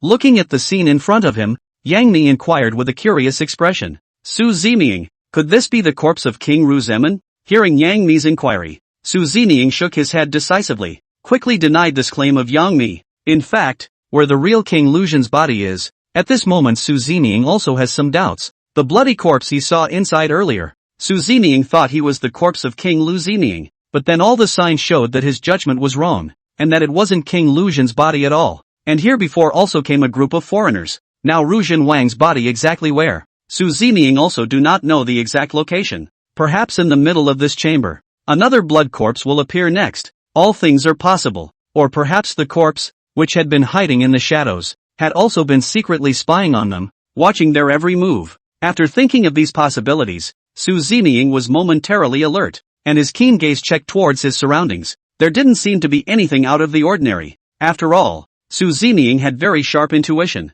If something really existed around here, Zeming would definitely be able to sense it in the first place. The attentive Yang Mi noticed Zeming's look and he inquired with a curious expression. Zeming, what on earth are you thinking? Why did your face change a bit all of a sudden? Zeming came back to his senses and didn't say what he was thinking. He just shook his head. Then once again, he lowered his head to look at the purple jade box on the corpse of that green-eyed fox. Guo Jingfei was also quick to notice this purple jade box. And at the same time, he also discovered a problem. He said with a surprised face, strange, how could the eyes on this corpse be open? When Zeming heard Guo Jingfei's words, he couldn't help but be shocked and felt that something was going to happen. Perhaps too anxious. Zeming almost yelled, close your eyes and don't even look. Everyone was startled by Zeming's sudden voice, followed by Zeming quickly ripping off the purple jade box, which was really unforgiving. Seeing everyone's shocked expressions, Zeming had no choice but to speak out and explain. You can't look into his eyes, because those eyes can cause hallucinations, and that's dangerous. After hearing Zeming's explanation, everyone finally understood the cause and effect. All of them felt a little bit of fear. Fortunately Zeming reminded them in time. At first, everyone focused all their attention on the female corpse and didn't even notice the condition of this green-eyed fox corpse. Certainly wouldn't have noticed the eyes, which were still unintentionally seen by Guo Jingfei. Chapter 146, Chapter 146, Standing Corpses. Everyone was momentarily skeptical when they heard what Guo Jingfei said at this time. They were in a trance, unable to recall what they had just seen. But at this critical moment, everyone's eyes widened at the same time, while Zeming stood in front of the green-eyed fox corpse, face to face with everyone. Zeming, you, behind you. Guo Jingfei's voice trembled in shock, his eyes filled with fear, and his voice sounded a little hoarse. When Zeming saw Guo Jingfei's expression, he couldn't help but feel a bit shocked and curious at the same time. Immediately after Zeming turned around, he didn't expect to actually see the corpse behind him stand up. Ah! Yang Mi also couldn't help but let out a scream as she stammered. The body stood up. It was horrible, and it was actually a fox face. As soon as Yang Mi's words fell, everyone's gazes were focused on Zeming's body, and at the same time, they were filled with fear. Everyone took a step back and fled to the side immediately afterward, each one in a state of panic. The audience in the live broadcast room, seeing this scene, was also completely baffled, and for a moment they didn't know exactly what had happened. What's wrong with them? Why are they so alarmed? Have they seen something terrible? What else could be here? Yeah, it's still a bit too strange for them to run away one by one. If they didn't see something terrible, how could they be like this? What the hell is it? Why can't you see anything through the lens and wonder what the hell they're afraid of? That's not right. Everyone was just shouting Zeming's name, and the next thing you know they're fleeing in haste. It can't have anything to do with Zeming. What can this have to do with anything? Su Zining, he doesn't seem to be any different. It's really good and strange. I know. It must have created an illusion. This must be it. Have you forgotten what Su Zining said just now? That seems to make a bit of sense. Su Zining said that once you look into a corpse's eyes, you'll fall into a phantasmagoria. He wouldn't really be right, would he? This must be it. Su Zining has always been very powerful. There must be some reason for him to say this. Let's just observe more carefully. But if that's really the case, then it's too shocking that Su Zining is the only one who's awake right now, and everyone else is in the middle of the illusion. What exactly is Su Zining going to do next? How is he going to save everyone and hopefully have a scare? Everyone focused their eyes on the screen and realized that several of the others had long since fled. And at this moment, Su Zining, who also looked a bit helpless, followed up with a quick step to catch up. He also had to give the audience of the live broadcast an answer with his actions. And the first person Su Zining caught up with was Lu Shishir. Without hesitation, he struck out and lightly chopped at the back of his neck, followed by the entire person instantly fainting on the ground. Su Zining assisted Lu Shishir and made her lie flat on the ground. The next one after the other. All of them were caught up by Su Zining, and the same technique was used. Everyone was knocked out by Su Zining. Seeing Su Zining's direct and rough manner, the audience in the live broadcast room was once again amused. They couldn't help but spit on Su Zining and these stars. Ha ha ha, that's so funny. I just couldn't help myself. Just to be clear in advance, I didn't mean it. It's the same for me. I was just wondering what Su Zining would do. What kind of tactics he would use to control everyone. And I didn't realize that he would use the simplest and most brutal way. But for these few actresses, isn't it a little too tragic? It should be a little bit gentler. Those few with thick skin, directly knocked out, is it? I also suddenly felt so bad for these guys again. They're the ones always teetering on the edge of life and death, taking blow after blow. I'm also heartbroken. It looks like my brother is hurt again, and he actually doesn't know how to protect himself properly. Several people were all knocked out by Su Zining, and Su Zining finally subsided. Everything around them also became quiet, and Su Zining once again returned to his original position. He wanted to take this opportunity to open the purple jade box as soon as possible to confirm if it was the ghost seal he wanted to obtain. But when I think back, the drones that the show filmed with were hovering overhead the whole time. If there really was a ghost seal inside this purple jade box, everyone would have seen this scene, and there was no telling what kind of wind and waves would have been stirred up by then. Those news would also come overwhelmingly, which made Su Zining suddenly feel very flamboyant, and he was a bit unable to accept it.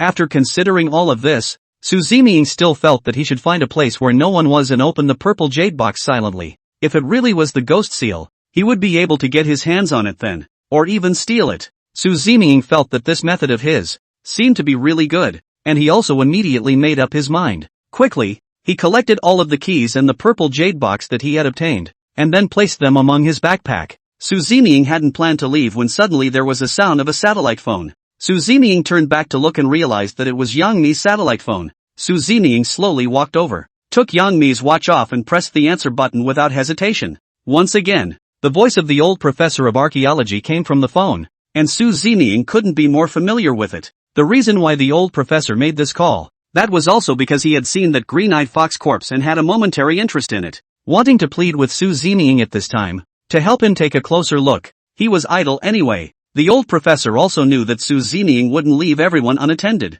so if they were to leave, they would have to wait until these people woke up. Su Zining was also aware of the old professor's piece of enthusiasm. Anyway, these things were easy for him and there was no need to waste energy and time. Good. I'll try to accommodate you. Say whatever you want. Saying that, Su Zining walked straight to the front of the green-eyed fox corpse. When he saw the scene, he said loudly, "Wait a minute. Never be in a hurry. Su Zining, I want to confirm now, those eyes you just mentioned, do they really mesmerize people? So if it's spaced out, will we be okay? Mister?" His question really poked at the thoughts in everyone's mind, and all of them wanted to know why. Everyone stared curiously at the screen in front of them, expecting Su Zining to give a clear answer. This will be able to unravel the doubts in everyone's mind and will not let them get caught up in their imagination, which is likewise inadvertently adding unnecessary pressure to themselves. Chapter 147, Chapter 147, decisively pulling off the mask. The audience saw his question at this time,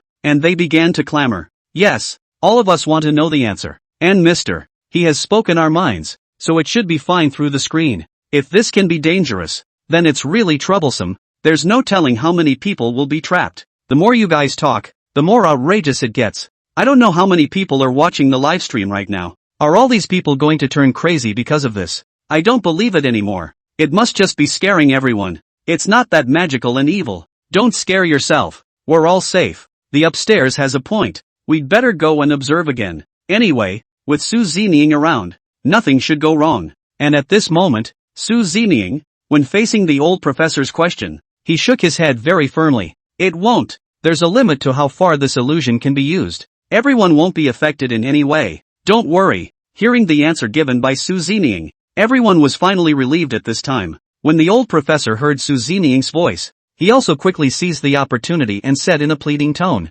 Mr. Su, I'd like to trouble you to remove the mask from this corpse's face because I'd like to see what the entity really looks like. There may be other discoveries to be made, and I don't want to miss this opportunity, so I hope you'll grant my request. This thing is really important to us, and it might actually lead to a bigger breakthrough. Su Zining originally didn't want to meddle in the matter, but now that he heard the old professor's words, he had to agree. After all, this was contributing to archaeological research, and Su Zining had no reason to refuse, no matter how dangerous it would be next. Su Zining had to complete this mission. Only Su Zining slowly nodded, but he still wanted to remind everyone so that all of them would be mentally prepared. Otherwise, when the mask was ripped off later, there was no telling how many people would blame him in case the image appeared that was unacceptable to everyone. Since you want me to rip off my mask, that's no problem, but I advise you to be prepared. Su Zining also didn't want to say much. By this time he had already raised his arm and headed towards the mask on the green-eyed fox corpse's face.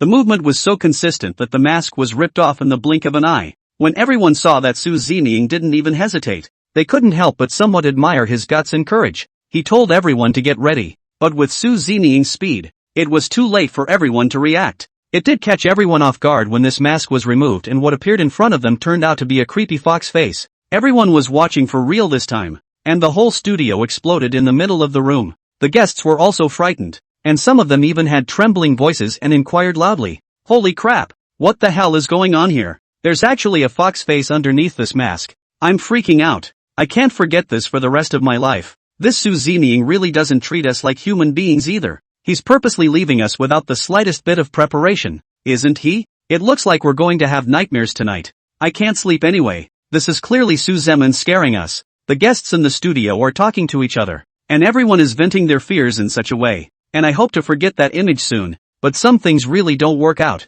They are ordinary people who don't have that much mental capacity. Since they had all seen it with their own eyes, how could they forget it in an instant? And now they could only endure it in silence. Then comfort yourself from the heart so that you can let go at this time. This fox face, although terrible, but everyone can still accept. More terrible is, in this fox face, even vaguely able to see some people's shadow are. But each of these shadows was monstrous, undergoing 1,000 strange changes, and it was eerie to watch. As Su Zining ripped off his mask, the old professor was shocked, followed by excitement. "See, I finally saw it. So it's a green-eyed fox corpse. This is a green-eyed fox corpse. Ha ha ha." The old professor was so excited that he couldn't control his emotions, and at this moment, Su Zining, after hearing what the old professor said, he suddenly couldn't help but be shocked. Su Zining also did not expect that the old professor would know the name green-eyed fox corpse. Although there was no change in his expression, Su Zining still voiced the doubts in his heart. "Old professor, are you sure this is the green-eyed fox corpse and that it truly exists?"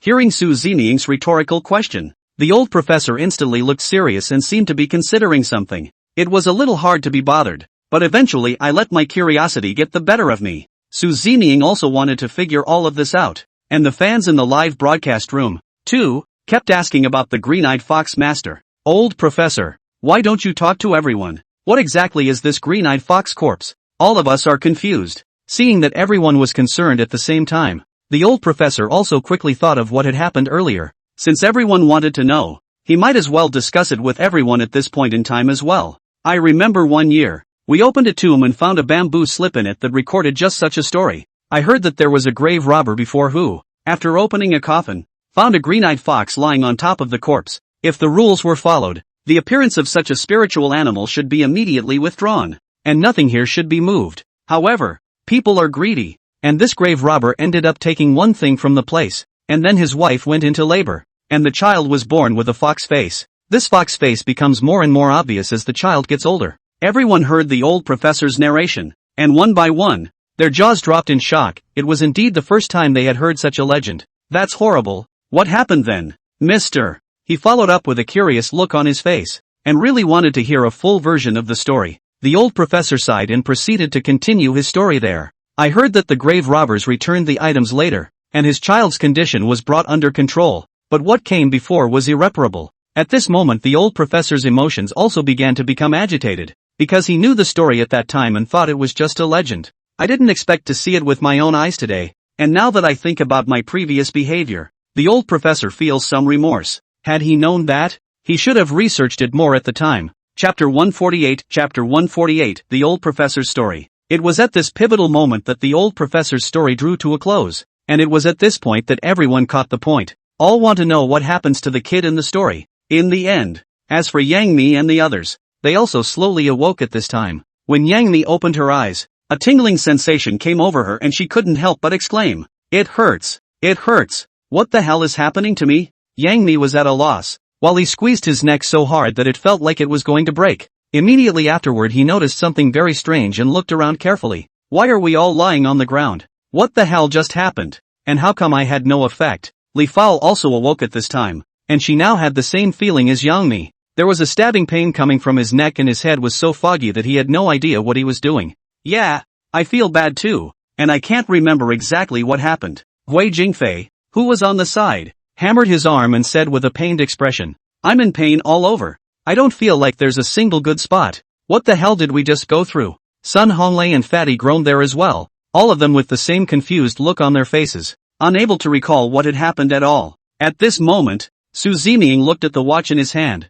not wanting to listen to the old professor ranting here anymore. He had more important things to do next, so he had to politely hang up. "Old professor, if there's nothing else, I'm going to hang up now." "Yes." Su Zeming quickly pressed the end button and walked towards Yang Mi and the others. Su Zeming had a serious face, and opened his mouth. "All look at me." Everyone heard Su Zeming's order and had to raise their heads to look at Su Zeming. It made everyone feel very puzzled as well, not knowing what exactly Su Zeming meant. On weekdays, Su Zeming was very cold and wouldn't take the initiative to say a word to them, and today Su Zeming's behavior was somewhat abnormal. Everyone's hearts muttered, wondering what Su Zeming was going to do next. Just as everyone was puzzled, Su Zeming seriously inquired, "What did you see?" Hearing this strange inquiry from Su Zeming, everyone was also confused and didn't know how to answer. A few people looked at each other, and Yang Mi frowned and said, "What else can I see? Isn't it just you standing in front of everyone?" "That's just it. Why are you so weird? You don't have flowers on your face.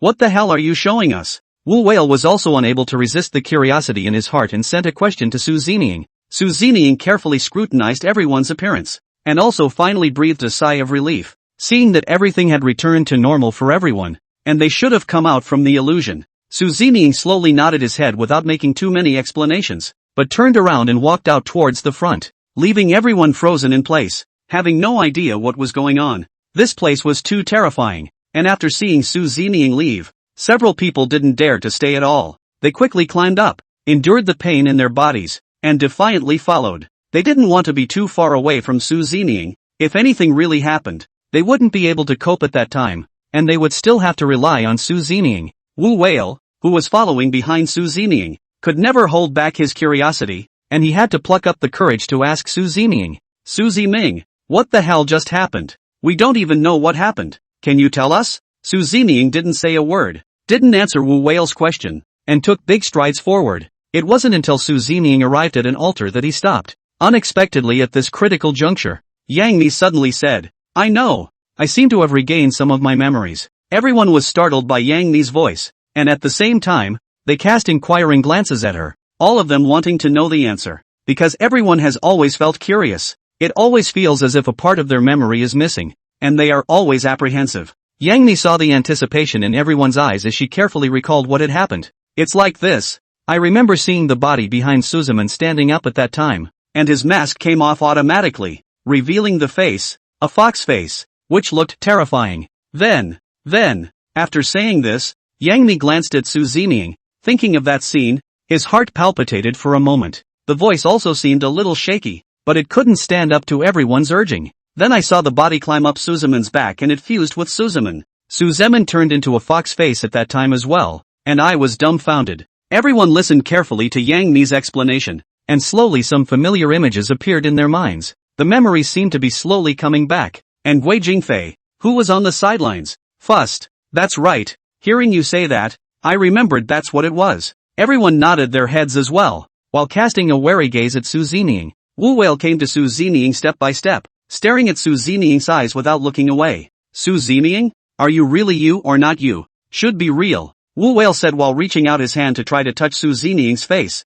which was also a way of recognizing the truth. As a result, before he could touch it, Su Zining opened it hard. When Yang Mi saw Wu Whale's movements, she too felt that it was a bit inappropriate and could only speak out to remind him. Stop it. I saw the body still on the jade bed when I just left. Be careful of angering Su Zining. He'll leave you here. Besides, Su Zining reminded us before, saying that those eyes can create illusions. So maybe all of us are seeing illusions. Yang Mi was still considered sensible and carefully analyzed the matter. And Guo Jingfei on the side also felt that Yang Mi had a point. Everyone had just more or less seen those eyes. And the reason why this happened was probably because of those eyes. It was what made them collectively go into a hallucination and then see this strange scene. Guo Jingfei also voiced his speculations to the group. And Wu Whale also felt that his behavior was a bit reckless. Embarrassed, he said with a slight smile. I'm not stupid.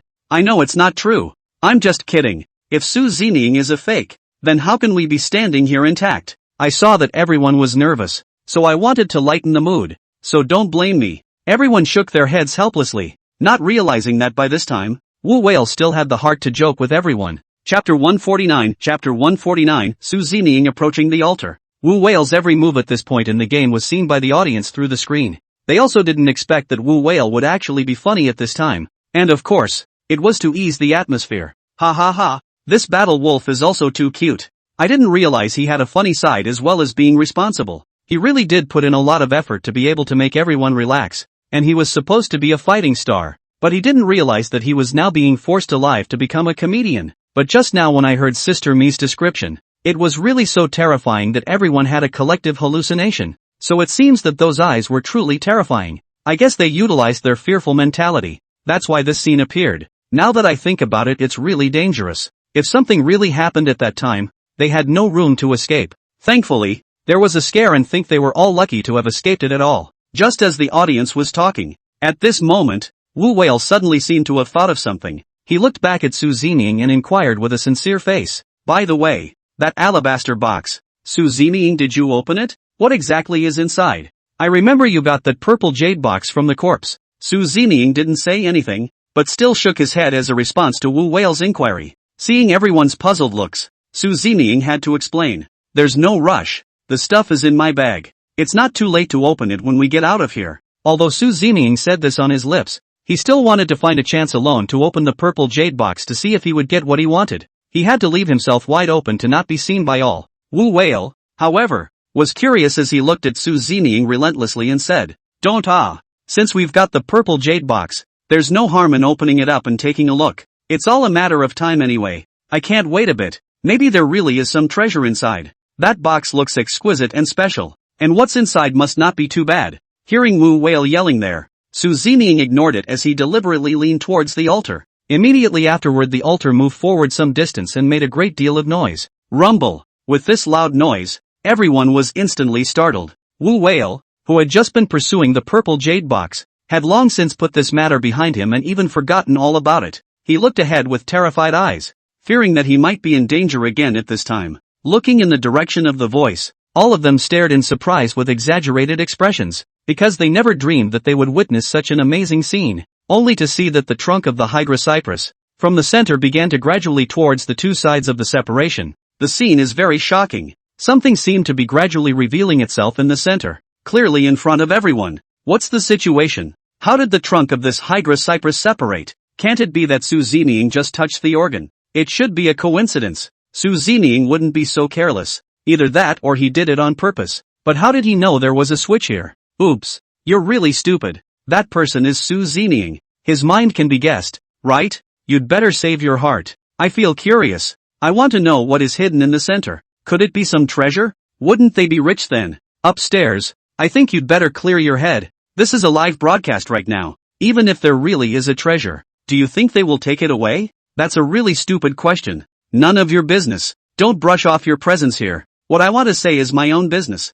It's really nosy, just to make yourself look smart. All of you stop arguing. You don't know what's the point of arguing like this. Do what you need to do. As the opening of the Hydra cypress trunk grew larger and larger, what was inside became clearer and clearer. It was only at this time that everyone could see that what was presented to them was actually a coffin. Wu Whale said loudly, "The coffin is a coffin. You guys look." Sun Honglei of course opened his mouth wide in shock as he said with a surprised look on his face, "It's so weird, isn't it? Why would you hide a coffin here? That's pretty impressive. But this coffin seems to be a bit strange. Why don't you put it in the ground and the coffin has to hang in mid-air? It's really a bit unorthodox. I remember the way we were buried. It was an earth burial, all in the ground." Sun Honglei also voiced the question in his mind. This matter made him feel a little confused. It's really shocking to see a coffin here. Everyone was also carefully speculating, and Yang Mi was the first to speak. "Heavens, could it be that this is the real coffin of King Russian? I didn't expect it to be hidden so deeply.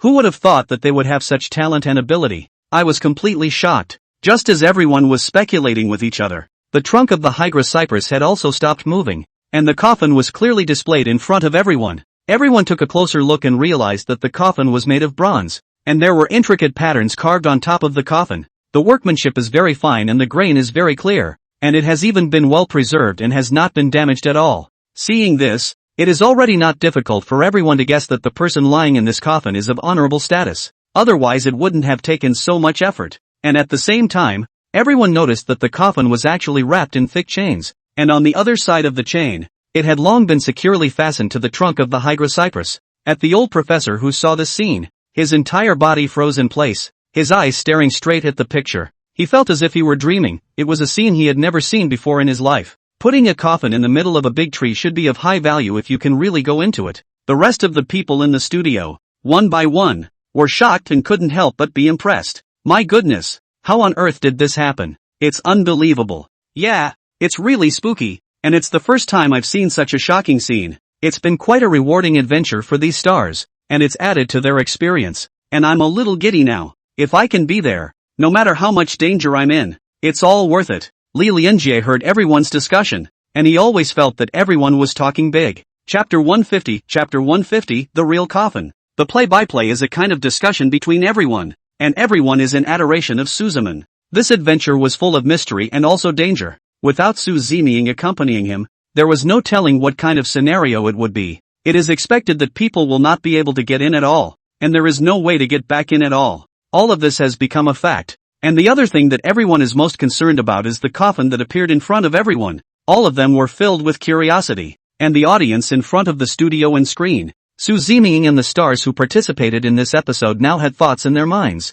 Viewers in front of the screen, in particular, have long been jumping at the chance to uncover the truth. Great! We'll finally be able to open our eyes and wonder if we'll be able to reveal the real answer. It makes me feel happy just thinking about it. But the owner of this coffin is also too smart to think of such a hidden way, and has gone to great lengths to do so. The owner of this coffin should have an honorable status. Otherwise he wouldn't have this ability. Maybe it's really King Lucian. I guess other people are not qualified to enter. If it's really King Russian's coffin, then he's a real talent. And I wonder what the hell he was thinking. Seriously, is this necessary? That's right. After all, they've all lost their lives. So what's the point of worrying about it? It's just a labor of love. Everyone thinks differently, and I guess in a position like theirs, they would have more concerns. That's why it's such an odd idea. Everyone was talking about the real owner of the coffin and wondering who it really was. But they didn't have any clues and could only pin their hopes on Su Zeming and a few other stars on the scene. Hydra cypress front. Aside from Su Zeming's expressionless face,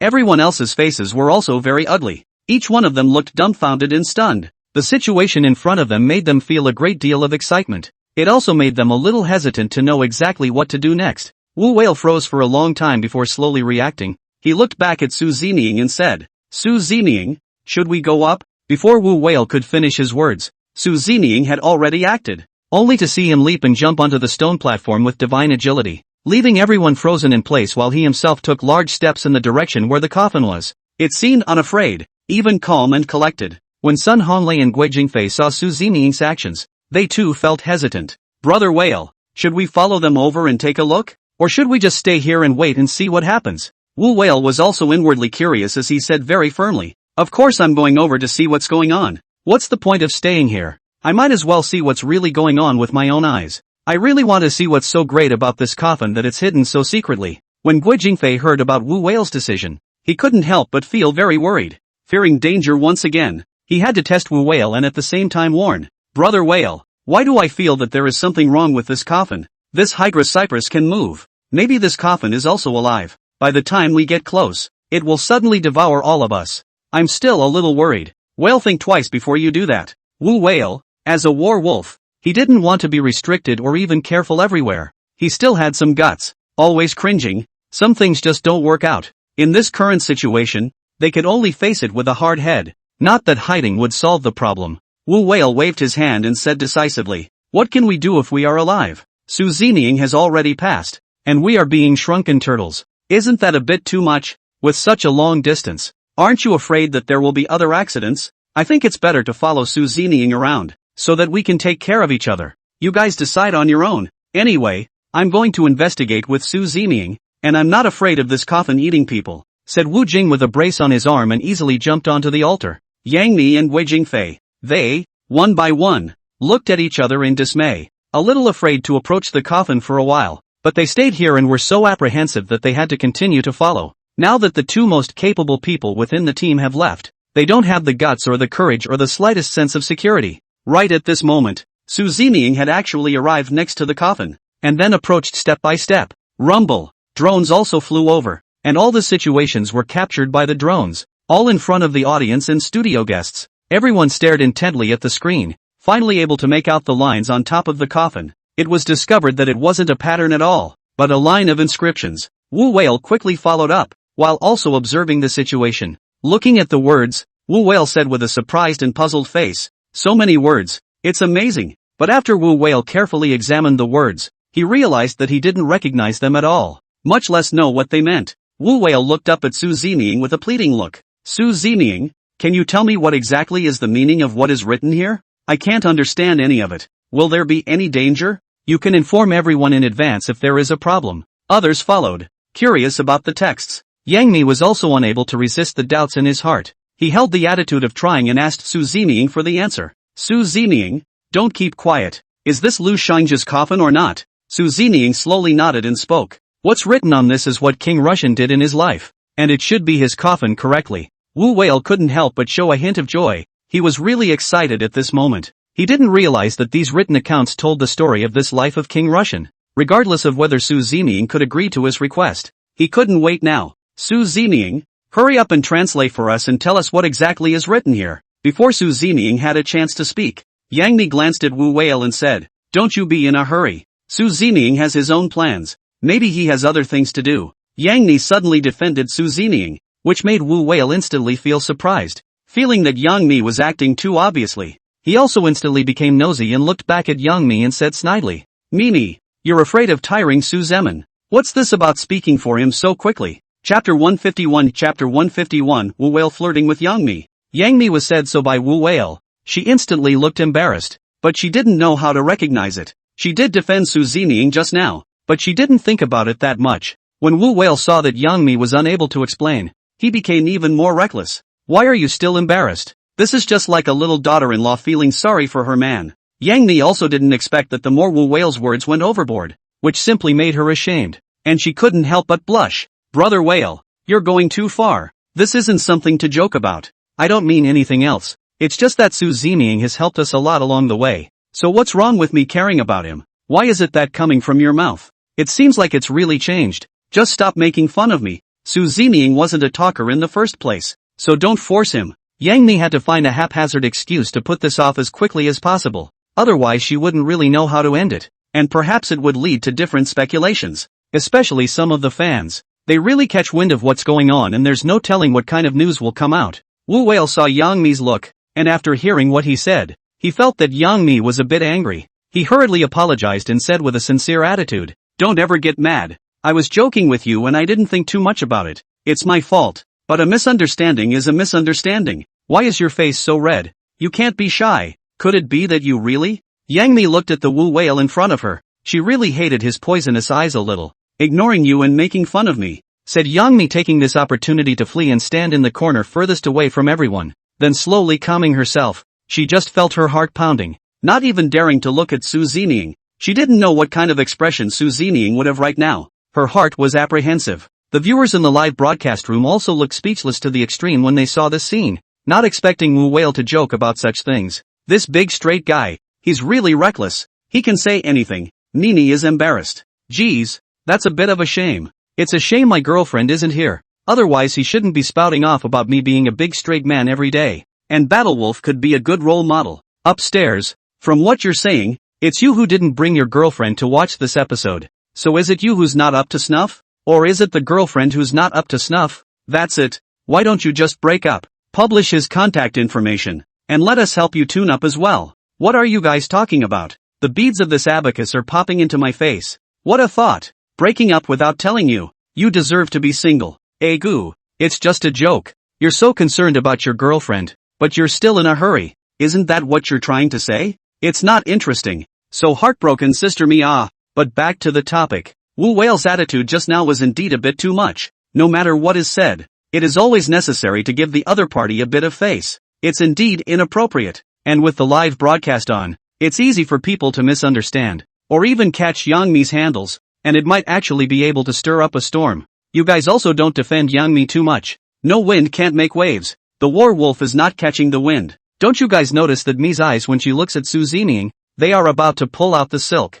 saying that there's no meaning. Who believes it? But Su Zeming doesn't seem to be moved. He doesn't have that heart at all. It's still really difficult. For a while everyone actually became lovebirds, even awesome emotional analysts and psychologists. One is speculating and analyzing here and there, also very interested in this matter. Not to mention these viewers in front of the screen. Even the guests in the studio have caused a lot of concern because of this matter. They all felt that Wu Whale's behavior and way of speaking just now was really a bit too blunt, very much making Yang Mi unable to get off the ground. It would also make Yang Mi and Su Zeming's relationship awkward and people would be more sensitive to the topic. Mr. He shook his head helplessly as he sighed and said, "This Battle Wolf. When he comes back he must have a good chat. Surprisingly he doesn't know the skill of talking to girls at all. If this continues, he's sure he won't be able to get a wife. It hurts the girl's face too much." Everyone also smiled slightly. What Mr. He said did have some truth to it, and this scene was also something they had seen with their own eyes. One here chimed in.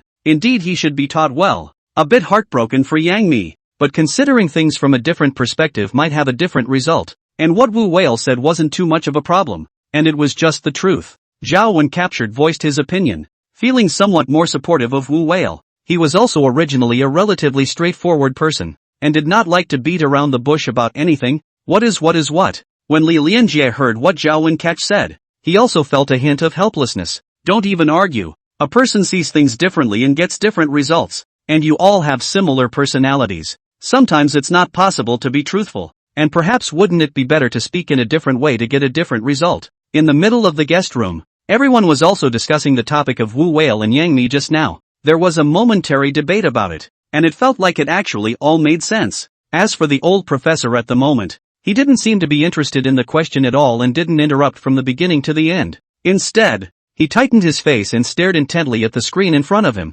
afraid that he might miss some important part. All of his attention was focused on that coffin, trying to read those words on it. He was in a mood that no one could probably understand at the moment, and he couldn't wait to get into the screen. In fact, the old professor's mastery of these inscriptions was not very skillful, and there was no way to compare it to Su Zeming at all. Su Zeming glanced at the words on it, all of which he was able to translate down familiarly, but the old professor also had to use some tools, find and look up some information before he could translate all these words and understand their meaning. Since it's a drone footage, there are also all sorts of objective reasons that can make the footage unclear, and sometimes you can't even read the text on it. It was for this reason that the old professor's patience was, beyond measure, anxious and tormented. Can't wait to immediately give Su Zeming a phone call to figure out the content of these text records, but also feel a little embarrassed, afraid of Su Zeming bored, the whole person apprehensive and entangled. Chapter 152 Su Zeming's translation. Just when the old professor was feeling very anxious,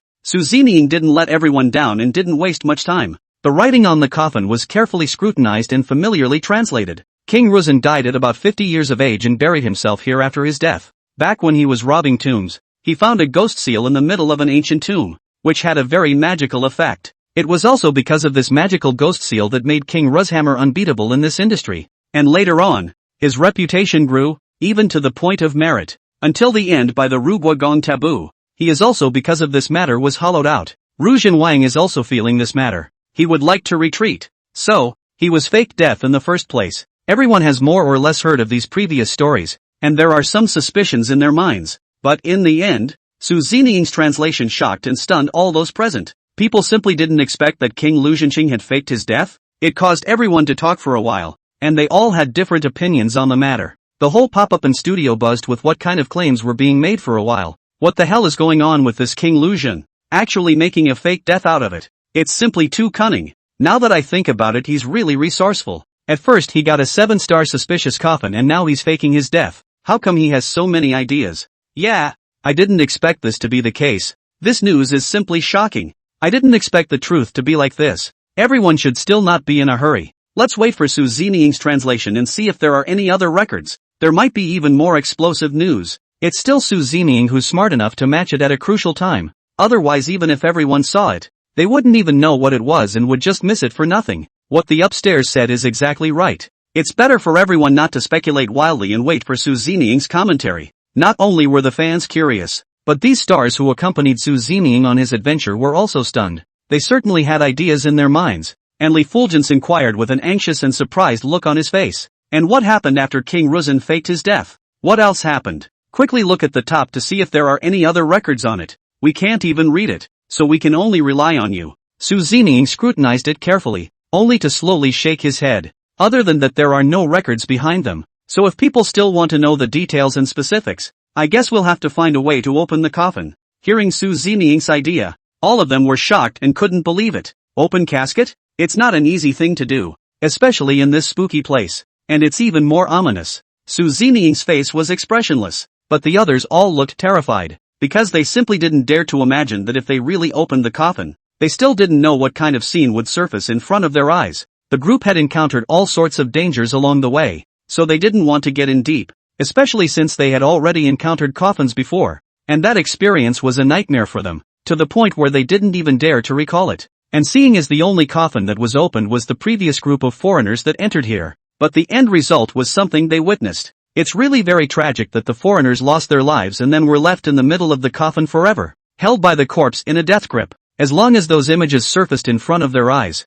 it really made everyone feel shaky, and one didn't know what to do. But since Su Ziniying wanted to open the coffin, it meant that Su Ziniying had already made up his mind. Regardless of whether they would agree or not, Su Ziniying would definitely make a move when the time came, which made everyone tremble with fear. Lu Shishir didn't want to ask more, but she still felt very apprehensive in this heart. She had to try to ask Su Ziniying. Su Ziniying, is there no other way? Opening a coffin is a very dangerous thing. You must think twice before you do it. Why don't we all think of other ways? Maybe there really is another way. Don't make a move until it's absolutely necessary. There was some truth in Lu Shishir saying this. After all, she was very jealous of that feeling. Guo Jingfei and Sun Honglei, who were on the side, also looked torn at the moment. If one went to stop Su Ziniying, it might not even work and there would be an argument over these things. But if they were allowed to support Su Ziniying directly, they were also afraid that they would be worried about accidents and would not be able to take responsibility when the time came. Sun Honglei came to Su Ziniying's side and said with a serious face as he looked at Su Ziniying,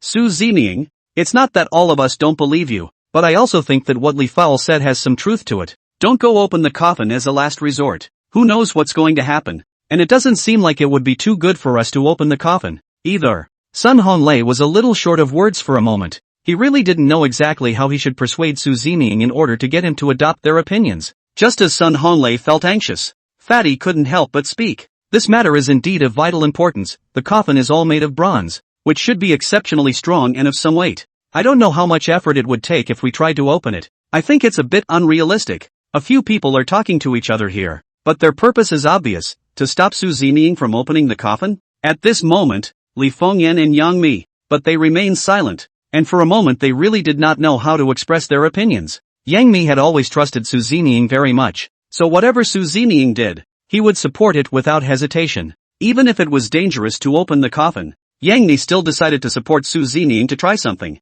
Yang Mi knew that if Su Ziniying had even made this decision, there must be a need for it. Wu Whale looked at such a scene in front of him, and for a moment, he was also a bit indecisive. Seeing the look in Guo Jingfei's and Sun Honglei's eyes, Wu Whale had no choice but to make some comments of his own at this time. In fact, I'm very curious about what's inside the coffin, and I want to explore it when I get the chance. You guys say that King Lucian went to such great lengths to get the coffin here. Could it be that there are really a lot of very precious things inside this coffin? What's the point of doing this if there's nothing there? Does it make sense to you guys? But everyone's safety is also important. Why don't we go find a way out and see if we can find some specialized equipment before we open the coffin? While speaking, Wu Whale was also analyzing the issue very carefully. Chapter 153, Sudden Shaking of the Coffin. As soon as Wu Whale's words fell, before anyone had a chance to express their opinions, they didn't expect a bizarre scene to occur. The coffin in front of him actually moved a few times on its own, and the chains on top of the coffin made a clanging sound. The sound was very eerie and everyone was completely stunned, even letting out screams. Guo Jingfei and Sun Honglei, as well as a few female celebrities, couldn't help but physically back up after seeing this. It was terrifying that the coffin would suddenly be opened and monsters or other creepy things would come out of it. Right at this critical moment, Guo Jingfei shouted loudly, "Holy, it's a fraud!"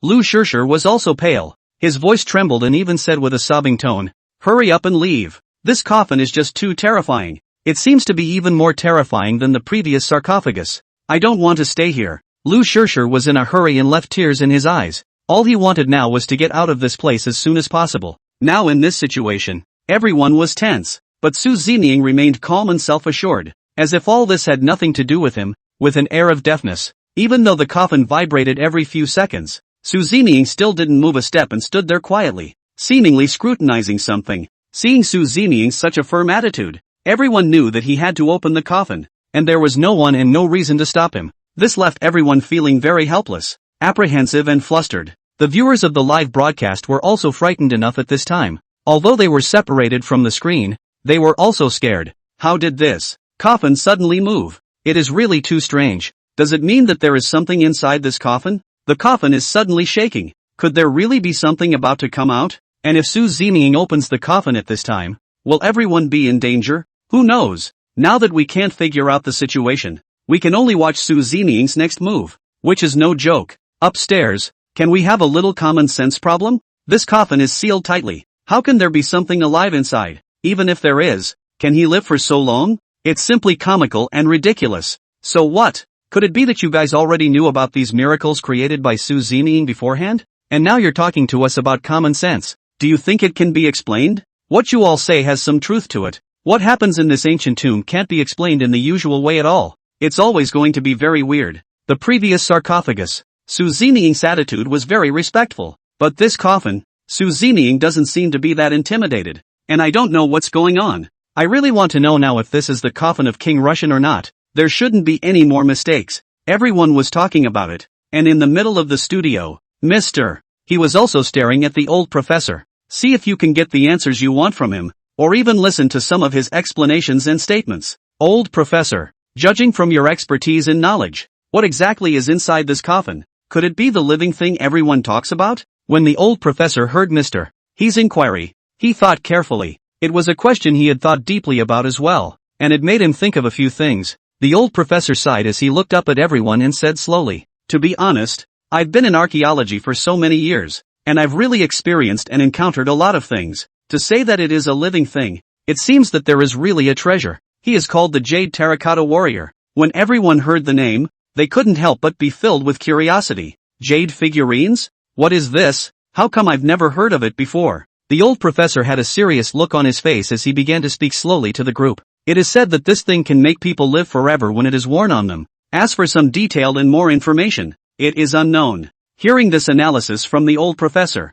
everyone seemed to understand a point and at the same time knew what the old professor meant. Old professor, you're thinking that the jade figurine might be in this coffin? The old professor, of course, could not be sure, and he could not give a definite answer at this time. This was just a bit of speculation and judgment on his part. And as for what the final outcome would be, no one's heart was sure. If before, the old professor really didn't believe that there was such a thing as a jade figurine, and thought it was just some legend, but this time he had witnessed numerous things, and it had also given him a lot of insight. Now talking about these things, the old professor had to believe that he also felt that the ancient tomb was magical and strange, and now there was no absolute statement. Everyone heard these narratives, and now it made everyone feel even more curious about what exactly was in the coffin. However, everyone had some concerns, not knowing how Su Zining would ultimately decide, whether to insist on opening the coffin, or to say that he would listen to other people's advice, because apart from Su Zining, No one dared to go near this coffin, much less have the guts and vigor to do so.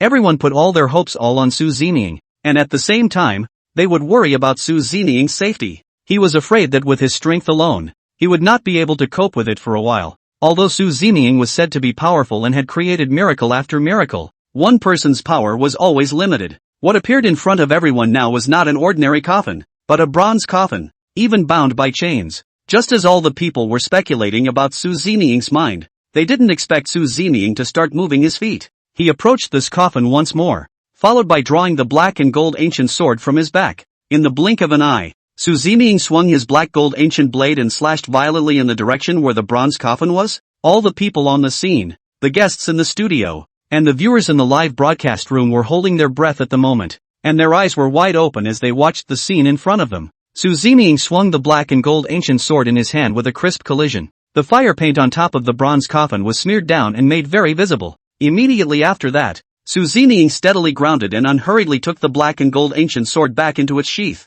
With his oddly long second finger, he pressed down on the top of the coffin lid in a deadly manner. This maneuver of Su Zeming stunned all the people, and they didn't know what Su Zeming was trying to do. Everyone also pinched a cold sweat for Su Zeming, fearing that Su Zeming would be negligent and cause irreparable damage to himself, putting all of them in danger, which could be really troublesome. The director also clenched his fists nervously, his eyes not daring to leave for a second. Chapter 154, Chapter 154, Guessing Su Zeming's action. Everyone looked at Su Zeming's behavior and felt shocked for a moment, not knowing what he would do next. All of them looked at each other and couldn't help but speculate on Su Zeming's thoughts. What do you mean? Su Zeming, what the hell is he trying to do? It can't be that he's trying to uncover the lid of this coffin. And with his two fingers, the old professor had a shocked look on his face. He knew the lid of the coffin had some weight to it. This was a bronze, not an ordinary coffin, and visually it weighed at least 10 tons. Even if it was a coffin lid, that was at least 2 or 3 tons in weight. Even if a few adults combined their efforts to move it, it would still be very strenuous. Su Zeming wanted to rely on his own strength alone, or even use his fingers, saying anything the old professor could not believe. When everyone heard the old professor's statement, they felt strange for a moment, wanting to see what Su Zeming would actually do next. Although it was said that Su Zeming had previously used his own finger and directly shattered a wall, it was a stone wall. Whether it was the weight or hardness, there was no way to compare it to bronze. So what Su Zeming was going to do now made everyone feel curious. No one would believe that Su Zeming was really able to push this coffin, and this scene was also clearly seen by the viewers of the live broadcast. What the old professor said can't be true. Could it be that Su Zeming really wanted to use his fingers to push open the lid of the coffin? Isn't this a bit too crazy? If he can really do it, then Su Zeming is a man of immense strength, and this is a bronze coffin. No joke. Su Zeming, is he stupid? How can he do such a thing? It always feels a bit unself-conscious. He still thinks that he himself is really omnipotent. You guys are doubting Su Zeming's ability again. I think it's just too much. No matter what is said, I believe in Su Zeming. He can definitely do it, even if this coffin lid is bronze. So what? Su Zeming must have a way to get it open. Let's just wait and see. Upstairs, even though I'm kind of half a fan of Su Zeming, and I know he's capable and smart, sometimes I have to face the reality that it's just not going to happen. That's true. If Su Zeming is really able to push open the coffin, I'm really impressed. I'll believe him in whatever he says in the future. You guys wait and see. I'm sure Su Zeming will make you guys lose. Fans were up in arms for a while over this, and everyone had their own ideas. Some people chose to believe in Su Zeming unconditionally, thinking that Su Zeming would definitely be able to do it. And some are also skeptical of Su Zeming's abilities and want to be able to face reality. As for the Wu whale at this moment, after seeing this operation of Su Zeming, he also hesitated for a moment, but in the end, he still came forward. Although he said that he was also a little scornful of the coffin, but as a war wolf, he couldn't let Su Zeming face it alone,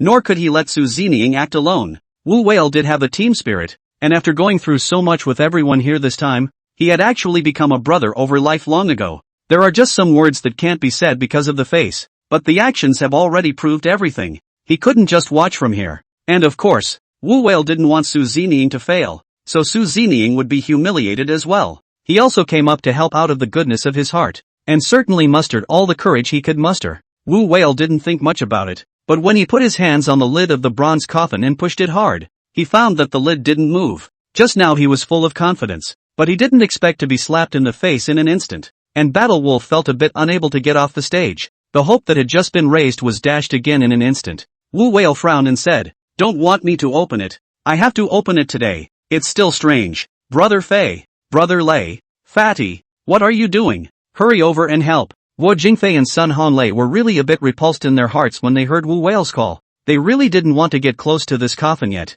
fearing that an accident might happen all of a sudden. However, they had to follow Wu Whale's orders again, and a few of them, though very reluctant, ended up walking out. It did seem a bit unreasonable if they stood there motionless, and all of them were able to see them through the screen of the live broadcast. This will lead to accusations and even more difficult statements, especially the black fans, who hate to grab a little handle, are really seeing the wood for the trees, and if they don't step up to help, they might be blackballed soon. Now everyone saw that both Su Zeming and Wu Whale had touched that coffin, but nothing seemed to have happened either. Guo Jingfei and Sun Honlei, as well as Fatty and the rest of them, also walked over stiffly. They started one after the other, then began to help Wu Whale push the coffin lid, and everyone used all their strength. Once again, he launched an attack on the coffin lid, hoping that this time it would work. A few people were desperately pushing and shoving here and there, and sure enough, they still made quite a commotion, and in no time at all, a few people were sweating profusely, and their cheeks were suffocated with a reddish color.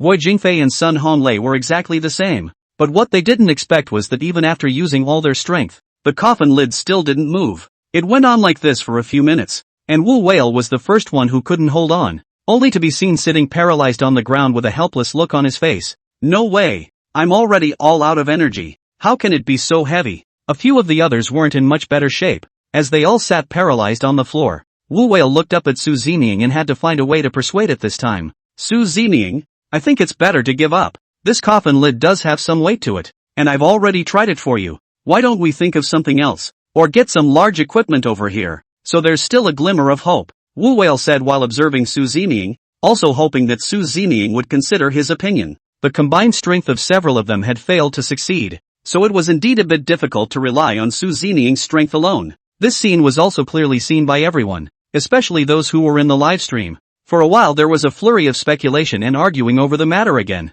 Now that they saw that War Wolf and the others had failed, some of the audience had a basis and a reason, and they were even more unforgiving. Of course there were also some viewers who began to worry for Su Zeming and the others, even looking forward to the final result, wondering what would happen. The whole pop-up screen flipped up like crazy. Chapter 155, Su Zeming's open coffin. Everyone saw it. Let's just say we're going to accept the reality that this is a bronze coffin. It's not going to be pushed open that easily, and a couple of the big men have been worn to the bone. I just can't believe that Su Zeming was able to lift the lid of the coffin with just a pair of his fingers. This is simply dreaming. Now you guys have finally been slapped in the face. Su Zeming, no matter how powerful he is, he's still a human being. He's not a god. He has to do everything. I say you guys are ridiculous. Can't you see that Su Zeming didn't even exert any force just now? That's so right. Just now I've also been observing Su Zeming, and I realized that he didn't exert any force at all. I really don't know what the hell he's thinking.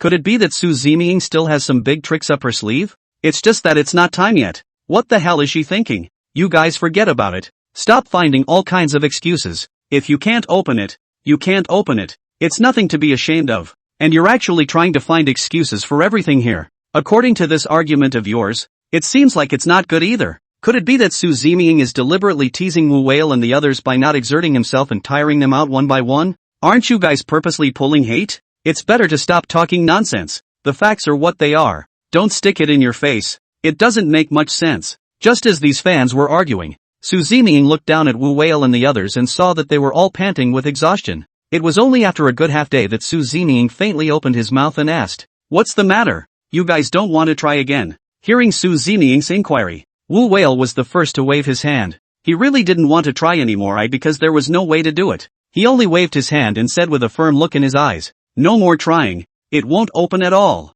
We're all worn out. It's not like you can't see it." As soon as Wu Whale's words left his mouth, he didn't expect a loud noise to come from him. Everyone was instantly shocked, and when they looked up, they realized that the lid of the coffin had actually been opened, and Su Zeming's 2 fingers were drawn out of the bronze coffin. What's the situation? Did Su Zeming really utilize 2 fingers to open the coffin? What exactly happened? Wu Whale's entire body was dumbfounded. He really didn't know what was happening. I don't know how in the world Su Zeming did it. It was simply too absurd. It felt so unreal, as if he was dreaming. He looked horrified, then inquired in a trembling voice, "How did you open it?" That coffin lid is a lot of weight. Wu Whale had just turned his back on the coffin, and he never expected Su Zeming to succeed. That's why he didn't know what Su Zeming had done to make such a surprised inquiry. Not only was Wu Whale shocked, but Guo Jingfei and Sun Hanlei, who were on the side, also had their eyes widened, and the two of them looked at each other with puzzled faces. However, Yang Ni and Lu Shishir on the side, as well as Li Fulgence and the rest of them, did really and truly see this scene clearly. Su Zeming's second finger, which was incomparably long, was placed on the lid of the coffin, only to see him fiercely exerting force, and the lid of the coffin was pushed open by Su Zeming. There didn't seem to be any other special practices, and if they hadn't just seen Wu Whale and the others push the lid of the coffin, everyone would have thought that the lid didn't have any weight. It was because Su Zeming's actions just now, which seemed so easy, didn't seem to have caused him any impact or confusion. Li Fenghuang's mouth opened wide in shock, and he couldn't help but praise Su Zeming. My goodness, Su Zeming, you're too powerful. You actually opened the coffin, and with the power of one person. Yang Ni's concern was not that the coffin was opened, but she was afraid that Su Zeming would be harmed. She inquired with a concerned face, "Is your finger okay?" Lu Shishir surprisingly did not speak, but instead her body involuntarily took a step back, because when she sees a coffin, she can't help but feel scared, and it's something she can't control at all.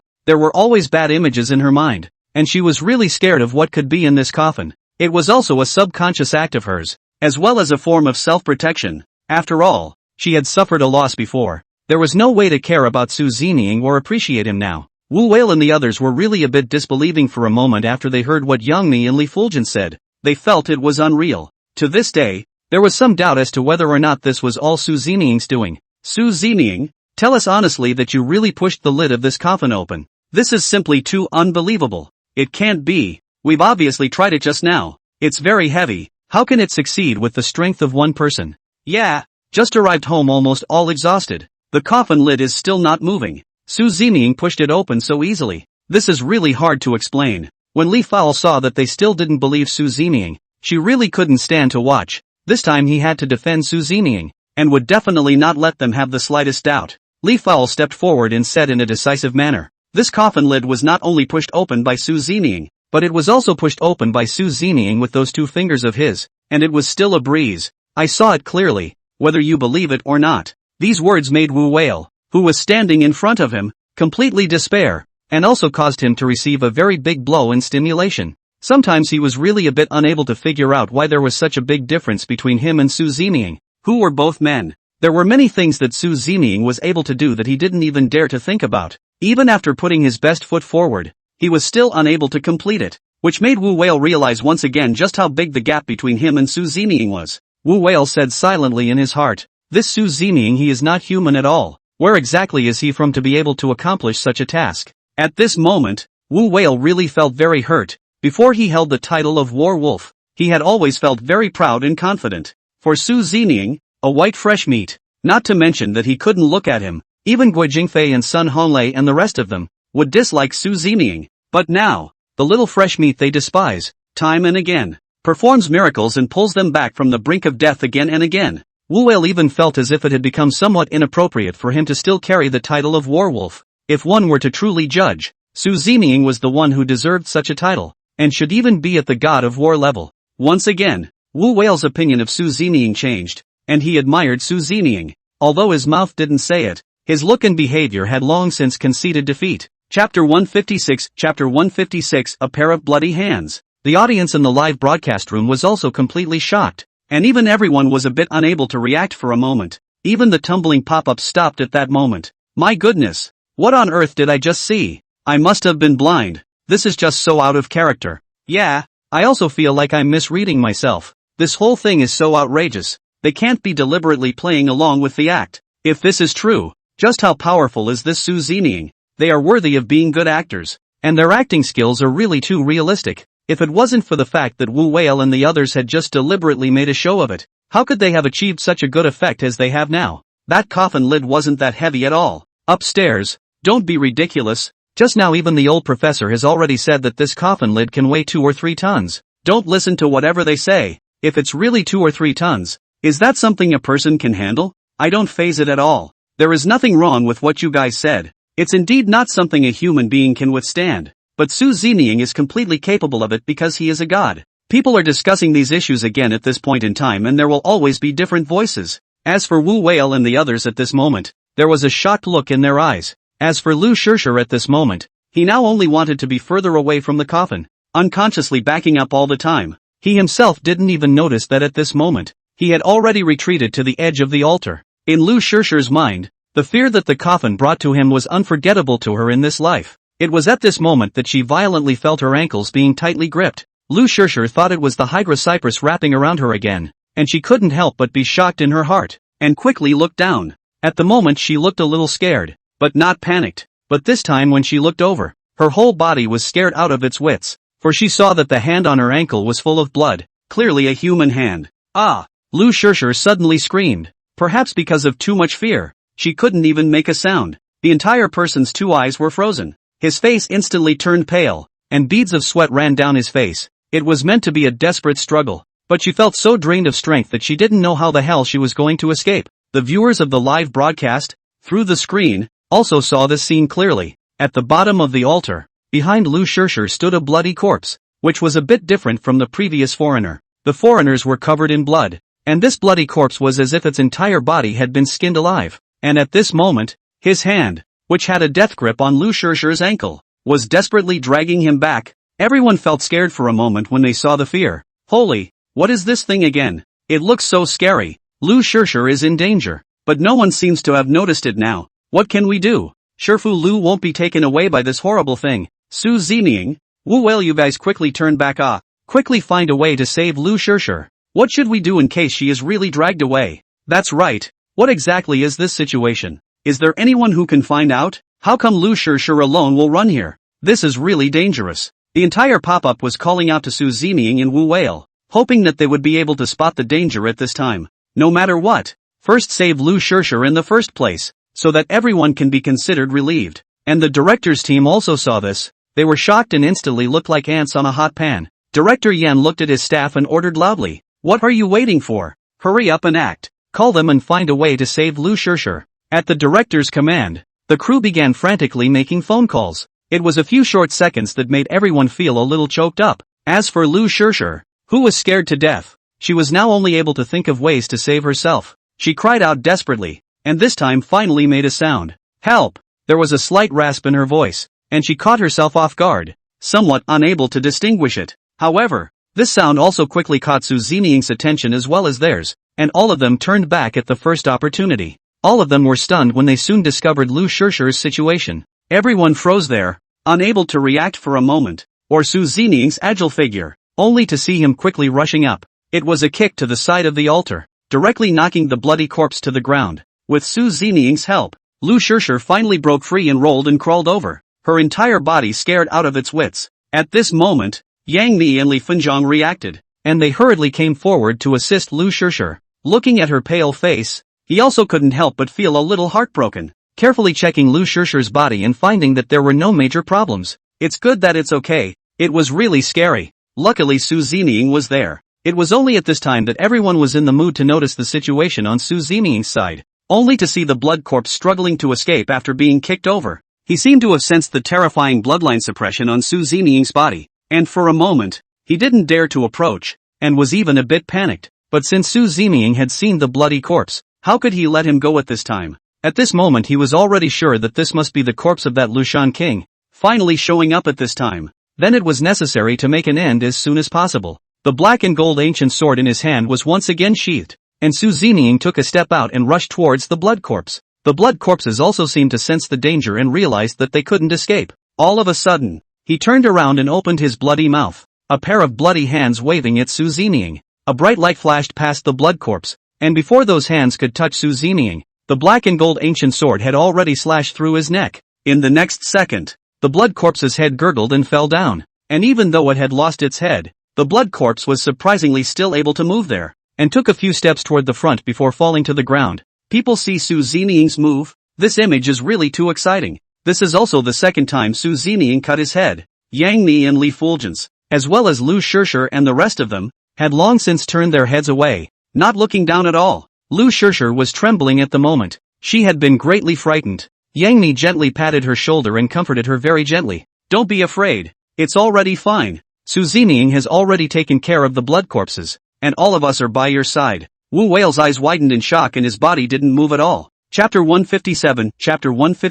Curious Hidden Secrets. At this moment, Wu Whale, he stared at Su Zeming with very strange eyes. This time he looked very clearly and carefully. This thing happened right in front of him. Su Zeming's whole set of movements were shaped like water, and they were still crisp and clean. He didn't even hesitate at all when he swung the black and gold ancient sword in his hand at the blood corpse. Even if it was a corpse, if it were him, he'd probably have second thoughts. But Su Zeming did it dryly, without flashing the slightest unusual look, and the whole person was calm and self-conscious. It was as if none of this had happened, and after thinking about it, Wu Whale couldn't help but shiver. It wasn't because he was afraid of Su Zeming, but he felt that Su Zeming was hiding a bigger secret behind him, making him feel very curious. Even the Su Zeming at this moment was even more mysterious and powerful than he had imagined before. The viewers of the live broadcast saw the blood corpse being resolved, and at this time he was truly shocked. It's really scary. If it wasn't for Su Zeming's sudden strike, Shifu Lu would have been in real danger, and would have definitely been dragged away by this terrifying blood corpse.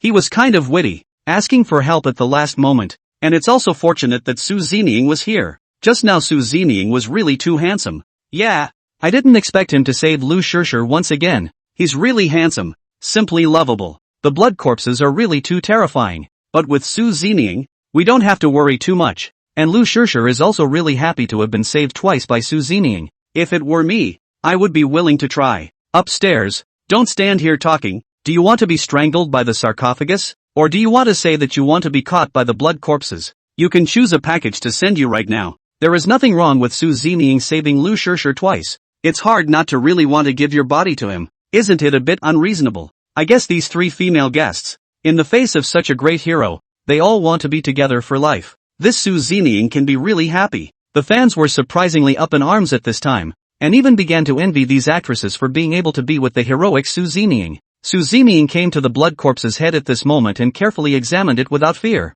After everyone saw the scene, Wu Jing was once again shocked. He said silently in his heart, "No way, the head has been chopped off, and it's so strange that he has to go and observe it. It's hard to believe that Su Zeming is a bit of a pervert, or else why would he be staring at a bloody corpse with a severed head?" After carefully scrutinizing it, Su Zeming really did find some clues. He noticed that something was squirming non-stop, and Su Zeming's gaze was so deep that he immediately knew what it was. The corpse caper. After seeing this thing, Su Zeming's complexion immediately changed as well, and he realized where the danger was at this time. Turning his head to look at the few guests behind him, Su Zeming said very seriously, "We've got half an hour left. We've got to get out of here as fast as we can." The tone was one of unprecedented urgency, and everyone was able to feel it deeply at this time.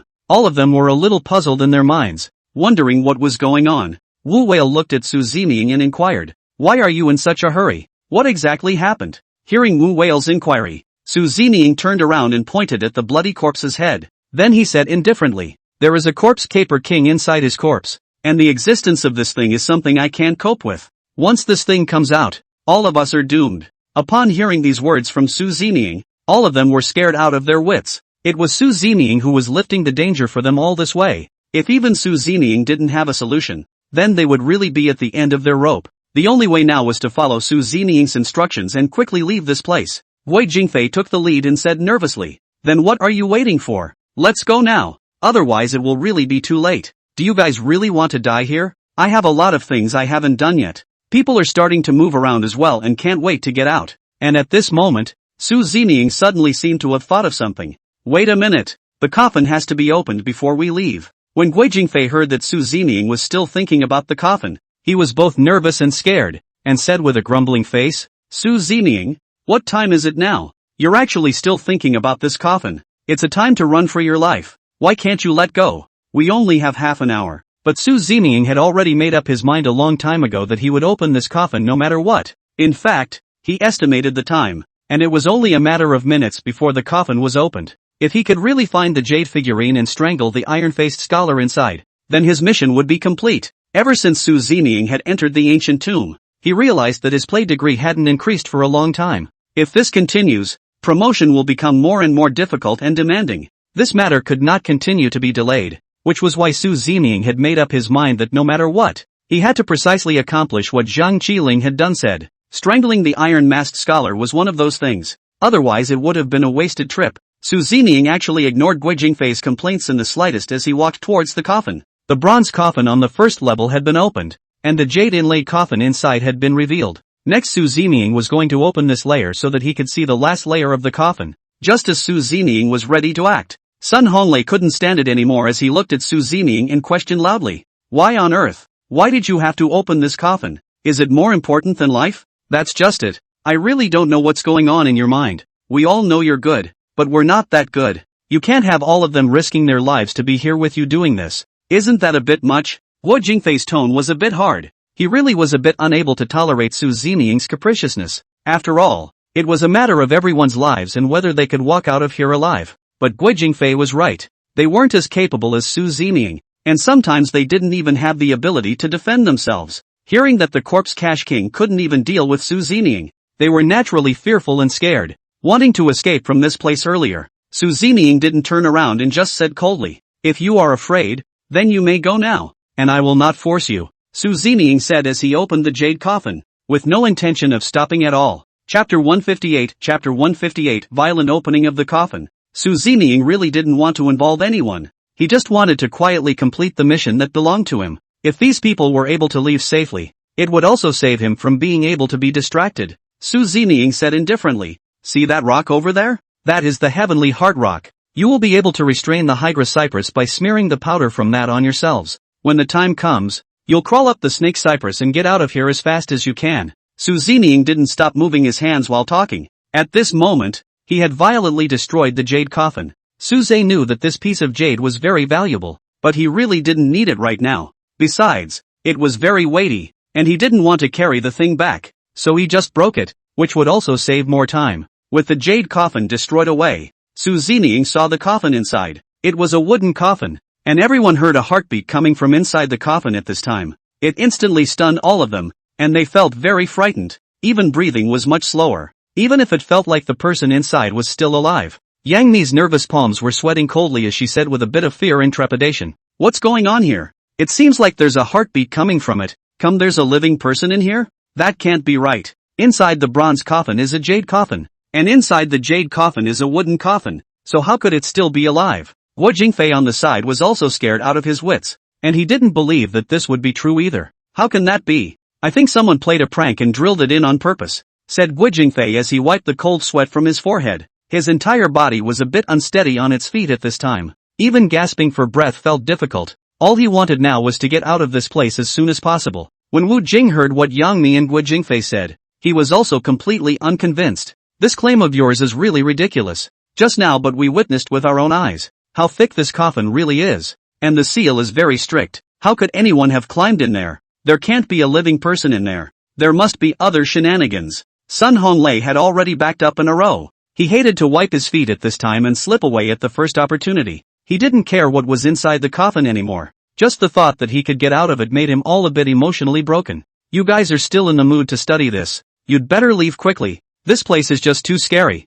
said Sun Honglei turned around to go. At this moment Guo Jingfei still had a trace of sense, defiantly went forward to pull him. If one acted rashly at this point in time, it might even be a dead end. Without Su Zining's company, there would have been no way for them to walk out of here. Just those corpse crushers alone could have killed them, let alone any other shenanigans that might have occurred. "Brother Lei, don't be impulsive. This is really too dangerous. Let's listen to Su Zining's arrangement." Wu Jing also came to Sun Honglei's side and patted his shoulder with a serious face. "Brother Lei, don't be impulsive. With Su Zining here, what are we afraid of? But if you act without authorization now, you will suffer the consequences when the time comes, and no one will be able to save you." Wu Jing was actually cheering himself up when he said those words. He was also very scared right now. Even his heart was racing and he just felt cold all over. But if he wanted to walk out of here alive, the only way out now was to follow Su Zining closely. Otherwise they would definitely die here and be buried in this ancient tomb forever. With Wu Jing and Guo Jingfei's persuasion,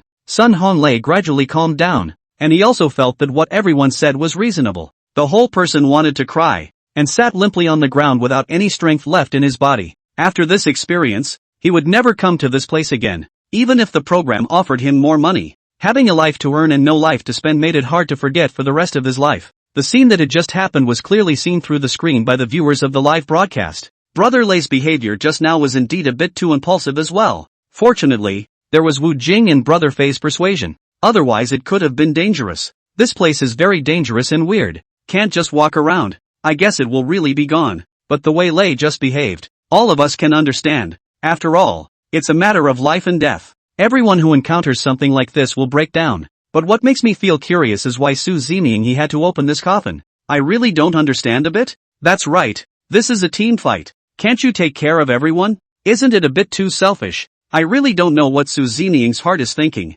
Su Zeming saved them so many times along the way. I didn't expect you guys to actually call him selfish. I think the selfish ones are you guys. Really forgetting the pain after a good wound. Su Zeming had to open the coffin. That must have his own reasoning. He is not going to act recklessly, and never put everyone's life and death at risk. The commotion on Sun Honlei and Guo Jingfei's side didn't affect Su Zeming at all. He had been watching the wooden coffin very carefully. After waiting for a moment, Su Zeming fixed his eyes on it. Then without hesitation, he pushed his two oddly long fingers through the gap. Just by exerting a little force, a tiny organ inside was fluctuated by Su Zeming. The next second the lid of the coffin opens automatically by itself, which is exactly what the book says. The coffin spread out like a lotus flower, and the body sat up straight in the center of it, in front of everyone. After seeing this scene, Apple screamed in terror. Holy swindle! The others also subconsciously took a step back. Only Su Zeming quietly stood there motionless and did not have the slightest intention to dodge. Su Zeming knew that the corpses in here should be called walkers. This walker was no danger to any of them for the time being. Just then, in the middle of the studio, everyone also saw the moment when the body sat up, and all of them were shocked. The old professor was the only one who did not have any fear or surprise at all, and the whole person still looked a bit excited, only to see him slowly get up, pull out a magnifying glass from his pocket, and look carefully towards that image. His mouth kept saying, "The jade figurine is actually a jade figurine. Su Zeming is really too powerful." Hearing what the old professor said, Mr. He barely mustered up the courage, then looked towards the picture on the screen. He found the entity that did it very creepy and had something very strange on it. Chapter 159, Discovering the Jade Figurine. And this bizarre corpse could actually see his heart very clearly, and the heart was still beating. Mr. His face was monitored as he pointed at the image in front of him and inquired, "Old professor, you mean what this man is wearing is the jade figurine you're talking about?" Mr. He really didn't know at this point in time how exactly he could describe the corpse in front of him, making him feel a little short of words. It didn't seem right to say that he was a living man, and to say that he was a corpse with a heart and a heartbeat was the first time he had ever seen such a bizarre image. When the old professor heard Mr. He's inquiry, he was in the midst of great excitement at this time. Chongqing. Even his voice was trembling. There's no mistaking what was said. This must be the jade figurine. I won't be mistaken. I didn't realize that this thing actually existed and was discovered by us. All thanks to Su Zeming. Su Zeming has done a great service this time. If he hadn't insisted on opening the coffin, we wouldn't have been able to see such a treasure in our lifetime. Hearing the old professor's statement, the other guests were both fearful and excited inside, and they also gathered all their courage and guts to look towards the picture on the screen. Everyone's hearts were also feeling very curious, and they all wanted to appreciate these treasures. No one wanted to miss this moment, and it did strike them as very shocking. And this episode was an eye-opener for all of them, and refreshed their views and perceptions. Mr. He also began to admire Su Zeming at this time, and he said with a long sigh, "I now finally understand why Su Zeming insisted on opening the coffin. It seems his decision was justified. I guess he knows something. It shouldn't be like this. If Su Zeming knew that there was a jade figurine in the coffin from the beginning, then how did he judge it? It's really amazing." Everyone slowly reacted as well, and they all started to get a little skeptical, wanting to unravel the mystery. More than that, I don't believe it's a coincidence, but there's no reason to be able to convince everyone. In front of the coffin, looking at the living corpse whose heart kept beating, Wu Jing bravely walked up to check it out. Su Zeming, what is going on here? Is he dead or alive? Wu Jing voiced the doubt in his mind. He really wanted to know the exact reason for this now. Su Zeming didn't say anything, but reached out and pointed to the coffin next to him. Wu Jing looked towards the inside of the coffin, not realizing that the scene in front of him surprised him, because there were actually quite a lot of artifacts placed underneath there, and they were all burial items. On top of these were a number of what looked like scales. For a moment it piqued Wu Jing's curiosity, and he had never seen such an image before. Pointing inside the coffin, Wu Jing inquired with a frown, "What are those things that look like scales? Are they some unseen treasure?" Su Zeming didn't want to talk nonsense. His answer was short and concise. Pie. Wu Jing really felt strange. Whether it was human skin or animal skin, he was still a bit unable to react. Su Zining said faintly, "Human skin." When Wu Jing heard those two words, he only felt chills on his back and his body couldn't help but tremble. Luckily, he didn't go up to touch it, or else it really would have been difficult for him for the rest of his life. And at this moment Guo Jingfei and Sun Honglei as well as Fatty and the rest of them were also curious and came over, but they didn't dare to get too close, watching the scene from afar. As for the several female stars, they originally didn't want to come over, but what Lu Shishir had experienced before was also fresh in their minds, and they simply didn't dare to be too far away from Su Zining. Forced they followed, and all gathered once more. Sun Honglei pointed ahead and inquired with a curious and alarmed expression. "Su Zining, you said that inside this coffin is human skin. What's going on here? How can a corpse still shed its skin?" "It's a jade figurine." Su Zining explained the matter by pointing to the strange object the corpse was wearing. Jade figurines? All of them felt a little blindsided when they heard those two words. It was the first time they had ever heard of such a thing, and they had never encountered it before. When Su Zining saw the puzzled looks on everyone's faces, he had no choice but to explain the situation to everyone. The so-called jade figurine. People can live forever by wearing this when they are undead. Every 500 years, it sheds a layer of skin and becomes younger. And that's the only time this jade figurine can be taken off. Everyone listened carefully to Su Zining's narration. The amount of information was too much for everyone, and it was really hard to digest for a while. All of them froze dumbfounded, carefully discerning what Su Zeming had said. "According to you, this matter of immortality, could it be that it really exists? This is simply too incredible." Wu Jing stared daggers at Su Zining, but Su Zining nodded. All of them were shocked to receive this definite answer. "Heavens, this is too amazing. I didn't expect such a dream to come true. It seems that this jade figurine is really something good. So it's true that a treasure has been found. It seems that our adventure this time is really worthwhile. I wonder if we can use it when we have the chance, so that we can also experience the feeling of immortality." Wu Jing looks a little excited at the moment, and he's also being whimsical at this point. And at this moment, Guo Jingfei and Sun Honglei and the others, their eyes were also glittering with anticipation. After all, anyone who wants to live forever is a very big temptation indeed. Until we hear about this, it's a dream for everyone and it's unattainable. I didn't expect to change their minds now, but when they saw the appearance of the body in the coffin, one of them looked a little timid. After all, that look looks a little spooky, even having to stay inside the coffin all the time. Then such immortality didn't seem to be what they had imagined, instantly leaving everyone without a trace of expectation. Right at this critical moment, Su Zining once again slowly opened his mouth. "Put on this jade figurine. Once in 500 years you shed your skin, and only when you do so can you take off the jade figurine. And do you know what it would be like to be forced to take it off?" Wu Jing shook his head with a horrified look on his face, and everyone threw curious glances at Su Zining at this time. All wanted to know what it would be like and hoped that Su Zining would be able to unravel the mystery. Su Zining was also straightforward as he pointed to the bloody corpse on the ground that had been separated by mistake. "That's what it looks like." Everyone instantly understood and their faces turned pale. Chapter 160, The Origin of the Blood Corpse. After listening to Su Zining's narration, Guo Jingfei was so stunned that he stammered and couldn't even say a word. "No. Are you saying that this blood corpse is in this state because it was forcibly stripped from the jade figurine?" Su Zining ignored Guo Jingfei's look as he slowly nodded. Everyone saw Su Zining confirm this matter and all of them sucked in a breath of cool air. They had just witnessed the bloody corpse with their own eyes, and knew exactly how terrifying it was. And most of all, through the blood corpse's appearance, everyone was able to imagine how he was forcibly dragged out of the jade figurine in the first place. Probably suffered a lot of torture and pain as well. The viewers in the live broadcast room also felt very shocked. It was the first time they had heard of such a thing. My goodness, this has simply refreshed my cognition. There really is immortality in this world. Before I thought it was just a legend. Can this thing be mass-produced so that all people will live forever? And we won't have to go through the sadness of being born, old, sick, and dying, and won't we be able to live without any worries? It's quite beautiful to think about. This thing looks like it was passed down from the ancient times. I ask you how you're going to produce it. It's simply hilarious. Come on,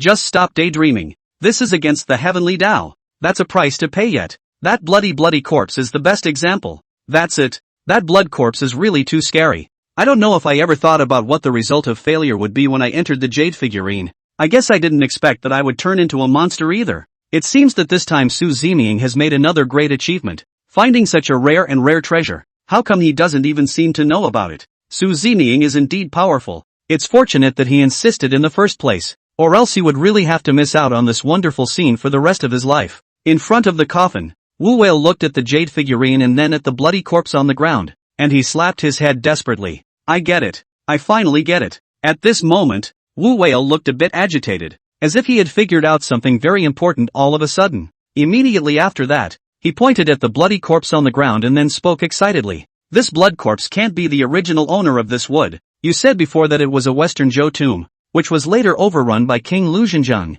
Since King Russian has already turtled up, he must have found this good thing, so of course he wants it for himself. So of course he had to pull out the owner of the original tomb. And then the original owner became a bloody corpse. And this man in the jade figurine is the real King Lu Zhen. Am I right? Wu Whale analyzed carefully at this time, then finished his thoughts, showing a particularly accomplished look. After all, he'd always been considered simple-minded and limber. Now that he had also finally smoothed out such complex logic, he felt really good about himself. Wu Whale's excitement didn't last long, and he was soon splashed with cold water by Su Zeming. Su Zeming, who was on the side, shook his head and said as he turned back to look at Wu Whale with unblinking eyes. It's not like that. Wu Whale's mouth opened wide in shock. He simply didn't believe it. It can't be. I really can't think of any other explanation besides that. Sun Honglei also frowned as he looked at Su Zeming and said doubtfully, I've also just listened carefully to Wu Whale's analysis, and I think what he said still has some truth to it. Where exactly is it wrong? Just when everyone was puzzled, Guo Jingfei, who was on the side, suddenly stood up. He looked at Su Zeming with a horrified face and said, It can't be. You wouldn't be afraid to admit that he's the original tomb owner because you just cut off the blood corpse's head, would you? Guo Jingfei has this idea, and he has some basis for it. If the original tomb owner had really had his head cut off by Su Zeming, it seemed like he was really very wronged. In the middle of his own crypt, he was pulled out of the jade figurine for good reason and turned into a gruesome bloody corpse. I didn't expect that after a number of years, I would meet a demon like Su Zeming and cut off his head. In this case, Su Zeming had gone a little too far. Even if he wanted to save Lu Shishir at that time, it still made people feel that it was a bit too cruel. No matter what the other party did, it shouldn't be to the point of beheading. And these thoughts of Guo Jingfei coincided with the thoughts of the audience in the live broadcast. Actually, Guo Jingfei's analysis is also reasonable. He is in a humanitarian position to consider this matter. Su Zeming's approach is really a bit cruel. Now how I have some sympathy for the original owner of the chamber. He can really be too wronged. After death he still can't rest in peace. There is always someone to disturb him. I really you moral guards. Almost line. That blood corpse is already a monster. Should we wait for him to lay his hands on Lu Shishir? I think that Su Zeming did not do wrong. After all, it is important to save people. This is a major event where human life is at stake. There is no room for the slightest hesitation. That's right. I also think that what the upstairs said makes sense. Su Zeming is not overdoing it at all. If it wasn't for the blood corpses attacking Lu Shishir first, how could such a thing happen? Yes, we all support Su Zeming's approach. There's nothing wrong with what she did. After all, saving lives is important. That's right. There are still more reasonable people. Not to mention that Su Zeming didn't know who the body was at the time. So you guys are saying that he's in the wrong. It's really a crime of desire. There was a heated argument on the pop-ups over the matter, and there was even a voting session initiated on the air. Let's see how many people actually support what Su Zeming did, and how many people support Su Zeming chopping off the blood corpse's head. Although there were quite a few opposing voices on the pop-ups, the results of the vote were still in favor of Su Zeming. After all, no one can joke around when human lives are at stake. Everyone soon realized that this vote of theirs was meaningless. In the face of the speculations that Guo Jingfei and Sun Honglei and the others had just made, Su Zeming didn't have any reaction either. Yang Mi was a bit unable to look away. She had to stand up and say something for Su Zeming. Guo Jingfei, this is meaningless. All the way to Su Zeming, what kind of person he is. All of us can see it clearly. If there was no Su Zeming, Lu Shishir would have been in danger a long time ago. I didn't expect that you would use such a dark mind to speculate about Su Zeming. Isn't it a bit too unreasonable? We're all adults. There's no need to be so embarrassed. Don't be petty. It makes everyone's heart feel twisted. Chapter 161 Guo Jingfei's embarrassment. Yang Mi didn't mean to make things difficult for Guo Jingfei.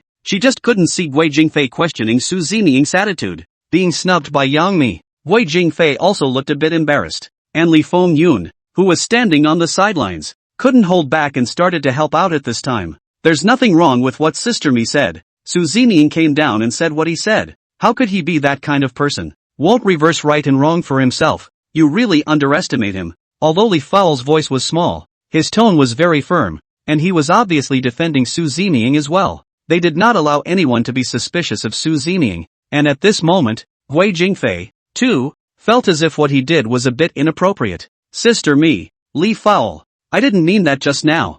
I just made a random guess. You all know my character, and I didn't think that much about it, and said it on impulse.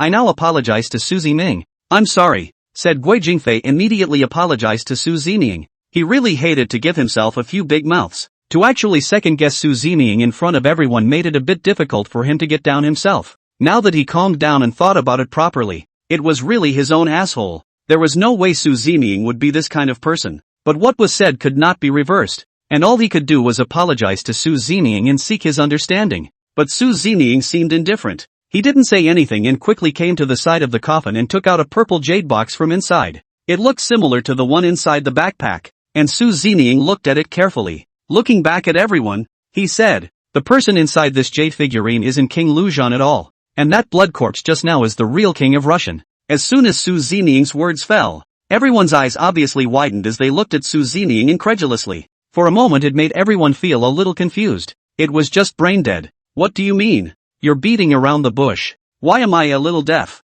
Or is it? Wu Whale patted his head. He felt not the slightest bit of thought and was also at a loss. Through the screen everyone saw the performance of the Warwolves, and for a moment it was also very funny. You guys, look at that look on Warwolf's face. It's really kind of cute. It's almost laughable. It's like he's in a class that's giving him a headache. Whale is too real, isn't he? Since he's not an intelligent player, how hard must it be to be honestly a power player and not have to push yourself? Whale, why don't we take everyone's advice? Let's stay in the circle that makes us more comfortable and never try and challenge. That's right. There's no need to demand so much of yourself. It's better to develop in the area you're best at. That's the right way to go. Otherwise you'll only embarrass yourself even more. Let's all stop embarrassing Brother Whale. He should be curious. Maybe Su Zeming will have some pointers for him. Ha ha ha. The pop-ups were all teasing Wu Whale, sensing that he was just too funny to make jokes about him. The atmosphere of the live broadcast room also became lively at this time, without the arguments and complaints from before. And the guests in the studio were laughing at what Su Zeming had just said. They think that the one inside the jade figurine is King Ruzhan, and the bloody corpse is the original tomb owner. Mr. He was also repeating what Su Zeming had just said, and everyone felt that something was wrong. At this moment, Li Lianjie, too, could not help but flirt. According to this statement from Su Zeming, this Ru Zeming King's appearance and exit seems to be really rash. Previously, through Su Zeming's description, I thought that he was a formidable character, but I didn't expect that he would end up becoming a blood corpse. This is indeed a bit unexpected, and it's still a bit hard for me to accept. Actually, what I'm most concerned about right now is the person in that jade figurine. Who the hell is that? Mr. He inquired with an anxious look on his face. Now this was the most crucial. The old professor also had a puzzled look on his face as he rested his chin on his hands and said with a helpless expression, "I was thinking the same thing. Who could the person inside this jade figurine really be?" The old professor was currently looking carefully at the screen in front of him, observing the jade figurine. People cast curious glances at the old professor, wanting him to tell them something about his knowledge. After the old professor saw everyone's gaze, he shook his head helplessly. "You guys don't ask me tonight. I really don't know about this matter. There are just too many secrets inside this ancient tomb. I feel like my head is buzzing right now and I can't think at all. And I can't give you the so and so to solve your doubts." The old professor couldn't help but make everyone else feel a little funny too. Even the audience in the live broadcast was amused by the old professor at this moment. When did this old professor get cute? He would have nagged non-stop before. Now I'm actually being humble. As if I've learned to be smart and not to embarrass myself anymore. It's still really interesting. It feels like the professionalism in this live room seems to be going up a little bit and everyone keeps changing. The guests on the floor were still pondering the logic of the back and forth, all trying to figure out this truth. Wu Whale looked at Su Zeming at this moment, then said with a puzzled expression, "How in the world did you do the math? Why do I feel like there's an extra person?" Su Zeming handed over the purple jade box in his hand and said slowly, "What's the hurry? The answer you want is right here." Saying that, he stuffed the purple jade box into Wu Whale's hand. Wu Whale turned out the purple jade box and couldn't wait to open it, but suddenly he was alert again. He was afraid that there was a mechanism inside this box, and if he opened it hastily, he didn't know what would happen then. "Su Zeming, are there any organs in here? Like poisoned arrows or something?" Su Zeming didn't say anything, and Wu Whale thought that Su Zeming was in no danger by default. He went to open it defenselessly, not realizing that he had just twisted the switch when he heard a click inside. Su Zeming's voice came out this time. That's not necessarily true. At this moment, Wu Whale only felt that his sky was about to collapse, and he hadn't even the slightest bit of defense. The lid opened right in front of his eyes, and many thoughts were instantly born in his endless mind. Why didn't you say so? This is already open and it's already too late. At this moment, Wu Whale really regretted it, and he felt that he was the one who was too anxious. Now no matter how dangerous the consequences, he had to face them. There was no other choice. It was simply too late for regrets. Guess his adventure is coming to an end. Chapter 162 Chapter 162 Wu Whale's Fear. Wu Whale felt that he was going to die here at this moment, and probably had no chance to go back. If he really died, he must also go to Su Zeming to have a good chat about whether or not he was deliberately trying to tease him like this. It was good to see that when the box was fully opened, there were no hidden weapons or scary mechanisms. It seemed to be a really ordinary box, and on the inside of the box was placed a piece of silk with dense writing all over it. As if he was remembering something about this, after Wu Whale saw this scene, he breathed a sigh of relief. It was only at this moment that he realized that his palms were straight up in cold sweat, and in the few seconds it took to open the box, his clothes were already drenched in sweat. I was really scared just now, and now I only have a feeling of having been robbed of my life. Even Wu Whale had the idea of wanting to start a family at this time. If he did die like that, he really felt very indebted, not having left anything behind, and there were still many things he wanted to do. This scene was also clearly seen by the audience in the live broadcast. I didn't expect Su Zeming to have a cute and humorous side, just because of his words. The battle wolf was terrified. Look at War Wolf's appearance. He should have just experienced a trip to the Ghost Gate. I guess how he didn't think right. This is Su Zeming deliberately teasing him. So it turns out that the titular battle wolf would also be afraid of death. I just watched very clearly. Wu Whale's face was white and sweating profusely. You guys are simply joking. Which person is not afraid of death? The war wolf, he is even more powerful. Then he is still a human. There is nothing peculiar about him. I just watched it right in front of the screen, and I was feeling incredibly nervous. Even breathing was difficult. It was really thrilling. I guess Su Zeming still doesn't think it's too much, so he's creating excitement. He's usually always been very cold. Who knew he'd suddenly act like this? I don't think Su Zeming is like this. He shouldn't be joking. Maybe he's genuinely reminding. I guess he can't be sure himself. Upstairs, hearing you say that, it's really a fine thought. But with Su Zeming's strength, how could he not know? Everyone was discussing this issue, and at this moment, Wu Whale looked at the box in his hand, then took deep breaths before feeling his mood calm down. He reached out and carefully silk opened it, and it was densely filled with writing. Wu Whale stared unblinkingly for a long time, trying to see what was going on. Guo Jingfei and Sun Honglei looked at the situation and also felt very curious, wanting to know what was written on it. Brother Whale, why don't you read it out, so we can all listen and see what's recorded? Wu Whale shook his head with a helpless face. He actually couldn't understand anything in this dense text. Can't see it. Why are you so serious when you can't even read it? You've been staring at it for half a day. Guo Jingfei reminded Wu Whale, who was also feeling curious and of course a bit unconvinced. I was looking to see if there were some recognizable words, to get a general idea of the content. At this moment, Wu Whale still felt a bit aggravated. These words still looked a bit strange. Yes? No? Wu Whale was very honest. Then he handed Su Zeming the item in his hand. I hope Su Zeming can see the light and then give a clarification and explanation. Su Zeming, take a look at what's written here, or give us all the benefit of the doubt. Su Zeming took the silk. He really did have a glance.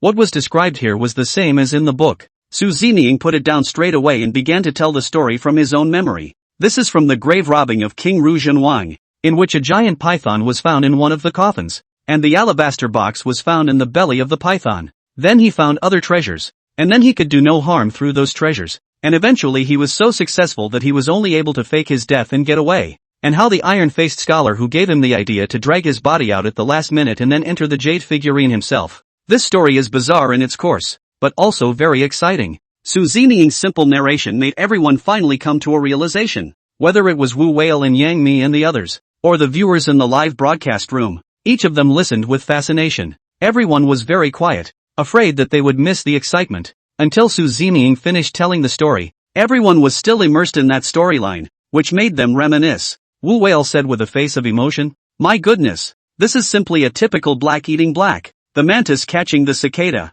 the yellow sparrow at the back. This King Lu Gotham probably didn't even know until he died that the iron-faced scholar would treat him like this. It's really a bit pathetic." Yang Mi couldn't help himself a bit, and he voiced his opinion as well. After hearing your account, That means that this person inside the jade figurine is the iron-faced scholar beside King Lucian. Su Zining nodded without hesitation. That was indeed what it looked like. Seeing that everyone was also coming to a realization, Su Zining did not say anything more. Guo Jingfei was also shocked at this time, and he said with a deep sigh, "This King Russian is really excessive. He clearly promised not to kill the great serpent, and after getting the treasure he went back on his word. This is what he deserves," said Guo Jingfei as he looked back at the bloody corpse on the ground. Now he was fully convinced that the bloody corpse was King Lucian, and at the same time, there seemed to be no reason to sympathize with him for this end. There is a cause and a consequence, and everyone has to pay for their actions and take responsibility for them. Guo Jingfei thought of the words he had just spat at Su Zining, and his heart was really a bit overwhelmed.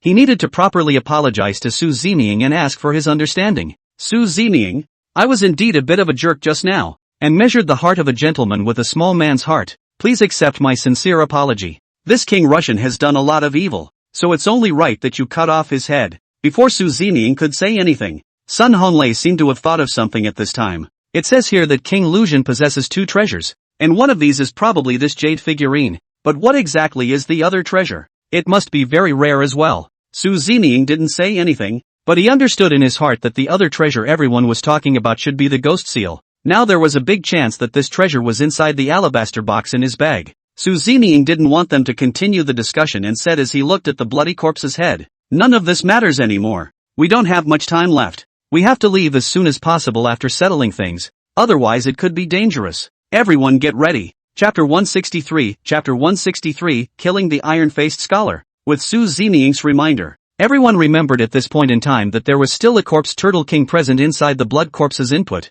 This thing is a very big threat to them. Maybe it will kill them? The story of Su Zining just now was so shocking that for a moment it made everyone actually forget about the danger. The audience was also discussing and even admired Su Zining more. This story is simply so much more powerful than the stories I know that it makes my heart feel very shocked. It's often said that art comes from life, but it's also above life. And today I've kind of witnessed it with my own eyes, and even now I find it a little hard to believe. But Guo Jingfei's ability to learn from his mistakes and ask for Su Zining's understanding in a timely manner does make people feel touched, and it also makes me like him somewhat. Before, I also felt that King Lu Zemin was a bit pitiful. I didn't expect that he actually did so many things. It seems that he wasn't wronged at all, and Su Zemin cutting off his head can be considered as removing the harm for the people. Better hurry up and let them go. There's not much time left now. It's going to be even more dangerous and we don't know what's going to happen. I've been staring at the bloody corpse's head, and now I feel straight up nauseous inside. Just worried that the corpse king will suddenly appear. But don't you guys think it's strange? Why is this king of recognition in King Ruxian's head? Could it be that she raised it? It's too disgusting to actually raise this kind of thing. Guo Jingfei and Sun Honglei, who were standing in front of the coffin, quickly went to fetch some Tianqin rock back and instructed everyone to rub it on their bodies. Later they'll have to climb up the Hydra Cypress, so they'll need the help of Skyhard Rock. It would be less of a hassle and buy them more time. Wu Whale swept a glance at the jade figurine at this time, and was still full of pity. Such a good treasure. It's just a pity that I don't have the time to take it away, or else I could let the old professor of archaeology study it properly. And I guess it's really something famous. Wu Whale spoke the old professor's mind, and the old professor in the studio sighed in regret. He genuinely wanted to obtain this treasure for them to study properly. The jade figurine was about to arrive, but it could only be touched through the screen. Not at all. This is a really cruel thing for an old professor of archaeology to do, but there was no way. Su Zining and the others were pressed for time, and it was also the moment to run for their lives. There wasn't that much time to fight for all of this. What's more, the jade figurine was worn on the iron-faced scholar's body, so it couldn't be that Su Zining and the others could take such a living dead person out. It was simply too unorthodox and unrealistic. This iron-masked scholar, saying that he is dead as if he is still alive, but saying that he is alive is no different from a dead person. It is really hard to deal with. Everyone couldn't get the iron-faced scholar dead and then forcefully remove the jade figurine from his body. Now it can only be like this. We can take one step and see what happens. As for whether the old professor wants to enter the ancient tomb archaeology again with professional equipment after they come out, that can only be another story. It was because they had discovered from their research that there were many dangers in this ancient tomb, and without someone like Su Zining to escort them, it was impossible for them to succeed. Probably would have left his life behind a long time ago, let alone devoted himself to archaeological research. Now that there was an additional threat of a corpse cache king, even Su Zining couldn't go through with it. So the ancient tomb, and the jade figurines, are probably going to be buried here forever, and no one will ever have the chance to come here again. After the old professor thought about this, he couldn't help but feel a bit lost, without the excitement and thrill he felt before. Everyone was also quick to notice the old professor's mood, and he stepped forward to comfort him. Old professor, you shouldn't feel too bad. It can't be helped. It can't be forced. Let's think about it from a different direction. In fact, Zeming and the others have really discovered many secrets in this adventure. It's kind of a big breakthrough for the entire archaeological community, and you've done your best, so don't be upset. When the old professor heard His persuasion, a bitter smile appeared on his face. He understands all of these things. It's just that things happen to him and sometimes it's really hard to let go. You're not wrong. I guess you can't understand us archaeologists. I really want to touch this jade figurine now, so that I can feel his wonders for myself, and I will have no regrets in death. Right during the old professor's speech, he inadvertently saw the image in the screen, and he couldn't help but widen his eyes, seeing the old professor's reaction. He felt a bit puzzled for a moment, and one by one, he looked towards the screen. When they saw that image, all of them were dumbfounded. Only Zeming arrived in front of the iron-faced scholar in large strides, his gaze revealing a hint of coldness and disgust. This kind of expression was frightening. From the beginning of the program until now, Zeming had never acted like this. Even after all the things that had happened and all the dangers that he had experienced, Zeming had a bland look on his face, as if he didn't have any emotions present. But this time Zeming was completely different. The icy coldness that showed in his eyes, through the screen made people feel shivering. This feeling was even more pronounced for Wu Whale and Guo Jingfei, as well as Yang Mi and the others on the scene. Wu Whale said with a trembling voice, Zeming, what are you doing? Zeming didn't answer Wu Whale's question, but only stared at the iron-faced scholar in front of him with a deadly stare. Then after a while, Zeming said coldly, you've lived long enough. As soon as the words fell, Zeming's two strangely long fingers pinched the iron-masked scholar's neck.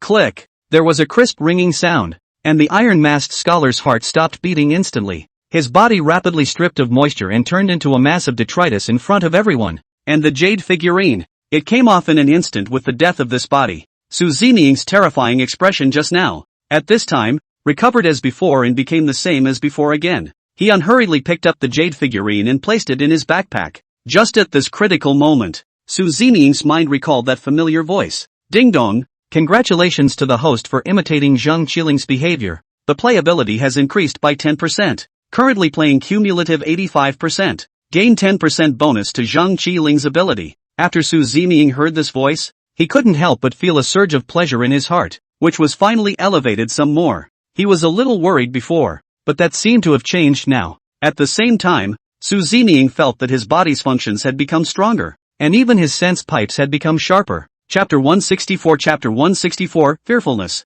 Seeing that he was about to leave the Seven-Star Ruang Palace, Zeming's play degree was only 80%. This made Zeming feel a bit disappointed and not very happy with the degree of play. Previously, Zeming thought that by walking around the Seven-Star Ruang Palace, at the very least, his play ability would be able to reach 100%. But now it seems that the further back in the game this plays out, the more difficult it will be to raise it, and it will be made much more difficult. If you want to continue to improve, you must also unlock new characters so that you can complete the mission. After considering all this, Zeming wasn't in a hurry because it was all useless. Right now, he had 80% of Zhang Qiling's ability, which was enough for now. At this moment, Wu Whale, he was in a state of shock, taken aback by the scene in front of him. It took a long moment before he responded, his voice trembling. Zeming, you killed someone. You actually killed him just like that. Wu Whale was a little unconvinced by what he was seeing, and he felt like he couldn't detach himself from his thoughts.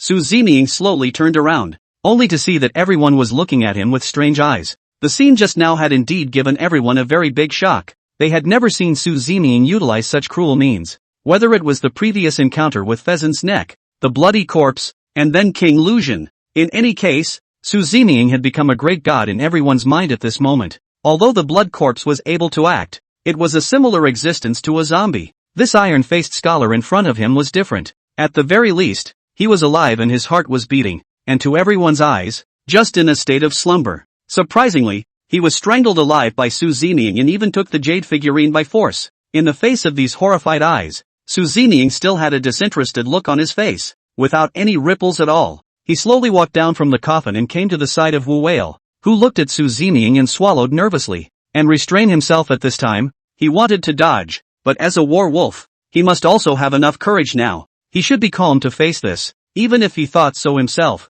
Wu Whale's heart was still a little hard to accept. Guo Jingfei and Sun Honglei, who were on the sidelines, weren't as set in their ways. Watching Su Zeming walk over, they subconsciously backed up, thinking about when the program had just started. Each and every one of them were not afraid of death, even going against Su Zeming. Looking at the end of the iron-masked scholar just now, they couldn't help but feel fearful and thankful that they were lucky to be alive. Just at this critical moment, Yang Mi suddenly stepped forward. You guys don't need to look scared. Why are you hiding from Su Zeming? Is he going to hurt you? It's Su Zeming who's been saving us all this way, giving again and again. Is this what we've gotten in return? If he really wanted to take our lives, why would he have to wait until now? With his strength, if he really wanted to do it, do you think you could still escape? It's still as easy as pinching an ant to death. I think you guys are just being redundant. The iron-faced scholar and the king of Lu Gotham killed innocents indiscriminately back in the day. They've done all the bad things, so why do they want to live forever? I don't think what Su Zeming did was wrong. Good is rewarded with good and evil with evil. What you sow is what you get. Yang Mi finished these words in one breath. She was very firm in defending Su Zeming, not backing down in the slightest. Just now also a little afraid of Li Fenjiang. Instantly by Yang Mi's words struck. Feel that said very reasonable. She righteously stood by Yang Mi's side with a righteous face. There's nothing wrong with what Sister Mi said. I also think that what Su Zeming did wasn't wrong. He all but chose justice. We should support him. And on the side, Lu Shirshir, who was trembling with fear from the bloody corpse, also stood out righteously. Her eyes were a little red and swollen, but it didn't detract from her beautiful face. At first glance it looks pearly and endearing. Only a hint of composure showed in her eyes as she bit her lip. I'm also on Su Zeming's side. He saved me twice. I hate everything here. Su Zeming is my savior. Speaking here, Lu Shirshir broke down emotionally and then burst into tears. Yang Mi and Li Fan also stayed by her side all the time and then comforted her. After listening to Yang Mi and the girls, Wu Whale was really a bit dumbfounded, not realizing that a few girls would have such an epiphany. He also felt that what they said was reasonable, and Su Zeming's actions just now did scare him. But thinking about this journey, Su Zeming's behavior, Wu Whale is still very clear, and there is nothing to be afraid of. It's just that he just acted like he was too much of a wimp himself. There's nothing wrong with what Sister Mi said. It was my behavior that was wrong just now. I'm sorry Su Zeming. I was in a bit of a trance just now, and now I apologize to Su Zemin. Guo Jingfei and Sun Honglei also came to Su Zeming's side and made the same move. The main reason is that none of them have ever seen such a scene before, and it's understandable that they can't get over that hurdle in their hearts for a while. It was also an emergency response, and Su Zeming wasn't a petty person. He wouldn't bother with everyone at this time. Seeing them sincerely apologizing one by one, Su Zeming didn't say anything more and just spat out two words. Go! The viewers of the live broadcast were also feeling shocked at this time, and they began to talk about it as well. To be honest, I was also startled by that scene just now. I didn't expect Su Zeming to be so decisive and sharp with his hands, without the slightest hesitation. Whether this is considered murder or not, Su Zeming won't take legal responsibility. Right, that would really be too wrong. It can't be. Isn't it also a bit too far-fetched to think that this look can be considered human? He doesn't have a household register or an ID card. Can anyone prove all this? I think your worries are just redundant. Don't scare yourselves. There's nothing wrong with saying that not only is there no status symbol, but there are no relatives or friends, so who knows if he's dead or alive. There's nothing wrong with the words, but after all, his heart was beating, and Su Zeming killed him in one go without blinking. Anyone else would feel scared. What everyone said is reasonable. Just now Su Zeming's murderous movements were too skillful, and when I think about his previous performance, I really don't dare to imagine it. All of you should stop rumoring about your birth. Su Zeming is supposed to be a killer character. I'd like to think he's like that from the beginning to the end. Su Zeming really won't be embarrassed when they come back, right? At that time, everyone must step forward to speak for him. We all have to step forward to protect him. Chapter 165 Chapter 165 Worried. These fans were also very enthusiastic and they didn't want anyone to embarrass Su Zeming. Equally shocked were the old professor and Mr. He and the others in the studio. For a moment they were all a bit unable to react, especially Mr. He, who was already bent on goodness, and he really couldn't look away from this scene. The excitement and impact on him was so great that he could just feel himself shivering. In a certain emotional sense, he also felt that what Su Zeming did was not wrong, but as a host, he had to maintain that amount of sanity, and also to express his own position and opinion. This really makes him feel a little difficult. At this moment he does not know what exactly he should say. The whole man's face was stony, staring at the screen there silently. And at this moment, the old professor, he also has mixed feelings. Just now also lamented that the jade figurine could not be brought back. He didn't expect that the next second would be the darkness of a village.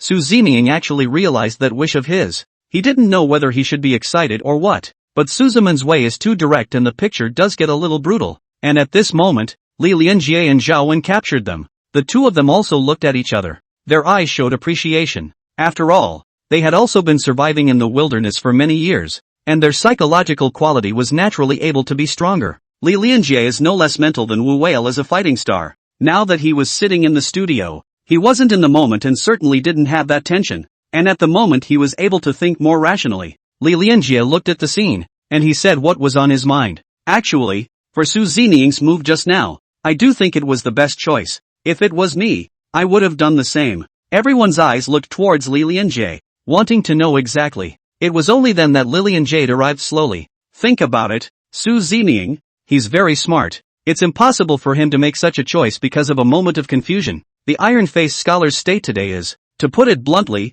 a monster. Killing him is also a way of eliminating future problems forever. And Su Zening had no choice but to do so. Everyone nodded their heads as well. The iron-faced scholar was indeed a monster. Letting everyone know about the existence of such a monster would lead to a lot of trouble sooner or later. Nor could he allow such a monster to remain in the ancient tomb, lest he leave behind a scourge. And there was no telling what kind of outcome he would have at that time. Hearing Li Lianjie's detailed analysis, everyone also seemed to realize what the problem was at this time. There's nothing wrong in saying that the existence of this iron-faced scholar is indeed a threat. Through what Su Zening has said, and what's written on that silk, this iron-faced scholar is not a good person. His mind is extremely sinister and venomous, harming people without blinking, no less than King Lucian. If we let him continue to stay in the ancient tomb, we don't know how big of a threat he is. Thinking about it makes one's scalp feel numb. Or Su Zening made a wise choice. Zhao Wen captured at this moment also began to analyze this matter, and have told everyone what they had in mind. Through the analysis of Li Lianjie and Zhao Wenjie, all of them realized the seriousness of the problem only at this time. Although the jade figurine was said to have the function of immortality, which sounded really powerful, no one had really seen it, and they didn't know if it would leave other scourges. If there really was a day when that iron-faced scholar came back to life from the jade figurine, there was no telling what kind of horrifying situation it would be at that time. Let's just say that let's not talk about this for a moment. According to Su Zening's previous statement, the iron-faced scholar was not a good person in the first place. King Russian himself has some extraordinary abilities, and what the iron-masked scholar is really like is a mystery to everyone. Now that Su Zening had utilized such a solution, it was considered to have removed the danger for everyone, allowing all of them to feel at ease, no longer having to think about these issues. Everyone's heart felt much better all of a sudden. Su Zening did do a good thing and is doing the people a favor, but some of the more careful ones still raise questions at this point. Although Su Zening has done a good deed, if the relevant authorities really intervene, will Su Zening really be embarrassed? And what can we do then? Everyone remained silent for a moment as they heard this statement, because no one knows the answer to that or what the end result will be. The show is so hot right now. How many people are following this, and soon those authorities will be paying attention too. If Su Zening suffered punishment because of this matter, this was not the result everyone wanted to see. There was a moment of concern from the audience about this issue. No one can touch Su Zening. He is doing a good deed and is also removing harm from the people. Why should he be punished? All of us are not convinced. There's nothing wrong with saying that. If such a thing really happened, we're all willing to testify on Su Zening's behalf. We must seek justice for him. We can't let him suffer an unjustified injustice. Su Zening found so many treasures in the ancient tomb this time and brought out the jade figurines. This is a great merit. Why should he hold on to this? No matter what, no one can make things difficult for Su Zening. When the time comes, we will definitely stand up to protect him. Not to mention that the iron-masked scholar isn't a human being yet. He really is a monster. On what grounds should Su Zening be convicted? There's simply no proof. I think there mustn't be any problems. Now we have to keep an eye on Su Zening at all times. And if there is anything that is unfavorable to Su Zening, we have to go and help him. While everyone was worried about Su Zening, they were also trying to find a way to seek justice for him. These problems that everyone had been worrying about, Wu Whale and Yang Mi, who were in the ancient tomb, had not thought about them at all. They didn't have that mind right now. The main thing for them at the moment was to get out of here as soon as possible. After all, that corpse Turtle King could appear at any time, and everyone would be in danger at any moment. No one knew how powerful the corpse turtle king was, and thinking about it again still made them shudder. This thing was indeed a terrifying existence for everyone, and applying the powder of the heavenly heart rock to their bodies, several people began to climb up the Hydra cypress in succession. Everyone was also scared. After all, the Hydra still had corpses hanging on its back. Whether it was human or animal, it would feel oozy.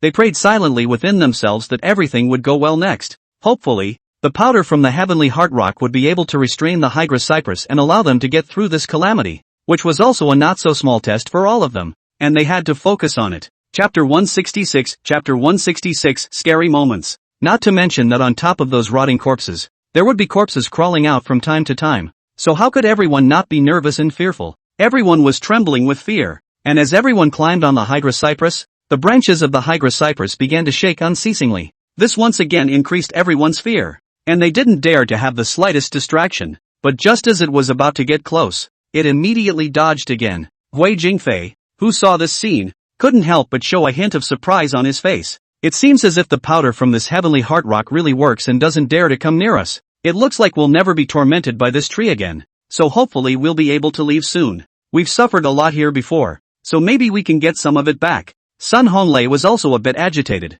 and even stomped his foot fiercely in relief. As he did, the branches around him unexpectedly all shook. A white bone hanging from the upper branch fell down with the shaking of the branch, and unexpectedly smashed directly in front of Sun Honglei. Originally still concentrating, the sudden appearance of white bones scared Sun Honglei to scream. Hands also let go of the branch with a look of horror. Help! With the cry for help, his body unexpectedly fell up and down. Luckily, though, after falling some distance, he was instantly pulled back by a powerful force. Sun Honglei's cheeks were suffocatingly red as he tightly covered his neck, feeling like he had almost lost his life. When he raised his head, he realized that Su Zeming was standing above him at some point, staring at him with unblinking eyes. One hand was pulling on his shirt in a death grip. Ahem! Su Zeming, let go of me. Thank you. Sun Honglei said the words with difficulty, and he gradually stayed awake, regretting the reckless move he had just made almost cost him his life. If Su Zeming hadn't pulled him up, there was no telling what the outcome would have been.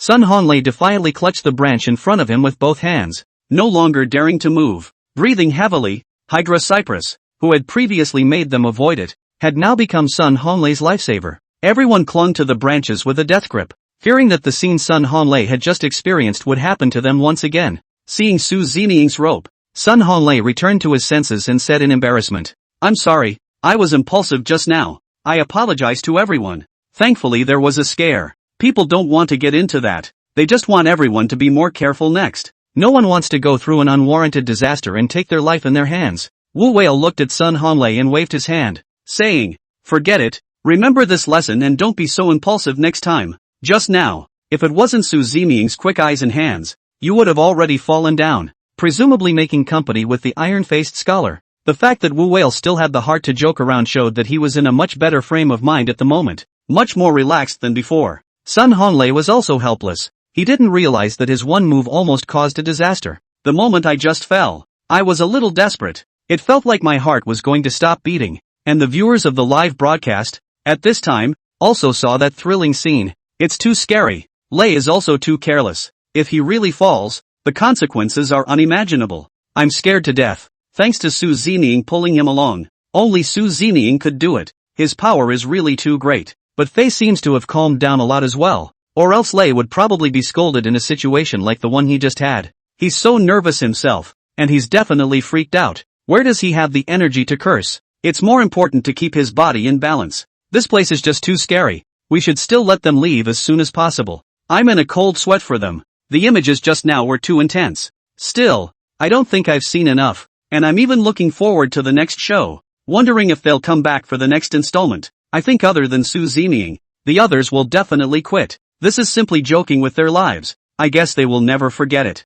Just as there was a lot of discussion, Guo Jingfei and the others desperately climbed over toward the top, was also doing his best to get out of the way. Seeing that he was about to climb to the center, where the branches were even denser, Wu Wei, who was crawling at the very front, looked up and realized that the top was densely packed with some corpse bones. He couldn't help but feel a chill on his scalp, and there were even corpses coming in and out, adding to the fear. Wu Wei was a little worried about Young Mi and the others, but now he could only face it with a hard head. Wu Wei looked back at everyone, then reminded with a serious face, It's not a good walk up here. So everyone must be more careful and not make any mistakes. Hearing Wu Whale's reminder, all of them looked up, not having noticed the situation above them before. Now seeing the densely packed corpses and bones, all the people's faces changed drastically, and they couldn't help but suck in a breath of cool air. Sister me, it's so scary. How are we going to get through it without any problems? Li Fingyuan's voice has been a little choked. This Hydra cypress has already made her very broken, and now also have to face these.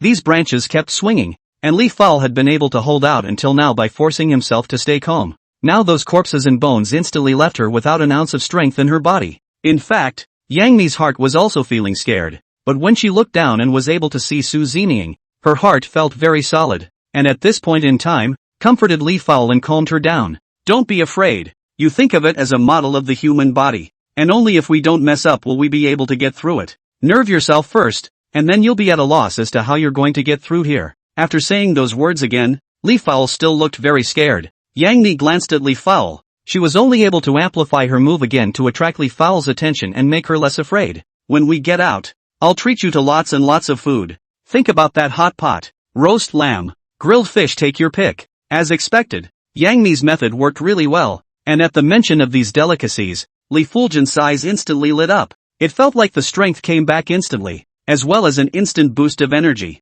Sister me, you must remember what you said, and you must not go back on your words. With that said, Li Fao began to crawl forward on his hands and knees. Desperately, she must persevere and not show fear. She must overcome these difficulties and let Yang Mi treat him to a delicious meal. Chapter 167, Li Fengyan who strives hard. Everyone felt a little funny for a moment when they saw the hand-to-hand Li Fao. It also felt that Yang Mi knew Li Fulgence too well and was always able to control her when it mattered. Ha ha ha, Li Fulgence is really too cute. I didn't expect to hear about food and actually have this kind of reaction. It seems that the power of food is too powerful. That's right, Li Fin is worthy of being a foodie. Hearing food immediately gives her strength. It's still Yang Mi who understands Li Fin better and knows her weaknesses. That's what good sisters are for, to poke and prod all at once. Otherwise Li Fao really wouldn't know what to do to solve the difficulties at hand. I have an idea that if a leg of lamb were dropped in front of Li Fao's face at this time of year, he would probably crawl around the globe as fast as he could. Upstairs, aren't you exaggerating a bit too much? Is this a compliment or a mockery? I think you just have bad intentions. Your speech can be really flavorful. Don't be angry. I guess the upstairs is a black powder. I've already taken a screenshot. When the time comes to send a private message to Li Fao, just wait to be pulled black. Don't always do these conspicuous things. So what? It's my own honor to be blackballed by a goddess. And you guys don't have the guts to say that yet. It's outrageous that black people are justified here. It's outrageous. By this time, Wu Whale and Yang Mi, they had slowly entered the place where the corpses were dense. Walking through the putrid corpses, everyone couldn't help but commit nausea, and each of them had an ugly face. These corpses were only a few dozen centimeters away from them, and if they weren't careful, they would run into them. You can even clearly see the corpse crawling around on the body. The foremost Wu Whale was struggling to climb, when he suddenly felt a stabbing pain in his ankle. He was startled and subconsciously looked down, surprisingly realizing that it was a corpse that had crawled onto the top of his foot.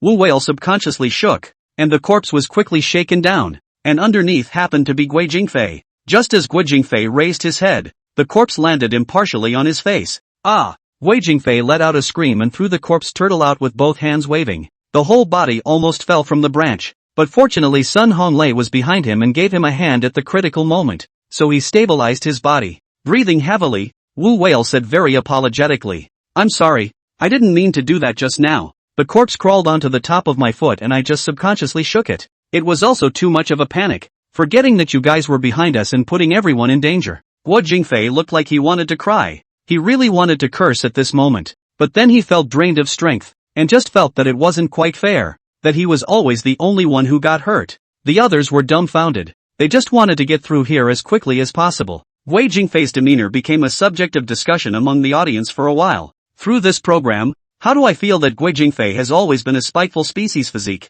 Anything unlucky he is able to stumble upon and none of it is spared. Yeah, Fei can be really miserable. He's always the one who gets hurt every time, and he was just scared out of his mind. Luckily, Brother Lai helped him out, or else he would be the one who went down to accompany the iron-faced scholar. I guess he didn't read the yellow calendar before joining the program. Even though it's tragic for Fei and I shouldn't be laughing out loud at this time, I just can't help it. Thinking about it makes me feel really ridiculous. so everyone forgive me for my behavior. It's almost like a chain reaction, pitting one against the other, not knowing who will be next. Upstairs, that's not a fun thing to say stuff. You think this is idiomatic solitaire. They can't be allowed to pass through here safely because of who they've invited. Don't have such a mind. We should be heartbroken for them now. They've been through so much danger. There are still some fans who are very kind and want Wu Whale and Yang to be safe at all times. Everyone was completely in the thick of the bodies by this point. Even if they were more careful, they still couldn't completely avoid those corpses crawling onto their bodies. It made everyone feel that the journey was too long and a real ordeal for everyone, with them on high alert at all times. Once they see a corpse approaching, they have to quickly kick him out of the way to prevent themselves from being attacked. Seeing this situation in front of him, Zeming also felt that going on like this was not a solution. In case all of those corpse crappers came out, it would be even more troublesome then, and everyone would definitely be in a mess. If someone fell at this point, the situation would be even more dangerous. Zeming looked at his hand, then removed the wrapped gauze that was stained with his blood. It could make these recognitions not dare to come close. Zeming didn't hesitate to tear the gauze into 6 pieces before handing it over to Yang Mi's hand. Distribute this to the people in front of you. Take this with you and these corpse eaters won't come any closer. Yang Mi looked at the bloodied gauze, only to feel a scarlet color in front of her eyes, making her shocked. When he thought of Zeming bleeding so much, his heart was really a bit intolerant. What about your hand? Why don't I bandage it again with fresh gauze? Yang Mi was very concerned about Zeming and said that she was ready to open her backpack to look for something.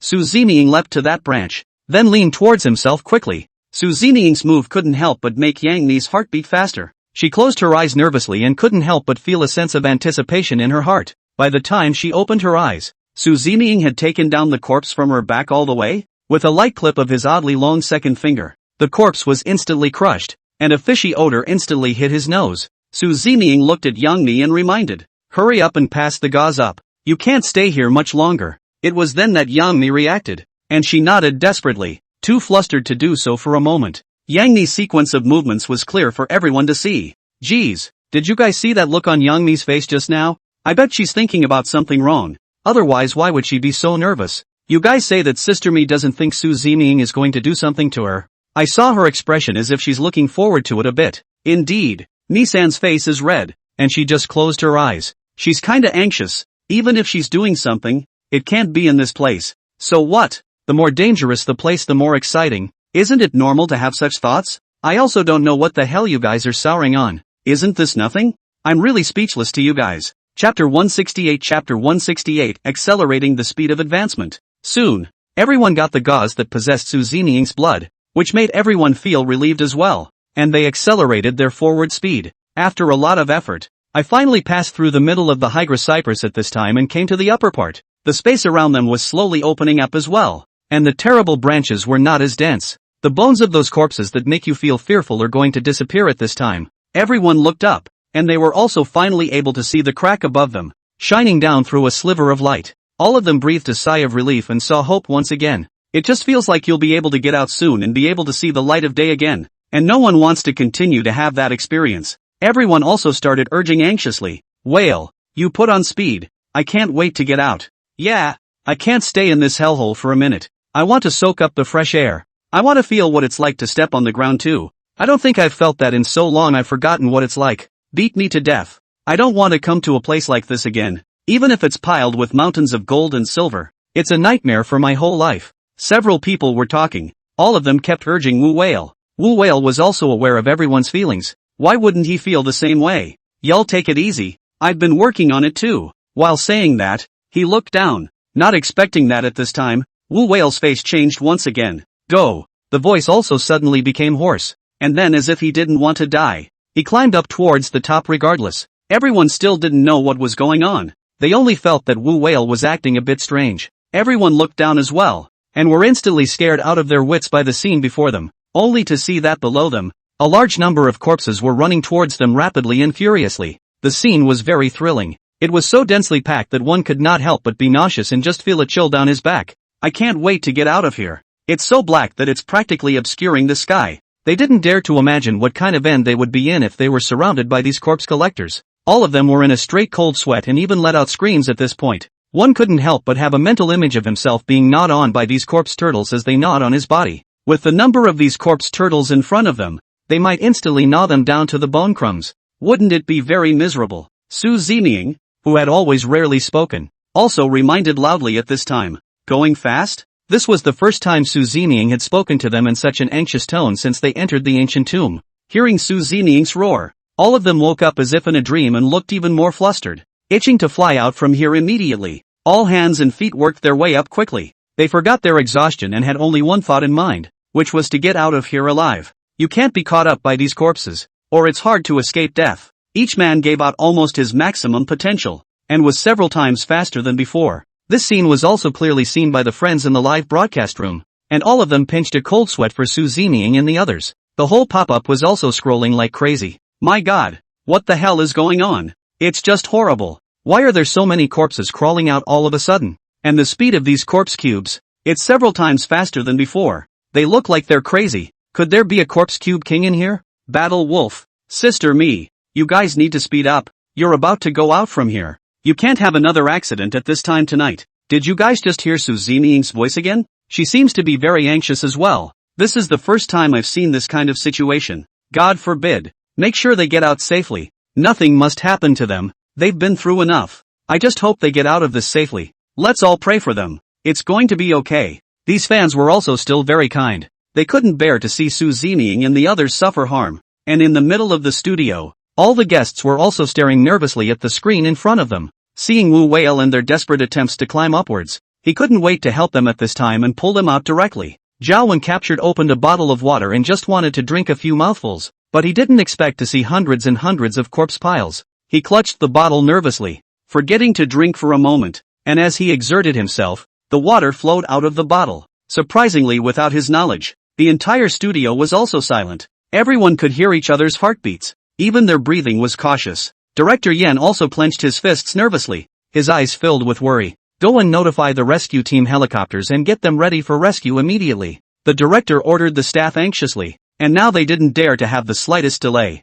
It's ready. Su Zeming just sent the location as well. It's already heading towards the exit. The staff also responded immediately and the director was relieved. He folded his hands and prayed for everyone. He had done what he had to do, and the rest was up to their luck, just hoping for a safe return at the last minute. At this moment, Wu Whale and the rest of them were also using all of their body strength to frantically increase their speed. Right now their lives are on the line, and if they're a little late, they're quick. But even after putting in his best effort, this speed was still too slow. Going back to observe those corpses below, there was a very obvious red dot in the middle of that black mass. That one's the corpse cutter. The corpse caper king came out of the blood corpse's body a little earlier than Su Zeming had envisioned. After considering this, Su Zeming tugged at Yangmi in front of him. Give me your backpack.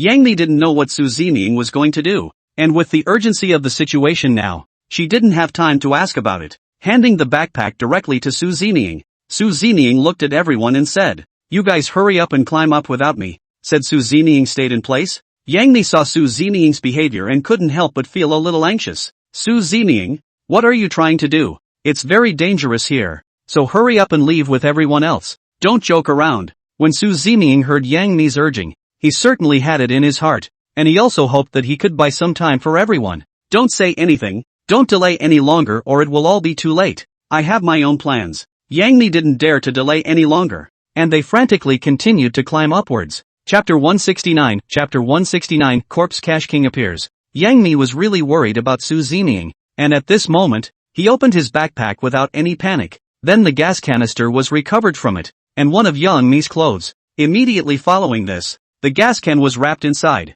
thus creating a simple powder flask. After all was ready, he continued to crawl forward a few steps. Seeing that Wu Whale had already climbed to the exit, he slowly climbed up, then turned back and desperately tried to pull the people behind him. Su Zeming lit the gas bottle in his hand and threw it towards the corpse below without hesitation. Instant bursts of fire burned up, and the corpse collectors that rushed to the front were instantly engulfed by the flames. The original neatly organized corpse collecting team was thus dispersed by Su Zeming's gas bottle. They began to flee in all directions, and even some of the corpse crushers carried fire in their bodies as they scurried blindly about. After hitting the branches of the Hydra cypress, his body fell heavily. Su Zeming's move did buy everyone time, affecting the advance of these corpse turtles, and at this moment all the others except Yangmi were pulled up at this time. Su Zeming also began to quickly move upwards as he realized that those corpse turtles were also beginning to reorganize their ranks, preparing to come after them once more. Unexpectedly, At this critical moment, Yang Mi suddenly let out a shriek. No good. My foot seems to be stuck. I can't move it now. What should I do? Everyone also sucked in a breath of cold air, and Wu Whale shouted out anxiously. Give me your hand. There's no time. Looking down from his angle, the corpse collectors were already less than a few meters away from them. Su Zining was also 1 or 2 meters away from Yang Mi, who was desperately climbing upwards as he heard Wu Whale's urging, but her body couldn't move at all. She was sweating anxiously, but there was nothing she could do. Yang Mi suddenly burst into tears. I can't move. What should I do? Am I going to die? Wu Whale also looked a little flustered, not realizing that at this point in time Yang Mi was stuck here, and he had no good solution. Seeing those corpse turtles getting closer and closer to her, at this moment Yang Mi was completely desperate, and even felt death beckoning to her. She thought she was going to stay here today and never get to go back with the group. The thought that she was going to have her body chewed on by those corpse turtles later on made her even more sad and upset. Just at this moment of utter despair, a black shadow flashed, a familiar smell came to his nose, and Yang Mi also stepped down at the same time, because in his mind's eye, Su Zining's figure appeared, and there was a small trace of joy in his heart. Su Zining approached Yang Mi, and without hesitation, he drew out his black gold ancient blade and slashed down, directly cutting off the branch that had stuck Yang Mi's foot. Then he wrapped his arm around Yang Mi's waist and brought her up in a leap, coming to the ground in the blink of an eye. It was a sort of escape from death, and by the time Yang Mi reacted, she felt the pair of cold hands around her waist, although Su Zining's body temperature was a bit cool. In Yang Mi's heart, at this moment, she was really very excited and warm, and there was also a hint of sweetness. She even wished that time would stop so that she could feel this much more. After standing firmly on the ground, Su Zining quickly let go of Yang Mi. No matter what, finally, there is a scare, and everyone is out of this dangerous place, temporarily safe. Do not have to be corpse-caked very much body, everyone is very satisfied. Just at this time, Guo Jingfei shouted out in panic. Run! Those corpse crappers are coming over. At this time the corpse cache, too, had chased it to the exit and was about to fly out. Su Zining shook his head. Don't be afraid. They can only move around inside. Sure enough, those corpse crappers reached the exit and started hovering there non-stop. There was no way to walk out at all, which made everyone dumbfounded and admire Su Zining even more. However, everyone was finally relieved. As long as these corpse collectors couldn't come out, they wouldn't have to desperately try to escape. Great. I really don't have any strength left. Saying this, Sun Hong directly laid down on the ground, wiping the beads of sweat on his forehead and panting heavily. It took almost all of his strength to climb out of there. Now that the crisis was lifted, all he wanted to do was to regain a little of his strength, which was why he collapsed to the ground in exhaustion. The viewers in front of the screen were finally relieved to see everyone out of danger. Great! At the last minute, it's finally safe. I would have snapped with nerves, thinking they couldn't escape. Finally, there's a scare. This should be safe now.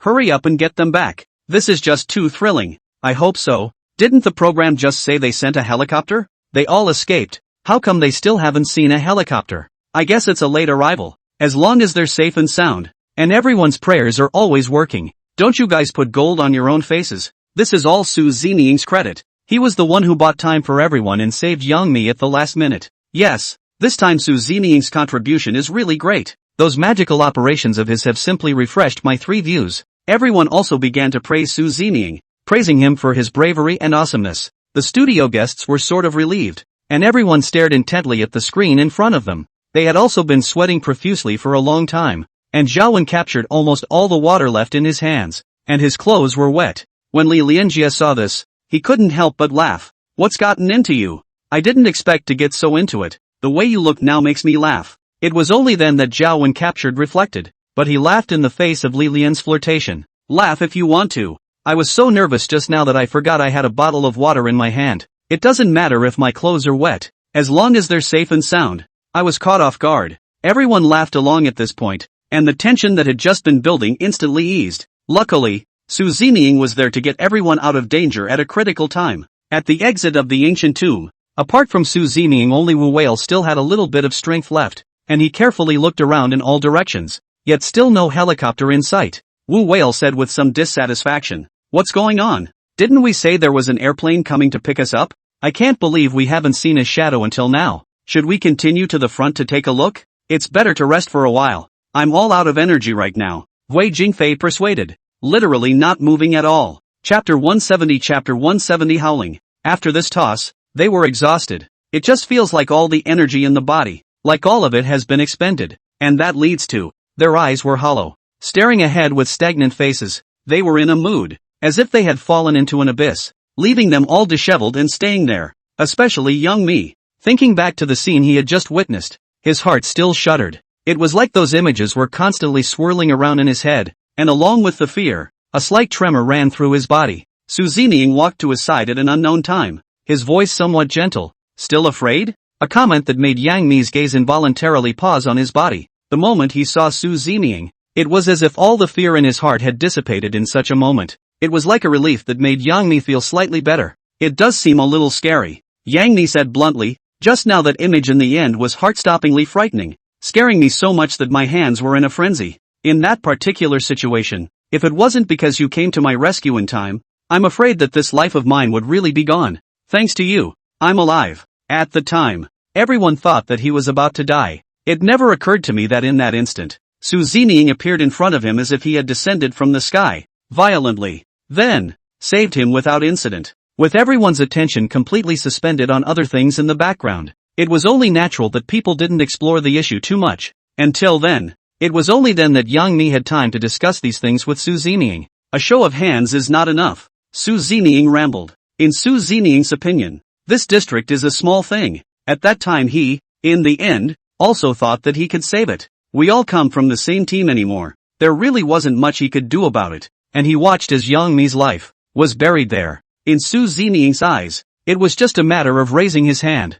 But in Yang Mi's eyes, this matter is not trivial. He was emotional and his eyes were glazed over. He looked at Su Zining and spoke up word by word. A small thing in your opinion, but I was really very thankful for your timely rescue at that time. When Yang Mi said this, tears quickly welled up in his eyes. At this point he was gradually becoming more and more agitated. When he looked at Su Zining who was following him, his tears came almost instantly. Seeing his reaction, Su Zining was shocked then. Su Zining is a bit of a handful. Why is this crying all of a sudden? Su Zining looked at him cheerfully, obviously startled by Yang Mi's inexplicable bawling. Even the other members of the scene, who were more or less confused when they suddenly heard the cries, looked back. What's the situation? Lu Shishir stood out and hurriedly pacified Yang Mi. Are you okay you? Aren't all those dangerous things already in the past? Why are you crying all of a sudden? Lu Shishir was a girl in the end. And in the face of Yang Mi's sudden behavior, he quickly figured out that Yang Mi was clearly fearful of what had happened in front of her. So, that's why you're bawling all of a sudden. He walked over to Yang Mi's side and gently rubbed her shoulder or else patted him on the back. It's okay. All the unpleasantness? It's been resolved. We're safe and sound right now. In a moment when the helicopter comes over, you'll go back and take a hot bath. And at the same time, have a good rest again. Okay? Lu Shishir's voice spoke particularly gently, and he was sort of constantly appeasing. However, Yang Mi's emotions were still running high. I know, but at this moment, there's really no way I can control my own emotions, especially that scene just now, since the beginning to the end in my head constantly spinning back and forth. If it wasn't for Su Zining's timely intervention to save me, I felt that I was a life that would most likely be buried here. It was a horrible scene. He wasn't kidding with that comment. Remember, that scene almost didn't scare him to death. He really thought that he was so young that he didn't even have time to see the future of the motherland's bright development. His life completely fell. It's scary to think about. So, it's Yang Mi who's bawling her eyes out. Listening to his explanation, the crowd instantly understood how Yang Mi, who was just now, suddenly became so tense in her emotions. So it is, Guo Jingfei soothed. We are now considered to be in a state of bitterness and the problem has been solved. Don't get your head in the clouds. When you get back, get a good night's sleep and calm your inner fears. Even Wu Whale, too, possessed the same rhetoric. Yes, go back and have a good rest. I believe that the next you will be able to calm down your current state. That's what everyone's saying. Yang Mi lowered her eyes. At that time, his gaze still couldn't help but glance towards Su Zining's body. However, he found Su Zining looking indifferent. To Suzuman, maybe it's just a little thing. So, he looked as if he didn't particularly care. Yang Mi slightly lowered his eyes. He instantly became gloomy, feeling his emotions, and as if he suddenly became more haggard. Everyone is pacified. Su Zining didn't say a word. After a short while, though, Suzuman calmed him down. It's okay, you've been great and have worked hard. Just do what everyone says. Go back and get some rest afterward. And next time, try to be even better. Su Zining's tone was calm, but in the end, it was gentle to the extreme. Yang Mi's head snapped up. hearing Su Ziming's words. All the fear within his heart again seemed like it had dissipated in the most instant. He couldn't help but tilt his head slightly. Really? Did I just do really well? Yang Mi's eyes lit up. He gazed at Su Ziming with emotion. Patiently, he waited for Su Ziming's answer. Su Ziming nodded his head. Your performance just now was indeed even better than I imagined. When you encountered trouble and problems, you never wanted to give up, but worked very hard to keep going. With that, I'm sure you'll be up to more unexpected behavior next. So, I'm very much looking forward to all the things you're going to follow up on. Su Ziming said, particularly serious. He really is word for word. In front of each other's face. The attitude is particularly sincere. Such words, listening to Yang Mi's psyche all became joyful in this instant. He was thrilled. Thank you for your compliments. I will definitely work harder on the next ones. And I will definitely live up to your expectations of me. Chapter 171 Chapter 171 Study. He said it in a serious way. Seeing his reaction, Lu Shirshir rolled her eyes for a moment without being able to hold back. He had just been right there with him just now and was just being a good sport to him, soothing his weak little heart with every word. And the result? Yang Mi instantly ignored him. It seemed that Su Ziming's voice was all that was left inside his head, and the rest of it was as if he couldn't hear it at all. Lu Shirshir really couldn't hold back and reached out her hand to give him a heavy knock on his skull. He looked rather helpless and spoke up. You lack of heart. Aren't you going too far? Lu Shirshir was extremely helpless. Looking at the person in front of him, he sighed deeply as he was unable to hold back in the end. And then, he was looking at the woman in front of him with a despondent face. At this moment, his expression was really all over the place, and for a moment, he didn't even know what to do with it. Yang Mi was actually a little bit embarrassed when she laughed then. Ahem. The main moment did not react. I'm here to apologize to you. Can you forgive my behavior for a moment? Yang Mi was in a good mood. At this moment, he said this in a serious manner. But Lu Shirshir failed to hold back and directly rolled her eyes in front of his face. Shut up you. You're even more of a bigot than I thought you were. Lu Shirshir looked at the face full of grudges staring at him and the look. Finally this is again involuntarily sighed then. Forget it. Seeing that Yang Mi has just recovered a life, he is reluctant to spare him once, reluctantly not to continue to argue with him. Scene. The crowd still looked helpless. They looked up, but it dawned on them that, without realizing it, time was passing by minute. However, the helicopter, it still hasn't shown up. Their eyes froze a little, and for a moment they looked at each other. In this situation, they were clearly at a loss for words and a little confused as to what was going on right now. What's going on? We've been waiting for so long. Why hasn't the helicopter shown up since the beginning? That's a little off. Su Ziming lazily laid down. He said carelessly, there should be a small accident on their side. I guess we need to wait another half hour or so next before we can wait for the helicopter. Su Ziming explained. His tone was flat, but along with Su Ziming's explanation, a group of people's brains instantly became buzzing. At this moment, they only felt that the entire sky had collapsed. What? The news, coming as it did, was just too startling. In this situation, they instantly became at a loss for words, gazing at the scene in front of them with a slight bewilderment. Then doesn't that mean we can only wait here patiently for now first? Done. They're really screwed next. Wu Whale doesn't matter anymore. He was a big old man. And naturally he wasn't that particular about details. Therefore, he then studied Su Ziming, and likewise lay down on the ground with no concern at all. Whatever they want. They can do whatever they want. I don't care at all over here right now anyway. They've labored and run around for so long, and they've kind of provided the show with a lot of entertainment topics in the meantime. What they can do, each one of them has tried very hard to do. At this very moment, all he wanted to do now was to collapse in laziness, and he really didn't want to keep touching the has-beens. Get a half hour of sleep if you can. In the end, it was because everyone had labored and run around for several days, and hearing these words, coupled with the fact that the clothes had indeed gotten dirty, although it is true that they are stars and do care about their image in particular, but now that they have become like this, what is there to care about? So, after they had a bit of a tussle, a bunch of them had no hesitation and all of them collapsed there. Lying on the ground, they tilted their heads slightly, gazing at the scene before them with a serious face. The picture before us, I must say, gradually became more and more cozy. They just collapsed there, looking at each other, feeling the hard-won silence. It seems like it's been a long time since we've been able to stay here so leisurely and with a little bit of coziness as we are today. Lu Shirshir spoke slowly, seeing everyone at the scene lying there. He only felt such images that it gradually sunk in. There is no denying it. In these recent times, along with more and more work on his hands,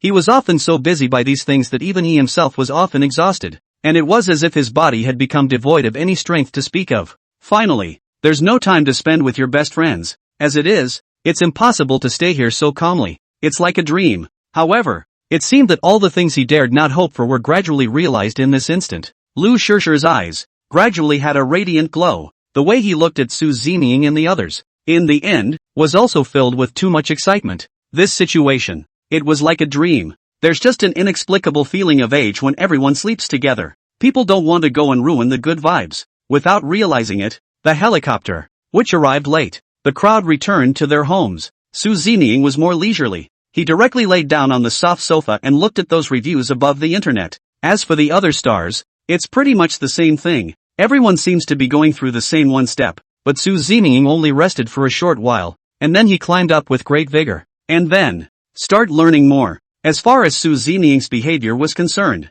it surprised those who were watching. What's the situation? After going back, Su Zeming didn't take a good rest even so. How come? He studied more seriously instead? Those are dull eyes. With this matter on the table, they silently gave Su Zeming a thumbs up. It's worthy of Su Zeming. His experience, that's really scary as always. When everyone was taking a serious break, it was only Su Zeming who did things always so different. Su Zeming began to look through a variety of books. He kept learning, kept frantically improving his abilities. In the blink of an eye, Su Zeming now learns 8 more knowledge. He was ready. Next time, he was ready to show his strength properly in front of everyone before he could do so. At the same time, Hotspur seems to be ready to return as well. The previous one caused him to not be able to continue to participate in this variety show because of the work at hand. He was also watching the live stream the entire time in the back. Chapter 172 New Artist Participation. He sighed with relief as he watched the various images of having a scare.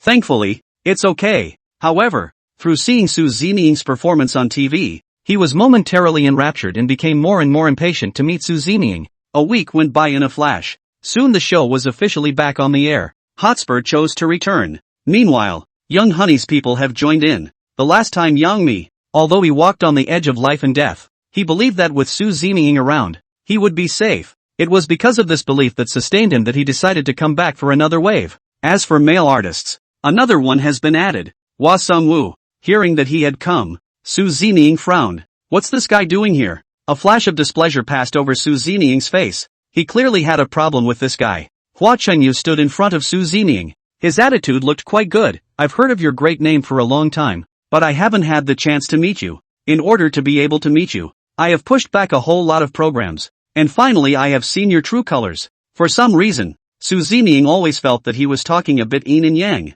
Su Zeming's brows wrinkled. He had little interest in the man before him. He glanced at the other man and faced him. Walking up to greet him, Su Zeming nodded. Thank you. His tone was flat. Looking at each other is a bit of a ramble. Hua Chengyu's face was suddenly gloomy. Su did not expect that Su Zeming was not excited to see him. Even, the speech was so perfunctory. He snorted in his heart, and the way he looked at Su Zeming clearly changed from the appreciation he started with, to disgust. He's very unlikable. Su Zeming sensed his reaction. He didn't say a word and didn't intend to reveal this point of the other party's true colors. It's just a little thing. There's no need to mess with each other. The next thing they had to do, the most important thing they had to do, was to gather everyone and head to their next destination. Su Zeming's impression of Hua Chengyu, however, was not very favorable. Whether it was him or his fans, it gave Su Zeming a bit of a poor sensation. Su Zeming didn't care. Hotba trotted to Su Zeming's side, his eyes shining brightly. How are you doing? Are you alright?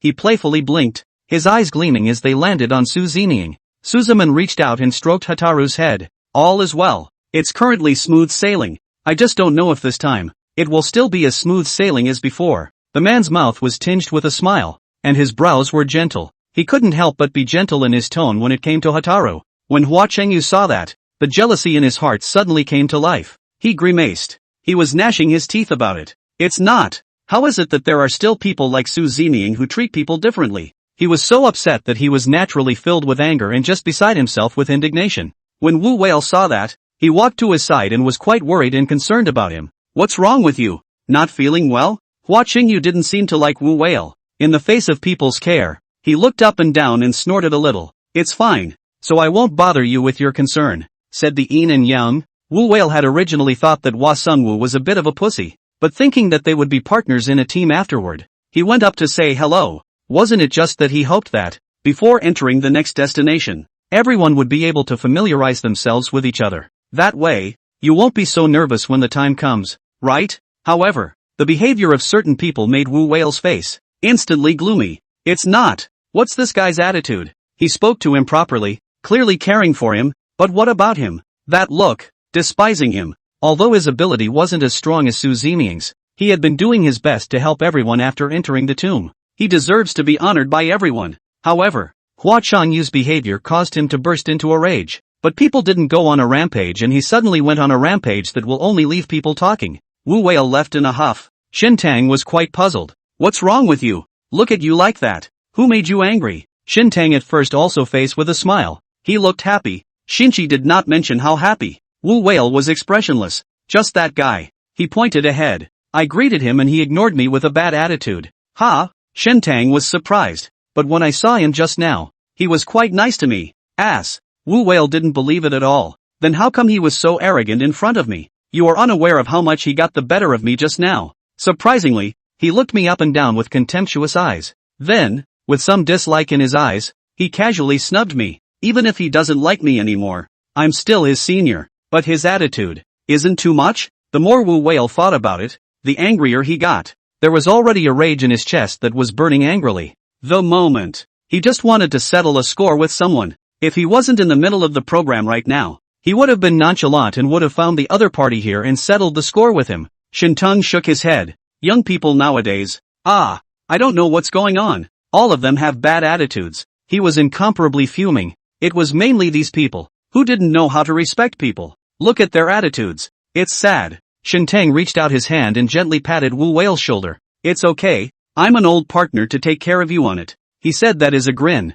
Smile that is called a sunshine radiant. Wu Whale originally had some fretting to do, but by Shintang teasing him like this, his mood instantly shifted for the better. Okay, this time they are about to travel to a place where they don't know what will happen next. A group of people expressed excitement. After a quick exchange of pleasantries, the group took a plane and headed to their destination. Helicopters again. They traveled, this time, to what appeared to be the middle of a glacier. Learning of this, a group of people dressed themselves in heavy cotton coats. Before they could reach their destination, the helicopter stopped and was unable to take them to the cemetery. My goodness, doesn't this want us to walk on our own legs? Hua Chengyu was instantly surprised, and between his eyebrows, defiance was written all over him. He had some nagging questions, and there seemed to be a few moments of anger mixed in his heart. Right now, he was really speechless. When he looked around, he couldn't help but mutter a whole lot of complaints under his breath. He was full of annoyance. However, the eyes of the crowd paused on him. Hua Sungwu felt everyone's strange eyes and he smiled a little awkwardly.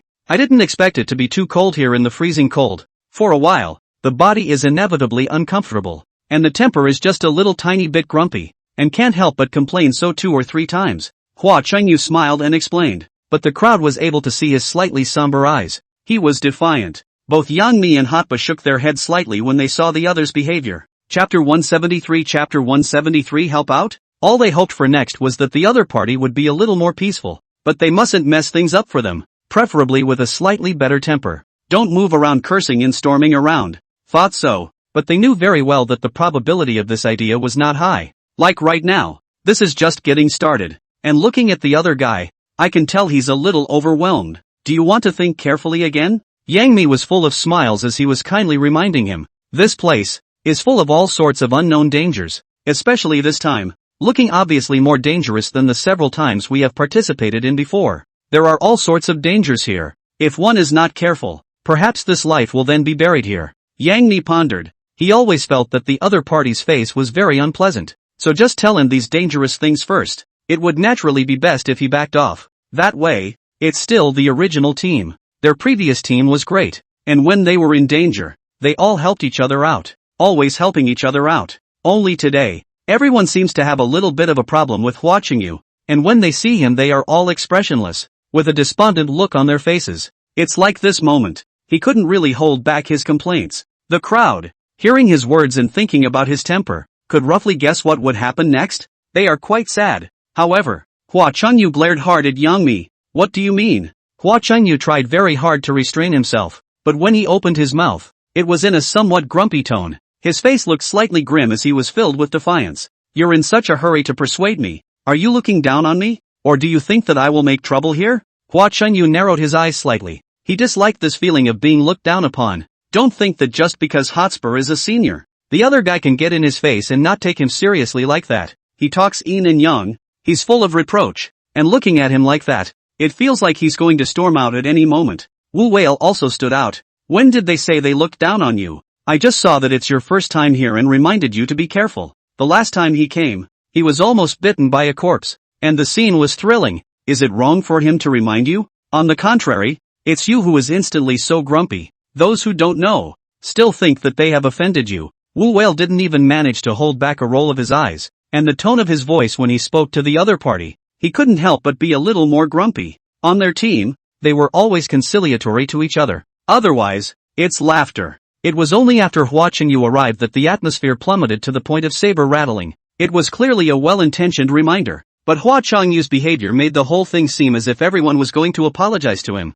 Speechless, Hua Chengyu was slightly stunned, and then a flash of embarrassment crossed his face. That wasn't because he spoke in a shady way, so I assumed he was having a problem with me, but who would have thought that he was looking out for me? Hua Chengyu always had a point. He defended himself, but that tone didn't ease up. Yang Ni was indifferent, waving her hand. Never mind, it's me being nosy. Yang Ni didn't want to be catty with this person. To put it bluntly, it's his behavior that's so childish. It would be a pure waste of one's precious time to argue with him, so it would be better not to talk to him at all. Hotaru returned to Su Zemin's side, in a somewhat breathless mood. Su Zeming soothed in a fine voice, he's young. It's normal for him to have a bit of a temper. If you don't like him, just follow me around and try not to have contact with him. Really? Hotaru's eyes lit up and she looked at Su Zemin with ecstasy. Sure. Su Zeming had a smile on his lips. He had a faint smile on his face, and all the time he was calming Hotbutt and the others. On the contrary, Hua Chengyu, it had to be said that Su Zeming did not leave a good impression on her, either. He always thought there was something weird about this guy. Talking to him is like taking a choking pill. That's fine. I'll follow you behind. I don't want to stay with certain people. Yang Mi slightly pouted her small mouth. What just happened was that he said on the surface that he didn't care, but in reality, Hua Chengyu's behavior still hurt him. They're on the same team now, but the other party has come up. The tone of arrogance, with some high and mighty, said that a yin and yang, those who didn't know, really thought he was some kind of young master, and everyone, they have to do what he says. Hua Chengyu could clearly feel that the atmosphere of the scene was suddenly different. He frowned slightly tightly. One moment. His nerves were taut. Well, the helicopters can't get there. We have to feel our destination before dawn. Just don't let's all get upset over a little thing like that. Su Zeming opened his mouth. The group nodded. They followed Su Zeming's lead as everyone went towards the front. As for Hua Sungwoo, his face never looked good, but perhaps it was because of all the drama that had been going on. Everyone was not happy to take care of him.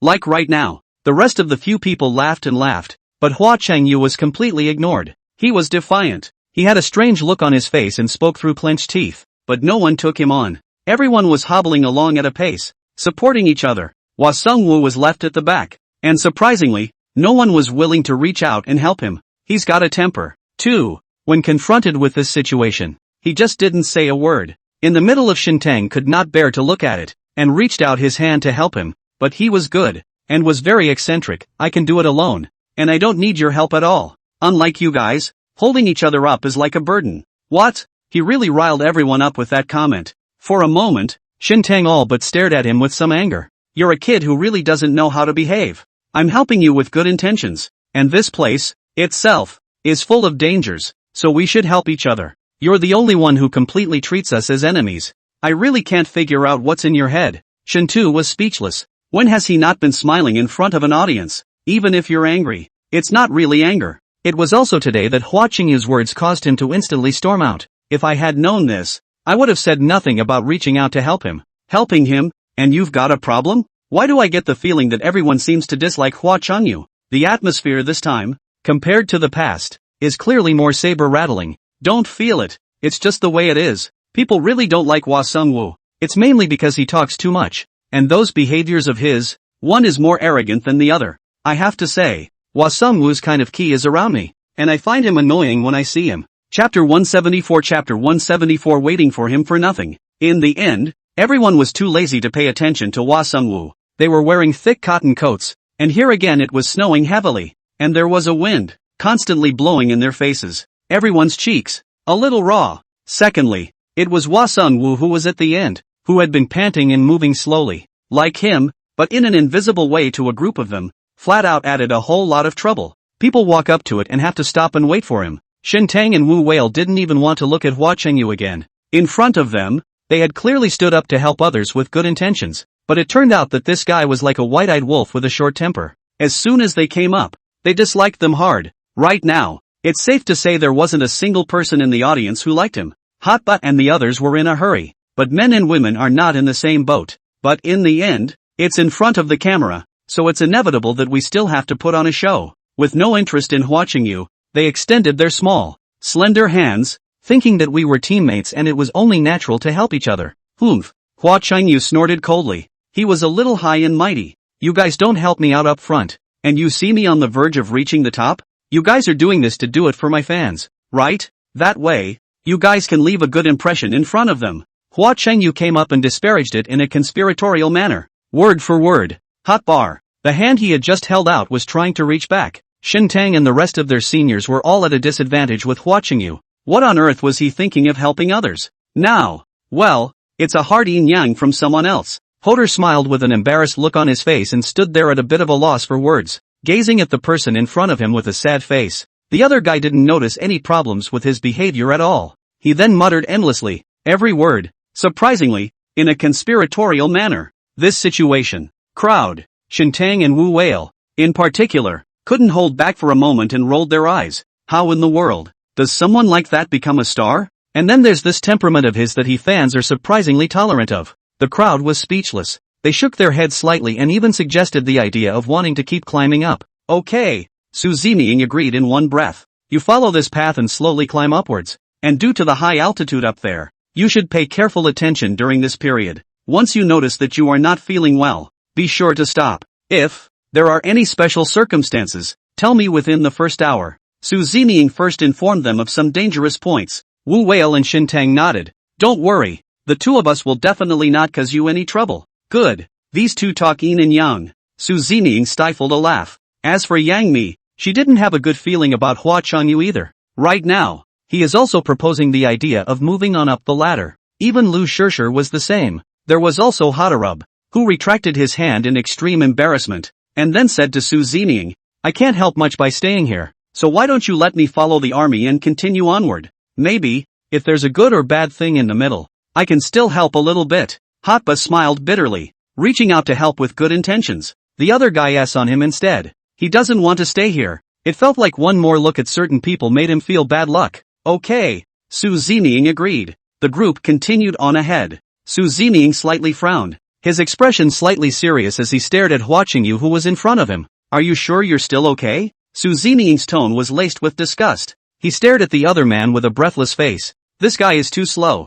A few steps and he was out of breath, and it was obvious at first glance that he lacked exercise. I don't know what the hell people like that think. Physically, he clearly can't keep up, yet he has to be a deadbeat to run this show. Isn't that purely embarrassing? Hua Chengyu saw a group of people walking towards the front, with no intention of staying and waiting for him. In an instant, his face was a bit terribly gloomy. What do they mean? Hua Chengyu pointed to the front and stormed a bit. I climbed up with great difficulty and didn't even have time to rest. And each and every one of them even hoofed it and continued to climb upwards? Is this preparing to take advantage of this opportunity to tire me out alive? He was in an irritable mood and cursed there for a moment that he couldn't hold back. Su Zeming gave him a look. It's your speed that's too slow. The outspoken Suzuman, who criticized his behavior by name. Do you realize how slow you've slowed down? All the members have climbed up, but because of you, everyone will just have to wait patiently for you up here. And that's nearly an hour of waiting. Halfway through the program, people offered to help, but you repeatedly rejected everyone's goodwill, even mouthing off that the only reason we were helping you was because we wanted to put on a show in front of your fans. So you tell me who would dare to stay in such a situation? Su Zeming was obviously angry. Facing such a disgusting and obscure fellow, he did not hide his anger in front of the other party. The guy's true colors were revealed in an instant. Hua Sung-woo. He paused slightly for a second, and then he was looking at Su Zeming, who was right in front of him, who had put him down hard. His face plummeted into a grimace. Along with his anger, he gritted his teeth. What exactly do you mean? And isn't it too hurtful for you to say something like that? Hua Chengyu only felt hurt. He was full of innocence at this point. He pointed at Su Zeming. Slightly grumpy, Come on, how old are you? Can you not make a whole scene like this? Do you know that your current behavior is making people really annoyed? A young man in his 20s now, knowing that this place is full of all sorts of dangers, you had to participate. And after participating, you're still chirping. Zeming wouldn't let the other party be a top stream because he was bad-tempered, and after provoking him, he would be scolded fiercely by him. He got in the other guy's face and gave him a hard time. Zeming was already very good when he didn't point out his behavior above what he wasn't in front of everyone. Hua Qianyu had never suffered such a disgrace, especially Zeming, who kept hurting him with every word, making his face gradually become more and more gloomy. He naturally glared menacingly at Zeming. His chest was already burning with clusters of rage, and he instantly wanted to go on a rampage. Zeming, however, was more aggressive than him. Try staring at me like that again? I wouldn't mind at all. Just poke your eyes out. Zeming put down harsh words. Hua Sung-woo. Chapter 175. Chapter 175. Deeper than the bottom. He was still raging just now, but Zeming's words instantly made him put all those thoughts back. He didn't dare to continue his rampage at Zeming's heels. As for Zeming, his expression was tight. Stop dawdling and speed me up. This is the Kunlun mountain range. If you can't add on or can't keep up with the group, in case something goes wrong, you'll have to bear the responsibility yourself. When they came to this show, they signed a life and death contract. The program is not required to make any compensation for risking your life because you have killed yourself. Hua Sung-woo. He didn't dare to speak again. His face twisted by Zeming's scolding. He was biased towards facing Zeming, as well as the gust of powerful aura emanating from Zeming's body, causing him to involuntarily shrink his neck. He's scared. Finally, he forced the discomfort in his heart back down. He moved forward without a word. Zeming, on the other hand, increased his speed and quickly followed behind Wu Whale and the others. Looking around, the entire Kunlun mountain range was even more shocking than they had imagined. A mountain range, like a pale dragon. The momentum is extraordinary, and this is where the legendary dragon vein originated. They looked at the vast Kunlun mountain range. The scene that followed them had long since shocked them, and everyone sucked in a breath of cool air. Hiss! It's so beautiful. However, they found themselves sweating in the freezing cold. About how much longer do we have to walk? Hotoraba glanced suspiciously at Zeming, who was a bit puzzled as he looked at the endless area ahead of him. Zeming looked at the map in his hand.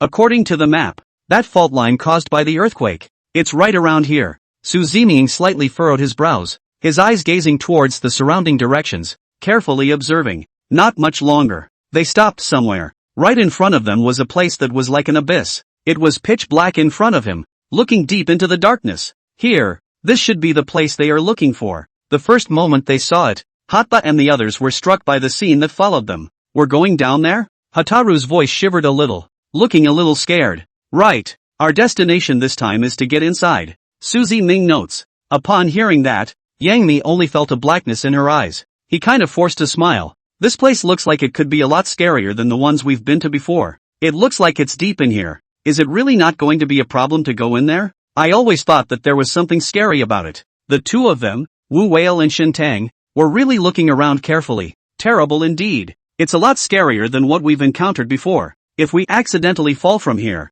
it will kill us? Pretty much. I'm young.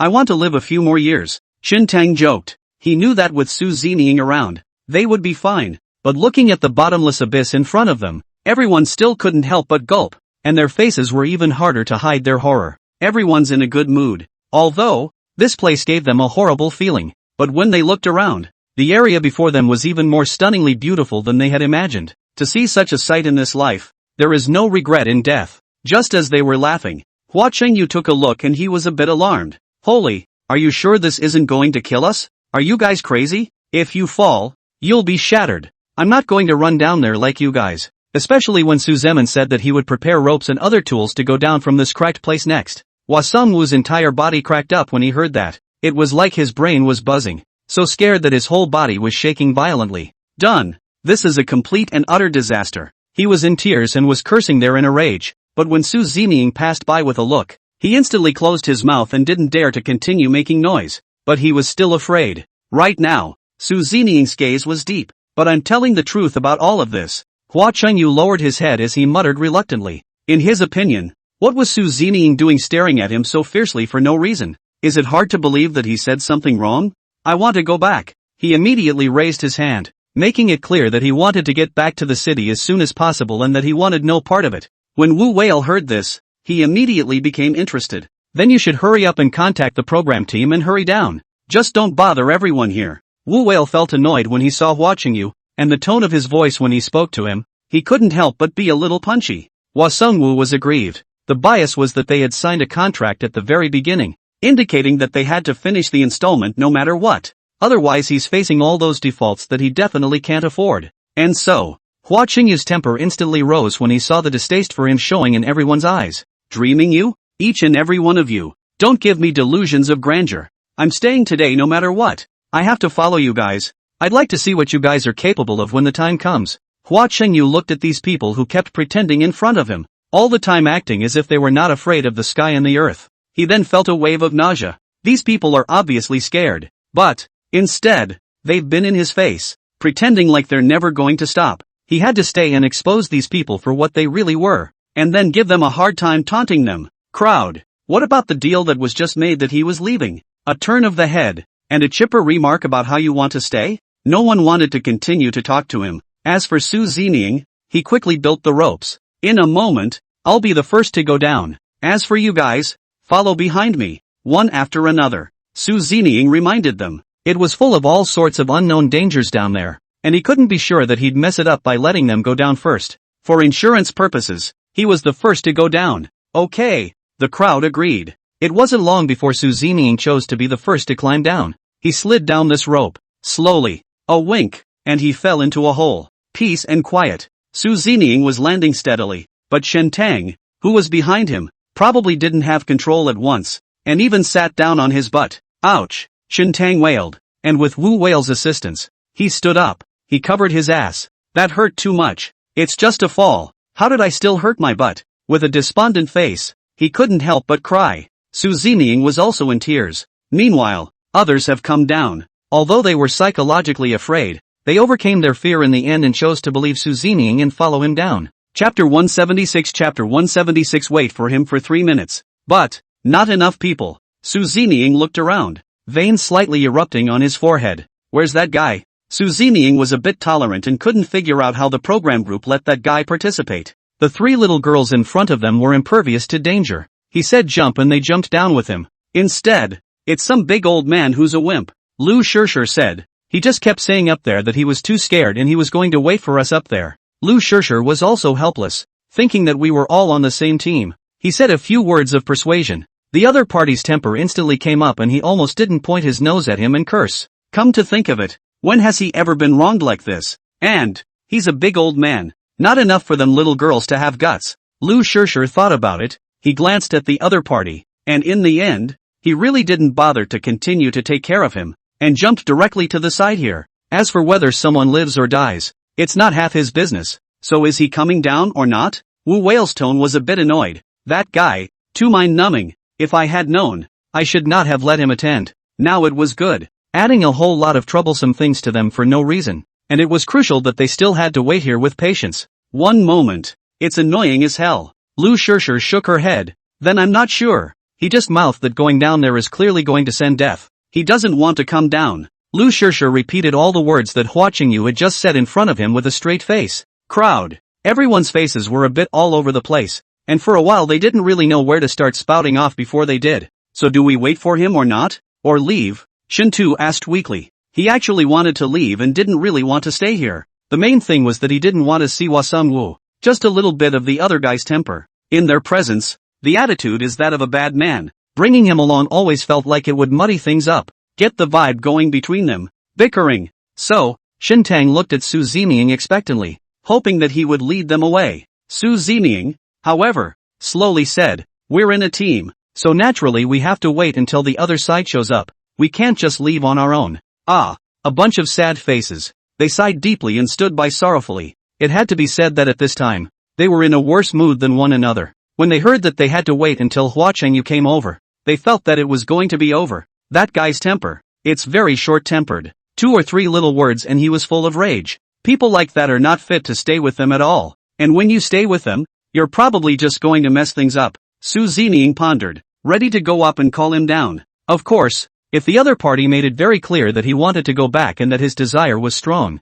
he He would never stand in the way. For this matter, Su Zeming completely chose to respect the other party. But, a voice suddenly sounded from above. Where are you? No. Isn't it too much to ask that you choose one by one and leave me here alone? Holy, it's freezing in here. Just above. The words of certain people could be faintly heard spewing. He said, the gnashing of teeth, estimated that the heart has now Su Zeming them. All a pass on the hate. Su Zemun. In this situation, the veins on his forehead burst out slightly. In the face of someone's behavior, Su Zeming really couldn't bear it, always feeling a fire of anger burning in his chest. He couldn't wait to rush up and beat the other guy up right now. Why don't we just leave? Anyway, he doesn't even want to follow us. If we force him to come down, he might hold a grudge in his heart. And that won't work. At that time, Wu Whale proposed. The demeanor of some people is truly disgusting. It felt as if interacting with him for a little longer would obscure the other side. I'll wait for him for 3 more minutes, and if he still hasn't come down in 3 minutes, then we'll just leave. There is a limit to patience. Facing him like this, Su Zeming and the others were already trying very hard to indulge each other, and it was already good enough not to go on a rampage. At the time, everyone nodded slightly, and Hotba's eyes suddenly paused ahead. You see, he pointed toward the front. The crowd's eyes all fell ahead, and for a moment, they looked on with puzzled faces. It wasn't until they saw the body right in front of them that the crowd only felt their breath. Seemingly in this instant. Stop for a second. An atmosphere of tension assailed it violently. The crowd was slightly baffled by this scene. Su Zeming walked towards the front. Before he even got close, he was able to smell a foul odor. But the smell wasn't great. After all, it was freezing cold here. This was equivalent to the fact that he had been in a well-preserved container. But judging from the decomposition of the body, he had been dead for at least a month or so. Su Zeming frowned slightly. There's even a body here? It's normal, Su Zeming said in a strange manner. Many expeditions come here in admiration, but if one runs here alone, it is indeed easy for something to go wrong. Su Zeming's eyes sank. His eyes faded. He looked around, but he had to wonder at the audacity of this guy. How dare you come here alone? Is he crazy? How dare he run here alone? Hoder couldn't figure out just how much the other party wanted to run straight to such a dangerous place alone, and he frowned slightly, accompanied by another sigh. Hopeless. The guts of these people are one of a kind. So, this corpse of his, isn't he going to stay here all the time? Aren't we broadcasting live? There should be a live stream of those crowds, reporting back on this, and then some other people will come and take his body away. From the appearance of the other person, it felt like the person who died here was young. When a young man lost his life, everyone's heart couldn't help but feel too pitiful. With a sigh, the crowd was filled with despondency. Poor thing. At the same time, accompanied by a particularly mournful and miserable scream, everyone's line of sight couldn't help but look in the direction of the incoming sound. It's Hua Sungwoo.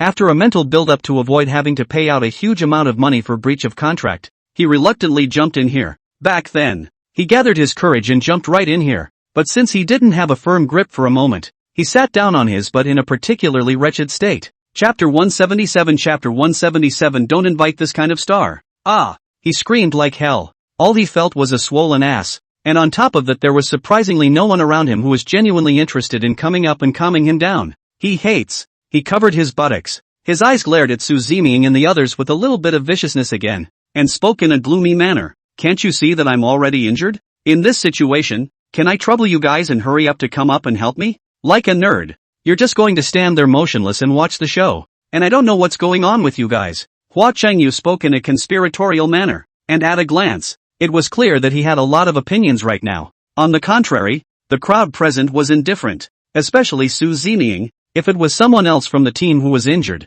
Su Zeming would go up and pacify them within the first hour. Bias. The one who spoke was Hua Sungwoo. His bad attitude, including those behaviors of his, that's not to mention, he had been presenting a superior stance, and above his demeanor, he was indeed a bit annoying to watch. Get yourself up. Su Zeming's cold voice suddenly rang out. Facing the person in front of him, he was nonchalant and outright demeaning. A big old man. Just a little fall and you're cursing? His eyes held disgust and loathing when he faced her, but it was really blunt. Hua Chengyu froze slightly, in the face of Su Zeming's behavior. His face, in an instant, his entire countenance became somewhat hideous. It's not. We're all teammates at least, so isn't their attitude a little too harsh? But it's just a matter of getting them to go up and appease them 2 or 3 times. Is that a hard thing to do? What's with all the yin and yang? Hurry up and get up. We're heading to the next place now. There's not that much time to dawdle. Originally, They should have arrived inside long ago to check out the situation, but it was because of Hua Qingyu's presence that indirectly led to their movements gradually becoming slower and slower. But we are all on the same team at least, and when you are in this kind of mess, you can only tolerate it a little bit. You guys, Hua Sungwu was furious. Annoyed as he was, Master got up a little reluctantly. He had a grim look on his face. If I had known that you guys had such an attitude, then I wouldn't have been willing to participate in this program with you guys, no matter what I said. Hua Qingyu stood up while his mouth rambled on endlessly. He talks a lot. Every single word, spoken in a shady way. You could tell he was in a flustered mood, stumped on the matter, and he was in an angry phase. No one paid any attention to him. Su Zining realized that right next to the body, there was a narrow passageway. Only one person at a time can go inside. We're headed this way. You guys be careful, Su Zemin proposed. The crowd nodded their heads. They were completely following Su Zining's arrangement, and with a serious face, they were heading in the direction of the inside. It was only Hua Qingyu, and the moment he saw the corpse, he snapped his eyes wide open. Ah! There was another mournful scream. Hua Qingyu's pupils quake as he looks at the scene in front of him in panic. And then, as if bouncing to start, he sits on his butt on the ground. His entire body was shaking violently. He's scared. The scene in front of him gave him the creeps. All he could feel was that he was now shivering all over. Don't you see? There's a body here. Coming here. Will it directly take our lives in a while? My God. Why is it so scary here? He said yin and yang. But this time, Hua Sungwu was truly feeling terrible. He's afraid he can't. That's why he's chirping and rambling on and on. However, the crowd was fairly subdued. Everyone pretended to be calm in the face of him. Alright, hurry up. If you don't hurry up, you won't be able to catch up in a while, and by then, you'll be able to solve the problem yourself. Wu Whale glanced at the other party with a bit of annoyance, and reminded him very decisively. If he doesn't hurry up, people won't bother with him. Hua Sungwu. He listened to the indifference of the people while he wanted to cry. He had a sad face. One thought, there are bodies here and they are traveling to a dangerous and scary place. His legs just couldn't help but tremble. Even standing up seems to have become a difficult task. He's afraid he can't. Can you guys come up and assist me? Hua Qingyu looked like he was in pain. He couldn't help but growl even more inside. If he had known, he should not have agreed to come here in the first place. Well now, it's a clear case of lifting a rock and hitting yourself in the foot. He's finished. Looking terrified, he sought Su Zining and the others' help. Su Zining they looked at each other indifferently, or Wu Whale, dislike to dislike. In order to avoid the other party affecting their progress, he in the end walked to the other party's front and assisted him up. Hurry up, he reminded. We've got a whole bunch of things to do next, so don't dawdle there. Just because of you, our operations have slowed down a lot. They kind of gave the guy in front of them a lot of face. If he dared to mess around, then they would just hate to kick each other out, leaving no mercy for each other at all. Hua Sungwu. He was a human being at least, so how could he not sense everyone's dislike for him? He stole a face. Meanwhile, his face was strangely pale and he was in an indignant mood. He always felt that these people in front of him were treating him a little too harshly. Word for word, they made it sound like he was terrible at everything and extraordinarily slow. Hua Sungwu had an opinion in his heart. However, he didn't dare to say it. His eyes, cautiously, flicked to the side. The one corpse, emitting a heavy stench, made him feel nothing but nausea in the face of the smell that hit his nose. It was so disgusting that he wanted to throw up. But then, he sped up again, quickly running to Su Zining's side within the fastest time possible. Let's go! Let's go! He was alarmed. The group continued on ahead. Don't you guys think that this Hua Sungwu is annoying? Whether it's the beginning or now. His every move makes it hard for me to spit. It's the first time I've ever seen a star as annoying as him. What a pain in the ass. I hope that the next program, if they can learn a little bit of a lesson, they won't invite this kind of people to participate. Yang Mi and the others didn't say a word. They were at least girls. They were able to be so calm. However, Hua Sungwu blew up and grinned from start to finish, and the key mouth was still saying a whole lot of spiteful and irritating words one after another. That's it. That's it. Next time, don't invite this kind of person to participate. Chapter 178 Chapter 178 A Whole New World. The group continued on ahead, but the passage was a bit too narrow. In the end, it was decided that Su Zining would walk at the front, with the rest of the people following one by one. This Hua Sungwu guy walks abrasively and has to go second. As the name suggests, people look at him badly. If he had been allowed to go last, maybe these people, they would have dropped him. Some people were genuinely amused at the words that came out of his mouth. Listen to the disgusting things he says? Think all people are like him and would have such a deranged idea? Ha! What kind of big joke is this? At that time, in the eyes of the crowd, it was all hard to hide the dislike. Only in front of the other party, they didn't have the heart to make that clear, and it was also considered to leave that little bit of face for the other party. Hua Chengyu, don't think that I don't know that each and every one of you can't wait to abandon me here and leave me alone to die right here. He rambled on. Every word that came out of his mouth, that was unrealistic and purposely underhanded. That comment was quite amusing. Su Zeming is really noisy to listen to. He stops. Will you shut up? If you don't keep your mouth shut, I wouldn't mind at all if I just left you here. At that time, you'll bear the problems and dangers here yourself. A word fell, and in the end, it scared the hell out of someone. His pupils quake. He panicked. No, he did not expect Su Zeming to speak so excessively. Hua Chengyu was originally afraid of this place, always felt that everywhere around here was filled with a weird atmosphere, but he still willingly followed everyone here. Does not it mean that he wanted to follow everyone together to share the pain? Su Zeming not only does not comfort her even if, how also suddenly ran to his front. To him is a meal of yin and yang up? Hua Chengyu was infuriated in his heart. He glared fiercely at Su Zeming, and his mouth couldn't hold back the muttering. You people go overboard with things. I just never seen anyone as outrageous as you guys. And I'll remember what you've done, and all the dirty things you've done today. I'll keep it in mind. In this moment, he justified it. That's what he said, but it all came out of his mouth. Crowd. After thinking about it, Hataru chose to stop him in the end. Come on, don't talk nonsense there. There was nothing there in the first place, so why do you think you need to make something out of nothing? You make so much of a mess, which, in the end, doesn't just make people resent you. It's imperative that we all work together in unison to face the troubles and problems in front of us. Besides, there are still a whole lot of unknown dangers on the money side,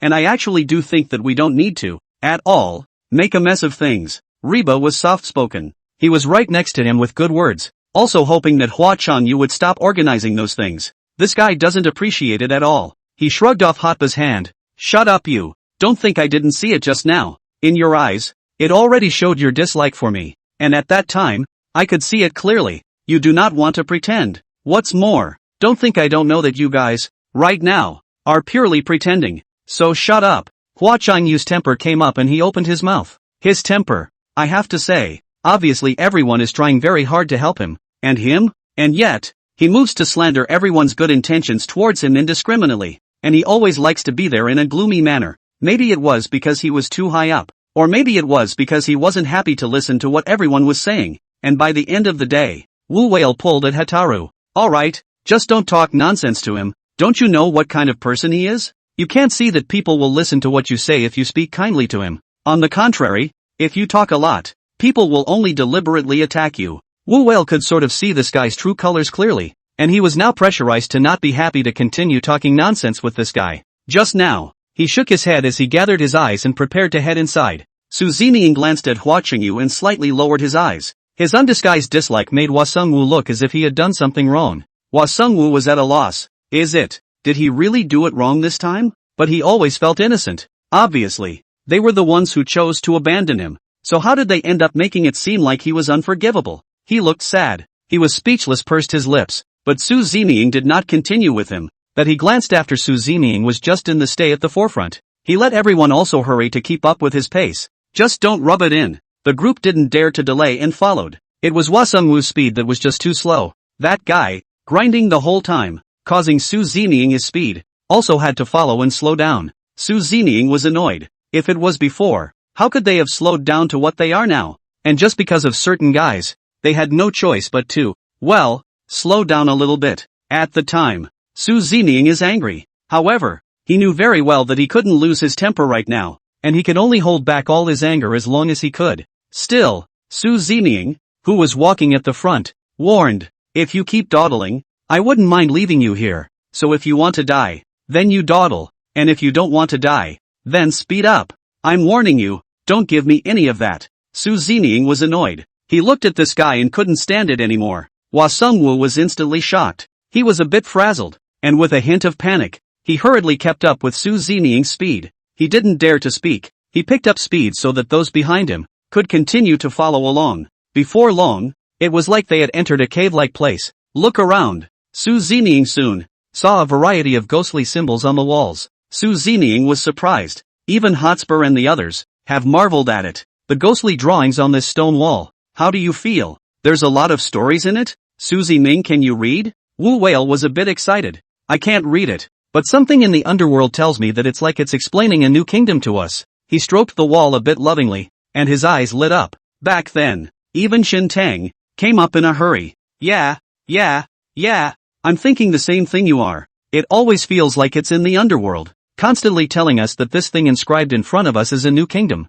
A kingdom we've never even heard of before. Chapter 179, The Mysterious Kingdom. Judging from these ghostly symbols in front of them, they were indeed words that they had, before, never come into contact with before. It's a whole new world to look at here. There were also those civilizations etched on the walls, and the more the crowd looked at them, the more surprised they became. What was written was unheard of by them, never seen before. Following all that, they were slightly shocked, but with the amazement, a group of people's gazes fell on Su Ziniying's body in a ghostly manner, and my Su Ziniying replied. Su Ziniying should have heard a little about all this. After all, he was very knowledgeable, especially about things like grave robbing, which he knew like the back of his hand. Right now, it was only normal for all the expectant gazes to all fall on Su Ziniying. Su Ziniying shook his head slightly, his eyebrows deep. Looking at these ghostly symbols carved in front of him, his body gave a slight lurch. I currently, in fact, don't particularly understand these,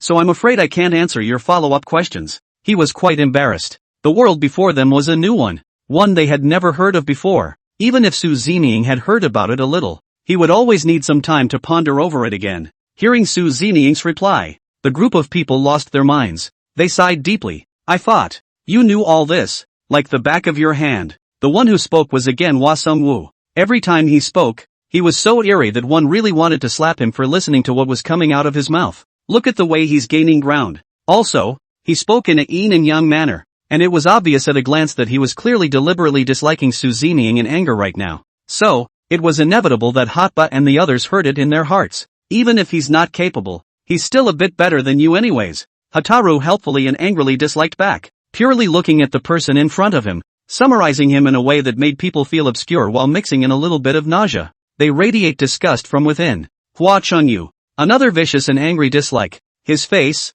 suddenly transformed. He was furious to the core. No, what exactly do you mean by that? Seeing that this matter, again, was about to hurl insults at each other, Su Ziniying curbed. Right now, it's a matter of figuring out what's in front of us, from which kingdom it comes from, and as far as I'm concerned, it's probably going to be a whole new world, one that we've never known before. Su Ziniying practically lit up. When he talked about it, it was as if there were rivers of bright stars in his eyes, making his whole person different. Su Ziniying looked around carefully. Soon, the system gave another reward for his good behavior. Reward A. Recognize the text here. At first, Su Ziniying had a hard time reading it, but later on, he was gradually drawn in, feeling the charm within this text. Because he read it, Su Ziniying was in a good mood. Maybe I know. Su Ziniying slowly spoke, his eyes gleaming. Wu Whale and the others rushed forward, looking at Su Ziniying with a confused expression. What do you mean? They were emotional, and their eyes lit up.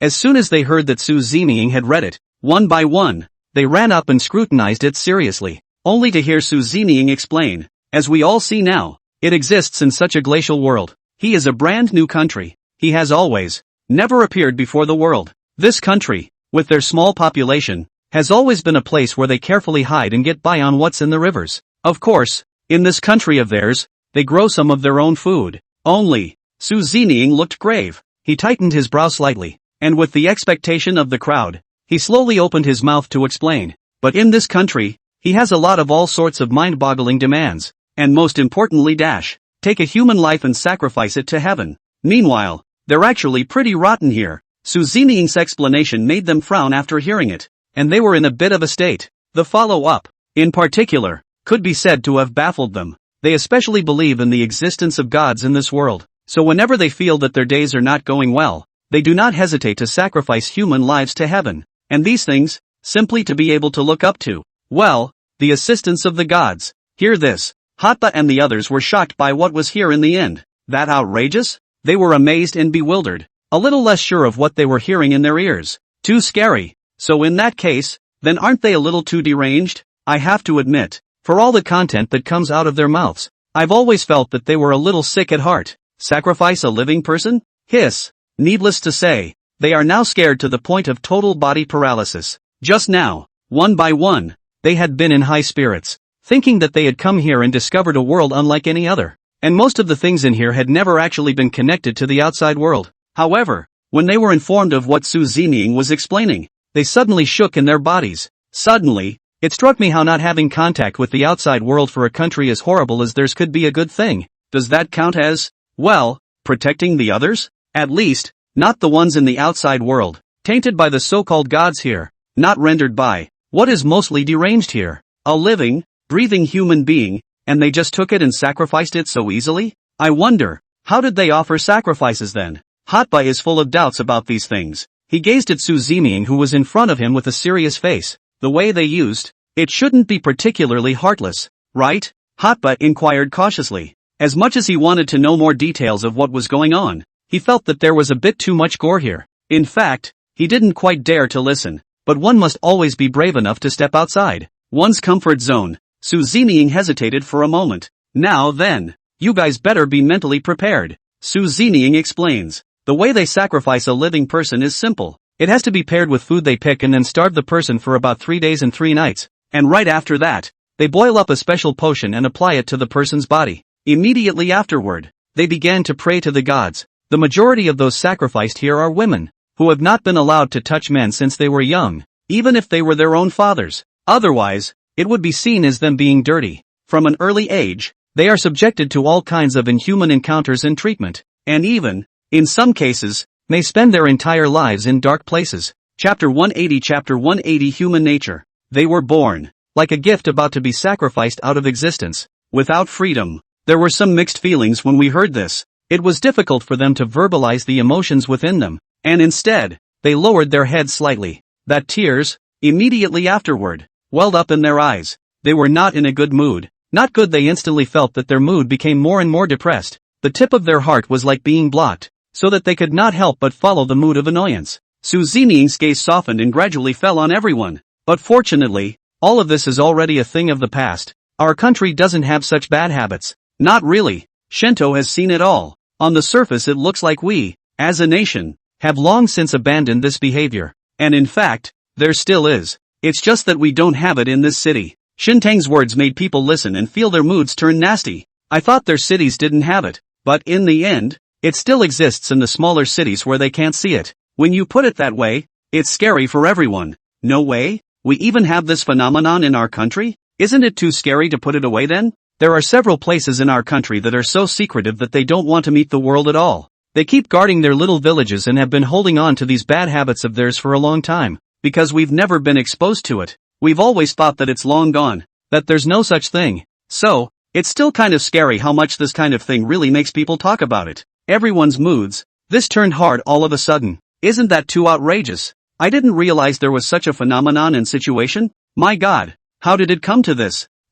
A bunch of vocal sighs. There was only that Hua Sung-woo, who just really seemed like a stupid guy with no brain, talking without even going through his head. As soon as he came up, he was able to justify it by saying, that's what they deserved. Who let them be born in that era? And I don't think the others did it on purpose. It was mainly the gods in their time that had to sacrifice a person in such a way. They had no choice but to blame those gods. It is the gods that are truly evil, not the hearts of those people. His words are so staggering. With the fall of his remarks, a group of people were really shocked by this content popping out of the side of his mouth. If he didn't think again, what kind of statements did he make? How dare he speak in favor of the forces of evil? Hua Sung-woo deserves to be called Hua Sung-woo. What he did was truly shocking as always. Wu Whale glared at him. It's true that if you don't speak, no one will treat you like a mute. The more Wu Whale looked at him, the more unpleasant he felt. Even that tone of voice he spoke to him couldn't help but become a bit nastier. He just felt bad luck for him, and felt that if he looked at him one more time,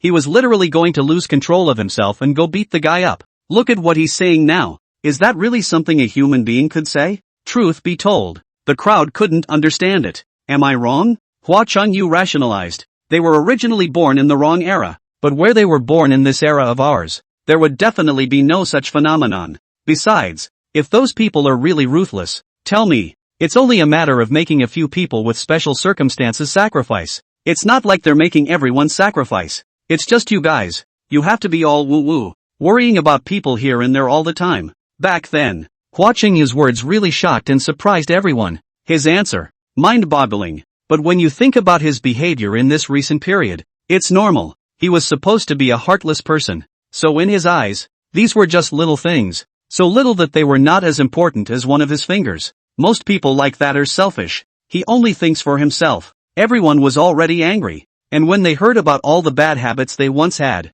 they were angry and sad. Hua Qingyu, this idiot, had to rush up to provoke them. Yang Mi couldn't bear it. How old are you? Can you say something with a longer brain? Otherwise, I would have thought that there was something wrong with your IQ. Yang Mi deliberately attacked, purely because she was not happy with him anymore. Mainly because his speech was really disgusting. Ask, is this really something a normal person could say? Just those contents that came out of his mouth. The war was making people so angry that they couldn't stand it anymore. Hua Sungwu was still aggravated as hell. I'm also analyzing the situation in the context of the current situation. I didn't say that I'm deliberately attacking, so why are you all of a sudden deliberately trying to hurt me? Hua Qingyu was speechless to the extreme. In the end he rolled Yang Mi's eyes in front of everyone. Yang Mi rushed forward aggressively. He especially wanted to push the other man hard. Either that, or he'll be thrown out. Listen to what he's saying now. I don't want to be teammates with people like you. Yang Mi couldn't bear it anymore in the end. His temper came up all of a sudden, and he simply didn't want to be in the same boat as this kind of person. Hua Sungwu. He was silent for a moment, embarrassed as hell. Being belittled by Yang Mi, it felt as if everyone around him was looking at him as if they were looking at something that was 10 evils. Looking at him with hair all over his body. It's just creepy to look at him. Ahem. He was terrified. He cowered. We are now a grasshopper on a rope. You can't hit me with your hands. Hua Qingyu said while he was fearfully shrinking in the direction behind him, fearing that Yang Mi, who would be a moment later, would really act like a madman, punching and kicking at him. In order to avoid this, it would be best for him to stay away from Yang Mi a bit. Otherwise, this woman is crazy enough to come charging up here. Isn't that the end of it? The thought of it gave him the creeps, and a moment of fear ran through his mind. Yang Mi. He gritted his teeth, an invisible rage that had been burning angrily. And then Yang Mi pretended to be calm. I'm not like you. I don't like abusing such disgusting behavior and tactics. On the contrary, it's you. If you continue to make those disgusting remarks, I don't mind at all. I'll directly take your life. Yang Mi, who couldn't bear it anymore. When he looked at this obscure thing in front of him, he now completely disregarded his image and opened his mouth. Chapter 181, something poisonous. Lu Shishir and Hadarub were right next to him, holding onto his hand tightly, afraid that Yang Mi would really rush up later and give the other party several kicks. As Hua Qingyu had just said, they were now teammates and were indeed grasshoppers on a rope. Even if you're angry now, you have to hold back that anger for a while. Leave him alone. Hasn't this guy always been like this? If we ignore him, he'll intensify it instead. So why don't we just ignore what he says? Lu Shishir that was looking at Hua Qingyu, and realized that in certain people's hearts, he was not guilty at all. But where he's guilty, this can't be the situation it is now. This shows that he is clearly a selfish person. Instead of being catty with him and even pissing himself off, how about just blocking him out for all intents and purposes? Yang Mi was really angry. He pointed at Hua Qingyu. Shut your mouth and stop giving me those so-called remarks. If you continue to chirp and keep talking nonsense, see if I dare to beat you up again. Yang Mi was infuriated, and when he spoke to the other party, it was not polite at all. It's a wild attack on people. It had to be said that the current Yang Mi, he was like a radiant light flickering all over him, appearing as if his whole person was different. Su Zeming was actually quite angry at first, but when he saw Yang Mi's reaction, he was amused in the end. With a gentle frown, Hua Sungwu, he could probably feel the disgust in everyone's eyes as they looked at him. It was as if everyone was extremely averse to his presence, and people weren't even happy to look at him. It was a feeling that made him feel bad inside. Sure, he quickly skimmed his mouth in a lofty manner, and said in that smug manner, all in all, I feel that every word that comes out of my mouth is absolutely true, and there is absolutely no falsehood in any of it, whether you can accept it now or not. The truth is like this, so even though you can't accept it at all right now, please bear with it a little. Hua Qingyu spoke in a conspiratorial manner, and he was sort of trying to find all sorts of excuses for himself one after another. I have to say, at this point, he was actually quite flustered, especially with everyone's straight eyes looking at him in a really creepy way. Hiss, it's literally like it's going to tear it apart. He was extremely embarrassed. Su Zeming told him to shut up. Alright, we're here to raid the tombs over here, not to come here to watch you talk nonsense in front of me. Su Zeming glanced at him with a cold tone, not happy in the end. In talking to him about these has-beens, Su Zeming reminded he kind of grew a little bit of a brain. Along with Su Ziniying's reminder, he decisively shut his mouth. He was afraid to speak. He was afraid that as soon as he opened his mouth to speak, the next thing he knew, there would be someone who wouldn't hesitate to throw a hard punch at him. Just thinking about it scared the hell out of him. As for Su Ziniying, he quickly led Yang Mi and the others to divert their attention. Well, isn't what we're most curious about at the moment what's laid out before us? What's inscribed on the walls? And why should we start getting angry and start raging because of such a person instead? Su Ziniying's tone was calm. So calm that he was now stating it as if it were a,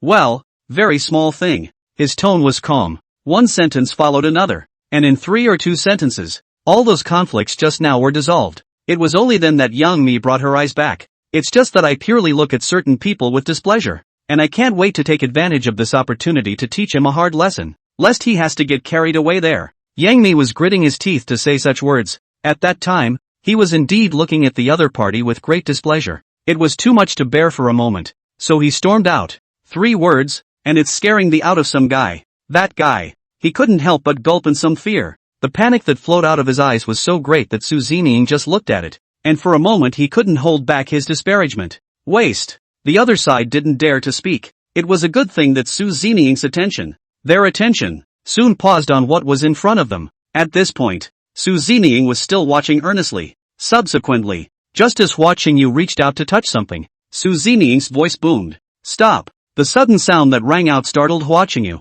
He looked at Su Ziniying with a little bit of shock and a little bit of overwhelm. What for? The sudden roar had indeed disoriented certain people, and he was now in a state of shock and horror. He's scared. I just want to touch it. Is that not allowed? Touch it then. Seeing his tone of impatience, Su Ziniying came in with, just after touching it, you're lying on the board. But this matter can't be blamed on anyone. As Su Ziniying's words fell, certain people's pupils quaked. Hua Sungwu Man was baffled. No, what do you mean by that? Hua Chengyu shivered, scared to death. I only heard Su Ziniying explain. That thing placed in front of you is poisonous. If you don't want to live, you can just touch it. It's the consequences caused. Please take the responsibility yourself. Hua Sungwu. If, at the beginning, he had a bad attitude, now he shut his mouth decisively and didn't dare to follow up with any more nonsense. He forced a smile for a moment, not really thinking that this thing in front of him could be that scary. Who would have thought that there is a hidden mystery here? Hiss. Hua Sungwu,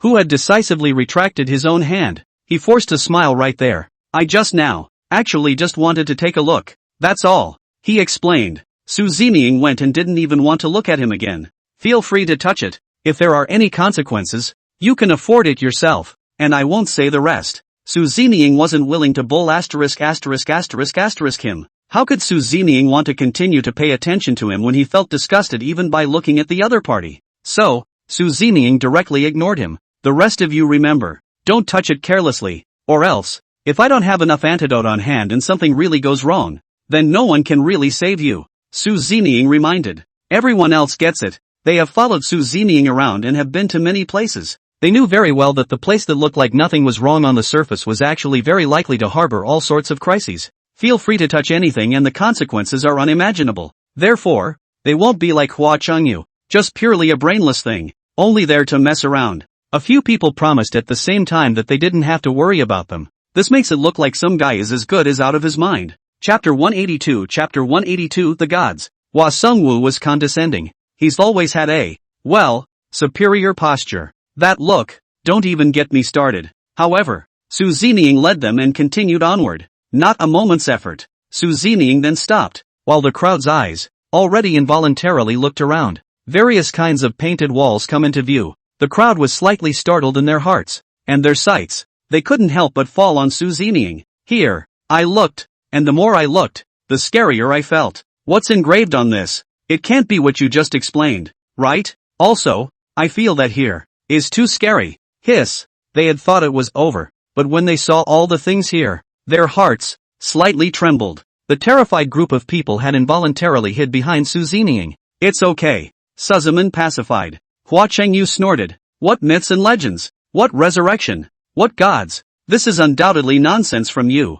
Each and every one of you is purely on purpose. Fooling people there, right? Hua Chengyu gave Su Ziniying a particularly disgusted look. He didn't hesitate to come out with his denigration of Su Zeming, that condescending stance and the content of his rampant, off-the-cuff remarks, his mistrust. Instead, was still there in the shadows. Just his attitude of getting an inch and being superior was really indescribable for a moment. At that moment, Yang Mi glared back. You don't know, can you please keep your mouth shut? Just stop chirping there. Don't know anything about anything? But you happen to be the most talkative. One sentence after another. It just never ends. Spreading out your kind. I don't even know what to say to make it better. Yang Mi was truly speechless. Originally, everyone was full of controversy about this place. They, who were full of doubts about this place, were obviously eager to find out what kind of story existed here in the end. Hwa Sungwoo was good. He came up and was shady. Just the words that he justifiably blurted out really made people hear his voice. They would involuntarily frown.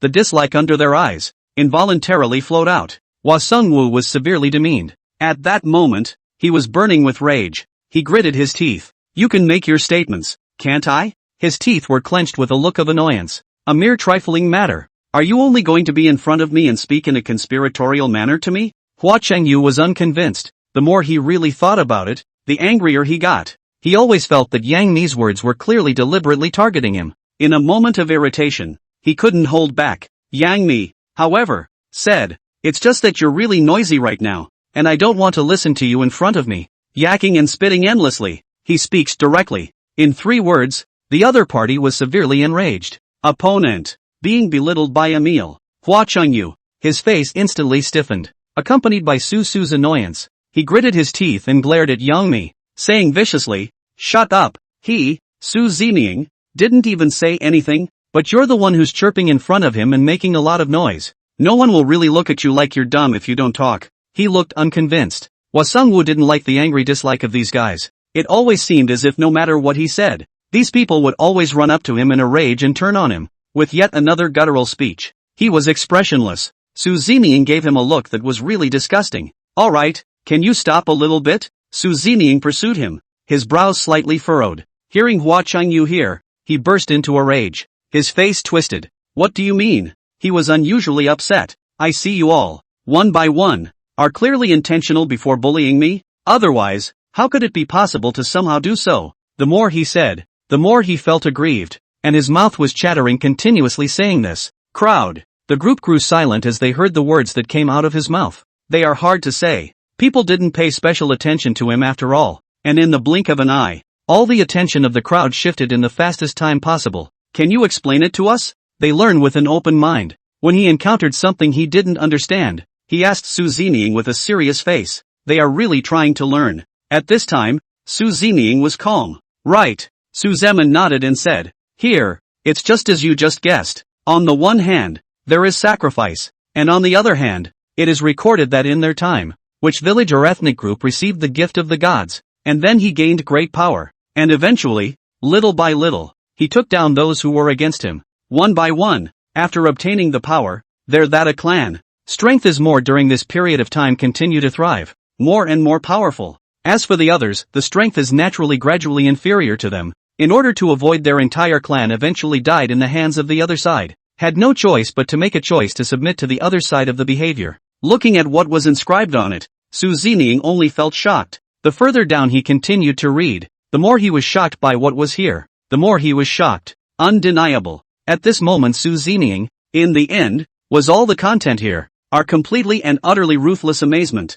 The matter. He just felt incredibly powerful. At that time, Su Zeming slowly explained. It's so tempting to travel to the area where they are now, especially the painted walls, which are the best archaeological information for us archaeologists. God, everything here. I am full of curiosity about it. Already can't wait to go here, to find out, how can there really be gods in this world? These are nothing more than their own wild guesses, which they have fabricated. If there really are gods, then why did they, at one point, followed by another, disappear from this world? The so-called gods, is nothing more than in that make-believe. The painting wall above the content, simply cannot be easily believed. Otherwise, just like a little cute, like, being fooled around by the other side. But according to what Su Zeming said, I always feel that what he said in his mouth is all true. And looking at his appearance, he did not mean to deceive us. I also felt that Su Zeming spoke in a mysterious way, and those contents of his mouth, which I gradually believed, always felt that all these things were real.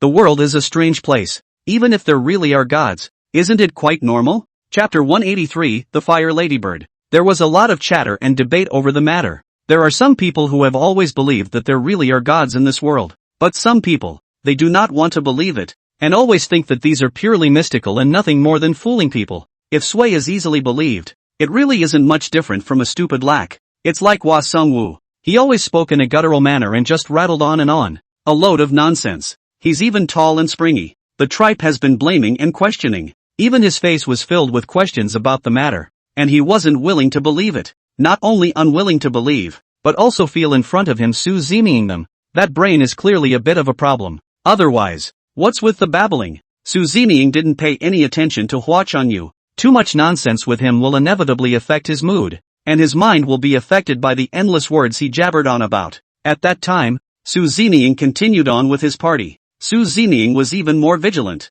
The more he walked inside, the more he felt that this surrounding had been accompanied by all sorts of bizarre atmospheres. He reminded everyone, I think there's something not quite right here, so you'd better be cautious in order to avoid any accidents, he reminded. Once they heard Su Zeming's words, the crowd only felt their voices hanging in their throats. Their hearts were pounding. Understood. Hua Changyu, however, was emotional as he reached out and pointed forward. Look guys, there seems to be a huge cave up ahead. Hua Sung-woo's heart blossomed. His eyes snapped open and he couldn't wait to get inside. Su Zeming, however, suddenly grabbed him with one hand. Are you crazy you? Su Zeming frowned slightly as he looked at the bubbly fellow in front of him. His face instantly cold. If I had known, I should not have brought this guy in then. Now well, aside from the fact that he'd get them into all sorts of trouble, this guy looked, well, not capable of anything else. What are you doing? Hua Changyu blared with a face full of displeasure. He's grumpy. What a big deal. Just you chirping the whole time.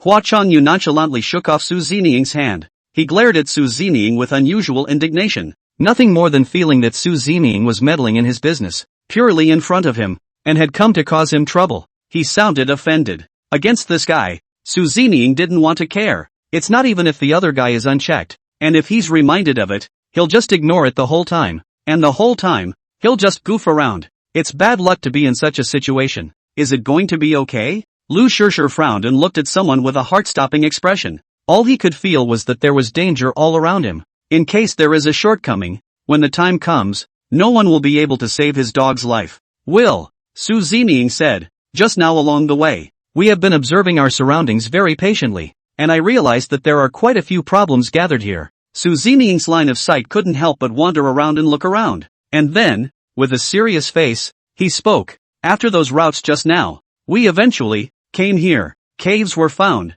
but there was a sudden burst of blue light emanating from around here. They listened attentively to Su Zeming's explanation. There is indeed a blue glow here. One moment. Wu Whale then asked Su Zeming with a puzzled face. What's this blue glow all about? There shouldn't be anything wrong with it, right? Wu Whale didn't know much about this, so he could only go through Su Zeming's answer and then determine that there would be some big trouble in front of him. No. Under their puzzlement, Su Zeming went on to say, through my observation, there is a side there. Su Zeming's face suddenly became serious. The group was inexplicably nervous before Su Zeming had even informed them what that blue light was all about. All they felt was that their breath was hanging in their throats. That anxious and slightly uneasy sentiment made them gulp. Hua Changyu, who had just run the fastest, seemed to have noticed the burst of light as well, and without hesitation, he directly retreated back again. His body was trembling badly. What are those things? Hua Changyu couldn't help but gulp. He was scared to death. Really scared. However, he heard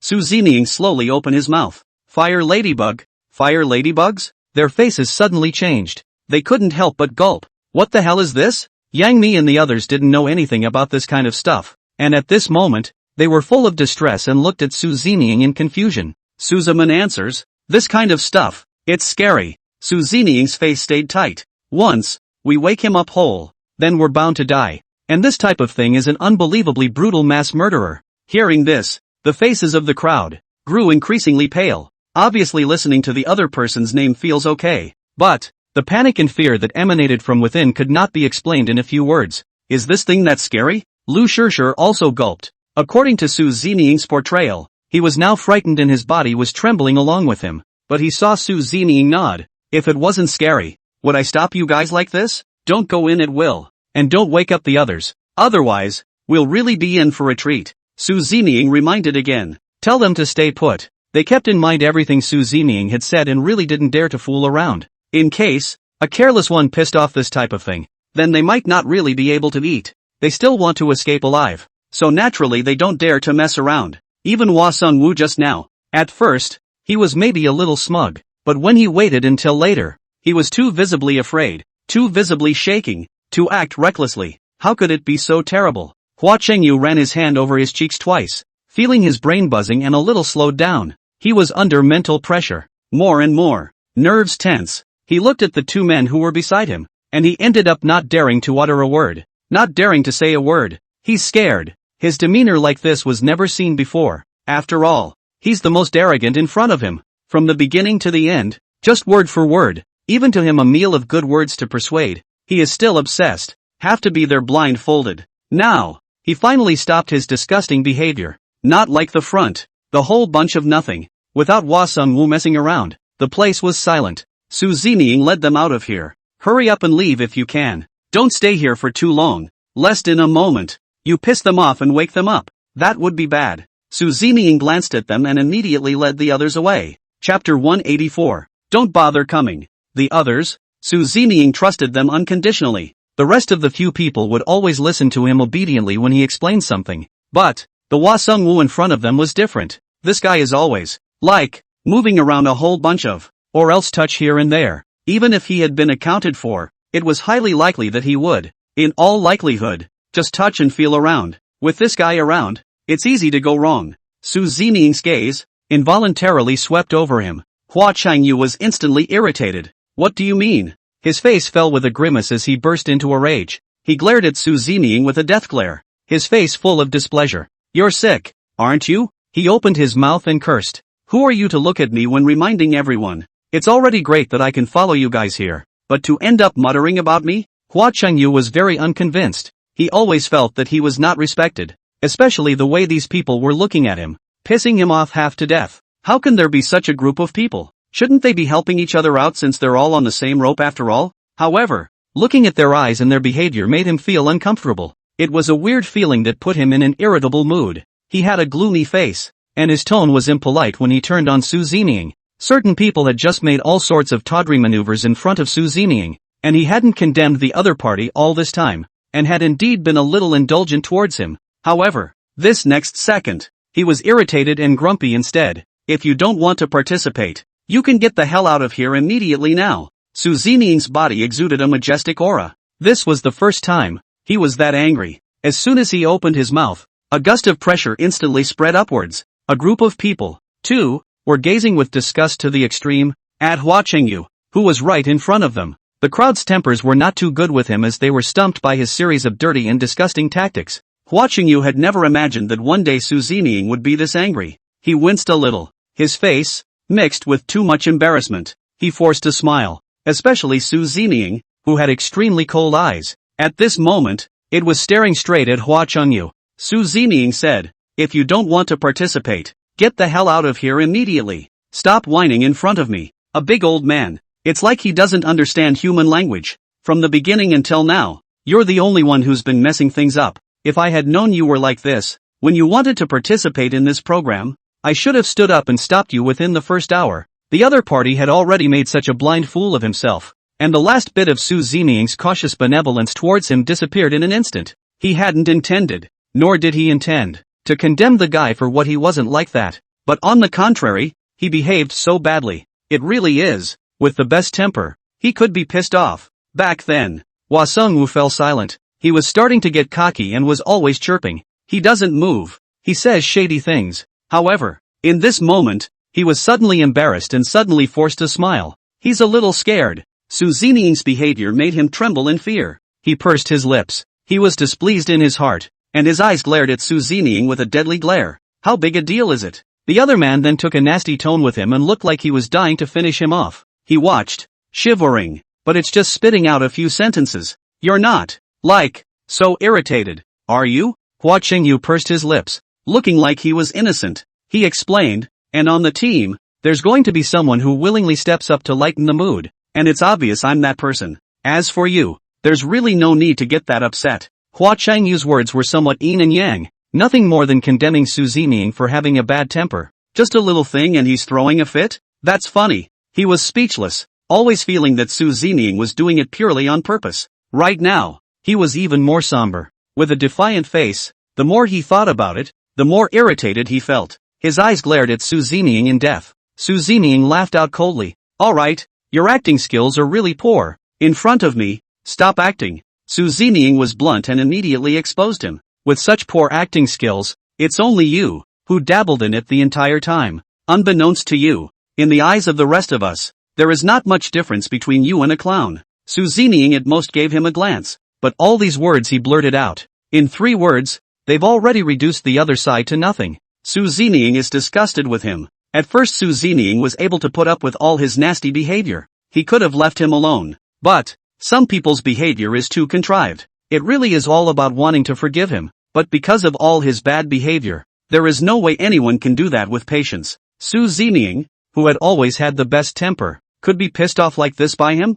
It was enough to see how bad this guy, Hua Chengyu, was right now. Hua Sungwu was severely demeaned. He was momentarily silent. His eyes, laced with hate, he glared angrily. He glared dead at Su Zining who was right in front of him. You! He gritted his teeth, anger filling him. He grimaced. He reached out and pointed at Su Zining. You speak and act. Aren't you going too far? I've never seen, like you, a lawless person. We are now grasshoppers on a rope. Shouldn't we help each other? But look at your behavior. Isn't it a bit too much over the top? Hua Chengyu irritator. He always felt that Su Zining, who was in front of him, never took him seriously. The other parties seemed to be pissing him off all the time, both in attitude and behavior. He's not convinced. In the face of his pressing questions and his defiance, Su Zining snorted coldly. If you can shut up, keep your mouth shut. At the same time, I am now looking at you very unpleasant, so don't chirp in front of me. Su Zining indifferently this face. When he looked at the person in front of him,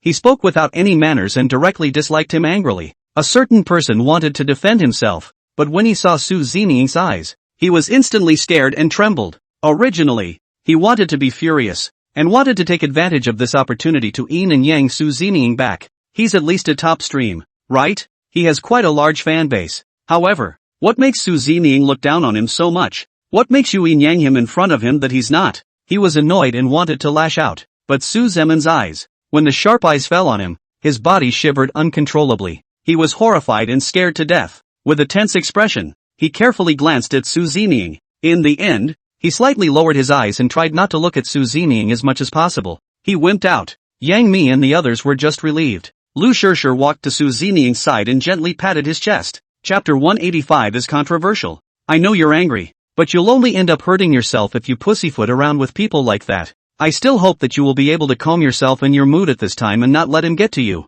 Lu Shishir's tone was gentle, but what he said made extreme sense. Right now, Hua Sungwu's character is like that. Even if you pussyfoot around with him and piss yourself off, this guy, there won't be much of a shift in his behavior. Instead of pissing yourself off all over the place because of him, why don't you, instead, calm down and not be affected by him? Regardless of whether it was Lu Shishir or the other people on the scene, everyone's thoughts were almost unanimous. In this moment, the crowd stepped forward, and they gave a pacification. However, Hua Chengyu, was grimacing, and he was muttering endlessly. This guy, pressed, doesn't realize the seriousness of the situation. Nor did he realize that Su Zining was indeed on the verge of being filled with rage right now. If he continued to toss and turn, Su Zining was truly likely to leave him here. Even the comments section, people are speechless. Why do I feel that this Hua Sungwu is like a brainless fool? I can't understand what he's doing all day long. The next time the program group invites someone, can they invite someone who has grown a brain?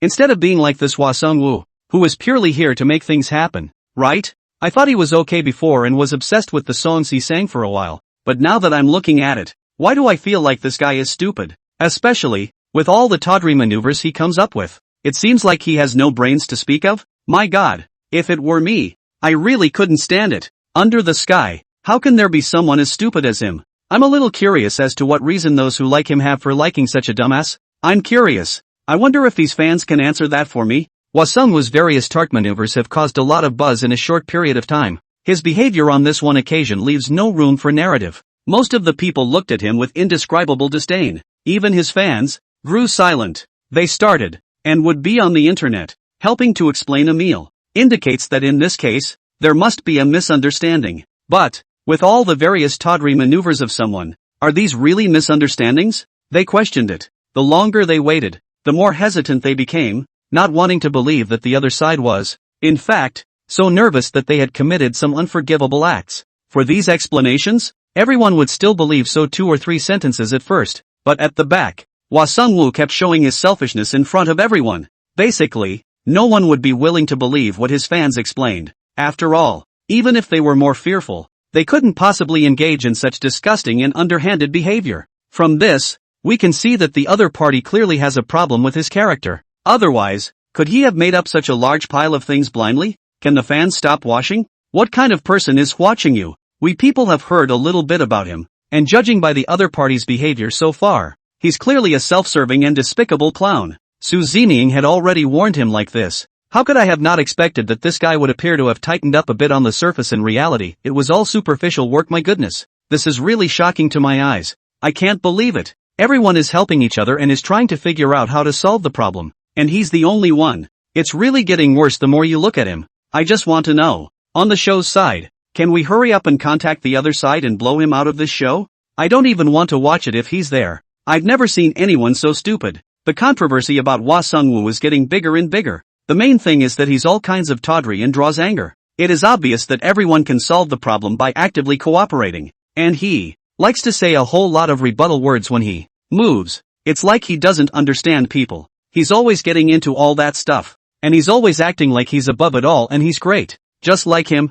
I don't know where on earth he got his face, but he is really good at it and thinks he is great. As for the show's side, they were saddened after this incident. No one had expected that Hwa Ching-yu's tawdry maneuver would garner so much attention and abuse. All those favorable reviews they had accumulated before. With Hwa Ching-yu's arrival, those favorable reviews had all turned into bad reviews. On the internet, everyone was stating that they wanted Hwa Sung-woo to get lost. The director pinched a cold sweat. The other party's controversy was great though, and it did make him profit a lot of money. But the other party's attitude is so bad that it will most likely ruin this program for him. The thought of it worried them. On everyone's faces, there was a moment of sadness and a feeling that they didn't know where to start. They let out a sigh. At this point, after this episode is over, we must speed up the process and get Hwa Sung-woo to stop participating. If he continues to participate, our entire program group is finished. I didn't think. This guy is at least a top stream. His temper should be quite good. As a result, all day long, he's been making up a whole bunch of nonsense here. Especially with all this behavior he's doing. It's so egregious. I've just never seen which guys that can be like him. On the director's side, they talked about it and became tolerant. A bunch of people were just cursing and swearing. The faces of a bunch of them were more ugly than one another. Discussing them, in the bottom of their eyes was an anger that was hard to hide. Everyone agreed. Who on earth invited him? Before inviting him, didn't they take a good look at his temperament? Or those windy comments he has on the internet? He has a pretty good reputation on top of the internet. If it wasn't for that, it wouldn't have been possible to invite him. Plus he volunteered himself, and the payoff he wanted was lower than we thought. It's because he volunteered. So, let the explanations fall silent at the end. At a crucial moment, the guy stepped up and said he wanted to be on the show. It just so happens that he's a top streamer again. Those can be hot. So, the director's team chose to keep the other side, but who would have thought that the other side's maneuvers were far more outrageous than they had imagined? Especially with the variety of disgusting things and behaviors he's pulling off now. It's impossible to tolerate his behavior at all. It's a good thing we only signed up for one installment with the other side too, or else the whole show could have been ruined by him. This guy is awesome. Chapter 186. Su Zeming's words fell, and his cold eyes scared the other party into panic. Hwa Ching-yu was arrogant at first, but behind him, he was almost at the point of being dumbfounded. Although his eyes were fierce, the powerful aura emanating from Su Zeming's body caused this person to suddenly tense up with a lot of fear and dread in his heart. He didn't dare to mess around. In front of Su Zeming he was arrogant and aggressive though, but the look in Su Zeming's eyes was enough to make him fearful. He stumped his neck for a moment. Hard-headed. What's the matter? Am I wrong about what you're not? Obviously they are grasshoppers on the same rope. They should help each other out. And you're the only one who keeps shading in front of me and belittling me for what I'm not. I've never seen a teammate like you. He was justified. In the end, Su Zeming ruthlessly degraded Emil. It's funny how he's all high and mighty and smug. Once again, Su Zeming laughed at the words that came out of his mouth. Shut up you. Su Zeming couldn't bear it anymore as he accused the other party. There is a limit to my patience. If you still don't know what's good for you, I don't mind blowing you out. When that time comes, You won't blame me for not being polite. Su Zining's face, visible to the naked eye, clouded over. He reminded him, is giving this guy enough chances. However, if he knew his mistakes and corrected them, Su Zining could reluctantly spare him for a time. But, if he continues to make the whole thing, Su Zining does not mind. Take this opportunity to let this guy completely get out. Su Zining's words were sharp. He was staring at the dumbass in front of him. Those words of warning came out at once. The moment certain people heard it, their pupils involuntarily quaked. He obviously didn't expect that Su Zining would actually speak in such an unpleasant manner in front of everyone, without leaving him in front in the slightest. He had a facial contortion. Take a chance or leave it. You think I'm rare? People like you make me feel sick to my stomach. And your pretentious demeanor is even more obscure to me. His eyes grew fierce. It was still the same as earlier. Speaking angrily in front of Su Zining. Su Zining wasn't the least bit flustered. He raised an eyebrow slightly. Then please, now get the hell out of here. Su Zining came to the catacombs in order to lead the group to view the 1001 wonders of this world, where many dangers as well as marvelous things existed that were unknown to them. Instead of letting the other guy run his head and flaunt an inch, and, with that ugly face of his, the more Su Zining looked at him, the more unpleasant he became. He told the guy to get lost, purely because he was going too far. Hua Qianyu's entire body was furious to the point of exhaustion. How could he not have thought that Su Zining would speak to him in such a nonchalant manner? In full view of everyone, Su Zining's disparagement and the content of his mouth. Listening to him only made his heart tingle slightly. You, leave and leave, but you, don't come back on your knees with me. Swords were drawn between the two. Along with their atmosphere, it was a whole mess in this instant. In the meantime, Hua Qianyu's temper came up and he left without hesitation. His behavior, the truth of the matter silenced everyone in the room. He left. Su Zining's chest ached. Yang Mi immediately stepped forward and gently patted Su Zining's chest. You've always had a good temper. Why are you arguing with this kind of person today instead? What kind of thing he is? Didn't we already know that back in the beginning? And why are you still exasperated by his behavior now? You should know very well that this place is not to be touched at will or else your life may be in danger. As I have repeatedly reminded the other party, who did not take it seriously. He even stormed out in front of me and warned me, if I keep him here, am I sure I'm not causing trouble for myself? So, if we let him roll now, with his personality, will he indirectly cause to run into some scary halfway through because he's poking around everywhere? What if something happens to him? People inevitably worry. Although this guy Hua Sungwu was disgusting, especially with all his tawdry maneuvers, he could piss people off at any time. Bias. This place is full of dangers. If anything happens to this guy, will he still be alive? The crowd had a headache. These words instantly silenced Su Zining's inquiry. He was really angry just now, so naturally he didn't take this into account. Until their reminder, Su Zining's mood gradually calmed down. Come to think of it, with what some people are capable of, odds are, in half a day, he'll be dead. Don't want to care about him. Su Zining was not in a very good mood. He loves to play with his temper himself, so let him play with his temper. I can't do anything about it. Su Zining's tone was cold. Someone's behavior angered him a little bit. He had repeatedly persuaded the other party with good words, but the other party was still insistent. So what else could he do? Su Zining led them on down the road. However, seeing what was in front of him, Su Zining gave a slight start. Slightly surprised, they looked at Su Zining's reaction and immediately sensed that something was wrong. Here, the drain was that they tilted their heads in puzzlement at what was in front of them, and the next moment they were shocked. The 9 layers of the Demon Tower?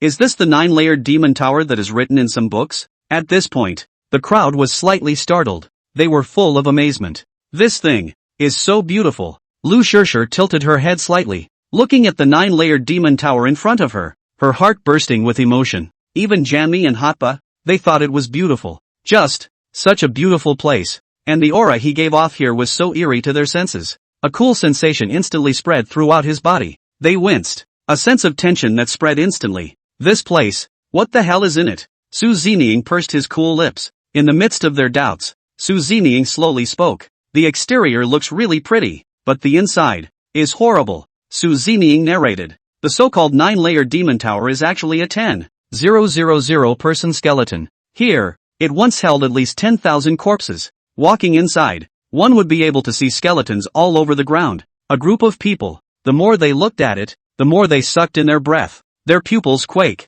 It's a moment that just felt good to look at, and now it just feels scary here. Goosebumps followed them. Frightened, they looked incredulously at the scene before them. Terrible. Originally thought that the 9-layered demon tower used to lock up demons. Never thought that he would lock up human corpses. It was even very likely that it was a living person. Lock up the living in this side and let them kill each other. But, even if they kill each other, they'll never get out of here in their lives. That's the scariest thing. Chapter 187, is it a deity or a demon? The crowd's faces changed. See only. The ones in front of us are all martyrdom pits. The place was even more densely piled with human bones. Looking at them with a pang of scalp. This is a scenario that they have never seen before. Especially for the stars. If it is not because of following Su's Zeming dissimilarity, come in here to understand. Perhaps. They simply do not know the world. There is such a sinister and venomous funeral pattern. They who sucked in a breath of cool air only felt a gradual chill in their hearts. That kind of horror and fear just kept lingering in their hearts. At that time,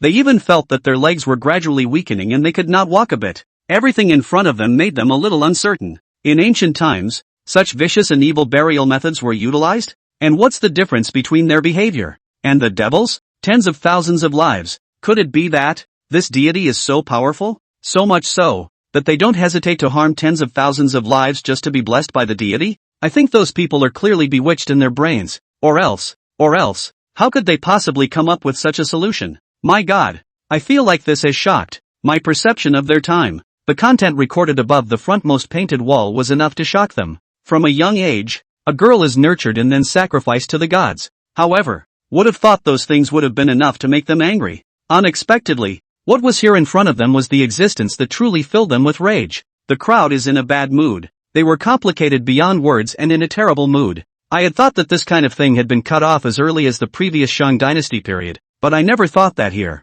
there was even a hidden mystery. Then what exactly is their reason for sacrificing the gods like this? Is it simply to have the gods shelter them? Not necessarily. Su Zining shook his head. He said, I remember the top of a book I read that the reason they did this was that they actually wanted to use the sacred coffins to sacrifice to the gods. As long as tens of thousands of human lives are sacrificed, those gods will be able to absorb those souls one by one. And in the end, he is able to gain eternal life. As long as the gods are able to receive eternal life, this means that the future will be free of food and clothing, and they will be able to receive the shelter of the gods. Maybe that's why they. Speaking here, Su Zining paused, with a complex mood. Looking at the skeletons reflected in his eyes, he seemed to be able to imagine how painful those people had struggled in life. However, some heartless people are abusing them on the side here. Not even food. In the end, it left tens of thousands of lives dead. Hearing this, Lu Shishir and the others, in the end, had soft personalities. Learning about this matter,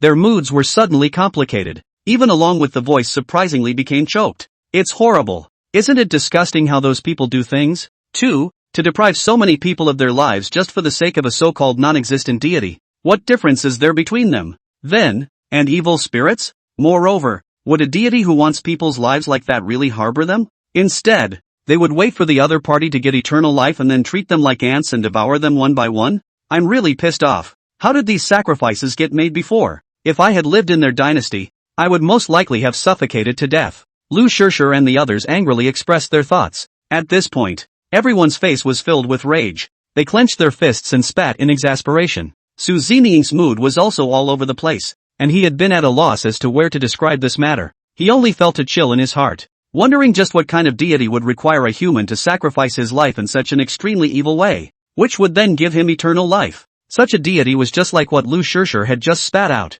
that he was not really a deity who thought about the living beings at all. Instead, bloodthirsty and terrifying demons. He thinks only of himself, but never of those tens of thousands of lives. Such a deity. Don't want it. The melon eaters, who were clearly watching Su Zining and Hua Chanyu bicker in the last second. Wasungwa's ugly face made a whole bunch of fans who were watching immediately be infuriated, and each of them were still frantically spitting out what Wasungwa was not. But suddenly the picture changed. The mass grave that appeared in front of them, as well as the rumored 9-layered demon pagoda, and the content that Su Zining's mouth was explaining. The revelation left them bewildered. There were even quite a few tears in front of the screen. Tens of thousands of lives. How dare they in that era just ignore it and just force someone's life? What exactly is the difference between their demeanor and the devil's? Terrible. Learning about this for the first time. I never thought that here. There is so much terrible news mixed in. So, those people just want to be able to have the shelter of the gods, hoping that they too will live forever, and ultimately use other people's lives to fulfill their own ideas at any cost? They are clearly demons, not gods at all. My God, how did they do it? How did they do it? How in the world did they manage to be so heartless? These people are really crazy. But if they're not crazy, how could they possibly be able to do such a tawdry maneuver? I really wish I could travel back to their time and make those evil people involved in this matter, so that they can feel what it's really like to be sacrificed. I can't stand this bunch of bad luck. What right do they have to kill people? What gives them the right to be like this? Anger was spreading in their chests. In this moment, these people watching the livestream gave the other party a hard abuse. But even if they were in a bad mood right now, hurling insults. But these things happened a long time ago, because it's already happened. And even if they're angry, they can't save the situation. All they could do was spit in an angry mood. Each one of them looked stormy. They were so angry they jumped. So this is around. Shintu made a new discovery. Looking at the statue placed in front of him as if it were a demonic beast, he was jolted, always feeling that this place is more and more bizarre the more he looks at it. He's scared. He hastily grabbed Wu Whale who was standing beside him, his body trembling. Su Zeming, who had a good temper, instantly stormed out. His face was extremely somber as he stared at the scene before him. He hadn't noticed it just now, until, that is, Shinto's reminder also made him see it with his own eyes, and he was enraged. Chapter 188 Let them die okay.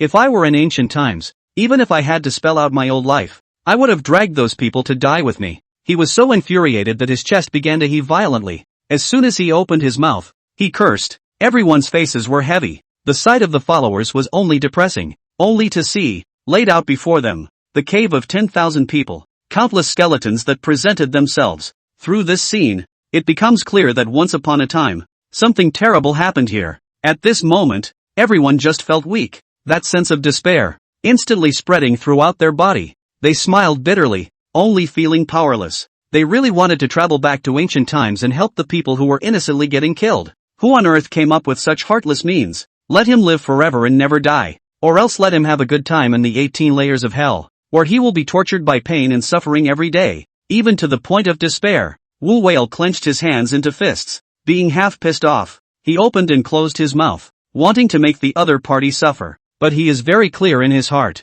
Such words, he is at most saying. In fact, now he simply does not have much ability to be able to avenge the people in the past. He couldn't go back in time, and he couldn't know who it was back then that had done such a gruesome trick. My goodness, what on earth does the other side think? Lu Shirshi's voice was soft, and listening a little more carefully, one could hear the choking mixed in. He's feeling sorry for the people he used to be. He wondered who had invited them to be treated so miserably. I can't watch. Hotba twisted her head away, not daring to look any further. That tear, as if he couldn't control it, ran down his cheek, and just suddenly came in torrents. A wink. He was crying his eyes out. Hotba is trying to control his emotions but he's trying so hard and there's just nothing that he can really do about it. He wanted to cry. It's tempting to bawl. The atmosphere of the scene was depressing. In the end, because the incident came suddenly, especially the image of the followers was too shocking. All the time, it's a maddening stimulation of their minds. Not to mention that after seeing the scene in front of them, they were instantly stimulated to tears by the scene in front of them. Even those masses in front of the screen, they began to be puzzled. How one of them suddenly grumpy? They were suddenly cursing and swearing. It wasn't until they saw the scene in front of them with their own eyes that the fiercely shocked ones instantly figured out what was going on. Lean.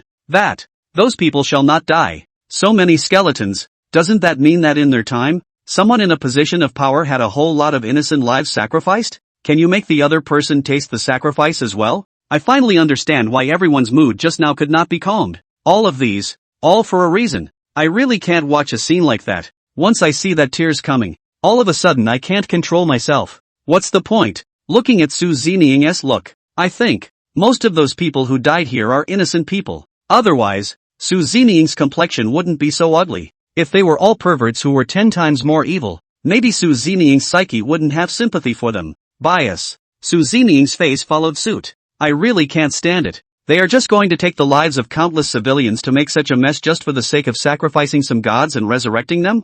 Even if they want to sacrifice a deity, shouldn't they want the kind of people who willingly do so for a better result? If they serve the gods so willingly, then their lives should be taken and sacrificed to these gods. People can't stand it. Truth be told, everyone's emotions, at the sight of such a scene, collapsed. All the beliefs in their hearts seemed to have collapsed in this instant to the extent that they all despaired. The moment. People can't calm down. Desperate. And cursed 2 or 3 times from the time he saw it. But later on, there was a gradual silence. A gradual silence. They just sat there, dumbfounded. The mood of the group was one of despair. The obvious desire to help, and the feeling of powerlessness, came instantly to mind. People don't want to talk, especially Shintang and Wu Whale. The two of them just sat there on their asses, not wanting to talk. Let's just swing for the fences. They held each other with mixed emotions. Su Zeming gave them a chance to rest without rushing them. I'm afraid that no one who sees such a scene will be able to calm down in a short period of time. So, Su Zeming had no intention of rushing them.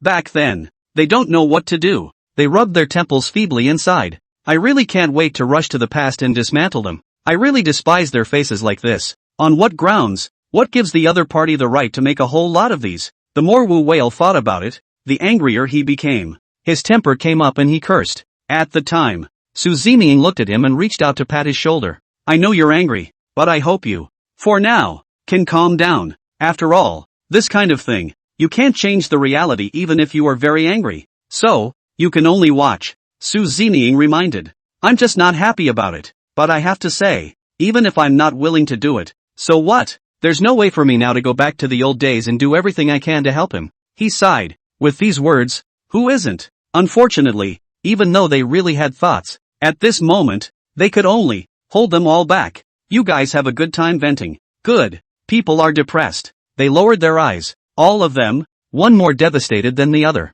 You can tell that they clearly want to cry. Just that pathetic look. Don't mention how pathetic they are. Su Zeming's words did give them a chance to ease their own moods. And for a moment, they had complex emotions that they couldn't control. At that time, the mighty Yang Mi quickly pulled herself together. Under Yang Mi's pacification, at the very beginning, their emotions collapsed, but later on, they gradually calmed down all their emotions again. Everyone is finally adjusting. At least, not as desperate as at first. After everyone calmed down, they immediately stood up and followed Su Zeming to observe the surroundings, trying to understand the previous stories. Su Zeming saw them calm down before he slowly returned to their side. In a better mood? Right. Just now. Didn't control it for a moment. Wu Whale said with embarrassment, mainly because he felt that, with those words he just said, he should have startled Su Zeming as well. Chapter 189. However, Su Zeming had always been someone who didn't panic when it came to things, and was even extraordinarily calm.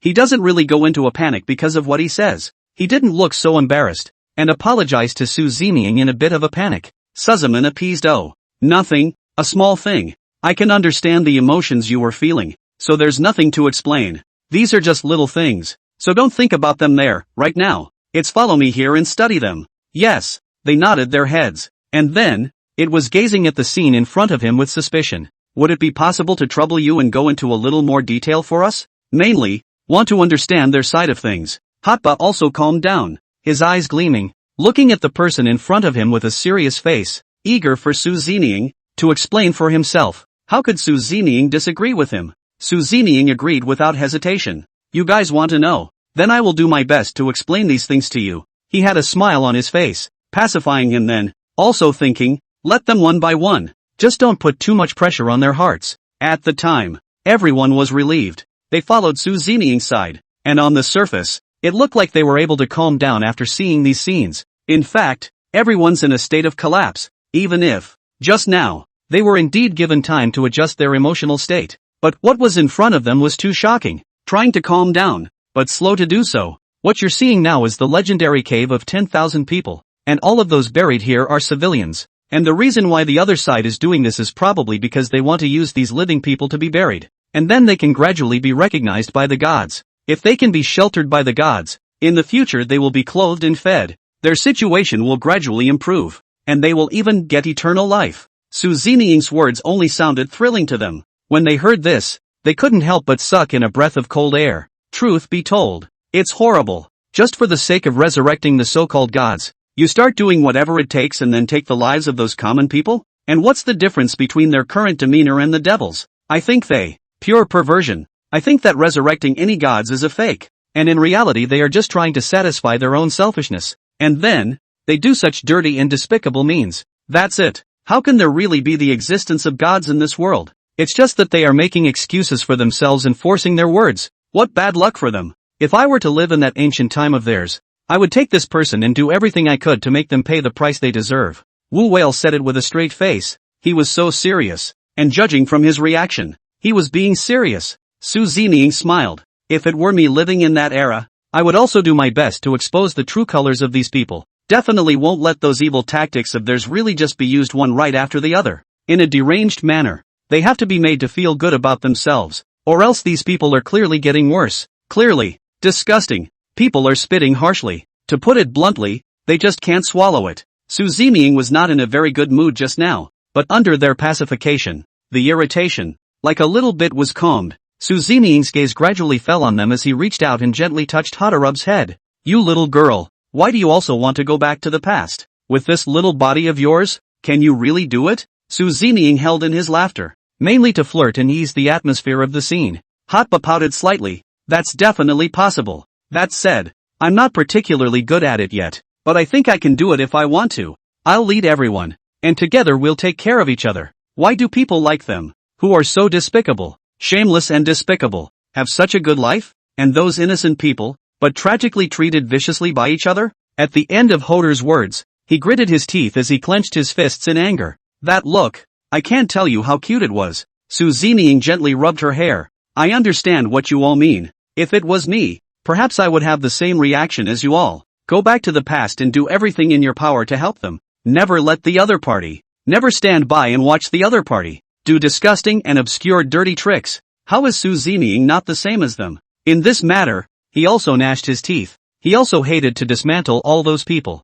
But unfortunately, the heart is in the right place but the power is not there. Even though they really had such thoughts and ideas, they could only quell their emotions and could only watch silently and helplessly. The size of the crowd, in fact, had already confided that they belonged to a state of being clueless about this matter, regardless of how they feel. It happened, and since it happened, they can't change it. Keep looking down. The further Su Zining went down, the more he saw skeletons all over the ground. Obviously they had seen it when they started, but truth be told, such a scenario caused their minds to break down with it. Lean, all the way down. They just kept cursing and swearing. Hua Sung-woo, who had just left because he was furious, he walked back. At the sight, he froze for a second, turned his head, and exclaimed loudly, Holy, what the hell? So many skeletons? How heartless were these people when they were alive to mess up like this? Serves them right. Open mouth, shut mouth, sentence after sentence, deserve it. Hearing Hua Changyu's words, Wu Whale was not in a very good mood in the first place. He thought about it and suddenly, he rushed to someone. With his fist, he violently punched down hard on his opponent's body. Say that again? You say all that again to my face? Wu Whale is not polite. Suddenly beaten. His brain buzzed. Hua Chengyu was unconvinced. What's wrong with you, right? What are you doing hitting me for no reason? I don't seem to have provoked you, right? He glared at him ferociously, mainly because he felt that this person in front of him, he was purely a bit brain-dead. What's the point of attacking him for no reason? Did he do anything wrong? And, he just spit it out too.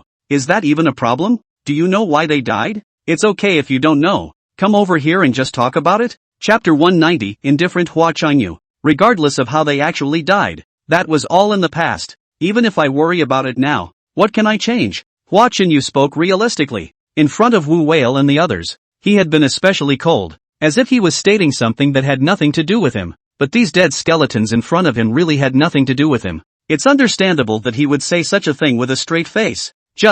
He's too cold. Indifferent to the point that when the eyes of the crowd fell on him, and his face, surprisingly, did not have much expression, he just said word for word, You guys mustn't be like this, looking at me with those strange eyes. I am thinking that there is no problem with what I said. And, it's all in the past, so what am I doing worrying about the past and all that? He snorted, every word, spoken in the shade. His justification, and his now increasing face, and the words that came out of his mouth, were silencing. He, as always, confronted with his behavior. Wu Whale was furious. Everyone present, looking at the expressionless man before them, they gave a slight lurch, a little depressed by what the other had done. In this situation, they looked in their eyes, and in the end, they could not hold back their sighs. Leave it. He has always been like this, and what he said is actually correct. At the moment, there is really no need for us to count on him for something like this. Yang Mi stepped forward, tugging tightly on Wu Whale's hand who was at his heels, trying to separate him from them. Back then, Wu Whale was really full of anger, and there was nowhere to vent this anger. Facing this person in front of them, who could be so righteous and blurt out some extremely disgusting words off the top of his head? They scoffed. The dislike in his eyes cried out. They looked down on each other. Not bad for brilliance. No wonder he could be so cringeworthy from the beginning. With his unsympathetic behavior, who else in the room could still talk to him calmly? Which one wouldn't be pissed off at his disgusting behavior? Right now, Lu Shirshir had the same idea. Yeah, let's just not mess with people. In case we'll piss him off again. Won't that be more trouble than it's worth? Besides, we've heard a little about what kind of character he is back in the beginning. He's always done things like this, so I've long been accustomed to the fact that he's capable of such unethical and disgusting behavior. In a calm tone, it was as if he was stating something that had little to do with him. Lu Shirshir shook her head slightly, looking at the person in front of him, who, from the very beginning, had been a deadbeat, a rambling mess. Obscure. It's really bad luck. They are visible to the naked eye and find each other disgusting. Hua Chinyu, who was critiqued harshly, was still innocent as his face suddenly grimaced in the face of what everyone was saying. Am I wrong? But it seems to me that everything I have said is absolutely true. So where is the problem? You are indeed quite right. But seeing so many skeletons on your face, you have been showing nothing but excitement. On the contrary, you have no sympathy. You were so immersed in the joy of this event that you didn't care about anything else. It's true that you can have your own emotions, and it's normal that you can't understand them, but you're too cold. Do you realize that you have been indifferent to the extent that you have gradually lost your conscience? Yang Mi looked at him bluntly. He questioned him, and the other man flinched slightly. Hua Chinyu did not even think that just because of his reaction, the crowd present actually began to analyze from all sides. These words, said he, were extraordinarily silent. He was dumbfounded. With mixed feelings, his emotional abuse was slightly worse. So what do you say? How do I fix this kind of crap? He was really irritated, and his temper instantly followed. Brilliance was speechless to the core. But it's just a review of 2 or 3 sentences. As for you to be here in the shade, immediately afterward, then ruthlessly review my not? He was unusually annoyed, and looking at his mood and temper, it was vaguely able to be seen that he was currently upset. He glared angrily, the irascible temper, and what he does, highlights him as a ridiculous person. That moment, the crowd just gave him a faint look with their eyes, unwilling, in the end, to talk too much nonsense with him. Narrow-minded people, even if someone on the side of good advice, do not see this guy, will be lost, will really see their own mistakes. Zhang Jingduan containment. Come on, don't bother with him about that. Zhang Jingduan reminded. Everyone has their own choices, as long as they can do so with a clear conscience. And the rest, it really doesn't have much to do with us. Then we shouldn't meddle here. Zhang Jingshan was in a calm mood, and as he spoke up word by word, he was sort of reminding everyone present. At that time, although all the others had bursts of anger in their chests, what Zhang Jingsuan said was just too reasonable. They fell silent. You're quite right. We really shouldn't mind our own business. Since that's the case, it's better for us not to persuade someone right now, lest they simply don't appreciate it, and in the end, it'll be our fault instead. Yang Mi glanced at the other party. In the end, was it the things that the other party had done out earlier that were too infuriating? Yang Mi pressed on. It felt like looking at him could instantly infuriate the other party to the point of being stormy and full of rage. At the time, Yang Mi came to Zhang Jingsuan's side. Let's continue walking down. Aha! Zhang Jingsuan's line of sight did not continue to pause on someone, accompanied by Zhang Jingsuan's shifting line of sight. Those guys probably realized that they were making a fool of themselves, so naturally, they didn't act as they did in the beginning. The others followed beside Zhang Jingsuan. The crowd said nothing. Just some people,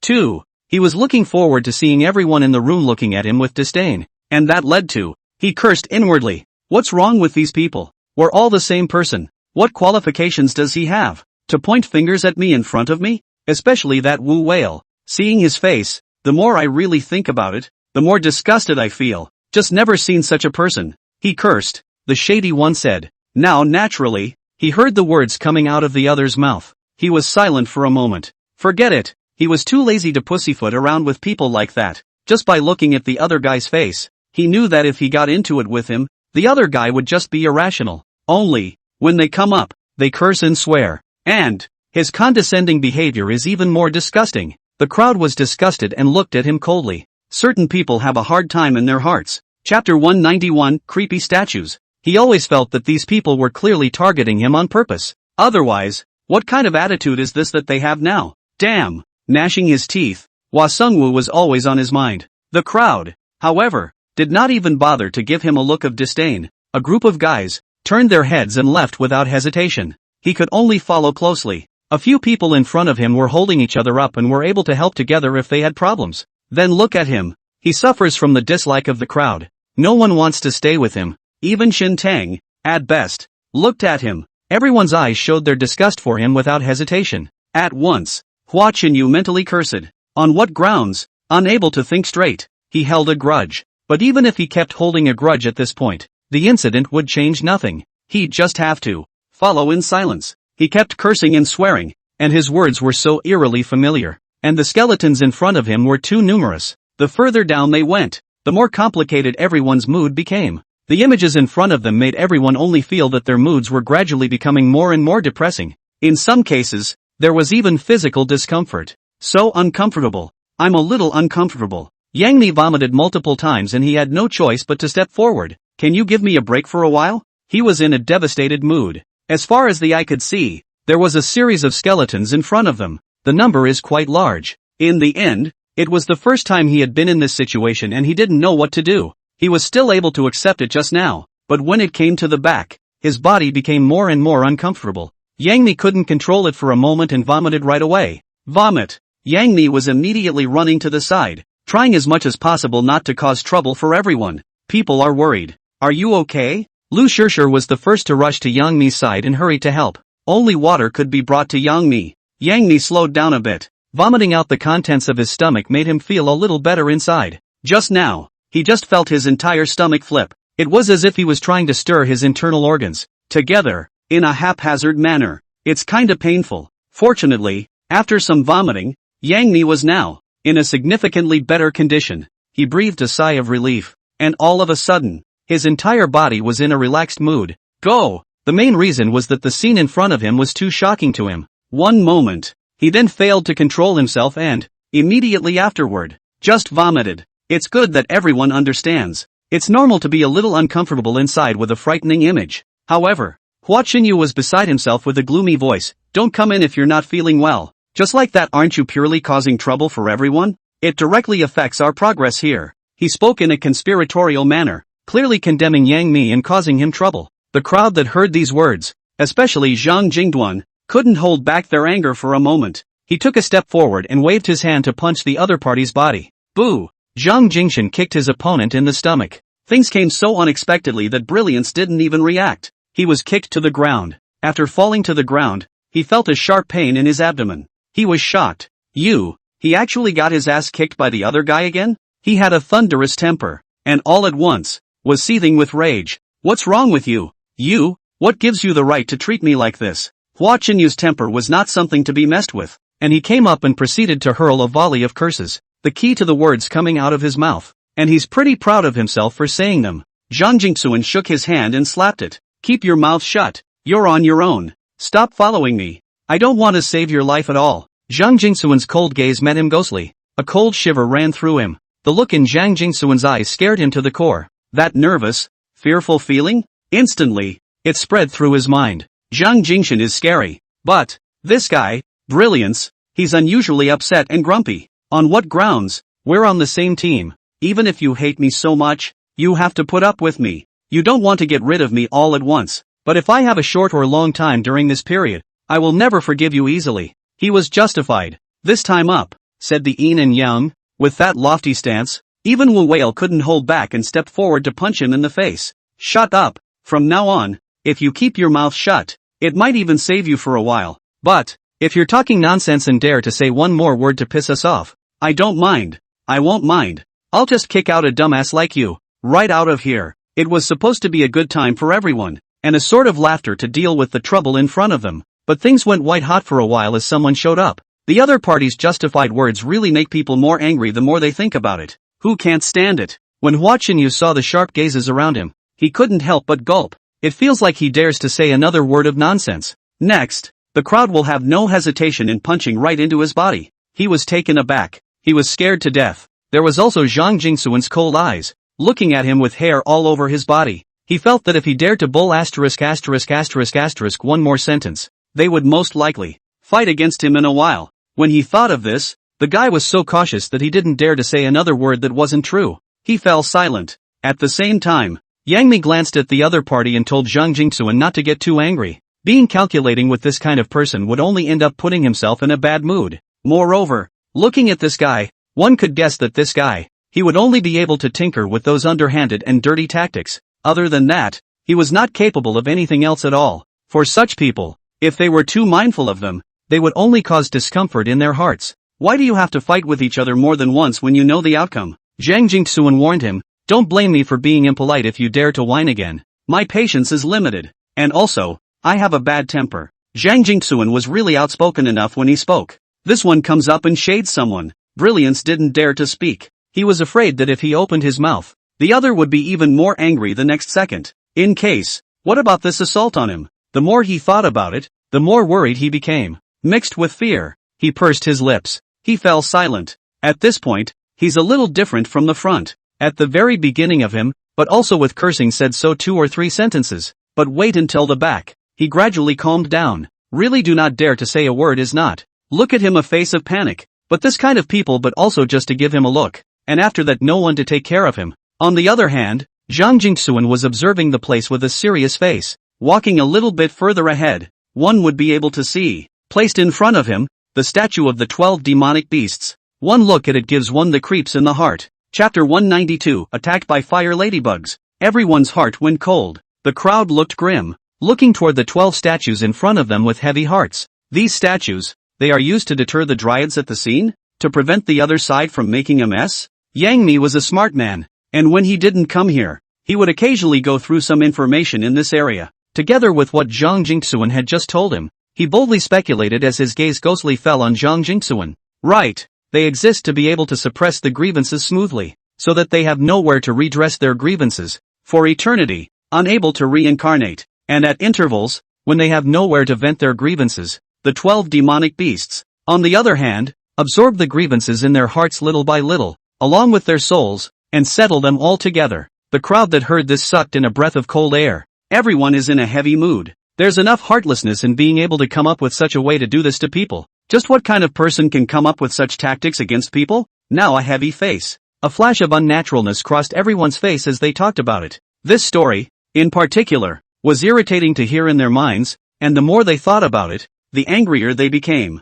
Those people shall not die. Crazy. They are stark raving mad. Wu Whale suppressed his anger as he spat out sadly. All of them have already taken someone's life. Even their souls, and they won't even let them go? Looking at this world, how could someone be so heartless that they could come up with so many despicable means to deal with others? I can't wait to dismantle them. He was pissed off by this. A wave of anger just hovering over his heartstrings. So angry that he was now biting his teeth. Really want to get each other killed. He huffed and puffed and ended up sitting there on his ass with a depressed look on his face. Although he wanted to beat up the other party, they had been dead for at least 1,000 years. And if he wanted to beat them up, he didn't know where to go to do so. This guy, Hua Sung-woo, is very nutritious. You dare to think of anything? He spoke yin and yang, and had a condescending demeanor. No, with some smugness, and quite shamelessly, he said, I think you guys, you just have nothing to do for yourselves. I've just said that all of this is in the past, so there's really no need for us, then, to be thinking about this all day and all night. You have time. Why don't you think about it? Is there any way, can enhance your ability? Don't let you all day long, like a stupid person. Hua Chengyu walked to Wu Whale's front. He then yin and yang. He looked around. His mood didn't rise and fall much. Let me see. Most of the people here are bound to be a tenfold scumbag. Or else could they have been buried alive? It follows from this that it is a sheer waste of our time to put our sympathies on such people. And I advise you not to think for such people. Hua Sung-woo's words were always so infuriating. Especially his condescending face. When it really made people want to slap him in the face. Wu Whale held back and didn't make a move after all. The other party was not ashamed, but rather honored. I see here. It seems like there's nothing interesting to do. Or let's just leave. Go to the next one. However, Hua Chengyu was just about to leave when he saw in front of him. There were fire ladybugs. His pupils quake. That fire ladybug was flying in his direction. He was so frightened that he was trembling and was really scared. So he hurriedly ran behind Zhang Jingxuan and clutched him. Hurry up and help me get rid of it. Isn't this something that could put my life in danger if I let him take a bite out of it? He grabbed Zhang Jingxuan and pushed hard, trying to protect himself by letting Zhang Jingxuan carry it in front of him. Hua Sung-woo's behavior provoked outrage. The crowd stared hard at him. Get the hell out of here. You're sick, aren't you? Inviting the fire ladybugs yourself and asking Zhang Jingduan to fend them off for you? Yang Mi was also scared, but he was even more annoyed with Hua Qingyu's behavior. The fire ladybugs were motionless over there when they arrived a while ago. A long time passed with no intention of attacking them. How long has Hua Sungwu been here? The fire ladybug suddenly flew up. Although he was very small and couldn't see the looks, but everyone always felt that they could feel the anger radiating from each other, like being pissed off. This look tells me that it must be because of Hua Sungwu. Wu Whale also stood out. If I look at it, you're a person who doesn't deserve our sympathy at all, so you might as well be pierced by a fire ladybug. He was also irritated for a moment, and such words came out of his mouth without thinking. Hua Qingyu was scared half to death.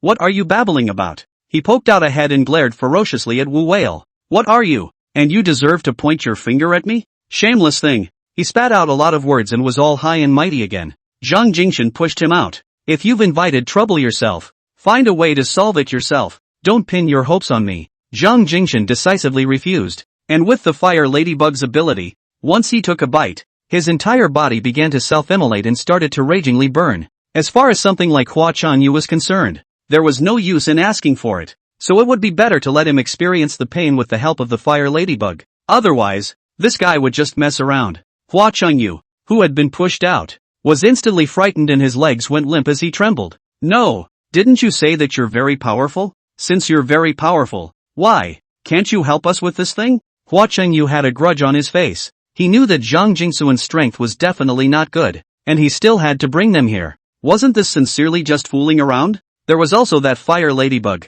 The more you looked at it, the more disgusting it became, and it felt like the other party was emitting a strong stench all over his body. He's very unlikable. He reminded, if I remember correctly, you promised everyone before that you would protect all of us from feeling safe? Since you promised, then I think you should keep your word not to mess up like this, not to disgust people like this. His hands were busy. Panicked, he ran to Zhang Jingsuan's front, and immediately after, he was dead serious, and had to ask Zhang Jingsuan to protect his safety. The way Zhang Jingsuan looked at him was disgusting to the extreme. He sneered. What are you, that you want me to save you too? When human life is at stake, Zhang Jingshan doesn't care. He gave him a cold look. In the end, he was not happy to have too much to do with this kind of obscure guy. Stalling. No one pleaded for him. The fire ladybugs are coming on strong. He suddenly attacked. Ah!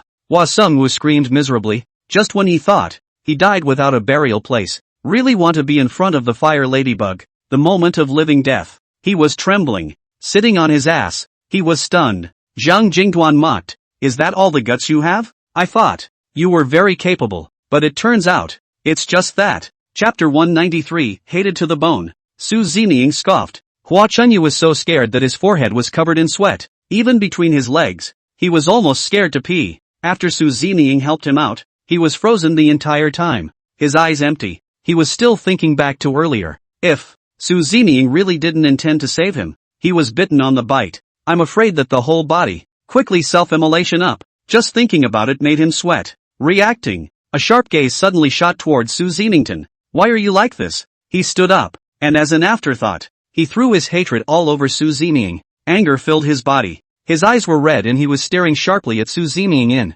Why are you doing this to me? Do you know exactly how terrible it was just now? Once I was bitten, I was dead. You obviously have the ability, but you saw death and saved me. Are you trying to jeopardize my life? He spoke through gritted teeth, and in 3 or 2 tries, he pushed the blame, all of it, onto Su Zening's body. Standing up he grabbed Su Zening's collar while Su Zening gazed at him condescendingly. That's the kind of guy he saved once again? Ridiculous. Su Zening was about to die of his own breathlessness. What does a man like him do when he steps in to help him? The fellow should have been left to his own devices, lest again he rush up to justify blaming it on him. Su Zening pushed him away with one hand. Shut up you. Seeing you makes me feel annoyed. And also, I saved you. You didn't even say a word of thanks. But instead, you rushed up in front of me and started condemning me? Su Zening was once again amused by this guy's disgusting behavior. Looking at the series of tawdry operations on his hands, he was the one who was filled with coldness. Disgusted with himself as he stared at him. The other side was resigned. The other man's face twisted with rage. He hated Su Zening with a passion. Would I have been so afraid if it hadn't been for you? Is it wrong for me to blame you now? To condemn you for what you are not? You're a man with a heart of gold. How can there be such a heartless character like you in this world? You shall not die a good death. You should pay for everything. He kept cursing and his words showed all the hatred towards Su Zening. He wants to get Su Zening killed. Not to mention Su Zening Who wasn't angry at the scene? And the people watching, who can hold back this rage? Are you sick? People save you and end up saving the wrong person? Yang Ni stood out as he glared angrily at the other party. Wu Whale backhanded Hua Chengyu and pushed him to the ground. It would really be a mistake to help someone like you. We were too lazy to bother with you about the things ahead. But it didn't occur to us that you, as a person, would really just become more and more shameless. You have the nerve to say such things? I can't understand for a moment. How in the world do you have the nerve to open your mouth over this kind of thing? All the people are condemning him. Seeing his ugly face, the mood of everyone here at this moment was one more ugly than the other. In the face of the other party's behavior, each of them was furious in their hearts. Sick. Shouldn't have helped him if I'd known he was like that. That's right. If I had known that he was such a person, I should have let him fend for himself. What's the point of helping him? Xintang also chimed in from the side. Hua Chengyu, who was held down on the ground, listened to all these people around him, all of whom were praising Su Zeming, and instead talking him down to nothing. He hates. He couldn't figure out how these people, how could they do this to him? You people are clearly working together. You guys are outrageous and disgusting. How could you do this to me? Hua Chengyu was aggrieved, and the more he thought about it, the more he felt that at this time, he had been bullied by them since he came here. Obviously, we are all grasshoppers on the same rope. Why? Why are these people so cold and heartless to him? He doesn't understand. You guys wait for me. When I successfully escape from here, I will make you guys pay for everything. At that time, you guys won't blame me for not having warned you now. His hatred filled the sky, and with scarlet eyes, he decisively gave his harsh words. Wu Whale and the others were not afraid. If you have the ability, hurry up and let your horse come over. If you don't have the ability, you deserve to clamor here? What kind of wimps and what kind of trash are you that you deserve to be buzzing around my heels like this in such a deadly manner? Hua Chengyu's words made all these people laugh. If you have the ability, don't let Su Zeming save you. You don't even have the ability to let others not save you. And you even have the ability to issue blackmail at us in front of so many of us? Had I known that you are such a white-eyed wolf, I really should have left you to your own devices, and really shouldn't have stepped in to help you. After all, people like you have no guilt, even if you end up dying. That's what you deserve. Listen to what he's saying. This up, even so shameless, rushed in that disgusting one out of it? Looking at some, just barely scared less douchebag, who was now raging, but justified. And the crowd was amused. It's just looking at stupid people like him, and when you can't hold back for a moment, you look at this ridiculous face on the other side. The husky looked at the sheer number of them, and he grimaced with anger. A face that was really getting twisted. He hates. And Su Zeming sighed. Surprisingly, there was such a group of people who didn't hesitate to come forward, and had been saying all sorts of good things on his behalf. It was always on his mind as he raged. You people are accomplices, knowing full well what he did to me. Yet you people, one and all, foolishly rushed up to speak for others. What's the difference between you and the trash? The reason why you guys are helping him so much, isn't it because Su Zeming still has a certain amount of utilization value in front of you guys? Otherwise, no, how could it be? How could you die in front of him and say such things? When the hatred is monstrous to the bone, the faces were so different that they gradually forgot everything. They were filled with thoughts of just how much he hated Su Zeming and how much he wanted to settle Su Zeming. Su Zeming was truly disgusted. Being the wrong person, if I had known this, I shouldn't have saved each other. Su Zeming sighed, and the more he thought about it, the sadder he felt. What's he doing helping this guy? When at the end of the day, there was no benefit at all. The other party's ugly face, on the contrary, was clearly seen by him. Su Zeming scoffed. When confronted with such a person, he was most natural in his demeanor and least constrained by such things. Hua Sung-woo. He was distraught. Can't figure out how this group of people, all of them are acting like idiots, and they are all in front of him, and they are counting all this with him. Chapter 194. No wonder they went extinct. Expressing his inability to understand, the hatred in his heart was stacking up. He did hate Su Zeming with a passion, but Su Zeming is still a little bit of use to him. Here, his insights and his ability is not as good as Su Zeming. He can only make good use of him, and when he goes out, he will kick Su Zeming away in a hard kick. Under Hua Chengyu's eyes, there was a flash of viciousness. Hua Chengyu, whose emotions changed particularly quickly, his little bit of mind was seen clearly by Su Zeming. Su Zeming frowned slightly and sneered. He looked disgusted, and the way he looked at the other party clearly turned cold. Waste. He was extremely offended by the other's presence. If I had known this, I should have refused decisively, but if I had refused more decisively, maybe, these things would not have been possible. However, at that time, he agreed to it? Thought this guy was going to be like everyone else, where everyone sits together and gets along. As it turns out, not all of them are like him. This guy, so disgusting that Su Zeming was momentarily unable to spit. Su Zeming, who looked jaded, clearly stated, "From now on, you can follow whoever is behind me as a team, but whatever dangers or troubles you encounter in the middle of this, it has nothing to do with me. After all, I saved you, and you don't even understand the minimum gratitude. What do you think I'm asking you to do with someone like you?" Su Zeming mocked back very deliberately, while his eyes did not hide his disgust for Hua Qingyu. When Hua Qingyu heard this, he suddenly became furious. He gestured at Su Zeming and condemned. "What's the difference between your behavior like this and having to watch me go to my death?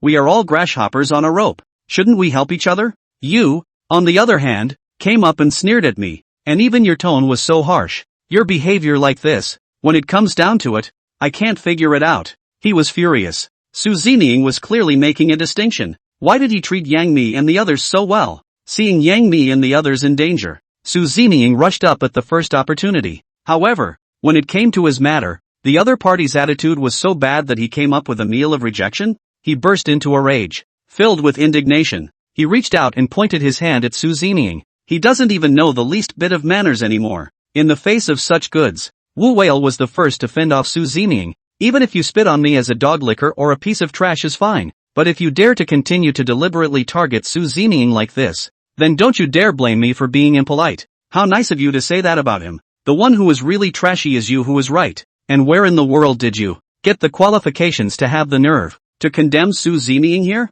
Without Su Zeming just now, what are you? Maybe you would have died here long ago. How dare he still be arrogant here? Ha! People can really do anything when they are shameless. A disgusting and obscure thing like him, from beginning to end, without a word of thanks. Instead, it was all shady in this sentence. It had to be said that this guy's behavior, when it came down to it, had been disgusting to the point of nausea. That's it. Are you being really nice? If it wasn't for Su Zeming, who helped you remove the fire ladybugs in time, with your ability, you might have already set yourself on fire, and now you still have the qualifications to wail here? I don't even know where exactly you got the face. Really good enough to make such a scene? Su Zeming, let's leave in a hurry and just leave this guy alone. Up ahead, isn't there something we need to explore? Let's just keep working on the 12 statues. The crowd had no time and continued to take care of Hua Qingyu. His harsh attitude was like that of a high and mighty cockney, and the people who followed them here together were his servants. Whatever he said they had to do as the other said,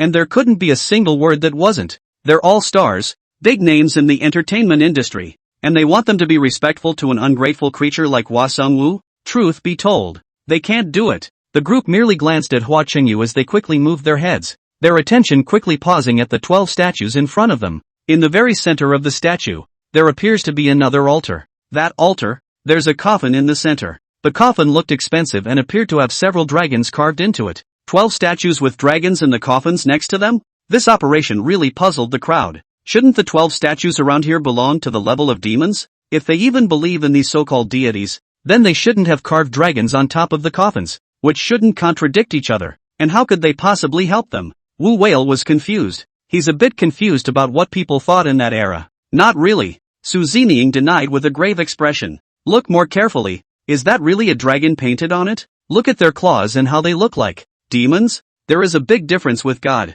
The one they believed in, the so-called dragon, was extraordinarily rare and ugly looking, just like Hua Sungwu. There were other people who were 4-clawed golden dragons, 5-clawed golden dragons, but this dragon in front of him was obviously only 1-clawed as well. Which dragon, may I ask, has only 1 claw? Not to mention, it is otherwise exceptionally rare. At the time, Su Zeming looked grave. So that means that it's not a real dragon that they believe in, but a false dragon that they have fabricated. Or what is called a deity in their world. Right. Well, aren't they just botching it? Instead of believing in this so-called deity, why don't we go believe in real dragons? So it's slightly better. In their time, they were very backward in whatever they did, so how could they possibly know what a real dragon really looks like? From this, it is purely deserved that this tribe of theirs ended up going extinct step by step, employing such a disgusting way to get everything they want. In the end, it's a step towards extinction. Originally, when they saw what was engraved on it, it was like a fire of anger burning angrily in everyone's hearts.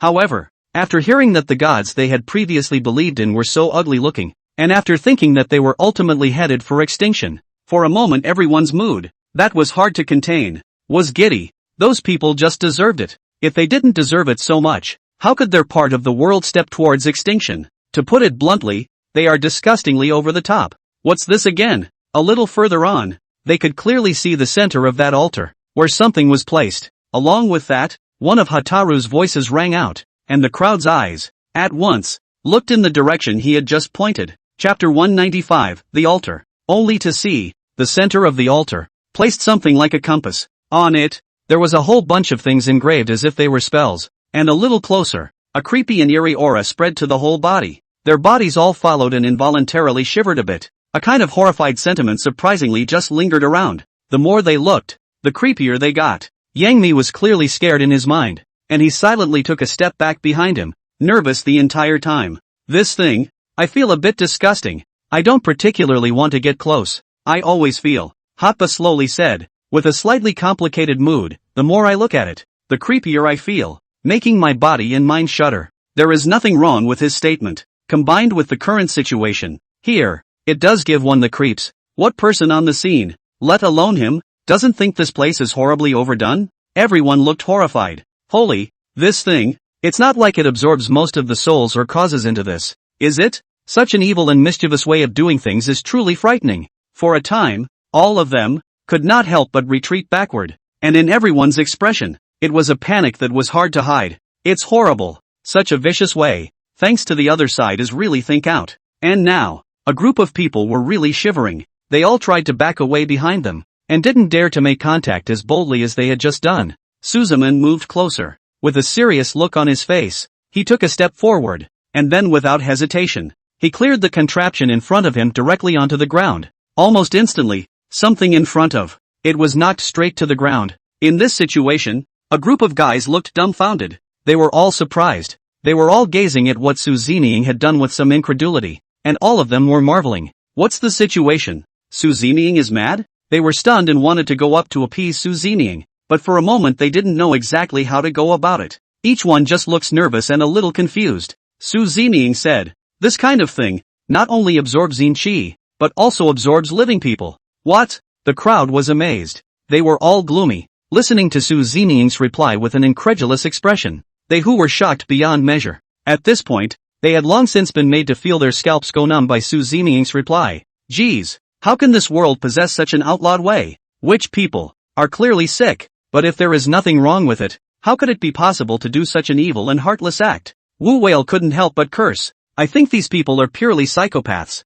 Otherwise, how could they possibly come up with so many dirty and heartless such tactics? There was an angry fire burning in everyone's chest, and the inability to calm down became worse and worse. They looked disgusted. The group sighed deeply. Geez, these people are disgusting. After being destroyed by Su Zining, they were covered in full body gas on, finally no longer like the front. Each a little creepy, looking at the situation in front of them. It was only those encounters that these people had suffered that in the end made their hearts ache to the core. When you think about it, there is still no reason to be angry in everyone's heart. Looking at the 12 statues up close, one could vaguely see that they were radiating coolness. Unlike the real gods and goddesses recorded in history, one could feel the awe-inspiring aura of their bodies as they approached them. They are righteous. The one in front of him was demonic. Giving the first look, it's very disliked. Yang Mi and the others just looked at it for a couple of moments. They decisively moved their eyes away. This thing was like it would charm people's minds. Once they fell, it was highly likely that they would repeat their mistakes.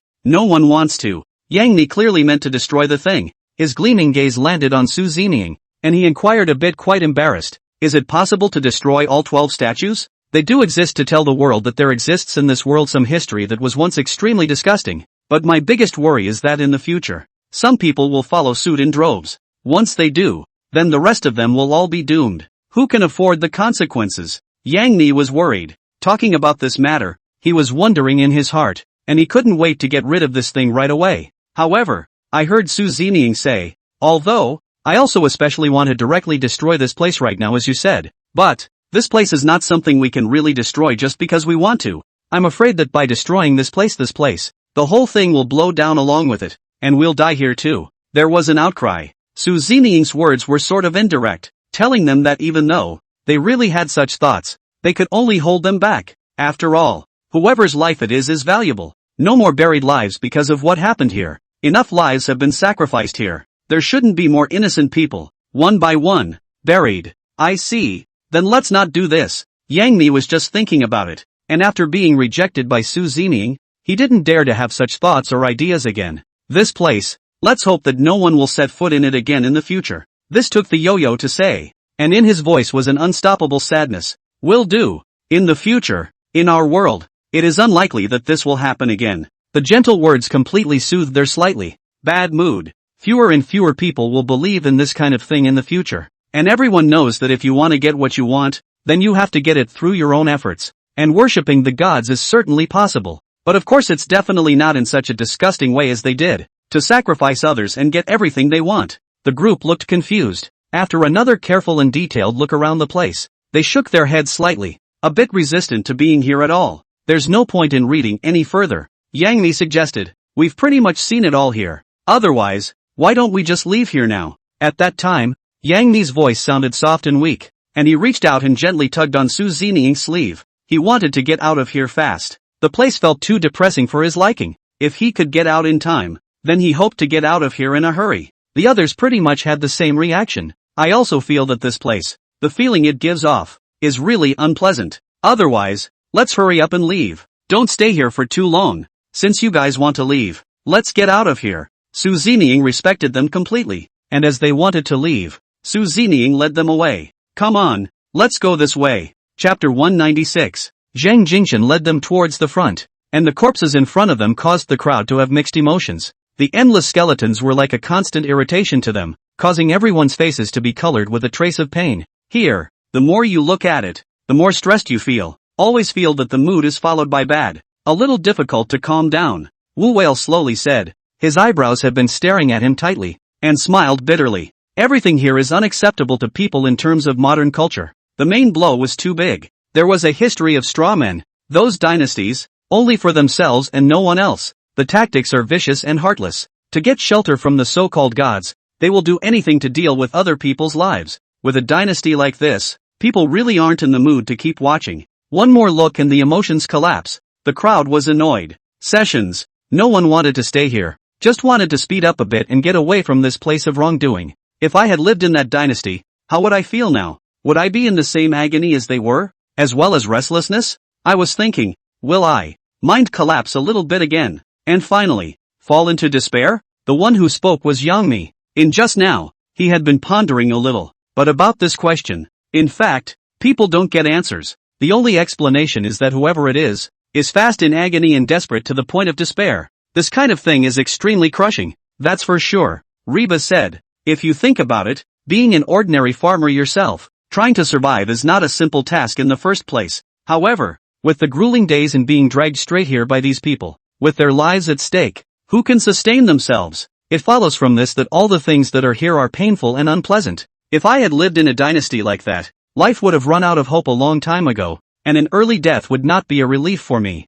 Even though people want to work their way up the ladder, they want to do everything they can to get stronger and stronger. But what's the point of living in that dynasty and being in pain every day? It's better to get it over with. He was bitter. Hotba's words made extreme sense, and the reenactors agreed. If I were to live in such a dynasty, I might as well get it over with and save myself the pain. There are those who are so heartless that they want to take people's lives by force, and for such scum, I think it's best to die. I would not live in such a dynasty, and if I found out, I would choose to end my short life once and for all, just like Hotba, and only then would I not be bound by pain. I'm the same. You people are purely talking nonsense, and when you do live in that dynasty, how can, and will, you really choose to end your short lives? That's it. There was a lot of in-betweenness in that dynasty, and all kinds of horrible things, but the people of that time were all resilient and never thought of backing down after they encountered problems. Even if you live in that dynasty, you may be in pain and confusion, but more than that, you are definitely not thinking of ending your short life.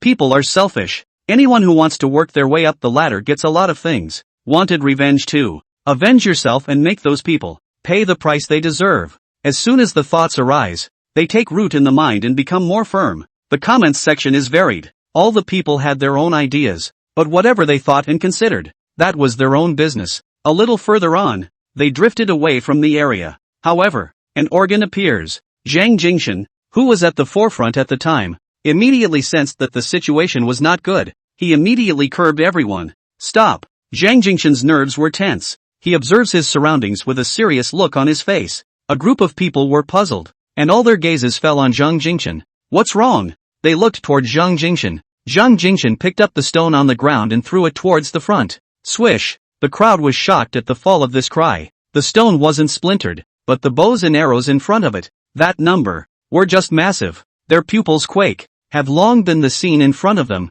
Shocked, they are all incredible. Geez, if it wasn't for Zhang Jingshan's timely reminder, it was feared that they would have died directly under these arrows. The crowd all sucked in a breath of cool air and their expressions tightened. Holy, I almost lost my life. You really save our dog's life. Ah. Shin Tang just beside the flirtation. Backward breath of cool air he, belonging to the scene in front of him, pillow him shivering all over. Almost, he died under the arrow. Thanks to Zhang Jingsuan's timely containment, this allowed him to live well. However, this has thus become a difficult problem. How do they get over there? Scared the hell out of me. I almost thought I might be dying in this moment. This life of mine, gotta be safe and sound. What were they thinking? To set up an organ here? Worthy of the ancients? There are 10,000 skeletons over there. And over here, there are still organs. It's really just trying everything. There's no way this can escape from here.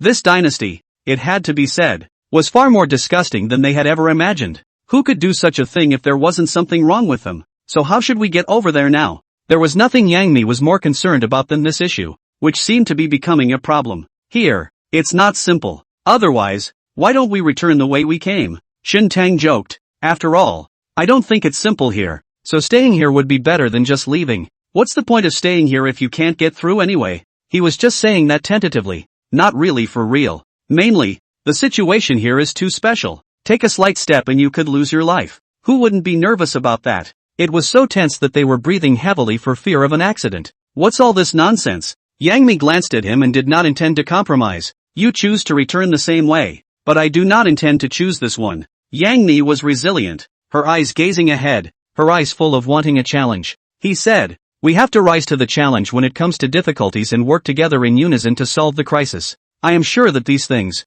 little by little, can be eradicated. A light flickered in Yang Mi's eyes. Word for word he said it with particular seriousness and even more sincerity. Zhang Jingshan also had the same idea. Spot on. When things come up, of course you have to rise to the occasion. Let's see if there's a button nearby. If there is, then we'll be able to get across without any problems. If there isn't, then we'll rethink it and see if there's any way that we can get past. Chapter 196, Stepping on the Organs. There's no such thing as an unending banquet, but there's definitely no such thing as an unsolvable problem. They have so many people gathered together that if they all work together in unison, they are bound to solve all their problems, not to mention the presence of Su Zining. Su Zining's presence was bound to bring them together and work together to solve all the troubles and problems. And so, when all the attention paused on Su Zining felt their expectation of him. He glanced at them and commanded to them, let's go, join me. Yes, Su Zining walked at the front. Step by step, they slowly walked towards the front.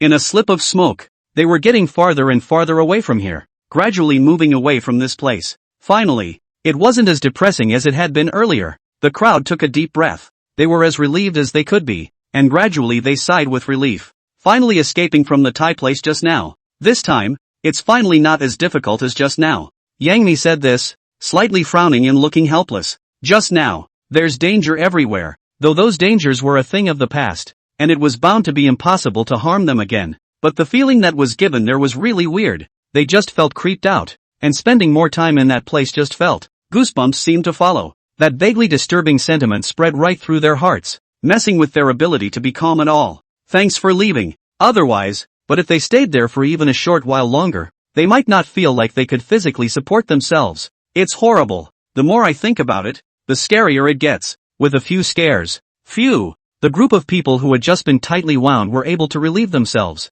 They were relieved. That place, I just felt as if my soul was being suppressed, and the result, my mood was slow to calm down. Leaving from there was instantly like a relief. Unlike the stressful situation just now, the one who spoke was Wu Whale. He was also relieved. He's a big guy, though, right? He doesn't panic when things go wrong. The only place where he was just now. His nerves were tense, and even his mood became depressing. Thanks for being able to get out of there without incident. Su Zining glanced back at them, and his eyes narrowed slightly as he listened to what was being talked about in the crowd's mouths. There are all sorts of weird things that happen here from time to time. The ones they saw were but trifles. When they calmed down, Su Zining looked at them again. Gotta pick up the pace. We have wasted a lot of time. Just now, Su Zining reminded a sentence, and the group of people instantly became serious. They tensed. Nods followed. They look like they've come to a realization. Okay, speed up a bit and leave. The crowd lit up. They went forward. And yet, suddenly, Wu Whale stepped on an organ. He paused, momentarily saddened and turned back slightly. Embarrassed. Seems a little screwed? He forced a smile and rubbed his brow. Next to it, Su Zining immediately reacted. Organs? I think it's a bomb. Su Zining directly gave Wu Whale a blank stare. Do you think in that era, there would be the existence of something like a bomb? Su Zining inquired him in a serious manner. Mainly because what this guy said was really giving him a whole lot of silence. What's he babbling about? This guy, dumb as some can be. Seems so? Wu Whale looked embarrassed, kinda embarrassed, and rubbed the bridge of his nose twice. You're right. It seems like in their time, there really wasn't such a thing as a bomb. Can I loose my foot then? Wu Whale just tried to get loose. Su Zining reminded. The rest of you, scatter to one side first to avoid any trips in the middle. Wu Whale was shocked. Anything in here has to be watched carefully. Otherwise, inevitably, something will go wrong. They were all cautious and immediately went to the side. Only Wu Whale, who was in a state of panic, with a face of embarrassment, had a lot on his mind. He's bald. He was nervous, and Su Zining eased beside him. Don't be nervous. When my words fall, you'll join me and loosen your feet in time. There is danger, and I am here to carry it before you. What? Let Su Zining carry the load if there's danger? Wu Whale felt guilty. Can I not let you carry it? It feels quite not sorry for you. Yeah, you can fix it, Wu Whale. Su Zining agreed too quickly, giving Wu Whale the feeling that Su Zining was now deliberately digging a hole for him. He looked at Su Zining and fell into silence. Frowning slightly, he looked at the group of people waiting right next to him. He was breathing heavily and tense. In the meantime, he let go of his foot. The next moment, trouble ensued. A large pile of sharp swords then attacked in their direction, terrifying to the extreme. The crowd sucked in a breath of cold air. A bit scary, I must say. Holy! Wu Whale let out a cry of alarm, looking at these things in front of him that came in a rage and then attacked towards him. He couldn't help but suck in a breath of cool air. His pupils couldn't help but widen. Scary enough, he winced and forced a smile. And Su Zining grabbed him and immediately pushed him in the direction of the side. As for Su Zining, he quickly dodged. He was so fast that these sharp swords couldn't catch up with his speed. But it was always too dangerous for a group of people to watch. Everyone's whole body tensed up as they gulped and looked at the terrible situation in front of them. There's actually a real organ here. Pray that Su Zining is safe. Look at Su Zining's handsome appearance right now. One look and you can tell that he will definitely be fine. Shen Tang was right next to him. He said cheerfully, not to mention how joyful his mood was right now. However, his eyes were staring straight at Su Zining as he was looking at him. He was pretty nervous too, along with the gradual shortening of his breath. He kept his eyes on Su Zining, fearing that something would happen to him. Don't look at what he just said very easily. In fact, in his heart, he was nervous for Su Zining. On the surface, he was again a relaxed and cozy look. It's going to be okay, they talked to themselves, muttering this under their breath. At the time, Wu Whale is fine, but seeing that Su Zining had been working hard, he felt instantly guilty and always felt a little too sorry for Su Zining. Guilt-stricken, he fell into self-recrimination. If it wasn't for me, there's no way this could have happened to him. All of this is my fault. Wu Whale was caught up in self-blame. Every word he said here was condemning himself for what he wasn't. Shen Tang then tapped his shoulder next to him. What are you rambling on about here again? How big of a deal is it to scare you like that? Look at Su Zining's ability. How could he trust his strength? He'll be fine. Yeah.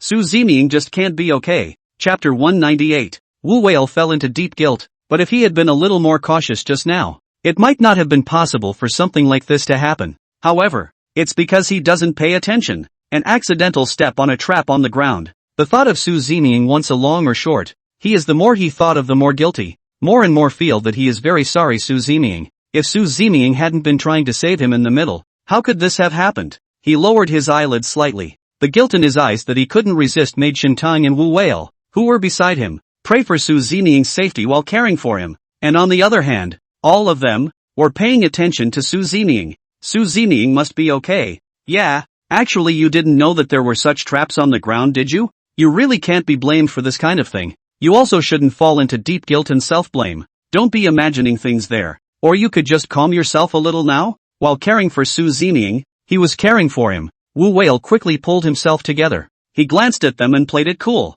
It's okay. I'm in a good mood right now. You guys don't need to worry about me. The one who should be most concerned at the moment should be Su Zeming. As for me, I obviously have nothing going on. What are you guys worrying about me for? He forced a smile, his eyes fixed on Su Zeming. Fortunately, Su Zeming's dodging speed was fast enough, and in the face of these dangers, he pressed his eyes. A slip of smoke. Su Zeming easily resolved the sharp blades in front of him. Su Zeming clapped his hands a bit, looking at the rambling and raised his eyebrows. With these things, you still want to take a shot at me? Su Zeming snorted. In the end, he felt that these things, a little too trashy. Garbage is garbage. And you want to take advantage of the opportunity to kill him?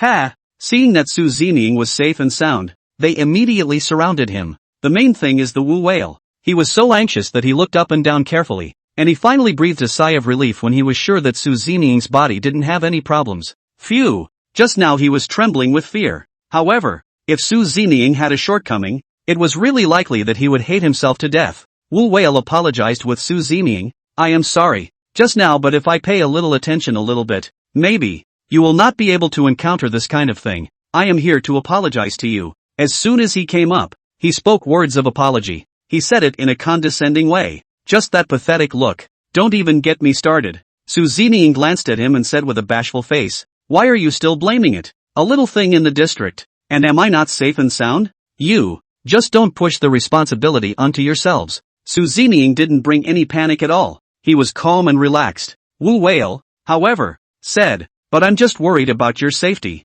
That scene just now was indeed thrilling, but it looked dangerous in my eyes. Thanks to you being safe and sound. Otherwise I could really hate myself to death right now. How did such an organ suddenly appear on this floor? They were all speechless. The organ appeared somewhat suddenly and, surprisingly, came on strong throughout. Never mind how scary it was. Thinking back to the scene just now, he still felt shocked. With fear in his heart, he only felt his breath, little by little, become afraid. At this point, he was getting more and more confused the more he thought about it. Su Zeming, however, reached out and put his hand on his shoulder. What kind of relationship are we all in now? How could I possibly blame you for such a small matter? And just now, not to mention you didn't notice, even I didn't notice. In this matter, don't get caught up in any self-reproach, and don't ruminate, don't put so much mental pressure on yourself. Well, matter mind is over, so don't think about all that there is to think about. Su Zeming's tone was light as he kept speaking soothing words. Returning the favor, he wrapped Wu Whale into his arms,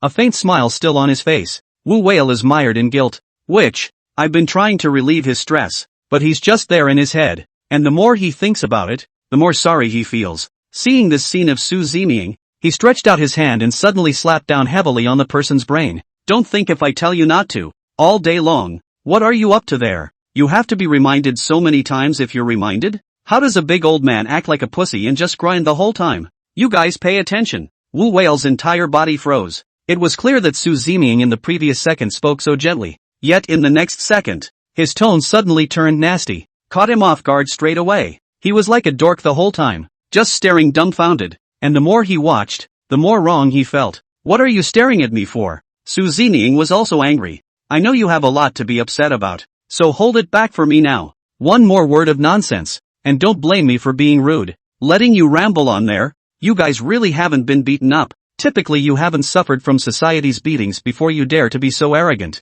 Su Zeming glanced at him again, generically talking him into nothing. As for someone, the brain is buzzing. Things were not at all what he had imagined. Imagine that Su Zeming's attitude towards him should be very gentle. It shouldn't be like what it is now. A few words, talking him down to nothing. His brain was as if it was cracked open. His face was dull, and it was indeed a bit stupid to display it in front of Su Zeming. That's right, people, Su Zeming has said so. What are you still imagining there? Why do you have to give yourself so much mental pressure? What's more, what's your situation? Don't we know that we'll still blame it on you? We are clearly on the same rope now, and since we are on the same rope, we should help each other. And as for you, don't put so much mental pressure on yourself here. You take a little reprieve, ease yourself into a state of mind, and don't leave it there to ramble on. We haven't even blamed you yet. Why are you worrying instead? A burst of nonsense?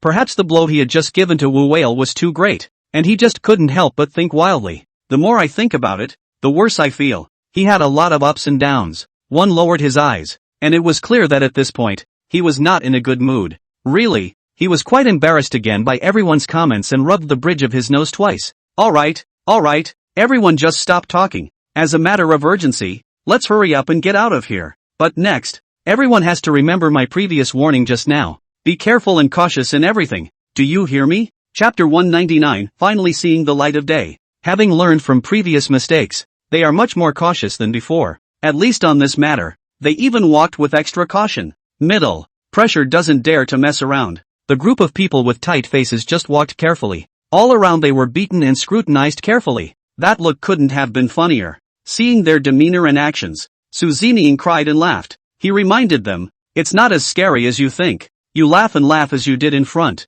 and I'll clear the way for you in front. And then observe that there are no organs either. And if there's a chance, then let me go alone. No. Shintang immediately stepped forward as he stopped it. How can we let you solve the organ every time? Let me have the next one. He was only seen with a straight face. How can you say no when people have said so? Suzumiing agreed flatly. Then I won't stop you. What? The man's brain was buzzing and he looked dumbfounded the entire time. What's the situation? How does this deviate so much from what was imagined? He was dumbfounded and in complete amazement. For a moment, he was stunned. At the time, Shintang opened his mouth for a moment, but looking at the person in front of him, the words he wanted to say were hardened and held back. What's the problem? Suzumiing twisted his head to look at him, staring at him in a somewhat puzzled manner. Shintu said, it's so dangerous, aren't you going to take this opportunity to warn me? Or stop me? Suzumiing's reaction was unexpected. I thought Suzumiing would refuse or stop, but in the end he was a clown. A mouthful of promise Suzumiing, and he is now full of stagnation. Brain shell followed the buzzing. Geez, his world came crashing down in that instant. In this case, he had the pitiful look of a man who wants to cry. Auntie is about to cry out at any moment. However, Suzumiing came quietly. If you want to, then I will fulfill you. Is there anything wrong with that? Suzumiing, who spoke in a calm tone, was purely flirting with him on purpose, mainly because he wanted to take this opportunity to see someone's reaction. Results. He was found to be full of confusion and momentarily at a loss for words. As far as he was concerned, he couldn't have been funnier. Suzumiing just wanted to tease him. Seeing that his face was dejected all of a sudden, Suzumiing pacified. It's not what you think. Don't put too much mental pressure on yourselves. And, when things go wrong, I'm here. You don't need to carry yourselves hard. As far as those so-called organs are concerned, it's just a breeze in my eyes. With my ability, I can easily solve these organs in 3 or 2 strokes. If I let you guys go, I'm really worried that this organ will be in the end. You really may not be able to save your lives. This was clear to Suzumiing. They had worked out or something before, but compared to his, naturally they weren't as good as him. So, it was Suzumiing who chose to stand up and carry everything. Shintu, who heard these words, was relieved. He wrapped his arms around Suzumiing. Grateful. I knew you would never see death and save me. You have proven to be an absolute god. And with you, I finally don't have to be in fear here and fear there. When we get out of here, I'm going to treat you to a nice dinner. The main destination. Just to take the opportunity to thank you properly. There aren't many great people like you left. And I, for one, say that I must cherish our friendship. He solemnly extended his own hand to interlock with Suzumiing. With one compliment right after another. He really praised Suzumiing fiercely from beginning to end. At the time, Suzumiing looked at his behavior and cried a little. You can treat me if you want, and you don't have to grab my hand and ghost me one way or the other. Suzumiing gave him an expressionless look, and the other party was kinda embarrassed and drew back his hand, smiling that awkward smile. Isn't this because, for a moment, I couldn't help myself and didn't control myself? Shintang hurriedly explained. Suzumiing glanced at him. Can I still not know what you mean? It's fine to fool others, but if you want to use the opportunity to fool me, I can only tell you that I won't believe it easily. Shanuto, the sky is falling. Listen to all the Suzuman is saying right now. It's too much. He expressed helplessness. For a moment, he couldn't help but sigh. I knew that's what you had in mind for me. If I had known that, I wouldn't have cared for you. And in the end, how come I still get a beating from you? He expressed his displeasure. They laughed and laughed along the way. But the further in you go, the more organs there are inside. Those organs are really not going to make a group of them whole. It's scary enough. Just this place. It's dangerous. Thanks to Suzumiing, after encountering the organs, Suzumiing could always think of a solution, leading them to quickly solve these organs in front of them one by one. When they came out without incident, the group breathed a sigh of relief. It's finally out. What was inside was too scary for them. Yang Mi was in a low mood. This kind of ancient tomb. I never want to come back in the future. In Yang Mi's eyes was an unconcealable gloominess, and his face was slightly white.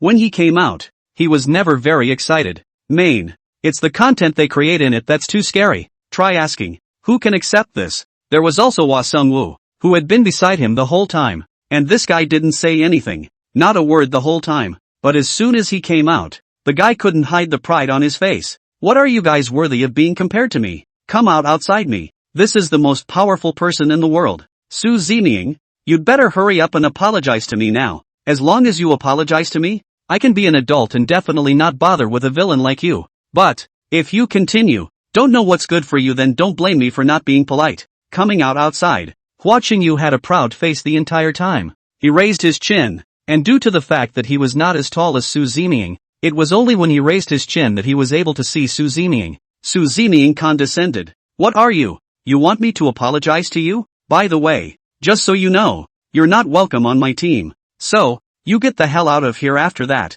If you dare to push a word, I don't mind beating you. Nose to nose. Su Zeming's face glowed fiercely as he reminded him. Hua Chengyu, who was arrogant just now, thumped in his heart. He gulped at Su Zeming's words of warning him. This guy is obviously scared. He was cowed. However, Su Zeming coldly stared at him. Don't yell in front of me. Get the hell out of here if you can. Don't keep going on and on. You're not really welcome here either. Chapter 200, Too Much Indulgence. You remember these words from your mouth right now. I'm telling you, after that, even if you kneel down with me and beg for forgiveness, there's no way I'm going to agree to you coming back to this program. Hua Chengyu was now half pissed off. He pointed at Su Zeming, nothing more than feeling that Su Zeming was doing too much. From the beginning to now, ever since he started on the show, the other guy's attitude towards him has been bad. Had he ever suffered such humiliation? And my manager, as well as my company team, will make sure to hold you accountable for all the things you've done this time. When the time comes,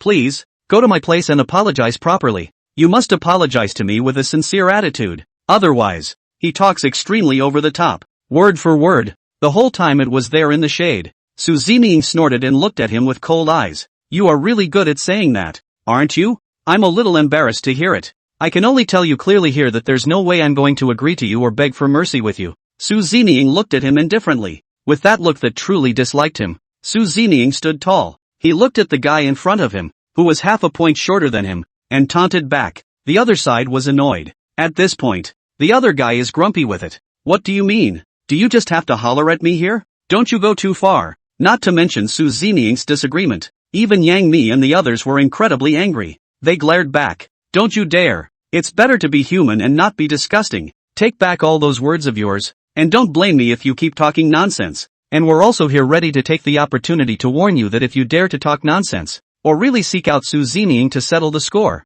we'll be crusading against you within the first hour, and we'll confront you to the end, and also hope you later, or do not participate in such a program. After all, you those behaviors. Truthfully, if not because there is Su Zeming in, we are extremely likely to have a long and short. Just because of you, you will most likely be incinerated to death by the fire ladybug flame. You can be said to be our enemy. As long as you dare to make a move against Su Zeming, we will pursue the matter all the way to the end with consequences. Whether it was Yang Mi or Wu Whale and the others, they stepped forward. Looking at the other party's ugly face, everyone's heart was full of anger, the kind that belonged to the intolerable. It's time to mock back. Hua Chengyu was truly surprised that these people were so arrogant, especially when a group of people had come out to speak for Su Zeming. This was clearly a thing that could not be tolerated in his eyes. His brain was as good as cracked. It's not. How is this different than expected? Imagine that these guys should be woefully out of their depth in front of their own faces with as bad an attitude as this.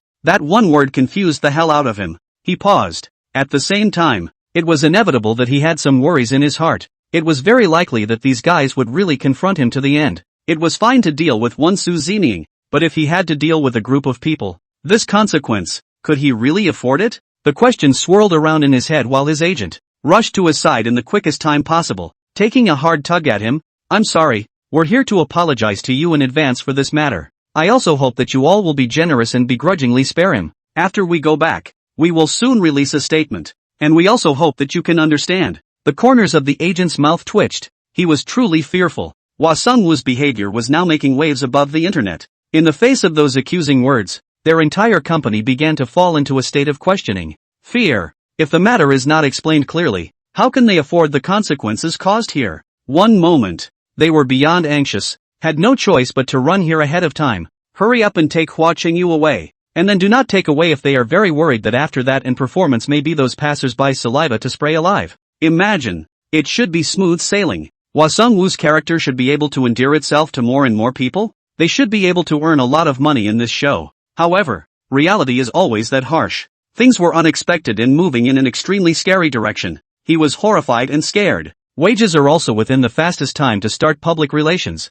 and apologized and said that when Hua Qingyu came out, they will properly pursue the responsibility of this guy. Inevitably, will be pursued to the end. Hua Sungwoo was also baffled. Nope. Why is his agent apologizing to Suzuman? He was unsure and really confused. His eyes glazed over with anger. As far as he was concerned, Su Zining was now equivalent to his enemy, and he wasn't happy to mess with Su Zining alone. So, he yin and yang Su Zining. At the end of the day, the agent apologized to Su Zining, purely punching him in the face? Who can stand that? Su Zining, however, just glanced at Hua Qingyu with a faint look in his eyes. Trouble you to bring back to deal with it properly. I don't want to discuss this matter, and I also don't want to get into it with him. Make sure it's in the quickest time possible, please. Su Zining was really angry. It was possible to feel the powerful aura emanating from him. There was also his cold aura, which had long since intimidated everyone present, and they were terrified, especially brokers. He winced the entire time.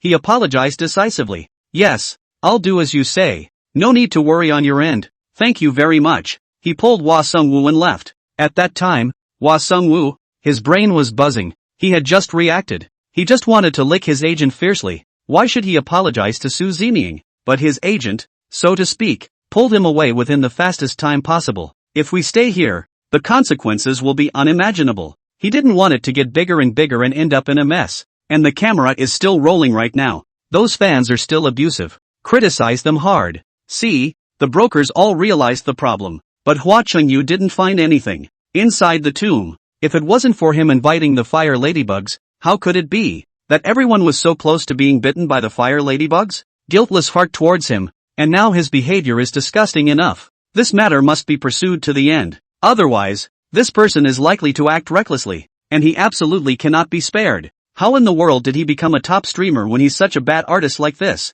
Are those fans too indulgent with him?